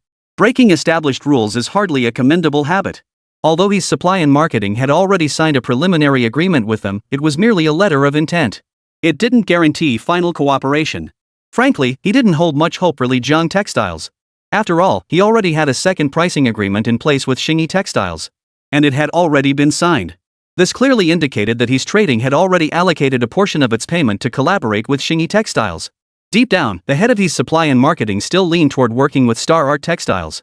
Next came Hezhong Group, followed by Huang's Textile.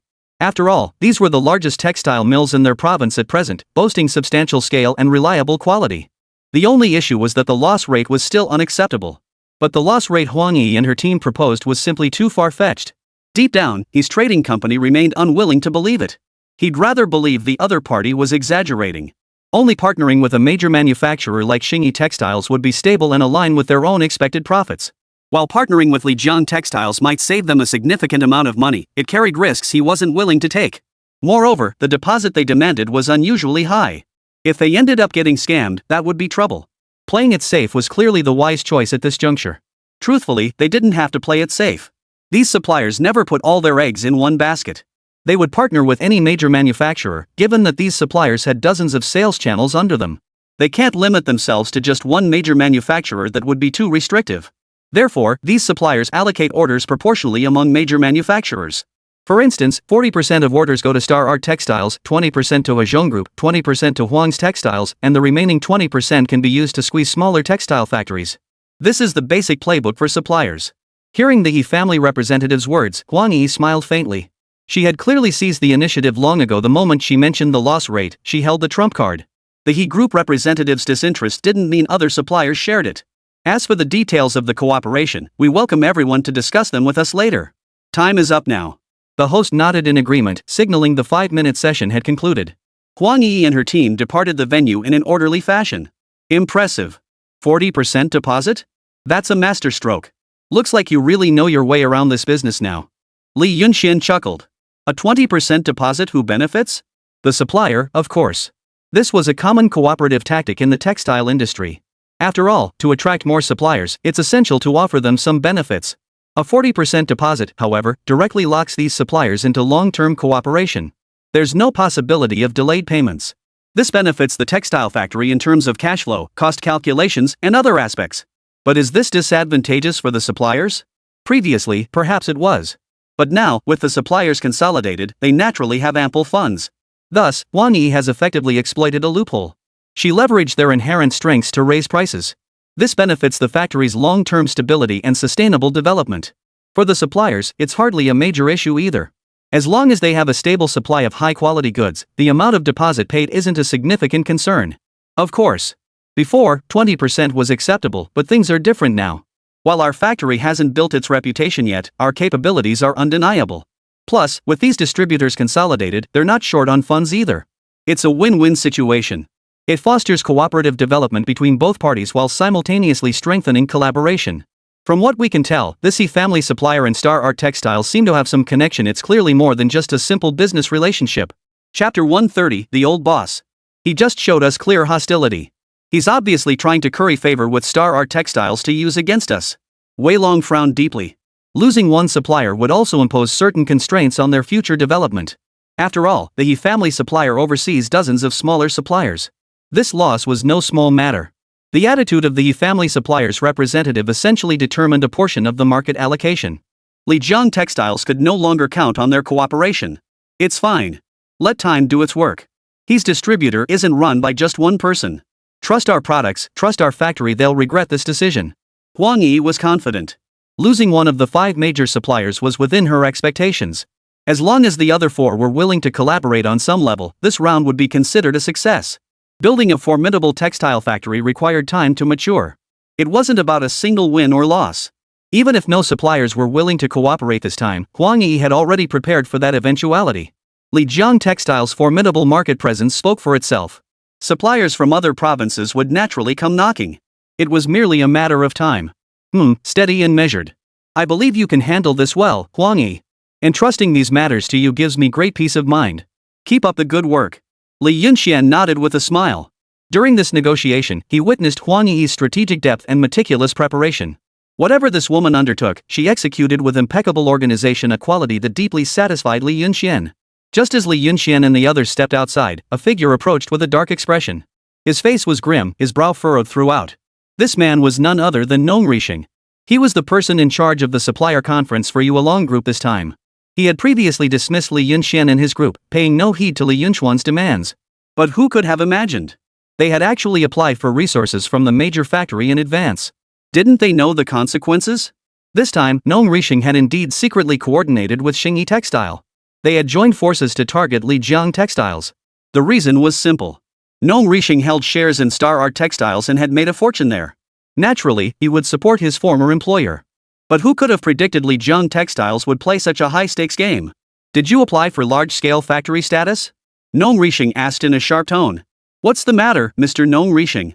Is there a problem? We're fully compliant with the requirements. According to the regulations, as long as we believe we meet the criteria, we can apply. Li Yunxian raised an eyebrow slightly, seemingly oblivious to the hostility in the other man's eyes. Then you should be well aware of the penalties for falsely claiming large-scale factory status, shouldn't you? Nong Rixing sneered. False reporting? Mr. Nong Rixing, we don't understand what you mean.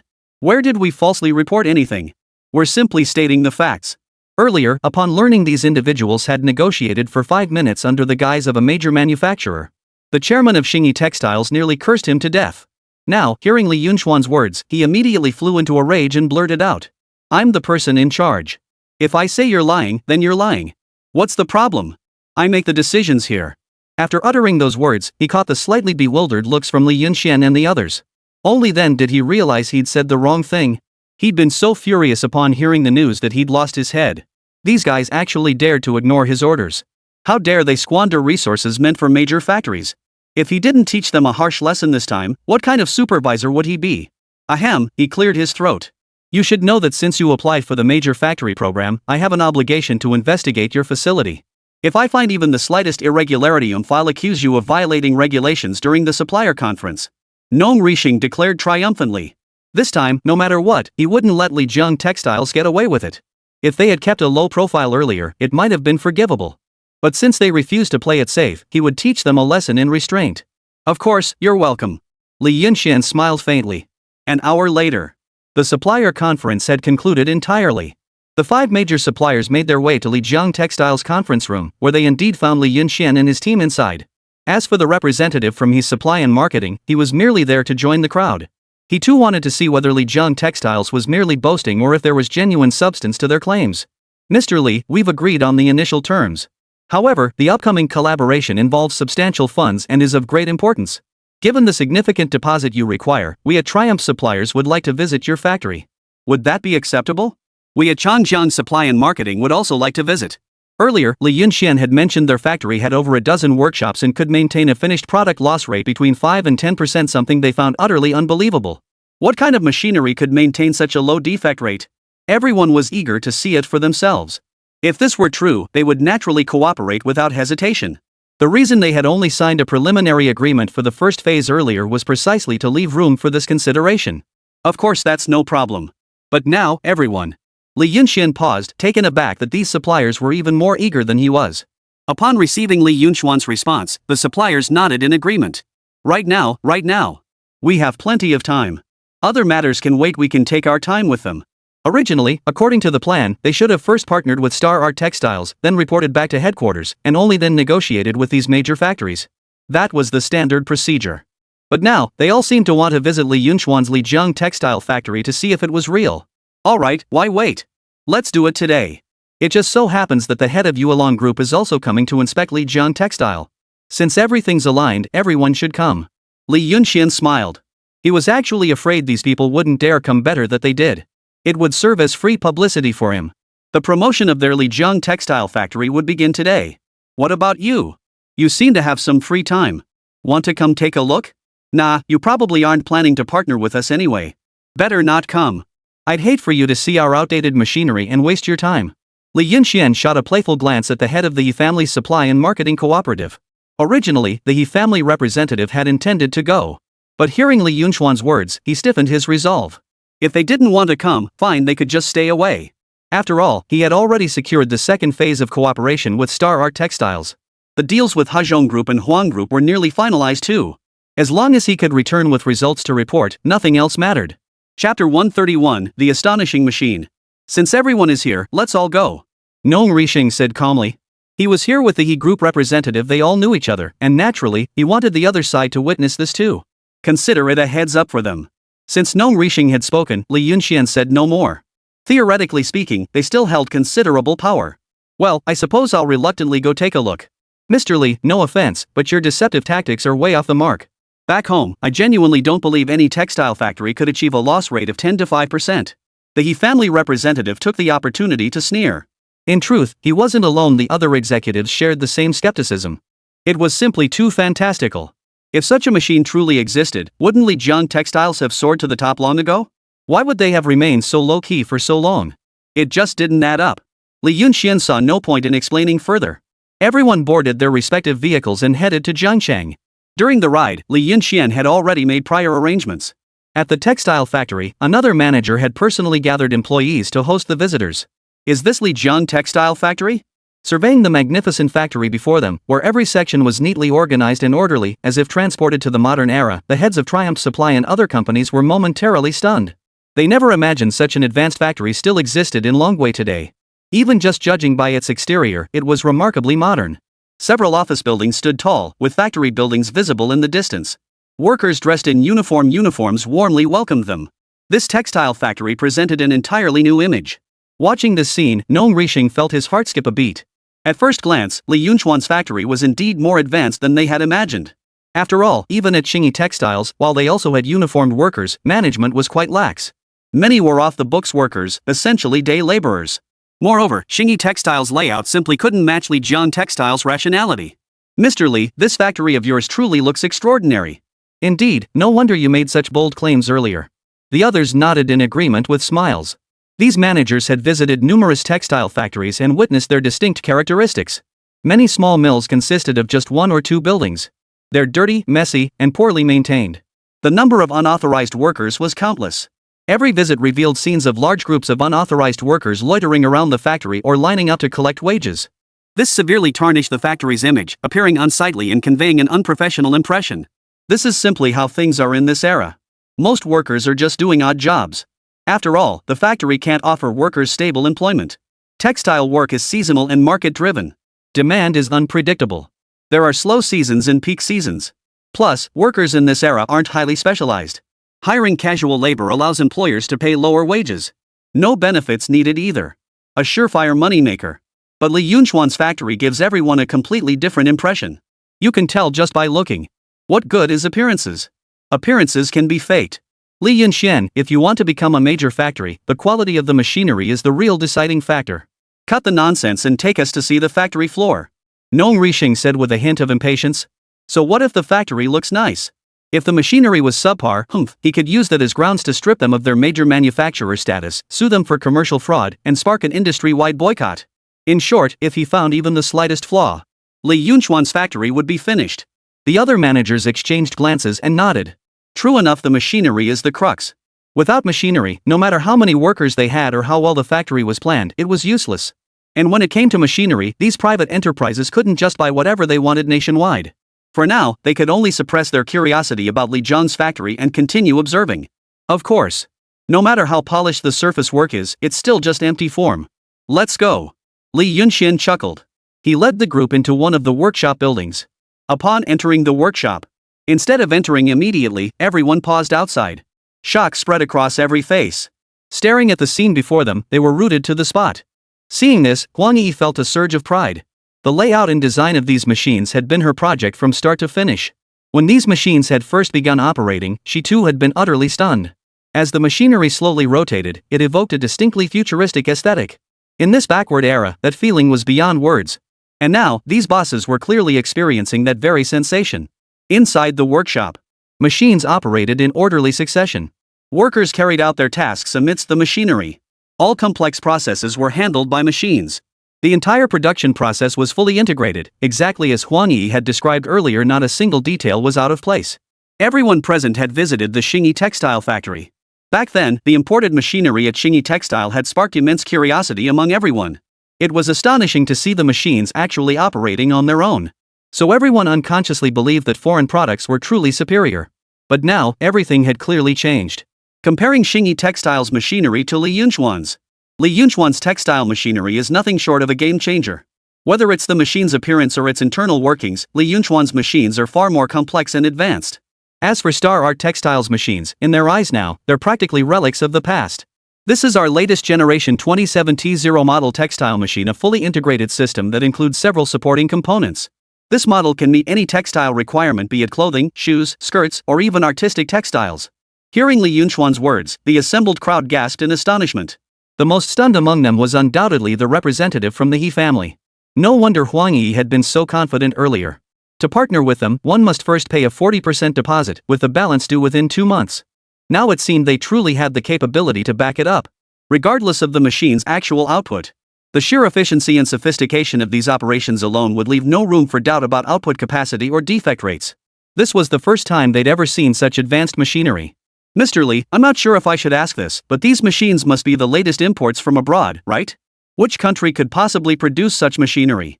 I've visited some textile factories overseas myself. Chapter 132, The True Benefits of the System. I doubt even those foreign machines match yours in sophistication. That was what truly astonished them.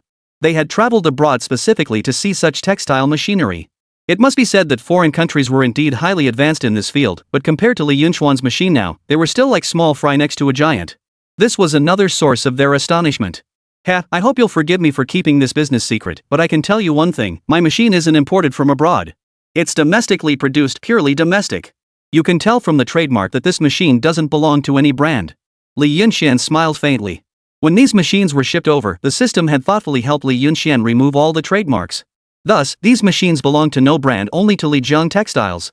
Hearing this, the crowd exchanged awkward smiles, accepting that Li Yunxian genuinely preferred not to elaborate. Yet this excuse felt somewhat patronizing, as if they were elementary school students. Domestic? Where in the country could produce machinery of this caliber? If domestic production truly existed, would they be so backward as to face foreign economic blockades? It was laughable. Our machines can produce 500 units daily, and that's just one workshop. We have 10 workshops like this one. That means we can produce at least 5,000 finished products daily, and that's just the current stage. Production will only increase. That's the strength behind Lijiang Textiles. Huang Yi stated confidently. Mr. Nong, what do you think? Can Lijiang Textiles be considered a major factory? Li Yunxian smiled faintly. Not quite. To everyone's surprise, Nong Rixing spoke calmly, a satisfied smile on his face. Li Yunxian, I admit your factory is indeed impressive. However, to become a major factory, having advanced machinery alone isn't enough. After all, your machines are domestically produced. You know the state of domestic manufacturing, I don't need to elaborate. While I'm unsure exactly which country supplied your equipment, since you claim it's domestic, I'm afraid our major factory regulations explicitly state that domestically produced machinery disqualifies a factory from major status. And there's one crucial point, the workforce. We need to investigate your permanent and temporary staff, along with their qualifications and conditions. As you know, becoming a true major manufacturer requires not only scale and production volume, but also permanent employees and corresponding benefits. Hearing this, Li Yunxian raised an eyebrow slightly. This guy really was addicted to picking fights. The facts were staring him right in the face, yet he still pretended not to see them. Fine. Today, he'd make him concede defeat wholeheartedly. Frankly, I believe their machinery meets the criteria for a major manufacturer. Manager Nong, there's no need to be so difficult. After all, you know the current situation. Regardless of whether this is truly domestically produced, the facts are undeniable. The supplier from Triumph Group, standing nearby, decided to speak up for Li Yunxian. Even if Li Yunxuan's Lijiang factory were officially classified as a small-scale operation today, so what? They're definitely going to collaborate. There's absolutely no dispute about that. Of course I know the conditions were met, but our rules can't be broken. Otherwise, how could we hold future supplier conferences? Rules are rules. Even if I don't pursue the machinery issue, I still have to investigate employee benefits and treatment. Didn't I investigate Star Art Textiles back then? Hearing this, the others fell silent. By now, it was clear to anyone with eyes that Nong Shiyu was indeed targeting Lijiang Textiles. But that didn't stop them from partnering with Lijiang Textiles. Businessmen always pursue profit. As long as they could secure supplies from Li Yunxian with such low wastage rates, there was profit to be made. Nong Rixing understood perfectly well that whether Lijiang Textiles was still a major factory or not was irrelevant now. Their strength had already proven their confidence. Still, if they could annoy Lijiang Textiles today, they certainly wouldn't pass up the chance. Otherwise, how could he justify himself to Xingyi Textiles? No matter what, today they absolutely couldn't let them truly secure the conditions for a major factory quota. Even if it meant deliberately targeting them, he had to go all out.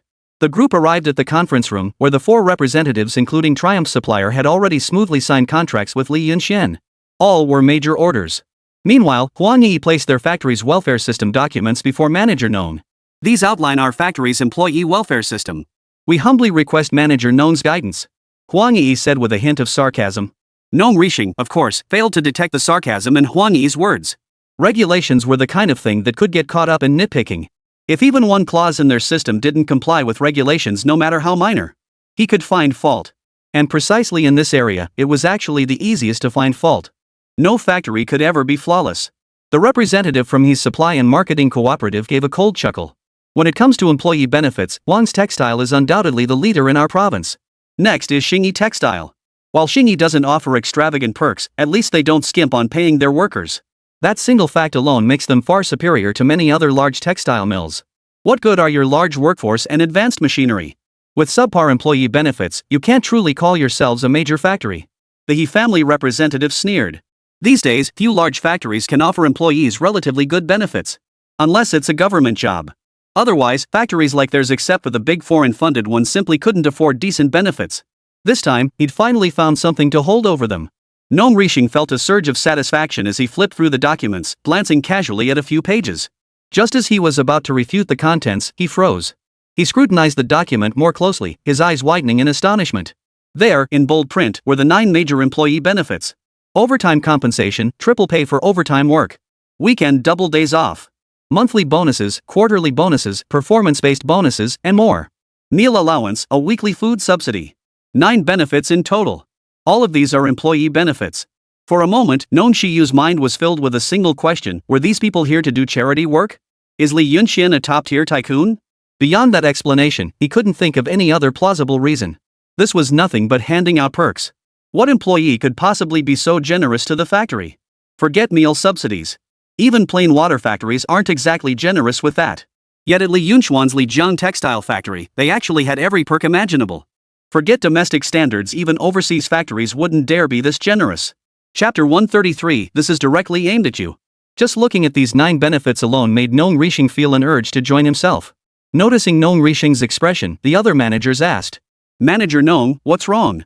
You haven't been scared off by their blood-sucking system, have you? Honestly, it's quite normal for factories like this to fall short on benefits and systems. Most of their money goes into investments. Where would they find the funds to provide good welfare for employees? After all, conscientious factories like Xingyi Textiles that don't skimp on employee wages are few and far between.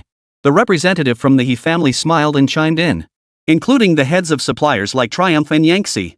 Upon seeing these benefits, each of them looked as if they'd seen a ghost. Some even questioned their authenticity. Could these benefits truly be offered by a domestic factory? Mr. He, what do you think of our benefits? Or do you still doubt their authenticity? Huang Yi asked with a playful tone. She had to admit, seeing these people get their faces slapped every time was genuinely satisfying.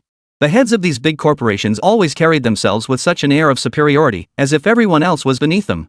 That attitude was truly infuriating. This time, they finally got a taste of it themselves. There's always someone better out there. Sooner or later, they'll pay for their arrogance. Mr. He, honestly, whatever you say is fine. But why single out Star Art Textiles for comparison? Do you really think they're worthy? We're all sensible people here, why go out of your way like this? Li Yunxian sighed softly, slightly speechless. Indeed, everyone understood now. Comparing Xingyi Textiles' benefits to those at Li Yunxuan's Lijiang Textiles was like a blow from a higher dimension. The benefits at Li Yunxuan's company were simply too generous, so generous it seemed unbelievable to them. It far exceeded their wildest expectations. What kind of company was Star Art Textiles? True, they don't withhold wages, but the pay is so meager to begin with, what's there to withhold? As for Huang's textile, no need to elaborate, they've got connections. Nowadays, small factories domestically do indeed engage in wage deductions. That's just how things are these days. Not every factory owner has a conscience. Whenever they spot someone easy to bully, their methods know no bounds. Compared to the benefits and treatment at Li Yunxuan's factory, it's like heaven versus hell, no exaggeration. No wonder every employee at Li Yunxuan's factory wears a smile. They had initially thought it was all put on. Li Yunxuan's benefits package crushes 99% of companies nationwide, no exaggeration. Even those with iron rice bowls couldn't hold a candle to Li Yunxuan's offerings. That's the plain truth. Do any of you still wish to debate industry standards with me? Lijiang Textiles isn't just a model pioneer within factories, we're also pioneers in high quality. Do the textile mills you partner with even deserve to be compared to us? Why not come to Lijiang Textiles and learn how to run a business? That should be your top priority right now. Li Yunxian sneered coldly, no longer bothering with pleasantries. Nong Rixing and the He family representative were utterly dismayed. They had come seeking trouble. But now, not only did they fail to find fault, they were humiliated instead. It was an utter disgrace. Manager Nong, tell me, am I running a big factory or a small one? Li Yunxian repeated the question, this time dripping with sarcasm. The tables had clearly turned. Nong Rixing's chest heaved slightly with anger as he snorted coldly. According to regulations, your machinery is domestically produced. A small factory is a small factory. Don't think you can pretend to be a big factory just by acting like one. Rules are rules. Hearing this, the heads of Triumph Group and the other companies froze in shock.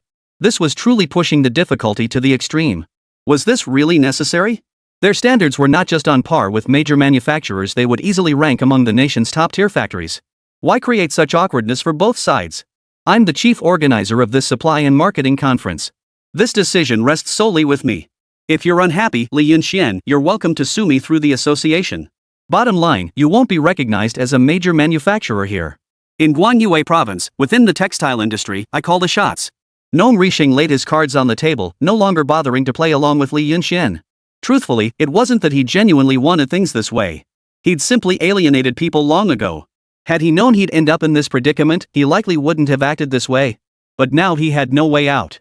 He had to give Xingyi Textiles an explanation. After all, he held shares in the company. Hearing the other party's words, Li Yunxian said nothing more, merely offering a faint smile. Fine, then sanction me. I'm quite curious to see who at our Lijiang textile factory could possibly sanction me now. Don't tell me Star Art Textile can compete with me. Hearing Li Yunxuan's words, Nong Rixing froze for a moment. Indeed, the paper strength the other party had now unleashed was absolutely leading nationwide in the textile factory sector. Rest assured, someone will sanction you. Nong Rixing gave a cold snort and led the He family representative away. In any case, he had achieved his goal this time. Labeling Li Yunxuan's factory as a small operation had, to some extent, undermined the brand influence of Lijiang Textiles. This served as a minor constraint on them. After all, Yuelong Group was a nationally renowned major steel conglomerate. And Nong Rixing, as the designated head of Yuelong Group's textile division, certainly held the authority to make such decisions. His standing within Yuelong Group was by no means insignificant. Targeting a newly established company like Lijiang Textiles wasn't particularly difficult. What troubled Nong Rixing was that even with these measures, he couldn't hold Lijiang Textiles back for long. After all, the 5 major suppliers had already recognized Lijiang Textiles' capabilities. Now, the only hope was that Xingyi Textiles could pose some threat to Lijiang Textiles. Mr. Li, Nong Rixing may talk tough, but he's no pushover. You need to be cautious. Yuelong Steel Group has extensive holdings. For him to rise to regional manager, he must have significant backing. The head of Changjiang Group remarked helplessly from the side. They were all small groups. Small enterprises, while they are, that's a real giant corporation. The position of regional manager carries significant weight. I understand. Thank you all for the warning. I'll be cautious. Li Yunxian smiled faintly. He had never underestimated Nong Shiyu. The fact that he dared to openly target him spoke volumes. Why did the textile factory need a regional manager from Yuelong Group? Because domestic textile factories are too weak these days. Someone was needed to take charge of this vast operation. Even a powerhouse like Xingyi Textile Factory only represents advanced domestic standards. But internationally? It's considered backward. Thus, China's textile industry requires substantial support. Chapter 134, The Collectibles Shop. This isn't our problem. If they want to target us, let them come. We'll keep doing our business. Li Yunxian took a pragmatic view of the matter. Business is never smooth sailing. Guo Huai had faced similar challenges before, and the outcome was clear. Li Yunxian had defeated him to become the new wealthiest man. Even when confronting Nong Rixing now, Li Yunxian believed the outcome would be the same. His textile empire was already firmly established. He held no fear for his rivals. Such petty tricks were futile against overwhelming strength.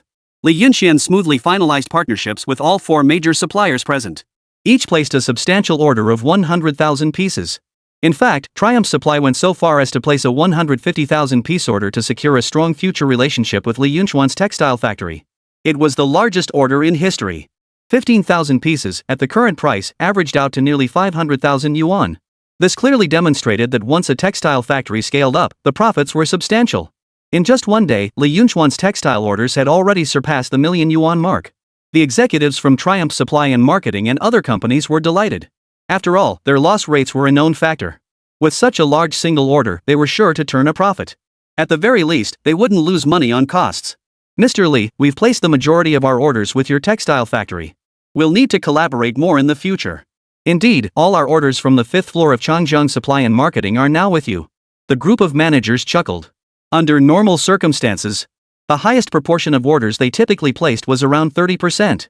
Being able to place 30% of orders with a textile factory was already quite high.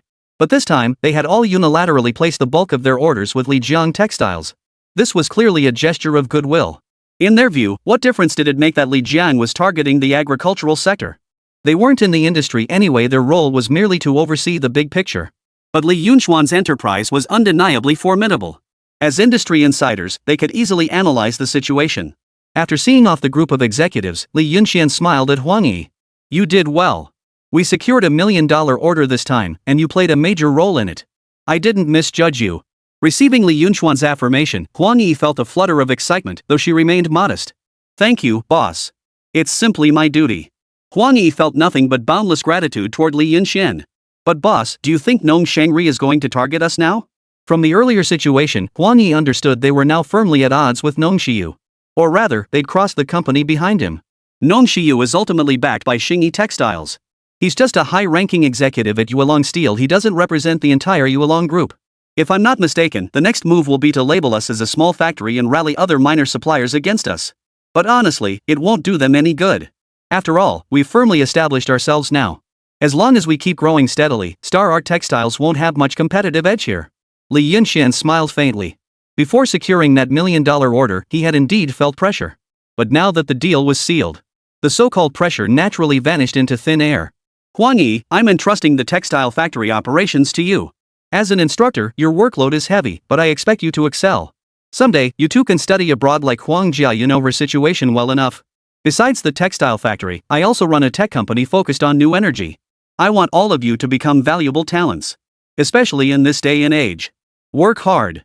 I'll reserve a spot for you to study abroad in the future, with all expenses covered by the company. Hearing this, Huang Yi nodded earnestly. She understood that this time, she had truly found her mentor.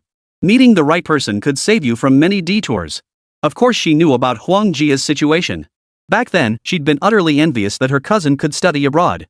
What a tremendous opportunity that represented. And now, she too had this opportunity. Though Li Yunxian had only offered a promise, Huang Yi trusted her boss. Li Yunxian entrusted Huang Yi with handling all subsequent matters. He had plenty on his plate himself. For instance, he still needed to refine the system. And other ventures. While Li Yunxian's business empire had taken initial shape, immense pressure followed in its wake. Cost pressures were immense. The system updates did make logistics and supply chain management more efficient for Li Yunxian. But the costs are also extremely high. Particularly moving forward, all supplies Li Yunxian procures from the modern world must now be purchased through the system. All other avenues have been cut off. From now on, everything Li Yunxian needed had to be exchanged through the system. As for the modern world, the time compression had intensified once more, shrinking from 12 hours to a mere 4.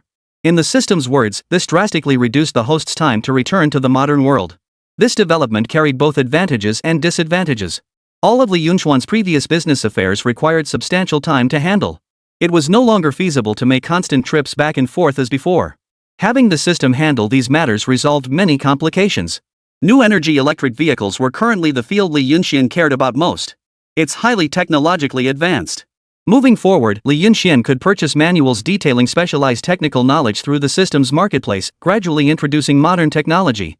As for the smaller operations like Fong Lanlan's cosmetics business and the commercial supply chains for Su Shan and Li Weiwei, These are currently stable operations where everyone is making money, so there's no need for concern. These industries are quite stable. His immediate priority now is to make money. Yes, Li Yunxuan's account balance currently stands at 340 million. This is modern currency converted within the system. This sum may seem substantial. But don't forget prices within the system are doubled. This means Li Yunxian can no longer purchase supplies as he did before. The good news is that antiques or valuable items Li Yunxian acquired in the old era can be exchanged through the system for modern currency, which can then be converted back into system currency. This is quite convenient. In other words, all Li Yunxian needed to do now was keep acquiring genuine antiques to exchange for substantial funds within the system, with prices calculated based on modern standards. Antiques, jade, gold, and other items could be exchanged at equivalent ratios. Take gold, for example. In the 1980s, gold was priced at 10 yuan per gram. Today, it's over 300 yuan per gram. This represents enormous profit potential. Therefore, Li Yunxian had already decided what to do next. He would open a collectibles shop. Through this shop, Li Yunxian could achieve a cycle of wealth accumulation. This was precisely what Li Yunxian intended to pursue next. This system upgrade brought Li Yunxian considerable benefits. Chapter 135, Li Yunxian, unapologetically. His next step was to establish a collectibles shop. This was his most urgent task at present. However, Li Yunxian had little experience in this area, so he would need to consult Li Tianhu about it. After all, he was a professional collector. With that in mind, Li Yunxian made his way to Lincheng, to Li Tianhu's residence. You want to open an antique shop? Hearing this, Li Tianhu was somewhat surprised. He wouldn't have been surprised by any business Li Yunxian pursued. But an antique shop was different. The return on investment was incredibly slow, and it required extensive experience to instantly discern an item's authenticity. Frankly, it demanded considerable skill. Without decades of experience, it was simply impossible to succeed. That's just the reality of it. Such collectibles shops are typically opened by older individuals with considerable life experience seeking a stable retirement. But Li Yunxian was so young, and his businesses were among the most profitable industries today. Why would he expend such effort on this? Li Tianhu couldn't wrap his head around it. Even with his current expertise, Li Tianhu wouldn't dare claim he could instantly discern the authenticity of every item. This isn't an easy business to run, Li Yunxian. It's time-consuming and labor-intensive, and you won't see much profit in the short term. Why would you want to get into this line of work? Li Tianhu remained utterly perplexed. There's no hierarchy among industries. Each has its own rewards, doesn't it? Business isn't solely about making money. Even if it doesn't turn a profit, finding joy in it captures the very essence of entrepreneurship. Li Yunxian offered an explanation. Li Tianhu smiled faintly. This young man always offered him fresh perspectives. Indeed, making money isn't the only purpose of business. There are many meaningful things in this world. I'm not too familiar with collectible shops myself, but I have an old friend who specializes in collecting rare wines and premium cigarettes along with some rather peculiar items. I'll put you in touch with him. Li Tianhu said with a smile. The antiques he collected were all private possessions. They weren't meant for sale or any commercial gain, otherwise he wouldn't have given them to Li Yunxian in the first place. The profit model for a collectibles shop differs significantly from other businesses. Of course, he had no idea that Li Yunxian hadn't thought that deeply about it, nor did he intend to use it for profit. This was primarily for running the system. In Li Yunxuan's view, as long as the collection shop could be successfully established, his system deposits would increase. Then he could continuously purchase modern high-end products. A hundredfold return on investment. Therefore, this was now Li Yunxuan's top priority. It was a matter of utmost importance. Thank you, sir. By the way, about that antique of yours. Li Yunxian chuckled, shifting gears with a sly, insinuating tone. No way.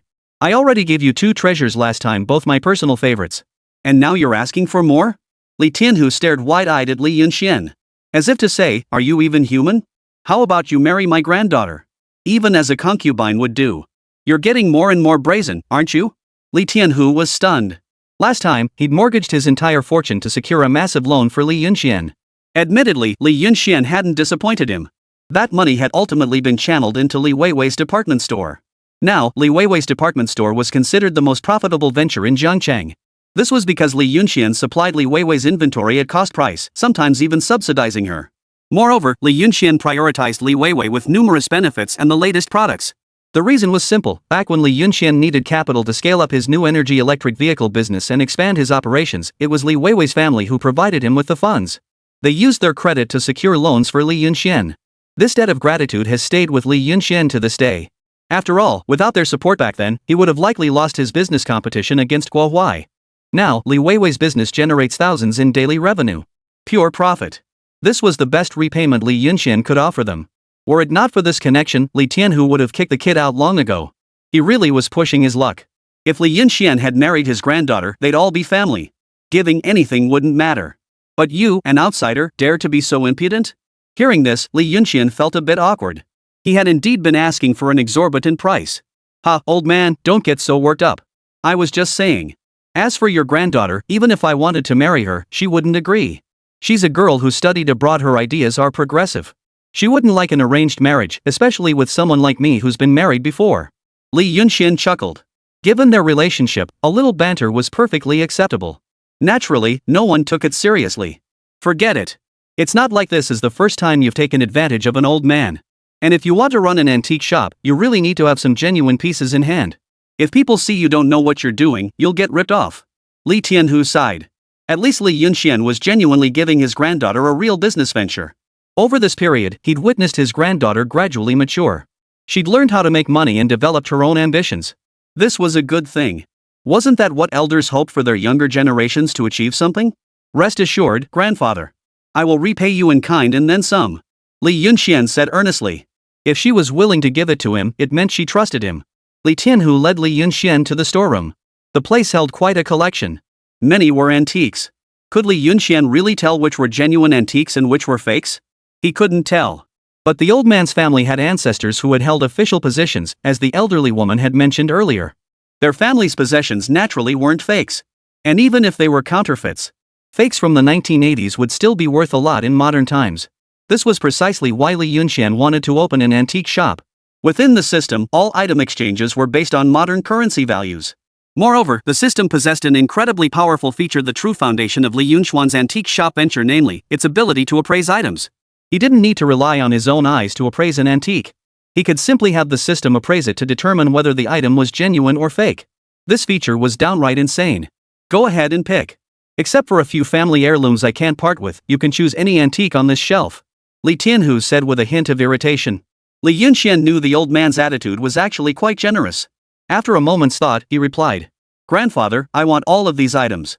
How about you name your price? Or, if there's anything you wish to purchase or acquire, just tell me, I can arrange it for you. Chapter 136, Capital Conversion Ratio. Hearing this, Li Tianhu shot Li Yunxian a glare. But after a moment's thought, he remained silent. He was indeed getting old. These antiques were of little use to him now. I don't really have any particular interest in them myself. You can have these things for free if you like. But when it comes to the wholesale prices for my granddaughter's business, you'll have to cut me a better deal. Li Yunxian had to admit, the old man was genuinely kind to him.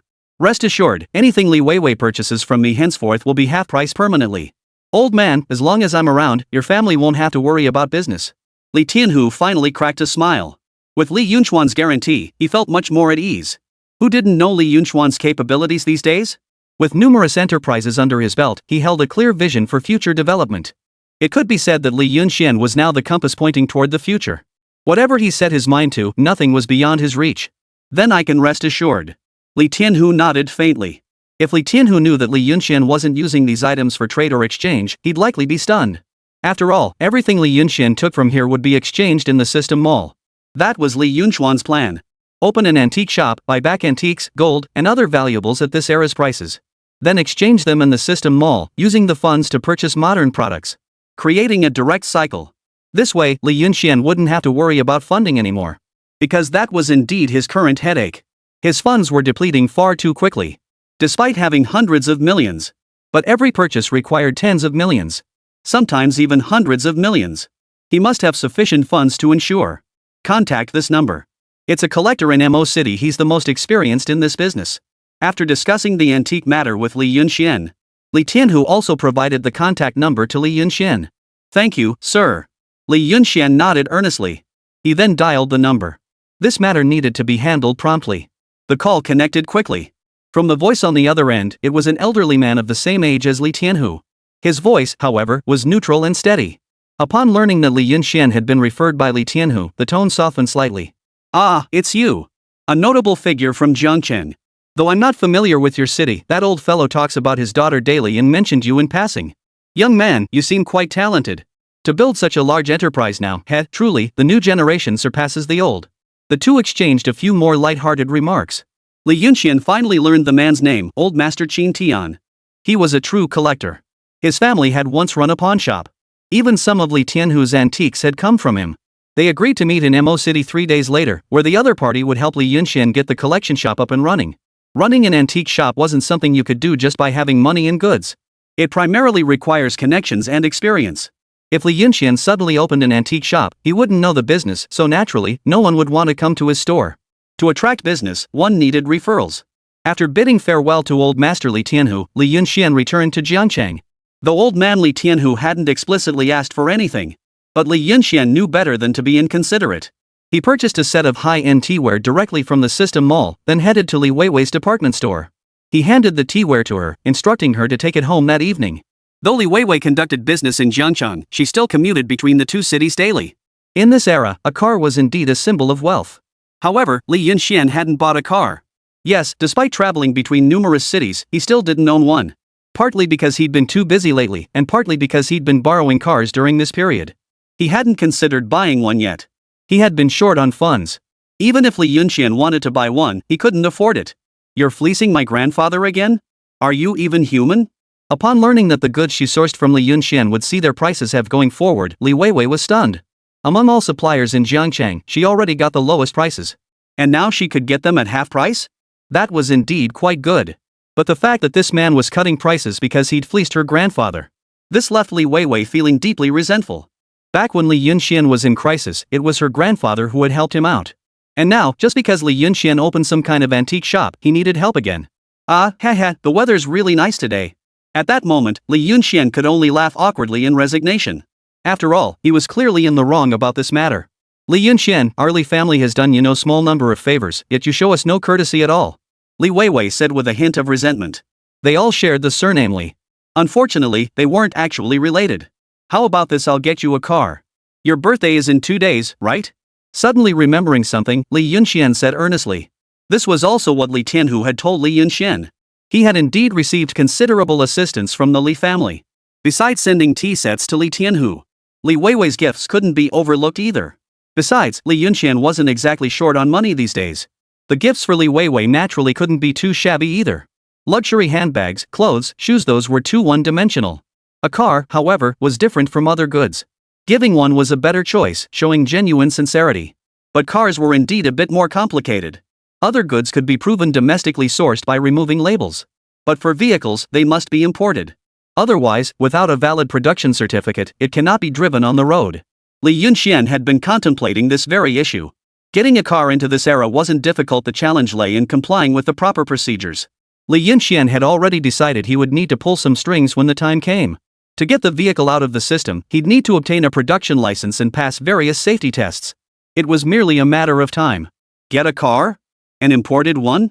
Li Weiwei's eyes lit up instantly. The car she currently drove was a Santana. Imported from abroad. For ordinary people, this car was already quite expensive and rare. But to Li Weiwei, it felt rather dull after all. This model was already commonplace overseas. It was hardly a novelty. Cars hold great appeal for people of their social class. Unfortunately, Li Weiwei couldn't afford to buy luxury cars from other brands. The Santana she currently drove was second-hand. She couldn't afford one costing hundreds of thousands. Domestic models were cheaper, but the quality of Chinese-made cars was undeniably poor. That was simply the reality. If Li Yunxian could help her get a luxury car, then the fact that he was milking her grandfather for money wouldn't be so unforgivable. "It'll be imported for sure, and you'll definitely love it.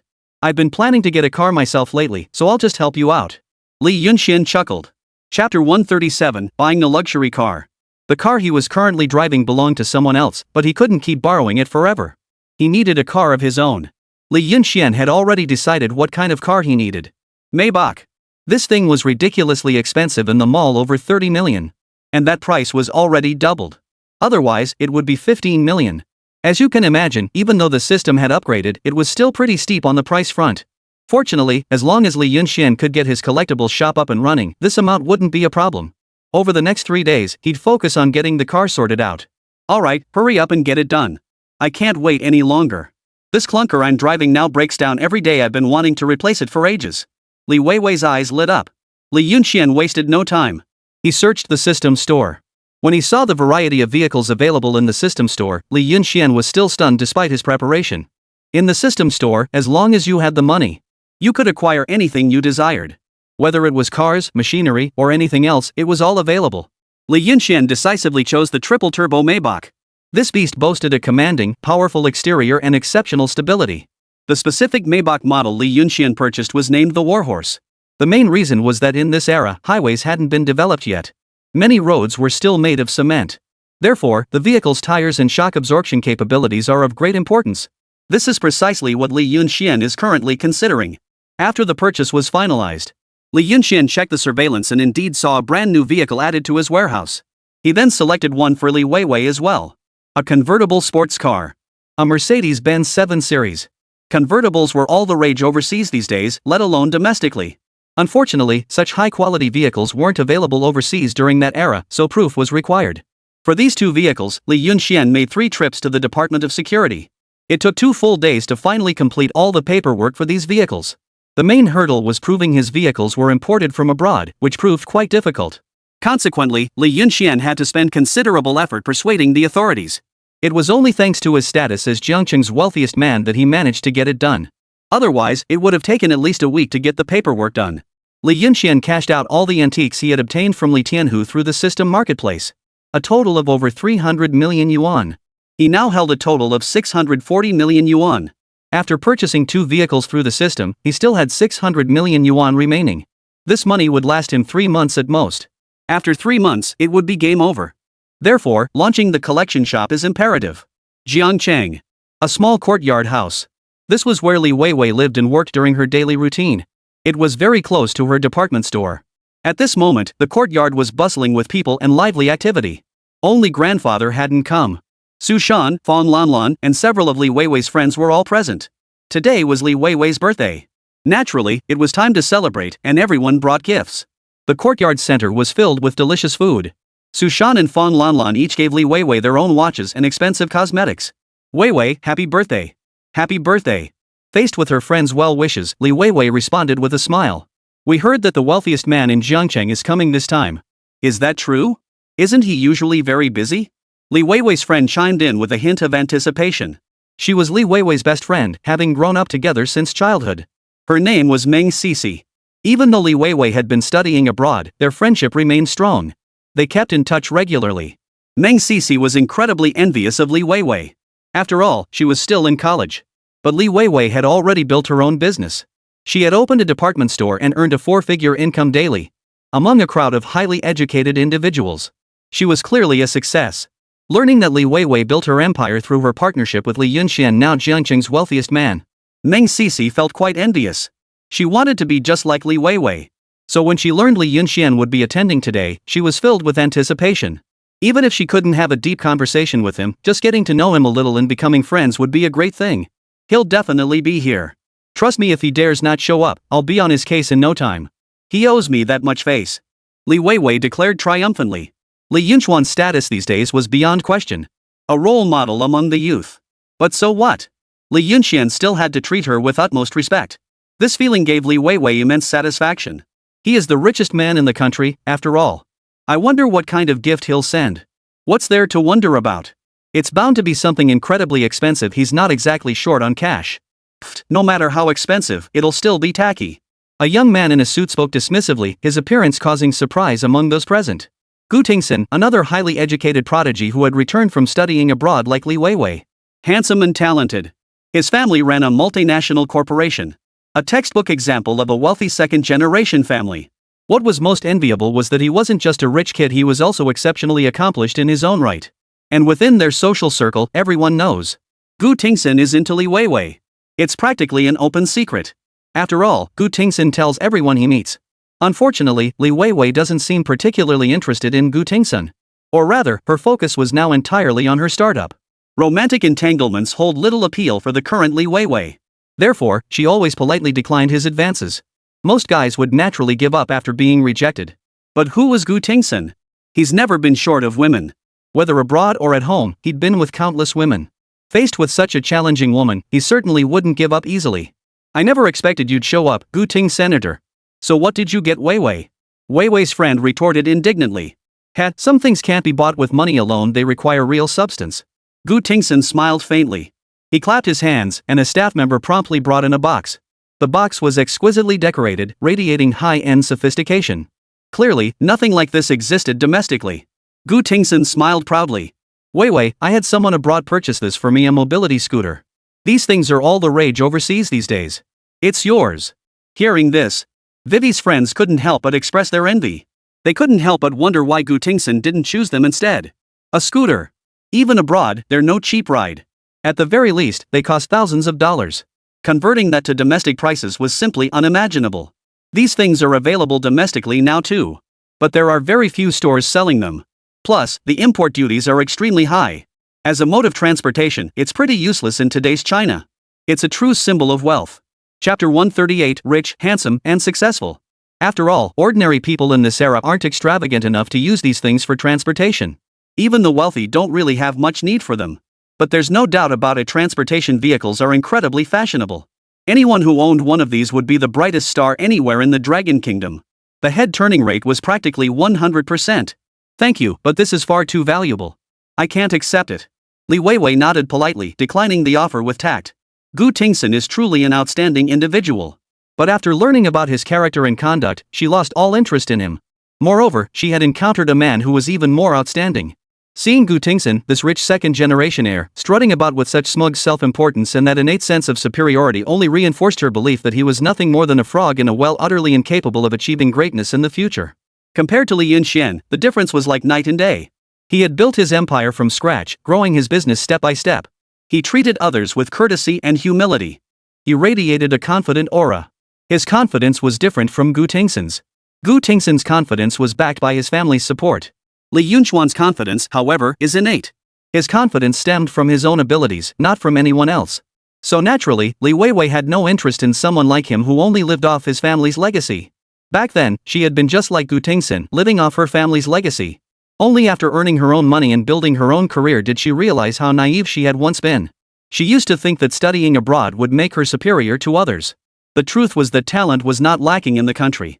Though it was currently lagging behind, Li Weiwei had already seen the promising future of Dragon Nation's development. In time, Longbo would surely rise to become one of the world's leading powers. As for this luxury car, it was far too expensive. Li Weiwei had no desire to owe anyone a favor. Hearing this, Gu Tingsun froze for a moment. Clearly, he hadn't expected her to refuse. Consider it a token of my goodwill.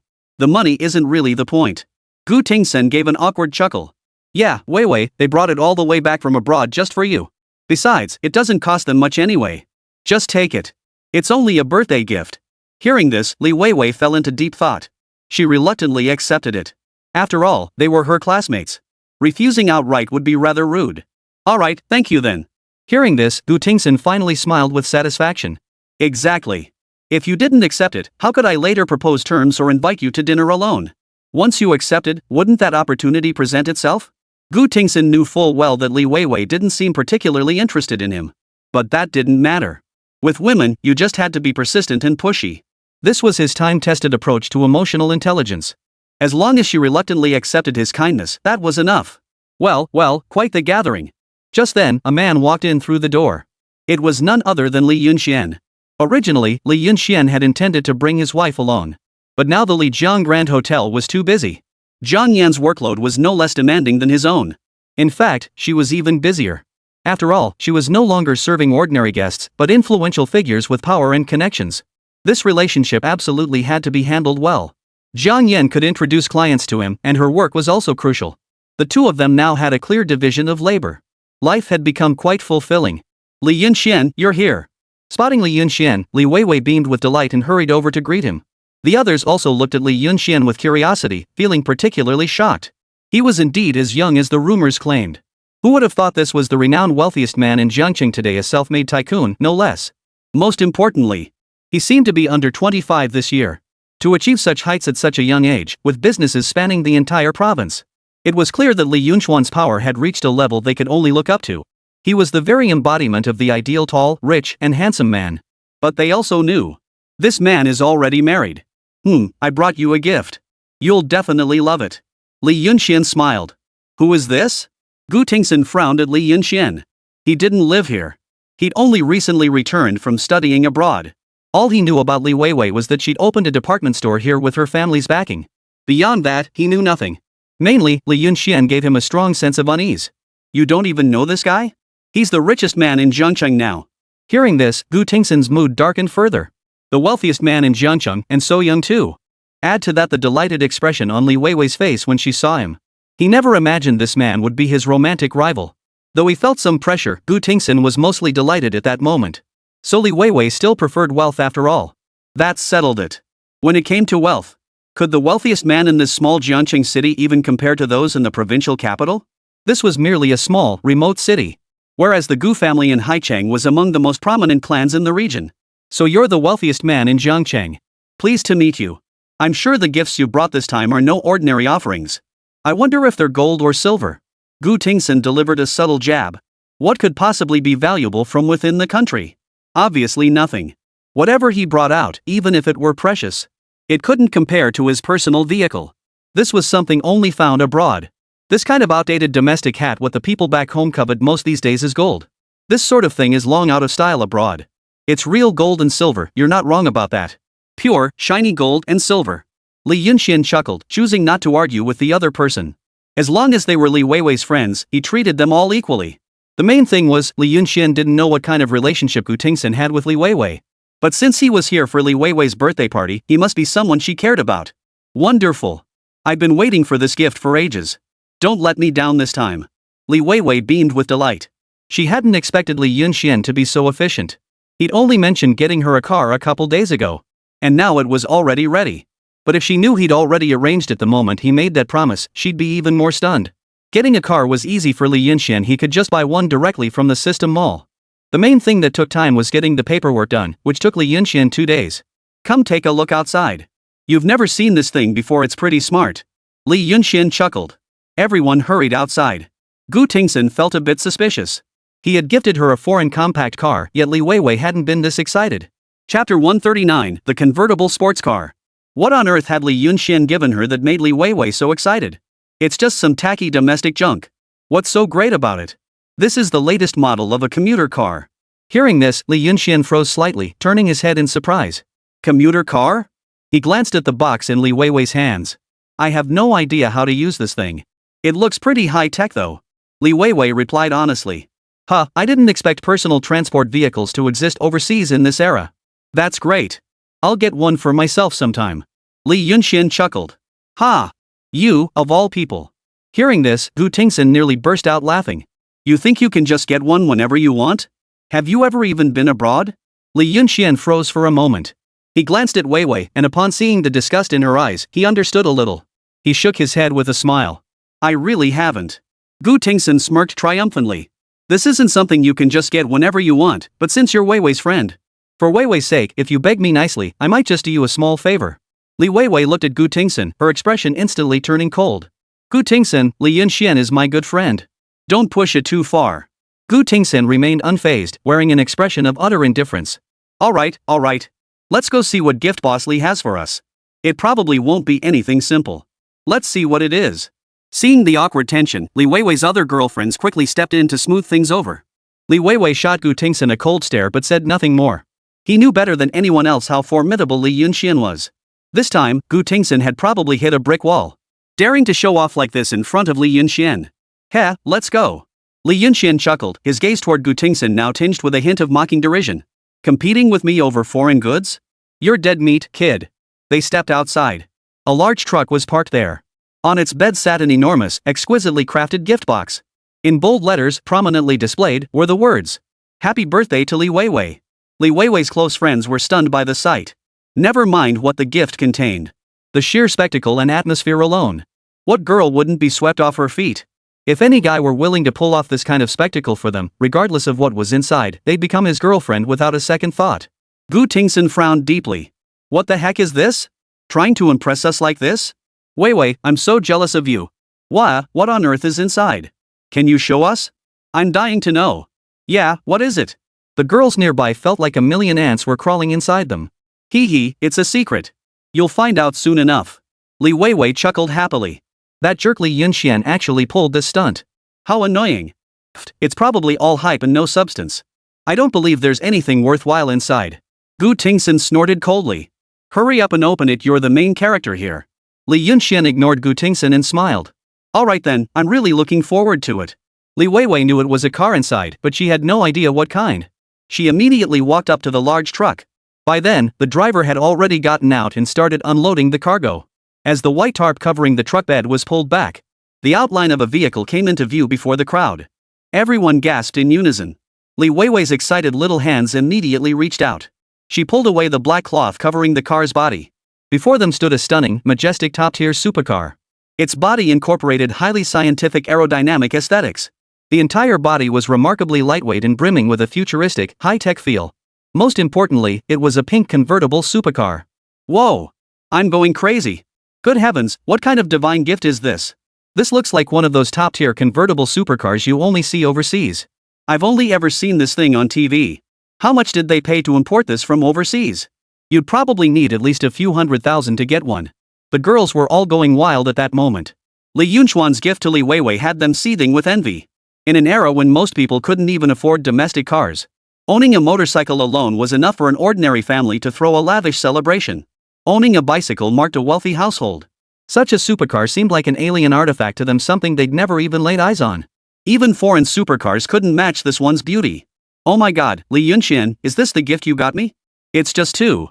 At that moment, Li Weiwei's reaction wasn't much better than theirs. This thing was truly mind-blowing. A convertible sports car. This kind of thing only exists overseas. And even abroad, it's an absolute symbol of wealth. Let alone in China. And this sports car? It's pure cutting-edge technology. Seeing this scene, Gu Tingsun was stunned. He had seen convertible sports cars abroad. But those models paled in comparison to the one Li Yunxian now held in his hands. Even the cheapest foreign sports cars cost over $1 million. Not to mention the ones now imported into China. The price had skyrocketed several times over. How could this guy be so wealthy? He can actually import foreign supercars? Even ordinary wealthy individuals abroad couldn't afford such a car. What gives this little tycoon of Jiangqing the right? Like it? I picked it out just for you. It's even a hybrid model. You can fill it up with gas or charge it. Li Yunxian smiled. Ha! New energy vehicles have made it into compact cars now? Li Weiwei was stunned. Who knew they could do this? Learning about new energy electric vehicles had already been shocking enough for her. But now, before new energy electric vehicles had even become widespread, new energy sedans were already appearing. Wasn't this technological advancement moving too fast? Or rather, just how many cutting-edge technologies did Li Yunxian still have up his sleeve?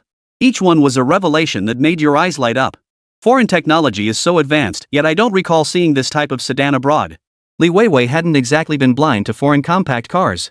But none had ever left her as awestruck as the one before Li Yunxian now. It's a secret. Li Yunxian gave a mysterious smile. In truth, Mercedes-Benz currently doesn't offer any hybrid sports cars. But what exactly is a system? Within the system, the Mercedes-Benz 5 Series could be paired with a hybrid system. The functionality within the system store surpassed Li Yunxuan's expectations. Add more. Vehicles can be modified in any way within the system. The only limit is your imagination. Nothing is beyond the system's capabilities. This approach also serves to circumvent potential lawsuits from Mercedes-Benz abroad. After all, the Li Yunxian brand trademark still belongs to Mercedes-Benz in a certain sense. Chapter 140, Indispensable. It was merely a modification. After the modifications, there's no fear of lawsuits. Li Yunxuan's Maybach was no exception. Thank you so much, Yunxian. I absolutely adore this car. I love it beyond words.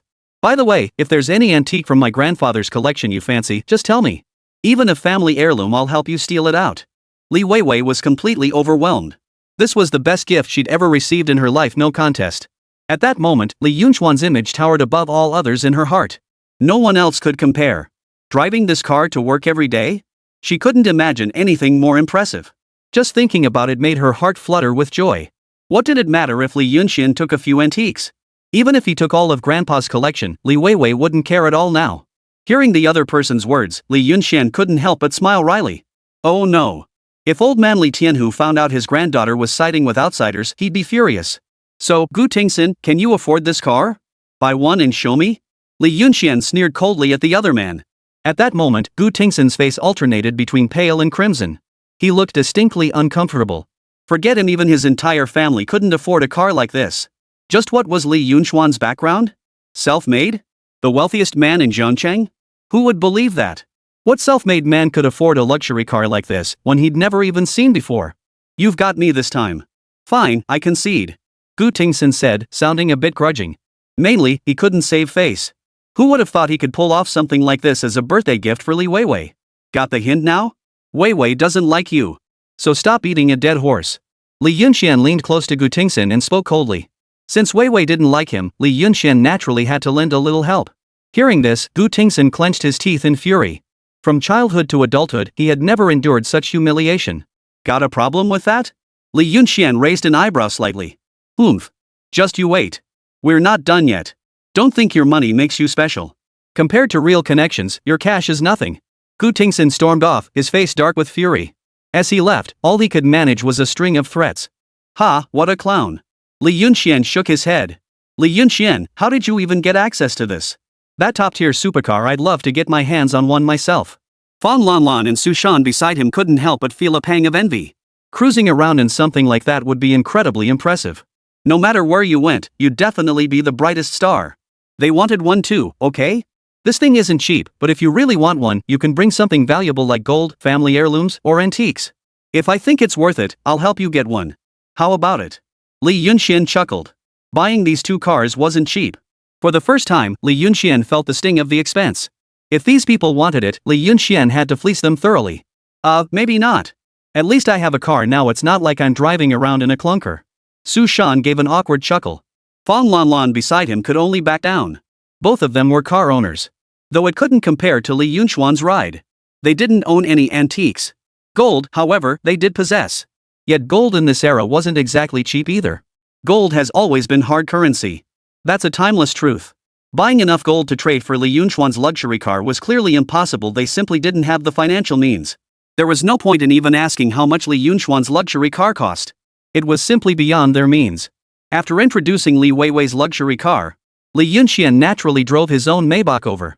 When the crowd caught sight of Li Yunxuan's Maybach around the corner, another wave of awe swept through them. Two top-tier luxury vehicles.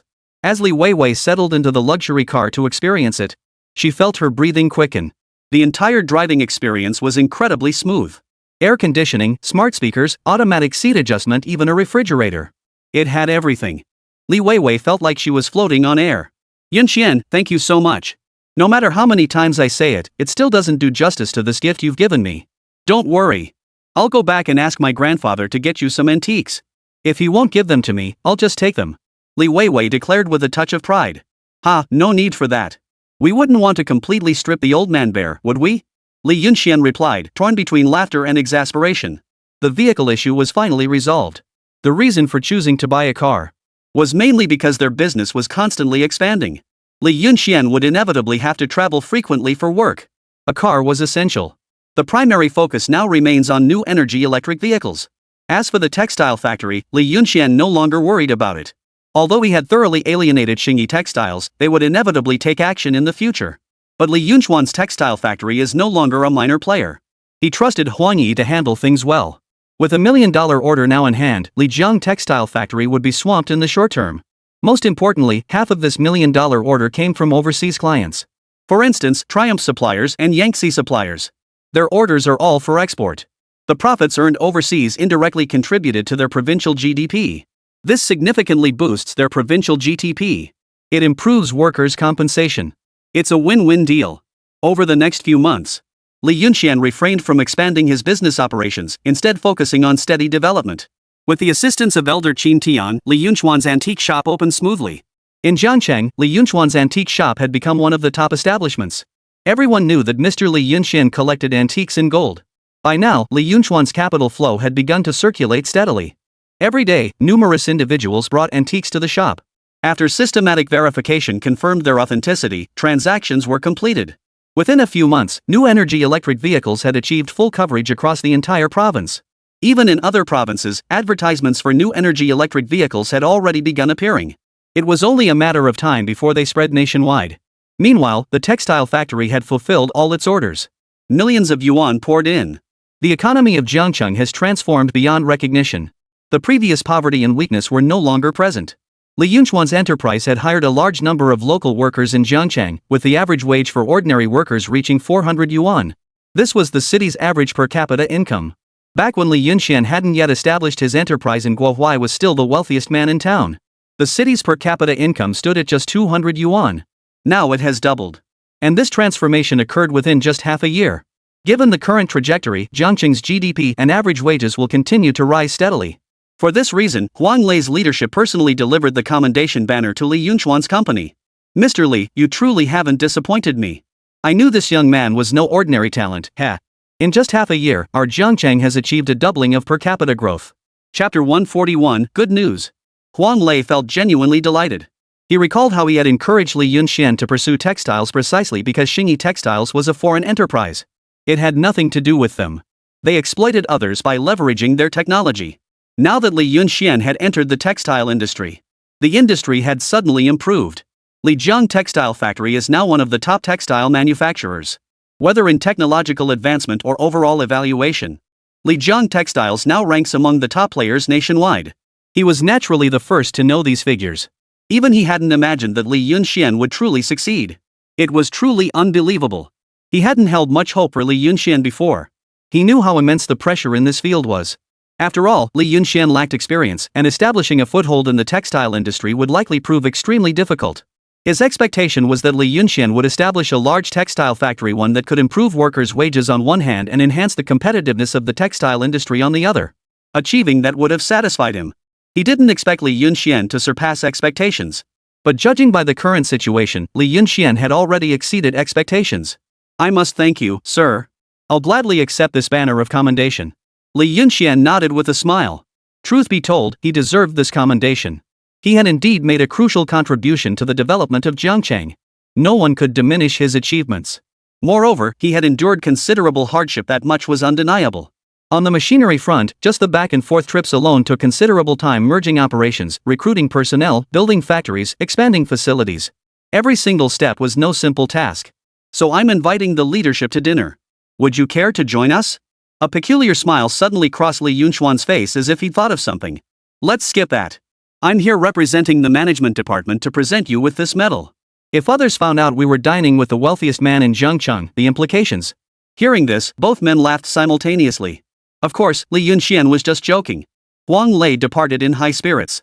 Given Jiangqing's current development trajectory, it wouldn't be long before its GDP reached new heights. The growth rate of per capita wages would undoubtedly rank among the nation's highest. Honey. Huang Lei had barely left. Zhang Yan had already entered the room. That person has contacted me. He said he'll arrive in Jiangqing tomorrow and wants to discuss cooperation matters with you. Hearing this, Li Yunxian paused slightly. He was aware of this matter. The man Zhang Yan had mentioned back then had built his own tech empire overseas. A tech company valued at hundreds of millions. But Li Yunxian was curious, who exactly was this person? Is that so? What did he say? Li Yunxian asked with some curiosity. I don't know. Anyway, he was just talking about websites and internet stuff. I couldn't make heads or tails of it. Anyway, he said he'd come find you tomorrow. Hearing this, Li Yunxian gave a slightly helpless smile. It was only natural that Zhang Yan didn't understand. Alright, let him come. I don't have much else to do these days anyway. Li Yunxian nodded. There's one more thing I'd like to ask your opinion. Suddenly remembering something, Zhang Yan looked at Li Yunxian shyly. What is it? Seeing her expression, Li Yunxian felt a bit puzzled. Are you planning to have the baby? Li Yunxian felt as though something had struck him in the chest. He stared at her in shock. You are pregnant? They had been trying to conceive for quite some time. This was something Zhang Yan had long desired. Now that their careers were stable, having a child was undoubtedly their top priority. The sudden prospect of fatherhood filled Li Yunxian with both surprise and delight. Yeah, just got the test results. Over a month along already. Want to? Li Yunxian blurted out without hesitation. Of course we're keeping it. What else could we do? Alright, you're not working for a while. Find someone to cover for you. Let's get the baby here first, then we'll figure things out. Zhang Yan rolled her eyes, slightly exasperated. It's only been a little over a month. My belly isn't even showing yet. I'm not as fragile as you think, okay? Li Yunxian seemed a bit flustered at that moment. Fine. Whatever you say. Do whatever you want. But don't overexert yourself during this time. Rest when you need to. Zhang Yan smiled sweetly, nodded, and said nothing more. At that moment, she felt like the happiest woman in the world. Come on, let's go grocery shopping and cook dinner. We're having a proper meal tonight. With such wonderful news, Li Yunxian couldn't possibly focus on work now. Then drive me around for a spin first. A drive? Fine, whatever you say. Li Yunxian readily agreed. Ever since getting the Maybach, Zhang Yan had been insisting Li Yunxian drive her to and from work every day. Not for any other reason, this car was simply too comfortable. Even on today's bumpy roads, sitting inside the Maybach felt as steady as an old dog. Plus, the car had so many features. She'd constantly pester Li Yunxian to take her for joyrides, whether she had business or not. After work, the two happily cruised around Jiangcheng. They admired the coastal scenery of Jiangcheng. Passers-by around them couldn't help but cast envious glances. They often spotted this car around town. It was simply too flashy, impossible to forget after just one glance. After their drive, they bought groceries and headed home. Tonight, Li Yunxian was in an unusually good mood and decided to cook himself. He no longer dared to let Jiang Yan cook. Soon, he'd have to find a nanny to look after Jiang Yan at all times. Otherwise, Li Yunxian would never feel at ease. At the dinner table, Jiang Yan looked earnestly at Li Yunxian. "Husband, even though I can still work for now, I really want to find someone to take over for me. Otherwise, in a few months, I'll have to take a break." Li Yunxian nodded. "From the way you speak, it sounds like you have someone in mind?" "Yes." Jiang Yan watched Li Yunxian cautiously. "I was thinking of bringing my cousin over. Would that be okay with you? We were quite close when we were little, always playing together. I heard her family has been struggling lately. Her parents were planning to find her a husband to get some dowry money to help with expenses, but then her father suddenly fell ill. My cousin has been working at a restaurant lately to make ends meet. I only learned about her situation recently too. I just don't know if you'll agree." Jiang Yan knew full well that Li Yunxian probably didn't care much for her relatives. After all, the fiasco her uncle caused last time still cast a shadow over both of them. That's why they'd always kept a low profile. Even now that their lives had improved, they still didn't plan to flaunt it everywhere. Many relatives remained unaware of their current circumstances. In fact, many relatives still hold on to the impression that Li Yunxian is an unemployed layabout, a petty hoodlum. After all, most of their relatives don't live in Jiangcheng, the majority are elsewhere. With little contact between them, they naturally remained unaware of the Li Yunxian family's current circumstances. If he hadn't impulsively called his cousin this time, he'd never have known she was suffering so terribly. Chapter 142, Wrong Place. Jiang Yan had already made simple arrangements with her cousin, telling her to come over whenever she had time. After all, she was doing well now. Seeing her once close cousin living in such squalor naturally made her want to help. It wasn't a difficult thing for Jiang Yan. Even securing her a respectable position at her luxury hotel wouldn't be an issue. Still, she wanted to hear Li Yunxian's thoughts on the matter. She knew the incident involving her maternal uncle had undoubtedly left a shadow on Li Yunxian. She couldn't just bring someone in without a word. Just handle this matter as you see fit. I trust your judgment." Li Yunxian smiled and said no more. "Thank you, husband." Jiang Yan smiled happily. A timid woman stood hesitantly at the entrance of the Jiangcheng Grand Hotel, feeling a bit embarrassed and unsure about going inside. Though her cousin had repeatedly assured her over the phone that she could simply ask for directions upon arrival, she had made all the necessary arrangements in advance. But standing here now, Ran Xiaoqi still felt timid. Who could have imagined that the cousin everyone once thought had married the wrong man would now be so successful? She was now managing such a large establishment. She would surely never have to worry about food or clothing for the rest of her life. Fate truly worked in mysterious ways. The Grand Hotel was bustling with people at that moment. People were coming and going. The waitstaff were overwhelmed, and Ran Xiaoqi felt awkward asking any of them for directions. Until she spotted a man sitting on a sofa beside the lobby. "Excuse me, could you?" Ran Xiaoqi looked at the man sitting not far away, reading a newspaper. She approached cautiously. The newspaper was lifted aside. A mature, handsome man suddenly appeared before her eyes. "Oh my gosh, he's so handsome. Is he really a staff member here?" The moment she saw him, she regretted asking. He was clearly a guest here. "Looking for someone?" Li Yunxian gave her a surprised look. He hadn't had much to do lately. The company affairs required no concern from him, everything ran smoothly. He was enjoying a rare few days of leisure. So he hadn't gone anywhere. He'd specifically come to check on his wife's big hotel. Suddenly, it dawned on Li Yunxian today was the day her cousin was supposed to visit. Could it be that coincidental? Li Yunxian took a good look at the woman. And you know what? She fit the description perfectly. 2 small braids, dressed in simple clothes. There were even patches on her clothes. Right, I'm looking for someone, the owner of this hotel. Do you know where he is?" "Thank you. I already made arrangements with him over the phone earlier." After speaking, Ran Xiaoqi bowed his head humbly to the other person. Hearing this, Li Yunxian suddenly felt a playful urge. He gave a peculiar smile. "Which owner did you make arrangements with, little miss? You must have come to the wrong place. I'm the owner here, and I don't recall ever making any phone calls to discuss anything with you. By the way, at the Jiangcheng Grand Hotel, appointments are required to meet anyone. Do you have an appointment?" Ran Xiaoqi froze. She hadn't even considered the possibility of an appointment. And this man before her, dressed so neatly and properly, was actually the owner? Had she really come to the wrong place? Ran Xiaoqi's face flushed crimson with embarrassment. For a moment, she didn't know what to say. She stood frozen in place, unable to move forward or back. She was utterly bewildered. I am sorry, I really must have come to the wrong place. My apologies for the disturbance. Embarrassed, Ran Xiaoqi wanted nothing more than to leave this planet. She hurriedly took off running. But she ran straight into someone head-on, colliding with them solidly.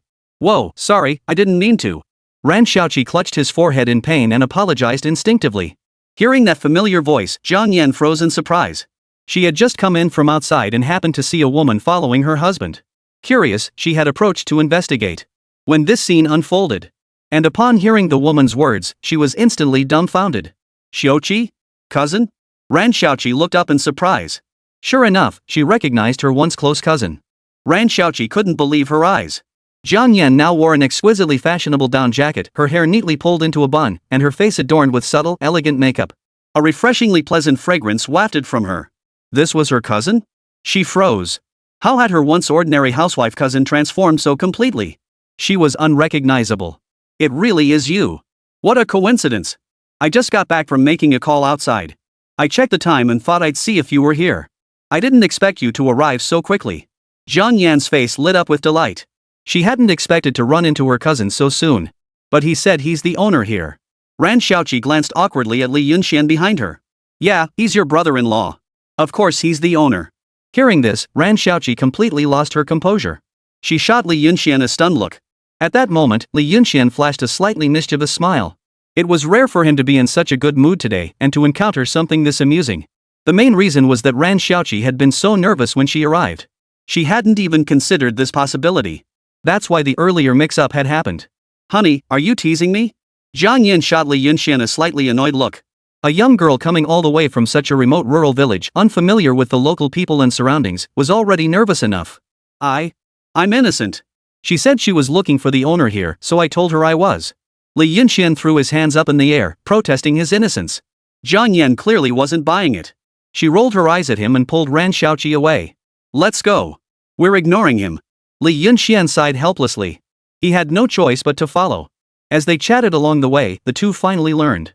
The girl had actually taken a bus here yesterday. But halfway there, the driver's vehicle broke down. In the end, the driver refunded half the fare and left everyone stranded on the road. Some continued waiting for another ride by the roadside. Ran Xiaoqi, however, wanted to save a little money, so she walked all the way to Jiangcheng. She started walking at midnight and kept going until dawn, covering 40 or 50 kilometers. He skipped breakfast. Hearing this, Li Yunxian and Zhang Yan were both stunned. A young girl who had never even been to a big city. She had always lived in a small county town. To start walking in the middle of the night, how dangerous. In those days, human traffickers were everywhere, especially targeting young girls so inexperienced in the world. Oh dear, why didn't you find a place to call me?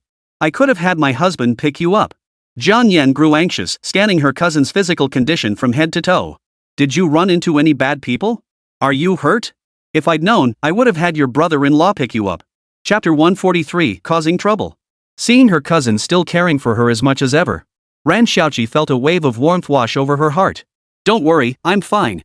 See? I'm perfectly fine. I didn't run into any bad people. Ran Xiaoqi had been holding her breath all along. She had endured that oppressive environment at home. Walking alone at night was nothing compared to the hardships she'd endured in the past. Besides, if she didn't walk at night, she'd be. It's okay, Xiaoqi. Just focus on working here for now. Stay by my side for a while. Once you're settled in, I'll find you a new position. Zhang Yan took her hand and offered reassurance. Thank you, cousin. Just as the mood among them was easing, a female waitress rushed into Zhang Yan's office in a panic. Madam, there's a group causing trouble outside. There are over 10 of them, all carrying steel pipes. They've already chased away many of our customers and are smashing things in the lobby. Li Yunxian frowned deeply. What the hell?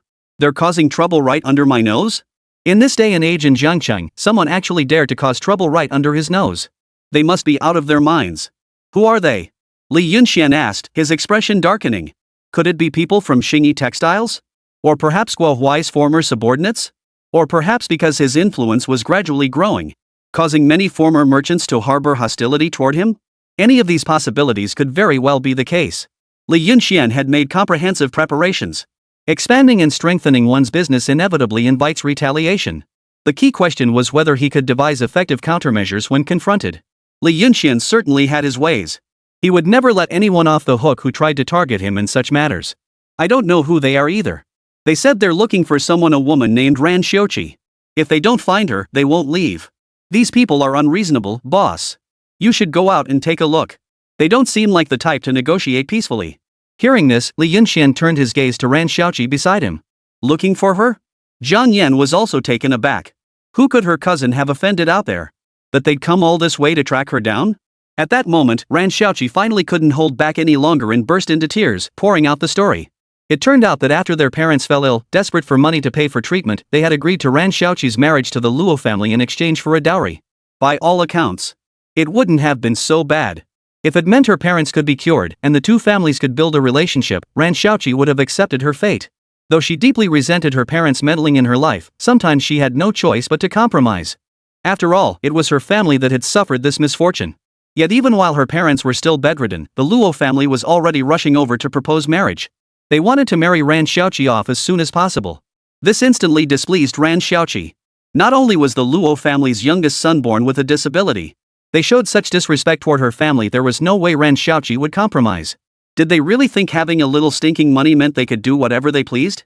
With no other choice, Ran Xiuqi fled. As for his gravely ill parents, they were still undergoing treatment. To ensure their illnesses could be cured, Ran Xiuqi sold the house before leaving.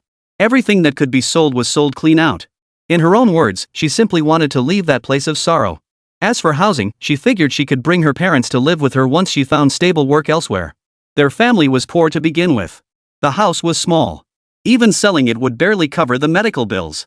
Moreover, she supplemented the household income by taking odd jobs, barely spending anything herself and scrimping wherever possible. It was safe to say that period had truly worn her down.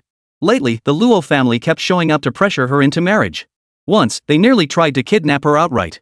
This incident left Ran Xiuqi deeply shaken. She fled in the dead of night.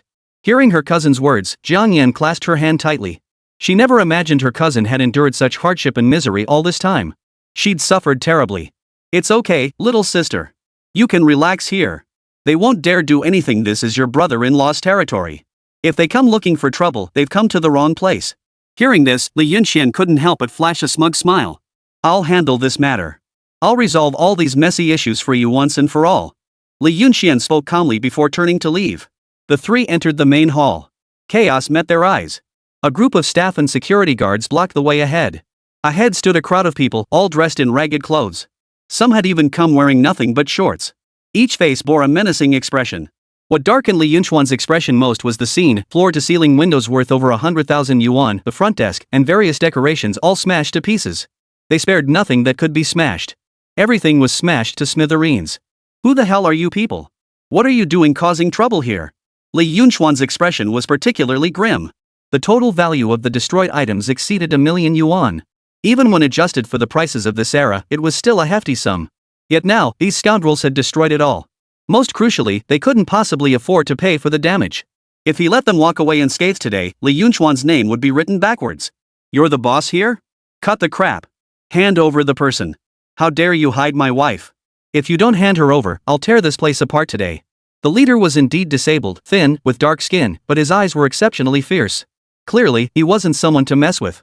And this is your excuse for causing trouble here? Do you have any idea how much all this destruction costs? Li Yunxian spoke, his face darkening. I don't care about the money. You're hiding my wife here. Today, you must give us an explanation. Otherwise, we're not leaving. You decide what happens. The others joined in the clamor. That's right. Hand her over, or you won't be doing any business. You actually had the nerve to steal our brother's woman? Looks like you're not afraid of dying. So what if it comes to a fight? Who's afraid of who? Seeing these men's shameless behavior, Li Yunxuan's expression darkened. Generally speaking, who would start trouble right off the bat? But people in this era didn't bother with such niceties. They hadn't even attended school for long. Though Li Yunxian had been dealing with educated people lately, the uneducated still made up the majority in those days. They simply refused to reason. Chapter 144, 1,000 yuan in cash. To be honest, dealing with such unreasonable people gave Li Yunxian a headache. As the saying goes, when a scholar meets a soldier, reason goes out the window. Having lived as a civilized man for so long, encountering such people now left him feeling rather helpless. To deal with such people, one really had to resort to some tactics. These people clearly didn't care about the consequences or the cost. If anyone else encountered them, they'd likely just have to swallow the loss. But Li Yunxian certainly wouldn't do that. In broad daylight, you come here to snatch people away. If I call the police now, who do you think they'll arrest? Li Yunxian raised an eyebrow slightly, speaking calmly. Hearing this, the cripple burst into laughter. He showed no sign of fear toward Li Yunxuan's words, refusing to back down. This talk is useless. All I know is I paid the dowry of full 1,000 yuan, but my woman ran off. She came straight here. I'm taking her back now. You can't stop me. So what if the cops come? Her behavior is extortion. Let's see who the cops arrest. The cripple declared triumphantly, as if he felt proud of possessing even a shred of legal awareness. 1,000 yuan? That's a lot. Li Yunxian sneered coldly. He pulled out a wad of cash from his wallet. I've got over 1,000 here myself. No need to give me change. With that, Li Yunxian tossed the cash in front of the other person as if discarding trash. Watching this, young Master Luo froze in shock. Truly the mark of a wealthy man, such influence. He had already heard some things before coming. Ran Xiaoqi had a cousin who was living it up lately, running a fancy hotel in Jiangchang. He hadn't expected it to be true. Young Master Luo hurriedly bent down to pick it up.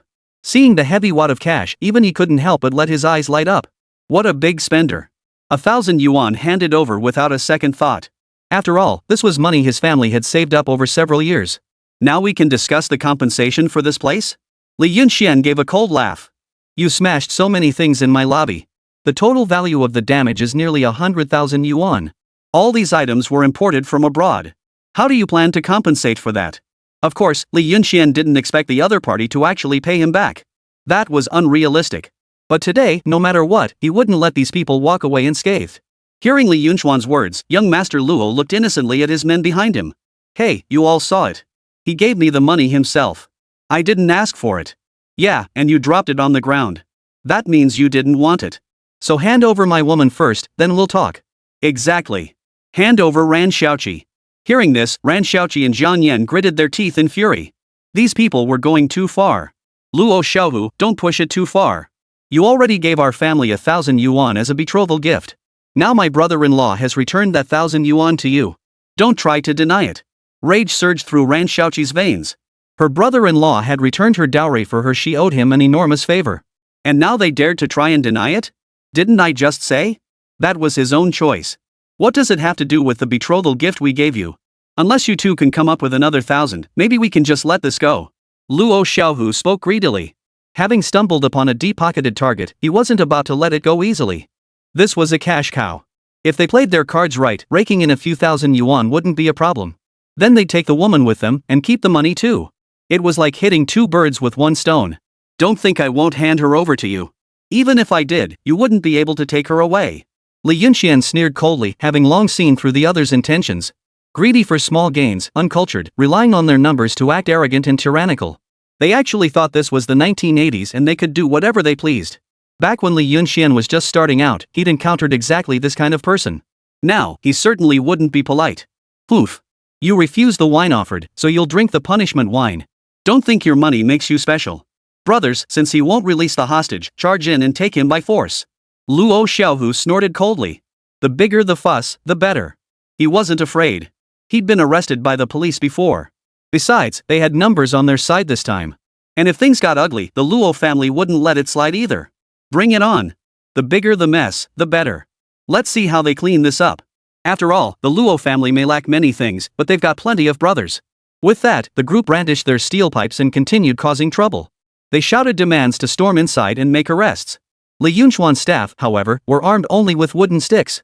Compared to the steel pipes wielded by the other side, the disparity was stark. They could only retreat step by step. Watching this unfold, Ran Xiaoqi's face twisted with terror. If she were taken back this time, her life would be ruined forever. No one could possibly save her then. Was her fate truly destined to be this miserable? As the situation spiraled further out of control, Li Yunxuan's brow furrowed deeply. He could handle a few opponents. But it still wasn't enough. The security at the Lijiang Grand Hotel clearly needed upgrading. After all, who in Jiangchang would dare provoke him now? Any local in Jiangchang knew that causing trouble at the Jiangcheng Grand Hotel was tantamount to courting death. These people clearly didn't care. They were outsiders, completely fearless. At worst, they'd just cause trouble and leave. Originally, Li Yunxian had intended to call Fong Lanlan over. She had plenty of people under her command who could arrive quickly. But Li Yunxian dismissed the idea. If both groups escalated the situation, it could easily turn into a brawl. Then the advantage wouldn't be on his side. Everyone, stop right now. Just then, a squad of security personnel entered from outside. Though there were only 5 or 6 of them, their presence was enough to freeze Luo Xiaohu and his men in their tracks, unable to move. Luo Xiaohu? The captain of the security team frowned as he looked at the man. No way, am I really that famous? People in Jiangcheng recognize me? Luo Xiaohu was genuinely surprised. He was indeed quite well known in their circles. Though he was a cripple, he could still manage to walk. Plus, his clan was large, with many brothers. They knew even more neighbors and brothers. They'd caused quite a few ruckuses together over the years. And each time, Luo Xiaohu showed great loyalty, willingly taking the blame for many offenses. His disability status also earned him certain privileges. In short, this guy had spent quite a bit of time behind bars. Law enforcement in other cities naturally kept tabs on this group. After all, information within the public security department circulated internally, and case studies were sought at every meeting. Luo Xiaohu was clearly one such case. Thus, the public security captain recognized him, having seen his photo before. Who would have thought this guy would stir up trouble all the way in Jiangcheng this time? And now he'd even crossed paths with Jiangcheng's current wealthiest man. Chapter 145, Arrogant and Overbearing. Aren't you from Manhwa County? To cause trouble all the way in Jiangcheng, you've got some nerve. A repeat offender like you won't settle down until you've served a few years behind bars this time. Hearing this, Luo Xiaohu's face instantly drained of color. His longest prison sentence had only been a little over a year. After all, it had only been for brawling and fighting. Nothing too serious. But 2 or 3 years? That was unthinkable. Officer, this time it's not our fault. I came looking for my fiancée. Her family took our money and ran off. Where are we supposed to go for justice? Luo Xiaohu protested. Officer, he's lying. My brother-in-law already paid him earlier every penny, plus a little extra. I don't owe him anything. Ran Xiaoqi hurriedly interjected. He shot the other man a vicious glare. This Luo Xiaohu was truly despicable no matter how you looked at him. You took my money to treat your parents' illness, then just up and left. What else could this be but trying to renege on the debt? You're coming with me today. Luo Xiaohu declared with a shameless expression. The police captain naturally didn't believe Luo Xiaohu's one-sided account. He immediately inquired about Ran Xiaoqi's situation. After clarifying the circumstances, he finally understood why these people had come to cause trouble. Luo Xiaohu, you're suspected of damaging property and illegal assembly. You're coming with us. Everyone here will be taken in. The police captain glared at Luo Xiaohu with a grim expression. Not to mention that Li Yunxian was now a key entrepreneur in Jiangcheng, boosting the city's economy. The other party's actions were clearly unjustifiable. It was simply too much. What gives? What's wrong with me coming to see my fiancée? I've already paid the betrothal gift. Luo Xiaohu stubbornly clung to this point. In his view, he was absolutely in the right. Poof. If you refuse to cooperate, we'll take coercive measures. The police captain's face was as cold as ice. They dared to cause trouble right here in our jurisdiction, utterly brazen. If he didn't teach them a lesson, they'd never learn what the law was all about. Run, they're making illegal arrests. Seeing the officers about to move in, Luo Xiaohu's eyes darted around before he shouted urgently. The others scattered like birds and beasts in an instant. Chaos erupted in an instant. Everyone rushed toward the exit. But as soon as they reached the doorway, they froze. 3 police cars had already pulled up. They were surrounded. You bastard, Luo Xiaohu. You're a repeat offender, aren't you? Destroying other people's property and trying to run? Let me tell you, this time you'll face severe punishment. Don't even think about escaping. The police captain said grimly. Fortunately, security had been reinforced in advance this time. After all, this incident occurred at their Jiangcheng Prestige Hotel. Otherwise, if these people had gotten away, even catching a few would have been useless. Under the police cordon, all 12 individuals were apprehended. You, just wait. We're not done with this. I'll get out eventually. If it comes down to it, I'll trade my worthless life for yours. I don't know if yours is worth anything. Before being shoved into the police van, Luo Xiaohu shot Li Yunxian a vicious glare. It was this guy who ruined their plans. He'd remember this. So what if he went to prison? He'd been there before. After a few years, he'd walk out a new man. No sooner had he finished speaking than the cop's knuckles cracked against his skull. You dare threaten someone right in front of me? Looks like you're trying to rot in prison. Behave yourself. Luo Xiaohu clutched his head in pain and scrambled into the car, looking thoroughly disheveled. Mr. Li Yunxian, we'll investigate and gather evidence at the scene, handling this as severely as possible. These people never learn their lesson. However, your losses are irreparable. They won't have the money to compensate you. You'll likely have to bear this loss yourself. The police captain said with a hint of resignation. After all, encountering such people could only be called bad luck. It's fine. These are minor losses. The main issue is that he threatened me earlier. Comrade, you know these people don't care about the cost of their actions. I do hope you can provide us with more protective measures in the future. Li Yunxian nodded indifferently. That's a given. Once they're released from prison, we'll immediately step up patrols. Rest assured on that point. In any case, we won't let them off easy this time. After a brief exchange, the police captain departed with a dozen officers. Soon after, uniformed personnel arrived to assist Li Yunxian in assessing the damages. These damage assessments could lead to harsher sentences for Luo Xiaohu and his associates. It's truly frustrating dealing with such unreasonable people. Li Yunxian shook his head. It's not that he feared those who played by the rules, it was those who didn't that he dreaded. Li Yunxian understood these people well. They're uneducated, lacking in basic manners. Put simply, they were reckless. They were used to being arrogant and tyrannical in their daily lives, with no one able to rein them in. But Li Yunxian wouldn't let them off so easily. Think offending him would just land them in jail? Nothing in this world comes that easily. This time, it wouldn't be as simple as just throwing them in jail. Li Yunxian intends to thoroughly investigate them, uncovering their true standing in the local community. Having crossed him, they'd better brace themselves for the consequences. It takes a villain to deal with a villain. Li Yunxian wouldn't show these people any mercy. Yeah, these people are completely unreasonable. They think they can just smash our stuff because they outnumber us. It's such a shame about all that glass in the front desk, look at the state they're in. Jiang Yan lamented. Running into people like this was truly bad luck. The scariest part was that such people were far from rare in this era. Sis, brother-in-law, I'm so sorry for dragging you into this.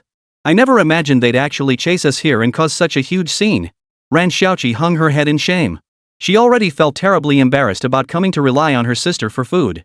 She thought Luo Xiaohu and his gang would only lie in wait outside. As long as she stayed inside, she'd be safe.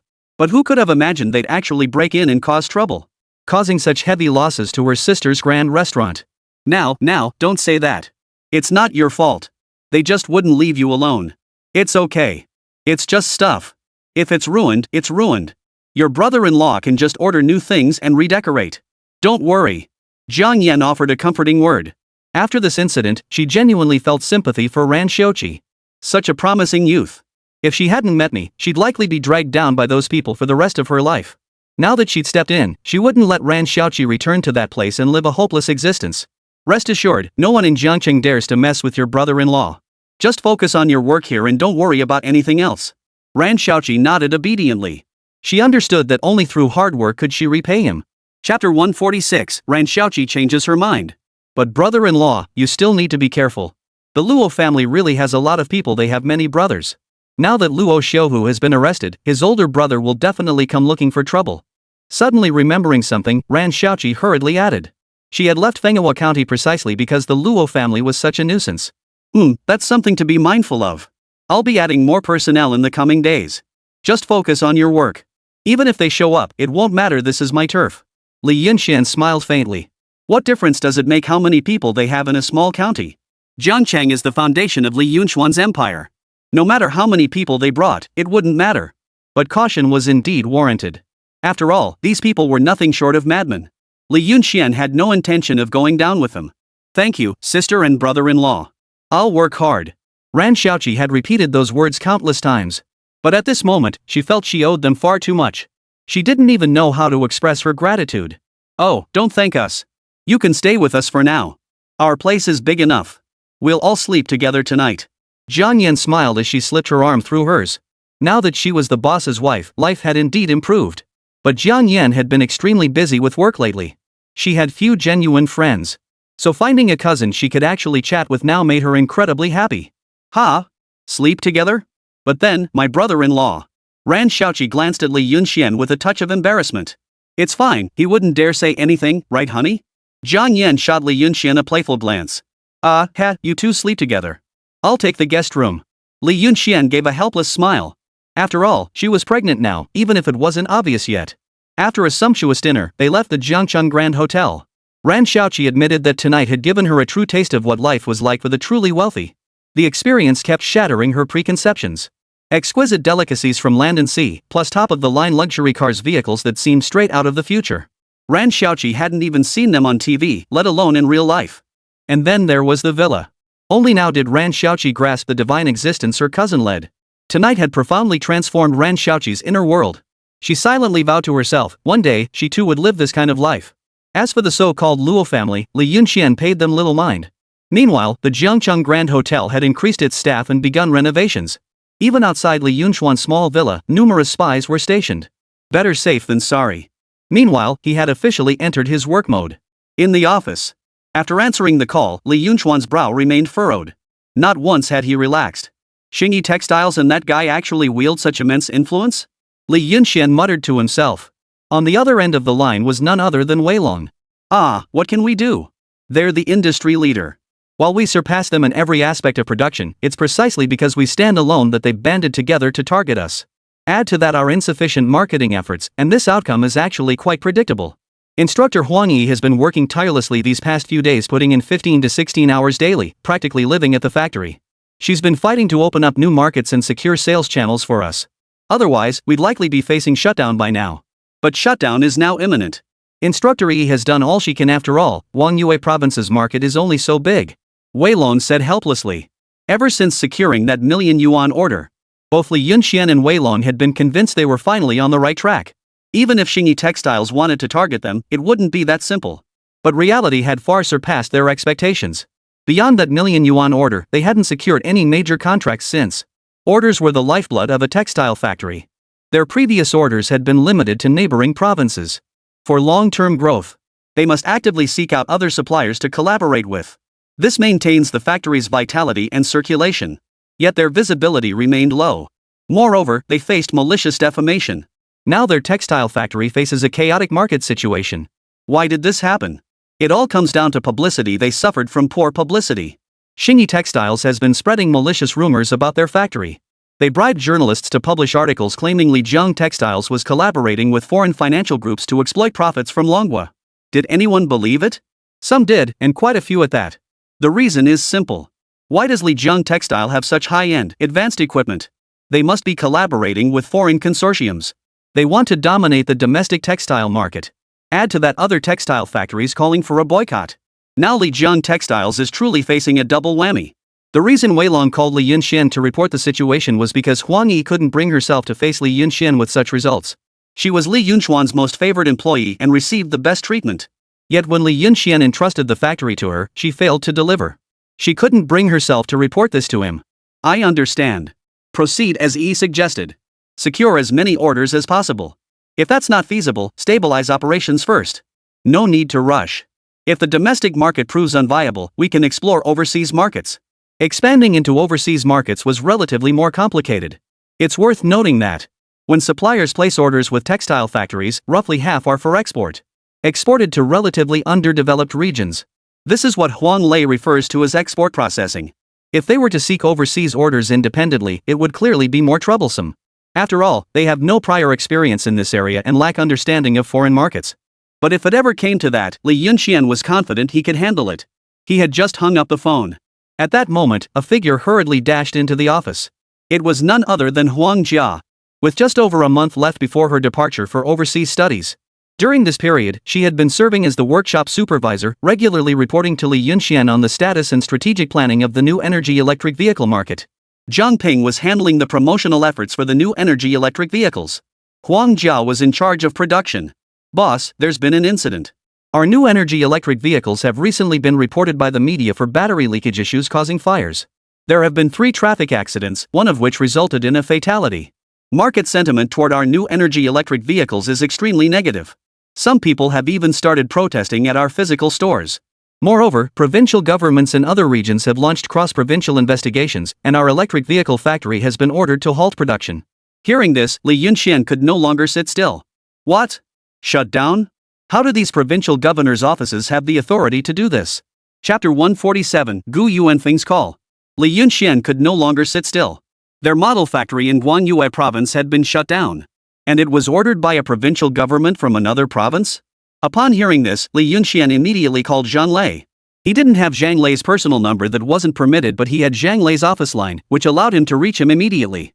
The call rang for a full 30 seconds before being answered. Leader, you must be aware of the shutdown at our new energy electric vehicle plant, right? We're a provincial model unit. How could another provincial governor's office exercise special authority to shut us down? You should be aware that the new energy electric vehicle division now employs nearly 3,000 workers. This shutdown not only severely impacts the economy but also greatly affects our employees. Surely this isn't appropriate? Logically speaking, Li Yunxian shouldn't have spoken to the other party like this. The necessary pleasantries should have been observed. But this matter was too grave. The textile factory and the new energy electric vehicle plant had both encountered problems in quick succession. And they were all major incidents. Even Li Yunxian was visibly anxious at this moment. Mr. Li, please calm down. I have indeed heard about this matter. The main issue is that the situation has escalated far too dramatically. I have obtained some information on my end. Although production has halted for now, there remains a glimmer of hope. What I can tell you at this moment is that if we can navigate through this crisis, the future of new energy electric vehicles will face no further obstacles. Essentially, there are two prevailing viewpoints at the top. One camp believes new energy electric vehicles are excellent, they advance technology, maintain clean energy, and reduce pollution. The other camp argues that the domestic motor vehicle market is still dominated by fuel-powered vehicles, and overusing new energy could disrupt the current market structure. Most critically, 3 new energy incidents have resulted in fatalities, this time an issue that demands serious attention. Li Yunxian, you understand that while we are optimistic about new energy electric vehicles, they remain a novel concept in technology. The public may struggle to accept them immediately. Hearing this, Li Yunxian clearly looked dissatisfied. Does that mean motorcycles have a lower accident rate? How many people die in motorcycle accidents each year? Why aren't these pursued? Just because motorcycles are the current mainstream? Clearly, they've been smeared by the media. Rival companies paid off editors to exaggerate the stories. That's the real story. Otherwise, how could 3 accidents warrant an investigation into them? Zhang Lei understood Li Yunxuan's current state of mind perfectly. Rest assured, this matter is currently under discussion at the higher levels. I believe there will be a resolution soon, so you needn't worry. Li Yunxian frowned deeply. Are we just supposed to wait now? You must understand, every day our factory remains idle means significant financial losses. These employees depend on these jobs to make a living. This has a significant impact on Jiangqing's economy. Hearing this, Zhang Lei felt a sense of helplessness. He understood this all too well. Unfortunately, there was truly nothing he could do at the moment. Though he was the highest-ranking local official, he still had to follow orders from above. The shutdown would trigger a cascade of subsequent events. The main issue was that Li Yunxuan's new energy technology was simply too advanced. This had made higher-ups deeply suspicious of Li Yunxuan's new energy electric vehicles, wondering whether foreign financial groups were involved. This had become a key focus of the investigation. In short, the matter was highly complex. Higher authorities had taken notice of the new energy electric vehicles and were preparing to initiate formal discussions. The shutdown was inevitable. Since the other party had made their position clear, Li Yunxian could only remain silent. He understood this matter was no longer within Zhang Lei's control. The main issue was that both of Li Yunxuan's major enterprises were now being targeted. This was not good news. Li Yunxian had invested heavily in these 2 industries. With 2 out of 3 major industries collapsing, anyone would find this situation hard to bear. Fortunately, Li Yunxuan's financial resources had grown significantly compared to before. Especially in the department store and commerce sector. Nearly 80% of Jiangqing's daily necessities and household goods were supplied by Li Yunxian. These were all solid cash flows. Rest assured, I will give you a proper explanation for this matter. The shutdown is only temporary. I believe the higher-ups will make the right decision. Although production has halted, they haven't said your research and development work is suspended. Mr. Li, you still have that textile factory, right? You could temporarily reassign these workers there or to other industries. The research doesn't have to stop, you could even work overtime. Zhang Lei continued to reassure him. For now, this was the only option. Li Yunxian nodded.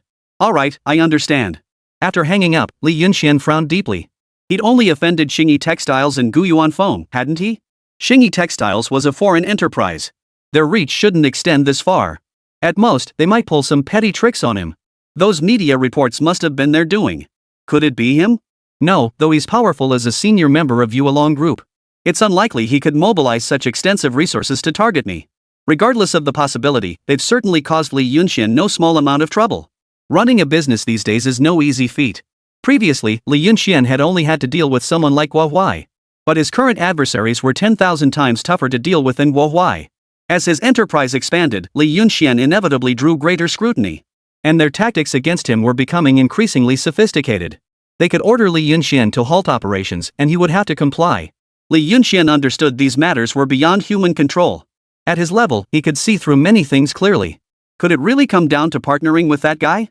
Li Yunxian murmured to himself. He was referring, of course, to the foreign tech company owner. the one who had contacted him through his wife earlier. The two had originally planned to meet. But at the time, Li Yunxian had been too busy handling numerous matters and had forgotten about it. They had exchanged contact information nonetheless. Thinking it over, Li Yunxian decided to give him a call. "Mr. Li, you finally decided to reach out.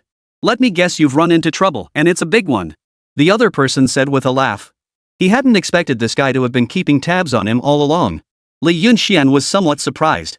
The man was named Gu Yuanfeng. Li Yunxian had briefly interacted with him before, but it had been purely superficial. But now it seemed this guy had been preparing for this all along. "Nothing escapes your keen eye, Mr. Gu." Li Yunxian smiled helplessly. "Mr. Li, your crisis is actually quite solvable.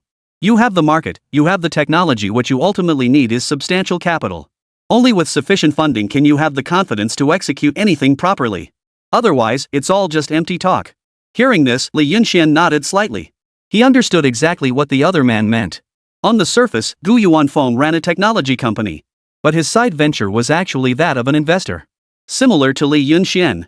Chapter 148, Unique Insight. Still, Li Yunxian was well aware that compared to this man, he was but a novice. After all, this investor's credentials were international. Even if he didn't want to admit it, foreign investors in this era were undeniably a cut above their domestic counterparts. This wasn't to say they were superior, at least Li Yunxian never viewed it that way, but their vision and capabilities were undeniably a cut above domestic investors. "Mr. Li, I've calculated that your combined workforce across all holdings exceeds 10,000 employees. This demonstrates your proven capability to scale enterprises. Moreover, your ventures all involve cutting-edge high-tech industries. I have that information as well. With your capabilities, you can absolutely build a formidable enterprise that commands respect." Gu Yuanfeng spoke up. Even over the phone, Li Yunxian could sense the warmth in his voice. This guy truly understood him. Did he somehow anticipate I'd reach out? "Mr. Li, don't doubt it. You know the current domestic environment. For an ordinary person without connections, background, or resources, making it big in Longwa solely on one's own abilities is basically impossible. That's just how things are now. There are far too many talented individuals like you whose companies never seem to break through. Otherwise, why do you think I went abroad?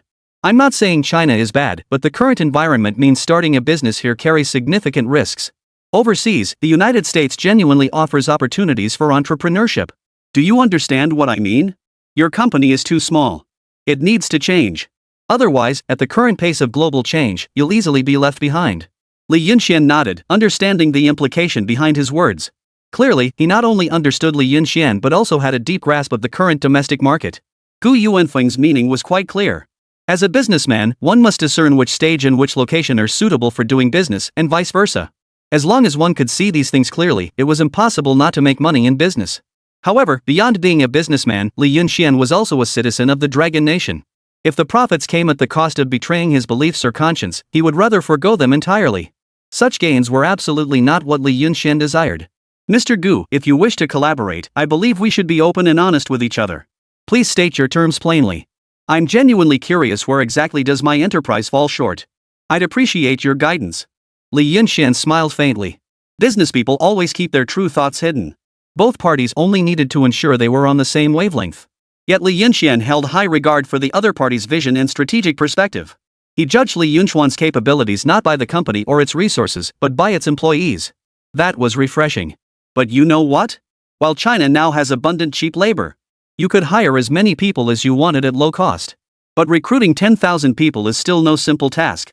Especially considering Li Yunchuan's current benefits package, which is nothing short of top tier. It must be said, the other party's discernment is quite sharp. Li Yunxian was genuinely curious, though from what perspective did they deem his company small in scale? Which of his three major industries wasn't profitable?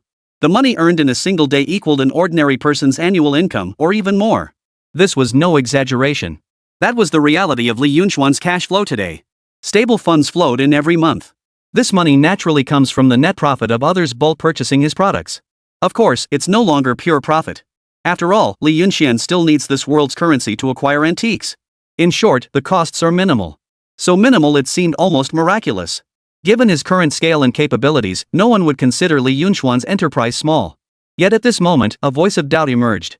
"Mr. Li, your company excels in every aspect, but its scale remains too small. You may consider it substantial, but from my perspective, that's not the case at all. Why is it that despite your company's high technological sophistication, it gets targeted whenever it's targeted? It's all about scale. Once your scale grows large enough, even if you make a colossal mistake, those above won't dare to shut you down lightly. Hearing this, Li Yunxian fell into a brief silence. There was truth to those words. He clearly owned numerous enterprises and possessed formidable strength. Yet faced with a single order, he remained powerless. It seemed the other party was right after all. His scale simply wasn't large enough. Just imagine if Li Yunxuan's enterprises were on par with Yuelong Steel Group. Would he still be targeted like this? That was clearly impossible. Yuelong Steel Group not just within the province, but even nationwide ranks among the top tier of industries. That's quite an eye-opener. Li Yunxian nodded with a smile. Mr. Li, please don't say that. Truth be told, I only attended private tutoring because my family was relatively well off. Then, with the help of government connections and sheer luck, I managed to get where I am today. Compared to you, Mr. Li, I'm still far behind. Gu Yuanfeng replied with a calm smile. Clearly, he was not only well-versed in Li Yunxuan's current business empire, but also well-versed in his family background. At this moment, Li Yunxian genuinely wondered what kind of person this man truly was. Judging by his voice, the man was likely a bit older than himself, though not by much. Alright, the pleasantries are over. We're both familiar with each other now, we're both from Jiangcheng. Mr. Li, I do have a major business opportunity I'd like to discuss with you. I just wonder if you have the guts to take me on. The tone turned serious. That got Li Yunxian fired up. A venture Li Yunxian wouldn't dare take on? Sorry, but that'll never happen in this lifetime. Go ahead and tell me. If I think it's a real big project, I'll take it. Li Yunxian declared confidently. I've leased an oil field overseas. It should be operational within a month. I need a contractor to serve as my regional agent. As for profits, we'll still settle in beautiful coins, but I can offer you a 3% discount on the price before tariffs. So your profit margin is only 3%. Mr. Li, can you calculate how much you stand to gain from this? Gu Yuanfeng asked with a smile. Hearing this, Li Yunxian raised an eyebrow slightly. This was indeed a major deal. The lower the percentage, the greater the profit. And this kind of project wasn't something just anyone could handle. It required boldness and formidable computational power. Settling in beautiful coins made sense. Oil transactions in this era were all settled that way. And when it comes to oil, forget about the other party lowering the price by 3% based on the international market. Chapter 149, Oil Contracting. Even if he sold it at the original cost price, Li Yunxian could still turn a substantial profit by reselling it domestically. A 3% margin was enormous. The only question now was whether Li Yunxian had the means to secure the contract. To secure the contract, he needed a professional workforce. Trucks, transportation teams, technical teams, survey teams, and so on. Behind all this lies a demand for exceptional expertise and academic qualifications. It's not that simple. Oil is money, it's the most valuable asset. This market never lacks buyers. All are major orders. Compared to Li Yunxuan's current ventures, the oil market is indeed larger. The other party wasn't wrong. Li Yunxuan's previous ventures had been nothing more than small-scale tinkering. I'll take this project, Li Yunxian said earnestly. But I'd also like to discuss a partnership with you. His voice deepened slightly. Gu Yuanfeng clearly perked up. He had always held the upper hand in negotiations with Li Yunxian. He relished that feeling. But now Li Yunxian seemed intent on seizing the initiative. He was intrigued and eager to see where this would lead. Beyond the agency work, I also want to take on the oil field contract. If you hand it over to me, I can make you money. Li Yunxuan's meaning was clear and straightforward. Gu Yuanfeng visibly froze, his brow furrowing. For a moment, he found himself unable to discern whether the other man's words were genuine or false. Mr. Li, are you certain? This isn't something to be trifled with. We're fellow countrymen. If you genuinely want this oil field contracting agency, I can give it to you. I don't even need you to make money for me. All I ask is that you ensure stable production from the oil field, just like other foreign contractors do. Li Yunxian nodded. No problem. Gu Yuanfeng grew even more perplexed. You don't seem to have any experience with oil field projects. That's correct. You don't understand the market either, or even oil fields. Correct. And you're entering the market with such confidence? If you just hand it over to me, I can make it work. Gu Yuanfeng didn't respond immediately. He fell silent. Why partner with Li Yunxian and let him be the agent? The concept of an agent is actually quite straightforward. It's just selling. It required no technical expertise. But it could indeed generate profits, expand the business, and alleviate Li Yunxuan's current crisis. They were all fellow villagers. When Gu Yuanfeng learned that their hometown of Jiangcheng actually had a tech company specializing in new energy technology, he was utterly shocked. After all, foreign countries already have research programs in this field. Research was still ongoing. But it already existed domestically? This shock to Gu Yuanfeng was akin to discovering a top-tier luxury car parked in the primitive flying continent, one that even he coveted. Was this reasonable? Absolutely not. And as he delved deeper into the technology behind this new energy electric vehicle company, he was even more stunned. He became firmly convinced that this represented the future trend. From that moment on, he began closely monitoring Li Yunxuan's enterprise and every move he made. His decision to establish a company overseas was entirely out of necessity. It wasn't merely about being unable to develop his tech company domestically. The most crucial reason was to establish a foothold abroad, to help the people of Longwei gain early access to relevant advanced technologies abroad. Back then, he was convinced that Li Yunxuan's new energy electric vehicles were no ordinary feat. This man would undoubtedly lead the people of Longwei toward their first strides in technology and their first steps toward global leadership. He held this conviction unwaveringly. Therefore, now that Li Yunxian faced difficulties, he naturally wanted to lend a hand. Moreover, this oil field was under his contract. Why give it to foreigners when it could be contracted to someone from Longwei? After much deliberation, the only person in Longwei capable of taking over his oil field agency was Li Yunxian. Moreover, Li Yunxian desperately needed this to boost his production capacity and expand his business. During this period, Gu Yuanfeng had remained in the country precisely because he knew Li Yunxuan's enterprise would inevitably face difficulties. That's why he'd stayed in the country all this time. Sure enough, everything unfolded exactly as he had anticipated. But this time, Li Yunxian wanting to take over the oil field was something he hadn't anticipated.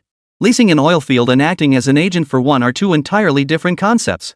Managing an oil field already required considerable technical expertise and experience. Neither did Li Yunxian possess such expertise. If he could successfully manage this agency oil field, Gu Yuanfeng would have to take Li Yunxian seriously. But contracting an oil field was even more challenging. An oil field, in essence, is about its reserves.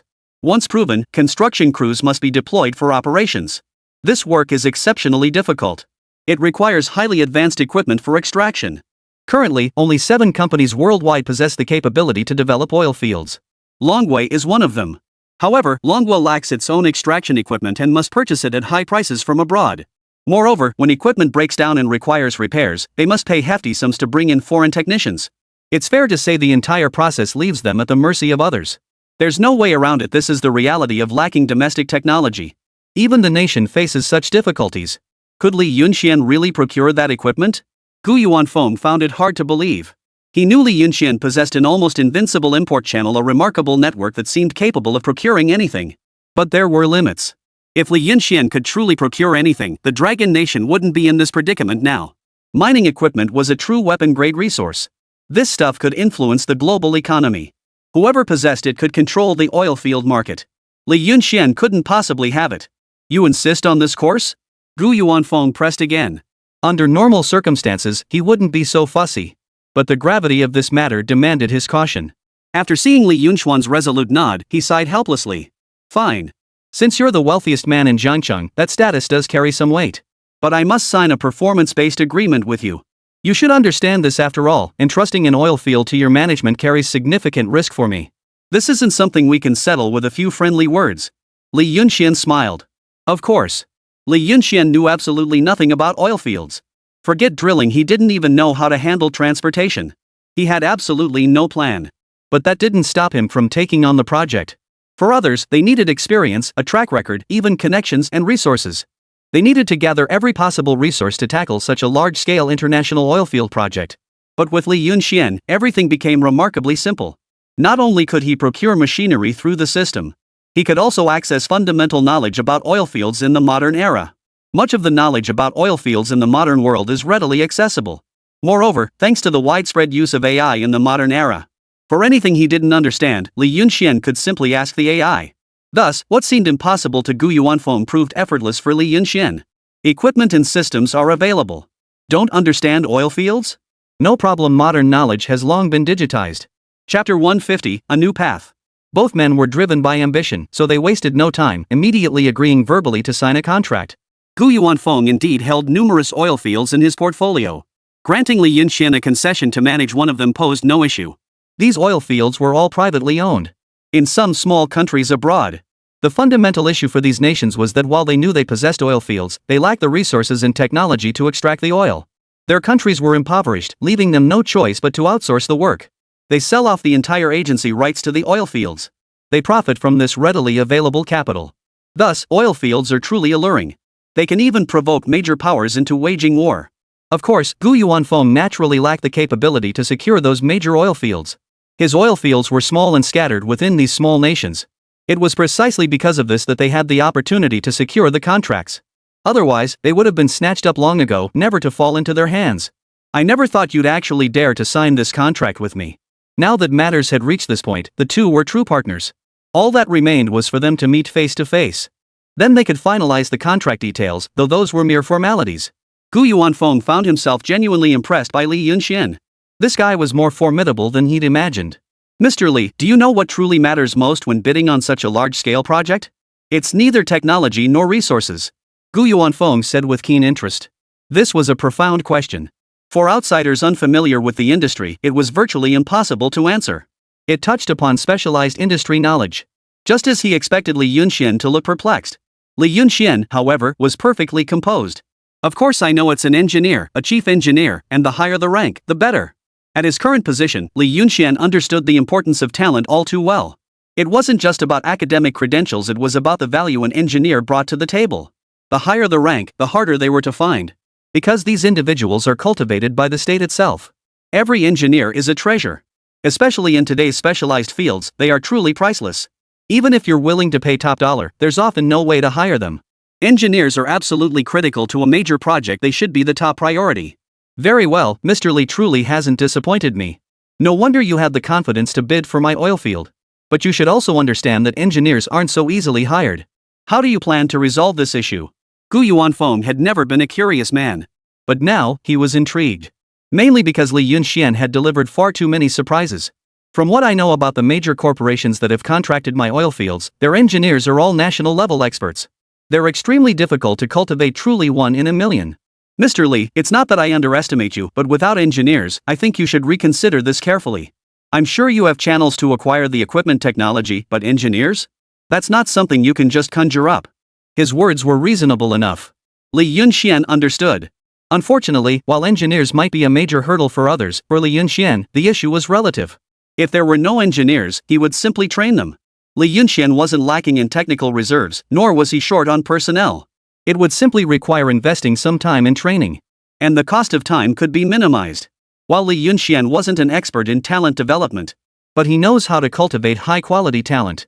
As long as there are relevant training programs and knowledge, combined with hands-on practice and the accumulation of technical skills, with the refinement of time, it's entirely feasible to cultivate a cohort of outstanding, highly skilled engineers within a month or two. Engineers are never simply handed down from others. That's no different from sitting around waiting for handouts. In this day and age, no private enterprise can cultivate a top-tier engineer. In this regard, Li Yunxian still holds the upper hand. Alright, since Mr. Li is so confident, I'm reassured. Gu Yuanfeng smiled. The call ended. For Li Yunxian, this undoubtedly opened up a new avenue. Li Yunxian had always been a man of action. Once he made a decision, he acted. As for the company, Li Yunxian wasn't worried. Although operations were temporarily halted, the market remained intact. Moreover, as long as operations at the oil field proceeded normally, these idle workers could indeed serve as reinforcements. There was no shortage of work. Most importantly, Li Yunxian believed Gu Yuanfeng's approach was truly sound. Worker issues and transformation were entirely solvable. It also represents a benchmark for enterprises to grow stronger and larger. Meanwhile, the outside world remained unaware of Li Yunxuan's predicament. Only those at Xingyi Textiles understood his predicament and took malicious delight in it. Inside Star Art Textiles at this moment, led by the chairman, preparations were underway for an acquisition plan targeting Li Yunxuan's textile enterprise. Though his textile factory had been smeared by their advertising campaigns, orders had plummeted and faced a backlog of production capacity. But they still possessed considerable strength. At the end of the day, orders come down to price. If Lijiang Textiles ignores the consequences and launches a price war against them, it would put them at a disadvantage. It might accelerate Lijiang Textiles' bankruptcy, but their own losses would be substantial. Given the current situation, acquisition is the optimal choice. Moreover, they covet Lijiang Textiles' machinery and equipment. According to their internal intelligence, Lijiang Textiles' machinery truly surpasses contemporary foreign textile equipment. This was indisputable. If they could acquire those machines, it would instantly cement Star Art Textiles' position in the Dragon Kingdom. They wouldn't have to fear any embargoes. Ladies and gentlemen, what are your thoughts on the acquisition proposal? The chairman of Star Art Textiles addressed the assembled shareholders. Strangely, the majority of these shareholders were foreign faces. Indeed, the actual control of Star Art Textiles was never in Gu Yuanfeng's hands. He, as chairman, was merely a puppet. After all, domestic regulations prohibited foreign capital from serving as nominal controllers. Otherwise, the company would face strict regulatory scrutiny. On paper, Star Art Textiles remained a Manhwa enterprise. I think this plan is perfectly reasonable. No matter the cost, we must acquire Lijiang Textiles equipment. Exactly. Their equipment is crucial. We must acquire it at any cost. The foreigners spoke in halting phrases. This advertising campaign was naturally their creation. Only foreigners possessed such exceptional talent and expertise in this field. Their initial approach was straightforward. Chapter 151, Chief Engineer. The moment Lijiang Textiles unveiled its new machinery, they knew about it. Both in performance and other aspects, such machines were rarely seen abroad. It wasn't that such high-level textile machinery didn't exist abroad, it did. But the sheer volume Li Yunxian could produce was nothing short of astonishing. Consequently, they devised a detailed plan specifically targeting Lijiang Textiles, aiming to acquire Li Yunxuan's equipment. No problem. I'll find a way to make this happen. The chairman of Xingyi took a deep breath and nodded. He considered it highly challenging. However, this time the foreign consortium had prepared substantial funds. Moreover, the price far exceeded Lijiang Textiles' current market value.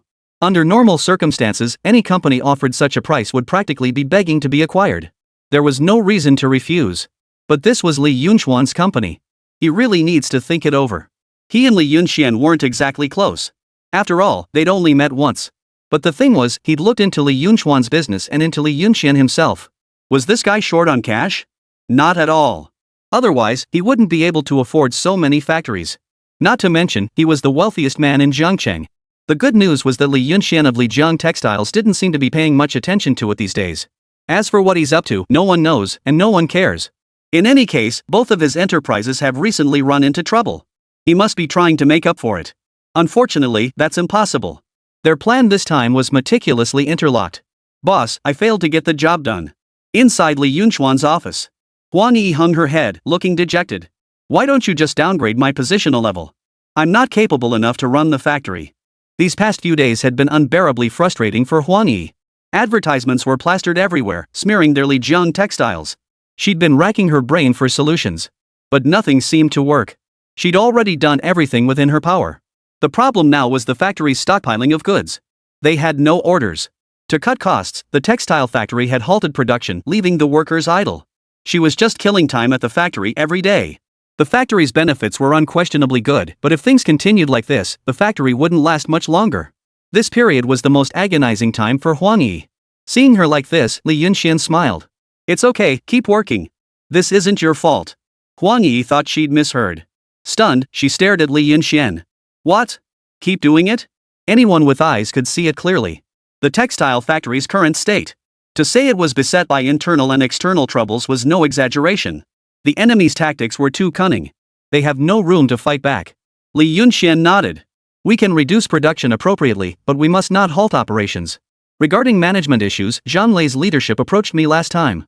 He mentioned that a chief engineer from the capital will be coming specifically to inspect, research, and provide guidance for Lijiang Textiles in a few days. Huang Yi, this is your chance. You must seize it. As a major factory, receiving guidance from a chief engineer from the capital was a rare opportunity. This was also Zhang Lei's way of compensating Li Yunxian for the unfairness of seizing new energy. He had arranged for the chief engineer from the capital to provide guidance.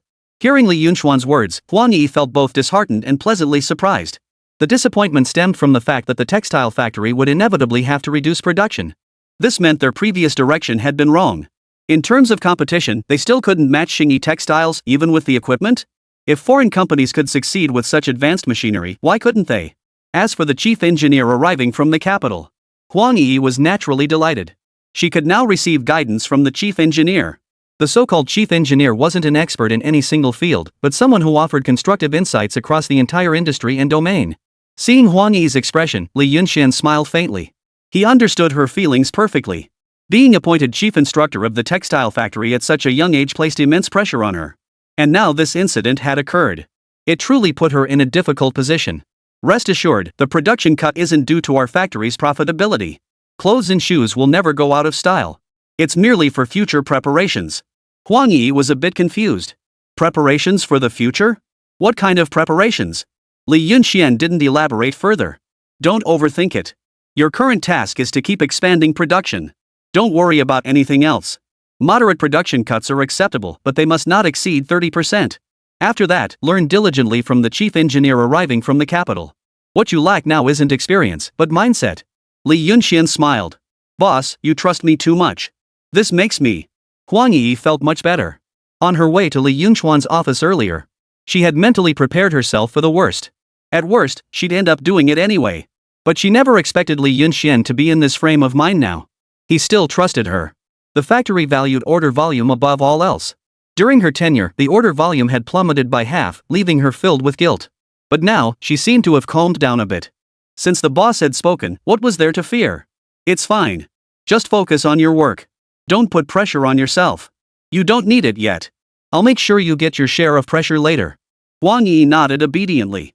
Yes, boss. I know what to do now. 3 days passed in the blink of an eye. During those 3 days, Li Yunxian did nothing. According to the contract with Boss Gu, in 1 month's time, he would have to lead his team to an overseas oil field. But he wasn't in a hurry now. First, he needed to meet with the chief engineer from the capital. If he could gain some guidance from the chief engineer, it would greatly facilitate his subsequent work. As for the oil field contract, Li Yunxian had already researched many related matters. He had compiled books and notes detailing machinery, equipment, and relevant technical knowledge. But training the personnel was the real challenge. Oil fields were vastly different from textiles. Moreover, this was overseas. Getting personnel from China to work overseas was no easy feat in itself. He needed to consult specialized professionals. The chief engineer is an expert in this field, highly skilled in such matters. It must be said that this time, Zhang Lei's leadership managed to make up for it successfully. As long as Li Yunxuan's oil field project can get off the ground, everything else will fall into place. New energy projects and textile orders would all be resolved effortlessly. A banner now hung at the textile factory's main gate. Alongside Li Yunxian, several shareholders of the textile factory and Zhang Lei's team were also waiting for the distinguished guest. It was quite the grand display. Just who is this chief engineer to warrant such pomp and circumstance? Huang Yi was somewhat surprised. Even a high-ranking official like Zhang Lei had come. Chapter 152, The Chief Engineer. Zhang Lei was the highest-ranking official she'd ever encountered, and she'd assumed leaders were all stuck up. But she found him surprisingly easy to talk to. Not just with her, but even with ordinary employees. There are only a handful of chief engineers nationwide. Having one come to our jurisdiction to guide our work is a rare opportunity. You should cherish it. If you have any questions, don't hesitate to ask. Li Yunxian smiled.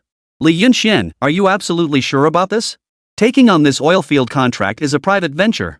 We won't be able to assist you. You'll have to handle everything on your own. Zhang Lei said with a hint of resignation. Earlier, he had encouraged Li Yunxian to try his hand at import-export trade. So far, things had been going reasonably well, despite facing targeted opposition that had left a large portion of their products unsold. But these issues weren't insurmountable. Items like clothing and shoes could be stored without issue. Moreover, the textile factory was still operating relatively normally, though its current situation wasn't ideal due to advertising and public opinion. But as long as they can hold out for a while, there's always hope on the horizon. After all, the textile factory's production capacity remains solid state-of-the-art machinery, rock-bottom prices. Why are textile factories lacking orders now? Advertising and public opinion are only part of the story. The most critical factor is the price war. Xingyi Textiles initiated the price war. That was the spark. They themselves use automated machinery for production, allowing them to compress prices to exceptionally low levels. Currently, their prices are significantly lower than those of Lijiang Textile Factory. As a major factory, they naturally secured all orders from nearby suppliers. Hezhong Textile also secured a portion. Orders from neighboring provinces, as well as those from their own Guanyue province, were essentially divided among them. But haven't they paid a price? Of course they have. Price wars are all about who can hold out the longest. Of course, Xingyi Textiles not only possesses substantial financial resources, but they also haven't driven their prices down excessively. Overall, they could sustain their operations. But sooner or later, it would have to return to normal pricing. At that point, Lijiang Textiles would gain the upper hand. Perhaps due to advertising and public perception, orders might not be plentiful, but they could still barely sustain operations.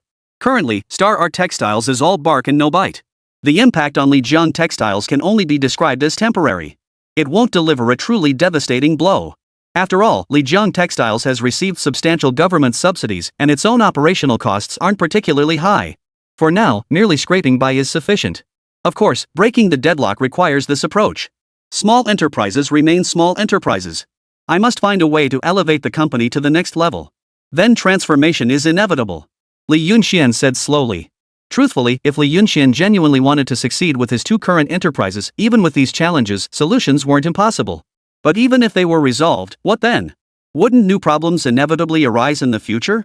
Yes, they would. It's an endless cycle. As long as the enterprise remained small in scale, the problems it faced would be severe. Only through transformation can the current situation be altered. Grow the company to a point where it becomes impossible to ignore.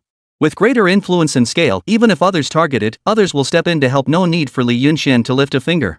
Alright, rest assured. I have a decent relationship with this chief engineer, otherwise, I wouldn't have been able to bring him on board. This time, he's arrived with a professional team. Whether you can persuade him will depend entirely on your skills. Zhang Lei nodded earnestly.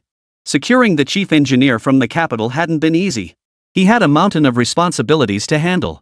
But the moment Li Yunxian mentioned taking over the oil field, Zhang Lei knew this was an opportunity. Li Yunxuan's capabilities were undeniable. If he could truly develop the oil field, their GTP in Jiangchang would likely multiply several times over.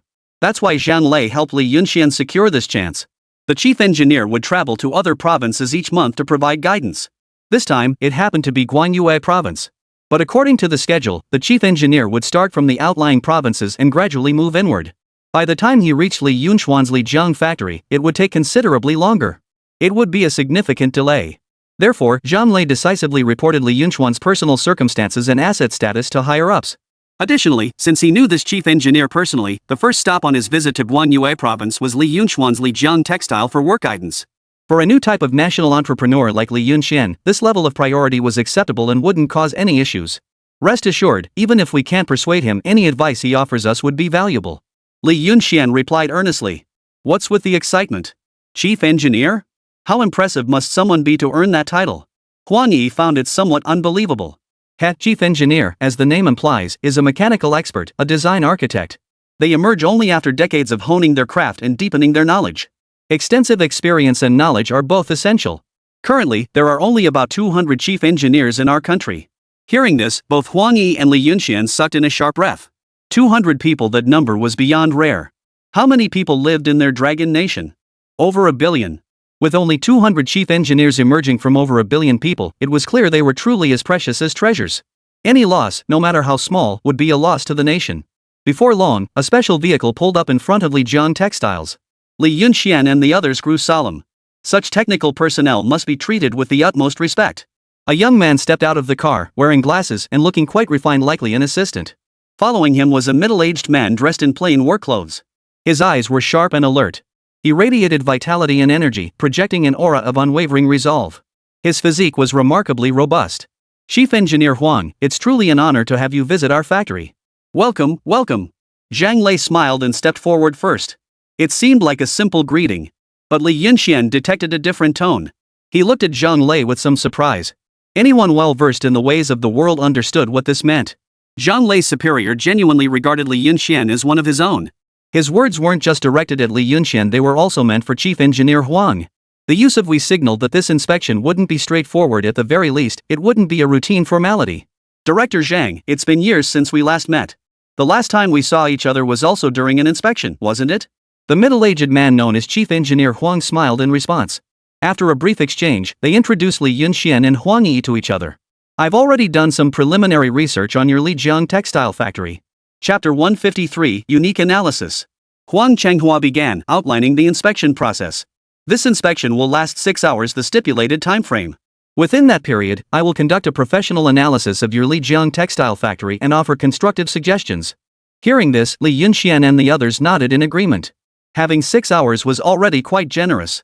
After all, he was a master engineer. A single glance would reveal the current layout issues at Lijiang Textile. In this regard, Li Yunxian was absolutely no match for the expert.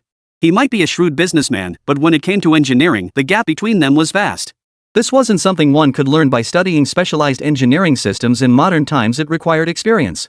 Every piece of guidance from Chief Engineer Huang had profound implications for them. So you're Mr. Li? I'd heard of your reputation even before coming to Guanyue province. Lately, you've been a dark horse on the national stage, a pioneer in emerging technologies and the new energy sector. Chief Engineer Huang said with a smile. I might be passable in business, but when it comes to strategic planning, I'm nowhere near your level. I still have much to learn. With humility, Li Yunxian responded with a smile.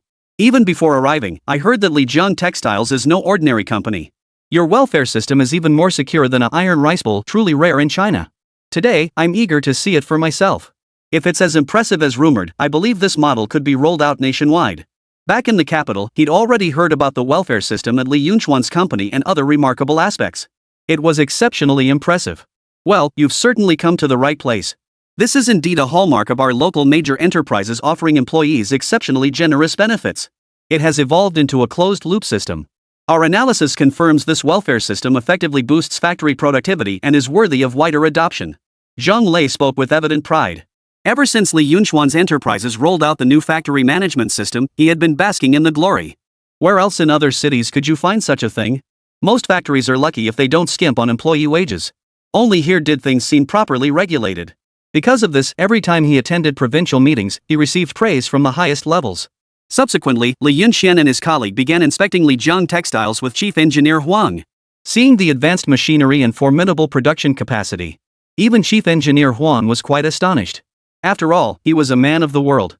He had seen intelligent machinery like this before. Yet the city they were in now, Jiangcheng, was merely a relatively populous, underdeveloped city. Such intelligent machinery was currently only in the hands of the state. The state required these high-tech capabilities for industrial development. Private enterprises possessed such advanced machinery in extremely limited numbers. When he saw the workers on the assembly lines dressed neatly and working in an orderly manner, Chief Engineer Huang silently nodded in approval. He had only witnessed such scenes in the north, they were relatively uncommon in the south. It was easy to imagine that Lijiang Textiles would undoubtedly become a formidable textile factory in the future. Chief Engineer Huang, what do you think of our factory?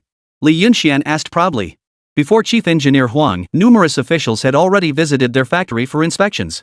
Each time, these officials were particularly astonished. It's indeed impressive, but there's still room to improve the efficiency of these textile machines. Look, their placement on the left side of the area, the inlet and outlet ports are positioned incorrectly. The exhaust port is aligned with the valve, where temperatures are extremely high. It might be fine initially, but prolonged exposure could cause the valve to melt. If I'm not mistaken, the valves on your machines likely require frequent repairs. Hearing this, Li Yunxian was stunned. This chief engineer was no ordinary person. He cut straight to the heart of the matter. He could identify the problem with just a glance. These machine gates did indeed require frequent repairs. Since Li Yunxian knew little about textile operations, he had assumed these gates simply broke down periodically. He had to repair them every 2 weeks. This consumed a great deal of unnecessary funds. Moreover, the misaligned gates caused workers to perform a great deal of wasted effort. Unfortunately, the previous Li Yunxian and his team were unable to see these problems. Even if they had known about these problems, they wouldn't have been able to address them.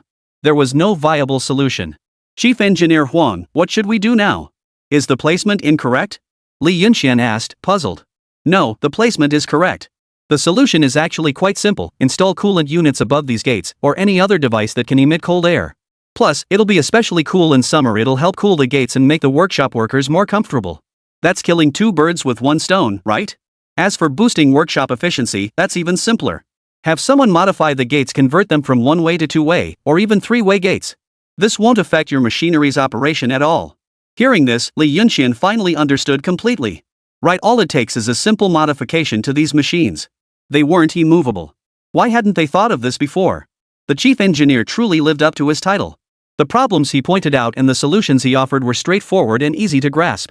Anyone could fix it right away. Following that, Chief Engineer Huang continued his inspection. He offered some comments on Li Yunchuan's machinery and the current workshop's efficiency. Not a single word was wasted. Every word was pure substance. These improvements would significantly boost production efficiency at Lijiang Textiles, eliminating redundant processes. 3 hours later, Chief Engineer Huang had already provided feedback on over 20 aspects of Li Yunchuan's Lijiang Textile operations. Overall, these comments were entirely positive. They could enhance the current efficiency of Lijiang Textiles headquarters and reduce economic expenditures. They included simple modifications to machinery and other adjustments. At this point, Li Yunxian and his team were utterly in awe of Chief Engineer Huang. He was simply too impressive. Alright, Chief Engineer Huang. For the next part of the inspection, our Lijiang Textile instructor will accompany you. You both share the surname Huang. I doubt you're from the same hometown, huh? Ha ha. The simple solutions you just offered are invaluable. I need to go arrange the next steps for the modifications. The group chuckled at his words, the atmosphere growing quite lively. Today's inspection had proceeded remarkably smoothly. Meanwhile, Chief Engineer Huang gained a clearer understanding of Li Yunxian.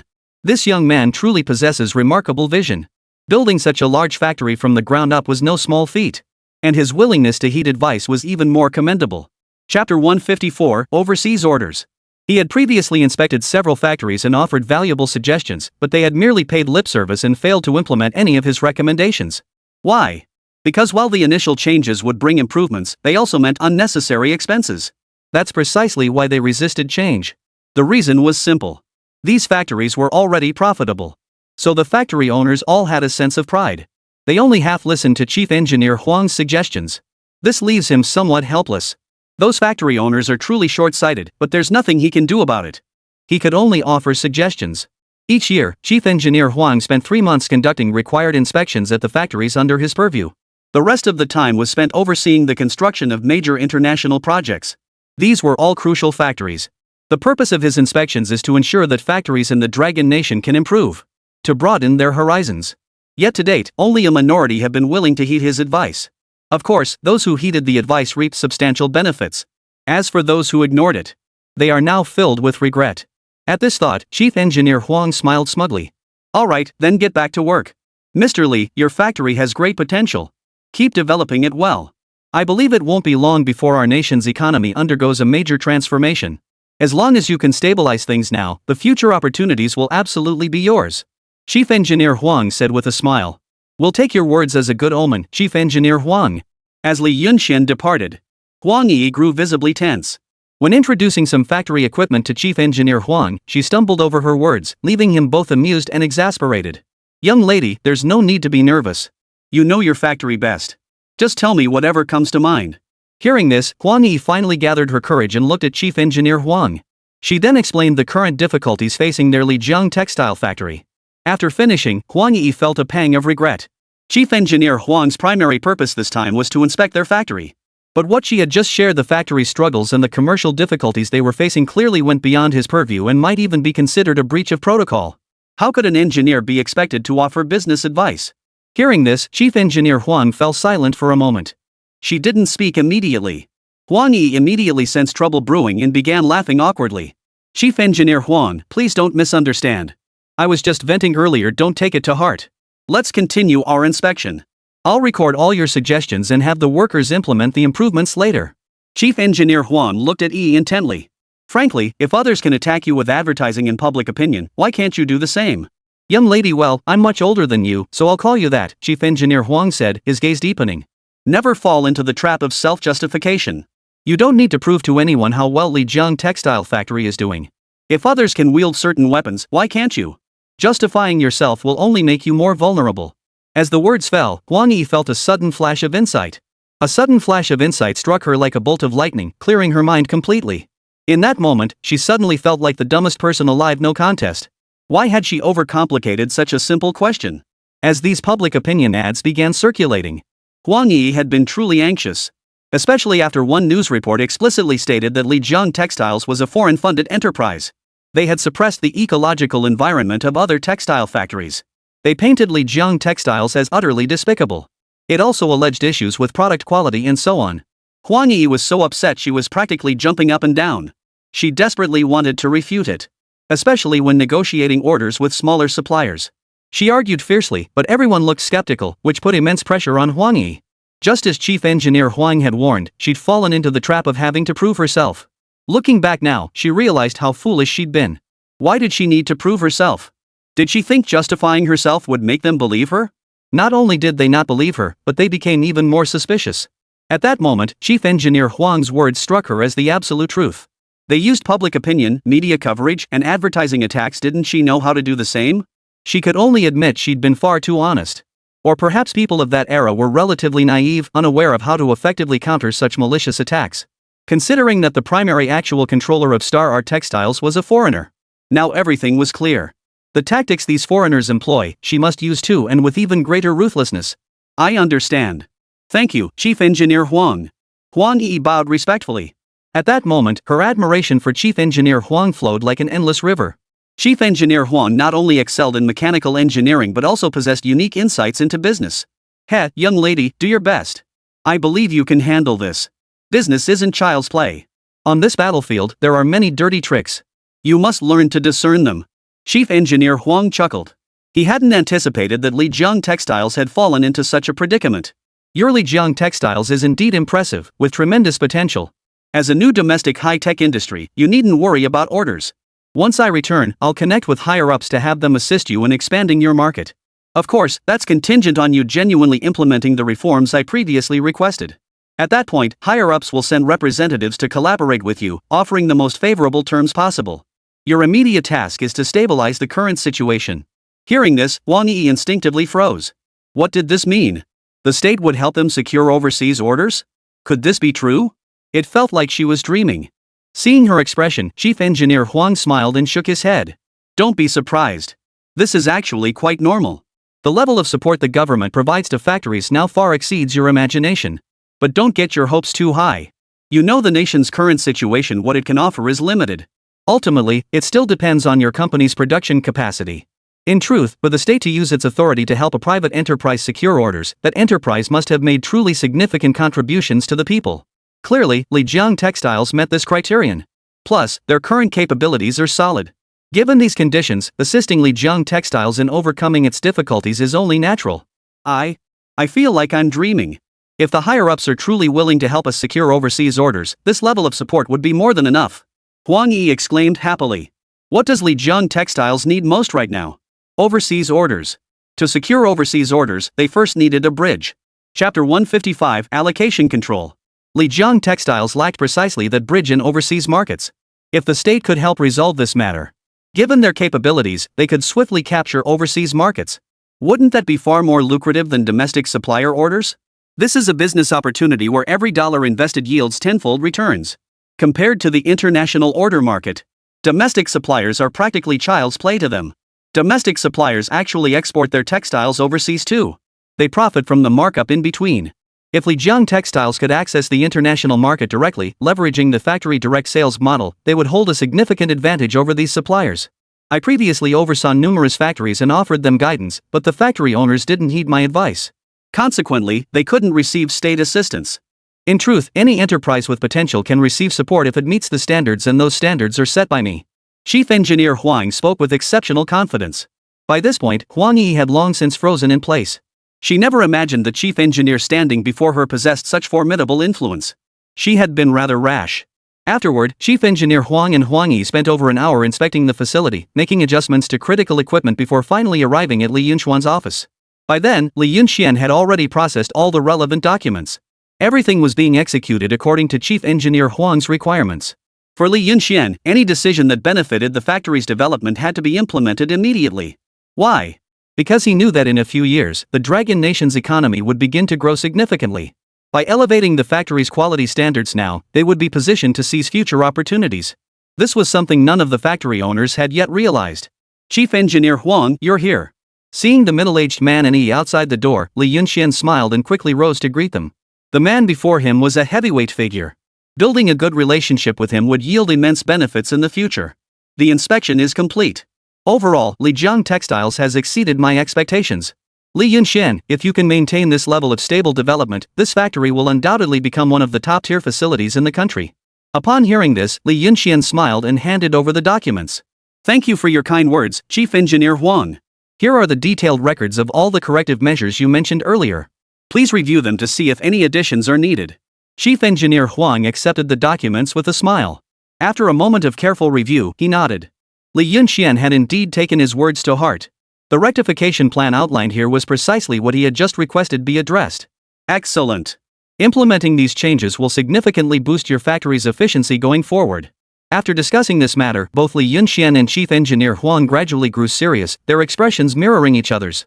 Zhang Lei, standing nearby, began to act as an intermediary.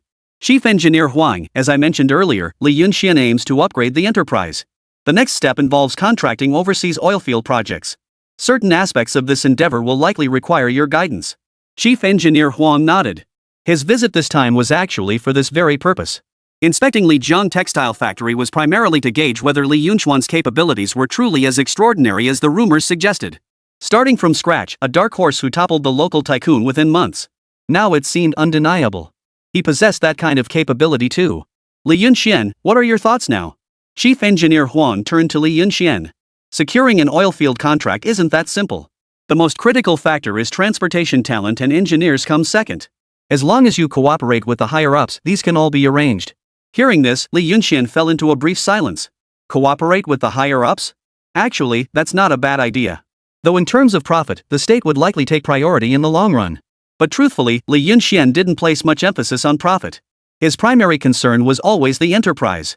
Expanding the company was his foremost priority, everything else came second. Li Yunxian, let's be frank. When you decided to take on the oilfield contract, higher-ups took it very seriously. Otherwise, I wouldn't have been able to come down here. That person is the main reason. Hearing this, Zhang Lei beside him felt a bit awkward. He had assumed it was due to his own influence. That he'd managed to persuade the person involved. But it didn't matter. As long as the person came, that was all that mattered. Your oilfield contract, as per headquarters directive, means you can profit and manage the enterprise, but everything must operate strictly under state oversight. To that end, we will provide all necessary equipment, technical personnel, and even facilitate diplomatic procedures with foreign entities.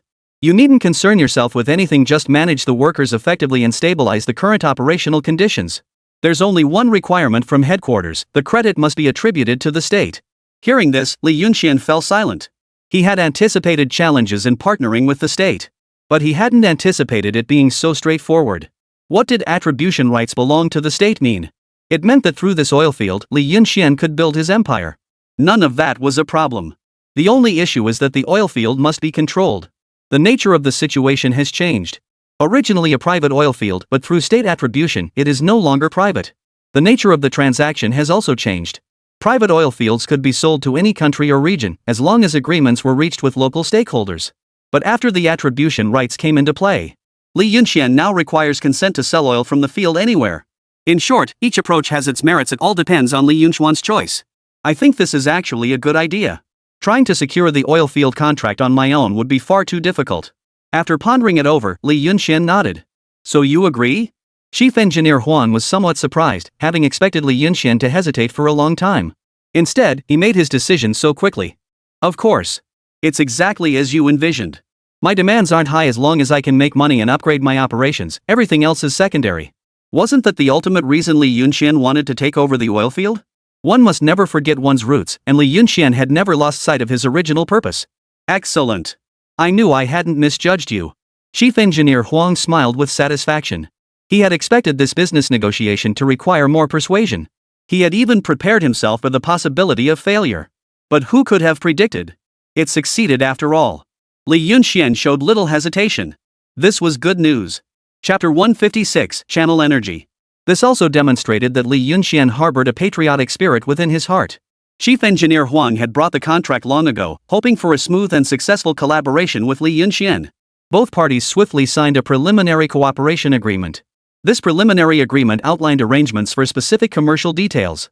A formal contract would follow later. The trouble with working with higher-ups lies precisely here: there are simply too many contract documents to sign. It was overwhelming. But that's just how things are in this era. The technological and economic blockade imposed by foreign countries on China is too severe. Everything must be handled with utmost rigor and caution. Alright, Li Yunxian. Signing this contract demonstrates your willingness to cooperate with the state and your commitment to prioritizing national interests above all else. When the time comes for the oilfield contract, the higher-ups will arrange all available resources to support you.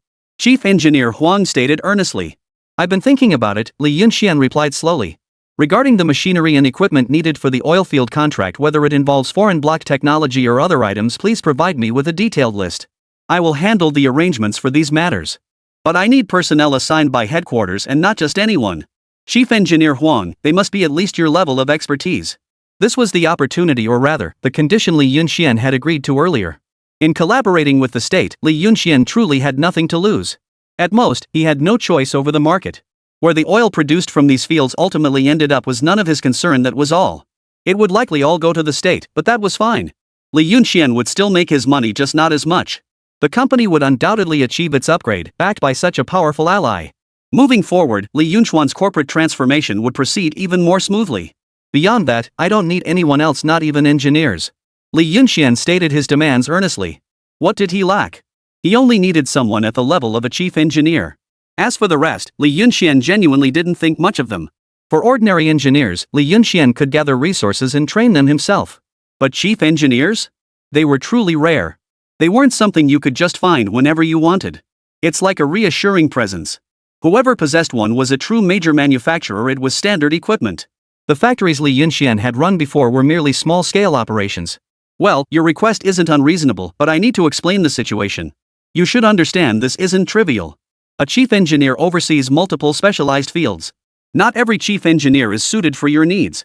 Take me, for instance. My focus is more on guiding engineering projects and refining equipment. Your oilfield project, however, is a large-scale international endeavor. I'm not the right fit. We need to find someone more suitable. Plus, we need upper management approval. Talent is in high demand across all industries right now. You should understand the challenges involved, Li Yunxian. Li Yunxian nodded in understanding. Your oilfield project is substantial in scale, and given your requirement to supply your own equipment, I believe the success rate is quite high. I'll do my utmost to secure approval for this matter. Chief Engineer Huang sighed as he spoke. That's wonderful. Thank you so much, Chief Engineer Huang. Li Yunxian was overjoyed. Since Chief Engineer Huang had said he would do his utmost to secure the approval, it meant the success rate was already over 80%. It was well known that insiders never dared to make absolute promises. That was the rule. When they believed something could be accomplished, they would express it in a roundabout way. No problem. Your oilfield project benefits both the nation and its people. Besides, you don't require state-provided equipment or machinery. The government will only supply technical expertise and personnel. That part shouldn't be an issue. His tone shifted abruptly as Chief Engineer Huang's expression turned serious. However, oil fields are no trivial matter. Non-specialists would struggle even to enter the field. Li Yunxian, these professionals exist only within the state apparatus, and the equipment is state-owned. Currently, among Longguo's private enterprises, none possess oilfield operations. This is likely your first time venturing into this field. I know you've achieved considerable success in business before, but this is no trivial matter. Are you certain you don't require state-provided equipment? He naturally knew nothing of Li Yunxian's background. He only knew this was a young man who had risen to his current position through his own abilities. He admired that. But business is business. Oilfield contracting was now an international endeavor. It was on a different level entirely from these domestic enterprises, let alone the same tier. If mishandled, the economic losses could be substantial. A single misstep in decision-making could bankrupt Li Yunxian. This was no laughing matter. At that moment, Li Yunxian hadn't spoken yet. Beside him, Zhang Lei chuckled. Chief Engineer Huang, you're seriously underestimating Li Yunxian. Do you really think he became Jiangqing's richest man overnight just through sheer ability? He has his own channels. As for those pieces of equipment and documents you mentioned, Li Yunxian can indeed get his hands on them. But how he acquires them, well, that's none of our business, is it? Everyone has their secrets. As long as it doesn't involve national security. Those are minor matters. Everyone understands that. How could one survive in this world without a few secrets? Chief Engineer Huang caught the unspoken implication. So you're saying Li Yunxian can actually procure the equipment and machinery for these oil fields? Even as he spoke the words, he found himself struggling to believe it. It sounded too far-fetched.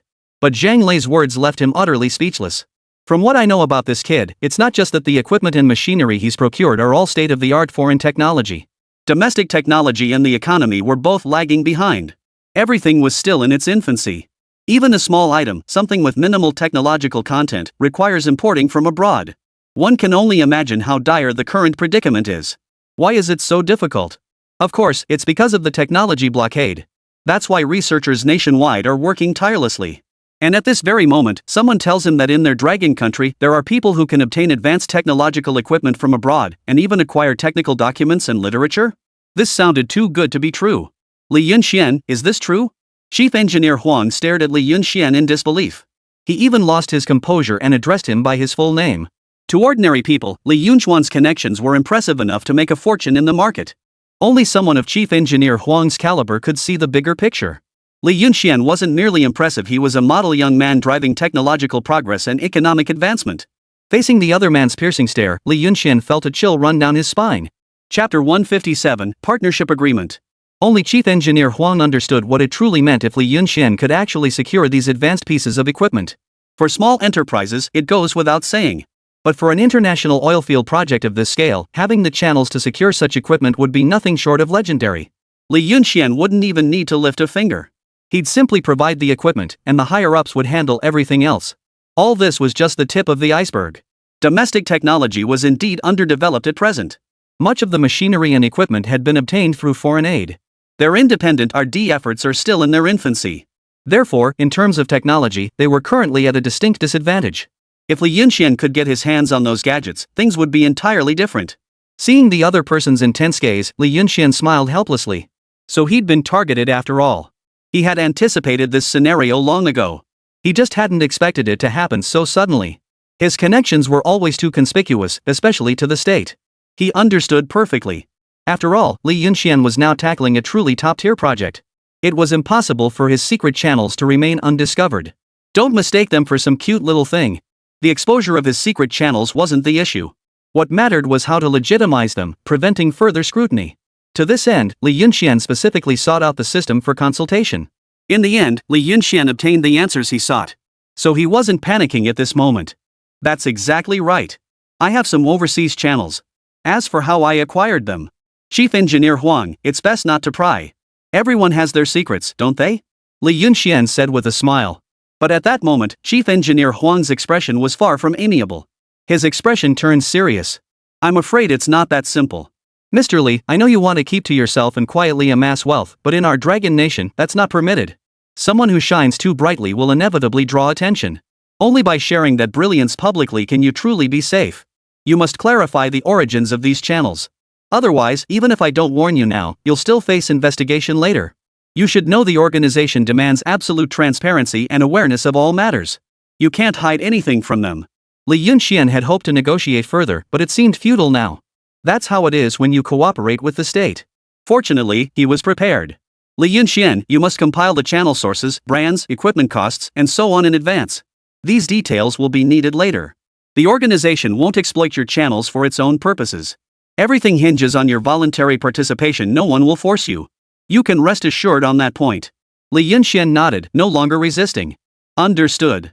I'll organize everything properly. Chief Engineer Huang nodded, visibly relieved. It's rare to find someone with such initiative. Rest assured, given your unique circumstances, I believe the organization will offer you the most favorable terms possible. I'll personally advocate for you on this matter. His title as Chief Engineer carried some weight. Soon, both parties reached a preliminary agreement on the matter.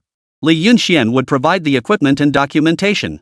The organization would handle talent recruitment, engineer training, and logistics. These matters required no concern from Li Yunxian. As for the number of engineers, Li Yunxian had already made up his mind. The oilfield project was bound to be massive.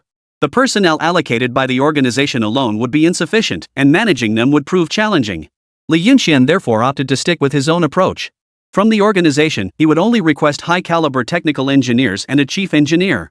As for the ordinary technical workers, Li Yunxian would provide and train them himself. Where would these ordinary technical workers come from? It was exactly as Li Yunxian had previously envisioned. They would be transferred from the textile factory and the new energy electric vehicle division. These individuals were among Li Yunxian's first employees and possessed a certain level of loyalty. This arrangement would significantly reduce management headaches for Li Yunxian. They would also foster greater cohesion and unity. The first batch was destined to be his core team. Staff assigned by the organization would undoubtedly be harder to manage, a crucial factor in Li Yunxian's decision. By this point, Chief Engineer Huang had finalized all remaining details with Li Yunxian. Overall, there were no major issues with Li Yunxian's requirements. Chief Engineer Huang found them reasonable. The matter was smoothly concluded. Both parties had clearly defined their respective tasks moving forward. There were essentially no major disagreements. Since Chief Engineer Huang was unfamiliar with this oil field, a chief engineer specializing in the relevant industry would need to be consulted. The equipment list had yet to be finalized. Both parties agreed that once approval from higher-ups was secured, representatives would be dispatched immediately to negotiate with Li Yunxian. At that moment, Li Yunxian breathed a deep sigh of relief. The pressing matter was finally resolved, and more smoothly than he had anticipated. According to his previous plan, he would need to research a large amount of information. Particular emphasis was placed on the training of engineers. This would undoubtedly be extremely time-consuming. Yet Gu Yuanfeng had given him little time. The schedule was tight. Things were much better now. He only needed to purchase the equipment and gather the relevant engineering data for the oil field, then have the specially assigned personnel provide targeted guidance. That would be perfectly fine. The timeline had been significantly shortened. Most importantly, Chief Engineer Huang has already committed. This matter would be resolved within 3 days, causing no delay to Li Yunxian. He could start preparing immediately. After the inspection concluded and Chief Engineer Huang departed, Huang Yi, standing nearby, was now brimming with confidence. Gone was the self-reproach she had felt earlier. Moving forward, the factory must reduce expenses, particularly through significant personnel adjustments. Factory operations can be temporarily halted during this period, primarily to reorganize personnel positions. Given the current low order volume, we cannot afford to let textile goods pile up for too long. You'll handle this. Transfer 40% of the entire factory workforce. Hearing this, Wang Yi was taken aback. She hadn't expected Li Yunxian to actually go through with it. Relocating 40% of the workforce was no small matter. Currently, the 4 factories employed nearly 9,000 workers. Calculating based on this ratio meant reassigning over 3,000 people. Of course, she understood Li Yunxian's reasoning. 9,000 people meant 9,000 mouths to feed. Add to that their welfare benefits and other expenses. Even with all factory expenses now minimized, the financial strain remains significant. Even with money, Li Yunxian couldn't sustain this kind of production. And the reality was exactly that. Li Yunxian did a quick calculation. Ever since factory orders plummeted by half. Chapter 158, the Luo family causes trouble again. The factory's daily accounts receivable losses had already reached 5 figures. It was edging towards 6 figures. If no personnel adjustments were made, Li Yunxian would face bankruptcy within a month. A daily loss nearing 6 figures was an expense no one could bear in this era, not even the wealthiest tycoon. Especially for a minor tycoon like Li Yunxian. Were it not for his substantial reserves, and the department store conglomerate hadn't provided substantial funding, he might not have been able to hold on. Understood, boss. The factory will shift toward precision manufacturing going forward. Wang Yi nodded earnestly. In the past, she would have been disappointed by this turn of events. She would have blamed her own shortcomings. But now, she no longer thought that way. She possessed considerable confidence in her ability to resolve the current predicament. A clear blueprint had already formed in her mind. Seeing the confidence in her eyes, Li Yunxian smiled and nodded, patting her shoulder. I believe in you. I'll be less involved with the factory matters going forward. I'm handing over the business operations to you. After wrapping up this matter, Li Yunxian immediately contacted Li Weiwei. After all, he had made a promise to her family. No matter what mission Li Yunxian took on next, Li Weiwei would be included. Hearing Li Yunxian's words, Li Weiwei was somewhat surprised. Taking on an oil field contract? That's incredibly bold. Li Yunxian's business ventures were truly expanding by leaps and bounds. Alright, I'll discuss this with my grandfather. Li Weiwei nodded obediently. Alright, come over in 4 days. We'll go check out the oil field's condition together, and I'll take you abroad for a little trip while we're at it. Li Yunxian had already made up his mind. Once the oil field deal is successfully concluded, he would head abroad immediately to assess the situation. Over there, Gu Yuanfeng had already arranged for a liaison to meet him. The oil field Li Yunxian had contracted this time was located in Zone M of Southeast Asia. It encompassed an oil field spanning tens of thousands of square meters. It appeared vast, but its actual size remained to be verified. After all, determining where oil would be found and where it wouldn't required professional calculations. Just as Li Yunxian was contemplating the next steps for the oil field operations, the phone rang. It was his dedicated phone. He had specifically bought one for Jiang Yan to facilitate communication with him, eliminating the need to reach him via the landline. It was nearing quitting time, almost dinner hour. Li Yunxian smiled and answered the call. I'm heading home, honey. Don't worry, I'll be there soon. The voice on the other end sounded anxious. Honey, hurry back. Something happened at my cousin's place. Her parents are hospitalized, right? After Luo Xiuhu caused trouble and got arrested, her brother quit his job. He took a bunch of people to cause trouble at the local Fenghua County Hospital. Things are getting more complicated. I heard the situation at the hospital has escalated badly, almost turning into a brawl. My cousin has already gone back. Hearing this, Li Yunchuan's brow furrowed deeply. So the retaliation has finally come. And it's this severe. These people truly have no sense of the law whatsoever. They start trouble on a whim like ticking time bombs. Husband, what should we do now? Having my cousin return probably won't solve anything. Those people are dead set on marrying her off to them. And now that Luo Xiuhu has been arrested, I can't even imagine what happens if negotiations break down. How are we supposed to handle this? Jiang Yan's voice betrayed her panic. Her cousin had finally come here to work, preparing to embrace a new chapter in her life. Who could have predicted she'd face such a family upheaval again? As her cousin departed, Jiang Yan had clearly seen the reluctance in her eyes, along with her hopes for the future. She truly cherished her current job. But there was nothing she could do, her parents were there. No matter how many thoughts she had, filial piety came first. She still had to go back. Don't worry, leave this to me. I'll head over immediately. Li Yunxian took a deep breath and spoke calmly. In the past, he'd have been at a loss against unreasonable thugs like these. But things were different now. The influence of Jiangcheng's wealthiest man was no trivial matter. Li Yunxian simply hadn't tapped into it yet. Once he did, things would get complicated. As soon as he got into the car, Li Yunxian pulled up the number for Fenghua County's wealthiest man. And not just Fenghua County. In Guangyue Province, Li Yunxian possessed the contact information for the wealthiest individuals in every city and county. This was power and resources. The resources and influence he could now command far exceeded anyone's expectations. Having kept a low profile for far too long, he seemed to have been underestimated. Meanwhile, Fenghua County. The primary source of local income was the general merchandise trade. The county's wealthiest family, the Nong clan, had seized control of the local merchandise trade by importing cheap goods from Jiangcheng. Previously, the Nong family remained the wealthiest, but their primary business was low-end clothing sales. Thanks to the vast market and their substantial financial resources, they managed to establish a foothold from the very beginning. However, the profit margins in this low-end trade were too slim. Since the emergence of chain logistics in the general merchandise trade, import and export goods began circulating throughout Guangyue Province. Not only in Fenghua County, but many counties and cities began seeking partnerships in Jiangcheng. Nowadays, everyone knows Jiangcheng is the paradise for imports and exports. Here, one can obtain the cheapest yet highest quality goods. These goods were immensely popular among ordinary people. Thanks to this, farmers have truly earned their first fortune. Oh dear, it's a shame Mr. Li is so busy. Every time I call, no one picks up. Inside a luxurious villa, the farmer's head of household sat leisurely on the large sofa. This sofa was an imported piece he'd bought not long ago. It cost over 3,000 yuan. It was incredibly soft and made with high-quality materials.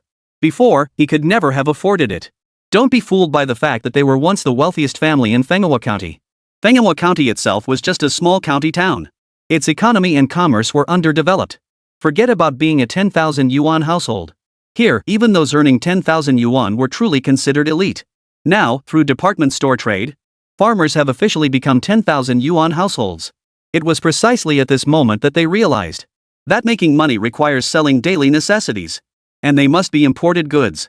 Having tasted success, the head of the farming household naturally wanted to expand the business further.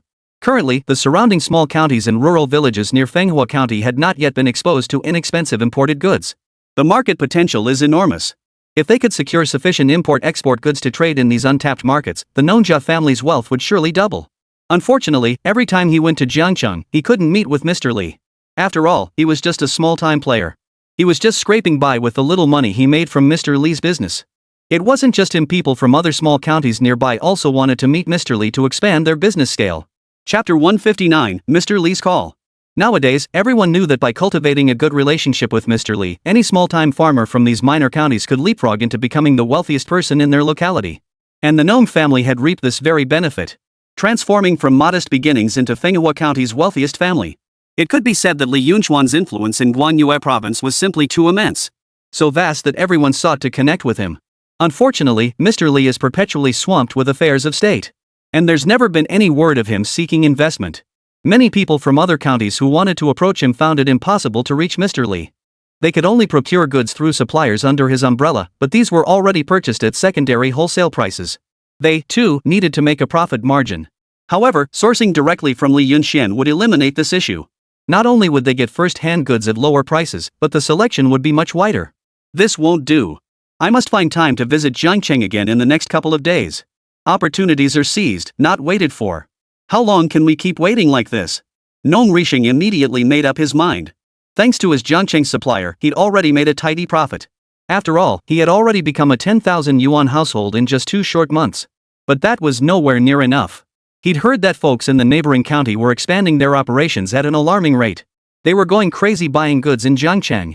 Even at higher prices, they were placing frantic orders, then taking the goods back to their own counties to sell. They're raking in huge profits from the markup. He'd heard some had already made tens of thousands in just a few months. Several times more than he had. This couldn't go on.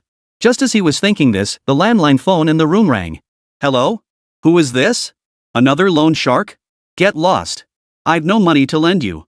Nong Rishing answered impatiently. Another penniless relative. Ever since he became the richest man around, a bunch of relatives had started reaching out to him, trying to build connections, and it was getting on his nerves. All they ever wanted was money, borrowing, never anything new. Ha! Li Yunxian was taken aback. Are you Nong Rishing from the farming family in Fenghua County? Who are you? Do I know you? Nong Rishing paused, his impatience resurfacing. The voice sounded young, and he couldn't place it. Some young upstart, probably here to beg for a job. No way. Li Yunxian. Li Yunxian spoke calmly. The words fell, and Nong Rishing's eyes widened instantly. His brain froze in that moment.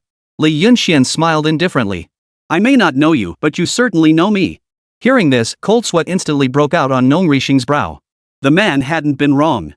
He might not recognize the man, but he certainly recognized him. This was his breadwinner, his savior. He couldn't afford to offend him. Nong Rishing desperately wanted to slap himself twice to learn his lesson. Yes, Mr. Li, you're absolutely right. I just thought it might be a relative calling. Please forgive my mistake. By the way, is there anything I can do for you, Mr. Li? Just say the word, and I'll take care of it immediately. Nong Rishing quickly changed his tone. Mr. Li had called him personally. This was an opportunity. Regardless of why he was calling, it was a rare chance others wouldn't get. Li Yunxian had no intention of holding it against him. He was well aware of the image he projected in the minds of these local county tycoons. These people had long since viewed him as a cash cow. But Li Yunxian didn't object. It was only natural that they could make some money off him. He knew many were seeking him out. In the past, he would have welcomed their attention. After all, so many suppliers coming to offer money could also help him advertise for free. Who wouldn't like that? But now, Li Yunxian's thoughts and ambitions had long since moved beyond this level, aiming much higher. Earning this kind of money was ultimately just small change. The department store supply chain? Just hand it off to some agents to handle.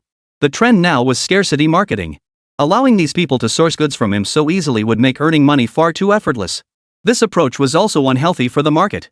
Supply and demand must be strictly controlled.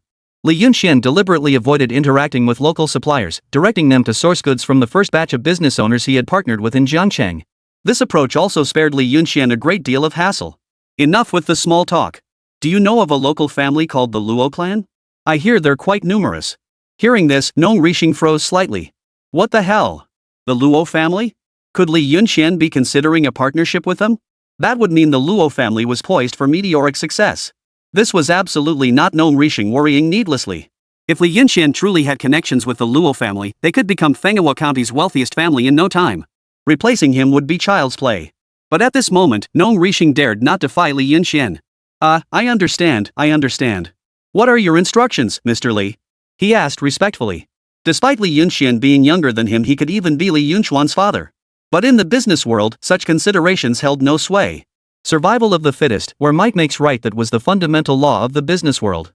They've been running rampant in Manhwa County lately. My cousin there is being harassed by them. Go look into it. I want this resolved before I arrive.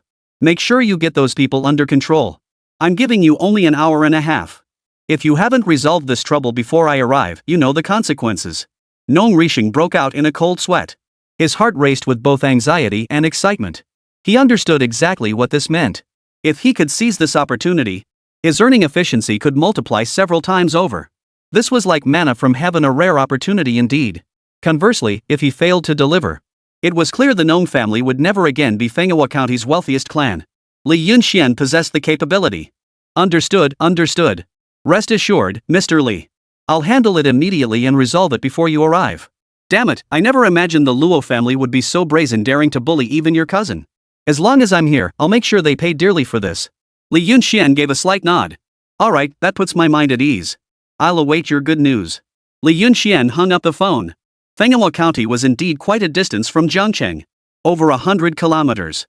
Under normal circumstances and driving speeds, it shouldn't take more than an hour and a half. However, transportation at the time was not particularly developed and the roads were rugged. Considering these factors, the journey would indeed take a bit longer. For now, he can only push forward as quickly as possible, hoping Nong Rishing could handle things properly. Fortunately, as the wealthiest man in Jiangcheng, his influence now extended across the entire Guanyuai province. Chapter 160, Signature Enforcer. Finding the phone number of any local tycoon was no trouble for Li Yunxian. This was the transformation brought about by influence. Wu Danio, get your ass out here. After hanging up the phone, Nong Rishing bellowed, his voice echoing throughout the entire hall. Within moments, a man as sturdy as an ox hurriedly entered. Boss. Wu Danio greeted him respectfully. What's the latest with the Luo family? I hear they've been making quite a stir. Nong Rishing frowned and asked. The Luo family? I hear their second son was recently set up on a blind date. They'd already given the bride price to the girl's family, but she ran off. They're causing a ruckus now. Boss, why do you need to know about this? As the wealthiest man in Manhwa County, Nong Rishing naturally had his spies. Wu Daniu was his signature enforcer. In these times, having brains to make money just wasn't enough. That was nowhere near enough. In these times, what truly mattered was the strength of one's fists. As the top tycoon's eyes and ears, Wu Daniu naturally had a thorough grasp of the entire Manhwa County situation. Especially when it came to the Luo family. Previously, the Luo family's strength was roughly on par with theirs. The Nong family had a bit more money than them, that was all. But when the Nong family suddenly became the wealthiest family, the situation changed. The Nong family had completely overshadowed the Luo family. Where are the Luo family members now? Nong Rishing ignored the commotion and spoke calmly. I heard they're at the county hospital. Wu Daniu replied truthfully. Gather your men immediately and follow me to take control of them. These people are becoming increasingly lawless. How dare they cause trouble in broad daylight at the hospital? If we don't deal with this now, what will happen next? Will they start defying heaven itself? Nong Rishing's expression darkened instantly. He hadn't expected the situation to escalate this far. He was somewhat familiar with the Luo family's modus operandi. They were practically willing to cause trouble at any cost. Whenever they felt provoked or insulted, they'd mobilize their entire clan to cause trouble. In Manhwa County, few dared to cross the Luo family. Because they truly had overwhelming numbers. They have many able-bodied men. And they're all thugs, well connected with other local hoodlums in Manhwa County. They become a force to be reckoned with. Even the police find them difficult to manage. After all, there are simply too many of them. And these guys weren't exactly well educated. Ha! Boss, you want to take on the Luo family? They've got a lot of people. Won't this just make things worse? Wu Daniu was taken aback. He hadn't expected the boss to have such a fierce side. But the Luo family wasn't to be underestimated either. Numbers do give them an edge. What? Are you scared? Nong Rishing raised an eyebrow slightly. No. If you want to teach them a lesson, go ahead. Wu Daniu shook his head repeatedly. Back in the day, it was practically impossible for the Nong family to teach the Luo family a lesson. But things were different now. The Luo family was no match for them. As for Nong Rishing, he remained utterly unfazed. They had all lived in the same county before. They weren't exactly close, but they crossed paths often enough. He saw no reason to target the Luo family. As long as they didn't cause major trouble or threaten his interests, it didn't matter. It wasn't worth getting worked up over. But this time, it was Boss Li himself who gave the order. It was time to teach the Luo family a lesson. Wu Daniu hurried off to gather men as Nong Rishing instructed. The Luo family had grown quite large by now. Especially when it came to enforcers. There were over 20 of them. And every single one was young and strong. Though the Luo family members were also young, strong thugs, they were essentially just a bunch of idle hangers-on. Compared to these professional enforcers, it's like comparing heaven and earth. Manhwa County Hospital. This was Manhwa County's sole public hospital. What had been a quiet hospital was now bustling with activity. Oomph. You damn woman, if you don't come with us today, mark my words, your parents won't be leaving this hospital either. You think sending my brother here will make things go away? He'll be out sooner or later. Until he's out, you'll stay put at the Luo residence. Try to run, and I'll break your legs. At that moment, Luo Xiaohu's older brother, Luo Debao, had already blocked the entrance to a hospital ward with a group of his brothers. The group numbered over 20 men. They had completely surrounded the ward. Patients nearby couldn't even walk through the hallway. 2 security guards from the hospital had arrived on the scene. But they were utterly unable to control the chaos unfolding. If you must cause a disturbance, this is no place for it. This is a hospital. If something truly happens, can you take responsibility for it? The hospital director glared at the crowd with righteous indignation. Who among the Luo family didn't know? They were notorious troublemakers. He had already called the police. He could only hope the police would arrive quickly. But with so many Luo brothers here, even if the police arrived, controlling the situation wouldn't be so simple. I couldn't care less about that. My brother's fiancé is right here. We used the betrothal money to treat our parents' illnesses, and now they want to run off? Who are we supposed to appeal to for justice? We're not afraid of the police coming either. Luo Debao snarled. His group of brothers chimed in agreement. Exactly. How can this be fair? She took the money and vanished. That's outright fraud. If anyone should be arrested, it's that. She dared to swindle our brother's money, and now our brothers are locked up. Is there any justice left? The director sighed helplessly. But you shouldn't be causing a disturbance here. With so many people gathered, how can the patients rest? Could you please step outside first? Leave a few of you here to discuss this properly. What if something happens to the patients? Don't you ever get sick yourselves? Show some consideration for others. Please leave. As the director, he naturally prioritized the greater good. He didn't concern himself with the feud between these two families, but causing a disturbance here was simply wrong. He tried his best to persuade them calmly. At that moment, Luo de Bao sneered with disdain. Anyway, I'm not old enough to need a hospital yet. What do these patients have to do with me? If you have a bone to pick, take it up with that. Ran Xiaoqi, are you coming with us or not? Hearing this, Ran Xiaoqi, standing by the doorway, shuddered. If she truly went with them, her life would be utterly hopeless. Despair flooded Ran Xiaoqi's heart. All she wanted was to fight for a life of her own. Why was it so difficult? She desperately wanted to escape this place. But in the end, this place was like a man-eating demon, suffocating her. This feeling was utterly hopeless. Meanwhile, inside the door, Ran Xiaoqi's parents looked utterly helpless. They were the ones who arranged the marriage. Now that their daughter wanted to back out, there was little they could do. After all, they were now bedridden with illness.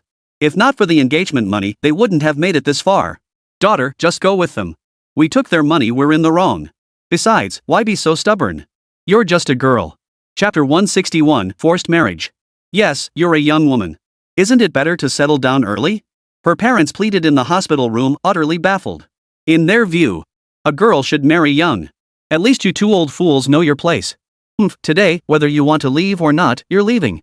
No one can stop me. Luo de Bao sneered triumphantly. He waved his hand dismissively. The men behind him immediately stepped forward, intending to drag her away by force. At that moment, Ran Xiaoqi felt utterly hopeless. These were her parents. Even if she fought tooth and nail to defend herself, they wouldn't sympathize with her, let alone understand her. At that moment, she felt like she could hang herself. Hey! What are you doing? How can you kidnap someone in broad daylight? The middle-aged dean witnessed the scene and hurriedly led security guards forward to intervene. Kidnapping was a whole different matter. Who cares what you think? Get the hell out of my way, or I'll beat you two later. Luo de Bao glared viciously at the director and kicked him hard, sending him crashing to the ground in pain. The dean was elderly and frail. Luo de Bao was young and strong. That single kick felt like it would shatter his bones. The old fool. Daring to get in my way. You really don't know when to quit. Luo de Bao snorted coldly.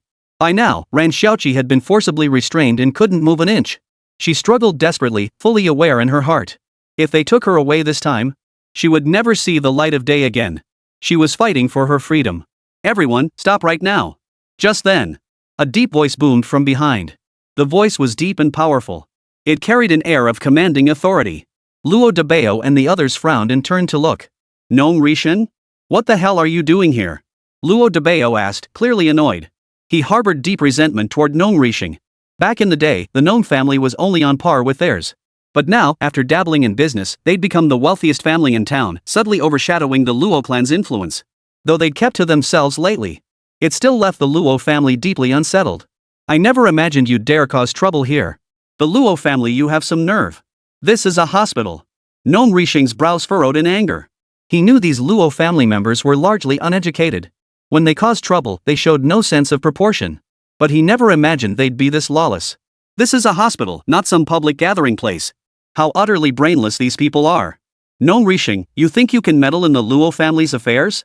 Don't assume I'm afraid of you just because your Luo family is the richest now. What does our Luo family lack? Only numbers. Luo de Bao looked at him with utter arrogance.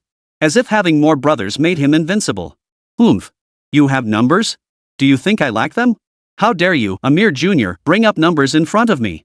Nong Rishan was genuinely furious. Luo de Bao, to put it bluntly, was a loafer. He did nothing all day. But who was Nong Rishan? He had earned his fortune through his own efforts at a young age, becoming a 1,000 yuan household. Who in Manhwa County didn't know of his glory? For this guy to dare act so brazenly in front of me, it's like messing with the devil himself. Release that man immediately, or don't blame me for being impolite. Nong Rishan spoke coldly. Looks like we're really going to have a fight today. It's been ages since I last got into a brawl. Who's afraid of who? Luo de Bao's vicious streak surfaced. He couldn't care less whether this was a hospital or some other place. All he knew was someone had challenged him. If he didn't settle this score, how could he ever hold his head up again? The reason they could rally so many brothers so quickly? Simply put, they weren't afraid to stir trouble, and they certainly weren't afraid of trouble itself. A fight? You think someone like you, with no brain, deserves one? Do you really think I'd be dumb enough to break the law like you? Nong Rishan sneered coldly. His men were already waiting below. But those men weren't there to back him up, nor to fight the other side. They were here to surround them. As Nong Rishan finished speaking, a dozen plainclothes officers emerged from behind him. Seeing those familiar faces, Luo de Bao's face turned green. In Manhwa County, others might not recognize plainclothes officers as police. But Luo Debao and Luo Xiaohu knew better. They'd had more than their share of run-ins with the police. Naturally, they recognized these men. An undercover officer pointed angrily at Luo Debao, his tone stern. "You bastard, Luo Debao. You never learn. How many times have you been detained before you get the message? This time you've gone too far, causing trouble in a hospital? This is a crime." Luo Debao could be arrogant and domineering toward others. But when faced with the police, he felt a natural dread. After all, he had been locked up many times before. Most importantly, why were there so many officers here this time? Previously, when he caused trouble, at most 1 or 2 officers would show up. After all, this place was only so big. There weren't many police resources either. That was the basis for his arrogance and tyranny. But 10 plainclothes officers arriving at once? That changed everything. These officers seemed serious this time. "Sir, we have legitimate grounds this time. We're not here to seize anyone, we're here to discuss matters reasonably." Luo Debao quickly changed his tone. "Heh, you sure know how to bend and stretch." A cool voice slowly echoed from behind. The newcomer was none other than Li Yunxian. The reason so many police officers were present was, of course, because Li Yunxian had arranged it. Besides, given the magnitude of the trouble Luo Debao had caused this time, the police were bound to show up. "Who are you?" This unexpected arrival left Luo Debao somewhat bewildered. "Forgotten already? Don't you know who sent your brother inside?" Li Yunxian spoke calmly. "You bastard.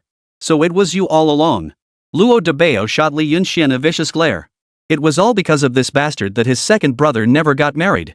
And it was also because of him that his second brother ended up behind bars. He was thoroughly pissed off. To be honest, Ran Xiaoqi was quite attractive. If he hadn't already been married, he'd have fought to have her. Of course, if this woman were to marry into his family, he might still have a chance. But now, all that was gone thanks entirely to the man standing before him. "Kid, I'll never forgive you for this." Luo Debao's eyes blazed with fury. Unfortunately, the next moment, he was instantly subdued by the police, who also flicked a sunflower seed at his head. "You caused such a huge mess and still dare threaten others in front of me? Luo Debao, this time you'll eat your fill of prison food." Luo Debao instantly wilted. "Officer, surely this isn't necessary. We haven't caused any trouble. If I hadn't been tricked, I wouldn't have brought so many brothers here. The law doesn't punish the masses, right?" Hearing this, the officer let out a cold laugh. Chapter 162, The Strongest Backing. So you know a thing or two about culture after all, even recognizing the phrase, "the law doesn't punish the crowd." Too bad you've probably got it all wrong. This time, no matter how many of you show up, you're all getting arrested. That's not how the law does not punish the multitude works. Read more books in the future. The police officer stared at him coldly. With a wave of his hand, he ordered the entire group of 20 or so men present to be taken away. If these had been common thugs from the countryside, Luo Debao would have fought them off. But against the police, even with only a dozen officers, they dared not resist. They might be uneducated and lacking in brains, but the police still struck fear into them. Even the most dim-witted couldn't help but fear the police. They offered little resistance, obediently allowing themselves to be led away. Mainly because resistance was futile. They'd just get beaten up, so it was better to play along. "Mr. Li Yunxian, thank you for your report. We'll be on our way now." The officers saluted Li Yunxian. It was precisely Li Yunxuan's complaint that prompted them to dispatch officers. This was a large-scale illegal gathering, and given Li Yunxuan's status as a people's entrepreneur, the police station had to take it seriously. After all, Li Yunxian had genuinely driven significant economic growth. Whether in small counties or rural areas, Zhangcheng's products had spread far and wide, boosting the economy, elevating local standards. This is an undeniable fact. That's why they're taking this matter very seriously. This isn't the first time these people have acted this way, and what's more, this is a hospital. They have no sense of propriety whatsoever. If word gets out, it won't reflect well on Fenghua County. A place with poor public order makes me reconsider whether to reduce my investments. After all, this has a significant impact on us as businesses. Li Yunxian spoke calmly. As his words fell, the police officers present felt a wave of embarrassment wash over them. The implication in Li Yunxuan's words was crystal clear, even carrying a hint of threat. Yet they could do little about it. They could only nod repeatedly. Though it seemed he was discussing Fenghua County's economy, something seemingly unrelated to them, it actually had everything to do with them. This incident was under their jurisdiction, and if mishandled, it could genuinely trigger an economic downturn across the entire county. They'd be summoned to the bureau chief's office for a chat. "Rest assured, we will handle this strictly. Even if you hadn't mentioned it, we would have cracked down hard on repeat offenders like this. Moving forward, Fenghua County will do its utmost to prevent such incidents from recurring." The police officer nodded in response to Li Yunxuan's words. "Yes, thank you all for your hard work. I understand the demands of your job and respect your efforts." Li Yunxian bowed slightly. Not at all, not at all. After the situation was brought under control, they departed in an orderly fashion. Gnome Rishing, standing nearby, remained by Li Yunchuan's side at all times. On their way here, Gnome Rishing had actually intended to challenge the Luo family to a duel. The Luo family was simply too arrogant. But after pondering it for a while, he decided against it. Fighting like that regardless of who was at fault would inevitably lead to punishment for everyone involved. That was simply not worth it. Therefore, he promptly called Li Yunxian and instructed him to report the incident to the local police. He would handle the situation and buy time. So far, his plan seemed sound. Everything was unfolding exactly as intended. Brother-in-law. Looking at the person before her, Ran Xiaoqi's eyes instantly welled up with tears. She never imagined that at this most desperate moment, her parents wouldn't understand her and the Luo family would try to forcibly take her away. Her savior turned out to be Li Yunxian. Her heart was filled with profound shock, especially after witnessing the police officer's respectful demeanor toward Li Yunxian just now. Her brother-in-law was truly extraordinary, wielding immense influence. Rest assured, everything's taken care of. The Luo family won't bother you anymore. Li Yunxian gave a faint smile. Truthfully, he hadn't intended to engage with the Luo family at all.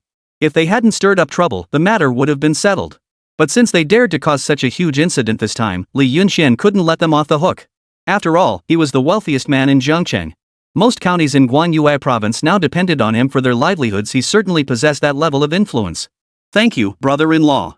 Ran Xiaoqi hung her head in hurt, then glanced nervously at her parents behind her. Her heart stirred with both disgust and resignation. Just moments ago, there wasn't a single person she could trust by her side. Li Yunchuan's arrival shattered that emptiness. She now had the strongest support. Yet when it came to her parents, she still felt powerless. Li Yunxian had, of course, discerned the predicament Ran Xiaoqi's family now faced. He hadn't traveled all this way just to resolve such minor troubles. Otherwise, he wouldn't have traveled all this way. A single phone call would have been enough to handle matters here. His true purpose in coming was to help persuade Ran Xiaoqi's parents. This would allow Ran Xiaoqi to focus on her work without any worries. After all, she was his cousin. Helping Ran Xiaoqi was simply his duty. Uncle, auntie. Li Yunxian smiled as he stepped inside. You are. The two middle-aged people lying in the hospital beds looked at him with puzzled expressions. Li Yunxian briefly explained his identity. The elderly couple nodded in realization. So he was that girl's husband. That girl really has recovered. Back then, no one had high hopes for their marriage. But now? They'd noticed earlier that even the police treated Li Yunxian with great respect. Clearly, their nephew-in-law had become quite influential. I've been so busy lately that I haven't had time to visit you elders. This fruit basket is just a small token of my regards. Li Yunxian carefully placed the fruit basket on the nearby table before turning his earnest gaze toward the elderly couple. This visit concerns not only the Luo family matter, but most importantly, Ran Xiaoqi. Hearing this, the two elders sighed softly. Truthfully, we arranged for our daughter to marry into the Luo family for her own good. After all, the Luos are a prominent family in Manhwa County. She wouldn't be mistreated there. And they gave such a generous dowry, a full 1,000 yuan. Yes, what's wrong with a girl marrying young? Settling down and having children early is the most practical path. There's no need for her to go out and work. She doesn't have much education anyway. She barely went to school as a child. What's the point? The two elders simply couldn't understand. In their view, for a girl, settling down early was far better than going out to find work. Why be so stubborn? Even the Luo Xiuhu was disabled. That wasn't anything unusual. When it comes to making a life together, getting by is good enough. Why dwell on it so much?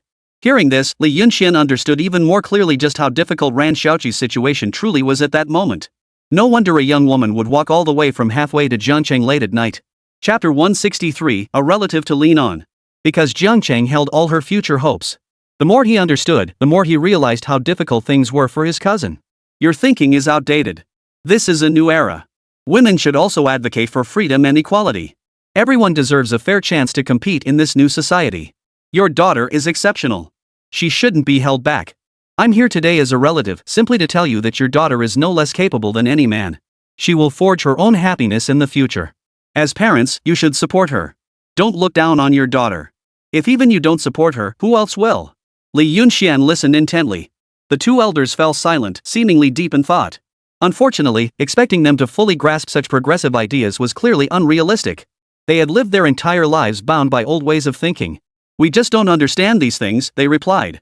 Besides, even if we wanted to help now, there's little we could do. The two elders smiled bitterly.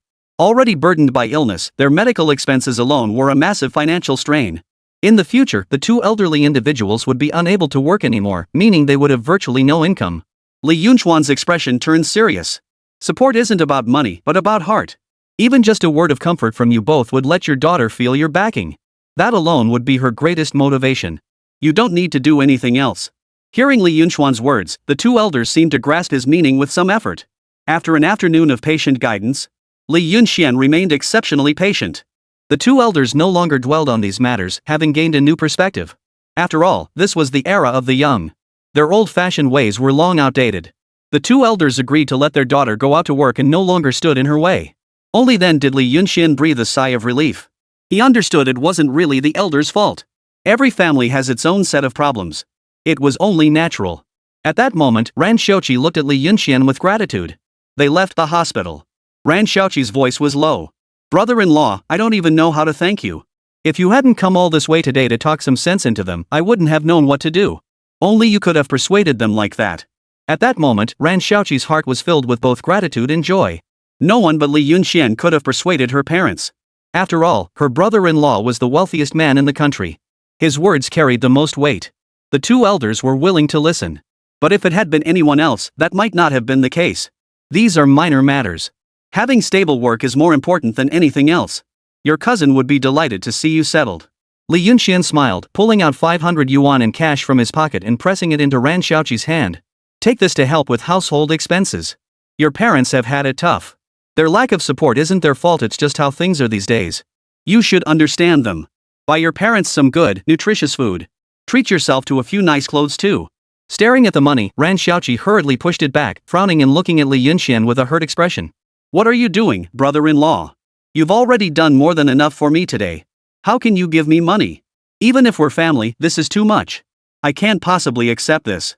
I won't take it. I'll earn my own money through my own efforts. Although she was indeed short on cash right now, with part of her medical bills still unpaid. But that didn't mean she could easily accept favors from others. Especially not from her own brother-in-law. Hearing this, Li Yunxian smiled with admiration. A person should have backbone. Ran Xiaoqi possessed it. Li Yunxian always believed that. Anyone willing to work diligently wouldn't end up too badly off. He knew the other wasn't trying to distance himself from him, he simply refused to reap where he hadn't sown. That mindset was truly rare. Keep it. We're family, there's no need to feel awkward. Helping each other is only right. If you ever get a job, you can pay us back then. Li Yunxian reassured her. Ran Xiaoqi still couldn't get past this hurdle. He kept refusing. Brother-in-law, how can I ever face you two after this? I'd be too embarrassed. Ran Xiaoqi said, head bowed. Actually, this is also your sister's wish. This money is from your cousin and I'm giving it to you on her behalf. Don't be stubborn, take it when it's offered. Why make things hard on yourself? Besides, your family isn't short on money now. And you won't have to worry about anything later, I'll make sure the farmers take good care of your parents. Hearing this, Ran Xiaoqi fell silent for a moment. So this wasn't just her brother-in-law's idea, it was her cousin's too. After a moment, she finally accepted it. Her family was indeed struggling financially. To put it bluntly, they didn't even have enough rice to eat. 500 yuan was practically a fortune, more than enough for anything they needed. Plus, it meant gaining the support of the farming family. It felt like a dream come true. She had been wondering why the farmer's family was here in the first place. The mystery was solved. Her brother-in-law was far more capable than she had imagined. She vaguely recalled her cousin mentioning that she managed the Grand Hotel all by herself. At the time, Ran Xiaoqi had thought her sister was so impressive. But now it was clear it was always her brother-in-law who was the truly remarkable one. Though she didn't know exactly what her brother-in-law did, it was definitely no small feat. Thank you, brother-in-law. Please also thank my sister for me. I'll work hard from now on and pay you back as soon as possible. Ran Xiaoqi no longer felt any psychological burden. Why should he make things hard for himself? After all, with such an accomplished brother-in-law, this was surely a minor matter for him. With such an accomplished relative in her family, why should she make a fuss? Li Yunxian patted her shoulder. Alright, since you've handled your affairs here, I'll head back first. Just settle your parents' matters properly, then come to Jiangcheng for work. Ran Xiaoqi nodded obediently at his words. After a few more words of advice, Ran Xiaoqi finally returned to the hospital room. At that moment, Li Yunchuan's gaze finally turned to Nong Rixing. Nong Rixing was standing at the hospital entrance, waiting. Feeling Li Yunchuan's gaze, he immediately smiled and nodded, appearing quite respectful and humble. Li Yunxian walked over calmly, his tone softening slightly. Mr. Nong, you've done well. Thank you for this time. He had never held much regard for wealthy merchants from these small towns. He had never intended to establish any cooperation with them. But this time, the man had genuinely provided crucial assistance. Had it not been for Nong Rishing buying time until the police arrived, the situation would likely be far more complicated now. It might even have spiraled into an uncontrollable situation. Chapter 164, Chief Engineer Liao. The other party had truly done their utmost this time. Not at all, it's only natural. Besides, the Luo family's actions have always been a headache for Fenghua County. Sanctioning them this time is a good outcome. Nong Yongshang spoke with a cheerful smile. His face was plastered with flattery toward Li Yunxian.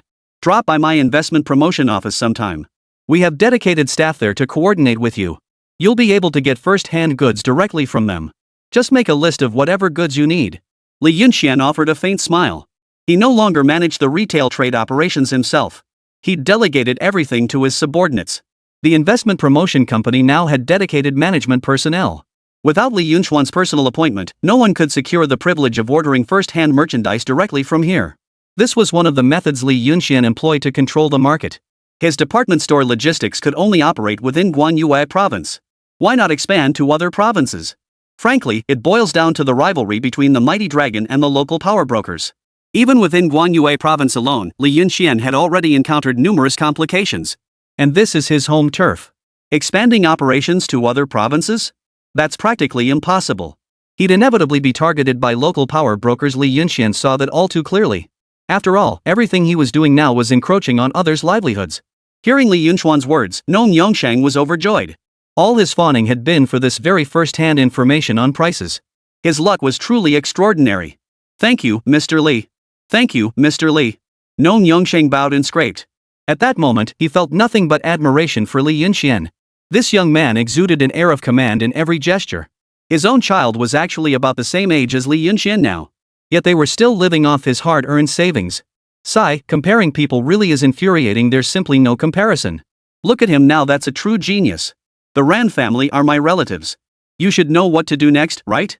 Li Yunxian raised an eyebrow slightly. Of course. Rest assured, Mr. Li.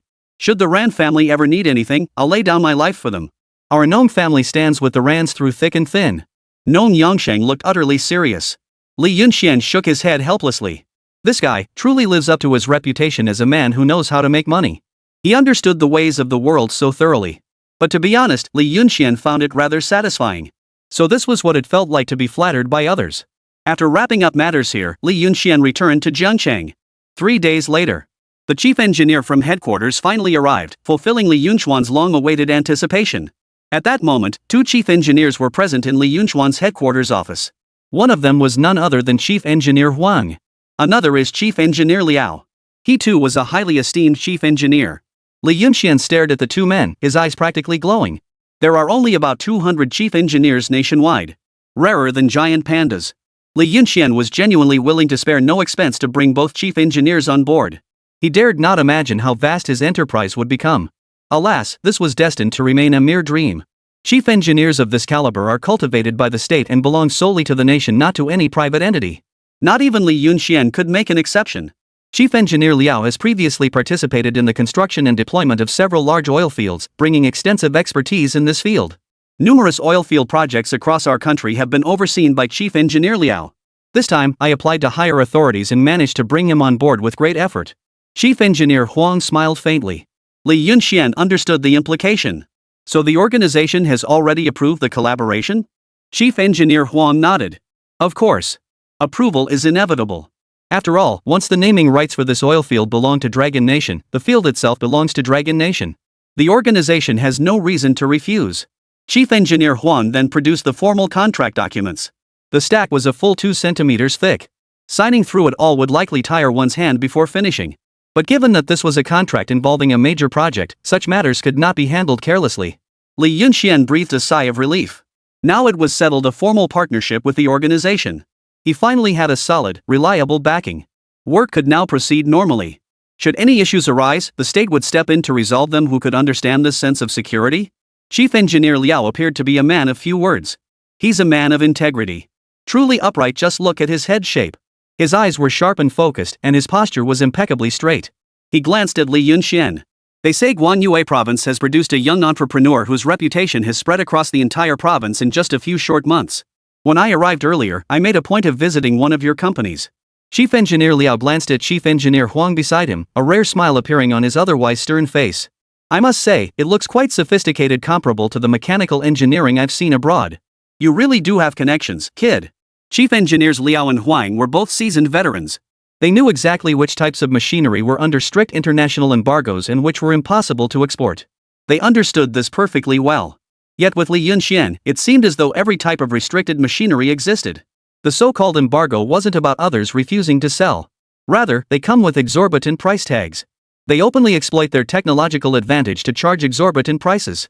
They all knew Li Yunxian couldn't possibly have bought these gadgets at full price. That's simply unrealistic. This proves Li Yunxian truly possesses remarkable capabilities. You flatter me. Li Yunxian waved his hand dismissively. Alright, Mr. Li, let's get down to business. Chief Engineer Liao didn't elaborate further, pulling out a list. This lists all the equipment and machinery required for oilfield development. If you can secure these, we can immediately deploy personnel to take over operations. As for the workers' overseas travel procedures, the government can facilitate a streamlined process. Li Yunxian nodded. That's the advantage of working with the state. Many complex and cumbersome procedures could be resolved with ease. Based on Li Yunxian's estimates, at least 6,000 to 8,000 workers would be sent abroad. That was a massive number. Even chartering flights would be a considerable expense. A more convenient method must be chosen. The most capital-intensive aspect of such a large-scale project in its early stages is actually labor costs. Workers' transportation costs, 3 meals a day, dormitories, and so on. Not to mention the machinery and equipment. In China, even the wealthiest tycoons wouldn't dare claim they could take on a project with such high upfront costs. And these costs could only be appropriately mitigated through Li Yunxian.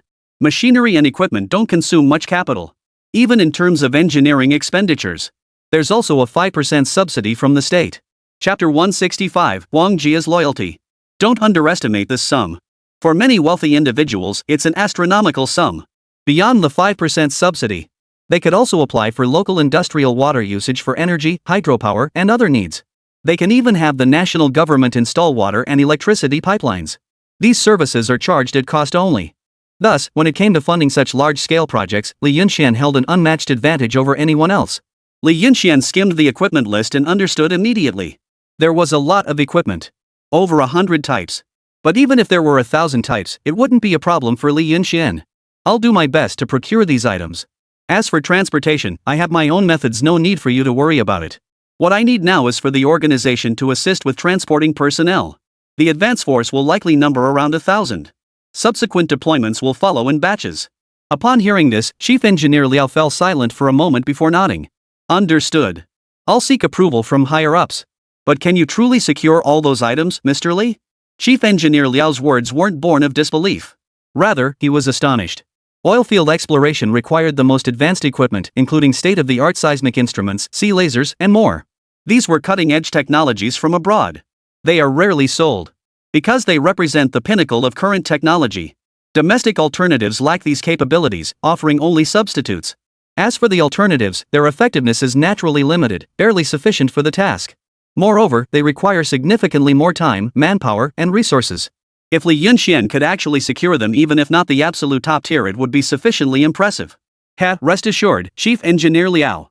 If I, Li, have the capability to build my own commercial empire and technological empire in Jiangcheng, I certainly possess some skills. Within half a month, all these items will be assembled and shipped to Southeast Asia immediately. Li Yunxian smiled faintly. Impressive. That was Chief Engineer Liao's genuine thought at that moment. Beyond impressive, he could find no other words to describe it. The two parties quickly reached a formal agreement. After concluding their business, the two chief engineers departed. Huang Jia was summoned by Li Yunxian immediately to arrange the next steps. I never imagined we'd need to transfer so many people this time. Huang Jia was shocked. After all, she was merely the head of a small enterprise. Hearing that Li Yunxian now planned a large-scale population transfer. Shock was all she felt. Currently, Li Yunxian's headquarters employed nearly 20,000 workers. Relocating 1/3 of them, some 7,000 or 8,000 people. This was undoubtedly a massive undertaking. Of course, whether these workers ultimately relocate overseas is entirely voluntary. Li Yunxian would not force the issue. Most will choose to go, so Li Yunxian needn't worry about that. After all, in such places, they could earn significantly more money. These days, what's lacking is money. As long as there's money involved, many will be willing to take the job. Right. You'll handle personnel transfers for the new energy division. See who's willing to go and prepare a report for me.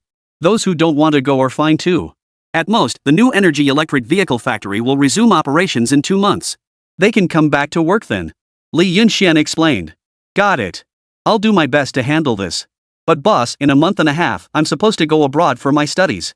I don't think I want to go anymore. Huang Jia's eyes filled with disappointment as she spoke. She had joined the company during the peak of the new energy electric vehicle market. She held an executive position and enjoyed a generous salary. Now, she was leaving at the most challenging time for the new energy electric vehicle factory. She felt a pang of regret. Suddenly, pursuing further studies abroad didn't seem like such a great idea anymore. She would rather stand by the new energy factory through thick and thin. This wasn't just about her attachment to the factory, it was also a matter of loyalty to Li Yunxian. If she returned from her studies only to find the factory bankrupt, she would never forgive herself. She knew better than anyone the current state of the new energy factory. Targeted by public criticism, its operations restricted. Public criticism rained down relentlessly. Their market had plummeted to freezing point. Even the distributors had pulled all new energy electric vehicles from their shelves and were demanding compensation from Li Yunxian. But Li Yunxian couldn't care less. Whatever the cost, he'd refund the full price. He certainly had the funds to cover it. But to Huang Jia, it wasn't just their company that was in trouble, the boss himself was now struggling. She desperately wanted to help alleviate his burden. Yet her knowledge and abilities were utterly useless in this situation. This left her feeling utterly frustrated. It's okay, go ahead. The new energy factory won't go under. Learn as much as you can. When you return someday, you'll be invaluable. Even if you don't end up working at our factory, I hope every talent from Longwa can shine brightly in their respective fields. Li Yunxian patted her shoulder. How could he not understand Huang Jia's thoughts at that moment? He had witnessed firsthand how much Huang Jia contributed to the new energy factory and how diligently she worked. The factory workers looked up to her as a role model. She truly held deep affection for the factory. No, boss. Even if I go abroad for further studies, when I return, I'll stay by your side forever. You couldn't drive me away if you tried. I only earn my keep from you, you're the only one who can pay my wages. Huang Jia looked at Li Yunxian with complete sincerity. In this crisis facing the new energy electric vehicle industry, she harbors no resentment toward anyone. She only blamed herself for being incapable of helping the boss shoulder the burden. Not only had the boss given her a good job, but even her sisters now enjoyed excellent treatment under Li Yunxian's company. She desired nothing more than to repay him with her utmost dedication. Now isn't the time for pledging loyalty. Alright, go make arrangements. Get it done within 2 days if possible. Li Yunxian shook his head with a resigned smile. This girl was truly loyal. After finalizing the personnel deployment for the factory, Li Yunxian immediately logged into the system to purchase the procurement list provided by Chief Engineer Liao from the system marketplace. Oilfield engineering required cutting-edge technology, the more advanced, the better. Domestically, Li Yunxian still harbored some apprehension that importing overly high-end equipment might arouse suspicion from higher-ups. Abroad, however, such concerns were unnecessary. Even if the oilfield naming rights were held by the Dragon Nation, even if the oilfield nominally belonged to the Dragon Nation, and even if all his equipment and workers were under Dragon Nation oversight, Li Yunxian remained unfazed. When it came to major oilfield projects, no matter how advanced the equipment he purchased was, Dragon Nation's upper echelons could suspect all they wanted. After all, the machinery no longer originated from Longwa. Even if they wanted to investigate, they had no means to do so. Therefore, Li Yunxian proceeded to purchase every piece of advanced equipment listed on the inventory, all representing the pinnacle of modern technology. He had not a single reservation. This procurement alone took a full half day. Chapter 166, Project Status. Finally, he had addressed all his major concerns. Glancing at his remaining balance, Li Yunxian felt like he could hang himself. These modern machines and equipment, being domestically produced, weren't outrageously priced. But in the system store? Prices doubled. It cost him nearly 30 billion yuan. Only then did Li Yunxian complete his purchase of all the equipment. Previously, his balance had been just over 600 million. He then opened an antique collection shop. He indeed received numerous antiques daily. Li Yunxian sold them through the system, and his current balance now stands at over 5 billion yuan. 10 billion of that was frozen. This is because Li Yunxian must replenish the department store's inventory every month. Each replenishment costs over 500 million yuan. The scale of the department store's supply chain has grown significantly. They cover the entire Guangyuai province. The remaining 500 million yuan serves as a reserve fund, an amount that remains absolutely untouchable. Earning these billions was no easy feat for Li Yunxian. After all, every single antique had to pass through his hands. For a time, Li Yunxian dedicated himself solely to handling these antiques. Fortunately, there were always gains to be made. Originally, Li Yunxian believed his savings would last him a very long time. But who could have predicted? This time, he ended up spending it all. Major projects truly aren't something anyone can undertake on a whim. Even with his system, purchasing all this equipment felt like bleeding money dry. At this moment, Li Yunxuan's system warehouse had already added hundreds of types of machinery and equipment. Every type imaginable. Fuel-powered machinery dominated the collection. Large machinery alone numbered over 200 types, including drills, automated lifts, and so on. These were the heavy hitters. Once these items reached overseas destinations, Li Yunxian could simply find a location to build a warehouse and have them transported by manual labor, extremely convenient. This advantage was something others simply didn't possess. For such large-scale projects, transportation alone requires several months of meticulous planning and execution. Li Yunxian, however, had no such concerns. He essentially functioned as a massive mobile warehouse. Within just 3 days, his staff had everything arranged. It unfolded almost exactly as Li Yunxian had anticipated. Since there was no immediate work in Jiangcheng, why not head overseas? And this counted as going abroad, a novel experience for many workers. In this era, the opportunity to travel abroad was an exciting prospect for anyone. The first group of workers was essentially arranged immediately. So soon? Have all the machinery and equipment issues been resolved? Over the phone, Chief Engineer Liao sounded genuinely surprised. Engineering machinery and equipment. Wouldn't it take several months to prepare, not to mention transportation logistics? That was his initial estimate. He had assumed the preliminary preparations for this project would take at least half a year, maybe even a full year. But who could have imagined that Li Yunxian could already arrange personnel deployment in just a few days? For a major project, even 3 or 4 years of preliminary preparation is perfectly normal, let alone half a year or a year. Li Yunxuan's efficiency seemed too good to be true. I had the machinery and equipment shipped directly from overseas manufacturers to the designated locations long ago. Their efficiency is quite impressive. The same goes for Southeast Asia. I'd already negotiated with the CEO there beforehand. The oil fields, factory buildings, and everything else are all ready for me. The machinery will be in place soon, but the water and electricity supply there needs to be arranged by the organization as quickly as possible. The living quarters still require improvements. Li Yunxian smiled faintly. When he informed Gu Yuanfeng that their workers would soon be heading to Southeast Asia, the latter was taken aback. He hadn't expected Li Yunxian to move so swiftly.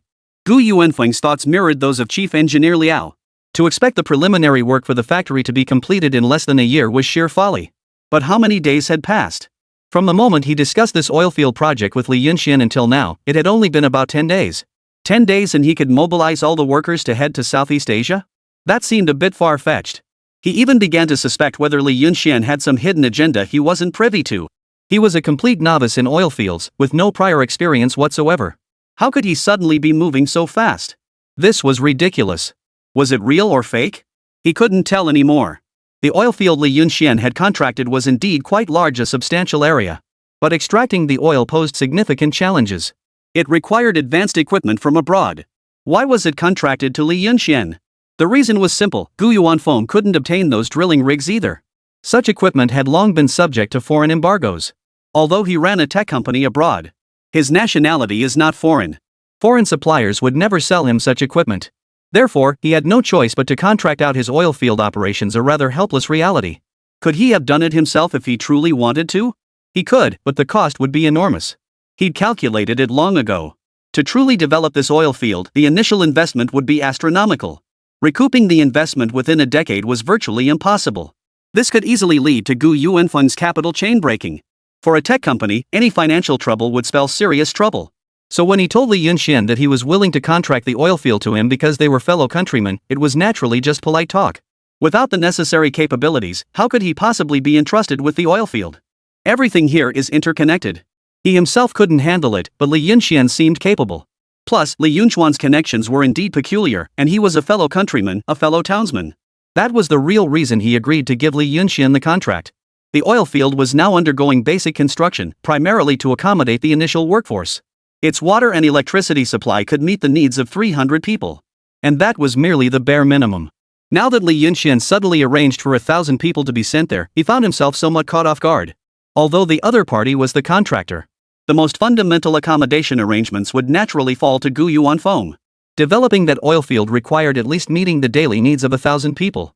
This had been agreed upon with Li Yunxian beforehand. He could disregard subsequent personnel arrangements. But these 1,000 people, he had to get them settled. Is there any doubt about that? You can trust me to get things done. Efficiency is key. My equipment is already en route.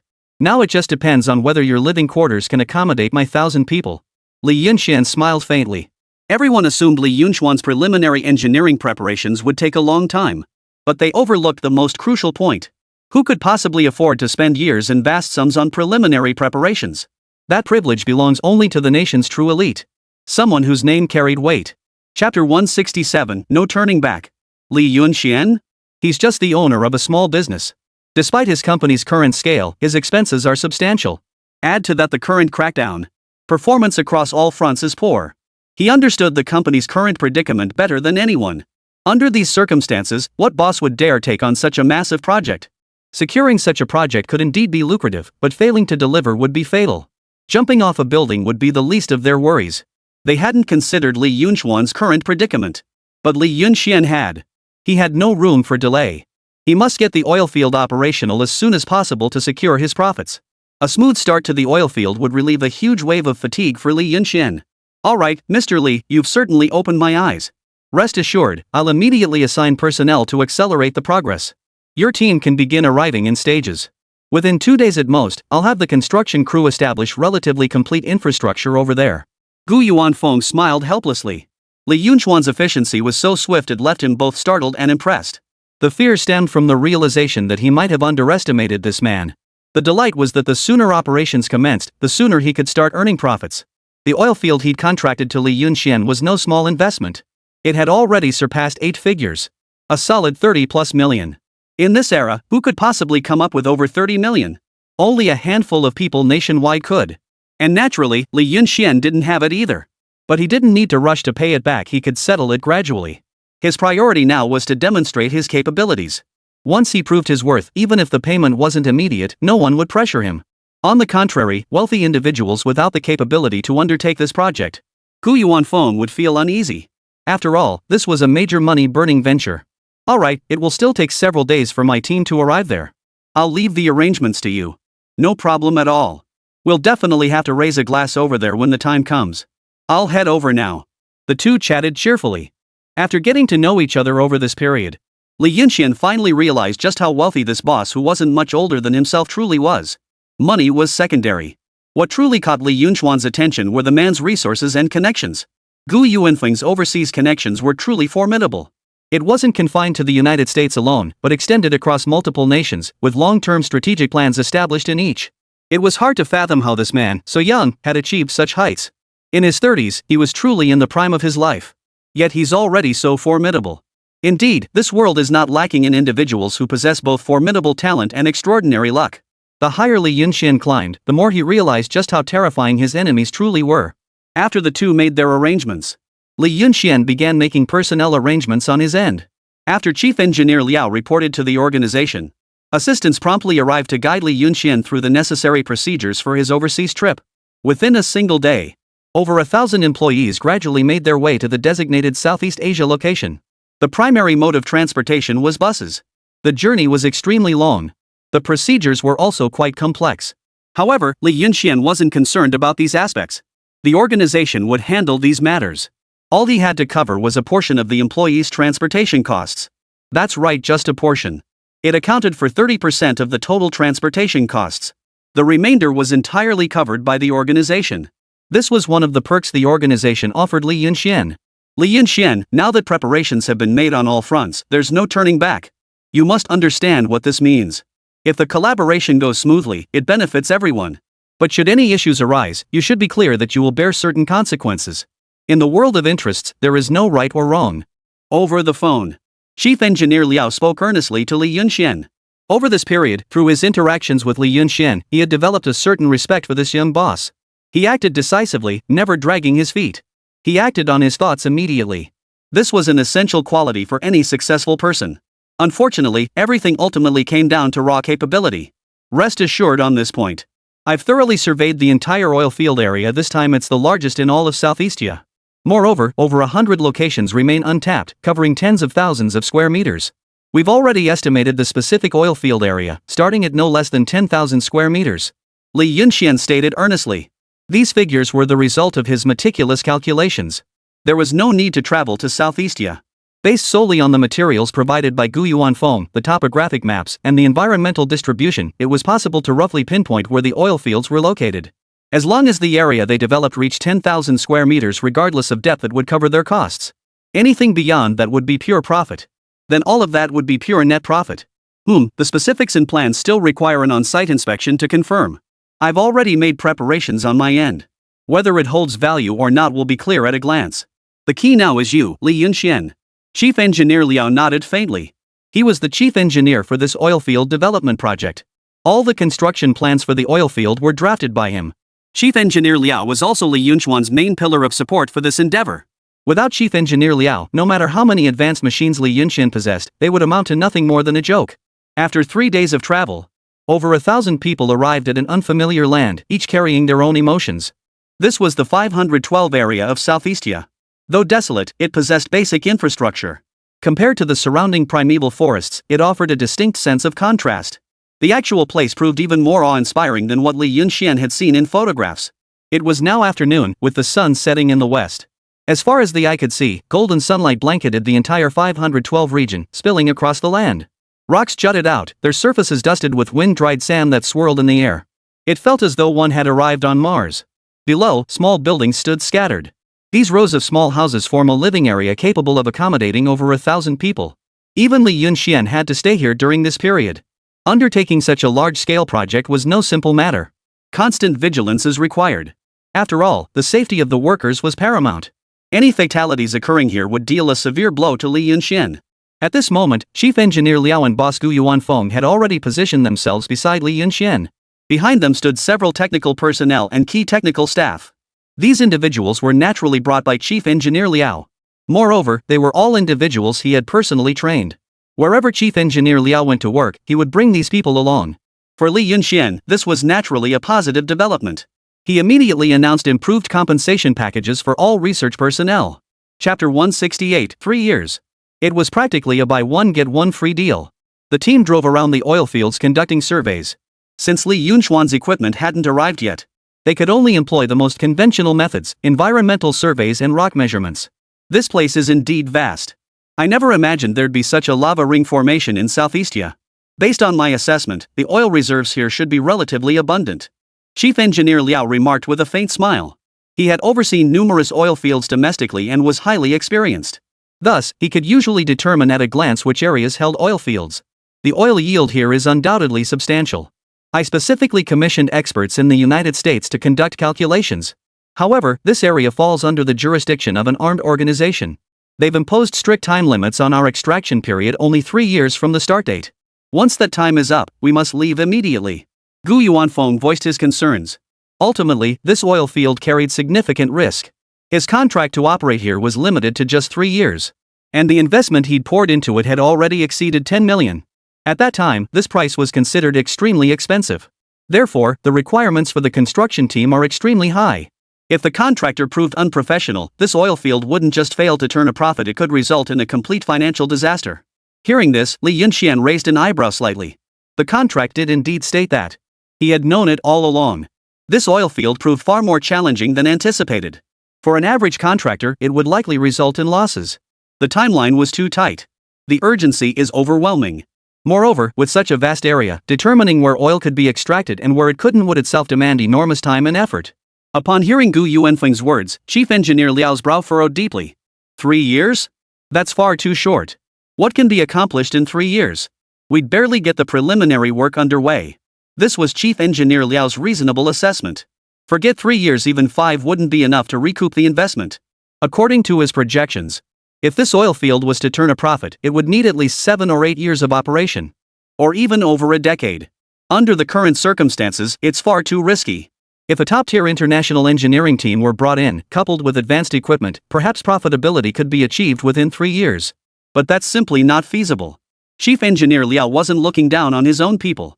Rather, he understood all too well the current reality. Frankly, it's far from ideal. There's a huge gap between foreign technology and domestic capabilities. There's no choice. They've given us such a short timeline. Li Yunxian knows this too. The reason I acquired this oil field is its uniqueness. As long as I haven't formally commenced operations, ownership remains mine. Even if I just hold it for appreciation, I won't lose money. But once I start operations, whether we make a profit depends entirely on your expertise. Gu Yuanfeng said with a bitter smile. Chief Engineer Liao, rest assured. I've got this under control. 3 years is ample time. The machinery I ordered is state-of-the-art, precisely tailored to your specifications, no compromises, and even more advanced than required. I trust your capabilities, Chief Engineer Liao. With these machines assisting us, I'm confident we can complete the mining operations here within 3 years without issue. Chief Engineer Liao was somewhat taken aback. Li Yunxuan's words sounded too fake. Yet he delivered it with such confidence, somehow making it sound convincing. Can we really secure that advanced foreign equipment? Even after receiving Li Yunxuan's repeated assurances beforehand, he still found it hard to believe. Of course we can. And we're talking about the world's most cutting-edge technology and the most advanced materials available today. Chief Engineer Liao pondered for a moment. After all, he had studied abroad. He was well versed in the technological equipment available abroad. If they could truly acquire it, he was confident he could make the oil field profitable within 3 years. As the saying goes, even the most skilled cook cannot make a meal without rice. That was precisely the predicament he now faced. How long until that equipment arrives? Chief Engineer Liao asked with some curiosity. Over 1,000 workers have now been settled in. Meals, lodging, and utilities have been temporarily resolved. The follow-up construction teams from the Manhwa organization were already on their way. Within a month, this area will become a living zone capable of accommodating nearly 8,000 people. Everything is proceeding according to plan. The Dragon Nation's procedures have been initiated. Therefore, Li Yunxuan's machinery and equipment have become a crucial factor. Calculating the timeline, we should be able to transport everything over within 10 days. Rest assured, everyone. After 10 days, we can resume normal operations. Li Yunxian smiled. The reason he specified 10 days was deliberate. First, this location doesn't belong to any country's territory.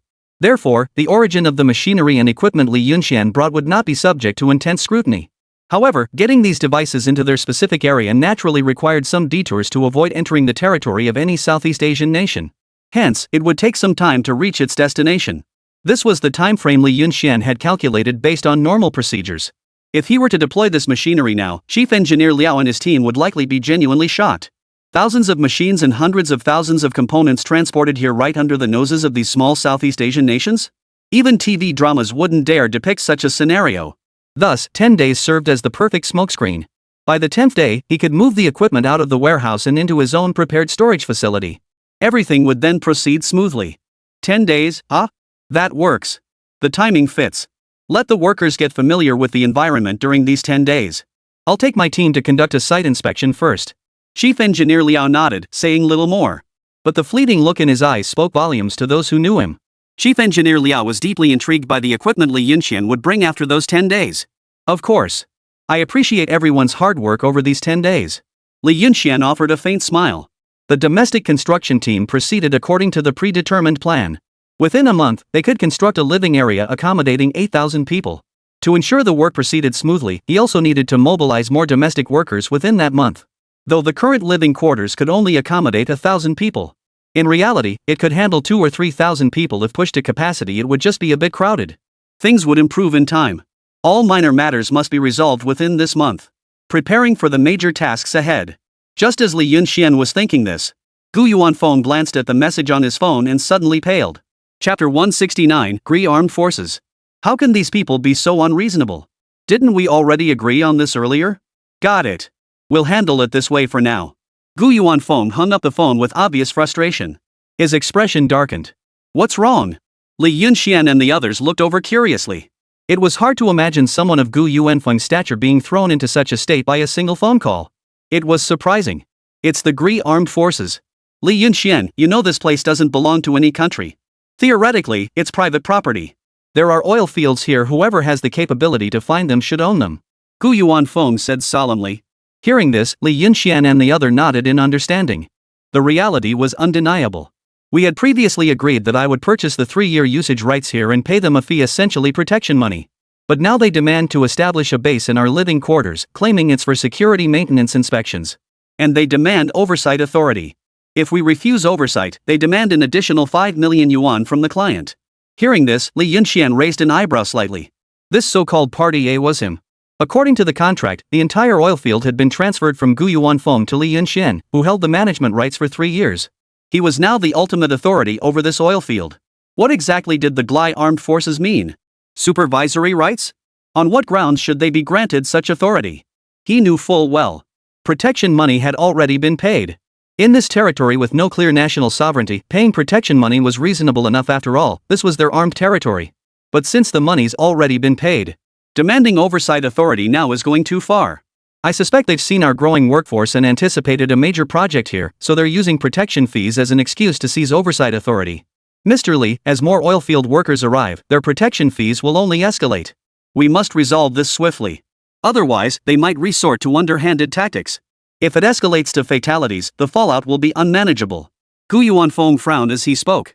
Having spent considerable time abroad, he understood all too well the treacherous nature of these people. Hiking prices at will, cutting off bridges after crossing them, reneging on promises, these were merely their basic tactics. One must never underestimate the depth of their scheming. Li Yunxian pondered deeply. This matter must be handled properly, otherwise, once construction begins, unforeseen complications are bound to arise. Truthfully, this matter should fall to Gu Yuanfeng, it was his responsibility. But he had already granted Li Yunxian the usage rights to the oilfield at an exceptionally favorable price, plus an agency agreement for another oilfield. This meant Li Yunxian now controlled 2 oilfield facilities. This was an extremely profitable venture. Given the exceptionally favorable terms offered to Li Yunxian, it stands to reason that he should be the one to resolve this matter. To become an oil tycoon, this is merely a minor setback. This falls under foreign territorial disputes. It's difficult for our country to intervene, especially since this is unclaimed territory in Southeast Asia. As citizens of Manhwa, we can't interfere either, so we can't deploy many defense troops for protection. Chief Engineer Liao beside him sighed softly and shook his head. If the local Grell forces truly intended to pull some underhanded tricks, it would be difficult to guard against them. Of course, if lives were actually lost here, the Dragon Nation would certainly not stand idly by. But the initiative was no longer in their hands. Even if the Dragon Nation did dispatch a defense force, the numbers wouldn't be substantial. And this region is essentially their territory. They have numerous informants embedded locally. Should any conflict erupt, it would be difficult to contain. This matter must be resolved before construction begins. Otherwise, it will inevitably impact their construction schedule. But rest assured, Mr. Lee, I'll request a military presence from headquarters. While it may not be highly effective, it will serve as a deterrent to prevent them from acting recklessly. Li Yunxian nodded. Once the Longwa defense forces arrive, they should show some restraint. But as Gu Yuanfeng had pointed out, the presence of the defense forces might make them hesitate, but petty disruptions would likely persist. This would inevitably disrupt construction progress, and if it caused panic among the workers, that would be problematic. This matter must be handled properly. I'll handle this matter with them. Mr. Gu, please provide me with the intelligence files on this armed group. Gu Yuanfeng sighed and nodded. Alright, I'll have my assistant compile it for you shortly. I've been overwhelmed lately. The tech company in the United States is currently in a critical breakthrough phase. I must return to oversee operations there. Matters here will have to be entrusted to you. He had already pointed Li Yunxian toward the path to prosperity. Whether Li Yunxian could seize the opportunity was entirely up to him. In the residential area, Li Yunxian had expanded a makeshift office container. Living in the field presented numerous challenges that gave Li Yunxian headaches, especially regarding the employees, particularly their meals. Southeast Asia suffered from severe shortages of food supplies. The workers found it very difficult to adjust. Moreover, the living quarters were stiflingly hot. They had no energy to work during the day. In short, this place resembled a primeval forest. Establishing a livable area capable of accommodating thousands in such a place is no small feat, especially with the Gree forces now lurking nearby, watching intently. This massive undertaking is proving far more difficult than anticipated. Li Yunxian sighed helplessly. His original plan had been quite straightforward. With a national-level chief engineer like Liao serving as his professional advisor and mentor, with some advanced machinery and equipment leading the world, there was no reason not to proceed. But now that he'd started, he realized the difficulty was beyond ordinary. Countless issues needed addressing. One misstep could spell major trouble. Living far from home. Many things are truly beyond my control. Now, many employees are already clamoring to leave. Outside the door, Li Yunxian could still hear some employees arguing with management. It seemed some conflict had erupted. Today marked the 3rd day since the employees arrived in this unfamiliar place. That emotions were already running high on only the 3rd day spoke volumes about how unpleasant the environment here truly was. At that moment, Chief Engineer Liao entered looking somewhat flustered.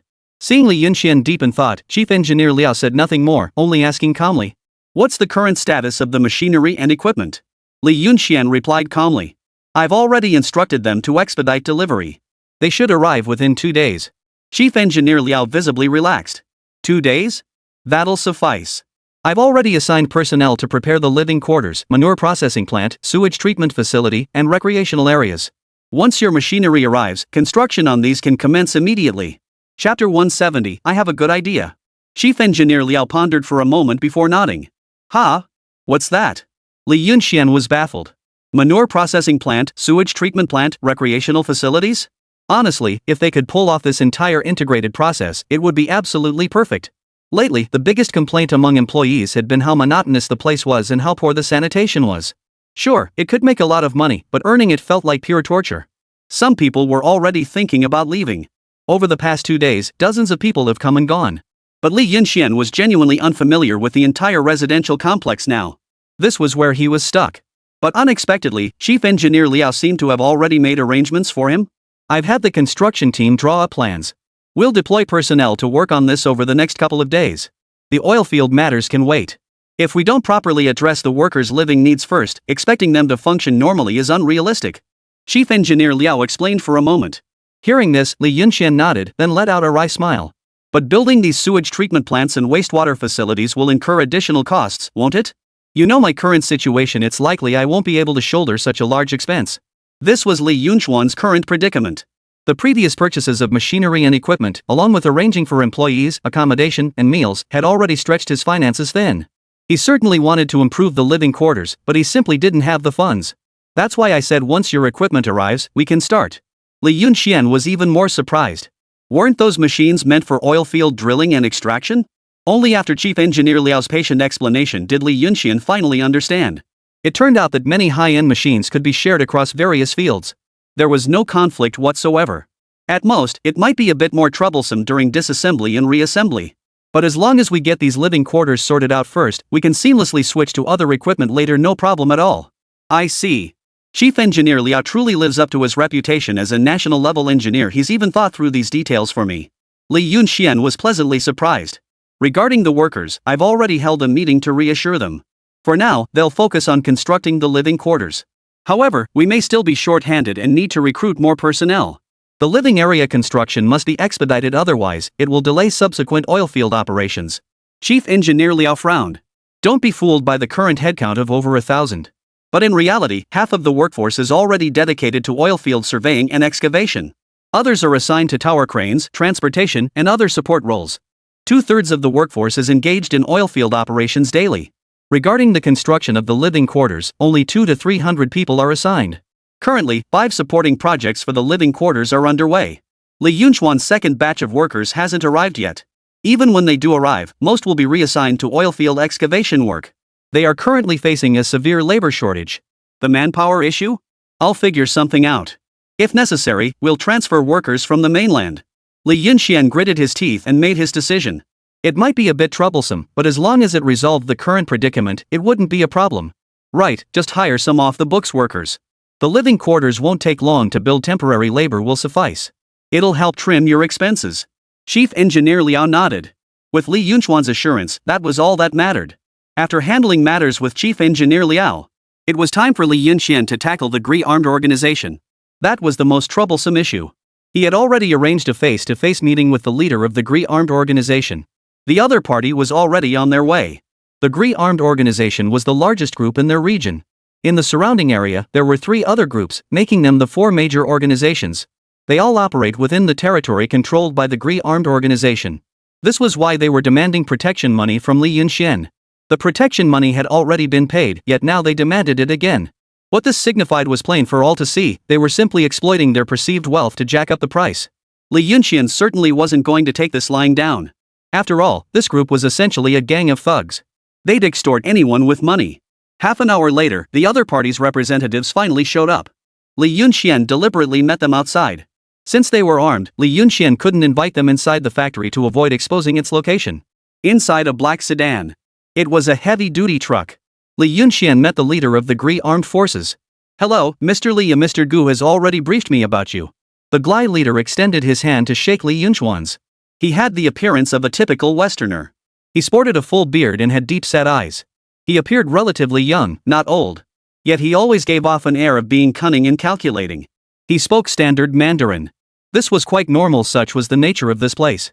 Most people from the Dragon Kingdom do business in Southeast Asia, so the language and culture have long since permeated the region. In this place, not knowing Mandarin is considered shameful.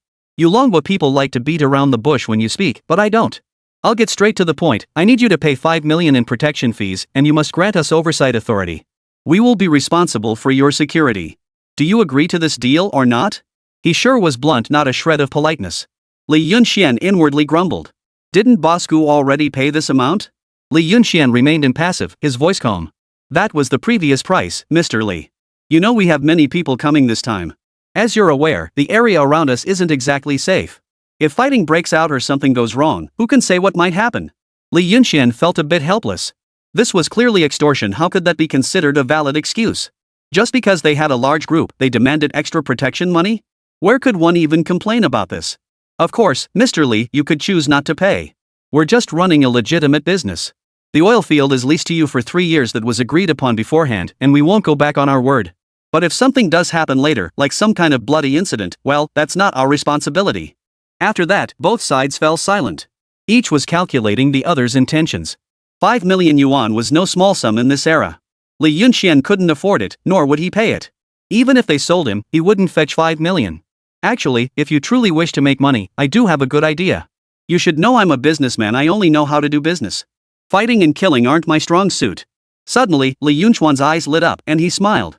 I have a plan that could make you all money while ensuring I survive these 3 years safely.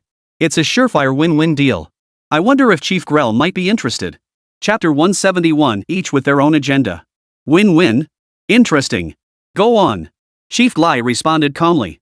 For some reason, every time he heard the other man speak fluent Mandarin, Li Yunxian felt a strange sense of dissonance. Was he truly abroad, or not? I can hire you as security personnel for 3 years until our cooperation expires. During this period, your men will follow our operational directives. This is purely a work arrangement, not military. I won't interfere with military matters, but maintaining order at our factory is paramount. As for worker wages, we'll pay 150% of the local rate. We need a minimum of 200 personnel. What do you think? Hearing this, the leader of the Gecko clan furrowed his brow slightly. He felt this deal seemed genuinely favorable, yet something about it felt off, though he couldn't quite pinpoint what. Seeing the hesitation, Li Yunxian pressed his advantage. Chief Glai, opportunities like this don't come often. Think about it, 200 workers, each paid 150% of the local wage rate for 3 years. That's a substantial deal, and most importantly, it's stable. As for the 5 million you mentioned, honestly, do you really think I have that kind of money? Most of my capital is already tied up in these factories. Asking me to pull out 5 million now? You know that's unrealistic. Hearing this, Chief Gree's brow furrowed deeply. He clearly wasn't buying Li Yunxuan's pitch. Oof. If you didn't have the money, how could you have dared to take on this project? Oil is a highly profitable venture, I'm well aware of that. Li Yunxian raised an eyebrow slightly. So that's how the other party saw it. Well, that made things easier. Previously, he hadn't known the other party's mindset, so he couldn't gauge where their bottom line lay. But now, it seemed he'd discovered it, and it was lower than Li Yunxian had imagined. I can verify your funds any way you wish, Chief Glai. If you truly have the money, 5 million isn't much for a wealthy man, it's just a matter of handing it over. But for someone without funds, your 5 million is practically a death sentence for us. Besides, this time we've secured authorization from the Dragon Nation organization. Even if we did have 5 million in funding, do you really think I'd dare give it to you? Li Yunxian narrowed his eyes slightly. A mix of carrot and stick. This is how you deal with such people. Showing some weakness was necessary for the company's growth. While Li Yunxian remained unaware of the conflicts in Southeast Asia, he had become quite seasoned in business dealings. People like this only wanted money. But if you truly have no money, they won't show any mercy either. But if you demonstrate sufficient skill, they'll think twice. A strong fist keeps others in check. Without sufficient strength, one becomes lambs for slaughter. Li Yunxian understood this all too well. Sure enough, upon hearing about the Dragon Nation organization's garrison, Chief Glai's expression visibly shifted with caution. He shot Li Yunxian a displeased look, but his eyes no longer regarded him as a plump lamb to be slaughtered. Once the Dragon Nation garrison intervened, they truly couldn't stir up trouble. The military might of the Dragon Nation organization was far beyond their reach. If both sides handled the situation poorly, conflict could easily erupt. For the Glai armed group, that would be equally devastating. After all, they weren't the only armed group in this region. There were 4. And there are conflicting interests and tensions between them. Should anything go wrong, it would be a heavy blow to any armed group. After pondering for a moment, Chief Glai nodded indifferently. 400 men. You need to hire all 400 of us at 150% of the local wage rate. If you agree, we'll cooperate. If not, we'll have to find other means. Hearing this, Li Yunxian felt slightly troubled, though inside he was grinning wildly.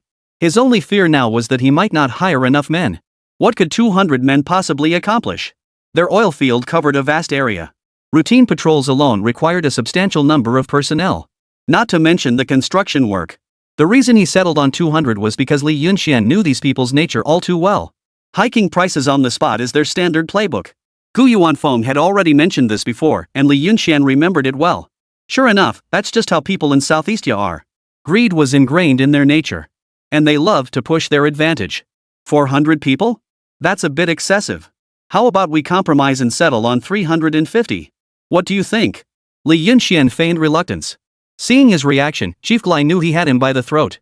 He wouldn't show mercy on such matters. No, Mr. Li. We've already made the most sincere concession possible. 400 men outside of military operations, you can command them as you see fit. Our goodwill is clearly sufficient. The ball is now in your court. Li Yunxian shook his head helplessly. After deep contemplation, he could only nod in agreement. Very well, as you say. But let's be clear, the numbers cannot increase further. Otherwise, I won't be able to cover all these wages. We already have a large workforce here, and the pressure is immense. Adding your 400 now only compounds that burden. Ultimately, through mutual negotiation, an agreement beneficial to both parties was reached. At least Chief Gri believed it was advantageous for him. He could tell Li Yunxian didn't seem to have much money, unlike someone with deep pockets. Moreover, they had the Dragon Nation's garrison forces. The Dragon Nation garrison still held considerable deterrent power in this era. After all, they had just weathered numerous major conflicts. Their reputation was renowned far and wide. They didn't want to provoke them. 400 people meant a steady and substantial monthly income. Moreover, the majority of this money would end up in Chief Grell's pocket. Most importantly, it was a 3-year commitment. That's no small sum. Calculated over 3 years. By then, they could negotiate better terms with Li Yunxian and secure a pay raise. After 3 years, they'll still be able to pocket nearly 5 million. And this money would be more stable. This is precisely what Chief Grell would welcome. For Li Yunxian, this represented a highly sustainable development trajectory. 400 more laborers. These 400 men had experienced combat, faced life and death. They possessed immense strength. And compared to the life-threatening nature of warfare, these workers no longer need to fear for their lives. All they had to do was work diligently, and meals were provided. Their income is stable. Chapter 172, Born to Work. Would they give their all? The answer is yes. After all, it's written in black and white on the contract. Should any of them slack off or violate factory rules, Li Yunxian reserves the right to replace them. If they find this work too grueling, let them go back. Let them compare the hardships of war to this. Once they entered Li Yunxian's domain of rules, he had plenty of ways to deal with them. At this juncture, both parties harbored hidden agendas, yet the matter proceeded smoothly. The Gri leader wanted stable funding. Li Yunxian needed workers, a large workforce. The strategic maneuvering between them was nothing short of brilliant. Yet ultimately, the outcome unfolded in a direction both parties had hoped for. Chief Glai felt he had made a profit. After all, his workforce had doubled from 200 to 400. His income doubled. The Greel forces numbered over 10,000 in total. The daily pressure was immense, let's be honest. But now, having 400 men deployed elsewhere to earn money for him without him having to cover their food expenses. Income up, expenses down. This scenario was too good to be true. For him, moving these 400 men out had no impact whatsoever. Especially since they're just going to work. The same applied to Li Yunxian's side. Covering the food expenses for these 400 people was a breeze for him, as he had already finalized economic arrangements with the Dragon Nation organization. Food supplies could be airlifted from Longwei or transported by vehicle. Moreover, subsequent arrangements could be made through other means, such as cultivating their own crops. This could easily form a complete industrial chain. Mr. Li truly possesses remarkable vision. I hope our cooperation will be a pleasant one. After the contract was signed, Chief Grell shook hands with Li Yunxian with a broad smile, his previously icy expression completely gone. Li Yunxian, however, responded with a hint of reluctance. Inside, he was overjoyed. Where did all these people come from?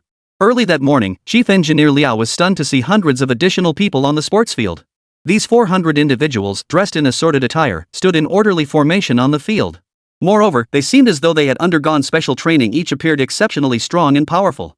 Their organization and discipline were impressive. They were clearly born to be laborers. Of course, they're borrowed from the Gri armed group. Li Yunxian chuckled, recounting yesterday's negotiations with the Gri leader. Chief Engineer Liao's expression grew increasingly vivid. Mr. Li, you really have a knack for this. We were desperately short on workers, and now they've practically walked right in the door, high-caliber ones at that. So does that mean the crisis is completely resolved now? Chief Engineer Liao chuckled. To be honest, he hadn't had any particularly effective solutions for dealing with threats from these armed groups. He had encountered threats from local tribes in other regions before. But with the Dragon Nation's formidable garrison forces, fully organized units with formidable combat capabilities, those local tribes dared not cause trouble. He had no such concerns back then. But now, he definitely had them. Although the oil field development rights belonged to the Dragon Nation, Li Yunxian remained the de facto controller. As the head of a Dragon Nation private enterprise, this meant the Dragon Nation could not dispatch organized forces to protect Li Yunxian's employees. Regulations simply wouldn't allow it. Yet unexpectedly, Li Yunxian resolved the issue himself. The potential crisis vanished and he gained numerous employees. This also created an economic stake between him and the Gree armed forces. They wouldn't dare harm Li Yunxian's workers lightly. A win-win situation. As for these high-caliber employees, they truly were high-caliber. They were disciplined, followed strict protocols, and maintained self-restraint. They were practically the perfect employees Chief Engineer Liao envisioned. Excellent. With these individuals joining us, our work pace will accelerate significantly. At last, our staffing shortage has been resolved. Chief Engineer Liao smiled with satisfaction. The Dragon Nation organization knew full well that Li Yunxian couldn't possibly afford to pay all these people's salaries. Therefore, the financial terms were clearly defined from the outset. Li Yunxian would only need to cover 20% of the workers' wages up front. The remainder would be covered by the Manhwa organization. As for other living expenses, those too would be specifically supplied by the Dragon Nation. On the surface, it seemed like Li Yunxian was making a killing. But in reality, these were all paid services. Li Yunxian would need to repay them. With oil fields. Moreover, Chief Engineer Liao wasn't helping for free, he commands the highest salary.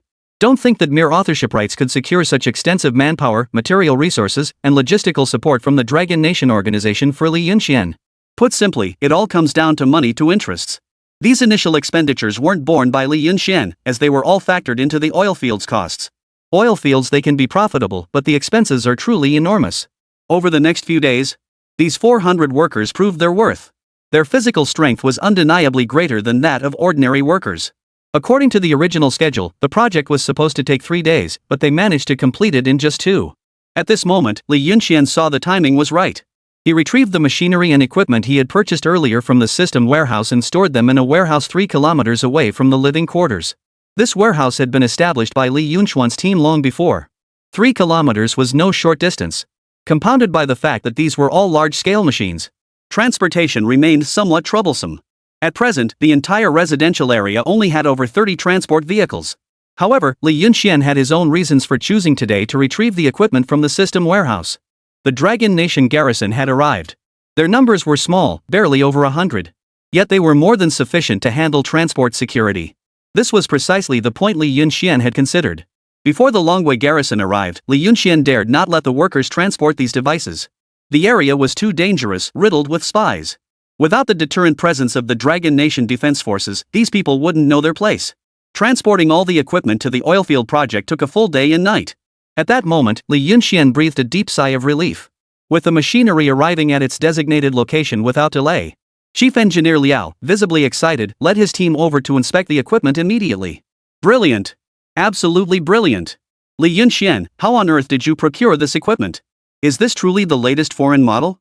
Seeing the oilfield drilling equipment and various load-bearing tools, Chief Engineer Liao was profoundly astonished. He wasn't unfamiliar with advanced drilling equipment from abroad. In fact, he had seen quite a few.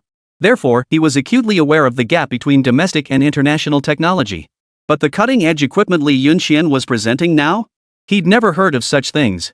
Could this truly be foreign technology? It shouldn't be possible. Chapter 173, Impossible. Could it be that foreign countries have advanced so much in such a short time?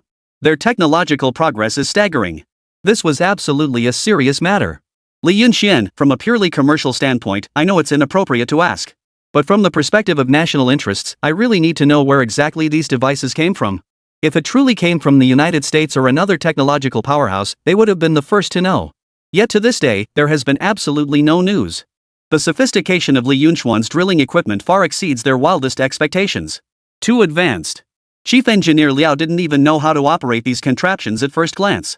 Li Yunxian studied him intently. Since he'd already revealed his trump card, suspicion was only natural.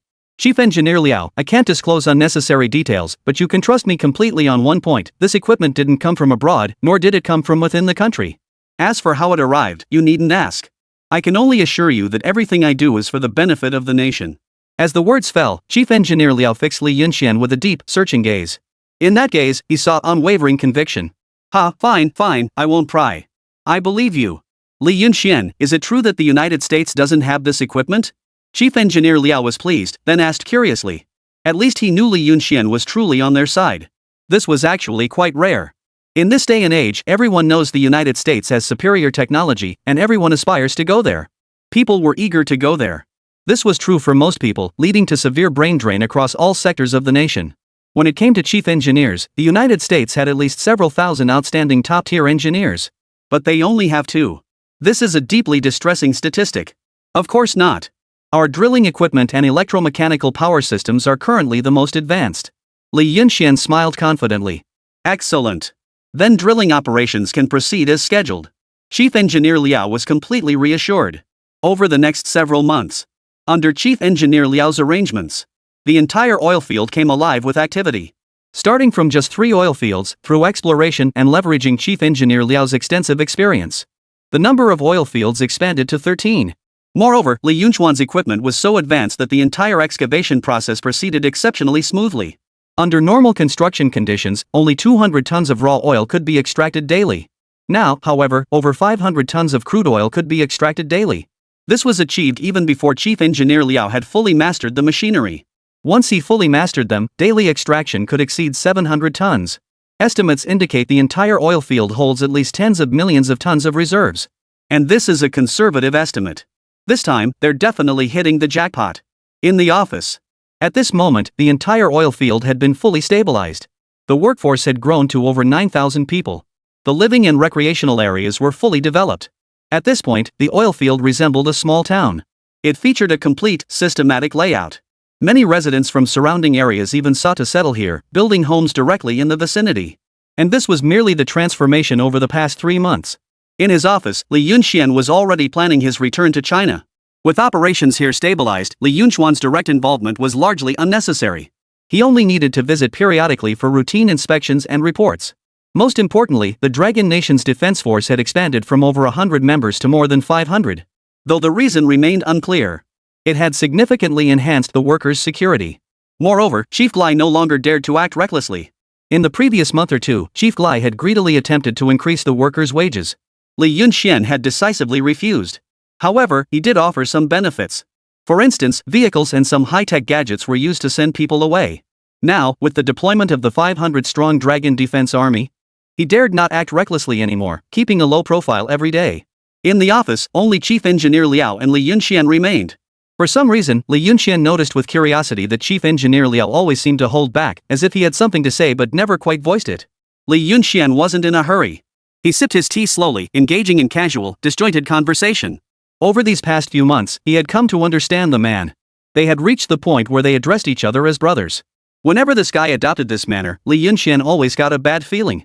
Well, Yunxian, 3 years it feels both quick and slow. Chief Engineer Liao remarked, sounding rather awkward.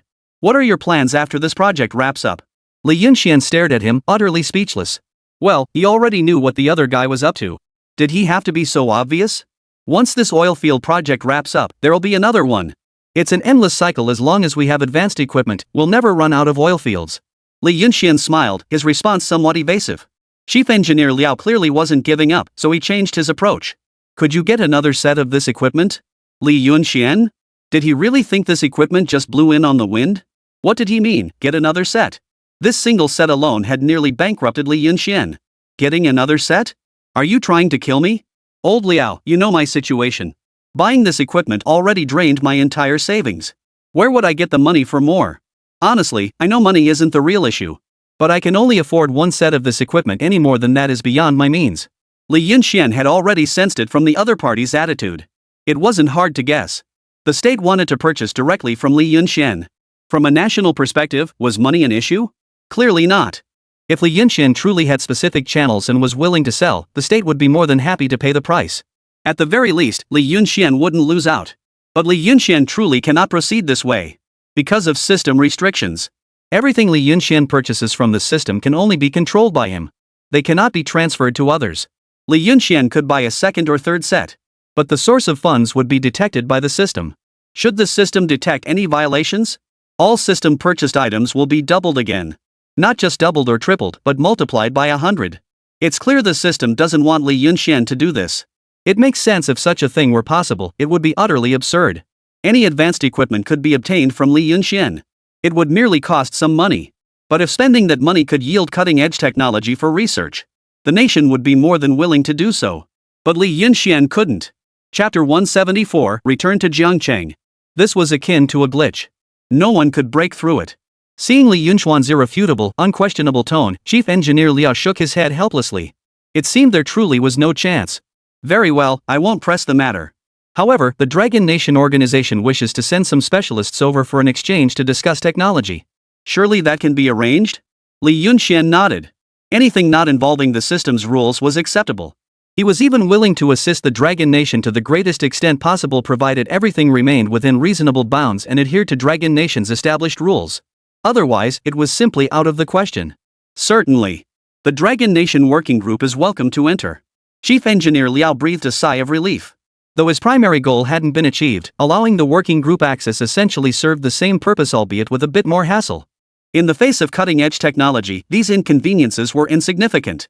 It was far preferable to facing technological blockades from other nations. Li Yunxian, I actually have another matter to discuss.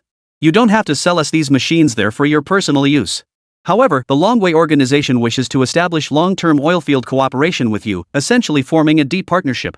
Through Chief Engineer Liao's introduction, Li Yunxian learned of the current thinking among Longwei's top leadership. These devices were simply too advanced. The Dragon Nation organization's leadership still refused to give up. Therefore, their stance was clear: even if they couldn't purchase the equipment outright, establishing a deep partnership with Li Yunxian was their primary objective. No problem. We'll proceed exactly as directed by headquarters. Li Yunxian agreed. These were minor matters. So easy to deal with? Chief Engineer Liao was somewhat surprised. In truth, it would have been perfectly reasonable for Li Yunxian to refuse. After all, their demands were indeed somewhat difficult to meet. But his agreement proved that patriotism still burned within Li Yunxian. Very well, Li Yunxian. Should you encounter any difficulties moving forward, feel free to approach the organization. As long as it's within our means, I trust the higher-ups won't be stingy. Chief Engineer Liao smiled faintly. Today's mission had finally been successfully completed. He could now return to report back. With matters here now settled, it was time for Li Yunxian to return home. The oil sector was now fully established. Moreover, the profits exceeded Li Yunxian's expectations. In just over 3 months, the oil field had already begun to recoup its investment. The crude oil, processed by their facilities, has begun shipping back to China, securing major contracts with domestic buyers. This was largely due to the exceptional sophistication of Li Yunxian's machinery and equipment. Compared to major oilfield processors in other countries, the cost of refining crude oil had been reduced by over 40%. This was an astonishing figure. Even Chief Engineer Liao could only look on with envy. The current domestic oilfield environment incurs extremely high costs. Their machinery and equipment are simply too outdated. Much of the work still relies on manual labor. In contrast, Li Yunxian's operation is essentially fully automated. Most operations involve human operators controlling machinery. Labor costs are reduced. The focus shifted more toward intellectual work. Chief Engineer Liao was also expressing admiration for these high-end machines. The current valuation of this oil field is exceptionally high. According to Chief Engineer Liao's calculations, based on the percentage of development, within 3 years, Li Yunxian could achieve at least 40% or even 50% development. This figure is actually quite extraordinary. Even in the United States, publicly available data indicates that the average oilfield development rate is only around 37%. Yet Li Yunxian's machinery achieves a rate significantly higher than that average. And it's not just a little higher. One can imagine just how terrifying that figure is. The oil field operations are now stable, but I need someone to help manage it. Chief Engineer Liao, I believe you're the right person for the job. Li Yunxian smiled warmly at the other man. The oil field now employed a substantial workforce. High-tech talent is also plentiful. The total workforce had surpassed 10,000. This has greatly alleviated the domestic situation. Especially for Jiangcheng, the majority of these 10,000 workers hailed from Guanyue province, with 30% originating from Jiangcheng itself. This oil field truly is a gold mine. Even Li Yunxian had to admit that. What he needed now was excellent management. After all, his 2 major domestic enterprises had been revived. With the public opinion storm subsiding, operations at the new energy electric vehicle plant and textile factory could resume, allowing for commercial planning. The most crucial task now was complete integration. To forge all these industries into a massive industrial cluster. Li Yunxian intends to establish a holding company. Once this headquarters is established, Li Yunxuan's standing domestically will directly rival that of Yuelong Steel Group. This is no exaggeration, but an undeniable reality. Once that milestone is reached, Li Yunxuan's enterprises will not only achieve complete stability within Guanyue province but also expand nationwide, a development he eagerly anticipates.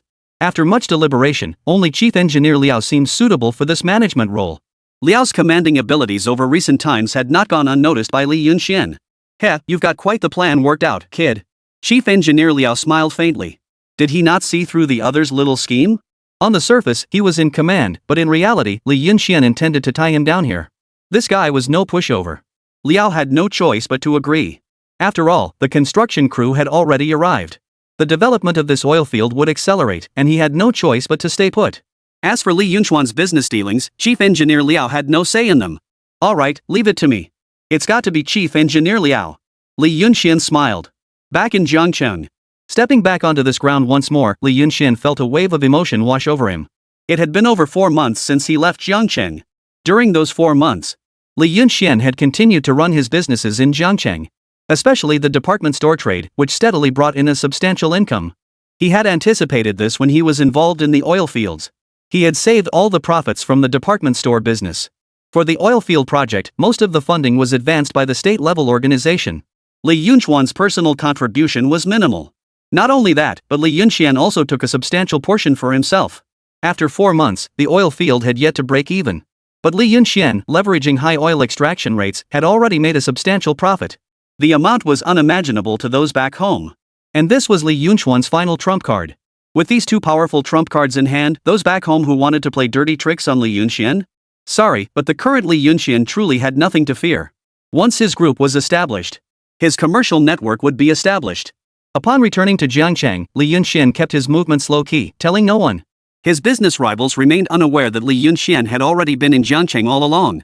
This advantageous position allowed Li Yunxian to prepare his counterattack. Back home, Jiang Yan had already prepared dinner. Chapter 175, Warm Moments. Ran Xiaoqi was also present. Evidently, during Li Yunxuan's absence, Ran Xiaoqi had been staying with Jiang Yan. This was evident from the loose pajamas she wore. But that was only natural. Jiang Yan was pregnant. Her belly was noticeably rounded. She needed someone to take care of her. In truth, Li Yunxian had wanted to hire a nanny for quite some time. They could afford it now. But Jiang Yan had refused. She remained a simple woman at heart, even as their standard of living had improved. She hadn't changed at all. Honey, dinner's ready. Try my new cooking skills, I learned them from a top-tier veteran chef. In the kitchen, Jiang Yan smiled at Li Yunxian, who had just returned. She wore an apron and bustled back and forth, busy at work. Ran Xiaoqi, standing nearby, also smiled at Li Yunxian. Brother-in-law, you're back. Looks like you two had a pretty cozy time while I was away. Returning home, Li Yunxuan's tense heart finally relaxed. Home truly was his ultimate refuge. Half an hour later, at the dinner table, Jiang Yan smiled warmly as she fed Li Yunxian, nestling close to him like a devoted little woman. Anyone familiar with Jiang Yan would have been astonished to witness this scene. As the proprietress of the Jiangcheng Grand Hotel, after more than a year of trials and tribulations, Jiang Yan had shed her youthful naivety, transforming into a capable and poised businesswoman. Even on Jiangcheng's wealthy rankings list, she ranked 5th. This was all achieved without relying on Li Yunxian. She single-handedly managed the Jiangcheng Grand Hotel with impeccable efficiency. Honey, I have some good news to share. Jiang Yan looked at Li Yunxian with pride. Our Jiangcheng Grand Hotel is undergoing another renovation. And this time it's a complete overhaul. The management bureau wants us to transform it into a tourist resort hotel. They've already approved a location for us right in the economic hub at the southernmost tip of Jiangcheng. That area is where our department store is located, and it's the most economically developed part of the city. Jiangcheng is divided into 4 distinct zones: southeast, northwest, northeast, and southwest. This division didn't exist before. As Jiangcheng's economic development flourished, industries expanded, and the population grew, the terms southeast, northwest, southwest, and northeast came into use. The southernmost area boasts the strongest economic development. The other districts simply can't compare. The southernmost area seems to be where the Tiger Guy's department store is largest, and our new energy electric vehicle factory is also located there. Heh, the administration's intentions couldn't be more obvious. Li Yunxian smiled faintly. The southern economic hub is spearheaded by Li Yunxuan's enterprises. The administration allocated land in the southern district. As long as Li Yunxian increased his investments there, the southern district would become the true center. Meanwhile, Jiang Yan's resort hotel would naturally occupy the most luxurious location. It would also become the true face of their Jiangcheng. This truly kills two birds with one stone. It must be said that Zhang Lei, the head of Jiangcheng's administration bureau, possesses considerable skill. While Jiangcheng's economy has indeed taken off, it remains overly reliant on a single pillar. After all, it's largely driven by Li Yunxuan's individual efforts. But if tourism could be stimulated, the situation would be vastly different. Jiangcheng could even break into the top 3 economies in the entire Guanyue province. Before Li Yunxuan's rise to prominence, Guanyue province's economy ranked beyond the top 20. It was at the very bottom. It was considered the poorest city. It could even be described as a county due to its small size and sparsely populated. But now it's completely different. The economy has grown and the population has increased. Therefore, the administration is now actively pursuing economic development. Transforming it into a resort hub will require substantial funding. While your current qualifications should qualify you for a loan, the financial burden won't be insignificant. Li Yunxian spoke slowly. He wasn't dismissing the proposal outright. The resort center would definitely be built. At worst, Li Yunxian would simply reallocate some funds, a minor issue. He merely wanted to gauge whether Jiang Yan had confidence in this endeavor. Husband, you underestimate us and my cousin too. Why do you think the administration suggested we open a resort center? Because our Jiangcheng Grand Hotel is doing so well, of course. You wouldn't believe how much revenue our hotel generated while you were away these past few months. Jiang Yan declared proudly. How much? Li Yunxian asked, intrigued. Judging by her tone, things seemed to have run smoothly in his absence. Thanks to our sister act's hard work, the Lijiang Grand Hotel brought in over 10,000 yuan daily, nearly 20,000. Pretty impressive, huh? Li Yunxian? Li Yunxuan's eyes widened in disbelief. 20,000 in revenue? Through Ran Xiaoqi's explanation, Li Yunxian finally grasped what had transpired. The Jiangcheng Grand Hotel had long since become one of Guanyue province's top 3 hotels, combined with its innovative offerings. Moreover, it boasts 2 factories with cutting-edge technology, attracting numerous investors, major business leaders, and even tourists. This is precisely why the administration is pursuing tourism development. Because it's just too tempting. A steady stream of people come here to spend their money. Given the sheer volume of tourists, the Lijiang Grand Hotel simply cannot accommodate everyone. Hence the urgent need for expansion. That's the real truth. Wow, 2,000 in revenue. That means after all your costs, you two sisters are making nearly 7 or 8,000 yuan in net profit every day. Li Yunxian was amazed. That was almost on par with the income Li Yunxian had previously earned from his 3 major businesses. How about that? Pretty impressive, huh? Careful, honey, we might just overtake you. But don't worry, even though your business is struggling now, your wife here is holding her own. If you ever need cash, just ask. I'm a little rich lady now. Jiang Yan declared confidently. Li Yunxian felt both amused and exasperated. Not bad, not bad. Confidence is a good thing. But do you even know how much your husband makes every day? Setting aside my 3 major businesses, take a guess. Use your imagination. Jiang Yan and the others froze for a moment. Wasn't Li Yunxuan's business on the verge of collapse? Could it be that during his months abroad, he'd stumbled upon some new business opportunity? Jiang Yan had no idea what Li Yunxian had been up to abroad. She only knew it was business, big business. So it seems he succeeded? How could her husband be so capable? Even in Jiangcheng, where he'd fallen on hard times, he was still the wealthiest man. And now he'd managed to build a business abroad? That's just insane. 10,000 yuan? Jiang Yan asked cautiously. Li Yunxian shook his head. Too little. Whoa. Both of them sucked in a sharp breath. What kind of business overseas could possibly be that lucrative? That's 10,000. 10,000 a day. Chapter 176, Daily Earnings of 200,000. 12,000, not a penny more. Ran Xiaoqi gritted her teeth. They felt that earning a steady 7 or 8,000 yuan daily was already more than enough. In this era, earning 7 or 8,000 a day placed them firmly among the elite.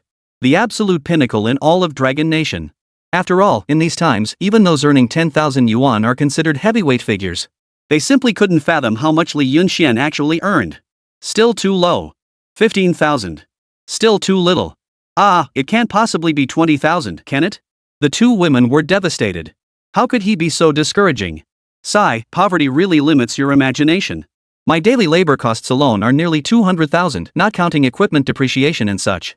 Conservatively speaking, daily expenses are at least 300,000.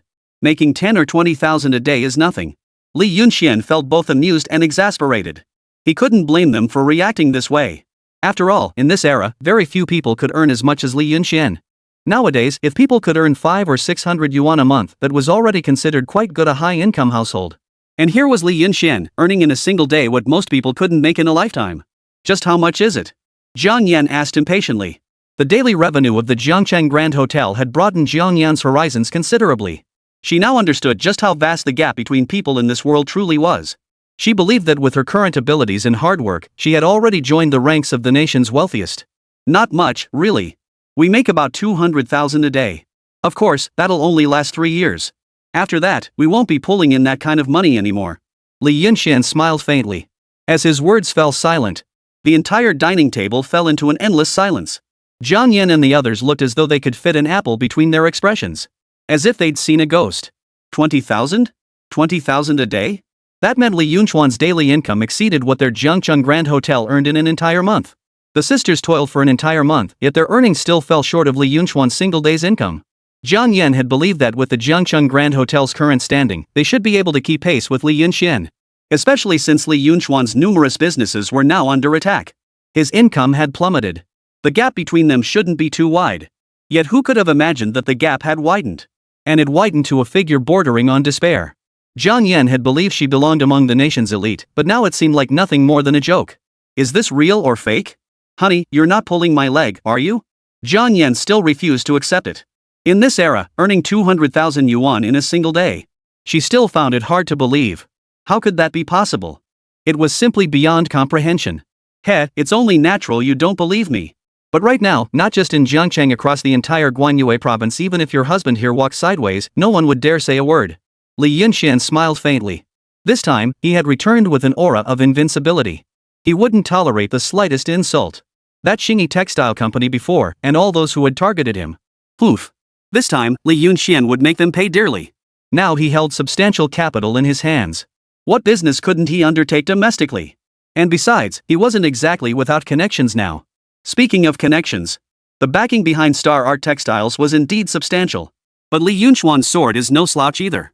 At least for now, no one in Guanyue province could threaten Li Yunchuan's plans to build his empire and expand his business empire. Man, you're on fire, brother-in-law. Standing nearby, Ran Xiaoqi couldn't help but wonder what had happened to this world, how it had transformed into something she no longer recognized. Ordinary people worked their fingers to the bone just to scrape together 300 or 400 yuan a month. Yet Li Yunxian earned over 200,000 yuan daily. His single day's earnings could cover the monthly wages of over 100 households. It was just too unfair. Pft, pft, pft. What are you saying? That's my husband. Jiang Yan tapped Ran Xiaoqi's mouth playfully, her tone tinged with pride. If you're so capable, go find yourself a husband like that. Ran Xiaoqi stuck her tongue out at Jiang Yan, but her cheeks flushed slightly as she realized she'd said the wrong thing. Pfft, you're so petty. I was just saying. Still not acceptable. Saying it right in front of me? Are you trying to rebel? The two were now widely recognized as the sister act at the Jiangcheng Grand Hotel. Everyone knew it. After months of living together, their relationship had naturally grown very close. Their daily banter was perfectly normal. Xiaoqi's right, I really am fierce. Li Yunxian chuckled playfully. The outcome was unsurprisingly predictable. The next moment, Jiang Yan smacked Li Yunxian squarely on the head. That night was the most heartwarming moment Li Yunxian had experienced in recent times. He also learned about some recent developments at the Jiangcheng Grand Hotel. Jiang Yan's belly was gradually growing larger. She was already over 5 months along. Though still relatively early, she had already entered a period of rest and recuperation. Therefore, most of the hotel management duties had been handed over to Ran Xiaoqi. Ran Xiaoqi certainly lived up to expectations. She is diligent and eager to learn. Within just half a month, she had mastered every operational process of the entire hotel. In the following period, the sisters retained many loyal customers through their strong social skills. They also attracted many new clients. Today, the Jiangcheng Grand Hotel is not only renowned in Jiangcheng but also holds a prominent reputation throughout the entire Guanyue province. Early one morning, Li Yunxian arrived at the company headquarters. This place he hadn't seen in so long. This return was kept entirely private. Truthfully, making a grand entrance wouldn't have been an issue. But to avoid unnecessary trouble, Li Yunxian preferred to tread cautiously in the beginning. Ouch. Ouch. At headquarters. Two figures were sighing heavily in Li Yunchuan's office, looking utterly listless. One slumped over the desk, the other sprawled on the sofa. Sis, do you really think this is okay? Doing nothing all day while comfortably collecting our paychecks? What can we do? The boss isn't here, and we can't accomplish much anyway. Besides, we're not entirely useless, at least we've managed to keep the market afloat. It's just that we can't return to our former glory. The two were none other than Huang Jia and Huang Yi. Huang Jia had been studying abroad for over 3 months. Then she came back early. Since her major was economics, after completing a test overseas, she could have continued her studies, advanced her skills, and earned her master's degree sooner. But she had already obtained her graduation certificate. And having learned all she needed to learn, most importantly, Huang Jia discovered that the early stages of new energy development were also emerging abroad. She deliberately researched related topics. What she discovered sent a chill down her spine. Chapter 177, Major Developments. It turned out that new energy technologies abroad were still in the testing phase, not even at the stage of scientific research, merely in the initial verification phase. What did this imply? It meant China's lead in new energy electric vehicles wasn't just a little bit ahead, it was nearly several years ahead. Huang Jia no longer felt as lost about the current state of China's tech sector as she once did. After a period of study, she gained a clear understanding of both domestic and international realities. It could be said that in China, not a single technological field could rival its foreign counterparts during this period. Not a single one. In terms of technology, they are at an absolute disadvantage. Yet, against this backdrop, China's new energy sector has managed to surpass the international standard. New energy is not only a mainstream high-end technology project abroad today, but also one of the most technologically advanced projects currently. What does it signify that Li Yunxuan's new energy technology in China has achieved this lead? It signifies that the United States technology is not invincible. The Dragon Nation possesses technology capable of rivaling theirs. This is absolutely heartening. Upon learning that foreign renewable energy recycling technology is still in its infancy, Huang Jia hesitated not a moment. After completing his academic assessments, passing the tests, and obtaining his graduation certificate, he resolutely returned to China. The domestic landscape is now highly favorable, especially in the field of new energy. Upon learning that Huang Jia hailed from a small county in Manhwa and hearing rumors about so-called new energy electric vehicles, they became highly interested. They specifically sent representatives to extend a generous invitation for Huang Jia to join the New Energy Research Center in the United States. They hoped Huang Jia would participate in their new energy technology research. To put it bluntly, research was merely a pretext. The Americans held no regard for talent from a county town in Manhwa. They were merely seeking to gather intelligence. Moreover, deep down, they didn't truly believe that Manhwa had actually developed so-called new energy vehicles. It was likely just a cover story. After all, even the United States hasn't managed to develop one yet. What makes Dragon Country think it can? After weighing multiple factors, Huang Jia obtained some foreign information on new energy. These materials are all publicly available documents. Yet it still held valuable reference value. Upon obtaining these materials, Huang Jia didn't hesitate, he immediately returned to China. After all, her overseas studies had concluded. Staying there any longer would offer her no further benefit. Because someone had already begun deliberately approaching her, attempting to lure Huang Jia with offers of benefits. Just as Huang Jia had stated. In this lifetime, she would only accept salary from boss Li Yunxian. She wouldn't touch money from anyone else. A month after her return, Huang Jia applied her newly acquired economic knowledge to help the new energy factory expand its market reach. She continued developing new energy technologies according to Li Yunxuan's vision. Even if it meant operating at a loss, Huang Jia was determined to keep pushing forward with the research and development. 1 month passed. It proved that Li Yunxuan's approach was correct. After incurring losses of nearly 50,000 to 60,000 yuan, the new energy technology achieved a groundbreaking breakthrough. Significant improvements were made to the exterior and interior design of the new energy electric vehicle. Regarding advertising, those adversaries exploited public opinion and advertising exposure to smear their new energy electric vehicles and textile factory. But they have now learned to fight back. When it comes to advertising and exposure of false information, it all boils down to who has more money. Bring it on, who's afraid of whom. Gritting their teeth, they poured 40% of their profits into advertising. On one hand, they smeared the brands attacking them, on the other, they promoted their new energy initiatives. Huang Yi's side followed suit. Over the past 3 or 4 months, although Li Yunxian didn't demand much from her, she persisted relentlessly in seeking out clients and running advertisements every single day. She even organized a press conference. The results were remarkably effective. Within just 2 months, public criticism had largely subsided. Although by this time, Star Art Textiles had long completed their business plan layout, has captured the majority of the textile market share in Guangdong province. Huang Yi also secured over 800,000 yuan in orders. Although this over 800,000 transaction was a break-even deal for her, she only made back the cost price. However, it has managed to stabilize the current situation of the textile factory. At least it hasn't reached the stage of losses yet. Plus, Li Yunxian has now transferred most of the personnel from both factories, along with the welfare subsidies from the city governor's office. Their factory's operations can barely sustain themselves. Half dead, I suppose. Do your best, it's okay. We've already done everything we could, and it's already good that we can stabilize the market now. Everything will wait for the boss to come back and decide. Huang Jia smiled faintly. She has been by the boss's side for the longest time. I am very clear about the boss's character. The boss would not blame them. Hey, I just feel. Feel what? Just as Huang Yi was about to continue feeling sad, a faint laugh suddenly sounded from outside. Hearing this familiar voice, both of them instinctively felt a startle in their hearts, turning their gazes outside with overwhelming joy. Sure enough, they saw the man they regarded as their savior. The weather is quite chilly this season. Li Yunxuan's figure is naturally tall and slender. Additionally, he is wearing a well-fitted black trench coat and a hat. At this moment, he enters against the cold wind. The shock for Huang Jia and the other person was truly immense. God-like man. The term tall, rich, and handsome probably only applies to someone like Li Yunxian. After all, they started from scratch. Compared to those rich second generation, they are not even worthy of shining their shoes. Nothing, boss, you're back. Huang Yi felt a bit awkward and quickly stepped forward with a smile to greet him. In front of the boss, they naturally couldn't say anything discouraging. Boss, I'm back too. Huang Jia stood in front of Li Yunxian with a delighted expression on her face. Hey, aren't you supposed to be studying abroad? Don't tell me you got expelled. Li Yunxian looked at Huang Jia with some surprise. Huang Yi appearing here was something he could understand. But why was Huang Jia here as well? Logically speaking, she should be studying abroad right now, given the curriculum overseas. How could she possibly complete it without spending at least 2 or 3 years? Huang Jia explained everything abroad to Li Yunxian with a smile. After learning the truth of the matter, Li Yunxian nodded slightly in understanding. But it wasn't surprising.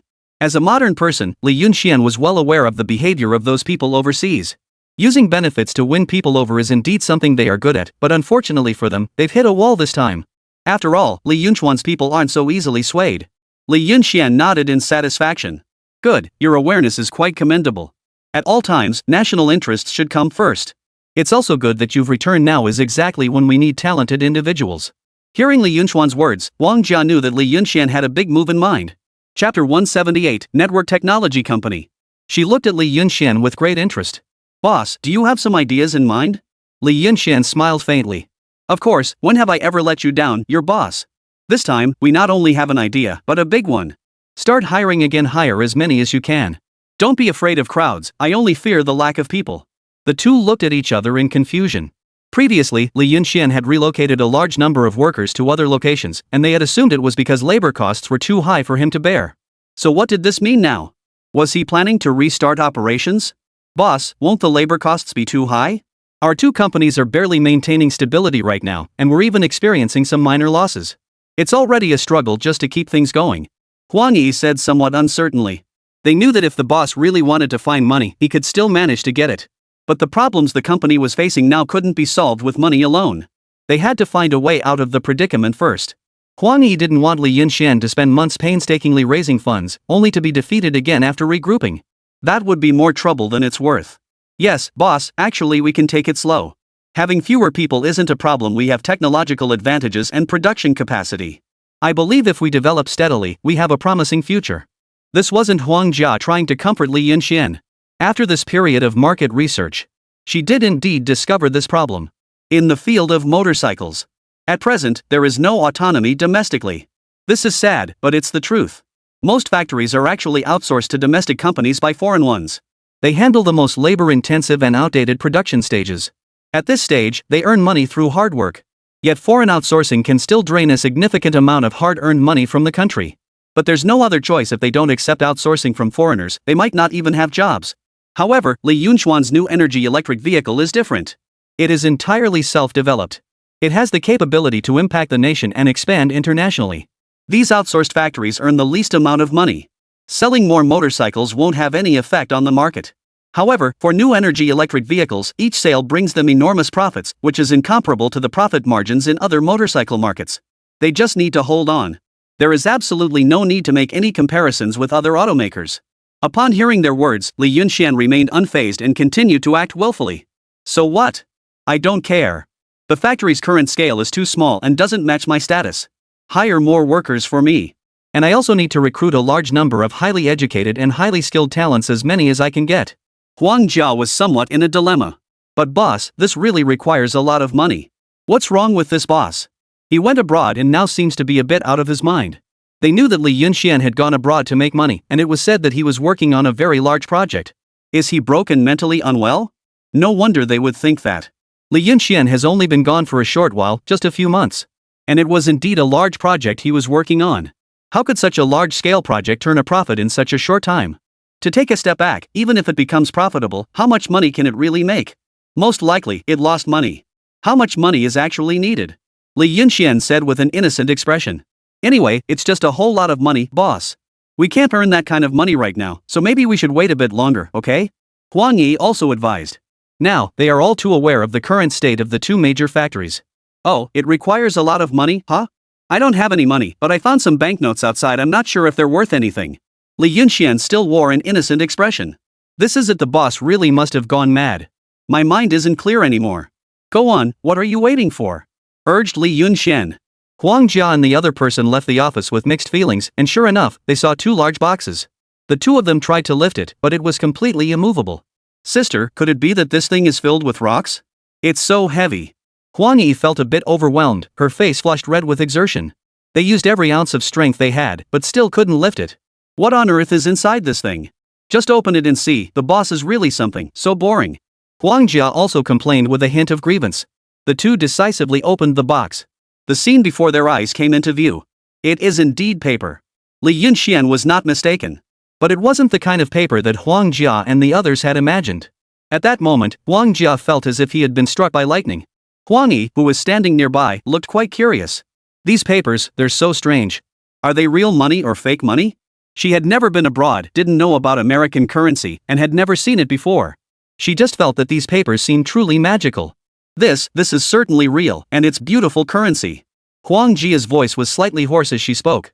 Is she dreaming? Is this real or fake? Why does it feel so unfamiliar? Boss, did you just rob a bank in America? Huang Jia stared wide-eyed at Li Yunxian, who was standing behind them with a teasing expression. By this time, Li Yunxian had already regained his previous calm and composed demeanor. Can you even speak properly? What do you mean by robbing a bank? Am I that incompetent in your eyes? I thought I could hear a couple of words of praise. That remark from the other party almost made Li Yunxian lose his composure. Oh my goodness, so much money, I've never seen this much in my entire life. But wait, this suitcase doesn't look that big. Even if it's filled with these bills, it shouldn't be that heavy. How come the two of us together can't even lift it? Huang Yi looked amazed. Beside her, Huang Jia was somewhat speechless. This was far more than just a lot. She was well aware of the current currency exchange rate between the United States and Dragon Country. 1 to 10. It was a brutal number. And in the next moment, Li Yunxuan's words made them feel as if the world had gone mad. Nonsense, what's loaded below is gold, of course it's heavy. The two of them were lost in a prolonged state of shock, unable to snap out of it. It was just too overwhelmingly shocking. So shocking that neither of them knew what to say. Alright, I won't tease you anymore. This is our startup capital moving forward. Of course, this money won't be used solely on your two factories. Subsequently, Li Yunxian also shared his ideas and concepts. After listening, the two were quite impressed. If it had been before, they definitely wouldn't have understood what the boss was rambling on about. But during this period of work, they had also learned a great deal of knowledge. For Li Yunxuan's ideas and concepts, they might not have pondered deeply enough. But they basically understood what Li Yunxian intended to do next. You want to start a network technology company? Boss, can this really succeed? Huang Jia was astonished again and again. This was far from the first time she had been surprised. Every time, it's quite shocking. Chapter 179, Official Rise. Li Yunxuan's idea was truly terrifying. It's hard to say abroad, but nowadays, the internet does indeed exist overseas. But domestically, it is absolutely top tier and ahead of its time. Nowadays, domestically, let alone the internet, even the simplest yellow pages are not available. The so-called yellow pages were essentially the early network websites. In some developed cities in the United States, there is already a network, and within these networks, tasks like online shopping can be accomplished. Although it's quite complex, this truly represents the advancement of technology. Computers are currently the most advanced products from abroad. It can be called a cross-era achievement. Currently, this area is essentially a blank slate domestically. A network technology company sounds so advanced. Boss, do you really think we can succeed? Huang Jia still felt as if it were all a dream, too surreal to be true. We will definitely succeed. What's more, this time we're no longer a small enterprise or a small company like before. Using the network technology company as a blueprint, we can establish other subsidiaries to enter more industries. Huang Yi somewhat understood what the two meant. So, in the future, the textile factory and the new energy electric vehicle business will both be subsidiaries of the network technology parent company? Li Yunxian nodded with a smile. Yes, that's exactly how it is. You are considered the leading pioneers under the parent company. In the future, you will have more resources to develop your own industries. This means that, from now on, whether it's the textile factory or the new energy electric vehicles, they will no longer be under my nominal management. I will grant you full autonomy. I provide the resources, and you manage your own companies. I will only be responsible for receiving dividends. Hearing this, the two exchanged glances and fell into a brief silence. Would they really be managing the company on their own from now on? Li Yunxian won't be helping them manage anymore, so can they really run the company well on their own? As if sensing their worries, Li Yunxian patted them on the shoulder. I believe in you. No one is born to be a boss, everyone learns through their own exploration. I can't help you with this. If you truly want to improve yourselves, aim for a better life, and stand out among others, you'll have to rely on your own efforts. I was once the same, no one helped me, and I had to figure everything out on my own. We're all the same. I'm not a prodigy, nor was I born knowing how to be a boss. Li Yunxuan's earnest persuasion clearly had an effect. The two fell into a brief silence, then suddenly felt enlightened. Li Yunxuan's words awakened them. Indeed, if they never tried and always relied on the boss, they could only remain mediocre individuals. Boss, I know what to do. Huang Jia nodded firmly. I know it too. Huang Yi also spoke up one after another. A good sister has spoken up, so she can't fall behind. It's just a matter of managing the factory herself. When Li Yunxian isn't around, isn't she still managing things herself? There's no difference. That's more like it. Rest assured, you can always come to me for guidance if you have any questions in the future. I will be in the group, but as for the business here, I won't interfere. However, I will check your financial situation and performance every month. I'm giving you a 3-month probation period. If your performance still doesn't meet the standards after 3 months, I'll have no choice but to replace you. Removing you from your positions is just how business works. It's ruthless, and I hope you understand. When Li Yunxian said these words, there wasn't the slightest hint of joking in his tone. Those who lag behind are destined to hold the company back. Even if we're friends, we can't break the rules of the game. If you can't play this game, you're out, no other way. I understand, you can rest assured. I know now. Huang Jia and the other person nodded seriously. After these months of work experience, they also understood this principle. Li Yunxuan's words may sound heartless, but he is not a heartless person by nature. He is merely stating a fact. Work hard and recruit as many people as you can, at least 1 or 2,000. Use your imagination freely, as our company is set to expand significantly soon. On the way back, Li Yunxian had already contacted Zhang Lei. His meaning was also very clear. He planned to increase investment in Jiangcheng. An unprecedented investment. Li Yunxian has taken over 5 million from the oil field. Moreover, he will continue to embezzle funds from the oil field's exclusive bank account. All for the vigorous development of technology in Jiangcheng. The Southeast Asian oil field is now a cash cow. Literally. It continuously generates economic benefits for Li Yunxian. Now, Li Yunxian even has the qualifications to challenge the Yuelong Steel Group. Let alone a small company like Xingyi Textile. Naturally, Zhang Lei fully agreed with this. And he expressed his full support and cooperation to help Li Yunxian establish this network technology group in Jiangcheng. Once this project is successfully implemented, Jiangcheng's GTP might not rise in the short term either. But Zhang Lei's vision was remarkably sharp. As long as this group can develop smoothly, in just a few years, Jiangcheng is undoubtedly the fastest growing city in Guangdong province in terms of economic growth. Moreover, it has the potential to become the economic capital. Nowadays, where in the country can you find so-called tech companies?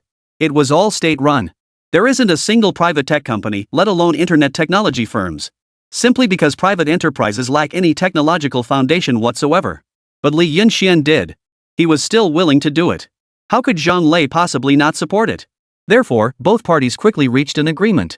The main function of the city governor's office is not direct involvement, but rather the specialized approval of land parcels purchased by the network technology group. And there will be exchanges of personnel and technology, among other things. The boss seems to be really rising to the occasion this time. Huang Jia is very happy.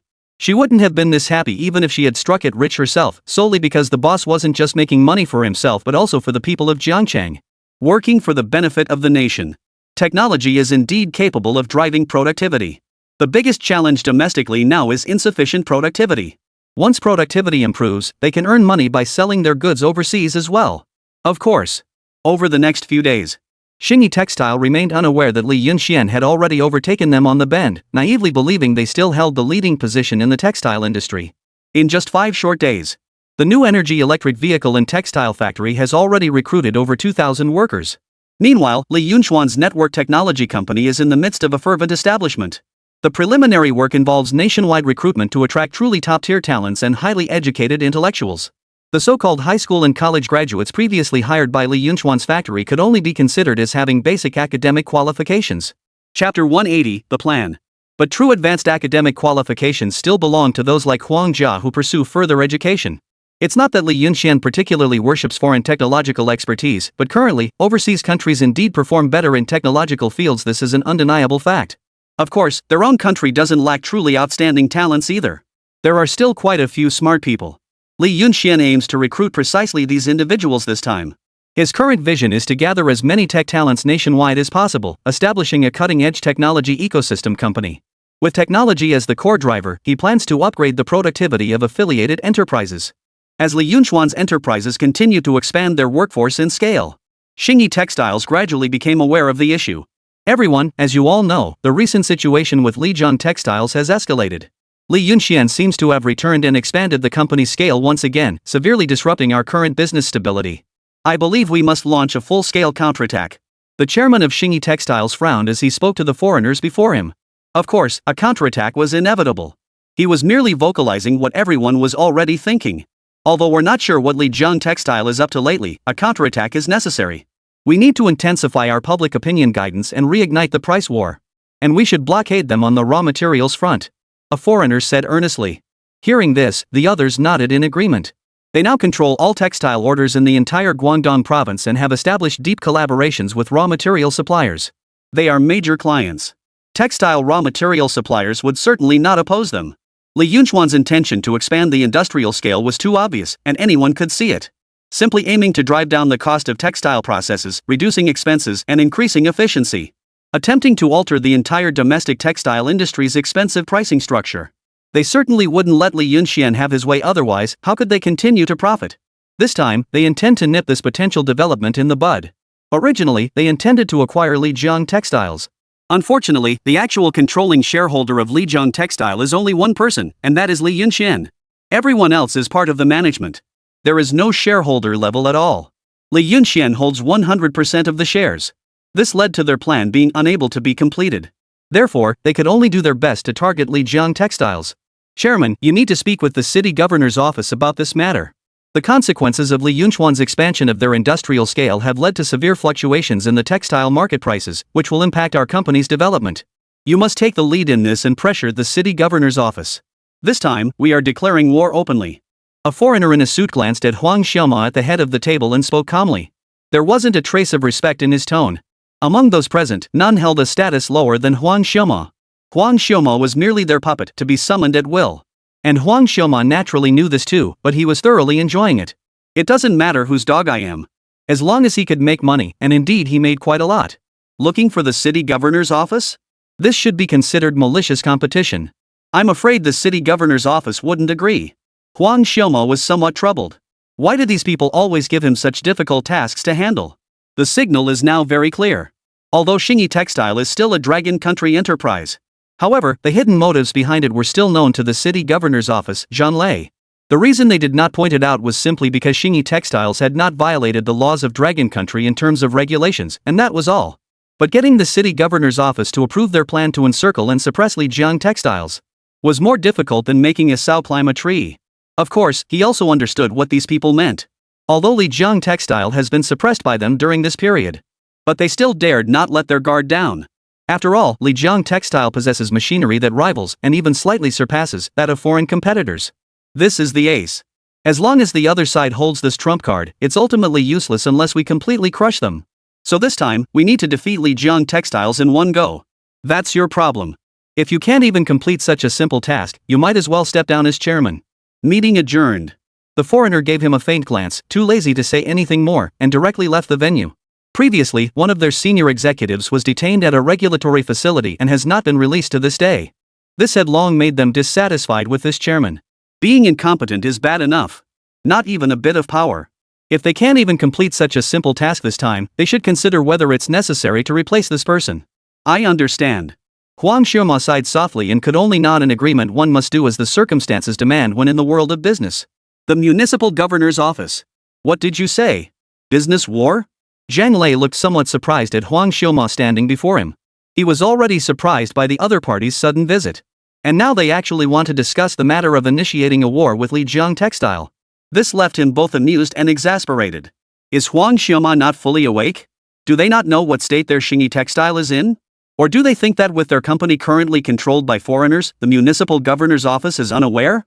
Exactly, let's fight. Leader, under the guidance of our Xingyi Textiles, Guangdong Province has now ranked among the top 5 in the textile industry nationwide. This is an indisputable fact. Moreover, we've provided employment for nearly 6,000 people. We've indirectly created 30,000 jobs. The rapid growth of Jiangqing's GDP is precisely because we are a textile province. If Lijiang Textiles rises, it will disrupt Guangdong's current textile market. This must be resisted. Li Yunxian is undermining the market environment, and we should stop him. Huang Xiaoma had evidently prepared extensively before coming. He understood very well that the city governor's office would not easily agree to his request. Therefore, he directly linked the purpose of his visit to the entire Guangdong province, using it as leverage. And now, it is an indisputable fact that Guangyue province is a nationally renowned textile market. Their Xingyi Textiles played a pivotal role. There's no way they could refuse such a demand. Hearing this, Zhang Lei slightly raised an eyebrow. In the past, he would have told this profit-obsessed bastard to get lost long ago. Being a traitor for foreigners, and now even trying to help them go after his own dragon country's industries. During wartime, this is outright treason. But at this moment, he had a different thought. Huang Xiaoma's intention in coming this time was very clear. They would officially declare war on Lijiang Textile, directly engaging in open price wars, blockades, and other forms of conflict. Attempting to crush Lijiang Textiles. But is Lijiang Textiles so easily defeated now? Chapter 181, Heaven Helps Me. The answer is clearly no. He knew all too well what the current state of Lijiang Textiles was. After all, he had known the moment Li Yunxian returned. As the city governor's office, Zhang Lei should treat every enterprise equally, but unfortunately, this enterprise cannot be Xingyi Textile. Xingyi Textiles has indeed elevated their province, Guangyue, from being previously ranked in the top 10 in the textile economy to the current 5th position. But this price was paid with the sweat and toil of the people. Xingyi Textiles has mastered the art of extreme exploitation to perfection. Rumors have been circulating for months. Xingyi Textiles would deduct employees' wages without any reason. Even when these employees were left penniless, they showed no mercy whatsoever. More than a dozen employees had worked hard for a whole month, only to be ruthlessly dismissed in the end, just because they made a small mistake in the factory, leaving over a dozen families in dire straits. Such a company, let alone helping Guangyue province's textile craftsmanship rise to the top 5 in the country. Even if it were ranked first, it would still be a source of shame. And now, the reason Zhang Lei didn't refuse immediately is because he keenly realized that this might actually be an opportunity for Lijiang Textile at present. This is an opportunity to completely crush Xingyi Textile. Now, would Lijiang Textile be afraid of Xingyi Textile? Don't overthink it. Alright, I will carefully consider this matter. You have indeed made a very significant contribution to our Guangyue province. Allow me some time to think it over, and I will get back to you within a day. It's really going to work. Huang Xiaoma was overjoyed. He had come this time without much hope, feeling that Zhang Lei would never agree no matter what. He was just going through the motions to appease the people on the other side. And now, it seems Zhang Lei has agreed? Governor, you are truly wise and decisive. You've made a very correct decision. Great, I'll go back and wait for your good news then. Huang Xiaoma felt a great sense of relief in his heart. It seems this trip was not in vain after all. Now I can go back and report a successful mission. This is a great achievement. I never expected I'd have so much face. Doesn't this mean I can pretty much do whatever I want in Guangyue province from now on? Huang Xiaoma suddenly felt a surge of pride in his heart. He suddenly felt it was normal for Zhang Lei to agree. After all, he is the chairman of Xingyi Textile. If Xingyi Textile gets provoked and decides to withdraw their investment, Zhang Lei certainly cannot afford to bear such a loss. From now on, I shouldn't be so low-key anymore. It's better to be a bit more high-profile. Even Governor Zhang Lei has to show me some respect, so who do the others think they are? Unconsciously, Huang Xiaoma suddenly felt superior, completely oblivious to the mockery in Zhang Lei's eyes. After the other party left, Zhang Lei then called Li Yunxian and explained the entire situation that had just occurred. Oh? Competition? Really? Li Yunxian was stunned. Are you confident? If you're not, I won't let them do it. After all, Lijiang Textiles has just started to develop and needs time to grow. I understand that very well. Zhang Lei asked with concern. No need to worry, I am very confident. I originally thought it would take quite some time for Lijiang Textile to establish itself, but this time it actually saved us a lot of trouble. Since the other party has made this request, let's just follow what they say." Li Yunxian smiled. He never expected that the top management of Xingyi Textile would be so foolish. At this critical moment, confronting him head-on. Now, under Huang Yi's direction, Lijiang Textile is developing with astonishing and rapid strength. Now, the daily production capacity for items such as clothes and shoes has reached 6,000 units per day. This is a truly terrifying number. They can, at any moment, leverage their current formidable production capacity to dominate the order share across the entire Guangdong province with near monopoly-level performance. Li Yunxian now has this confidence. It's just a pity that there is no good opportunity. After all, what's emphasized domestically is healthy competition and mutual development. On this basis, Lijiang Textile really can't directly launch a counterattack in a business war against Xingyi Textile. But now the situation is completely different. Xingyi Textile actually took the initiative to demand a price war with Lijiang Textile. It means either he goes or I go, there's no room for both of us. This is exactly what Li Yunxian intended. In terms of competing on hard power, Xingyi Textile was never a match for them to begin with. In terms of financial strength, I'm sorry, this is no longer Li Yunxian's weakness, but rather the strongest advantage. With both factors completely overwhelming Xingyi Textile, Li Yunxian didn't even know what Xingyi Textile could use to compete with them. Good, seeing you so confident puts me at ease. Keep up the good work. Only your Lijiang Textile can truly represent our Jiangcheng. As for this Xingyi Textile, they're nothing but trash. Zhang Lei nodded with a smile. Over the next few days, the war has quietly begun. Huang Yi was very nervous at this moment. Li Yunxian had already informed her in advance that Xingyi Textiles would launch a business attack against them. They will use any form of attack, leaving no stone unturned. And indeed, they have done just that. In the pricing of clothing textile supplies, they directly lowered the price to the cost price. You don't have to make money as long as you can bring down Lijiang Textile, that counts as victory. The raw materials aspect is even more critical. The raw material supplier for Lijiang Textile is a factory named Lele Factory, a supplier specializing in textile factories. And Lijiang Textile is the largest buyer from Lele Factory. But recently, Lele Factory has unilaterally terminated the agreement with them and will no longer supply any textile raw materials. Raw materials are quite simple. There are many such factories in Guangdong province, specializing in supplying raw materials to textile factories. At first, Huang Yi didn't take it too seriously. Since this place doesn't supply them, they just go find someone who can. As a result, it was as if these raw material suppliers in Guangyue province had all agreed in unison. We do not sell raw materials to their Lijiang Textile factory. At this moment, negative news about Lijiang Textiles resurfaced on television and in news reports. For instance, Lijiang Textiles has once again been exposed for safety issues and food safety problems. Even false information has been spread, with Xingyi Textiles resorting to bribing television hosts to smear their reputation. In an instant, Huang Yi seemed to be transported back to those suffocating days of the past. Boss, Star Art Textiles counterattack is just too extreme. They're practically trying to drive us into a corner. Huang Yi looked at Li Yunxian with indignation, very dissatisfied with Xingyi Textiles' approach. Li Yunxian smiled faintly, not taking it seriously at all. If no one in Guangdong province is willing to supply us with raw materials, then we'll just look in other provinces. Surely Xingyi Textiles can't be so dominant that they control textile raw materials in other provinces too, right? Chapter 182, The Business War Begins.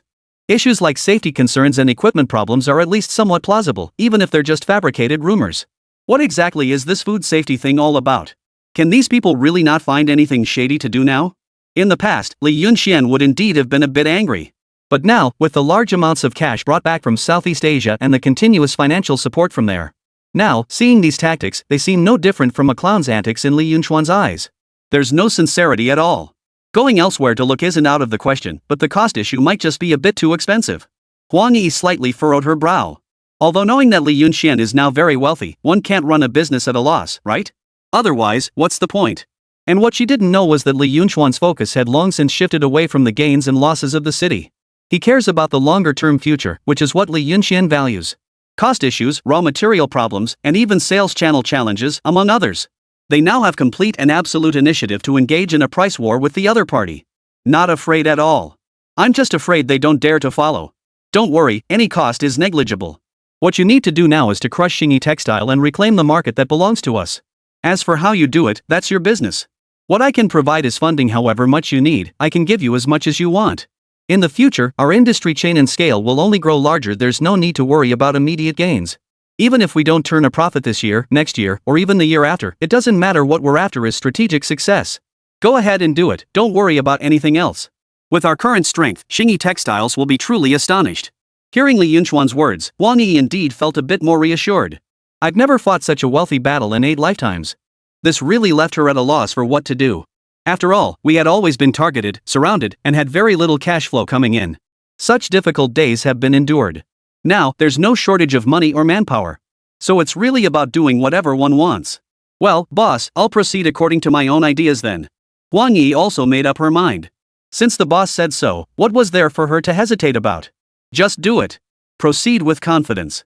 Over the next 2 weeks, the new energy electric vehicle project officially commenced full-scale operations. And the scale of investment was several times larger than ever before. Public opinion, as well as advertising crisis management, still exist. But Huang Jia's approach is to ignore it for now. That's right. She has let go of it. Isn't it just public opinion? After all, she has experienced it more than once or twice, and it does pose a real risk to their company's products. And there is also a crisis of public trust. But in reality, as long as you calm down, it's not such a big deal. Trust is something that works both ways. No matter how much a good product is smeared, there will always be people who support it. So Huang Jia's current idea is to just focus on making her product the best it can be, and leave the rest to fate. Product quality is up to standard and has been approved. Everything else will fall into place. Previously, their new energy electric vehicles indeed faced a technological immaturity when dealing with public opinion crises. They also lacked a complete supply chain system. Public acceptance was low, which is why the impact of public opinion was so significant. But now, things are completely different. As Li Yunxian continued to invest heavily, the quality of new energy electric vehicles has once again been elevated by several notches. Especially in terms of the complete ecosystem of the supply chain. Significant progress and development have been achieved. 2 months have passed in the blink of an eye. Li Yunxian has also been planning the group during this time. Now, the investors, guarantors, and others have all been arranged. The company's certificates have also been obtained. You can officially create your own true business empire. For this purpose, he specifically spent a large sum to purchase a piece of land in the most luxurious central area of southern Jiangcheng. The total value is 5 million. In this era, 5 million is considered an astronomical figure. The area covers over 30,000 square meters. A considerable number of buildings can be constructed. Subsequent construction would require an investment of nearly 10 million yuan. And this is just the initial investment. At this moment, all the companies in Jiangcheng knew that Boss Li was about to make a big move. Extremely large enough to affect the ecological balance of the entire Jiangcheng city and even the entire Guangdong province. Li Yunxian is set to conduct a comprehensive reshuffle across the entire Guangdong province. Everyone knows that Guangdong province is about to have 2 kings. The first champion is none other than the renowned Yuelong Steel Group. Their annual output value has long exceeded 10 million. It is now stable at around 30 million, occupying 20% of the GDP of the entire Guanyuai province. This proportion is quite staggering. And now, everyone is clearly about to witness the emergence of a second king. There was indeed pressure on Li Yunxian when creating this group. The good news is that most of the funds he is using now are loans, allocated by the Dragon Country Bank.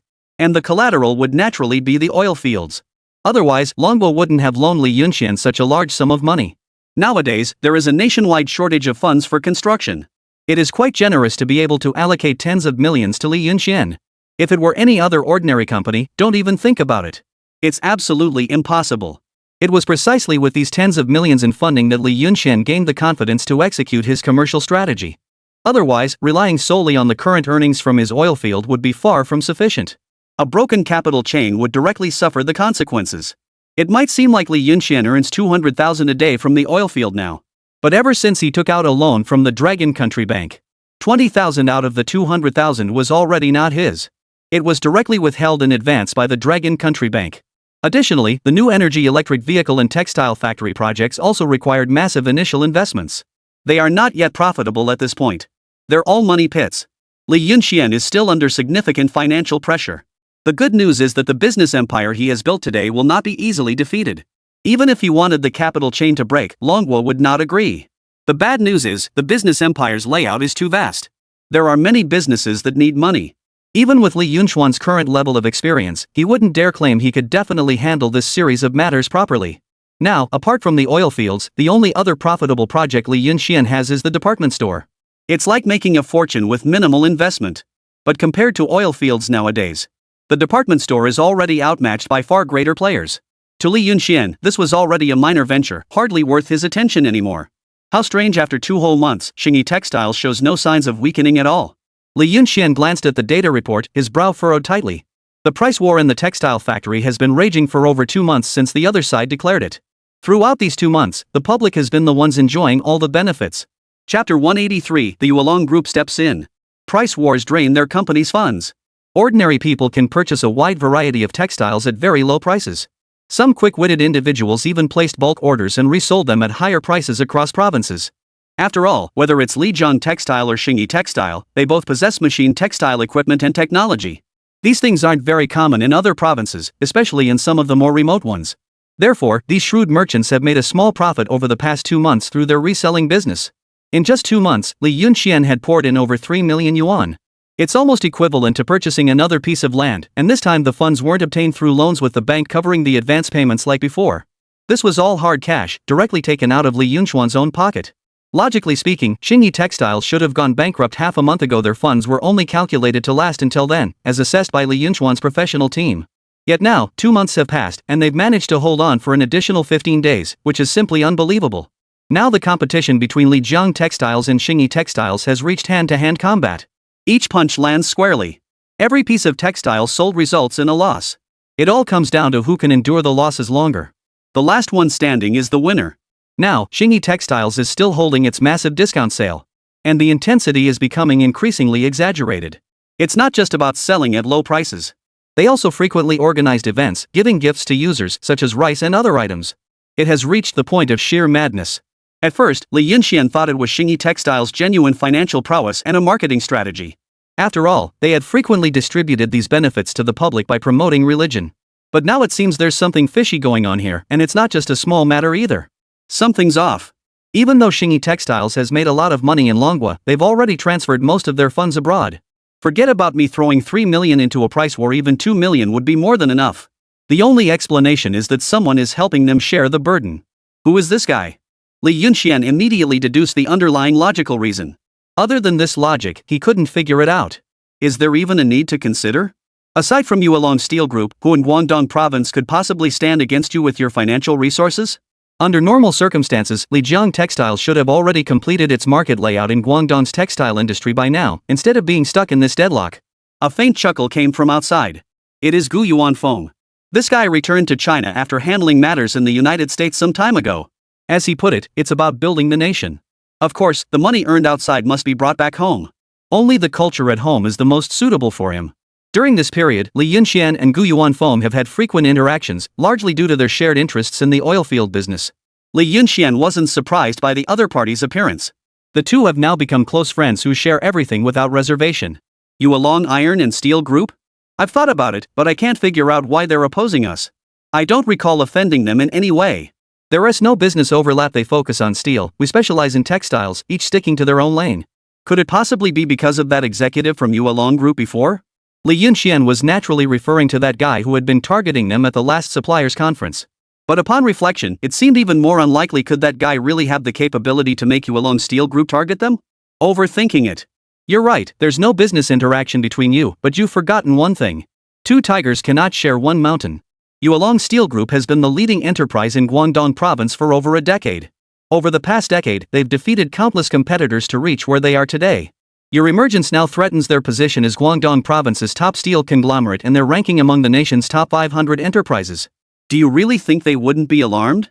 Every province has its own performance metrics. Governors have them, and within enterprises, there are also key indicators. Once the king's position is taken away, he loses certain resources, even influence. Yuelong Steel has been the king for so long. Do you really think they'd let you take the throne? Gu Yuanfeng smiled faintly. Only those who have been bosses at this level would truly understand. Watching a company overtake you right before your eyes is such a painful experience. Generally, there is only one way to deal with such a problem, and that is to crush this company directly. Clearly, this is exactly what Yuelong Steel Group plans to do. They don't want Li Yunxian to come up. Li Yunxian could only be the second in command in Guangdong Province, not the top leader. So that's how it is? I miscalculated then, never expected the Yuelong Steel Group to already have their eyes on me. Li Yunxian smiled faintly. At this moment, many things have already come to light. At first, he thought that Yuelong Steel wouldn't make a move. There was no reason for them to do so. Now it seemed he had been too naive. In business, anyone whose position is threatened will inevitably become desperate. But this Yulong Steel Group is really something, helping a foreign-controlled company target its own country's enterprises. This approach is truly unimpressive. Li Yunxian sneered coldly. He had originally thought that even if the relationship between local companies was strained or competitive, they should at least maintain some basic decorum. We're all on the same side. Handle things by discussing among yourselves and compete with each other. The behavior of Yulong Steel Group is truly disgraceful. I don't just know Yulong Steel Group is backing Xingyi Textiles, I also know you've reached the end of your rope. I've received reliable information that to bring you down this time, Yulong Steel Group has injected an additional 7 million investment into Xingyi Textiles. After deducting costs and some later stage maintenance expenses, they have at least 5 million in funds to compete with your Fanheng. With careful budgeting, it could even reach 6 million. They have just one enterprise with support from big corporations, but you, Li Yunxian, do have some cash flow. However, you also run quite a few businesses, and right now, they are still in the development phase without turning a profit yet. It's only natural that you can't beat them. Hearing this, Li Yunxian fell into a brief silence. So that's how it is. It seems I need to change my approach. If I keep competing with them like this, I'll only end up being worn down. Besides, I can't let a textile factory slow down the pace of developing new energy electric vehicles. Li Yunxian frowned deeply. Since there was no advantage gained in the price war. Let's start with the textile machinery then. Continue optimizing textile machinery to minimize costs. Chapter 184, Continuing to Raise the Stakes. Li Yunxian sighed and spoke. This is probably the only option left in a situation with no alternatives. Initially, it was thought to be just a small Xingyi textile, but who could have imagined that even the Yulong Steel Group has stepped into the fray? Li Yunxian is not afraid of the Yulong Steel Group. But that is based on the foundation of his business empire. The business empire hasn't even taken shape yet, and others are already coming after me. This made Li Yunxian feel somewhat helpless. Why is the Yulong Steel Group acting this way? Even if two tigers cannot share one mountain, it seems our industries have no connection whatsoever. Is it really necessary for them to target us like this? Li Yunxian couldn't quite understand the reasoning behind it. If there were conflicts between them, that would be understandable. But there are neither conflicts nor clashes of interest. Why is Yulong Steel Group acting this way? After all, it is a truly top-tier enterprise in Guanyue province. Don't you even have this much tolerance? This is actually the most frustrating situation in Dragon Country right now. These so-called big corporations have such narrow vision they can't tolerate even a speck of sand. Otherwise, why do you think I had to establish a tech company abroad? It's not just because of environmental issues, but also due to domestic market constraints. Gu Yuanfeng sighed faintly. Moreover, Yulong Steel Group has been making substantial profits domestically and is now attempting to expand into other industries. A confrontation with them is inevitable in the future. Their current actions are preparations for that later stage. I see. That's true, large enterprises generally expand into other industries, which is quite normal. Business battles truly never seem to end. Before the last battle was even over, the next one had already begun. But you don't need to worry too much. Yulong Steel Group won't invest too much capital into this battle. After all, their money doesn't come from thin air, everything has a cost calculation involved. This time, they mainly want to see if they can limit your development at the smallest possible cost. It would be great if they could be restrained. Then, they could smoothly proceed with their subsidiary industries and compete with you on the same stage. If they can't be restrained, it doesn't matter anyway, as the loss to them is minimal, just a few million, which they don't really care about. Gu Yuanfeng smiled faintly, having long seen through the intentions of these so-called big enterprises. After all, when a company has grown large and strong within its own industry and no longer wishes to push its limits further, it will seek breakthroughs in other industries to make more money. Businessmen are always like this. They don't care whether their methods are disgusting or not, as long as they can achieve their goals. Clearly, this time they have achieved their objective. What a clever scheme. Li Yunxian couldn't help but complain. How about this, I invest and become a shareholder, what do you think? Your group needs a true capital consortium as backing, Mr. Li. To build a successful enterprise, relying solely on yourself won't suffice. While you may earn substantial profits and possess great capabilities, this world is never short of capable individuals. What is truly scarce, and always has been, are connections and resources. These are exactly the things you lack right now. Li Yunxian fell into silence. The other party was trying to show goodwill at his most difficult moment to seek the greatest benefit. Gu Yuanfeng clearly knew that Li Yunchuan's enterprise would definitely grow bigger and stronger in the future. Offering warmth at this moment yields the best results. However, there was one thing Gu Yuanfeng was indeed not wrong about. In this era, to grow big and strong, one still needs connections and backing. Is Zhang Lei his own backing? Actually, no, and it couldn't be. In terms of resources, Gu Yuanfeng can indeed provide Li Yunxian with many resources. For instance, this oil field project has created a win-win situation for both parties. By allowing Gu Yuanfeng to invest, given his ambition, he would inevitably seek to acquire equity shares in Li Yunchuan's group. The benefit is that Li Yunxian will now receive a substantial amount of funding. The downside is that it introduces more instability to the group. Alright, President Gu is indeed a person with vision and insight. The fact that I was able to make money this time is entirely thanks to your resources. So you're right, if we want to grow bigger and stronger, relying solely on ourselves isn't enough. I agree to let you invest.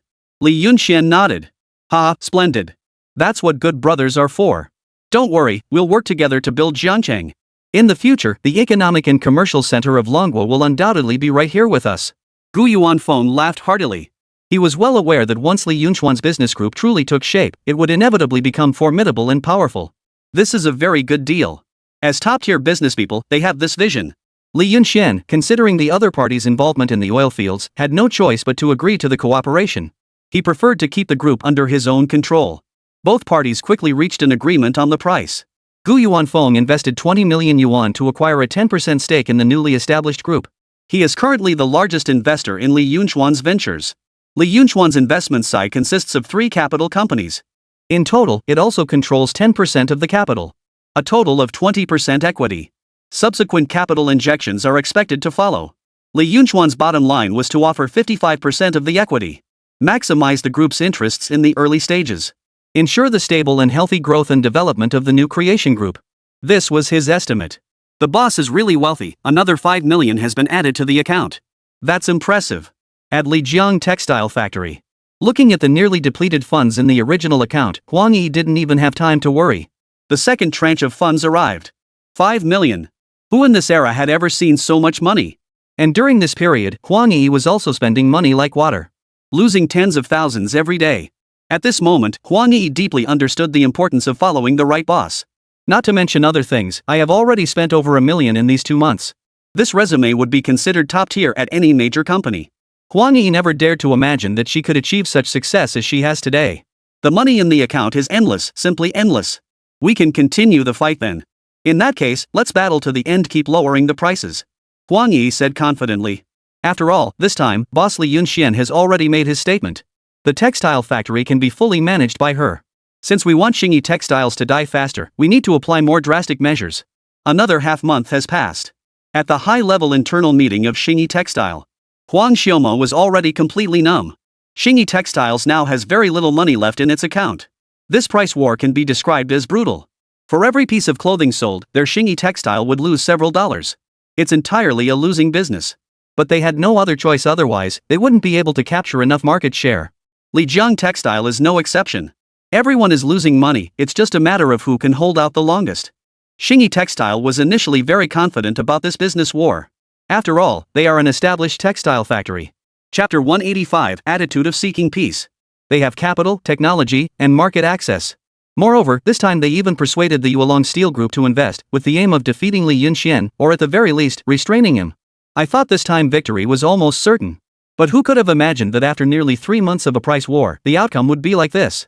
Their accounts were completely empty, including the money from Yuelong Steel Group and the funds from the overseas headquarters.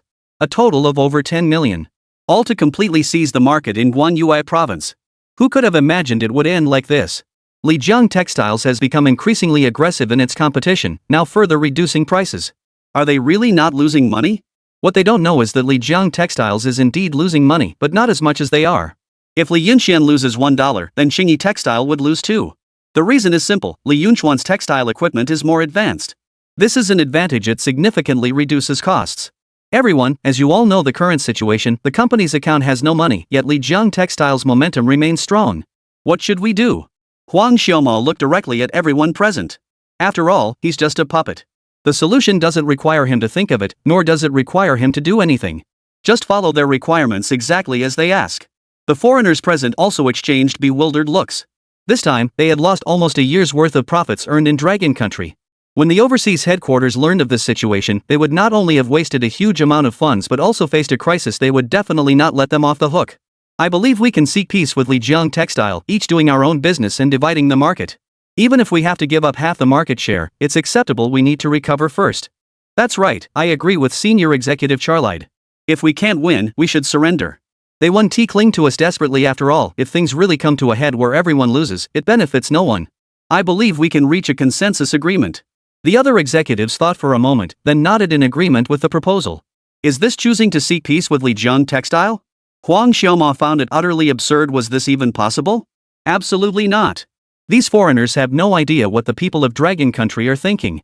Overseas, especially in the United States, everything is primarily driven by profit. If there isn't some truly deep-seated hatred, concessions can be made in the face of interests. In their view, continuing the price war is harmful to both sides. If that's the case, why not cease the conflict? Each party controlling half of Guanyue province, that's not impossible. This is the business approach that maximizes benefits. It's just a pity that while this approach might work abroad, it clearly won't fly domestically. Because here, besides interests, there is also a sense of sentiment and emotion.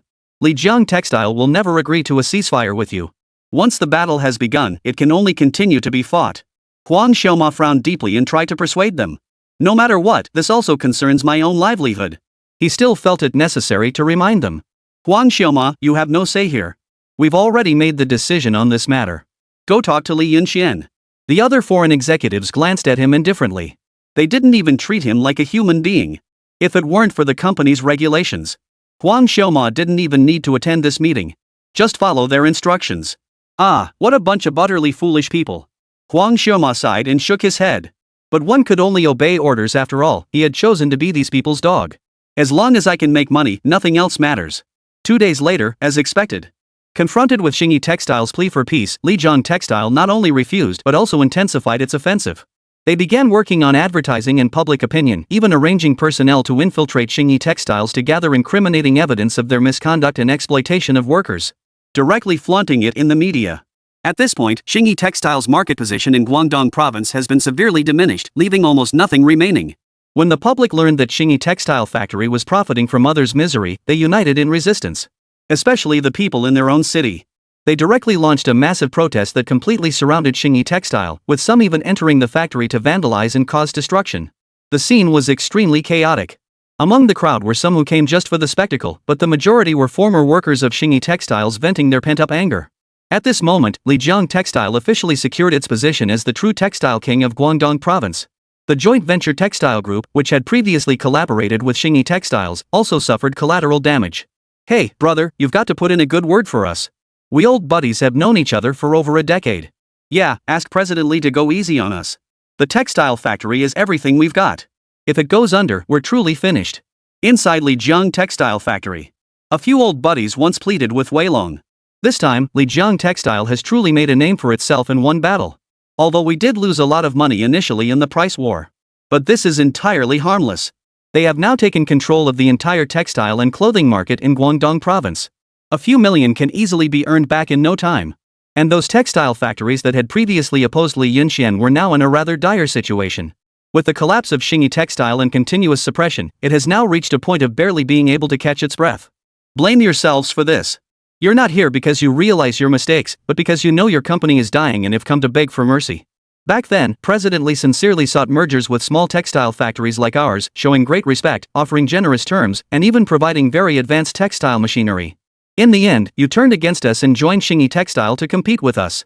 To be honest, it's already generous of Manager Li not to have kicked you out, yet you still have the nerve to ask for forgiveness. Weilong watched the crowd with schadenfreude. The more triumphant they once felt, believing their decisions to be so brilliant, the more foolish they appear now. They actually chose to oppose Li Yunxian. Now that they've ended up like this, isn't it just what they deserve? Old friend, you can't say it like that. These people from the United Group still want to fight for another chance. Weilong, however, had no intention of continuing to engage in idle talk with them. Although the three of us are shareholders of Lijiang Textiles, the decision-making power no longer lies with us. We merely come here every month to collect dividends and participate in some simple meetings. If you truly seek forgiveness, you should go to our instructor Huang Yi. She is now the overall person in charge of Lijiang Textiles. Weilong gave a faint smile and turned to leave. Chapter 186, 1 year later. Now, following Li Yunxian is undoubtedly the right path for them. At first, there was indeed some crisis, and it was quite tough being targeted by Xingyi Textiles. But now, everything is getting better. In fact, this transformation took only a short span of 4 months. 4 months ago, Xingyi Textiles nearly crushed Lijiang Textiles and was at its peak. It seized the entire market in Guangdong province. And now, it hasn't been long since then. The situation has completely changed. Xingyi Textiles has gone bankrupt, now facing the crisis of being acquired. The main reason is their previous unscrupulous exploitation of employees. Various deductions.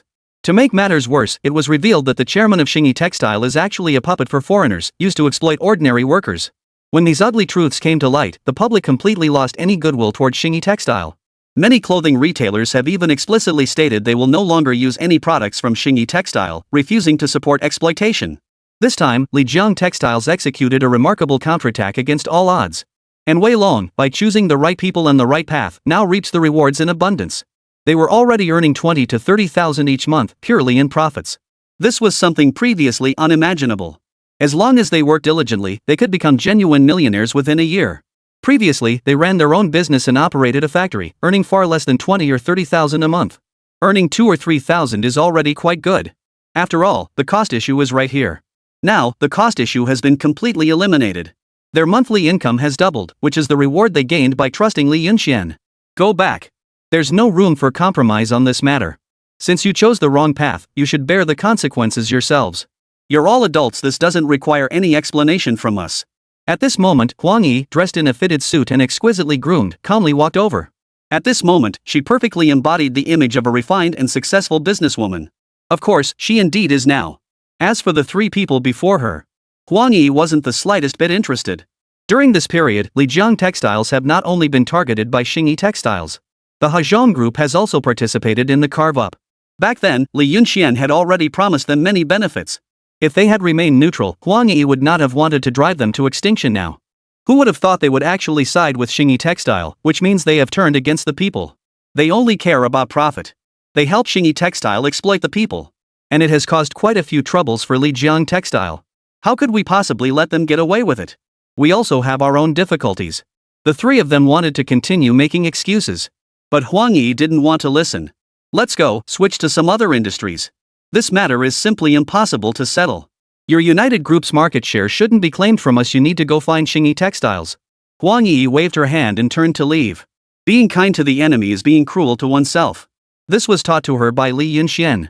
At this moment, the textile war finally came to a complete end. This was also Li Yunxuan's second victory. The first victory was undoubtedly the battle with Guo Huai. It was a perilous situation at the time. And this second battle indeed took quite a bit of time, that's for sure. The initial phase of the fight was also quite tense, but once Li Yunxuan's funds were in place, it was almost a smooth push all the way. It was relatively easy, with few unexpected challenges. The three sighed softly, knowing that the United Group was finished. There was no longer any market to be had. Their more than a decade of hard work had failed simply because they had chosen the wrong person and the wrong direction. There was no longer any room for recovery. They deeply regretted it, but unfortunately, it was of no use. Li Yunxian, you're absolutely killing it, congratulations. In just 1 year, he first became the wealthiest man in Jiangchang, and now he has defeated Guangdong Province's textile industry leader, Xingyi Textiles. TSK, what an impressive track record. My grandfather really had a good eye. I didn't do anything, yet I could make money just by following Li Yunxian, and so much of it too. In Li Yunxuan's investment promotion company office, Su Shan, Fong Lanlan, Fong Tingting, Li Weiwei, and others came to congratulate Li Yunxian. They were naturally very clear about Li Yunxuan's previous situation, but there was little they could do to help. They really couldn't provide much assistance. They can barely keep up with managing their own businesses. The help I could offer Li Yunxian was limited to lending him some money within my means. But Li Yunxuan's level at that time was no longer on the same frequency as theirs. The few thousand they borrowed, even if it were 10,000, wouldn't be of much help to Li Yunxian. Now is the perfect time to divide the market, as all commercial battles have been resolved. They were genuinely happy for Li Yunxian. After all, Li Yunxuan's ability to earn money truly reflects his genuine concern for the city's development. Unlike other capitalists who only care about themselves after making money, the mindset is uncommonly petty. The more money Li Yunxian earns and the larger his business empire grows, the more all of us can benefit. And now, many people can clearly see this point. The faster Li Yunxuan's enterprise develops, the more significantly the local city's economy and various aspects will be enhanced. Especially in the area of people's livelihood. As Li Yunxuan's three major enterprises became completely stable. At this moment, the entire Jiangchang and even the whole of Guangdong province had already heard about these matters. And Li Yunxuan's Xinchuan group has officially been established. Time flies by. A year later. At this time, Jiangcheng already had several high-rise buildings. Even many small Western-style houses have emerged. Electric cars and small vehicles have crowded the roads even more. At this moment, Jiangcheng was already a far cry from what it had been a year ago. It is no longer the backward city that once ranked at the bottom of the province's economic standings. Now it has transformed into being number one in both economy and technology. It has already become the calling card of the entire Guangdong province. The prominent skyscrapers in Jiangcheng are none other than those of Xinchuan Group. Inside Xinchuan Group at this moment, a high-level executive meeting is being held, their very first one. At this point, Xinchuan Group has only been established for merely a month. In the fields of textiles, new energy technology, and department store commerce, there has been significant economic growth. These are the three main businesses of our new creation group. The fourth business, network information technology, is currently more developed abroad and remains our weakest area. It is still in the process of development. I hope everyone can maintain the current momentum and reach a higher level at this stage. On stage, Li Yunxian also delivered a motivational speech for the new year. More than 3 years have passed since he first started doing business until now. Over these past 3+ years, there have been many reflections and emotions. Chapter 187, Eternal Runner-Up. But this does not mean the end. The new battle has just begun. Now, although the new creation group has just been established, everyone understands that it is the second strongest company besides the Yulong Iron and Steel Group. In Jiangcheng, the new creation group is the top player. But when placed across the entire Guangdong province, it can only be second. That's right, Li Yunxian has returned to that issue again, the problem of being second. The only issue is that the subsidiaries of Yulong Iron and Steel Group have not developed successfully. Originally, they also wanted to explore new businesses beyond steel. But unfortunately, it wasn't found. Life, technology and energy, textiles, and even the latest technologies have all been monopolized by Li Yunxian. The new creation group has ventured into all these areas. Now, both sides basically keep to their own spheres without interfering with each other. You're joking. How could I alone achieve all this in just 3 years? It's all thanks to everyone here. Without your help, I wouldn't be where I am today. Li Yunxian chuckled and shook his head. He is indeed an important figure. Looking back over this past year or so, in fact, luck played a significant role in most of Li Yunxian's business ventures, and that's the truth. What are your plans next? We all want to hear about your grand plans and great achievements. Fong Lanlan smiled faintly. Others also became curious. Logically speaking, now being able to rank second in the entire province is already the peak. Achieving first place isn't actually impossible, but there is no need for them to rush it at the moment. Although our enterprise has stabilized now, there are still too many essential needs. For example, in the technology sector, most industries in our country still rely on imports, and there are very few domestic tech companies. Additionally, in terms of materials, our country actually has abundant energy and resources, but we can't extract them. Why? Because we lack high-end technological equipment. The current situation is one of internal and external challenges. Many top domestic companies have foreign investment involvement, and we still produce too few things ourselves. Moving forward, the focus will primarily be on technology. This is also the reason I founded Xinchuan Group. To break free from dependence on foreign technology and its blockades, the first step is to create a favorable environment and good welfare benefits. This was the result of Li Yunxuan's careful deliberation. In truth, Dragon Country is not lacking in talent. Many people went abroad at public expense. There is no doubt that they work very diligently and conscientiously abroad. But in the end, these government-funded talents who went abroad all ended up staying overseas. Why? The reason is simple. The environment abroad is excellent and the welfare benefits are equally good. This is also something that Dragon Country currently needs to strengthen.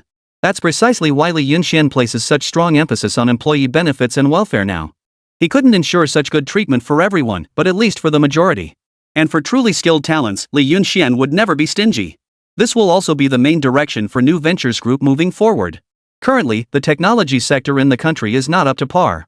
But Li Yunxian wasn't some kind of superhuman either. He could only do his best with what was within his capabilities. The internet is a top-tier opportunity in the future. Whoever can position themselves at its forefront will undoubtedly achieve considerable success. Therefore, Li Yunxian must seize the opportunity now. First, develop the internet industry in Manhwa. Lay a solid foundation. Currently, Xinchuan Group has essentially recruited a sufficient number of top-tier graduates in terms of talent. 30% are returnees who studied abroad, with genuinely high academic qualifications and highly specialized knowledge-based skills. The remaining 70% primarily consist of graduates from top domestic universities. There are actually very few top-tier universities in the country, only 6 in total. At this time, the number of top-tier universities abroad was in the hundreds. This clearly demonstrates the vast gap between domestic and international standards. This is indisputable. The development of Manhwa still requires time. During this period, Li Yunxuan's work focused on optimizing domestic economic development and other areas to ensure steady progress. Make the place you belong to prosperous first. Strive to develop Jiangcheng into a prosperous city in the future, which is also Li Yunxuan's current goal. As a businessman, Li Yunxian would not claim to be a good person. But one thing is indisputable. If the city where he was located failed to develop, Li Yunxuan's enterprise would also be affected. Zhang Lei isn't easy to deal with either. To assist Li Yunxuan's development, Zhang Lei also made quite a few contributions. He has provided virtually all the assistance he could offer to Li Yunxuan's enterprise. Why? Because Zhang Lei also knew that Li Yunxuan's business success would benefit the entire Jiangcheng, which was the direction of his consideration. The two sides complement each other. Without the help of the governor's office, Li Yunxian wouldn't have been able to develop. The governor's office couldn't thrive without Li Yunxian either. This is a relationship of mutual benefit. Of course, building a technology company in this era requires not only time but also substantial financial resources. Even with the presence of a system, the challenges Li Yunxian faced were far from insignificant. This thing called web pages is not yet widely popularized across the country. Many people don't even have a basic concept of this. Before advancing information technology, the first step must be widespread education. And this education should focus on major cities such as Beijing and Shanghai. Fortunately, with the oil fields now operational, Li Yunxuan's daily profits have long surpassed what most could imagine. Li Yunxian truly lacked nothing in terms of capital or time. This is his greatest advantage now. Upon hearing Li Yunxuan's words, the others nodded with a vague understanding. Forget it, they won't understand anyway. As long as they follow Li Yunxian's lead, getting even a small share of the pie would already be quite good. In Li Yunxuan's office.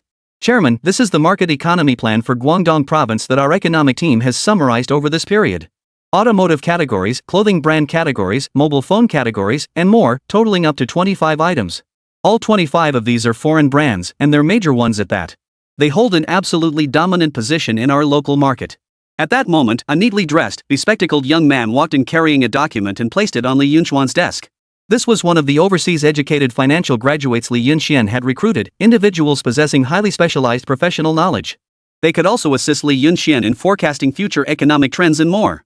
As a top-tier conglomerate, it is essential to have talented professionals across various fields. It is necessary to use them to predict economic trends and provide quite professional advice. This is also something currently lacking in the country. Then tell me, which industry should we venture into next for the best outcome? Chapter 188, exactly what I wanted. Li Yunxian looked at the young man before him and spoke calmly. The main business of the newly established Xinchuan Group is information technology and network services. However, this is still in the development stage. Li Yunxian didn't expect to get it right all at once. He had long since laid out plans for his subordinates. Study systematically for 3 years first. Where to study? Of course, it's at the Information Technology and Network Training Center established by Li Yunxian. Here is a wealth of professional knowledge related to the internet. Study for a few years and build a solid foundation. The internet and information technology industry isn't like other sectors where you can simply mass produce and enter the market. There are numerous intricacies and complexities involved. Based on our analysis, the automotive industry is currently thriving in Dragon Country, and we've obtained information on 4 car manufacturers. These 4 companies are relatively reliable, with large market scales and relevant technical expertise. They also hold a certain market share domestically. Though not substantial, it's enough to sustain operations temporarily. What they lack is financial support. The bespectacled man explained with focused expression and confident tone, appearing thoroughly serious. Clearly, they had conducted highly professional and meticulous analysis for this market research well in advance. Not bad, just what I wanted. Li Yunxian slightly raised his eyebrows. He was actually somewhat uncertain about his next steps. Mainly regarding the automotive and luxury brand sectors. The automotive industry goes without saying. All current automotive brands in the country are foreign. The price is very expensive. But domestic brand cars have poor quality and inadequate technology. The engine technology lags behind by several decades. Even though they knew full well that cars were extremely expensive abroad, they had no choice but to buy them. Of course, this is also a protective measure by the officials of Dragon Country. Increased tariffs. After all, if foreign car brands were truly allowed to run rampant in the domestic market, then domestic car brands would truly have no hope of rising, as pricing power essentially lies in the hands of foreigners. As for luxury brands, this may sound somewhat redundant. But only Li Yunxian knew. This kind of thing is currently very popular among the upper class in China. Some wealthy individuals in China often purchase luxury goods from abroad for their daily consumption. This is a highly profitable industry. But there isn't a single domestic company capable of doing it at the moment. Because this involves national strength and economic foundations, among other factors. The factors are extremely complex. Most importantly, Li Yunxian clearly knows one truth. Even if the Dragon Country's economy develops in the future, in the realm of economic luxury goods, foreign luxury brands still dominate the market. Therefore, he wants to enter this commercial battlefield now. Unfortunately, his current financial resources are limited. Li Yunxian could only choose between these two industries. Entering the automotive industry means forfeiting a share in the luxury sector. This is also very helpless and unavoidable. Others might not know, but Li Yunxian was well aware of just how lucrative the luxury goods business could be. Cost? Almost none. To put it nicely, art is priceless. So the price is high. But it's actually useless. But wealthy people in the country just love this kind of routine. Among these factors, having a weak backbone is also a very important reason. Many people believe that foreign products are simply better, and their luxury brands are very trendy and fashionable. Li Yunxian is eager to change this situation. But for now, he could only focus on breaking through in the automotive sector first, reducing reliance on foreign technology before considering this matter. Thus, the immediate priority is to establish a presence in the automotive industry. Send invitations to these 4 car companies. We'll visit them one by one. Li Yunxian said calmly. The plan is now settled. 3 days slowly passed by. These 4 automakers all agreed to Li Yunxian's request to conduct an inspection visit. Li Yunxian's reputation in their business circle is now such that no one is unaware of his name. Starting from scratch at a young age, with boundless potential and prominence. The idea that Li Yunxian has investment intentions is something they can naturally understand. The first automotive company Li Yunxian inspected this time was Manhwa automobile brand. This is a long-established domestic automobile company. It has been established for more than a decade. Abroad, a car brand that's only been around for over a decade is practically just getting started. But in the Dragon Kingdom, this is indeed quite good. Their engines are all independently developed. Except for some components, 50% of the overall production has already been fully localized. This is already very difficult. Manhwa Automobile Company Headquarters. Upon learning that General Manager Lai had reported Li Yunxian's inspection, the chairman of Manhwa raised an eyebrow slightly. Li Yunxian? What does a young man know about cars? Never mind. After all, he's from a major enterprise, so let's give him some face. As long as he's here to invest, we welcome him. Our company is indeed in need of a new breakthrough.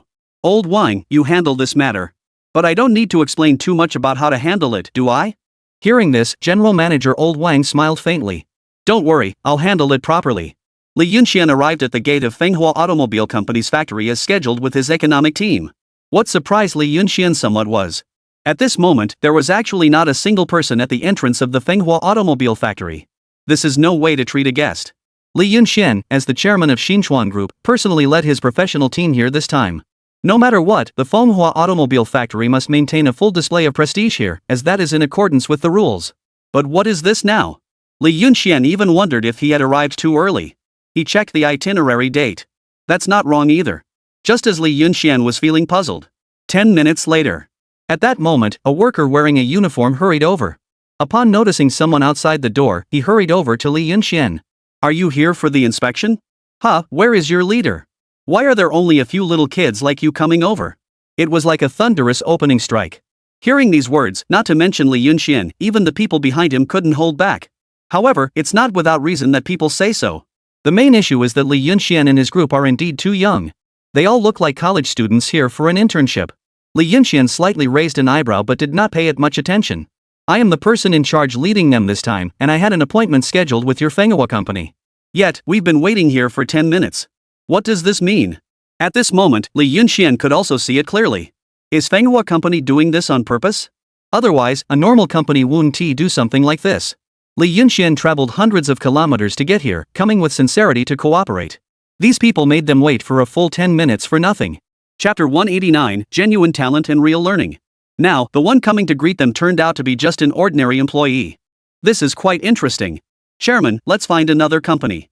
Since Manhwa Enterprise has shown such a lack of sincerity, there's no need for us to continue negotiations with them. Sending an ordinary worker to receive us, what kind of gesture is that? The assistant suggested from the side. Anyone with eyes could see it clearly. This was the other party's disregard for them. In that case, there's nothing more to say. Longwood doesn't have just one automaker. Don't flatter yourself too much. Cooperation is a two-way street, it's not something that only they can provide. No, I'm not just an ordinary worker, I'm the team leader. This time, our general manager is extremely busy and currently in a meeting. As you know, our car company has a lot of orders. We're one of the oldest and most established automakers in Dragon Country. Even so, our general manager hasn't forgotten to send me to welcome you. Young man, bossly, we actually have a lot of sincerity. Upon hearing these words, Li Yunxian and his team were truly left speechless with disbelief. Repeatedly offending them time and again. Anyone with a bit of a temper would have already stormed off by now. However, Li Yunxian was, after all, someone who had weathered many storms. And indeed, car companies tend to be quite busy. That's understandable. Hey, really sorry about that. Just then, a figure hurried over at a jog. This is a middle-aged man wearing glasses. He walked over with an apologetic smile on his face, but there wasn't a hint of actual remorse in his expression. I'm Qin Changsheng, the general manager of Fenghua Automobile Factory. Really sorry, I was busy with a meeting just now and rushed over in a hurry. Please forgive me. After saying this, he even made a show of cupping his hands in salute. Does he really want to come? Of course not. Although Li Yunxian is indeed very impressive. But this is limited only to his own industry. Moreover, Fenghua Industries actually isn't short on funds. If they are willing, the bank will grant them a loan in no time. And the amounts are never small. No matter how capable you, Li Yunxian, are, the automotive industry isn't something you can just enter at will. He completely viewed Li Yunxian as a novice. Besides, this so-called new venture group is essentially just a reorganization of previous business operations. There is no substantial value. Their car factory is quite different. Various technologies are considered the most advanced in the industry.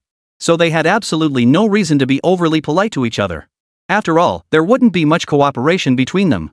The main reason he came this time was that he suddenly realized the captain he had sent to greet them wasn't very good with words.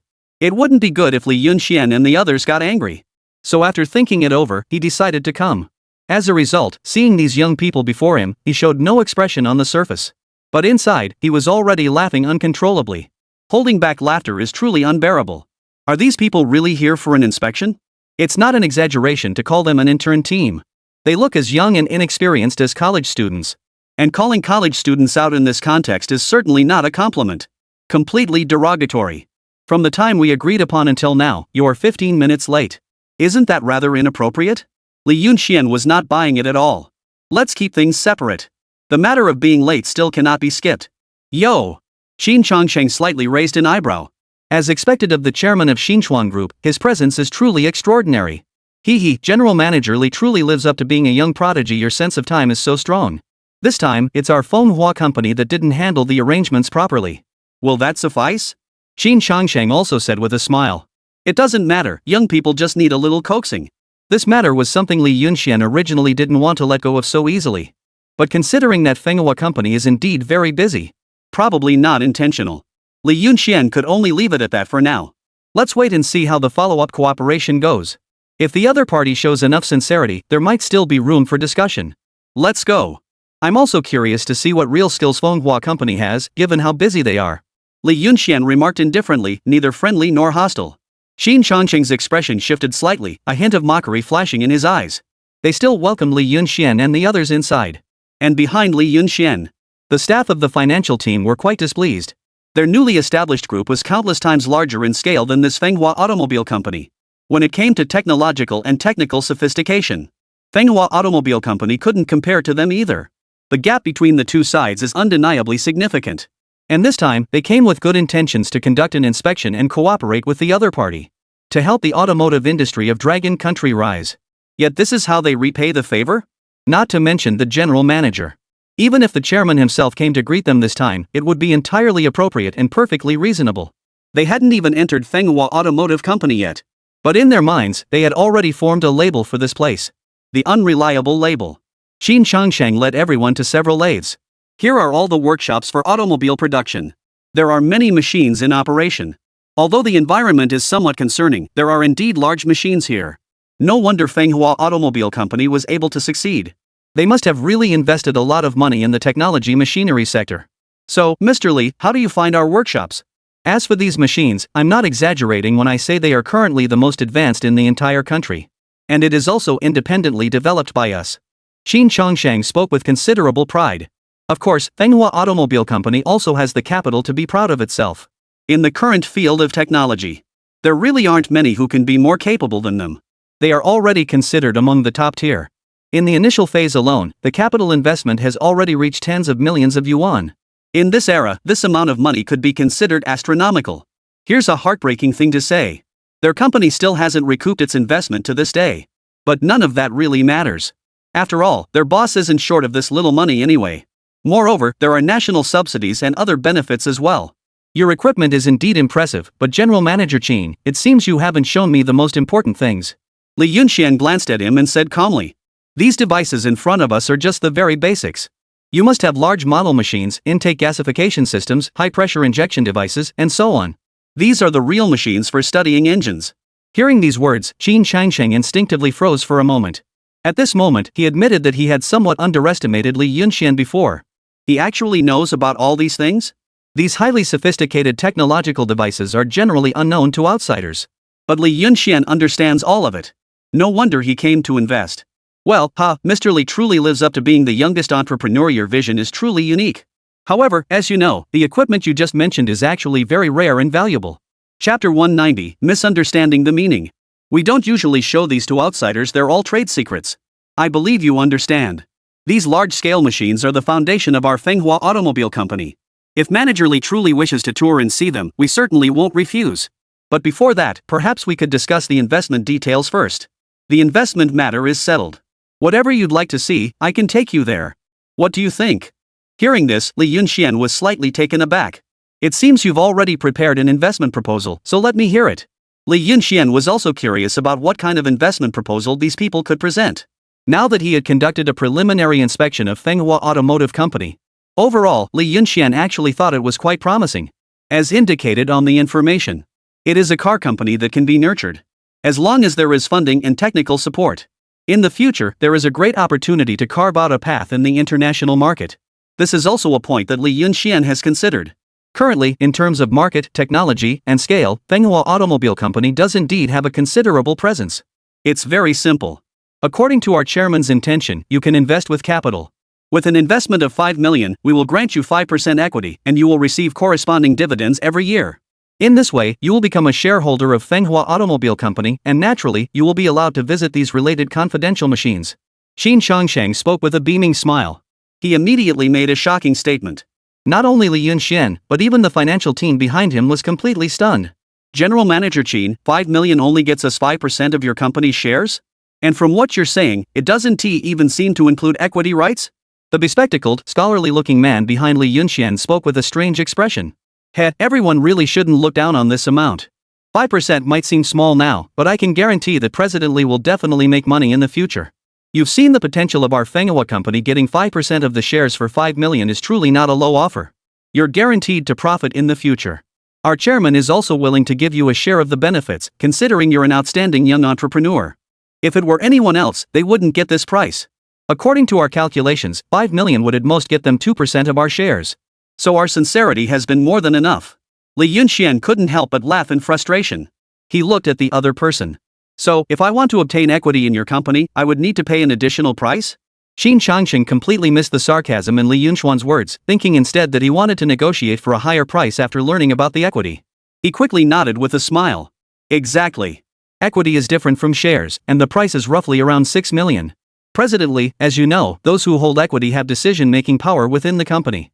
If President Li wants both equity and a 5% shareholding, then I can make the decision on this matter. 10 million.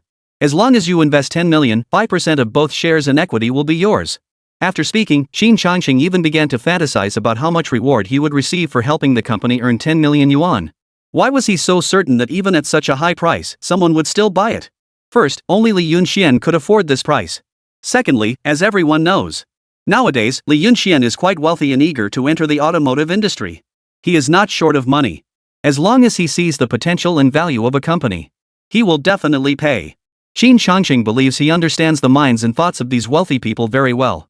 So he never even considered the possibility that Li Yunxian would refuse. What should be done after rejection? In his view, Li Yunxian would never refuse. 5% of the equity shares may seem small, but if Manhwa company can grow in the future, this will truly be a significant amount. Ha ha ha. Li Yunxian laughed. He laughed with unrestrained abandon, not even bothering to hide it. Mr. Li, are you agreeing or not agreeing? Seeing the other party suddenly acting so mysteriously, Qin Changsheng was taken aback for a moment. Surely he isn't this overjoyed and excited. Where's the contract? Did you bring it? Li Yunxian suddenly spoke up. Brought it, don't worry about that. We're professionals in this regard. Seeing there was indeed hope, Qin Changsheng immediately beamed with joy, not bothering to dwell on whatever thoughts might be crossing his mind at the moment. In his view, as long as this big order contract was successfully signed, my task is complete and I can report back to the chairman. After speaking, he promptly had his secretary bring out the contract documents that had been prepared in advance. Then he eagerly gestured for Li Yunxian. Please take a look. These documents contain the company's equity and share transfer agreements, along with some detailed instructions. You should review them carefully to avoid any confusion that might lead to unnecessary losses for yourself. He was just thinking about getting Li Yunxian to sign. The next moment, everything suddenly went black. The document was flung directly into Qin Changqing's face. Li Yunxuan's voice gradually turned cold, with no trace of politeness left for the other party. 10 million could buy your entire Fenghua Auto Company outright. Why don't you ask your chairman whether Fenghua Auto is even worth 10 million in market value now? And you expect me to spend 10 million on this worthless 5% equity stake? Do you really think Fenghua Auto deserves that? With this 10 million, what project could I possibly not make money from? Or do you think Dragon Country has only your Fenghua Motors as a car company? Li Yunxian gave a cold smile. Qin Changsheng was instantly dumbfounded by this scene. But he quickly snapped out of it. Turns out this guy never intended to sign a contract with him in the first place. What a complete waste of time. All that emotional energy squandered for nothing. Mr. Li, are you teasing me? Isn't the whole point of your visit here to spend money on investments? Although we were indeed at fault for being over 10 minutes late at the start, my attitude has already made up for it. If you weren't genuinely interested in collaborating, you should have just said so. Why waste each other's time? Our chairman's stance is firm at this price. This wasn't my decision either. Li Yunxian gritted his teeth and nodded in frustration. He had inspected so many places and visited every type of company imaginable. He had even been to companies larger in scale than Fenghua Corporation. Large corporations frequently engage in mutual visits with one another. The only place that made Li Yunxian feel frustrated upon arrival was Fenghua Automobile Company, where he experienced such blatant humiliation. Even a worm will turn. Especially someone like Li Yunxian today. He was no longer the weak entrepreneur he once was. Now his enterprise stands as a towering tree. He doesn't need to save face for anyone. Chapter 191, The Automobile Market. TCH, clearly he doesn't want to invest, yet here he is pretending with me. Not even willing to give 10 million. This is obviously an attempt to steal our business intelligence. Good thing I'm smart. Qin Changsheng looked at the other party's retreating figure with disdain. In his view, Li Yunxian was not genuinely interested in cooperation. This person only wanted to take advantage for free. Otherwise, how could the chairman of such a large group be unwilling to offer even 10 million? 10 million might be a significant amount for other companies, and it was certainly not a small sum for their own enterprise either. But in his eyes, Li Yunxian should have no trouble coming up with this 10 million. Moreover, Li Yunxian was still a novice in this industry. He clearly thinks it's too expensive. It doesn't matter, I can still report back to the boss anyway. He didn't take this matter too seriously. Take advantage if you can, and let it go if you can't. At this moment, on Li Yunxuan's side, the original plan was to inspect one automobile company per day, but now it must continue to be put on the agenda. Moreover, after this day, he also realized some things. There's a reason why domestic car manufacturers haven't been able to thrive. They are only willing to make small profits within their own domains. To put it bluntly, they're just scraping by, which is completely at odds with Li Yunxuan's philosophy.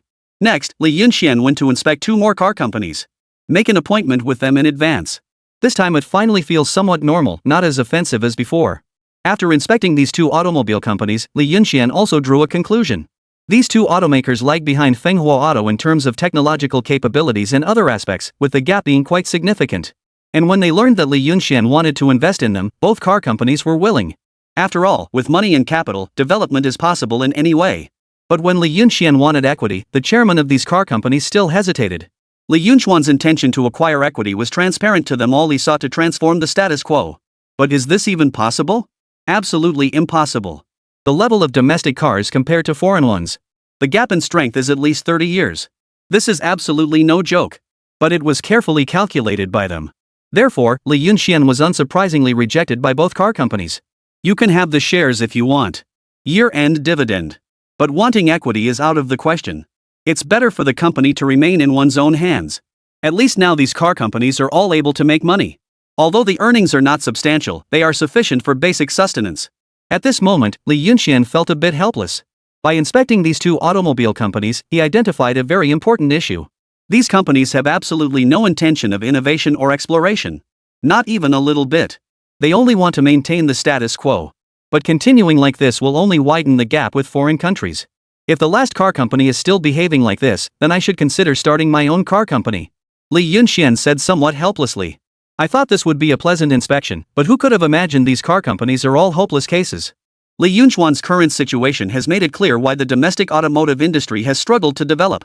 The current automotive industry receives government subsidies. They just wanted to make money from those subsidies. As for whether they can make money in the future or how much they can earn, they don't care at all, they only care about the present. To put it more bluntly, they are short-sighted. The bones are also relatively soft.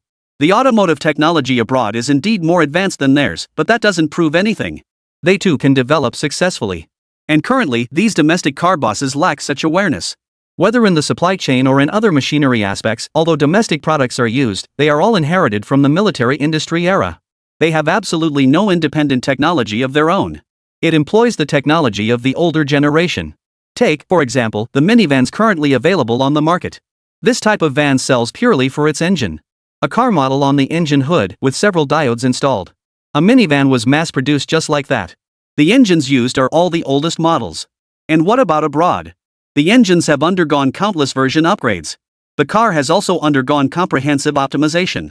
This is why domestically produced cars cannot compete with foreign ones in terms of competitiveness. Can't be bothered to figure it out. Only thinking about making a little money. And let the big money be earned by people abroad. If this continues, it's sheer fantasy to think that these domestic techniques could surpass those abroad. Boss, if we really decide to build our own factory, we could actually cut a lot of costs, especially since the current situation includes government subsidies. Li Yunxuan's assistant quickly interjected. In fact, given the current strength of their Xinchuan group, starting their own automobile company would be the best option. When collaborating with others, people always suspect they have ulterior motives. The last car company seems to be called Wuling, right? Let us check it out. Although this automaker currently only operates in the low-end market, their products have actually gained popularity overseas, so they've already achieved a certain scale. Li Yunxian said indifferently. He originally had no intention of continuing the inspection. But Wuling Motors, since they've managed to expand their market overseas, it shows their chairman must have some vision. It won't hurt to take a look first. Based on current data and information, Wuling Motors' independent R&D capabilities actually lag behind those of Manhwa. But they have a knack for sales. That's why it could be built up successfully. This is also something Li Yunxian is quite optimistic about.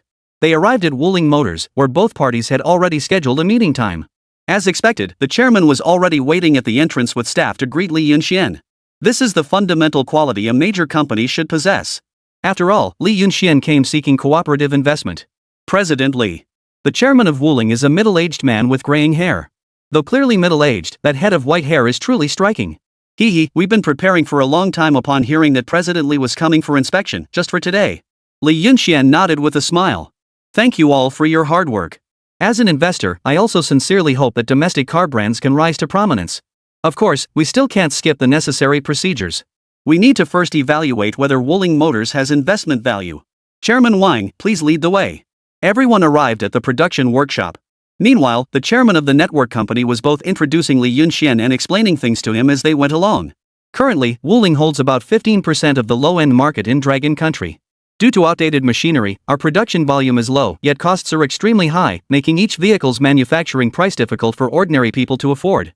Under these circumstances, our cars struggle to compete with other automakers domestically. Chapter 192, Equity Allocation. However, we excel in management and sales channels, so although our products don't have much competitive advantage, we offer the highest prices and the best discounts. This is the reason why Wuling has been able to succeed. Hearing these words, Li Yunxian nodded in agreement. He could indeed see this point clearly. Wuling lags behind Manhwa in terms of technology. Manhwa is a powerful automotive brand in Long Country. However, their mindset is also relatively traditional. In this regard, Wuling clearly does a better job understanding what kind of cars can meet the public's needs. Never mind the technology, the engine, or the model. Practicality is what matters, good quality at a low price. Wuling has genuinely excelled in this regard. Even Li Yunxian had to admit it. Not bad. Although there are still some gaps in technology and innovation, these can be addressed. Chairman Wang, I believe your automaker S-scale will secure a place in the market even a decade from now. It's just a matter of how much profit you'll make. Even without my investment now, I'm confident you'll thrive. With state subsidies, you'll certainly turn a profit in the short term. But if you use me for investment, the direction and approach of your enterprise may need to change. I require controlling shares, to put it bluntly. If I invest, Wuling Motors might no longer be something you alone can decide. I don't know what you're thinking right now. Li Yunxian said calmly. Such matters must be clarified beforehand, otherwise it will inevitably lead to some unnecessary troubles. This is what Li Yunxian did not want to see. On the surface, it appears to be an investment, but in reality, Li Yunxuan's main intention is acquisition. The reason he couldn't reach an agreement with the 3 car manufacturers earlier was precisely because of this. Those car manufacturers only thought Li Yunxian saw their potential and came to invest for some profit. But if that were truly the case, Li Yunxian had plenty of ventures that could turn a profit in a short time. These companies always assumed Li Yunxian was coming to make money off them. They always think they are a big company. The thinking of both parties is not on the same level. Upon hearing Li Yunxuan's words, Wang Tianfeng was momentarily stunned. Because initially, he also thought that Li Yunxian came to invest because he was optimistic about their development prospects. But now, it seems Li Yunxian still wants control? It must be properly arranged then. This is no trivial matter, Boss Li. Let's discuss it inside, what do you say? Wang Tianfeng quickly arranged for Li Yunxian to be settled in the office. Li Yunxian naturally had no objections either. As long as this matter can be settled, how it gets discussed doesn't matter at all. In the office, Wang Tianfeng looked intently at Li Yunxian. Is President Li aiming to change the current automotive market environment in Dragon Country? To be honest, the difficulty is extremely high. If it were anyone else, I would definitely think this person is a fraud, a swindler. But if it's you, President Li, then this matter suddenly makes sense. Li Yunxuan's influence in Guangdong province is now common knowledge. Everyone knows that no matter what project he takes on, he'll succeed. At least up until now. Li Yunxian is not merely an outstanding young individual, he also possesses his own formidable business empire. Wang Tianfeng could see this point very clearly. Li Yunxian has this capability. That's right. I've already approached 3 car companies before, but none of them agreed. If Boss Wang feels there's anything inappropriate about this matter, that's fine, I won't force anyone. Li Yunxian smiled faintly. At least now, deep down, he's already set his mind on starting his own car company rather than collaborating with these people. A bunch of short-sighted people, utterly unworthy of collaboration. No, I agree to cooperate. Wang Tianfeng shook his head, his straightforward attitude even giving Li Yunxian a momentary pause. Agreed? Speaking of which, in terms of scale now, Manhwa Auto is actually quite comparable to Wuling. The 2 sides are evenly matched. Thus, when it comes to investment, they each have their own pride. You can invest to obtain shares. Equity? Don't even think about it. Li Yunxian could also understand. But Wang Tianfeng's sudden move truly caught Li Yunxian by surprise. Does this mean he agrees? I want to acquire at least 30% or more of the equity shares. Chairman Wang, won't you reconsider? Li Yunxian smiled faintly. There was no softening of stance merely because the other party had agreed. After all, I genuinely intend to invest. Obtaining too little equity would also affect Li Yunxuan's subsequent plans. Sigh, I'm already getting old myself. To be honest, our family used to run a bicycle factory. By chance, we received government subsidies, so I opened a car factory, but back then, it was only outsourcing work. All our car brands come from abroad. My determination to create a domestic independent brand is closely tied to my daughter. Even the name Wuling was given by her. One could say that without my daughter, there would be no Wuling Motors brand. Wang Tianfeng said with a smile, his tone brimming with immense pride. To be honest, everything you see at Wuling now was actually done by my daughter. I wouldn't know how to do any of this. Hearing these words, Li Yunxian felt somewhat enlightened. No wonder. Whether it's marketing or sales models, they're all quite innovative, clearly the work of young people. Wang Tianfeng doesn't look young at all. How could the thinking of their generation produce something so advanced? Case solved. President Li is still quite young. In terms of marketing strategies, I believe you could reach a consensus with my daughter, but I wouldn't be able to. So I actually welcome your investment, whether it's shares or equity. With you bringing in such substantial capital, I believe you genuinely want to elevate the Manhwa automotive industry. Nowadays, there aren't many people as bold and visionary as you, Mr. Li. Li Yunxian nodded in agreement. Wang Tianfeng's mindset is notably more open-minded compared to other traditional automotive companies. No wonder they could raise such a daughter. Rest assured, since I've entered this industry, I naturally intend to do things well. Our Manhwa automobile market must undergo transformation. With my investment, I believe your situation will improve significantly. Hearing this, Wang Tianfeng nodded in agreement. Alright, I'll get straight to the point. The investment is no problem, but as for the equity issue, you'll have to ask my daughter. No matter how it's allocated, there can only be one person in charge at the auto company, especially when it comes to major decisions. I believe you understand this very well, President Li. At some point, someone has to have the final say on the company's key directions. Chapter 193, Competitiveness. Li Yunxian nodded with a smile. Putting everything else aside, their attitude is actually quite commendable. When it comes to steering the company's direction, there must indeed be one person who has the final say. Otherwise, diverging opinions could deal a devastating blow to the enterprise. There's nothing wrong with their line of thinking. Who exactly is your daughter? She seems like a highly capable individual as well. Li Yunxian asked somewhat curiously. In this era, having such an advanced sales mindset is truly remarkable. She's a rare talent. She should be arriving soon. Although she's deeply cherished at our automobile company, to hone her abilities, I've assigned her to gain grassroots experience first. As they were speaking, the office door was pushed open. A short-haired woman dressed in blue work clothes suddenly appeared. "Dad, someone wants to discuss an investment partnership with us?" the woman asked curiously as soon as she entered. Then she also noticed the young man sitting across from her father. "Hey, isn't this Li Yunxian, the most outstanding young entrepreneur in Guangdong province right now?" The woman even wondered if she had misread it. She rubbed her eyes and looked again. That's right, she saw in the newspaper it seems to be this person. Li Yunxian is now at the zenith of his career. Everyone knows. Of course, the newspaper she read was no ordinary one, but rather the Entrepreneur's Daily. This type of daily newspaper is not available to ordinary people. It only circulates among their entrepreneurs.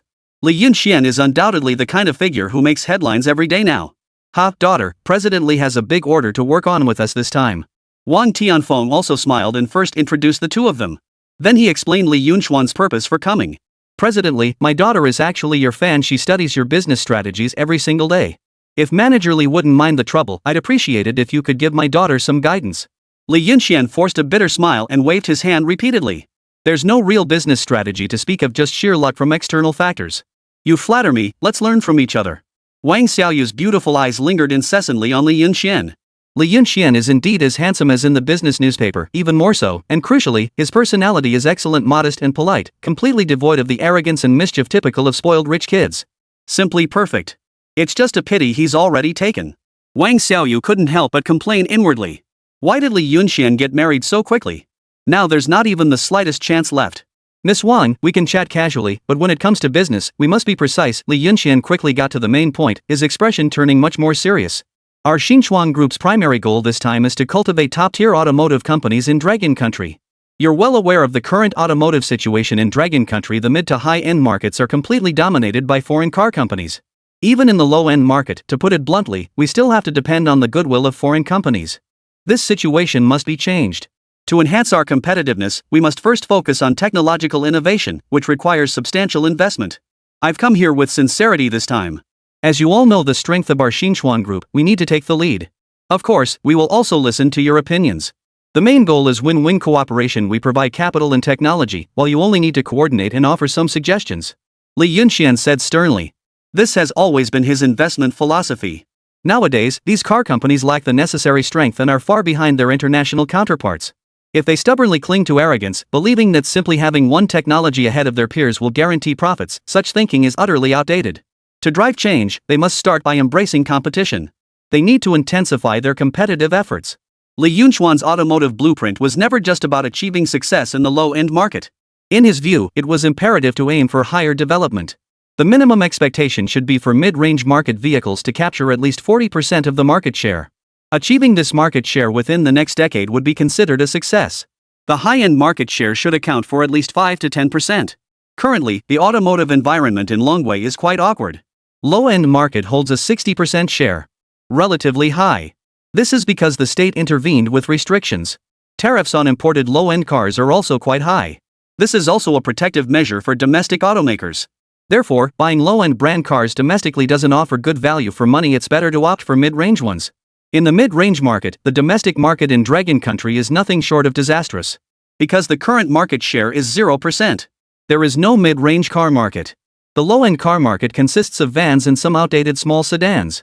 The mid-range market is dominated by imported sedans, pickups, and similar models from abroad. In the high-end automotive sector, Longhua holds only 1% of the market share. Even the small share primarily comes from state-owned enterprises. This reflects the current, most frustrating reality for Longhua. Hearing these words, Wang Xiaoyu pondered for a moment before turning to look at her father. "If it were Bosley collaborating with us, I wouldn't mind about the company's control, but I'm not sure about my old man. This automotive company indeed handles many tasks in-house, whether in sales channels or current innovation models. But this was also built with a lifetime of effort from her own father. All the savings were poured into it. This car factory is everything to them. Now we have to give up some control." She had no idea what her old man was thinking now. As for her words, Wang Xiaoyu has always been quite open-minded by nature. Has a high level of acceptance towards many things. She naturally didn't care in the slightest. Moreover, everyone is well aware of Li Yunxuan's capabilities. This person is currently excelling in every field they undertake. There is no record of failure so far. He made up his mind to enter the automotive industry. Maybe it could actually work. Ha, since my daughter has said so, I can agree. Wang Tianfeng gave a helpless smile, then his tone turned serious. But I need to know how much you, presently, will invest in us and what kind of assistance you can provide to our automotive company. Without clarifying these matters, any talk would just sound like empty boasts. Li Yunxian nodded in agreement. After much effort and twists, we've finally reached this point. This is also the focal point of the current standoff between the two parties. While they can engage in seemingly open and unrestrained conversations on the surface, the moment interests are involved, it's no longer child's play. With an investment of 10 million, I demand a 45% equity stake in the company. Regarding the future development of the automotive business, we can convene a high-level meeting for further discussion. Everything will be led by me. Moreover, our Xinchuan group will provide both talent and research funding.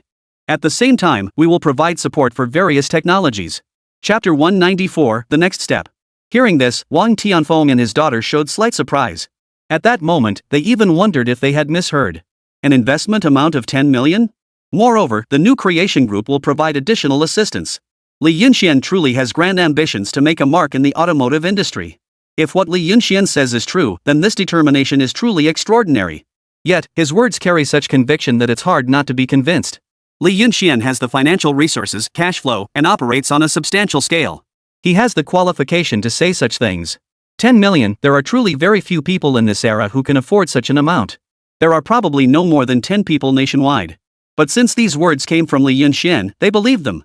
The reason why our Wuling Automobile Company needs to maintain operations in sales channels and other aspects is due to insufficient initial capital. We even had to approach the governor's office specifically to help secure loans for us, and to this day, those loans remain unpaid. This is because our initial investment was only 2 million. But when President Li made his move, it was truly a game-changer. 10 million, plus technical support. It's hard for me to disagree. Wang Tianfeng smiled helplessly. The offer from the other party was too generous, completely dispelling his initial thought of negotiating for a further reduction in equity shares. 10 million is enough to buy 2 of their Wuling cars. And they also offer various technical services. In the end, all they wanted was a 45% stake in the company. To be honest, this price is truly very sincere. Wang Tianfeng couldn't find any reason to refuse either. Boss Li is truly wealthy. Who knows how long it would take us at Wuling Motors to earn that kind of money? If this capital could actually be invested in the automotive sector, I believe Wuling Motors would undoubtedly reach new heights in its development. Wang Xiaoyu's beautiful eyes lingered on Li Yunxian. A man who spends money so lavishly is truly charming. No matter how much money one has, it should ultimately serve the nation's development. Not to mention 10 million, even 100 million would be worthless if spent solely on personal indulgence. Since both of you agree, let's sign the contract. Rest assured, I, Li Yunxian, mean what I say. Since we are committed to vigorously developing the automotive industry, I am full of confidence in this sector. Li Yunxian said with a smile. Of course, what he told these two was only part of the story. There was another part that Li Yunxian didn't mention. The reason why the automotive industry in Dragon Country is currently struggling to hold its head up is simply because technological advancement hasn't reached the required level yet. It's not time yet. So not to mention domestically, even the major international automakers have never given domestic car manufacturers a second glance. They never considered them a threat. There are almost no blockades in commerce. This provided an excellent growth period for Longbo's automobile brands. Li Yunxian was very clear about this. 2 years later. That is, in 1985. The technology and economy of Dragon Country are poised for an extraordinarily explosive boom. It can be called the golden hour. At this moment in time, the comprehensive strength of Longbo will soar to new heights. The reason is also quite simple. Because at that time, Long Country was officially integrating with international commerce. That is to say, Li Yunxian now has 2 years of preparation time. In these 2 years, we have kept a low profile and bided our time.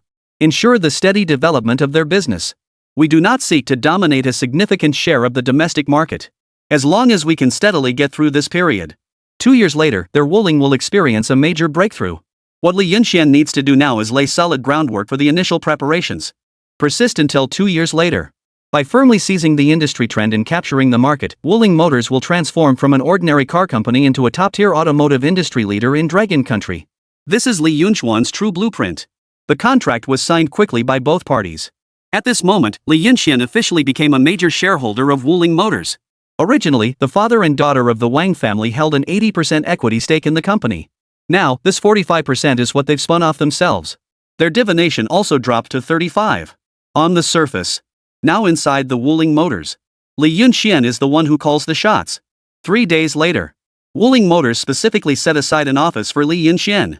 Boss Li, you're already familiar with all the company's processes. Now that you're the major shareholder, tell us, what's the next step? Wang Xiaoyu smiled as she looked at Li Yunxian sitting on the chair. Since Li Yunxian took over here, although Li Yunxian holds no position within Wuling, yet he was already the ruler here. Wang Tianfeng also did not send his daughter to work at the grassroots level. He himself was already in a semi-retired state. This time, Li Yunxian joined with strong momentum. He also happened to have a reason. Now, Wuling Motors is entirely under the control of Li Yunxian and Wang Xiaoyu. Li Yunxian was currently reviewing Wuling Motors' business report. Now he indeed has a more comprehensive understanding of Wuling Motors. You Wuling Motors certainly have a grasp in sales, but unfortunately, your car brand's quality is lacking, with too many complaints and compensation demands. As a result, Wuling Motors now has a poor reputation in the market, and the gap compared to Fenghua is quite significant. On the surface, Fenghua Auto and Wuling Auto are actually quite evenly matched. But Li Yunxian was thoughtful and gentle in temperament. If things continue like this, it won't be long before Wuling Motors would completely degenerate into a minor brand. The car's quality is truly subpar, especially when it comes to the engine and interior, which can only be described as a complete mess. It was precisely because of their sales expertise that Wuling was saved. When it comes to selling this stuff, no matter how cleverly it's done, the cost ultimately gets passed on to the consumers. It's not a long-term solution. Shut down your current production lines immediately. Wuling's nationwide influence is currently far too weak. In our Guanyue province, we only hold about 30% of the market share, while Fenghua Auto has 25% here. This is not a good sign. Guanyue province is the foundation of Wuling. To achieve stable development, we must first establish a healthy market. Our current plan in Guanyue province is to secure over 60% of the market share to stabilize the situation. Fenghua doesn't have a strong presence in Guanyue province yet because their marketing and investments haven't fully reached this region. Fenghua Auto operates in nearly 10 provinces across the country. Their market share in that segment is ahead of Wuling's. This clearly shows that even within the first tier of the automotive market, there are disparities. Upon hearing Li Yunxian's words, Wang Xiaoyu was slightly surprised. Just from a simple business report, Li Yunxian could deduce so much truly worthy of being her role model, the man she constantly admired. In fact, Wang Xiaoyu was also aware of this issue. Chapter 195, Working Together with One Heart. In terms of hard power, they were far inferior to Fenghua. This was an indisputable fact. This is something that can't be helped. After all, their investment in the car factory really isn't much. Including the loan, it's only a mere 5 million. The total investment in Fenghua Automobile has actually exceeded 15 million. With such a conversion, it's understandable that the gap is so large. Indeed, that was the case before, but now with your investments, I'm confident we can significantly improve the quality in a short time. Wang Xiaoyu still comforted him. Her mindset has always been optimistic. Of course. This time, our business must not only fully cover Guangdong province but also expand to at least 10 provinces, with a market share of at least 30%. How long do you think that will take? Li Yunxian asked with a smile. What? 10 provinces? Wang Xiaoyu was momentarily stunned. Li Yunxian's ambitions were simply too grand. He talks about 10 provinces right off the bat. You must understand, their current market share in Guangdong province is only 30%. If the funds were truly sufficient, 2 years should be enough. Wang Xiaoyu carefully calculated operating costs, promotional expenses, and R&D investments. With the additional support from the new creation group, 2 years should be more than enough. It's too long, we don't have 2 years, not even one. Li Yunxian shook his head. Market coverage must be achieved within 6 months. Otherwise, it will affect the subsequent plans. Xiaoyu, your role is crucial to accomplishing this plan.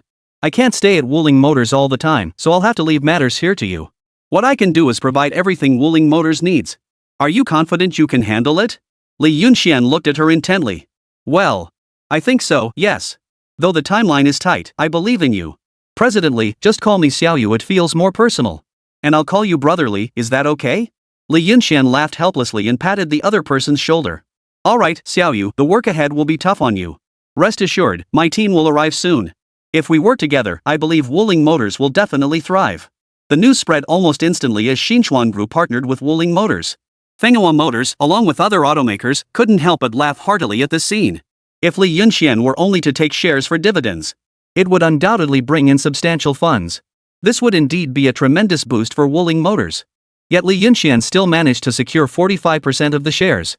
Upon hearing this rumor, they instantly realized that Wuling Motors was effectively finished. Businessmen are all profit-driven. This philosophy holds true no matter which industry it's applied to. In their view, Wuling Motors is not far from bankruptcy. For an automaker, having an external shareholder who also seeks control means only one thing, that this outside shareholder merely wants to squeeze out profits, exhausting Wuling Motors' potential market and resources. Then, they'll cash in big and walk away. That's the usual playbook. This is precisely why Manhwa, along with other automotive companies, only allows shareholders to receive shares but not equity rights. To put it bluntly, shareholders are essentially investors. Investors only care about profits. They generally cannot participate in company decisions, as they simply don't understand industry trends and are solely focused on making money. That's exactly why Li Yunxian was rejected by these car companies. They don't want investors involved in their company's decision-making, as it could affect their future judgments. This is the real reason. Investors only care about making money, but companies have far more considerations. A few days later, Jiezi, Manhwa, and Wanzhong brand automobiles have begun intensive promotion campaigns within Guangdong province. Brotherly, what should we do now? These car brands are really bullying us. How could they do this, sticking their noses into our business? It's obvious they're trying to carve up our market share and treat us like easy targets. Upon learning this news immediately, Wang Xiaoyu quickly called Li Yunxian on the phone. All three car brands are already aware that Li Yunxian has joined Wuling. Clearly, they believe that Wuling will make mistakes in its subsequent business decisions and have now begun to besiege Wuling. The automotive market is just that fierce. Once perceived as weak by others, one will be targeted by the group, as the weak are not respected in this circle. I've already considered this issue long ago. Don't worry, we just need to keep following our current plan without paying them any mind. Since they've taken the initiative to attack, we can certainly strike back. Wuling was besieged within just 2 short days, and Li Yunxian had naturally been well aware of it from the start. But he wasn't worried. He had experienced being besieged countless times. It's totally normal. In the current automobile market of Guangdong province, it's a prime opportunity for the other 3 car companies to divide up the market share. For Li Yunxian, this was undoubtedly an opportunity. Why did these 3 automakers join forces within just 2 days to encircle Wuling Motors like wrapping dumplings? It's all because of that half-baked Li Yunxian entering the market. They believe that Li Yunxian is unaware of the current state of the car market. That's why they dare to be so unscrupulous. Swallow Li Yunchuan's capital in one move. For Li Yunchuan's Wuling Motors, this is also an opportunity. Are you sure this will work? With these 3 car brands entering the market now, it seems they want to engage us in a price war. Holding out for a month or 2 might be manageable, but sustaining this long-term could lead to significant losses for us. Li Yunchuan's investment funds have now been deposited into Wuling Motors company account. They have ample funds. Li Yunchuan's research team is also about to arrive. Subsequently, the daily expenditure for Wuling Motors will reach astronomical figures. Wang Xiaoyu roughly calculated. Currently, Wuling Motors is losing 20,000 to 30,000 yuan every day. And this is just the basic daily expenses, excluding other costs. If this continues, no matter how much money they have, it won't be enough to cover the losses. Don't panic. The market they've acquired is only temporary. As long as our technology advances, the market that belongs to us can't be taken away. Business warfare is all about patience. Hearing these words, Wang Xiaoyu was completely reassured. Role models are not just for show. For Li Yunxian, she had an almost innate trust in him. Since the role model has spoken so, they are bound to succeed. This is absolutely not blind confidence. Alright, then I'll proceed according to the original plan. Li Yunxian and Wang Xiaoyu had already mapped out the next development direction 2 days ago. They finalized the Wuling Motors route. Chapter 196, The Engine Engineer. The main focus is on upgrading the engines in vehicles. Currently, domestic cars have an extremely exaggerated gap compared to foreign cars, both in terms of appearance and internal quality. These gaps require time to gradually bridge. Today's Wuling Motors has undergone a comprehensive transformation, and Wang Tianfeng has deliberately delegated authority to Wang Xiaoyu. In his words, nowadays it's the world of the young. This world should be left for the young to explore after all, these people are getting old. Manhwa Automobile Company Headquarters. What fools! Manhwa Motors could have held their own against us, but now they've stupidly let Li Yunxian take control, and with a 45% stake at that. They must have been brainwashed by him. General Manager Qin Changsheng said with a smile to the chairman. They were already being extremely generous by giving Li Yunxian 5%. The result was even more exaggerated for Wuling Motors. This is simply outrageous. However, this time Wuling Motors has Li Yunchuan's 10 million yuan investment, and considering that Xinchuan Group is indeed a technology company today, one of the few in the country, it still cannot be underestimated. After all, the chairman holds a high position and maintains a long-term perspective. On the surface, Wuling Motors has indeed made very significant adjustments. There is a significant risk. But their investment amount is also not fabricated. This major adjustment doesn't necessarily mean there's no chance of a comeback. This time, the 3 major automakers joined forces to blockade them. On the surface, it does indeed hold a significant advantage. But this also carries risks. This time, they aim to capture the entire market share of Wuling Motors.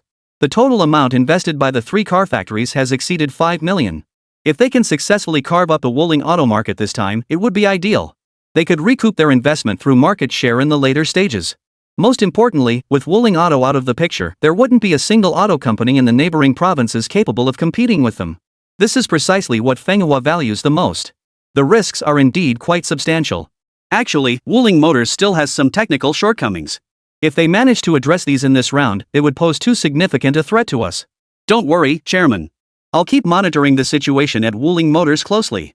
Hearing this, Qin Changsheng appeared somewhat dismissive.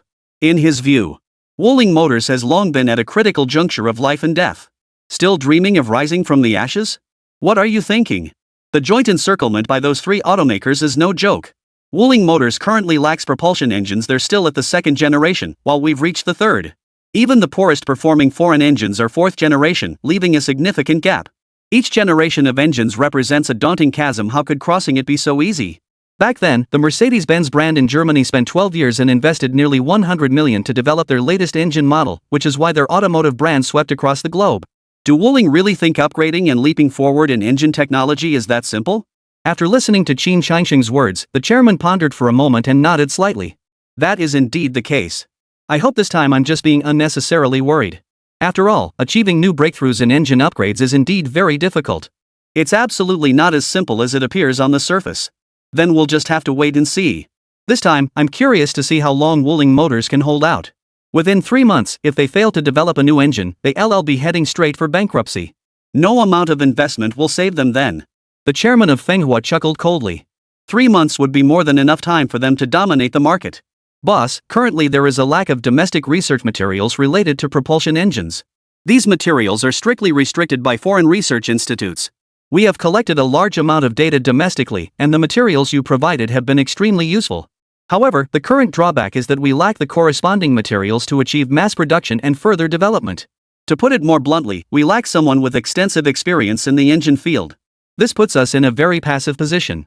Every R&D project requires substantial investment, and once the direction is set, each commitment involves at least 2 million yuan in funding. None of us here are specialized in this kind of technological R&D. Even after a dozen attempts, we might still fail to achieve the upgrade. Inside the Wuling company office. Hearing the words of the staff member before him, Li Yunxian furrowed his brow tightly. Things seemed more complicated than he had imagined. Li Yunxuan's original plan was quite simple. How to develop the engine's propulsion system. Simple, he can just look up the relevant supporting materials directly from the system. Then let these top students conduct the research. This is equivalent to a student who performs well in all subjects, and Li Yunxian provided them with the answers during the exam. They just need to copy this answer onto the exam paper. But Li Yunxian overlooked one issue. That is, these students indeed possess strong learning aptitude. However, when faced with materials and answers that suddenly appear out of thin air, they find it difficult to comprehend. Even with the answers available, they didn't know why this was the answer to the question. At this moment, the situation reached a deadlock. Just 2 days. Li Yunxuan's research and development was forced to halt. Now no one can take on the heavy responsibility.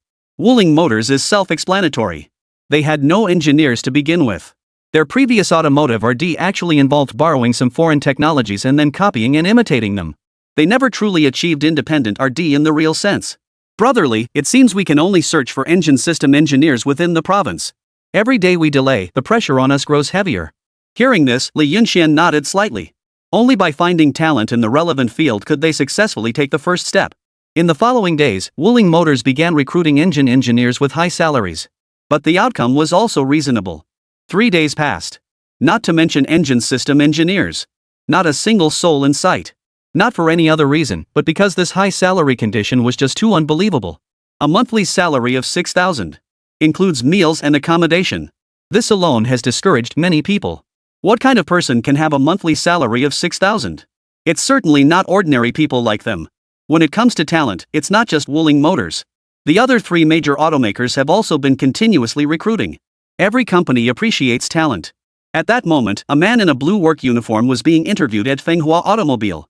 Unfortunately, he was being thrown out at that very moment. What a nuisance, someone from a domestic third-rate university with an electrical systems degree actually dares to show off here. Chapter 197, Free Meals and Accommodation with 5 Insurances. Do you really think someone like you is worth $1,000 a month? Do you believe you deserve that salary? Manhwa Automotive's HR looked disdainfully at the man before them. Originally, Manhwa Motors was also welcoming to the other party, given that they were a highly educated intellectual. No company would dislike a talent. Originally, they intended to offer a monthly salary of 500 yuan, allowing the person to try it out first and then increase the salary if they proved capable. Take it step by step, slowly. But this guy had the audacity to ask for 1,000 yuan a month. It was practically reaching for the sky. This was of course decisively rejected. If it were a top graduate returning from studying abroad proposing such a salary of 1,000 a month, they wouldn't find it excessive. That's normal. But domestically, it's different. Can domestic universities compare with those abroad? What are they thinking? In these times, those who understand people from foreign universities are indeed a cut above. Yet, as he was leaving, this guy had the audacity to insult Manhwa Motors, claiming they didn't value talent and would inevitably go bankrupt. What a malicious curse. The HR beauty didn't hesitate for a second. She decisively had security throw this clueless individual out, accompanied by a barrage of insults. Ah, still no job found. Are graduates from domestic universities really that cheap? Dong-hu felt quite helpless. He was a graduate of Nanjing Tech University. What I'm studying is currently the most advanced engine air intake system propulsion equipment in the country, which is a completely new discipline in China today. Many other institutions have not yet introduced it. This is also a form of elevation for prestigious domestic universities. A figure like him was originally a hot commodity, highly sought after. And indeed, that was the case. After he graduated, it's directly state-assigned tasks. The compensation isn't high, but it's stable and secure. That's the best part. Generally speaking, such talents are definitely meant to join the system. This life is worry-free. But Dong-hu knew very well that if he really went in, his future and hopes in this life would basically be over. So he still decided to venture out. As an engine engineer, wouldn't it be easy to find a job? So he decisively went to a major company with relatively generous and stable benefits and wages, that is, a major automobile manufacturer. This approach is quite sound. So he was looking for positions at major automotive companies in Guangdong province. Before Manhwa Automobile Company, he has already gone to 2 other car companies. The compensation packages offered were decent, but they still didn't meet Dong-hu's requirements. At most, it's 700 a month. And it doesn't include meals or accommodation. I had assumed that Manhwa Motors, being a major automobile manufacturer in Guangdong province and even nationwide, wouldn't offer such poor compensation for talent. Who could have imagined it would turn out like this? Only willing to offer 500. Moreover, any future salary increases would depend on whether one could create value for the company. This is not just a lack of respect for technical professionals, it is nothing short of an insult. Now the whole country understands that progress relies on highly educated talent. Everyone knows that no matter how high the treatment is for highly educated young intellectuals, it is never excessive, especially in the automotive field, which requires a lot of high-tech expertise. He came out full of passion, hoping for a better life, but reality dealt him a heavy blow. Alas, there's only Wuling left. I heard that Wuling has recently been cornered in the Guangdong province market by the 3 major automakers, and they might not even be able to protect themselves. Dong-hu muttered to himself. He already had some thoughts of withdrawing in his mind. Maybe it's better to just give up. At least one company was willing to offer him 700, which was already the highest he could get. Now, he couldn't go back to the state sector anymore. The moment he chose to refuse, there was no turning back. In front of Dong-hu, the options left for him were already very few. Forget it, I'll give it a try first, at least to get some closure. With a nervous heart, Dong-hu still made his way to the Wuling Motors headquarters. Compared to Manhwa Motors and other car manufacturers, the Wuling Motors headquarters really does seem a bit underwhelming. Other car company headquarters all have high-rise buildings and spacious factories. And Wuling Motors only had a single 2-story bungalow. That so-called factory is right next to it, just a structure made of iron and boron. Seeing this, Dong-hu's heart grew even colder. Inadvertently, Dong-hu came across the recruitment notice from Wuling Motors. Currently recruiting an engine engineer.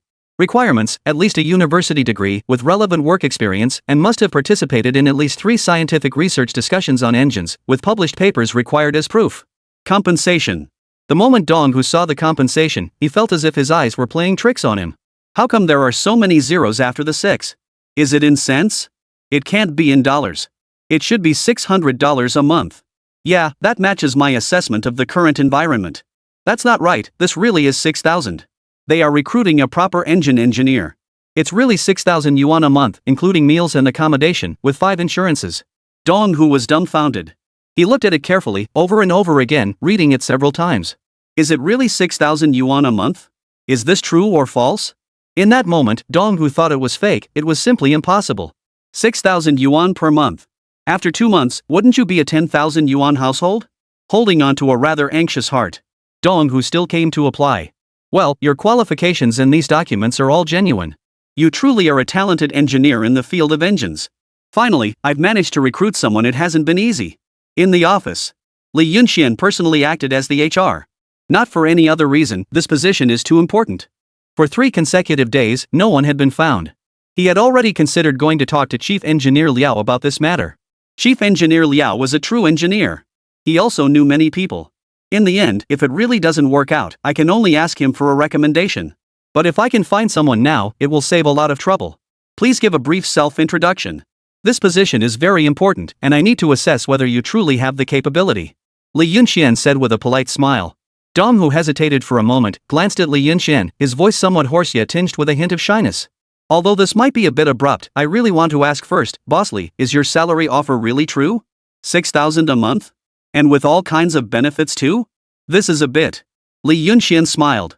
It looks like a scam ad, doesn't it? Dong Hu remained silent. After all, the other party has already spoken his mind. No doubt, as long as you pass, this is real. Wuling Motors never cuts corners when it comes to nurturing talent. The benefits will only get better, but the key is that you must have the skills. Chapter 198, Not a Scammer. For tech talents, we offer even better compensation. That's what they said, but Dong Hu wasn't entirely buying it. After all, anyone could say that. It's mainly the scale here.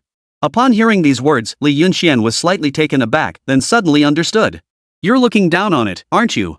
Heh, you probably don't know me yet, nor do you know who I am, and you certainly aren't aware of the upcoming decisions for Wuling Motors. Let me briefly introduce myself. I am the chairman of Xinchuan Group, and Wuling Motors is just one of the smaller companies under my umbrella. Dong Hu was slightly taken aback, only half understanding. No wonder they're so arrogant, offering such a high salary. It seems I really came to the right place. He wasn't afraid that Li Yunxian would deceive him.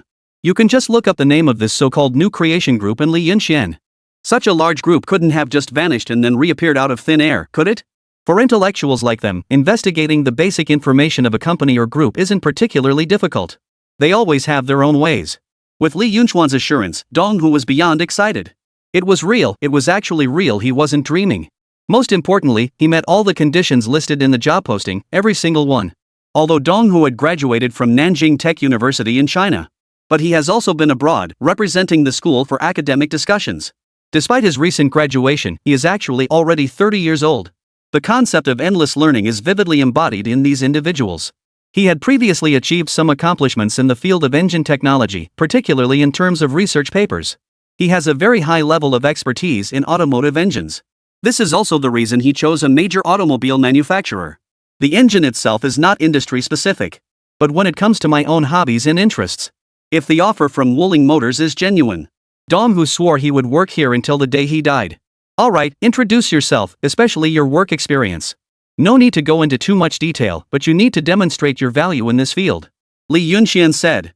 Hello, boss, I graduated from Nanjing Tech University, majoring in engines. I have some understanding of any type of engine. Regarding automotive engines, I have previously discussed with some foreign experts, and I won first place in a paper competition. In terms of engine research and achievements, I also received a third prize. After speaking, Dong Hu took a medal out of his backpack. It was indeed a third prize. It also came with a photograph. It's a photo with a renowned foreign scientist. From this, it is clear that the other party was not lying. He truly is a skilled and valuable engine engineer. This level of talent is also extremely rare within the country. Those who can achieve results abroad are even fewer. With such a person as an engineer, Li Yunxian was absolutely at ease. This person could help Wuling complete the engine upgrade work. With your talent, many companies must be eager to recruit you. Why did you choose to come here? Li Yunxian was a bit curious. This person in front of him probably wasn't a local. After all, he didn't even recognize himself. Any company would appreciate such talent. Li Yunxian found it hard to believe that just by posting a recruitment notice, a true expert had actually come forward. Upon hearing this, Dong Hu smiled bitterly. To be honest, it's really a sad story. Dong Hu himself was not one for beating around the bush. Say whatever comes to mind. He wasn't even afraid that Li Yunxian would use this as industry standard to lower his salary. After listening to the entire story, Li Yunxian was left speechless with amusement. This guy really has it rough. I went to Fenghua Motors for an interview, and they actually kicked me out. However, Li Yunxian also felt helpless in his heart. This is the current situation in the country. It's a bit of a worship of foreign things. Especially in technology. Nowadays, many bosses share a common understanding. Overseas graduates definitely have more value than domestic ones. This is a very helpless story, but it is also the truth. Congratulations, you've met my requirements and passed the initial interview, but there's still a probation period. I hope you understand it's 3 days. If you're not suitable during this time, we won't hire you permanently, but you'll receive a daily wage of 100 yuan. If you pass the probation, an extra 100 yuan will be added to each of the first 3 days' wages. Meals are provided during these 3 days, but accommodation is not included yet. Can you accept this? Li Yunxian nodded and responded in a routine manner. Yes, yes, yes. Thank you, boss, for giving me such a great opportunity. I will work hard. Donghu quickly nodded. This is like hitting the jackpot. There's pay for the 3-day trial period, 100 per day. Just this condition alone is leagues ahead of other companies. Very well, I also hope you can adapt to this job. Currently, Wuling Motors is at a bottleneck stage, and this issue can only be resolved by you. Let us know when you're ready to start work, we're all set and waiting for you. Li Yunxian asked with concern. At this moment, he felt a sense of relief in his heart. Even if this person isn't quite adapted to the work here yet, Li Yunxian has already decided to nurture him. This is a rare talent that absolutely cannot be missed. Hearing Li Yunxuan's words, Donghu immediately perked up. Able to start working now? That's fantastic. When he thought about the job benefits, even if it meant living at the company every day, Donghu was more than willing. What else needed to be arranged? He could start working right away. Right now. Donghu said firmly. Li Yunxian thought he had misheard. No way, talking about going to work so eagerly. What a dedicated employee. Right now, since I don't have anything else to do anyway, might as well get used to it. Li Yunxian smiled and led the other person into the iron shed factory. Our current engine technology is too outdated and needs improvement. We must upgrade it, whether in terms of materials or technological aspects. At the very least, we need to advance from 2 generations to 3. And our current commercial timeline is very tight, with only 2 months to spare. That means within these 2 months, we must complete the development of the 3rd generation engine and achieve mass production. Li Yunxian briefed Donghu on the current situation. Heard the whole story. Donghu nodded slightly, now understanding the current situation at Wuling Motors. Wuling Motors is now financially well off. It even included advanced engine materials and some related documents. The key point is that nobody can understand this stuff. Even if they understand, they wouldn't know where to start with engine development and upgrades. Nowadays, we have everything except the right talent in this field. It's a case of all being ready except for the east wind, the final crucial element. Chapter 199, Professional Expertise. Donghu, the upgrade of the engine will depend on you. Do you have the confidence? Li Yunxian said with a smile. I don't dare to speak too confidently, but I will definitely give it my all. This was absolutely Donghu's sincere words. If this were in an ordinary company, the higher-ups told me there was an extremely important task for me to complete, yet my salary was only a few hundred yuan. Just go ahead and slack off as usual. A few $100 a month, why risk your life? But now, this salary is more than enough to make him go all out. Boss, rest assured and leave it to me. I'll handle it well. Over the next day, Li Yunxian didn't even need to teach anything. Donghu proactively familiarized himself with the current engines and the entire production workshop of Wuling Motors. He even took the initiative to ask others about various production issues they encountered. Most importantly, he was actually capable of solving these problems. This hydraulic press is definitely broken, it hasn't released oil for so long. Do you have a toolbox? This needs to be repaired immediately, otherwise it will affect subsequent work schedules. This lathe is running a bit slow, there must be an issue with the gear teeth. Throughout the day, Donghu familiarized himself with Wuling Motors' workshop and research conditions while simultaneously investigating the company's current production issues. In the office. Boss, I basically grasped the issues with Wuling Motors. Regarding the engine upgrade, materials are actually a minor matter. I've looked into it, we can source the required engine materials from suppliers in neighboring country H. That's not a big issue. The more significant problem lies with the engine structure. Our 2nd generation engine is too large in size, which causes it to occupy excessive space when assembled in the vehicle, affecting the installation of other components. The 3rd generation engine isn't actually difficult, the related materials are available overseas. The real challenge lies in the current structural design. I believe this is the most critical issue facing Wuling Motors at present, and it must be resolved. The structure is considered a century-old challenge, and this is also a crucial process in breaking through engine engineering. Listening to these words, Li Yunxian nodded with a vague understanding. He knew how to make money, but when it came to these technological matters, he was practically illiterate, at least, judging by the other party's words. He seemed to understand them quite clearly and was particularly familiar with such things. That will do. Do you think you can complete it within 2 months? We're quite pressed for time. The new engine needs to be assembled as soon as possible, otherwise it will affect our subsequent business plans. Hearing this, Dong-gu smiled confidently. Extended a single finger. What do you mean? Li Yunxian was somewhat bewildered. It'll take a month at most, and if things go smoothly, we can solve it in half a month. Hearing this, Li Yunxian was instantly overjoyed. The pleasant surprise had come far too suddenly. Now it was his turn to feel this was unreal. A problem that had troubled Wuling Motors for several years, could Dong-gu really solve it in just half a month? Of course, although this issue had troubled Wuling for a long time, the objective reason was still a lack of funds. It was only because Li Yunxian had increased the investment here, nothing more. Speaking of which, I have to thank you, boss, for providing these documents and literature about the engine. They are the most important part. Such materials are not usually circulated easily. Without them, it would likely have taken several years to develop the new engine. Dong-gu smiled wryly. He had always been pragmatic and truth-seeking. If the achievement had truly been accomplished through his own efforts, he wouldn't have hesitated to take credit where credit was due. But this time, it really had little to do with him. Because the answer is truly here. He just needs to copy the answers. Li Yunxuan's answer was too advanced and cutting-edge. This was no challenge at all for him. Both the structure and materials of the engine were clearly documented in the literature and materials provided by Li Yunxian. Li Yunxian smiled and nodded, quite satisfied with the Dong-gu before him. Not arrogant or impatient, diligent and hardworking, this is an outstanding engineer. My luck is truly good this time to have found such an engineer. It was pretty much as Li Yunxian had anticipated. Actually, whether it's the 3rd generation or 4th generation engine, all are included in the engine documentation and literature that Li Yunxian purchased from the system. Those who copied before couldn't really grasp it, after all, they weren't professionals in this field. And this time, someone with the right expertise has come along. Things are indeed much simpler this way. As long as you can get this thing done within the deadline, the credit will still be yours. I'll double your bonus and double your salary. Li Yunxian said generously. Hearing this, Dong-gu truly felt he had met the right person. Hard work pays off, it wasn't easy. This kind of treatment, the boss totally deserves to get rich. No problem, leave it to me. Even if I have to work 24 hours a day, I'll get it done as soon as possible. Dong-gu said through gritted teeth. He had already made up his mind since he was given such great treatment. Then you must prove yourself. It must be completed within half a month, let's make it a surprise for Boss Lee. The day's process was completed. When I got $100, Dong-gu's entire mood was in a daze. I'm not dreaming, this company is truly conscientious. One day of trial work would earn him 100 yuan.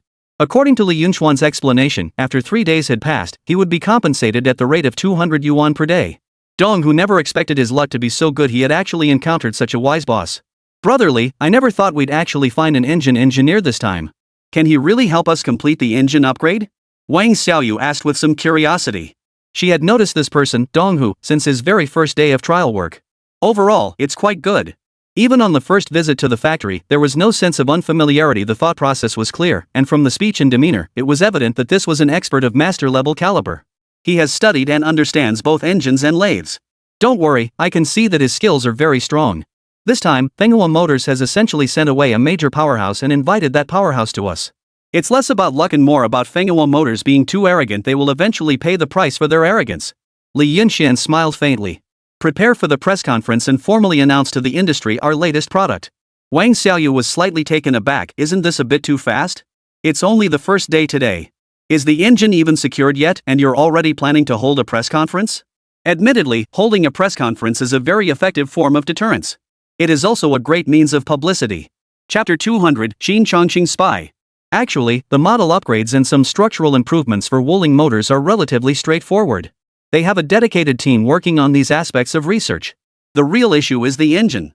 We must first elevate the car's grade and improve its quality before we can present it to industry peers for evaluation. Do you think I'm trusting Dong-gu? Actually, I'm trusting my data. With this data, it's just a matter of time before we develop not only a 3rd-generation engine, but even a 4th-generation one. This is what Li Yunxian is least afraid of right now. Now, surrounded by the 3 major car manufacturers, there are price wars, public opinion battles, and so on. The situation is very unfavorable for Wuling Motors, and this situation must be changed as soon as possible. Therefore, the upgrade and iteration of the engine are very important and must be rapid. In business warfare, speed is the ultimate weapon. Okay, I understand. Wang Xiaoyu nodded. If it were her, she would never dare to be so bold. If the engine upgrade fails to materialize by then, Wuling Motors would become the laughingstock of the entire industry, unable to hold their heads high again, and might even face a public relations crisis. But since it was Li Yunxuan's decision, she expressed complete trust in it. From the current perspective, their engine upgrade is indeed just a matter of time. This long-standing problem that had troubled Wuling Motors for many years was finally resolved at this moment. Moreover, Wang Xiaoyu also learned a great deal from this incident. She originally thought that upgrading the engine to the next level would require a significant amount of money. At the very least, it starts at a level of several million. But now, actually, Li Yunxian didn't spend much money. Even the timeline was very fast. This was something she hadn't expected. But if you really think about it, those materials of Li Yunxian's might not be obtainable even for millions. I can only say this man is even more powerful and mysterious than I had imagined. I've long heard that Li Yunxian's channels are like something out of a myth, and now Wang Xiaoyu has witnessed it firsthand. Just 3 short days passed. With an announcement released by Wuling Motors, the entire nation's automotive industry was sent into a frenzy. Wuling Motors will launch its latest car model on the 25th. Just a few short words, but they make industry insiders realize that Wuling Motors really seems to be on the rise? Manhwa Motors headquarters. Chairman, I don't believe this is true. Upgrading and iterating cars isn't that simple, especially with engines. We invested over 10 million and, with a bit of luck, managed to purchase design blueprints from a foreign car company. It took us several years to finally develop the third-generation upgraded model engine, the twin-turbo V3. The total value of the investment has already exceeded 12 million. What gives Wuling Motors the right?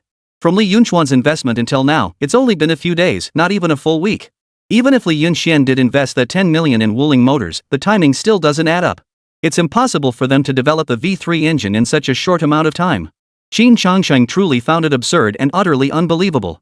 Deep down, he was unwilling to believe this fact. This is even more terrifying than seeing a ghost in broad daylight. I also find it hard to believe, but right now we must investigate and find out the truth.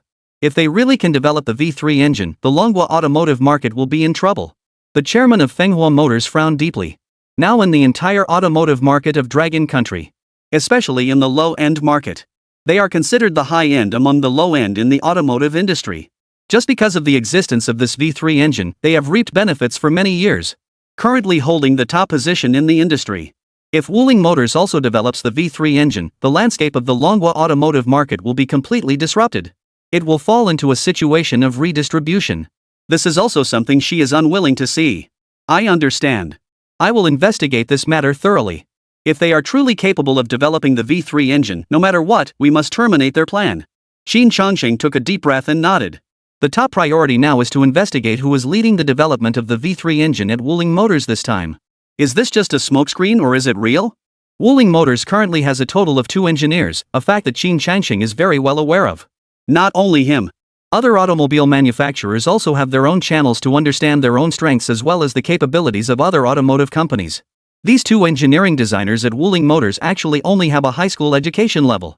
Letting them assemble and repair machines is still acceptable. Want them to complete the engine upgrade? Don't even think about it, they don't have the capability to do that. At this thought, Qin Changsheng quickly made a phone call. Hey, it's me. It's Manager Qin, what can I do for you? The other end immediately became fawning. Do you think I would call you for no reason? Don't you know why I'm making this call? Qin Changsheng said irritably. Of course I know, it's just to verify the status of our Wuling Motors V3 engine. But to be honest with you, regarding this matter, Bosley has not allowed us to participate. Our current status has been downgraded, we've gone from being engineering designers to maintenance engineers, a step down in rank. As for how the engine upgrade and replacement are progressing, don't even bother asking me, you won't get anything from old Su either, he doesn't know either.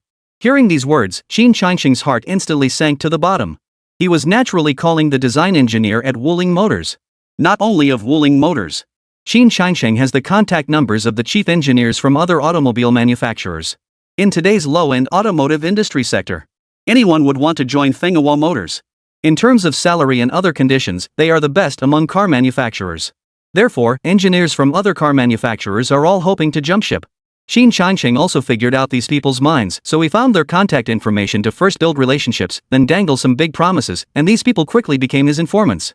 This was also a sharp tool for controlling internal information from other car manufacturers. That Li Yunxian. Hearing the mention of Mr. Li from the other party, Qin Changsheng gritted his teeth in hatred. Previously, the 10 million investment was originally theirs. But now, it had actually gone to Wuling Motors. And it has also become a weapon to use against them. This made Qin Changsheng extremely displeased. He never thought he was wrong at the time. They are the industry leader in Manhwa automobile, how could they possibly be wrong? The only mistake was Li Yunxian's failure to recognize their goodwill and refusing to cooperate with them. Chapter 201, Two Deceivers. Can you get me their core information, old Hua? You know I won't treat you poorly. Xin Chongsheng spoke coldly. The middle-aged man called Old Hua showed a troubled expression. To be honest, all of us here are just getting by wherever we work. Now that we've been kicked out of the top management, we really don't have access to such confidential information anymore. Our new boss seems to have a lot of experience in this area. In short, unless you're directly involved, you wouldn't know any of the relevant information here. From the moment Old Hua heard that Wuling Motors was planning to upgrade their engines, he knew their money-making opportunity had arrived.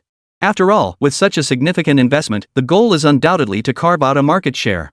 He also knew that Fenghua would definitely take some action, so making profits from both sides would be wonderful.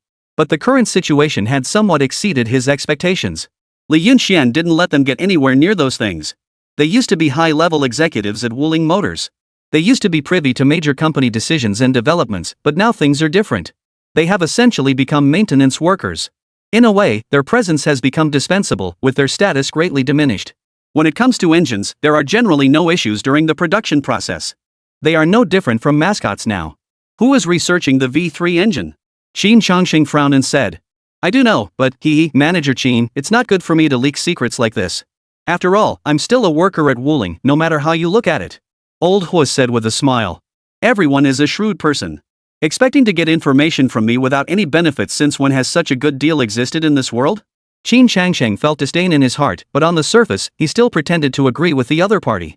Rest assured, after this matter is settled, you will definitely not be left without benefits.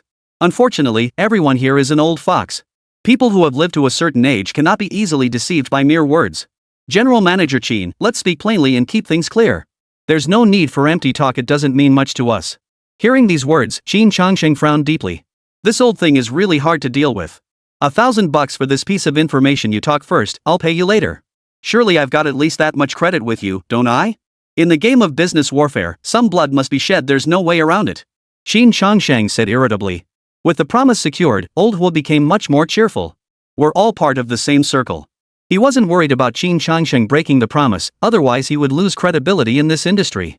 It's a man called Tiger, I heard he came from your Fenghua Auto. Manager Qin, I must say, you've lost an extraordinary talent. Now he's the chief in charge of our Wuling Motors engine upgrade project. I heard he's a top talent, an expert in the engine field. How could you let him go? Qin Chongsheng instinctively froze for a moment. What, Dong Hu? No way. Qin Chongsheng was certainly aware of it. After all, when he came for the interview, he had already learned the details from the HR lady and had even met him once, but he didn't take it to heart. Especially when the HR beauty said he actually had the audacity to demand a salary of 1,000 yuan a month, they sneered repeatedly. Did he really think knowing a few words these days entitled him to such an outrageous ask? It was also his idea to kick this person out at the time. In his eyes, this Dong Hu was also a fraud. You're just here to trick them into giving you a high salary.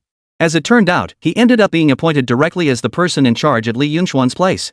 That guy is just a fraud. It's just as well that he went to Wuling Motors. I don't believe someone who graduated from a domestic university can actually pull off developing this V3 engine. Qin Chongsheng said somewhat disdainfully. He now even feels that his initial decision was exceptionally wise and correct. The two scammers are now working at the same company. Still dreaming about developing a third-generation engine? That's nothing but wishful thinking, utterly impossible. Qin Chongsheng had initially been worried about whether they would actually develop a new engine, but now it seemed utterly impossible. Still, caution is necessary where caution is due. Lao Hua, help me gather the latest intel. If possible, sabotage their plan, do whatever it takes. If you succeed, I'll give you $1,000. And we formally invite you to join Fenghua Motors. As you know, for our full-time employees, we offer the best compensation in the industry. For a contributor like you, we will provide even more favorable treatment. Hearing these words, Old Hua instinctively felt tempted. But he didn't feel as excited as before. If it had been earlier, he would have indeed considered this amount substantial. His monthly salary was only 700 yuan. Considering today's average wage of just 300 to 400 yuan, this offer was already quite attractive. But he had received a piece of insider information within the company. This tiger's salary is 6,000 yuan a month. It could be considered top-tier pricing. Now this 1,000 yuan has somewhat lost its original meaning. It's really too little. But Old Hua harbored more resentment in his heart. Back then, they were the engineers at Wuling Motors. They had been working there since the very beginning when Wuling Motors was just starting out. It can be said to have witnessed the growth of Wuling Motors. They are the founding members of Wuling Motors. Without them, Wuling Motors could never have grown. But now, how is Wuling Motors treating them? With foreign investment coming in, these elderly folks should be having an even better life now. At the very least, shouldn't the compensation be increased? As a result, with the arrival of Li Yunxian, their positions were even demoted. Now Old Hua had long since seen things clearly. These so-called capitalists are devoid of emotion, so why remain loyal to them? When it comes to profit, one should sell out without hesitation. Alright, I'll give it a try, but I can't guarantee whether it will succeed or not. Old Hua gritted his teeth and said. At Wuling Motors, they had reached the end of the road. Continuing like this wasn't a solution. At Fenghua Motors, their lives would at least be better, they could still hold engineering positions. But at Wuling Motors, they had already been reduced to mere mechanics. That's right, push harder. You can rest assured as long as you complete the task, I absolutely won't let you down. Qin Changsheng rarely smiled. For such fair weather friends, even if Old Hua truly accomplished the task, he wouldn't keep his promise. These people are purely profit-driven. As long as there's gain, they'd betray anyone.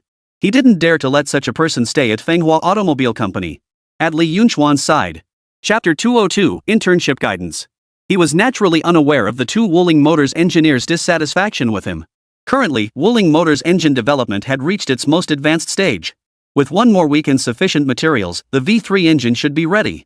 Inside the laboratory. This was Wuling Motors' exclusive laboratory. This was originally just a small room. After Li Yunxian increased financial investment, the current laboratory has not only expanded in scale but also attracted more highly educated professional technical talents compared to before. All this is thanks to Dong Hu. Today, there is a high demand for talent in fields such as engines, electrical systems, and propulsion. Li Yunxian had no means of acquiring such talents. Even if we approach Zhang Lei, following the procedures would still require a considerable amount of time. Moreover, Li Yunxian no longer wanted to trouble Zhang Lei. All of this is for the development of Guangdong province. However, Li Yunxian was actually unwilling to keep dealing with Zhang Lei all alone. For those in high positions, Li Yunxian always adhered to the principle of avoiding them whenever possible. Before this, it was for the development of Jiangcheng and Guangdong province, because Li Yunxian genuinely needed Zhang Lei's help to acquire relevant talents to enhance competitiveness.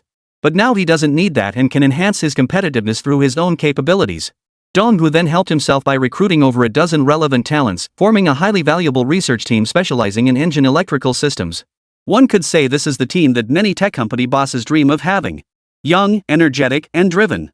Now, Li Yunxian effortlessly brought it into existence. Brother Li, you're truly amazing. It's been less than half a month, and our V3 engine is almost ready. Plus, with this research team, our company's technological development is bound to accelerate rapidly. Catching up to Fenghua Auto won't be a problem by then. Hearing this, Li Yunxian chuckled wryly and shook his head. Surpass Fenghua Motors? You must be joking. I've never considered Fenghua Motors a rival. That would be an insult to me. As I've said before, our goal is to break into the mid-range market and secure a substantial market share. In the low-end car market, we need to secure at least a 50% market share. That means our real competitors are the foreign car brands, not these domestic companies with tunnel vision. Wang Xiaoyu nodded in deep agreement. This is what you call vision. This is true vision. Indeed, only by being with outstanding people can one become outstanding. For Wang Xiaoyu, defeating Fenghua Auto was the dream of a lifetime. As for Li Yunxian, this was merely a starting point for him. He didn't even consider Fenghua Auto worthy of his attention. The reality now is that, given the current progress, surpassing Fenghua Auto was only a matter of time. By the way, Brother Li, what about Old Ho and Old Su? They were both engineers at our Wuling Motors before. Now that they've been kicked out of the decision-making level, they must be really upset about it. Wang Xiaoyu expressed with some concern. She still held a respectful attitude toward these two engineers. No matter what, they made significant contributions when Wuling Motors was just getting started.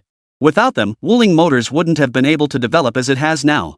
Now, although they still retain their positions in terms of the substance of their work, they truly no longer have any decision-making authority. There's no helping it. The current leadership at Wuling Motors has changed to someone who can actually communicate, and she's no longer the sole decision-maker.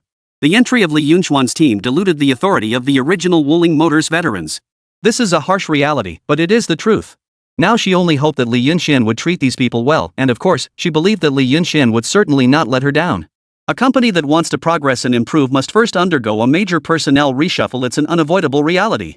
However, we shouldn't be too ruthless toward those who have contributed greatly. They haven't yet reached an age where they can no longer work, so I'll give them a chance. As long as they pass the assessment test, they can still enter the decision-making level of the core team. But it all depends on their sincerity. If they are willing to learn and make progress, I would be very happy to have them. But if they remain stuck in their old ways, then there's nothing more that can be done. Li Yunxian smiled faintly. Why hasn't Wuling Motors developed so far? The objective reason is a lack of funds. But engineers are actually very important too. A good engineer is capable of driving the enterprise and the company forward. As senior engineers, Lao Hua and Lao Su forced Wuling Motors to innovate in sales under their leadership, which was unreasonable. This shows their incompetence. Of course, it doesn't matter much, as Li Yunxian is now willing to give them this opportunity to relearn. He had never been a heartless person. I believe they will definitely cooperate.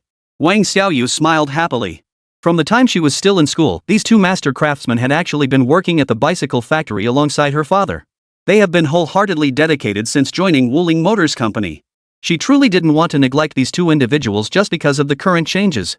Inside the office, Lao Hua and Lao Su were both invited by Li Yunxian at the same time. "Hello, Vice President Li." Lao Hua and his companion spoke with flat, emotionless voices, offering only the most basic greeting. This was the man who had demoted them, so naturally they couldn't muster much respect for Li Yunxian. Although their salaries hadn't been reduced, yet they clearly showed little appreciation. Now that the position has been downgraded, how far is the next step to a salary reduction? Capitalists are all like this. There is no trace of emotion in them in their minds, there is only self-interest. You both are well aware that the company is undergoing significant restructuring, and these changes also involve the two of you. Next, I will make a simple adjustment to the work of you two. If you can handle it, your abilities will be put to good use. But before that, both of you need to follow the research team and learn to put it bluntly, you'll be interns. Do you understand? Ah Liang, why don't you give them a brief introduction? Li Yunxian looked at the young man beside him. The young man known as Liang smiled at the two of them, speaking in a respectful tone. Master Craftsman, I am Hu Liang, the head of the third team at Wuling Motors. You two will be joining our team to work on engine-related research and development. I will guide you and observe your work performance, eventually submitting an evaluation to the boss. Upon hearing this, Old Huo and his companion instinctively froze for a moment. Chapter 203, Old Huo's Thoughts. A sudden surge of inexplicable anger welled up in his heart. Great, first they were kicked out of the decision-making level, and now they're being insulted by having new employees come in to guide their work? So now they're the newcomers at Wuling Motors, while these new hires have become the old-timers? Where does that leave their dignity? There should be a limit to humiliation. They had endured it before. After all, Li Yunxian is the major shareholder, so some respect should be given where it's due. But now it seems that too much respect has been given, to the point where Li Yunxian no longer treats them as human beings. This is an attempt to force them out of Wuling Motors. Originally, Lao Hua had still hesitated about whether to truly betray Wuling Motors. After all, he had been here for so many years, and there was always some sentimental attachment. Whether it was with former boss Wang Tianfeng or current boss Wang Xiaoyu, everyone was very familiar with each other. But now, even these two no longer managed them. Everything was under the responsibility of this new boss. In that case, there was no need for them to show any loyalty to Li Yunxian anymore. At this moment, Old Hua had already secretly made up his mind. At this thought, he suddenly smiled. Great, Manager Hu Liang, we will definitely follow your arrangements and the boss's instructions. Old Hua was the first to respond enthusiastically. Although Old Su beside him also felt a bit of a blow to his pride, seeing Old Hua's reaction, he could only nod in agreement. No matter what, making money to support the family comes first. Everything else is secondary. I'm glad you can cooperate like this. Let's work hard. Li Yunxian smiled without giving it much thought. These two are both founding-level contributors. Although Li Yunxian isn't impressed by their titles, he remains genuinely interested in talented individuals. True talent actually has nothing to do with age, it only relates to one's inner convictions. This time I can help Manhwa extract more information. Heaven helps those who help themselves. Old Hua sneered coldly in his heart. Originally, they were thinking about how to make a profit from both sides. Now, Li Yunxian has unexpectedly allowed them to join the decision-making team, albeit a small one where they might carry little weight, but this information can still be gathered. In about a week, other car manufacturers are in for a surprise, though it might spark quite a large-scale battle by then. Li Yunxian narrowed his eyes slightly, his thoughts stretching far into the future. He fully understood the impact the V3 engine would have on the market once it was launched. Previously, only Manhwa Motors possessed the V3 engine. Other automakers are all using V2, which is the oldest model of the engine. Manhwa Motors may be strong, but they can only capture a limited market share. The main issue is the enormous upfront investment required, with a very long payback period, making it impossible to scale up quickly in a short time. This gave other automakers an opportunity to take advantage. At that time, brands like Wuling and GAC rose to prominence during that period. The current situation is completely different now. Wuling Motors has substantial investments, advanced technological production capabilities, and the potential for expansion in scale. This move could immediately disrupt the entire low-end automotive market and advance into the mid-range segment, targeting foreign products. These foreign car brands are extremely ruthless in suppressing domestic car brands, stifling any sign of resurgence in its infancy, such as the brutality of commerce. Li Yunxian must also prevent such a scenario from occurring. Prepare for a rainy day. Li Yunxian sighed faintly in his heart. Everything being done now was merely the prelude to the coming storm. After working in the third research team for 2 days, Old Huo and Old Su had already reached an agreement. Moreover, they were completely unaccustomed to the working conditions here. The intensity was far greater, many times more demanding than what they had experienced before. The most crucial thing is that there are many things they need to learn slowly from scratch, which is the real killer. They weren't too old either, just in their 30s. But he was also approaching 40. At this age, being asked to learn from some younger people makes them feel quite frustrated. You can certainly learn it, but whether you'll truly master it is another matter. Both of them felt dizzy in their heads every day. While they could indeed learn a few things, the mental and physical torment was something they found hard to endure. But soon, the two men, Old Hua and his companion, still got their chance. At the office workstation, Hu Liang hurriedly walked in from outside. Everyone, pause for a moment. The research on the V3 engine has reached its latest phase. Our workstation's primary responsibility is material synthesis. Immediately complete the documents you're working on and submit them to the research department. Remember, the names and specifications of the materials must not contain any errors.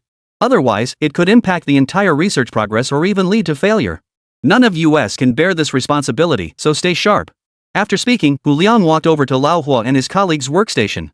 Even though you two are new, you've already gotten a sense of the work over the past couple of days. Our team is under heavy workload now, so both of you need to get serious. What you need to do isn't difficult, just fill in the information and model numbers on these documents. Thank you for your hard work, masters. Hu Liang knew that both of them were newcomers, so he didn't assign them any overly difficult tasks right away. Transcribing documents is the most suitable option. Just follow the specified structure in the document to label the material synthesis. This requires careful attention. Their team currently has limited manpower, and with the sudden increase in workload, everyone is overwhelmed. Hu Liang had no choice but to assign this crucial task to the two senior technicians. Hearing this, Lao Su instinctively resisted in his heart. They were again assigned these menial, labor-intensive tasks that offered no real value and brought no appreciation. But soon, he saw Lao would ecstatically take the documents. Moreover, the individual demonstrated a highly proactive and cooperative attitude. Team leader, don't worry. Although we too aren't very useful, tend to cause trouble, and learn slowly, the simple transcription work won't be too difficult for us. Leave all these documents to us, you have more important matters to attend to. Hearing these words, Hu Liang was slightly taken aback. He had noticed the gloomy and bitter expressions on these two individuals over the past couple of days. At first, he simply thought they were struggling to adapt to the work environment here and didn't dwell on it too much. He assumed they would adjust over time. They seem to have adapted now. Don't think that way, masters. Although you're new here, if we consider seniority strictly, we genuinely respect both of you as senior masters. Upon hearing this, Old Hua raised his eyebrows slightly. Judging by the attitude, they're actually being treated quite well in this team. Chapter 204, Li Yunxian discovers it. At least no one treated them with cold indifference. Everyone was very warm towards them, even willing to help them. But so what? Can some small favors soothe the pain in their hearts? Clearly not, they couldn't care less about such things. Alright. You all go ahead and get busy. Leave this matter to us. Old Hua nodded with a smile. Su waited until Hu Liang had left before giving him a strange look. Are you on some kind of stimulant, being so eager? Don't forget what we've been through these past 2 days. Lao Hua gave a cold chuckle and whispered softly in his ear. Just after listening, Old Su's eyes instantly widened in shock. This is going too far. No matter what, we're still senior employees at Wuling Motors, and we're old acquaintances of Boss Wang. How are we supposed to face him in the future? Lao Hua, how could you do this? Old Su was incredulous. Although he also felt somewhat dissatisfied with Li Yunxuan's current arrangements, this was because he had no emotional attachment to the new boss. So he slacked off at work to express his protest. But he had to admit that life at Wuling Motors wasn't bad these days. At least the wages have always been paid without any reductions. Isn't it quite nice to just coast along? At least their jobs have become easier than before. Don't worry about how much others earn each month, just focus on living your own life well. What kind of bull is this veteran employee status? Look at how the new boss Li Yunxian treats us old-timers now. It's clear he sees us as newcomers. He just wants us to idle away at Wuling Motors until we become useless, and then he'll kick us out sooner or later. Do you really think they have any feelings for us? These capitalists only care about profits. Who gives a damn about your seniority? Old Hua spoke coldly. One question, do you dare to join me or not? Don't say I didn't warn you. If we report our achievements to Fenghua Motors now, we might still get some benefit and earn a little money. But if you keep playing the nice guy, well, don't blame me when you get kicked out. The car market isn't what it used to be. People like us aren't as valuable as before. Hearing this, Old Su began to hesitate. What the other man said was true. But do I really have to do this? I'm afraid the consequences could be significant. Are you sure about this? What if this matter involves too much? All our people are in this area. If something goes wrong, no one will be able to escape. Lao Hua's gaze turned fierce. There's definitely certainty. The key now lies with Manhwa Auto whether they're willing to show us sincerity. If their sincerity is sufficient, we'll proceed. Let's wait and see. After saying this, the two quickly called Qin Changsheng at Manhwa Automotive after work. Oh?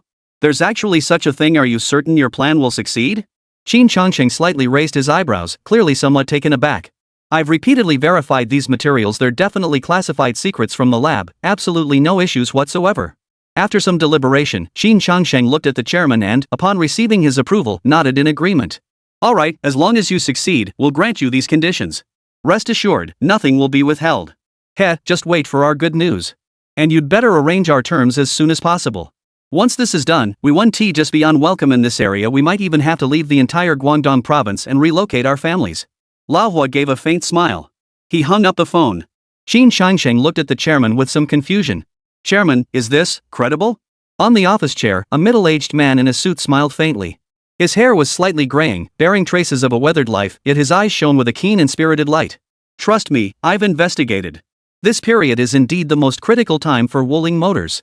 I never expected Li Yunxian to bring those two amateurs into the decision-making circle at such a moment. He's still too young after all. If any single link fails, their entire research timeline will be scrapped. Not only will it waste time, but the financial loss will also be significant. Manhwa Motors has been engaged in automotive engine R&D for a very long time. They understand exactly how things work in this field. Every automobile manufacturer has its research and development timeline. That is to complete the assigned tasks within the agreed-upon timeframe as required. If any single step fails, the entire process would have to be completely redone from scratch. This is absolutely no joking matter. Wuling Motors has already committed to the market regarding their new product launch date, and if the new product fails to appear by then, reputation and credibility would be lost. Moreover, a new round of research must be conducted, wasting several million yuan in funds once again. Which company is so bold as to casually throw around millions these days? He certainly hadn't seen one before. Since the other party had let the news out, as the chairman, he naturally had to learn everything about Wuling Motors immediately. At first, he had indeed been quite alarmed. But now, it seemed, after all, young people are prone to leaving behind vulnerabilities. They lack the makings of a real threat. That's perfect. This time, we can sit back and watch the tigers fight. Hearing the chairman's words, Qin Changsheng immediately smiled smugly. He never regarded Wuling Motors as worthy of his attention in the first place. Then there's no need to alter our plan. If things continue as they are, Wuling Motors will collapse on its own. Currently, Manhwa Motors, along with the other two major automakers, has jointly encircled Wuling. According to current data, Wuling Motors already seems to be struggling to hold its ground alone. Most critically, their daily market share has significantly declined. The drop is almost visibly apparent. They're losing substantial money every day, and if this continues long term, in less than a month, Wuling Motors would likely vanish completely from the annals of history. And old Hua and his team's plan was quite simple. All they needed to do was accurately label the internal parameters and structural models of the engine. This is just like copying answers, where they only need to transcribe and then submit them. The data development is conducted by personnel within the research institute. They just needed to make a slight modification to a small data parameter within it. No one would ever know they had tampered with it. The success rate of this plan can be said to be extremely high. 2 days later. Today is also the day Lao Hu and the others submit their documents. At the same time, it was also the day Li Yunxian took out his phone and accessed the surveillance footage. At this moment, Li Yunxian's phone screen clearly displayed the work positions of Lao Huo and his colleague. Lin Fan watched helplessly as they handed the experimental data materials to Hu Liang and then nonchalantly returned to their workstations to start packing up their things. Chapter 205, In Such a Hurry. Watching this scene, Li Yunxian sighed inwardly, feeling somewhat helpless. Why did it have to end like this? After learning the hard lesson of being betrayed by employees in the past, how could he possibly remain completely unprepared against these workers? Li Yunxian had long since developed a systematic testing methodology. Under normal circumstances, assigning employees with no work experience to relatively high-level decision-making positions serves as both training and a test. And among them, trials abound. Li Yunxian allowed them to directly join the research team primarily to hone their skills. He also didn't believe these two would betray. After all, they had worked at Wuling Motors for a very long time. Once they've undergone formal training for a period, they can return to high-ranking positions. Yet now he was faced with such an outcome. Betrayal, yet another betrayal. Li Yunxian had no intention of testing them. Yet they still went ahead with it. Nowadays, Li Yunxian no longer trusted these employees, so this outcome was entirely within his expectations. At the current Wuling Motors, Li Yunxian carefully examines anyone who enters the decision-making level. No one will be spared. This is also for the sake of confidentiality. Wuling Motors is different from those previous companies. Many technologies in this industry are considered trade secrets. He certainly couldn't fail to guard against this move. In today's automotive industry, when it comes to corporate confidentiality protocols, Li Yunxian is undoubtedly the best bar none. Wang Xiaoyu on the side was also staring blankly at this scene. She saw clearly how old Huo and his accomplice betrayed the company. Initially, she was also somewhat amazed by Li Yunxuan's cutting-edge technology. Who would have thought that with this thing, one could monitor others without them even knowing? In the surveillance footage, they clearly saw Lao Huo and his accomplice conspiring in secret discussions. Even their voices were audible. They had altered the material specifications on the documents and were acting furtively, clearly afraid of being spotted by others. They even created a backup file to prevent any leaks. What do you think about this? These two are, after all, veteran employees of the company. Although this incident has occurred, fortunately it was discovered in time and won't cause major issues. However, the impact might be rather negative. As an outsider, I'm not in a position to make the final decision on how to handle this. I'll leave it to you. Li Yunxian spoke indifferently, his voice devoid of any fluctuation. In the past, he would have been angry if something like this had happened. But now, Li Yunxian no longer feels anything about it. This is not a big deal, it's just business, a very normal practice. As long as it's been discovered, that's enough. In the company, he wouldn't let any loophole provide such an opportunity. Wang Xiaoyu felt deeply conflicted. In terms of seniority, both of them were of his uncle's generation. When he was still in college, they had already been fighting alongside his father. Now, after much deliberation, Wang Xiaoyu's gaze gradually turned ice cold. Everyone is an adult, and adults should bear the consequences of their actions. No one else is to blame for this matter. Brotherly, you're now in charge of the company, so personnel matters are your call. Whatever you decide, I'll support you. Wang Xiaoyu said indifferently. All right. Li Yunxian nodded with a smile. Then I'll make the decision myself this time. Half an hour later. In the office. Old Huo and his companion were invited over. Looking at Li Yunxian and Wang Xiaoyu, they both felt a bit intimidated. After all, they had just been implicated in wrongdoing when they were summoned. Could their actions have been discovered? Impossible. They were extremely careful and left no traces behind. Even if these two were exceptionally resourceful, they couldn't possibly have uncovered the truth so quickly. Master Craftsman, the company has been developing so rapidly recently that we haven't been able to properly attend to you. This is currently the most critical phase for the company. I'd like to know if you have any opinions about my arrangements. Li Yunxian looked at the two men and spoke calmly. No objections at all. Whatever the boss arranges, we'll follow without question. We'll just do as instructed. The two of them let out an awkward chuckle. Li Yunxian continued talking to himself. My original plan was to have them undergo a period of thorough learning in Team 3 first. After all, you two are company veterans. Once you've adapted to the work there, I'd assign you to higher positions to resume your tasks, with corresponding bonus increases. I would never resort to kicking the ladder away after climbing up. If you feel that assigning you to the RD team and having those people delegate tasks to you is humiliating, rest assured such a thing would never happen. Hearing this, the two of them looked puzzled. What the hell, this doesn't seem right. I feel like there's more to the boss's words than meets the eye. Of course we wouldn't dare think that way. Old Huo chuckled awkwardly. The company treats us quite well, we'll simply do whatever we're asked to do. By now, Old Su was beginning to sense that something was amiss. This statement is 8/10 off the mark. The company would never mistreat veteran employees like you. Li Yunxian sighed and spoke slowly. Boss, what happened to us? Lately, although we haven't made much progress in our work, we haven't been holding anyone back either. Lao Hua said somewhat unwillingly. By this point, he was already starting to regret it. It turned out that Li Yunxian had brought them into the research team mainly to groom them for the decision-making level. Is it still possible for them to stop now? It seems too late. Even if they wanted to back out, Qin Shangsheng would never agree. I don't want to show you the evidence anymore, it's meaningless. Just half an hour ago, you altered the parameters in the company documents and submitted them to the research institute. However, I've already had my secretary retrieve your data parameters in advance. Admittedly, if these data parameters were indeed leaked to the Research Institute, it could lead to deviations in the entire project timeline and cause significant losses to the company. But I won't let such a thing happen. There are quite stringent rules and regulations within the decision-making layer, it's just that you're unaware of them. Li Yunxian sighed and said. All company documents and research conducted in the laboratory must undergo strict scrutiny by the review department. Unfortunately, these people were unaware. Upon hearing Li Yunxuan's words, Old Hua and his companion felt as if struck by lightning. He actually knew with such precision, down to the exact half-hour time frame. Had Li Yunxian suspected them all along? This couldn't be possible. Boss, it seems you already know everything. Lao Hua and his companions' moods instantly plummeted to rock bottom. Why couldn't you be more patient? You both understand the company's current situation. We're in a period of rapid development. It's true that we may have neglected you too somewhat, but that doesn't mean we would ever give up on you. Chapter 206, Regret sets in. Now it's too late for regrets. The moment the words were spoken, the scene fell into complete silence.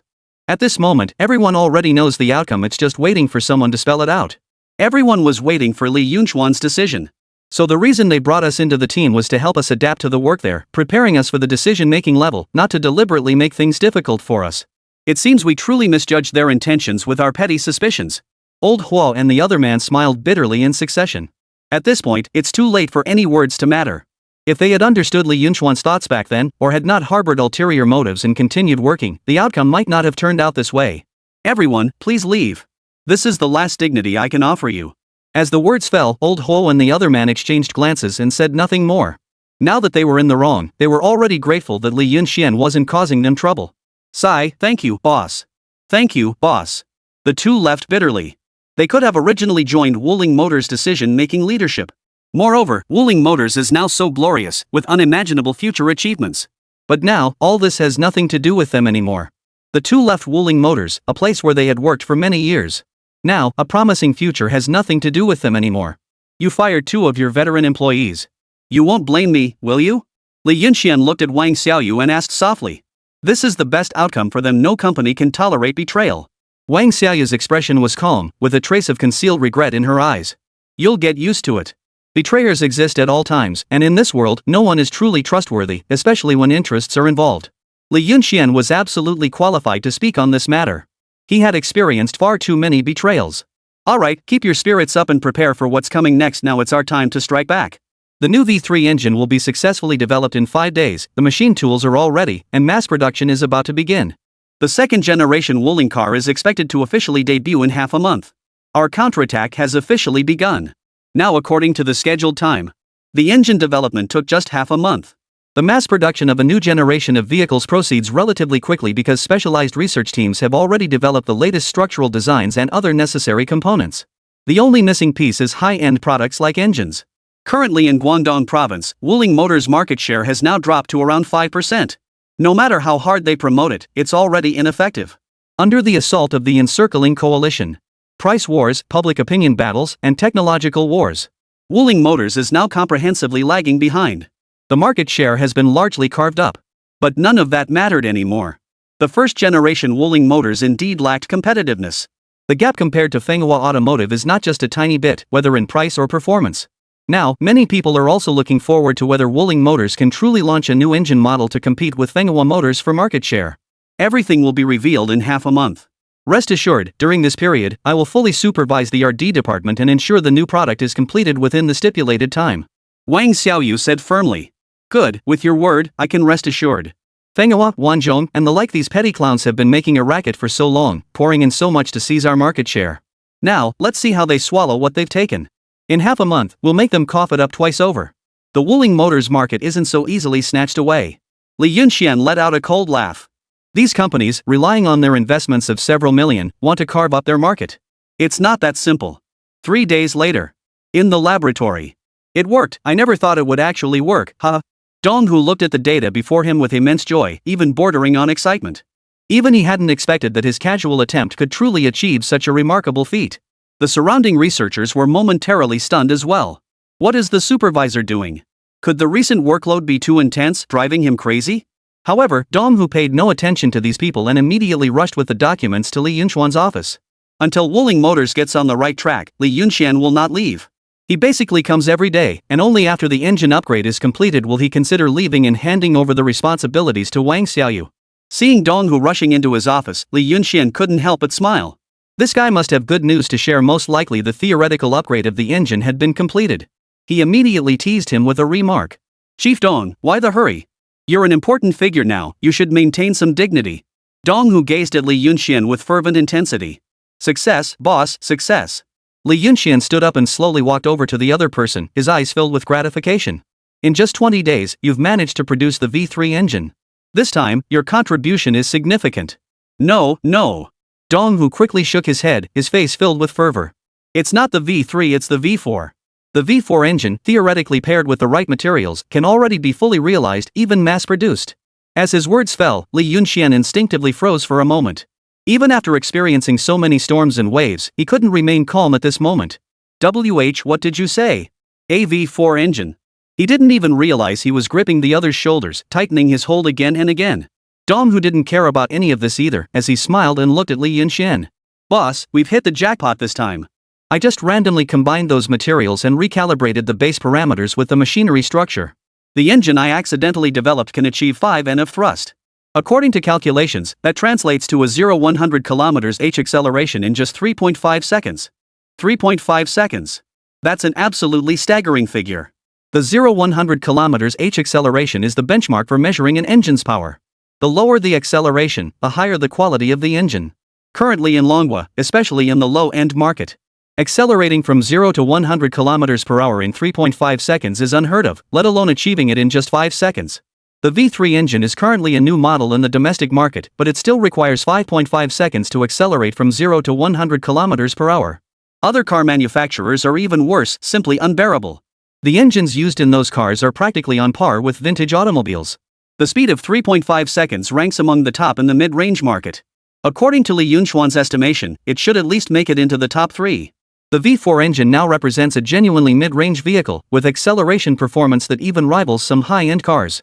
Chapter 207, The Vast Market. What a pleasant surprise. Is this really feasible?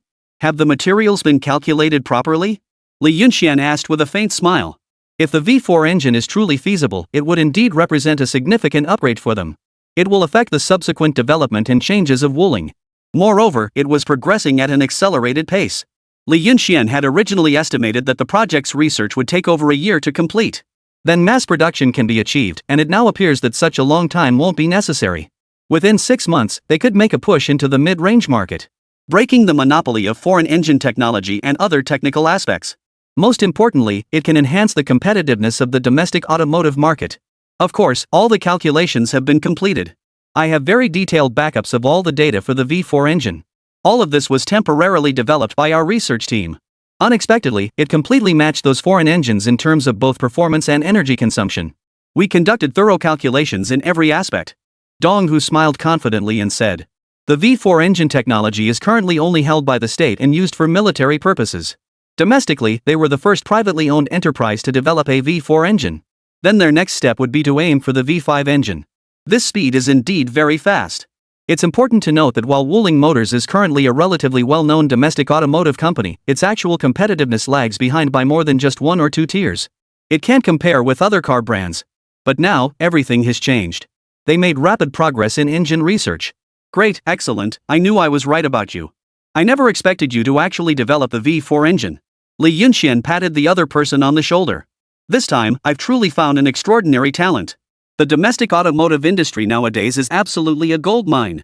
Here lies the largest population and the most massive market. The economy is also steadily advancing and developing. Li Yunxian's oil fields can generate substantial profits in the short term, but in his view, this can only be considered petty cash. Unless he can consistently find profitable oil fields to sustain his income. That could indeed form a large enterprise, but it's somewhat unrealistic. After all, it's not just Li Yunxian who owns oilfield equipment. He can continue working on oilfield projects indefinitely. But this day of reckoning was bound to come eventually. Yet the domestic automotive market remains the most lucrative sector today, the undisputed industry leader, a fact no one can afford to overlook. This is evident from the market valuations of foreign automobile manufacturers. Whether it's Mercedes-Benz, BMW, Audi, or other premium brands, none of them were particularly dominant car makers in their home markets originally. Because their market can enter the domestic market, dominating the Manhwa market with no rivals, it holds absolute market control. They've made too much money domestically. That's why these automotive industries have now become dominant leaders in their home markets, all thanks to Manhwa. At this moment, Li Yunxian and his team held an absolute advantage in this regard. Under tariffs, their cars can have absolute productivity within the market. As long as Li Yunxian can make this automotive industry successful, this is a truly massive deal. Making it onto the list of domestic billionaires would be no problem at all. This is also Li Yunxian's current goal. If we're going to do it, let's go big. This is what we should do. Without the boss's mentorship, we wouldn't have been able to accomplish any of this. Dong, who replied modestly, fully aware of the reasons behind their ability to accomplish all this. strong financial backing, as well as Li Yunchuan's cultivation of talent. Without these, the V4 engine might have remained a distant dream for who knows how long. This was truly due to Li Yunchuan's wise guidance. Dom who wasn't trying to flatter Li Yunxian, these were simply the facts. Li Yunchuan's treatment of these employees was truly beyond reproach. Good, quickly compile the production report and experimental report for the V4 engine so we can prepare in advance. The V3 engine launch event is scheduled for the day after tomorrow as planned. Li Yunxian spoke with confidence. The dawn has truly arrived for their Wuling motors. The V3 engine has long been perfected, and after these days of testing, there are absolutely no issues. The lathe, as well as the factory building, has also been expanded and completed. The production support for the V3 engine is fully in place, and all other departments are prepared. Starting tomorrow, Wuling's new generation of vans can be mass-produced. The day after tomorrow, once the press conference is over, they can launch it into the market. In the office, Li Yunxian smiled as he looked at Wang Xiaoyu. Upon hearing this good news, Wang Xiaoyu was also overjoyed, never expecting they had recruited such a talented individual this time. Not only was the V3 engine actually completed within half a month, it also includes the fact that the V4 experiment has already yielded results. Wuling's biggest concern was engine technology, and now, how much time has passed? Not even a month, and there's already a breakthrough in the latest engine. This is nothing short of a miracle. With funding and technology in hand, it's clear that Wuling Motors is truly taking off from this moment onward. The upcoming product launch event is the main attraction. Many industry leaders, influential figures from other sectors, and investors will be attending. It carries significant weight. You'll be in charge of organizing this event and personally presenting on stage. How about it? I believe no one is more suitable than you. The marketing department has already started arranging advertisements, securing slots in highly rated programs specifically during prime time. These arrangements are nearly finalized, and now all that's left is determining the spokesperson. Li Yunxian smiled as he looked at Wang Xiaoyu. Normally, such launch events are introduced by specialized departments, like the marketing department. The marketing department knows these new cars best. But Wang Xiaoyu is the deputy chairman of Wuling Motors and is equally familiar with their own products. Both her image and eloquence are outstanding. Having the deputy chairman introduce the product can also boost their brand influence, which is exactly what Wuling lacks most nowadays. They aim to break away from their past reliance on marketing to get by. Before this, Wuling Motors wasn't just a generic brand, it was practically a fraudulent product. The car's quality is low, but the price isn't. This negative impact must be eliminated. That's the first step. As long as this first step is completed, it can be considered a success. Hearing Li Yunchuan's words, Wang Xiaoyu was visibly nervous. This was front stage work. While she could be meticulous during work and remain composed before crowds, but now she was facing thousands, even tens of thousands of people. She couldn't guarantee she wouldn't feel nervous in front of cameras. But the thought of this affecting Wuling Motors' reputation was concerning. Chapter 208, The Press Conference. Wang Xiaoyu still nodded firmly. Alright, then let me handle it. I'll go back tonight to prepare and get everything arranged. Li Yunxian nodded. Keep it up, the day after tomorrow's launch event is very important for our Wuling Motors. As time flew by, Wuling Motors had long been prepared for this. At this moment, the Wuling Motors sales department. Today it's exceptionally lively here, just like a grand celebration. Many people were coming and going in and out of Wuling Motors headquarters. Among them, most were media personnel and some well-dressed individuals. Compared to the previously quiet Wuling headquarters, it was clearly a world of difference. Even Wang Tianfeng was dragged over by his daughter to join the crowd. Because it was really too busy, there were many processes and tasks to handle today. Wang Tianfeng's job was also quite simple, to reassure the business owners he knew. You're all bosses from various industries, so naturally, you know quite a few people. Li Yunxian was sitting in his office watching today's press conference. If it were before, Li Yunxian would have considered using this celebration to meet some big bosses and expand his network. Not at all necessary now. Li Yunxian himself is the ultimate network for anyone who can get to know him. That connection becomes an immensely powerful asset. Now, Li Yunchuan's task is simply to steer the overall direction correctly. Making money is no longer the primary goal, changing the market environment and ecosystem is. I never expected Wuling Motors to actually dare hold this press conference. What a surprise. At this moment, the CEO of Manhwa Motors naturally brought Qin Changqing alone. Both of them were feeling somewhat heavy-hearted now. Holding a press conference meant that Wuling Motors' product had indeed undergone an upgrade, a massive one at that. The car's performance would undoubtedly show very noticeable changes compared to before. The most significant change would certainly be the engine, as their Manhwa division's intelligence report had already indicated. The V3 engine was originally exclusive to Manhwa Motors, but today, the industry landscape is about to change. It's indeed surprising, but so what? Their V3 engine has just been released, while we already have a mature V3 engine supply chain. Compared to us, they're just rookies. Don't worry, boss, they definitely won't make any waves. Qin Changsheng remarked with a hint of disdain. In truth, he had never been an arrogant person. But this time, he was truly blinded by hatred. Originally, the 10 million yuan invested by Li Yunxian should have been theirs. With that amount, Manhwa Motors could have completely dominated the low-end market, leaving no other domestic car manufacturer able to compete with them in that segment. Not even foreign car brands could match them. But now, no matter what they say, it's too late. All they could do was watch quietly. Have you made all the arrangements as instructed? The CEO of Manhwa didn't say much more, only speaking calmly.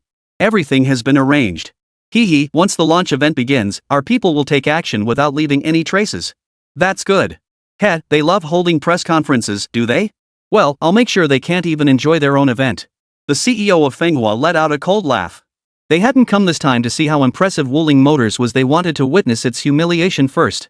At the front of Wuling Motors' main hall, there is a projector on the screen at this moment. Projectors are highly advanced devices in modern times, and the concept hasn't even gained much traction domestically yet. Projectors are now exclusively researched abroad to better showcase their products and promote the new generation Wuling Hongguang vehicle. Li Yunxian specially purchased a projector from the system. The crowd at the scene was already massive, packed shoulder to shoulder, creating a lively atmosphere. The most crucial point was that none of these people were mere passers-by or consumers. They were all industry leaders from various sectors, eager to see what Wuling Motors' new product had to offer, whether it truly matched the rumors of a V3 engine comparable to Manhwa Motors, or perhaps even boasted superior performance and efficiency. This is akin to a barometer for the industry. These individuals here are gauging the wind direction. On the stage at this moment, Wang Xiaoyu had made all the necessary preparations. Under the gaze of the many eyes below, she took a deep breath and began introducing the product.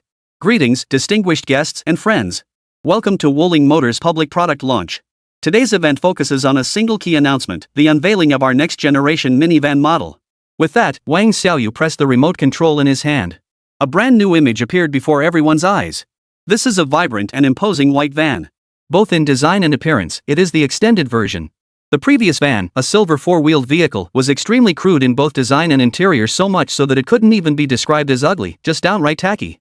This extended white van before us exudes a sense of luxury and grandeur.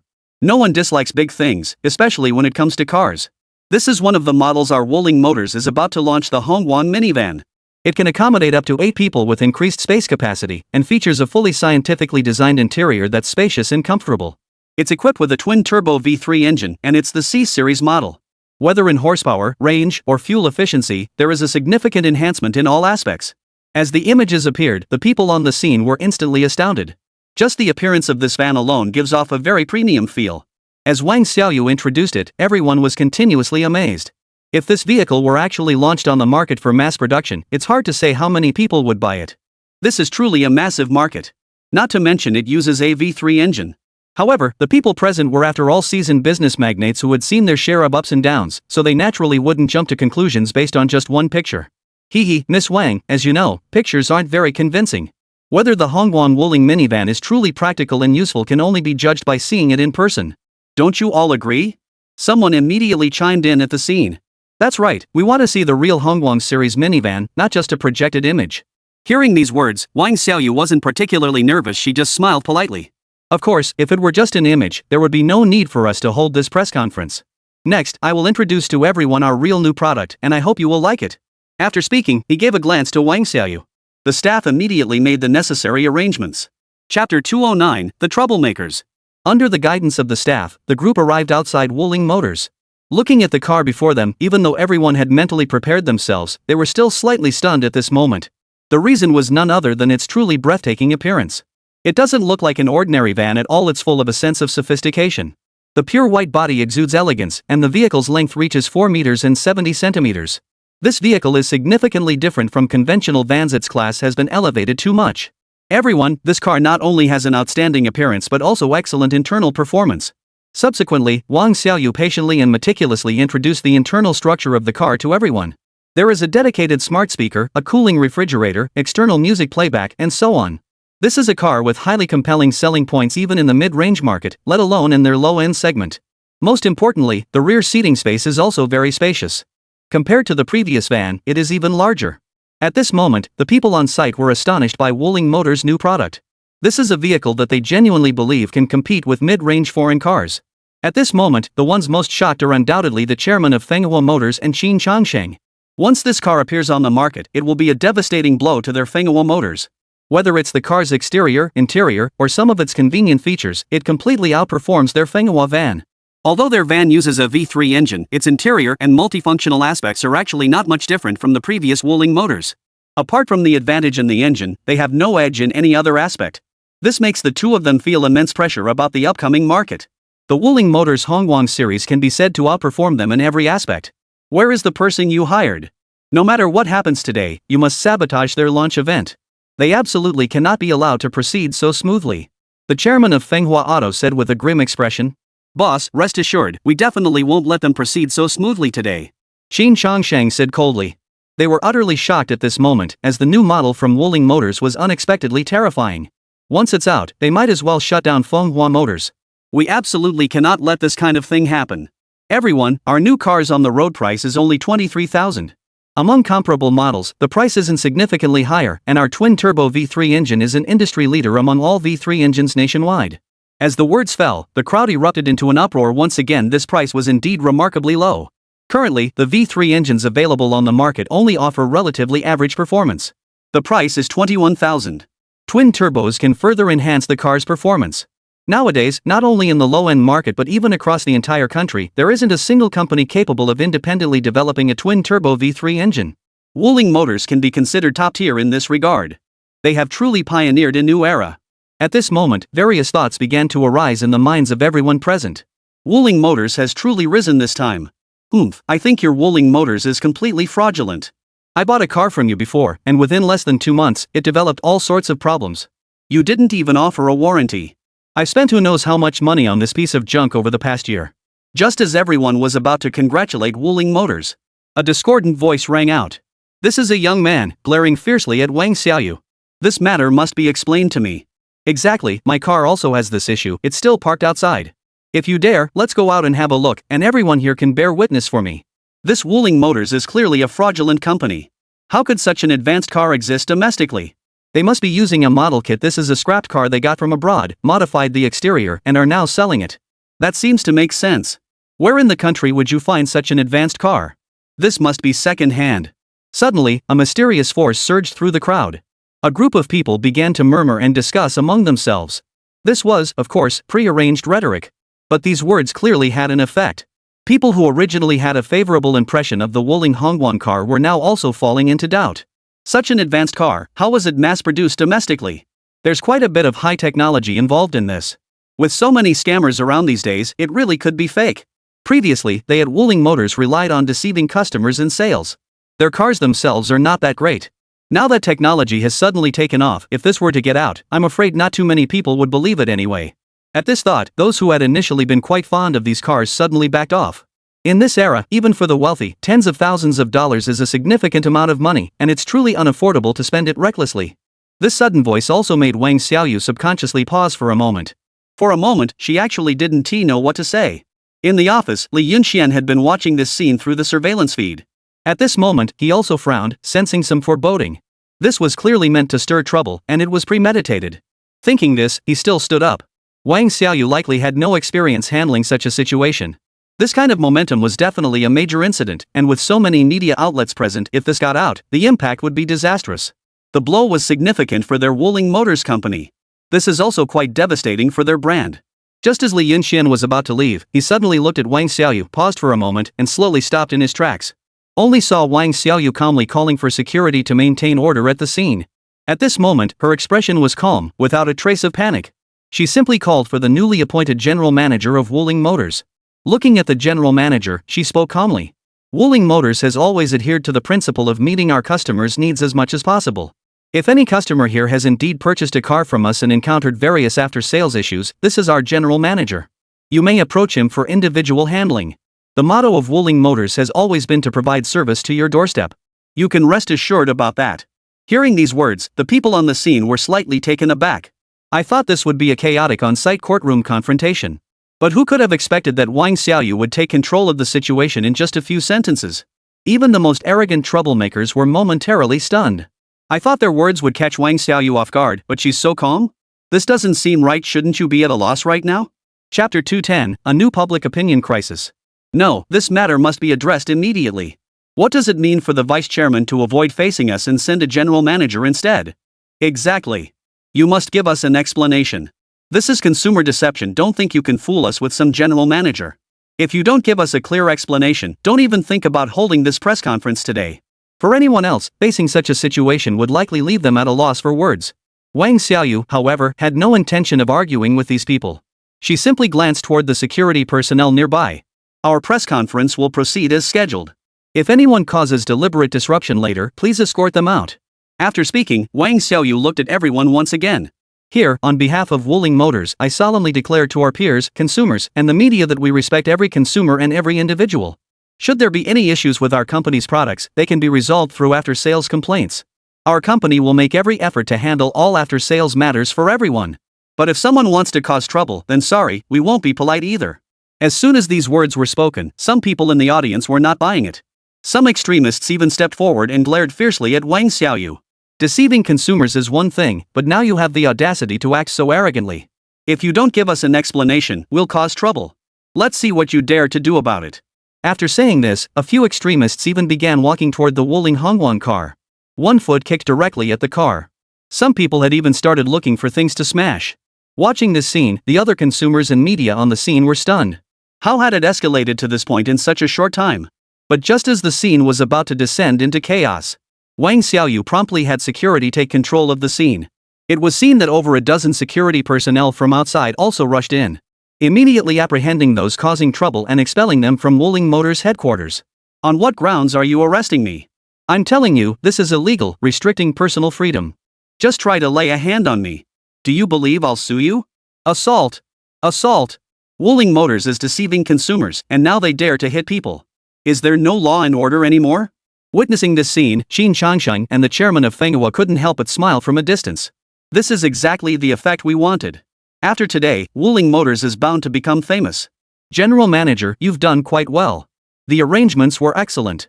The chairman of Manhwa smiled, a rare occurrence. If this matter spreads today, Wuling Motors' reputation will be completely ruined. The impact of this incident is significant. For consumers, the truth doesn't matter, what they see is what matters most. You flatter me, Chairman. This is all part of my duty. After today, everything Wuling Motors has done before is ruined. Even if they have the V3 engine, what good is it? Without consumers' trust, their products are useless no matter how good they are, huh? Qin Changsheng rarely indulged in hearty laughter. I was so frustrated by what Wuling Motors did before, and now I finally feel vindicated. Everyone, there was a minor interruption just now. The press conference will now continue, and I will proceed to introduce the performance and advantages of our new product. Wang Xiaoyu offered a polite smile to the crowd. As if nothing had just happened, he continued to introduce things to everyone as if nothing were wrong. A dozen or so people had been expelled from the Wuling Motors headquarters, and after the recent commotion, the situation had undergone some changes. The consumers present clearly felt a sense of distrust toward Wuling Motors. Wang Xiaoyu spoke for over 10 minutes. There were originally over 100 people on site, but in a short time, only 30 or 40 remained. And most of those who remained were journalists and media personnel. Some consumers had already left, not even staying for the entire process. Although everyone knew that Wuling Motors had done nothing wrong in this matter. But today's launch event has indeed encountered many twists and turns. Coupled with the rumors that just emerged, many people have indeed raised doubts about Wuling Motors' Hongguang series. Under this very gloomy atmosphere, the launch event came to an end. In the office. This Hongguang Motors is really going too far. These are clearly their hired stooges, just here to cause trouble for us. Wang Xiaoyu was filled with rage. Can the consumers present really not see it? How their products are, clearly everyone's eyes are sharp and can tell. Is it really that difficult to tell whether their Wuling Hongguang series are fakes or not? Wuling Motors is, after all, one of the top domestic brands. But now, because of these baseless accusations, we have lost the on-site consumers. Moreover, this incident will inevitably be broadcast on television news, which will have a significant impact on their reputation. It's okay, you've done very well today. Even in that kind of situation, you didn't panic, otherwise things could have gotten much worse. You did your best. Li Yunxian said indifferently. In that kind of situation just now, if it had been someone without the ability to think on their feet, the situation would have escalated severely. Manhwa Motors is so despicable. Seeing us overtake them, they resorted to such underhanded tactics. Brotherly, what should we do about this? The ensuing public opinion is something we won't be able to control. Li Yunxian nodded. There's no other way, this is just how things are domestically now. It's quite frustrating. What we can do is try our best to maintain the brand's reputation. As for other matters, we'll just leave them to the market. These people domestically nowadays are essentially frogs at the bottom of a well in name only. The internal competition in Dragon Country is too intense. Why can't domestic products develop? On one hand, there's the technological superiority from abroad, which is a fact. On the other hand, domestic peers are unlikely to be united. Jealousy makes people see red. These people domestically don't care about what technology brings benefits to the public, they only know their own interests are harmed, so they want to target the one who stands out from the crowd. Thinking they can bring us down with a bit of public opinion, that's too naive. There's no need to pay attention to these things. We just need to focus on making our products better and ramp up our marketing efforts. This kind of public opinion won't gain traction. So-called public opinion is nothing more than a matter of who has more money, and we at Wuling Motors are not short of funds. Li Yunxian gave a cold laugh. If Manhwa company thinks a public opinion campaign can bring them down, they're underestimating themselves too much. True, they're not the only ones who know how to wage a public opinion attack. Wang Xiaoyu nodded thoughtfully. Li Yunxuan's words had indeed reminded her.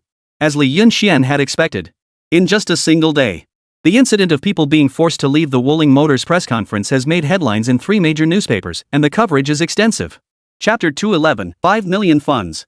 This news has spread throughout Guanyuai province. Shocking. Wuling Motors, in response to consumer complaints, actually chose to kick the customer out. Is this a distortion of morality or a collapse of reality? Wuling Motors' dark secrets, poor car quality, no after-sales service, who is the protector behind them?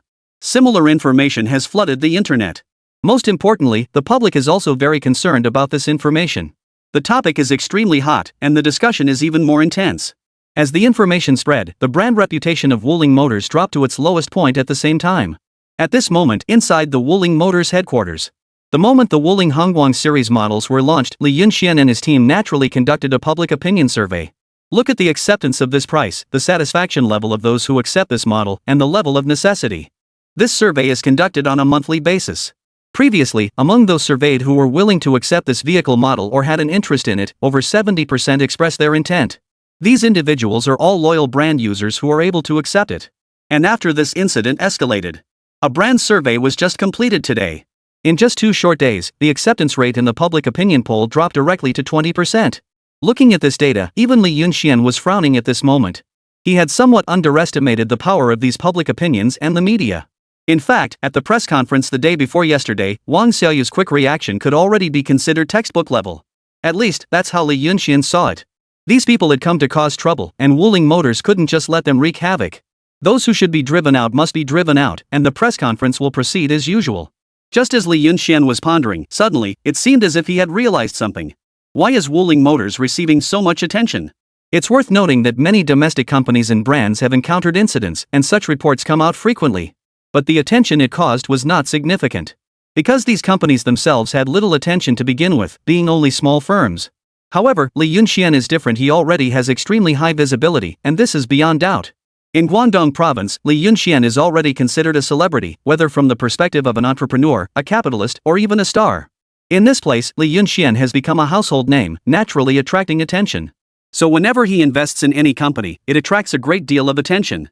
In other words, no matter what on-the-spot reaction Wang Xiaoyu had during the incident 2 days ago, it would have been useless. Once such a situation occurs, it will inevitably be blown out of proportion. Being slandered and defamed by those with ulterior motives. This is what they call, the more popular you are, the more trouble you attract. Manhwa Auto has indeed executed this move quite successfully this time, and it has really put a lot of pressure on us. Li Yunxian gave a faint smile. If it were before, Li Yunxian would have already been so anxious that he'd be adding fuel to the fire, trying to find a way to suppress this public opinion. Letting public opinion escalate would be a devastating blow for them. Moreover, the automotive industry is unlike any other. It consumes vast amounts of capital. If the funding chain cannot be replenished through the market, subsequent fiscal revenues will be affected. Even Li Yunxian cannot guarantee that the funding chain will remain stable every time. Oil fields may indeed generate profits, but they also come with significant expenses. Now at Wuling Motors, the research team and workers themselves have already cost Li Yunxian a considerable amount of money. But at this moment, Li Yunxuan's heart was no longer filled with much tension. Wuling Motors indeed required a substantial amount of funding, but Li Yunxian happened to have no shortage of it. Now, if anyone wants to engage in a business battle with Li Yunxian in any form, well, Li Yunxian isn't the least bit afraid. At this moment in the office, Wang Xiaoyu had also just come in from outside. Xiaoyu, I will continue to invest an additional 5 million in Wuling Motors. You can allocate these funds as you see fit. I trust you to manage the company well. Regarding these public opinions, it's simple to handle. Business wars are always ruthless. You can counterattack the same way they attack you. I wonder if I've made myself clear enough. Upon hearing Li Yunxuan's words, Wang Xiaoyu instinctively froze. 5 million? They had just invested 10 million earlier, along with several professional teams and highly classified advanced materials. And now they're adding another 5 million? To put it bluntly, the current public opinion is indeed unfavorable. In a short period of time, the Wuling Hongguang series of vehicles will face some delays in entering the market. However, public opinion also has a flaw. It tends to gradually dissipate over time. At first, Wang Xiaoyu was indeed quite anxious. Coupled with the market research showing that only 20% of customers would accept the Wuling Hongguang series of cars, she really couldn't sit still. But now, after Li Yunxuan's guidance during this period, Wang Xiaoyu has actually come to terms with it. Public opinion will eventually dissipate. And their Wuling Hongguang series of vehicles remains the most advanced in Longwa, unaffected by much of the public opinion. Customer experience is the most genuine. The true cost-performance ratio of the Wuling Hongguang model compared to other vehicles in its own brand lineup can still be clearly perceived over time. Time will tell everything. Even without Li Yunxuan's 5 million, Wuling Motors wouldn't actually be afraid of such public opinion. No amount of hype from Manhwa company can change the facts. The fact that Wuling Motors now has stronger competitiveness in the automotive market than them is unchangeable. Wang Xiaoyu quickly grasped the meaning behind Li Yunxuan's words. Offering 5 million and making final arrangements clearly signaled Li Yunxuan's intentions. Brotherly, this is. Li Yunxian spoke calmly. Recently, I've spent too much time on this industry. Besides the automotive sector, I have other businesses to manage. I have to leave this matter in your hands. Everything from now on depends on you. According to the plan, Li Yunxian was supposed to leave after the press conference. By that time, Wuling Motors should have been on the right track, facing minimal obstacles at the very least. However, as they say, the plan was perfect, but reality dealt them a crushing blow. But it didn't matter in the end. In Li Yunxuan's view, it didn't matter if they weren't making money now or even within the next year. He could withstand it. To make big money, there was no need to rush for short-term gains, as 2 years later would mark the peak period of economic development in Dragon Country. As long as they can hold on for 2 years, Wuling Motors' initial strategic goals will be largely achieved. Wuling Motors no longer requires concern. Just ensure the core team isn't poached. I believe you can handle that. Li Yunxian said seriously. The most crucial aspect of an automotive company is its R&D team. In this era, a capable R&D team isn't necessarily something money alone can buy. Chapter 212, The Jade Industry. Wuling Motors not only has a research and development team but also boasts experienced professionals like Donghu, and now provides such an excellent working environment. Subsequent developments wouldn't need Li Yunxian anyway, as he firmly believed they could handle things on their own. Boss, are you leaving? At this moment, a figure suddenly appeared outside the door. It was none other than Donghu. He was holding a document, likely intended for Li Yunxian to review, which explained the current scene. Donghu looked at Li Yunxian with some surprise. Li Yunxian could be considered his true benefactor, having been the one to interview and approve him from the very beginning. It wasn't until after the interview ended and he went back to investigate Li Yunxuan's background that he realized just how formidable this person was. Truly one of Guangdong province's top tycoons. A self-made man, the youngest business magnate with his own commercial empire. It was hard to imagine such achievements in the hands of someone so young. That was the moment Donghu became utterly in awe of Li Yunxian. No wonder he's so wealthy. Young and highly capable with a keen eye for talent. And when it comes to highly educated individuals, he's equally generous without hesitation. Especially this time, after I successfully developed the upgrade blueprints for the V4 engine. Li Yunxian offered top-tier compensation. It's 10,000 yuan a month. At a time when having 10,000 yuan was already something everyone looked up to. Donghu, from a working-class family, could nurture a 10,000 yuan earner within just 1 month, with both base salary and commissions. Most importantly, the living conditions and benefits were simply unbeatable. Meals were provided by the company all-you-can-eat buffet. In this era, buffet-style dining was only available abroad and was considered quite sophisticated and advanced. Ordinary people wouldn't even dare to imagine it. But their company had it. The accommodation was also a small building provided by the company. Not to mention other benefits, all the basic infrastructure is available, and it's very close to the company, making commuting convenient. You could even bring your family to live here with you. Wuling Motors is his home, and Li Yunxian is his benefactor. Yes, it's time to leave.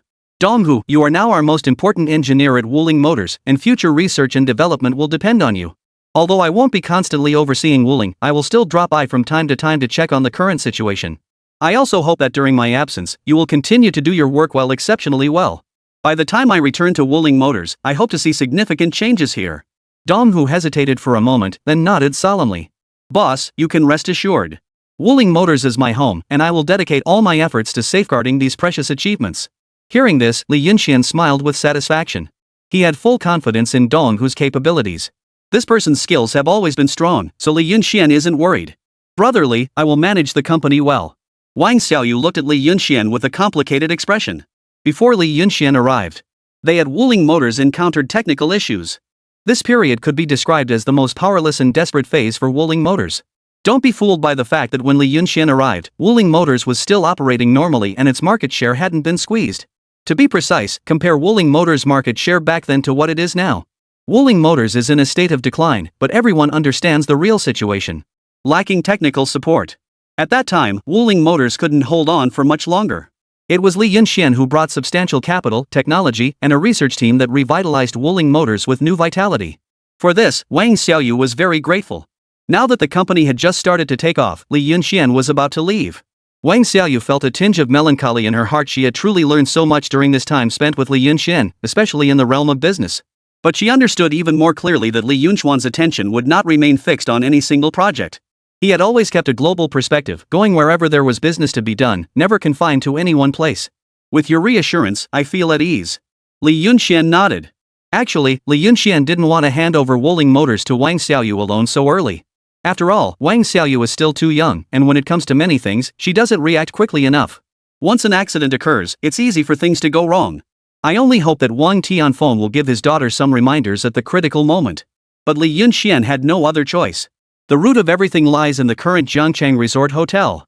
That's right, from Lijiang Restaurant to Jiangcheng Grand Hotel, and now to the current Resort Hotel. Each name change was accompanied by an expansion and upgrade of the hotel scale. Now, the Jiangcheng Resort Hotel is not just a landmark of Jiangcheng, but a symbol of prestige for the entire Guanyue province, carrying immense significance. It is precisely because of this that Li Yunxian has had the opportunity to meet a diverse array of influential figures. These individuals are all highly influential top-tier figures who have excelled and made significant contributions in their respective fields. This time, through this layer of connections, Li Yunxian once again found a business opportunity. Moreover, it's an incredibly lucrative business with terrifying cash flow. Once this business is secured, Li Yunxian could achieve wealth that truly rivals a nation. And this business is none other than the jade trade. Jade, no matter when, is always a highly profitable commodity. It is a luxury item. After wrapping up the remaining matters at Wuling Motors, Li Yunxian left the place and returned to Jiangcheng. After having a simple dinner with his wife, Li Yunxian made a phone call. President Wang. The call connected, and Li Yunxian gave a faint smile. It seems President Li has made up his mind. Of course, I have high hopes for this business. I'm willing to cooperate with you. How about we find a time to discuss it? The other party was quite straightforward and didn't drag things out with Li Yunxian. Alright, then 3 days later it is. I'm currently abroad, and it's quite far to return home. The procedures are also quite troublesome, and it wouldn't be convenient for you to come abroad either. You know how things are overseas. Just wait for me then. Li Yunxian nodded. Alright, looking forward to your arrival, President Wang. Both of them exchanged polite words. As for this President Wang, Li Yunxian did not dare to show the slightest neglect. The reason was none other than the fact that this President Li was truly a king in the jadeite industry, making his fortune abroad. He even had his own armed sphere of influence overseas. This is also why the other party said that Li Yunxian couldn't come over right now. Probably some dangerous incidents have occurred. As for how Li Yunxian and President Wang got to know each other, it was through the resort hotel. President Wang came because of Li Yunxian's reputation. Li Yunxian's attitude toward these wealthy and influential people is very clear: make connections, the more the better. Previously, Li Yunxian didn't like these kinds of social connections. He always believed that he was the one providing connections to others.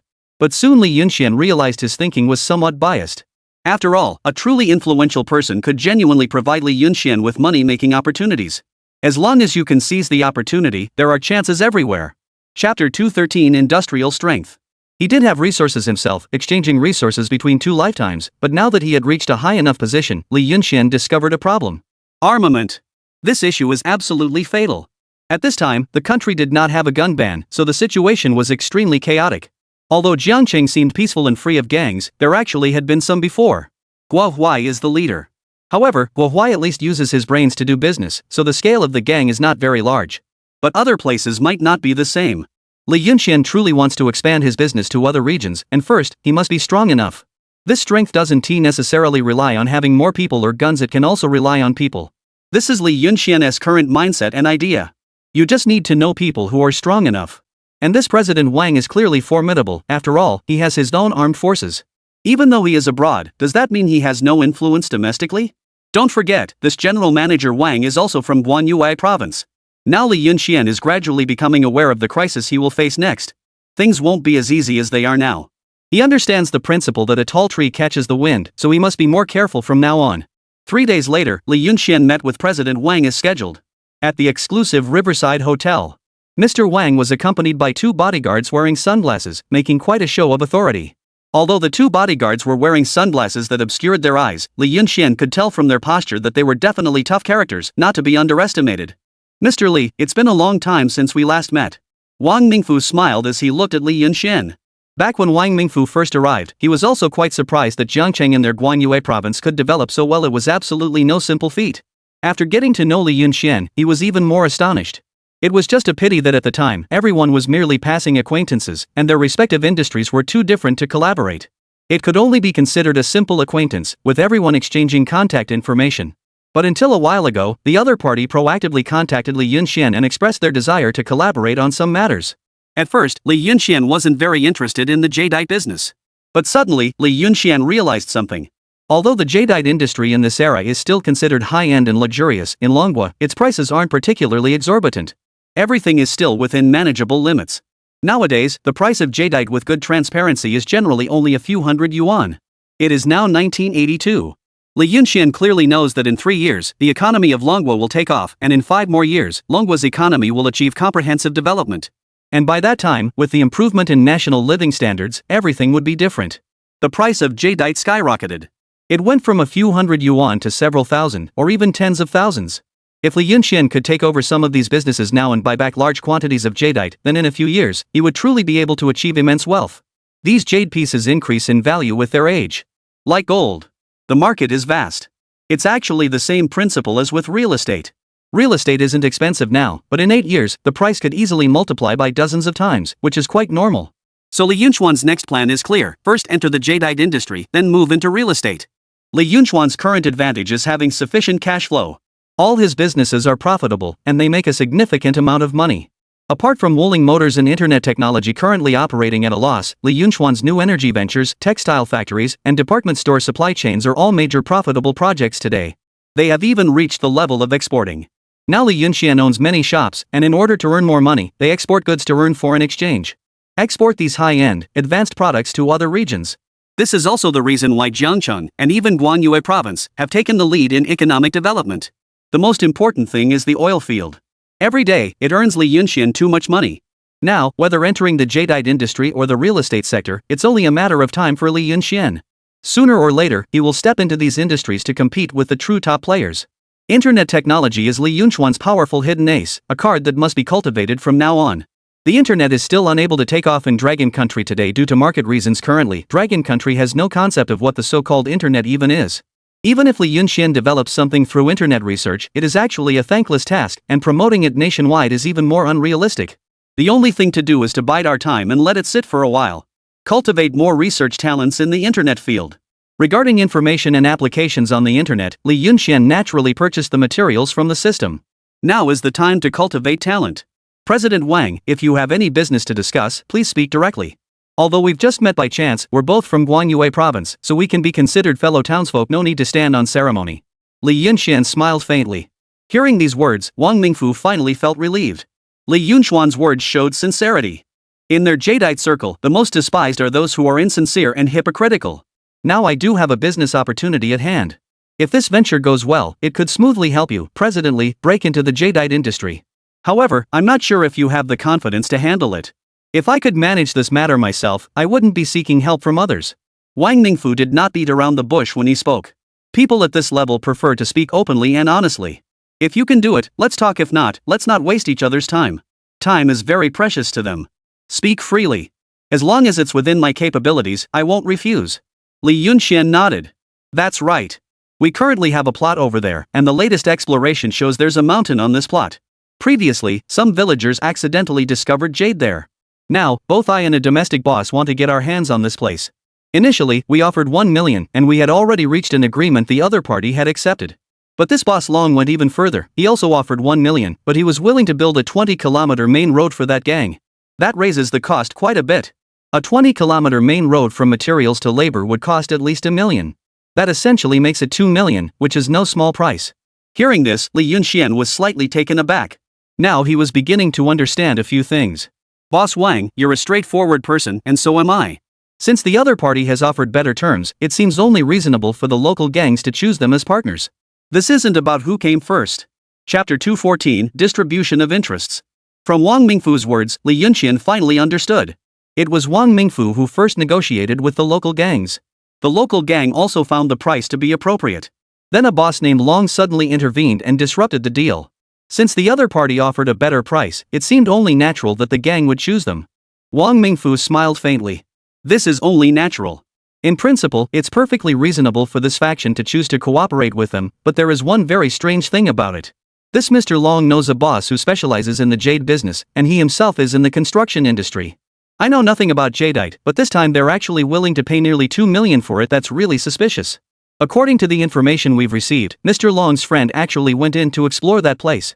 Like me, he's an expert in jadeite, but the difference is that I've never been inside. I'm certain there must be something valuable inside this pit. That's why these two have teamed up. $1 million paid by the jade dealer, while the road construction falls to Boss Long, who's already in this line of work. For Boss Long, this significantly cuts down on costs. From this, Boss Li, you should be able to understand the stakes involved. Let me add one more thing. Business is never about waiting, it's about seizing opportunities. After all, money in this world isn't just lying around waiting to be picked up. Now the local gangs are still negotiating with us. After all, we were the first to talk to them, and they agreed at the time. Now they're going back on their word, but they're willing to give us a chance. As long as we can offer a more generous reward, they'll continue to cooperate with us and 1T work with the other side. This is the opportunity one fought for. Li Yunxian suddenly understood. This Boss Long is cooperating with his jade boss. And Wang Mingfu specializes in dealing with jade. He could also pay $1 million. However, Wang Mingfu couldn't afford the additional conditions either. After all, $1 million is already an exorbitant price. There's even an element of gambling involved. Since the other party had found a partner, Wang Mingfu also sought out a partner. At this moment, Li Yunxian could understand Wang Mingfu. Nowadays, there aren't many people who can actually come up with $1 million in cash. Not to mention road construction. I've heard General Manager Li has numerous sales channels, so I imagine your capabilities are substantial. I wonder if you can handle this business deal. I can assure you that if we can take on this venture, profit is guaranteed. It's just a matter of how much we can earn. Li Yunxian shook his head. President Wang, your statement is mistaken. We're all in business and understand one truth. In this world, there's no business that guarantees a 100% profit. Even at 99%, there's still that 1% risk. I'll take this deal, though. Wang Mingfu looked slightly surprised at Li Yunxian. They say young people are impulsive and tend to act on emotion. But in Li Yunxian, one only sees a shrewd and calculating individual. No wonder he's become Jiangqing's top tycoon, and now even seems poised to challenge for the title of Guangdong province's wealthiest. Then what conditions do you think we should offer? Wang Mingfu smiled and looked at Li Yunxian. I don't know anything about road construction, but I am a supplier. I'm willing to provide them with a supply route that would let them dominate the local market. Our products can rival high-end foreign goods. No one would refuse that. And we will only charge them the cost price for our supplies, with this contract being permanently valid until they unilaterally abandon it. This is the utmost sincerity I can offer. Hearing this, Wang Mingfu drew a sharp breath. This level of sincerity is indeed quite substantial. Of course, he was also well aware of the industries under Li Yunchuan's control. Truly remarkable. The goods being sold are all top tier. No one knew exactly where his connections came from. If these goods truly made it into the local market, it would indeed be a case of overwhelming superiority, helping the gang achieve a monopoly in the area. But honestly, these were still secondary concerns. Most importantly, Li Yunxian could provide it permanently. This is even more terrifying, as it indicates that Li Yunchuan's supply chain routes are highly stable. No wonder Li Yunxian has been able to firmly hold his position as the current richest man. His influence is truly substantial. Li Yunxian had also calculated this matter. It's impossible to charge only the cost price. However, the definition of the cost price is naturally up to him to decide. It's a matter of how much profit he makes. The pricing authority lies with him. Providing the other party with a department store sales channel also makes it easier for Li Yunxian to expand into other markets. For both the gang and Li Yunxian, this outcome is actually a win-win situation. There's no reason for them to refuse. Are you serious? If President Li can truly deliver on this, I believe they won't refuse. Li Yunxian slightly raised an eyebrow as he looked at the other person. General Manager Wang, do you not believe in my capabilities? Wang Mingfu shook his head. It's not that I don't believe, it's just somewhat unexpected. Originally, we thought Li Yunchuan's department store business had reached its limit with just covering Jiangcheng. Who could have imagined? He could actually manage one-sided exports. Alright, then this matter is settled. I'll go and inform them. Wang Mingfu stood up cheerfully, never expecting such a thorny issue to be resolved so smoothly. He was growing increasingly impressed by Li Yunxian. Just as he was about to leave, Li Yunxian waved his hand, signaling him not to hurry.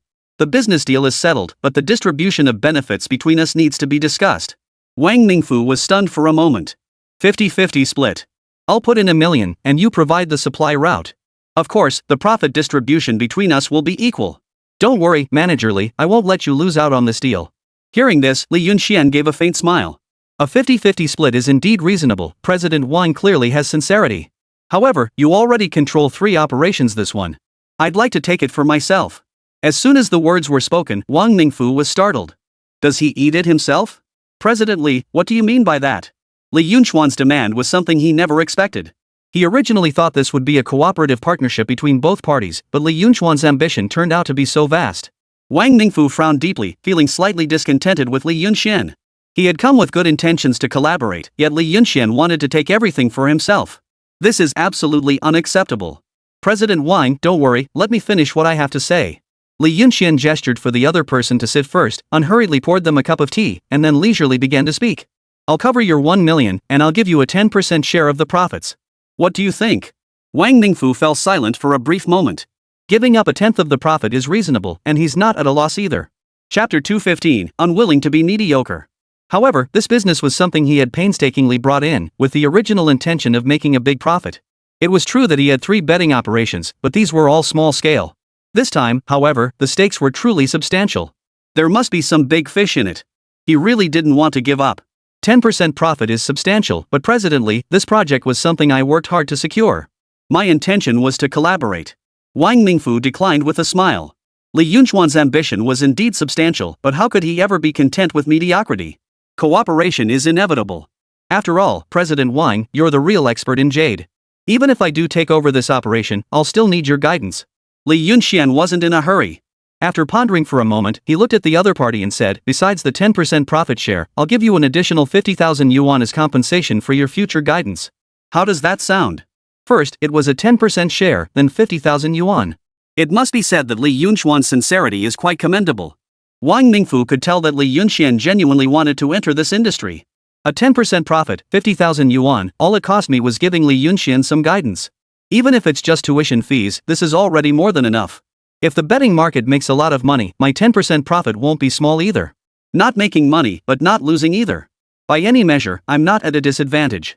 20% profit, no need for 50,000, 30,000 will do. I believe this price isn't too high. Hearing these words, Li Yunxian frowned deeply. To be honest, offering just a 10% profit share, Li Yunxian was merely going through the motions. He even intended to half-heartedly brush them off. Give it a month or so, and we'll recoup 10% of the profits later, but now they're pushing their luck by doing this. Truly a master expert in the jadeite field, with a unique approach to bargaining and price negotiation, Li Yunxian finally got to witness it firsthand. Everyone knows that jade dealers are extremely tough when it comes to bargaining, and those who survive in this industry are highly sensitive to price numbers. Indeed, that is exactly the case. His words didn't seem inappropriate at first glance. But the pit dug for Li Yunxian was quite deep.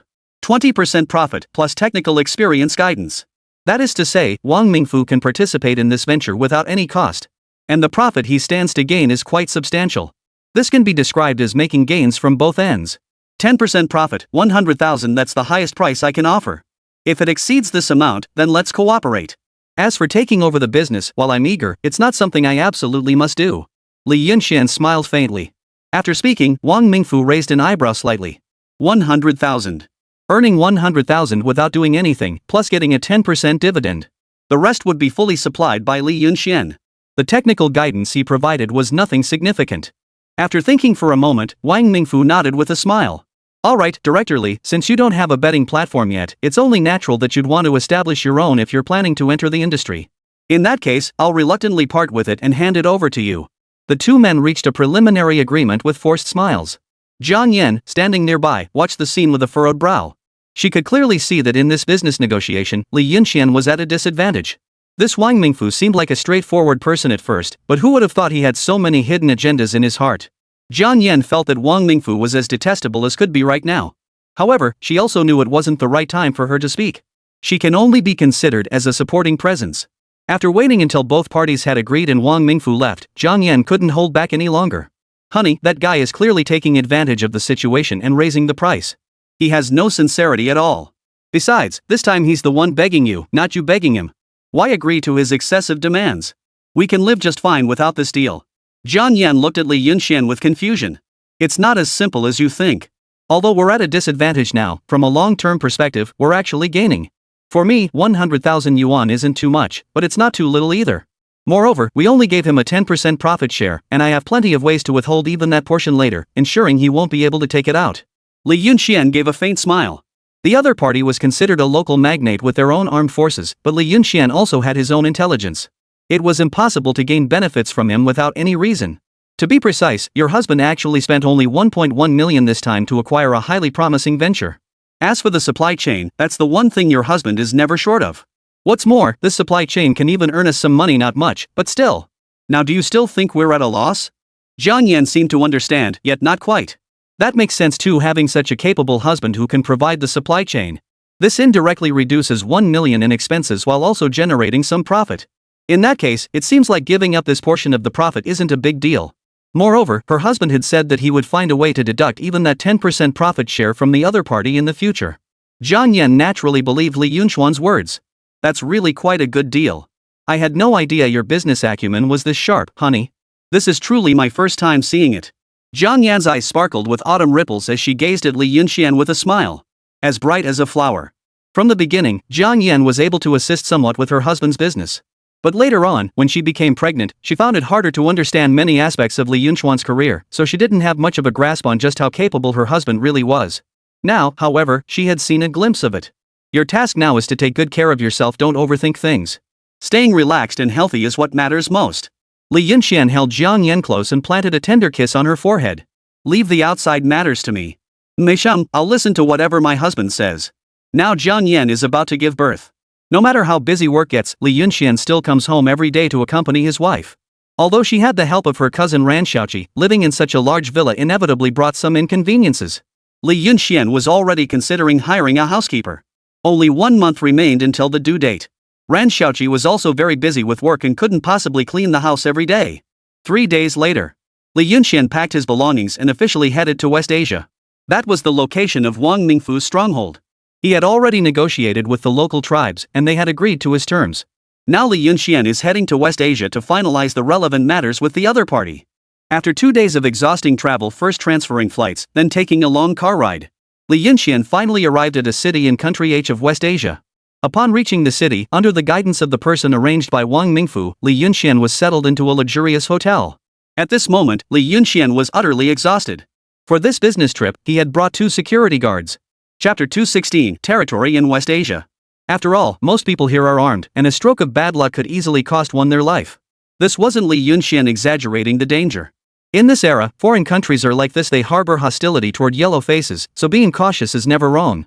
Fortunately, Wang Mingfu arranged for Li Yunxian to stay at the most luxurious hotel in the area, where security and other aspects were impeccable, with dedicated shuttle services provided. After a day of rest, Wang Mingfu arranged for someone to take Li Yunxian to a tribal village. This is a medium-sized village, not the tribal settlement Li Yunxian had imagined. At the village entrance, several men openly stood guard with weapons in hand. Clearly, this place frequently experienced violent conflicts. This was the most authentic portrayal of that era. President Li, is this your first time visiting this place? At this moment, Wang Mingfu also chimed in with a smile, hoping to see the astonishment on Li Yunxuan's face. But he clearly underestimated Li Yunxian. Such scenes already exist domestically nowadays. After all, the gun ban is still several years away. The country is still in its development phase. It's indeed my first time here, and I must say this place has surprised me somewhat. Li Yunxian gave a faint smile and offered a slight compliment to his counterpart. Wang Mingfu had initially thought Li Yunxian was feigning composure, but when he saw the 2 bodyguards by Li Yunxuan's side, he couldn't help feeling surprised. The 2 bodyguards had stern expressions and stood tall and straight. Most importantly, those 2 definitely have weapons on them. Though nothing was exposed, Wang Mingfu's years of intuition allowed him to sense it. Li Yunxian is indeed no ordinary man. Despite his young age, his depth of scheming already surpasses that of many peers. No wonder they weren't the slightest bit surprised by such a scene before their eyes. This is the local tribe, the chief is inside. Let's hope this meeting goes well. Wang Mingfu replied truthfully. Of course, Manager Li, rest assured, I can absolutely guarantee your safety here. Hearing this, Li Yunxian nodded. I certainly trust Manager Wang, but just to be cautious this time, I've commissioned the Dragon Nation Security Group to provide me with 2 bodyguards. I believe everyone can understand that. As the words fell, Wang Mingfu was even more shocked in his heart. If someone else had said this, he might have scoffed, but the speaker was Li Yunxian. This made it highly credible. Li Yunxian is now a prominent figure in Guangdong province, so it seems reasonable for the authorities to assign him 2 security regiments. At this moment, Li Yunxian undoubtedly rose a level in Wang Mingfu's estimation. This guy is no ordinary person. Initially, when Wang Mingfu had Li Yunxian come over, he still harbored some ulterior motives, despite appearing to be fellow villagers on the surface. But the so-called fellow townsmen here are somewhat laughable. Only profit is real, deception and fraud are the norm here, the tricks of the trade. If Li Yunxian had arrived showing nothing but wealth without any capability to defend himself, he would undoubtedly be a lamb to the slaughter. Although Wang Mingfu wouldn't harm Li Yunxian, but they will inevitably use this as an excuse to squeeze out more profits. But now, he clearly dared not entertain such thoughts. Not only that, but he must genuinely ensure Li Yunchuan's safety. Should anything happen to Li Yunxian, the consequences would be far from simple. It would inevitably send shockwaves through the entire region. Heh, I understand. Better safe than sorry. Wang Mingfu offered an awkward smile and hurriedly led Li Yunxian inside. They entered the village. Many villagers looked at Li Yunxian with curiosity. Their skin tones differed from Li Yunchuan's, and their features were unfamiliar. Everyone was curious about this stranger from another country. Meanwhile, Li Yunxian was observing his surroundings. The people of this tribe were generally quite poor, evident from their clothing and dwellings. The city areas were somewhat better off, not unlike Dragon Country. Economically speaking, they likely fared better than Dragon Country overall, as this era represented Dragon Country's most impoverished period. Compared to neighboring countries abroad, however, it couldn't hold a candle. Within this village, informants were everywhere. Every movement of every person was under the watchful eyes of the locals. Wang Mingfu led Li Yunxian and his 2 companions to a large villa. The villa looked incredibly luxurious. 2 armed guards stood at the entrance. Numerous patrolmen roamed the surrounding area. After Wang Mingfu communicated with them briefly in the local language, the gates slowly opened. They entered the interior. The interior was a stark contrast to the exterior.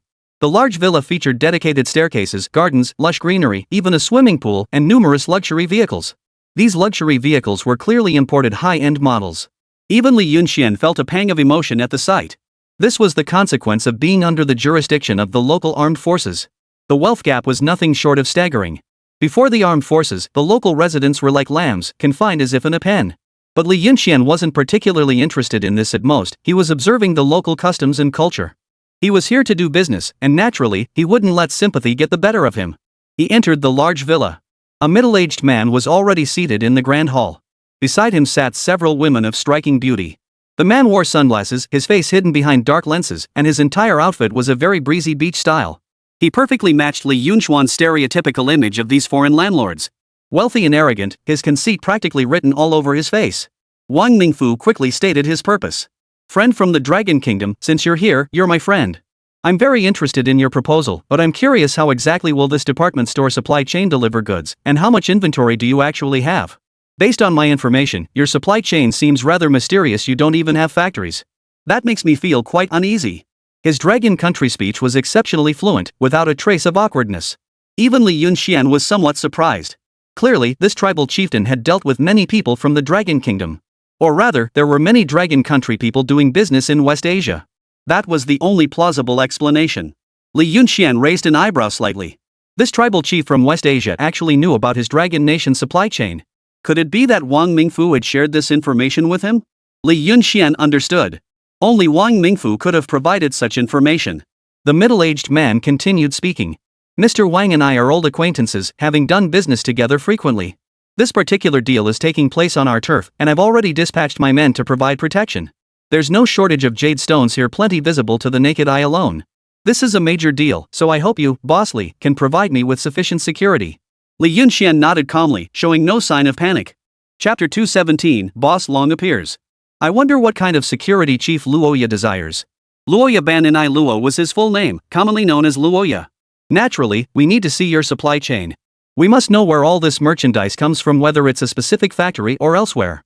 We should at least be able to inspect it, shouldn't we? Once we confirm your supply channels are secure, we won't object. I believe this partnership can be finalized. Li Yunxian raised an eyebrow slightly. Interesting. Countless people wanted to inspect his supply channels, yet this one spoke as if it were the most natural thing in the world. He truly treated Li Yunxian like a pariah. After a moment's thought, Li Yunxian offered a faint smile. How about this? I'll fund the construction of a warehouse factory here to supply your entire region. It'll maintain a 3-month stockpile. Security and defense will be your responsibility. What do you say to that proposal? Wang Mingfu, standing nearby, was taken aback. Li Yunxuan's confidence was staggering. Truthfully, he was also curious to see where exactly Li Yunxuan's supply chain originated.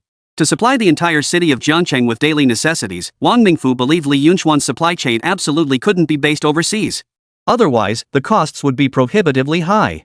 After all, it wasn't just Jiangcheng. Some shops in Jiangcheng had already been selling these goods to other places. But was there really a factory within China capable of producing such vast quantities of daily necessities that could rival foreign brands? This question lingered in Wang Mingfu's mind. It was also what piqued his curiosity. He had assumed Li Yunxian would be out of options this time. Yet here he was, so confident. He was directly proposing to build a warehouse here. Sure enough, Commander Luoya hadn't anticipated Li Yunxuan's promptness either. With such a straightforward proposal to establish a warehouse here, he truly had little to object to. While he was genuinely curious about Li Yunxuan's supply chain, if the other party demonstrated such sincerity, he could only agree. Very well. In that case, let's sign the contract. I'm confident this will be a pleasant collaboration. Li Yunxian smiled faintly. At that moment, Commander Luoya raised his wineglass and clinked it against Li Yunxuan's. Here's to a fruitful partnership. They say you're a young tycoon from the mainland who built your empire from scratch. Meeting you today, I see the rumors are true. You possess both vision and courage. This was no mere flattery. After all, daring to come to their territory required a certain amount of courage. The unlucky ones might not even know when they'd be shot in the back. Hold on. Just then, a distinct voice echoed from outside the doorway. 2 middle-aged men strolled in leisurely. They carried a suitcase in their hands. Amidst the stunned silence, the one wearing a patterned shirt tossed the suitcase onto the table and looked at Chief Luoya. 2 million yuan, plus we'll build you a 20-kilometer road connecting you directly to the city center. That's what we're offering for this territory. As the words fell, Wang Mingfu's brow furrowed deeply, his patience wearing thin. Old dragon, what do you mean by this? We've already reached an agreement. You're undermining it now. That's not how things are done, is it? Li Yunxian raised an eyebrow slightly. So this man before him was the boss Long Wang Mingfu had mentioned. Then the person beside him must be the jade expert Wang Mingfu had spoken of. Li Yunxian felt a slight surprise. From Wang Mingfu's earlier remarks, it was clear this jade expert had inspected the trading post. That's why Commander Luoya had offered such a high price back then. Now, at this moment, not only was he adding another million, but he was also doubling the investment to build a railway directly into the city center. This level of sincerity far exceeded the value of a single mining site. Even an outsider like Li Yunxian understood this. In this era, spending nearly 4 million yuan to secure the rights to a mining concession was an absolute loss. After all, while jadeite and nephrite were valuable in this era, they certainly weren't worth 4 million. So what kind of mining concession could possibly be worth 4 million? At this moment, both Li Yunxian and Xian felt a stir within them. They had their answer. It had to be imperial-grade jade. Otherwise, why would the other party cling to it so fiercely, even going so far as to personally intervene and disrupt their partnership at this critical moment? Haha, old Wang, I knew you wouldn't give up. I heard long ago that you went back to Longwei to find someone. Don't think I wasn't prepared. 2 million plus 20 kilometers of road construction, that already adds up to 4 million. If you can offer more than my 4 million, fine, I'll completely abandon this deal. But if you can't, then naturally whoever has the capability will take it. Old Long declared triumphantly. Upon learning that Wang Mingfu had arrived in Country H with his men, he knew Wang Mingfu must have found a big boss. Commander Luoya and Wang Mingfu were old acquaintances. Given comparable offers, Luoya would undoubtedly choose the other party. But now, his price had doubled. The scales would tip in his favor. To secure this deal, Old Dragon naturally pulled out all the stops. He borrowed every penny he could get his hands on, even taking out loans. He liquidated his road construction business and sold it off to someone else. In short, he had to secure this contract today, no matter what. Why? The reason was simple. The jade expert by his side had examined the lot, a seasoned master of the highest caliber. From him, Old Dragon learned a terrifying truth. Inside lay imperial jade, purple gold jade, and more, all of the highest quality, featuring high ice and high water content. And the quantity was substantial. Imperial jade remains incredibly valuable even in this era of low prices. And if they sold it in developed countries, the price would be enough to make them top-tier tycoons in their own country. Yes, the absolute elite, at the very pinnacle of the global pyramid. No one could resist such temptation. Therefore, Old Dragon didn't hesitate for a moment. He went all in. As the saying goes, one man's success comes at the cost of countless others. If this venture succeeded, he would truly strike it rich. He must seal this news tight. The betting odds must be secured. But Wang Mingfu was already fuming over the other party's sabotage. He couldn't care less about such details now. Don't push it too far, old dragon. You've sabotaged my deals time and again. Sure, I did buy that high-ice jadeite from you before, but I warned you then gambling on raw jade carries risks. Why are you still holding a grudge? I only made a little off you. You're a boss yourself. Is this really necessary? Wang Mingfu clearly hadn't grasped the peculiarity of the situation. Chapter 218, Price Doubles. He simply thought the other party was targeting him. They'd lived in West Asia for many years, practically locals by now. They interacted frequently in their daily lives.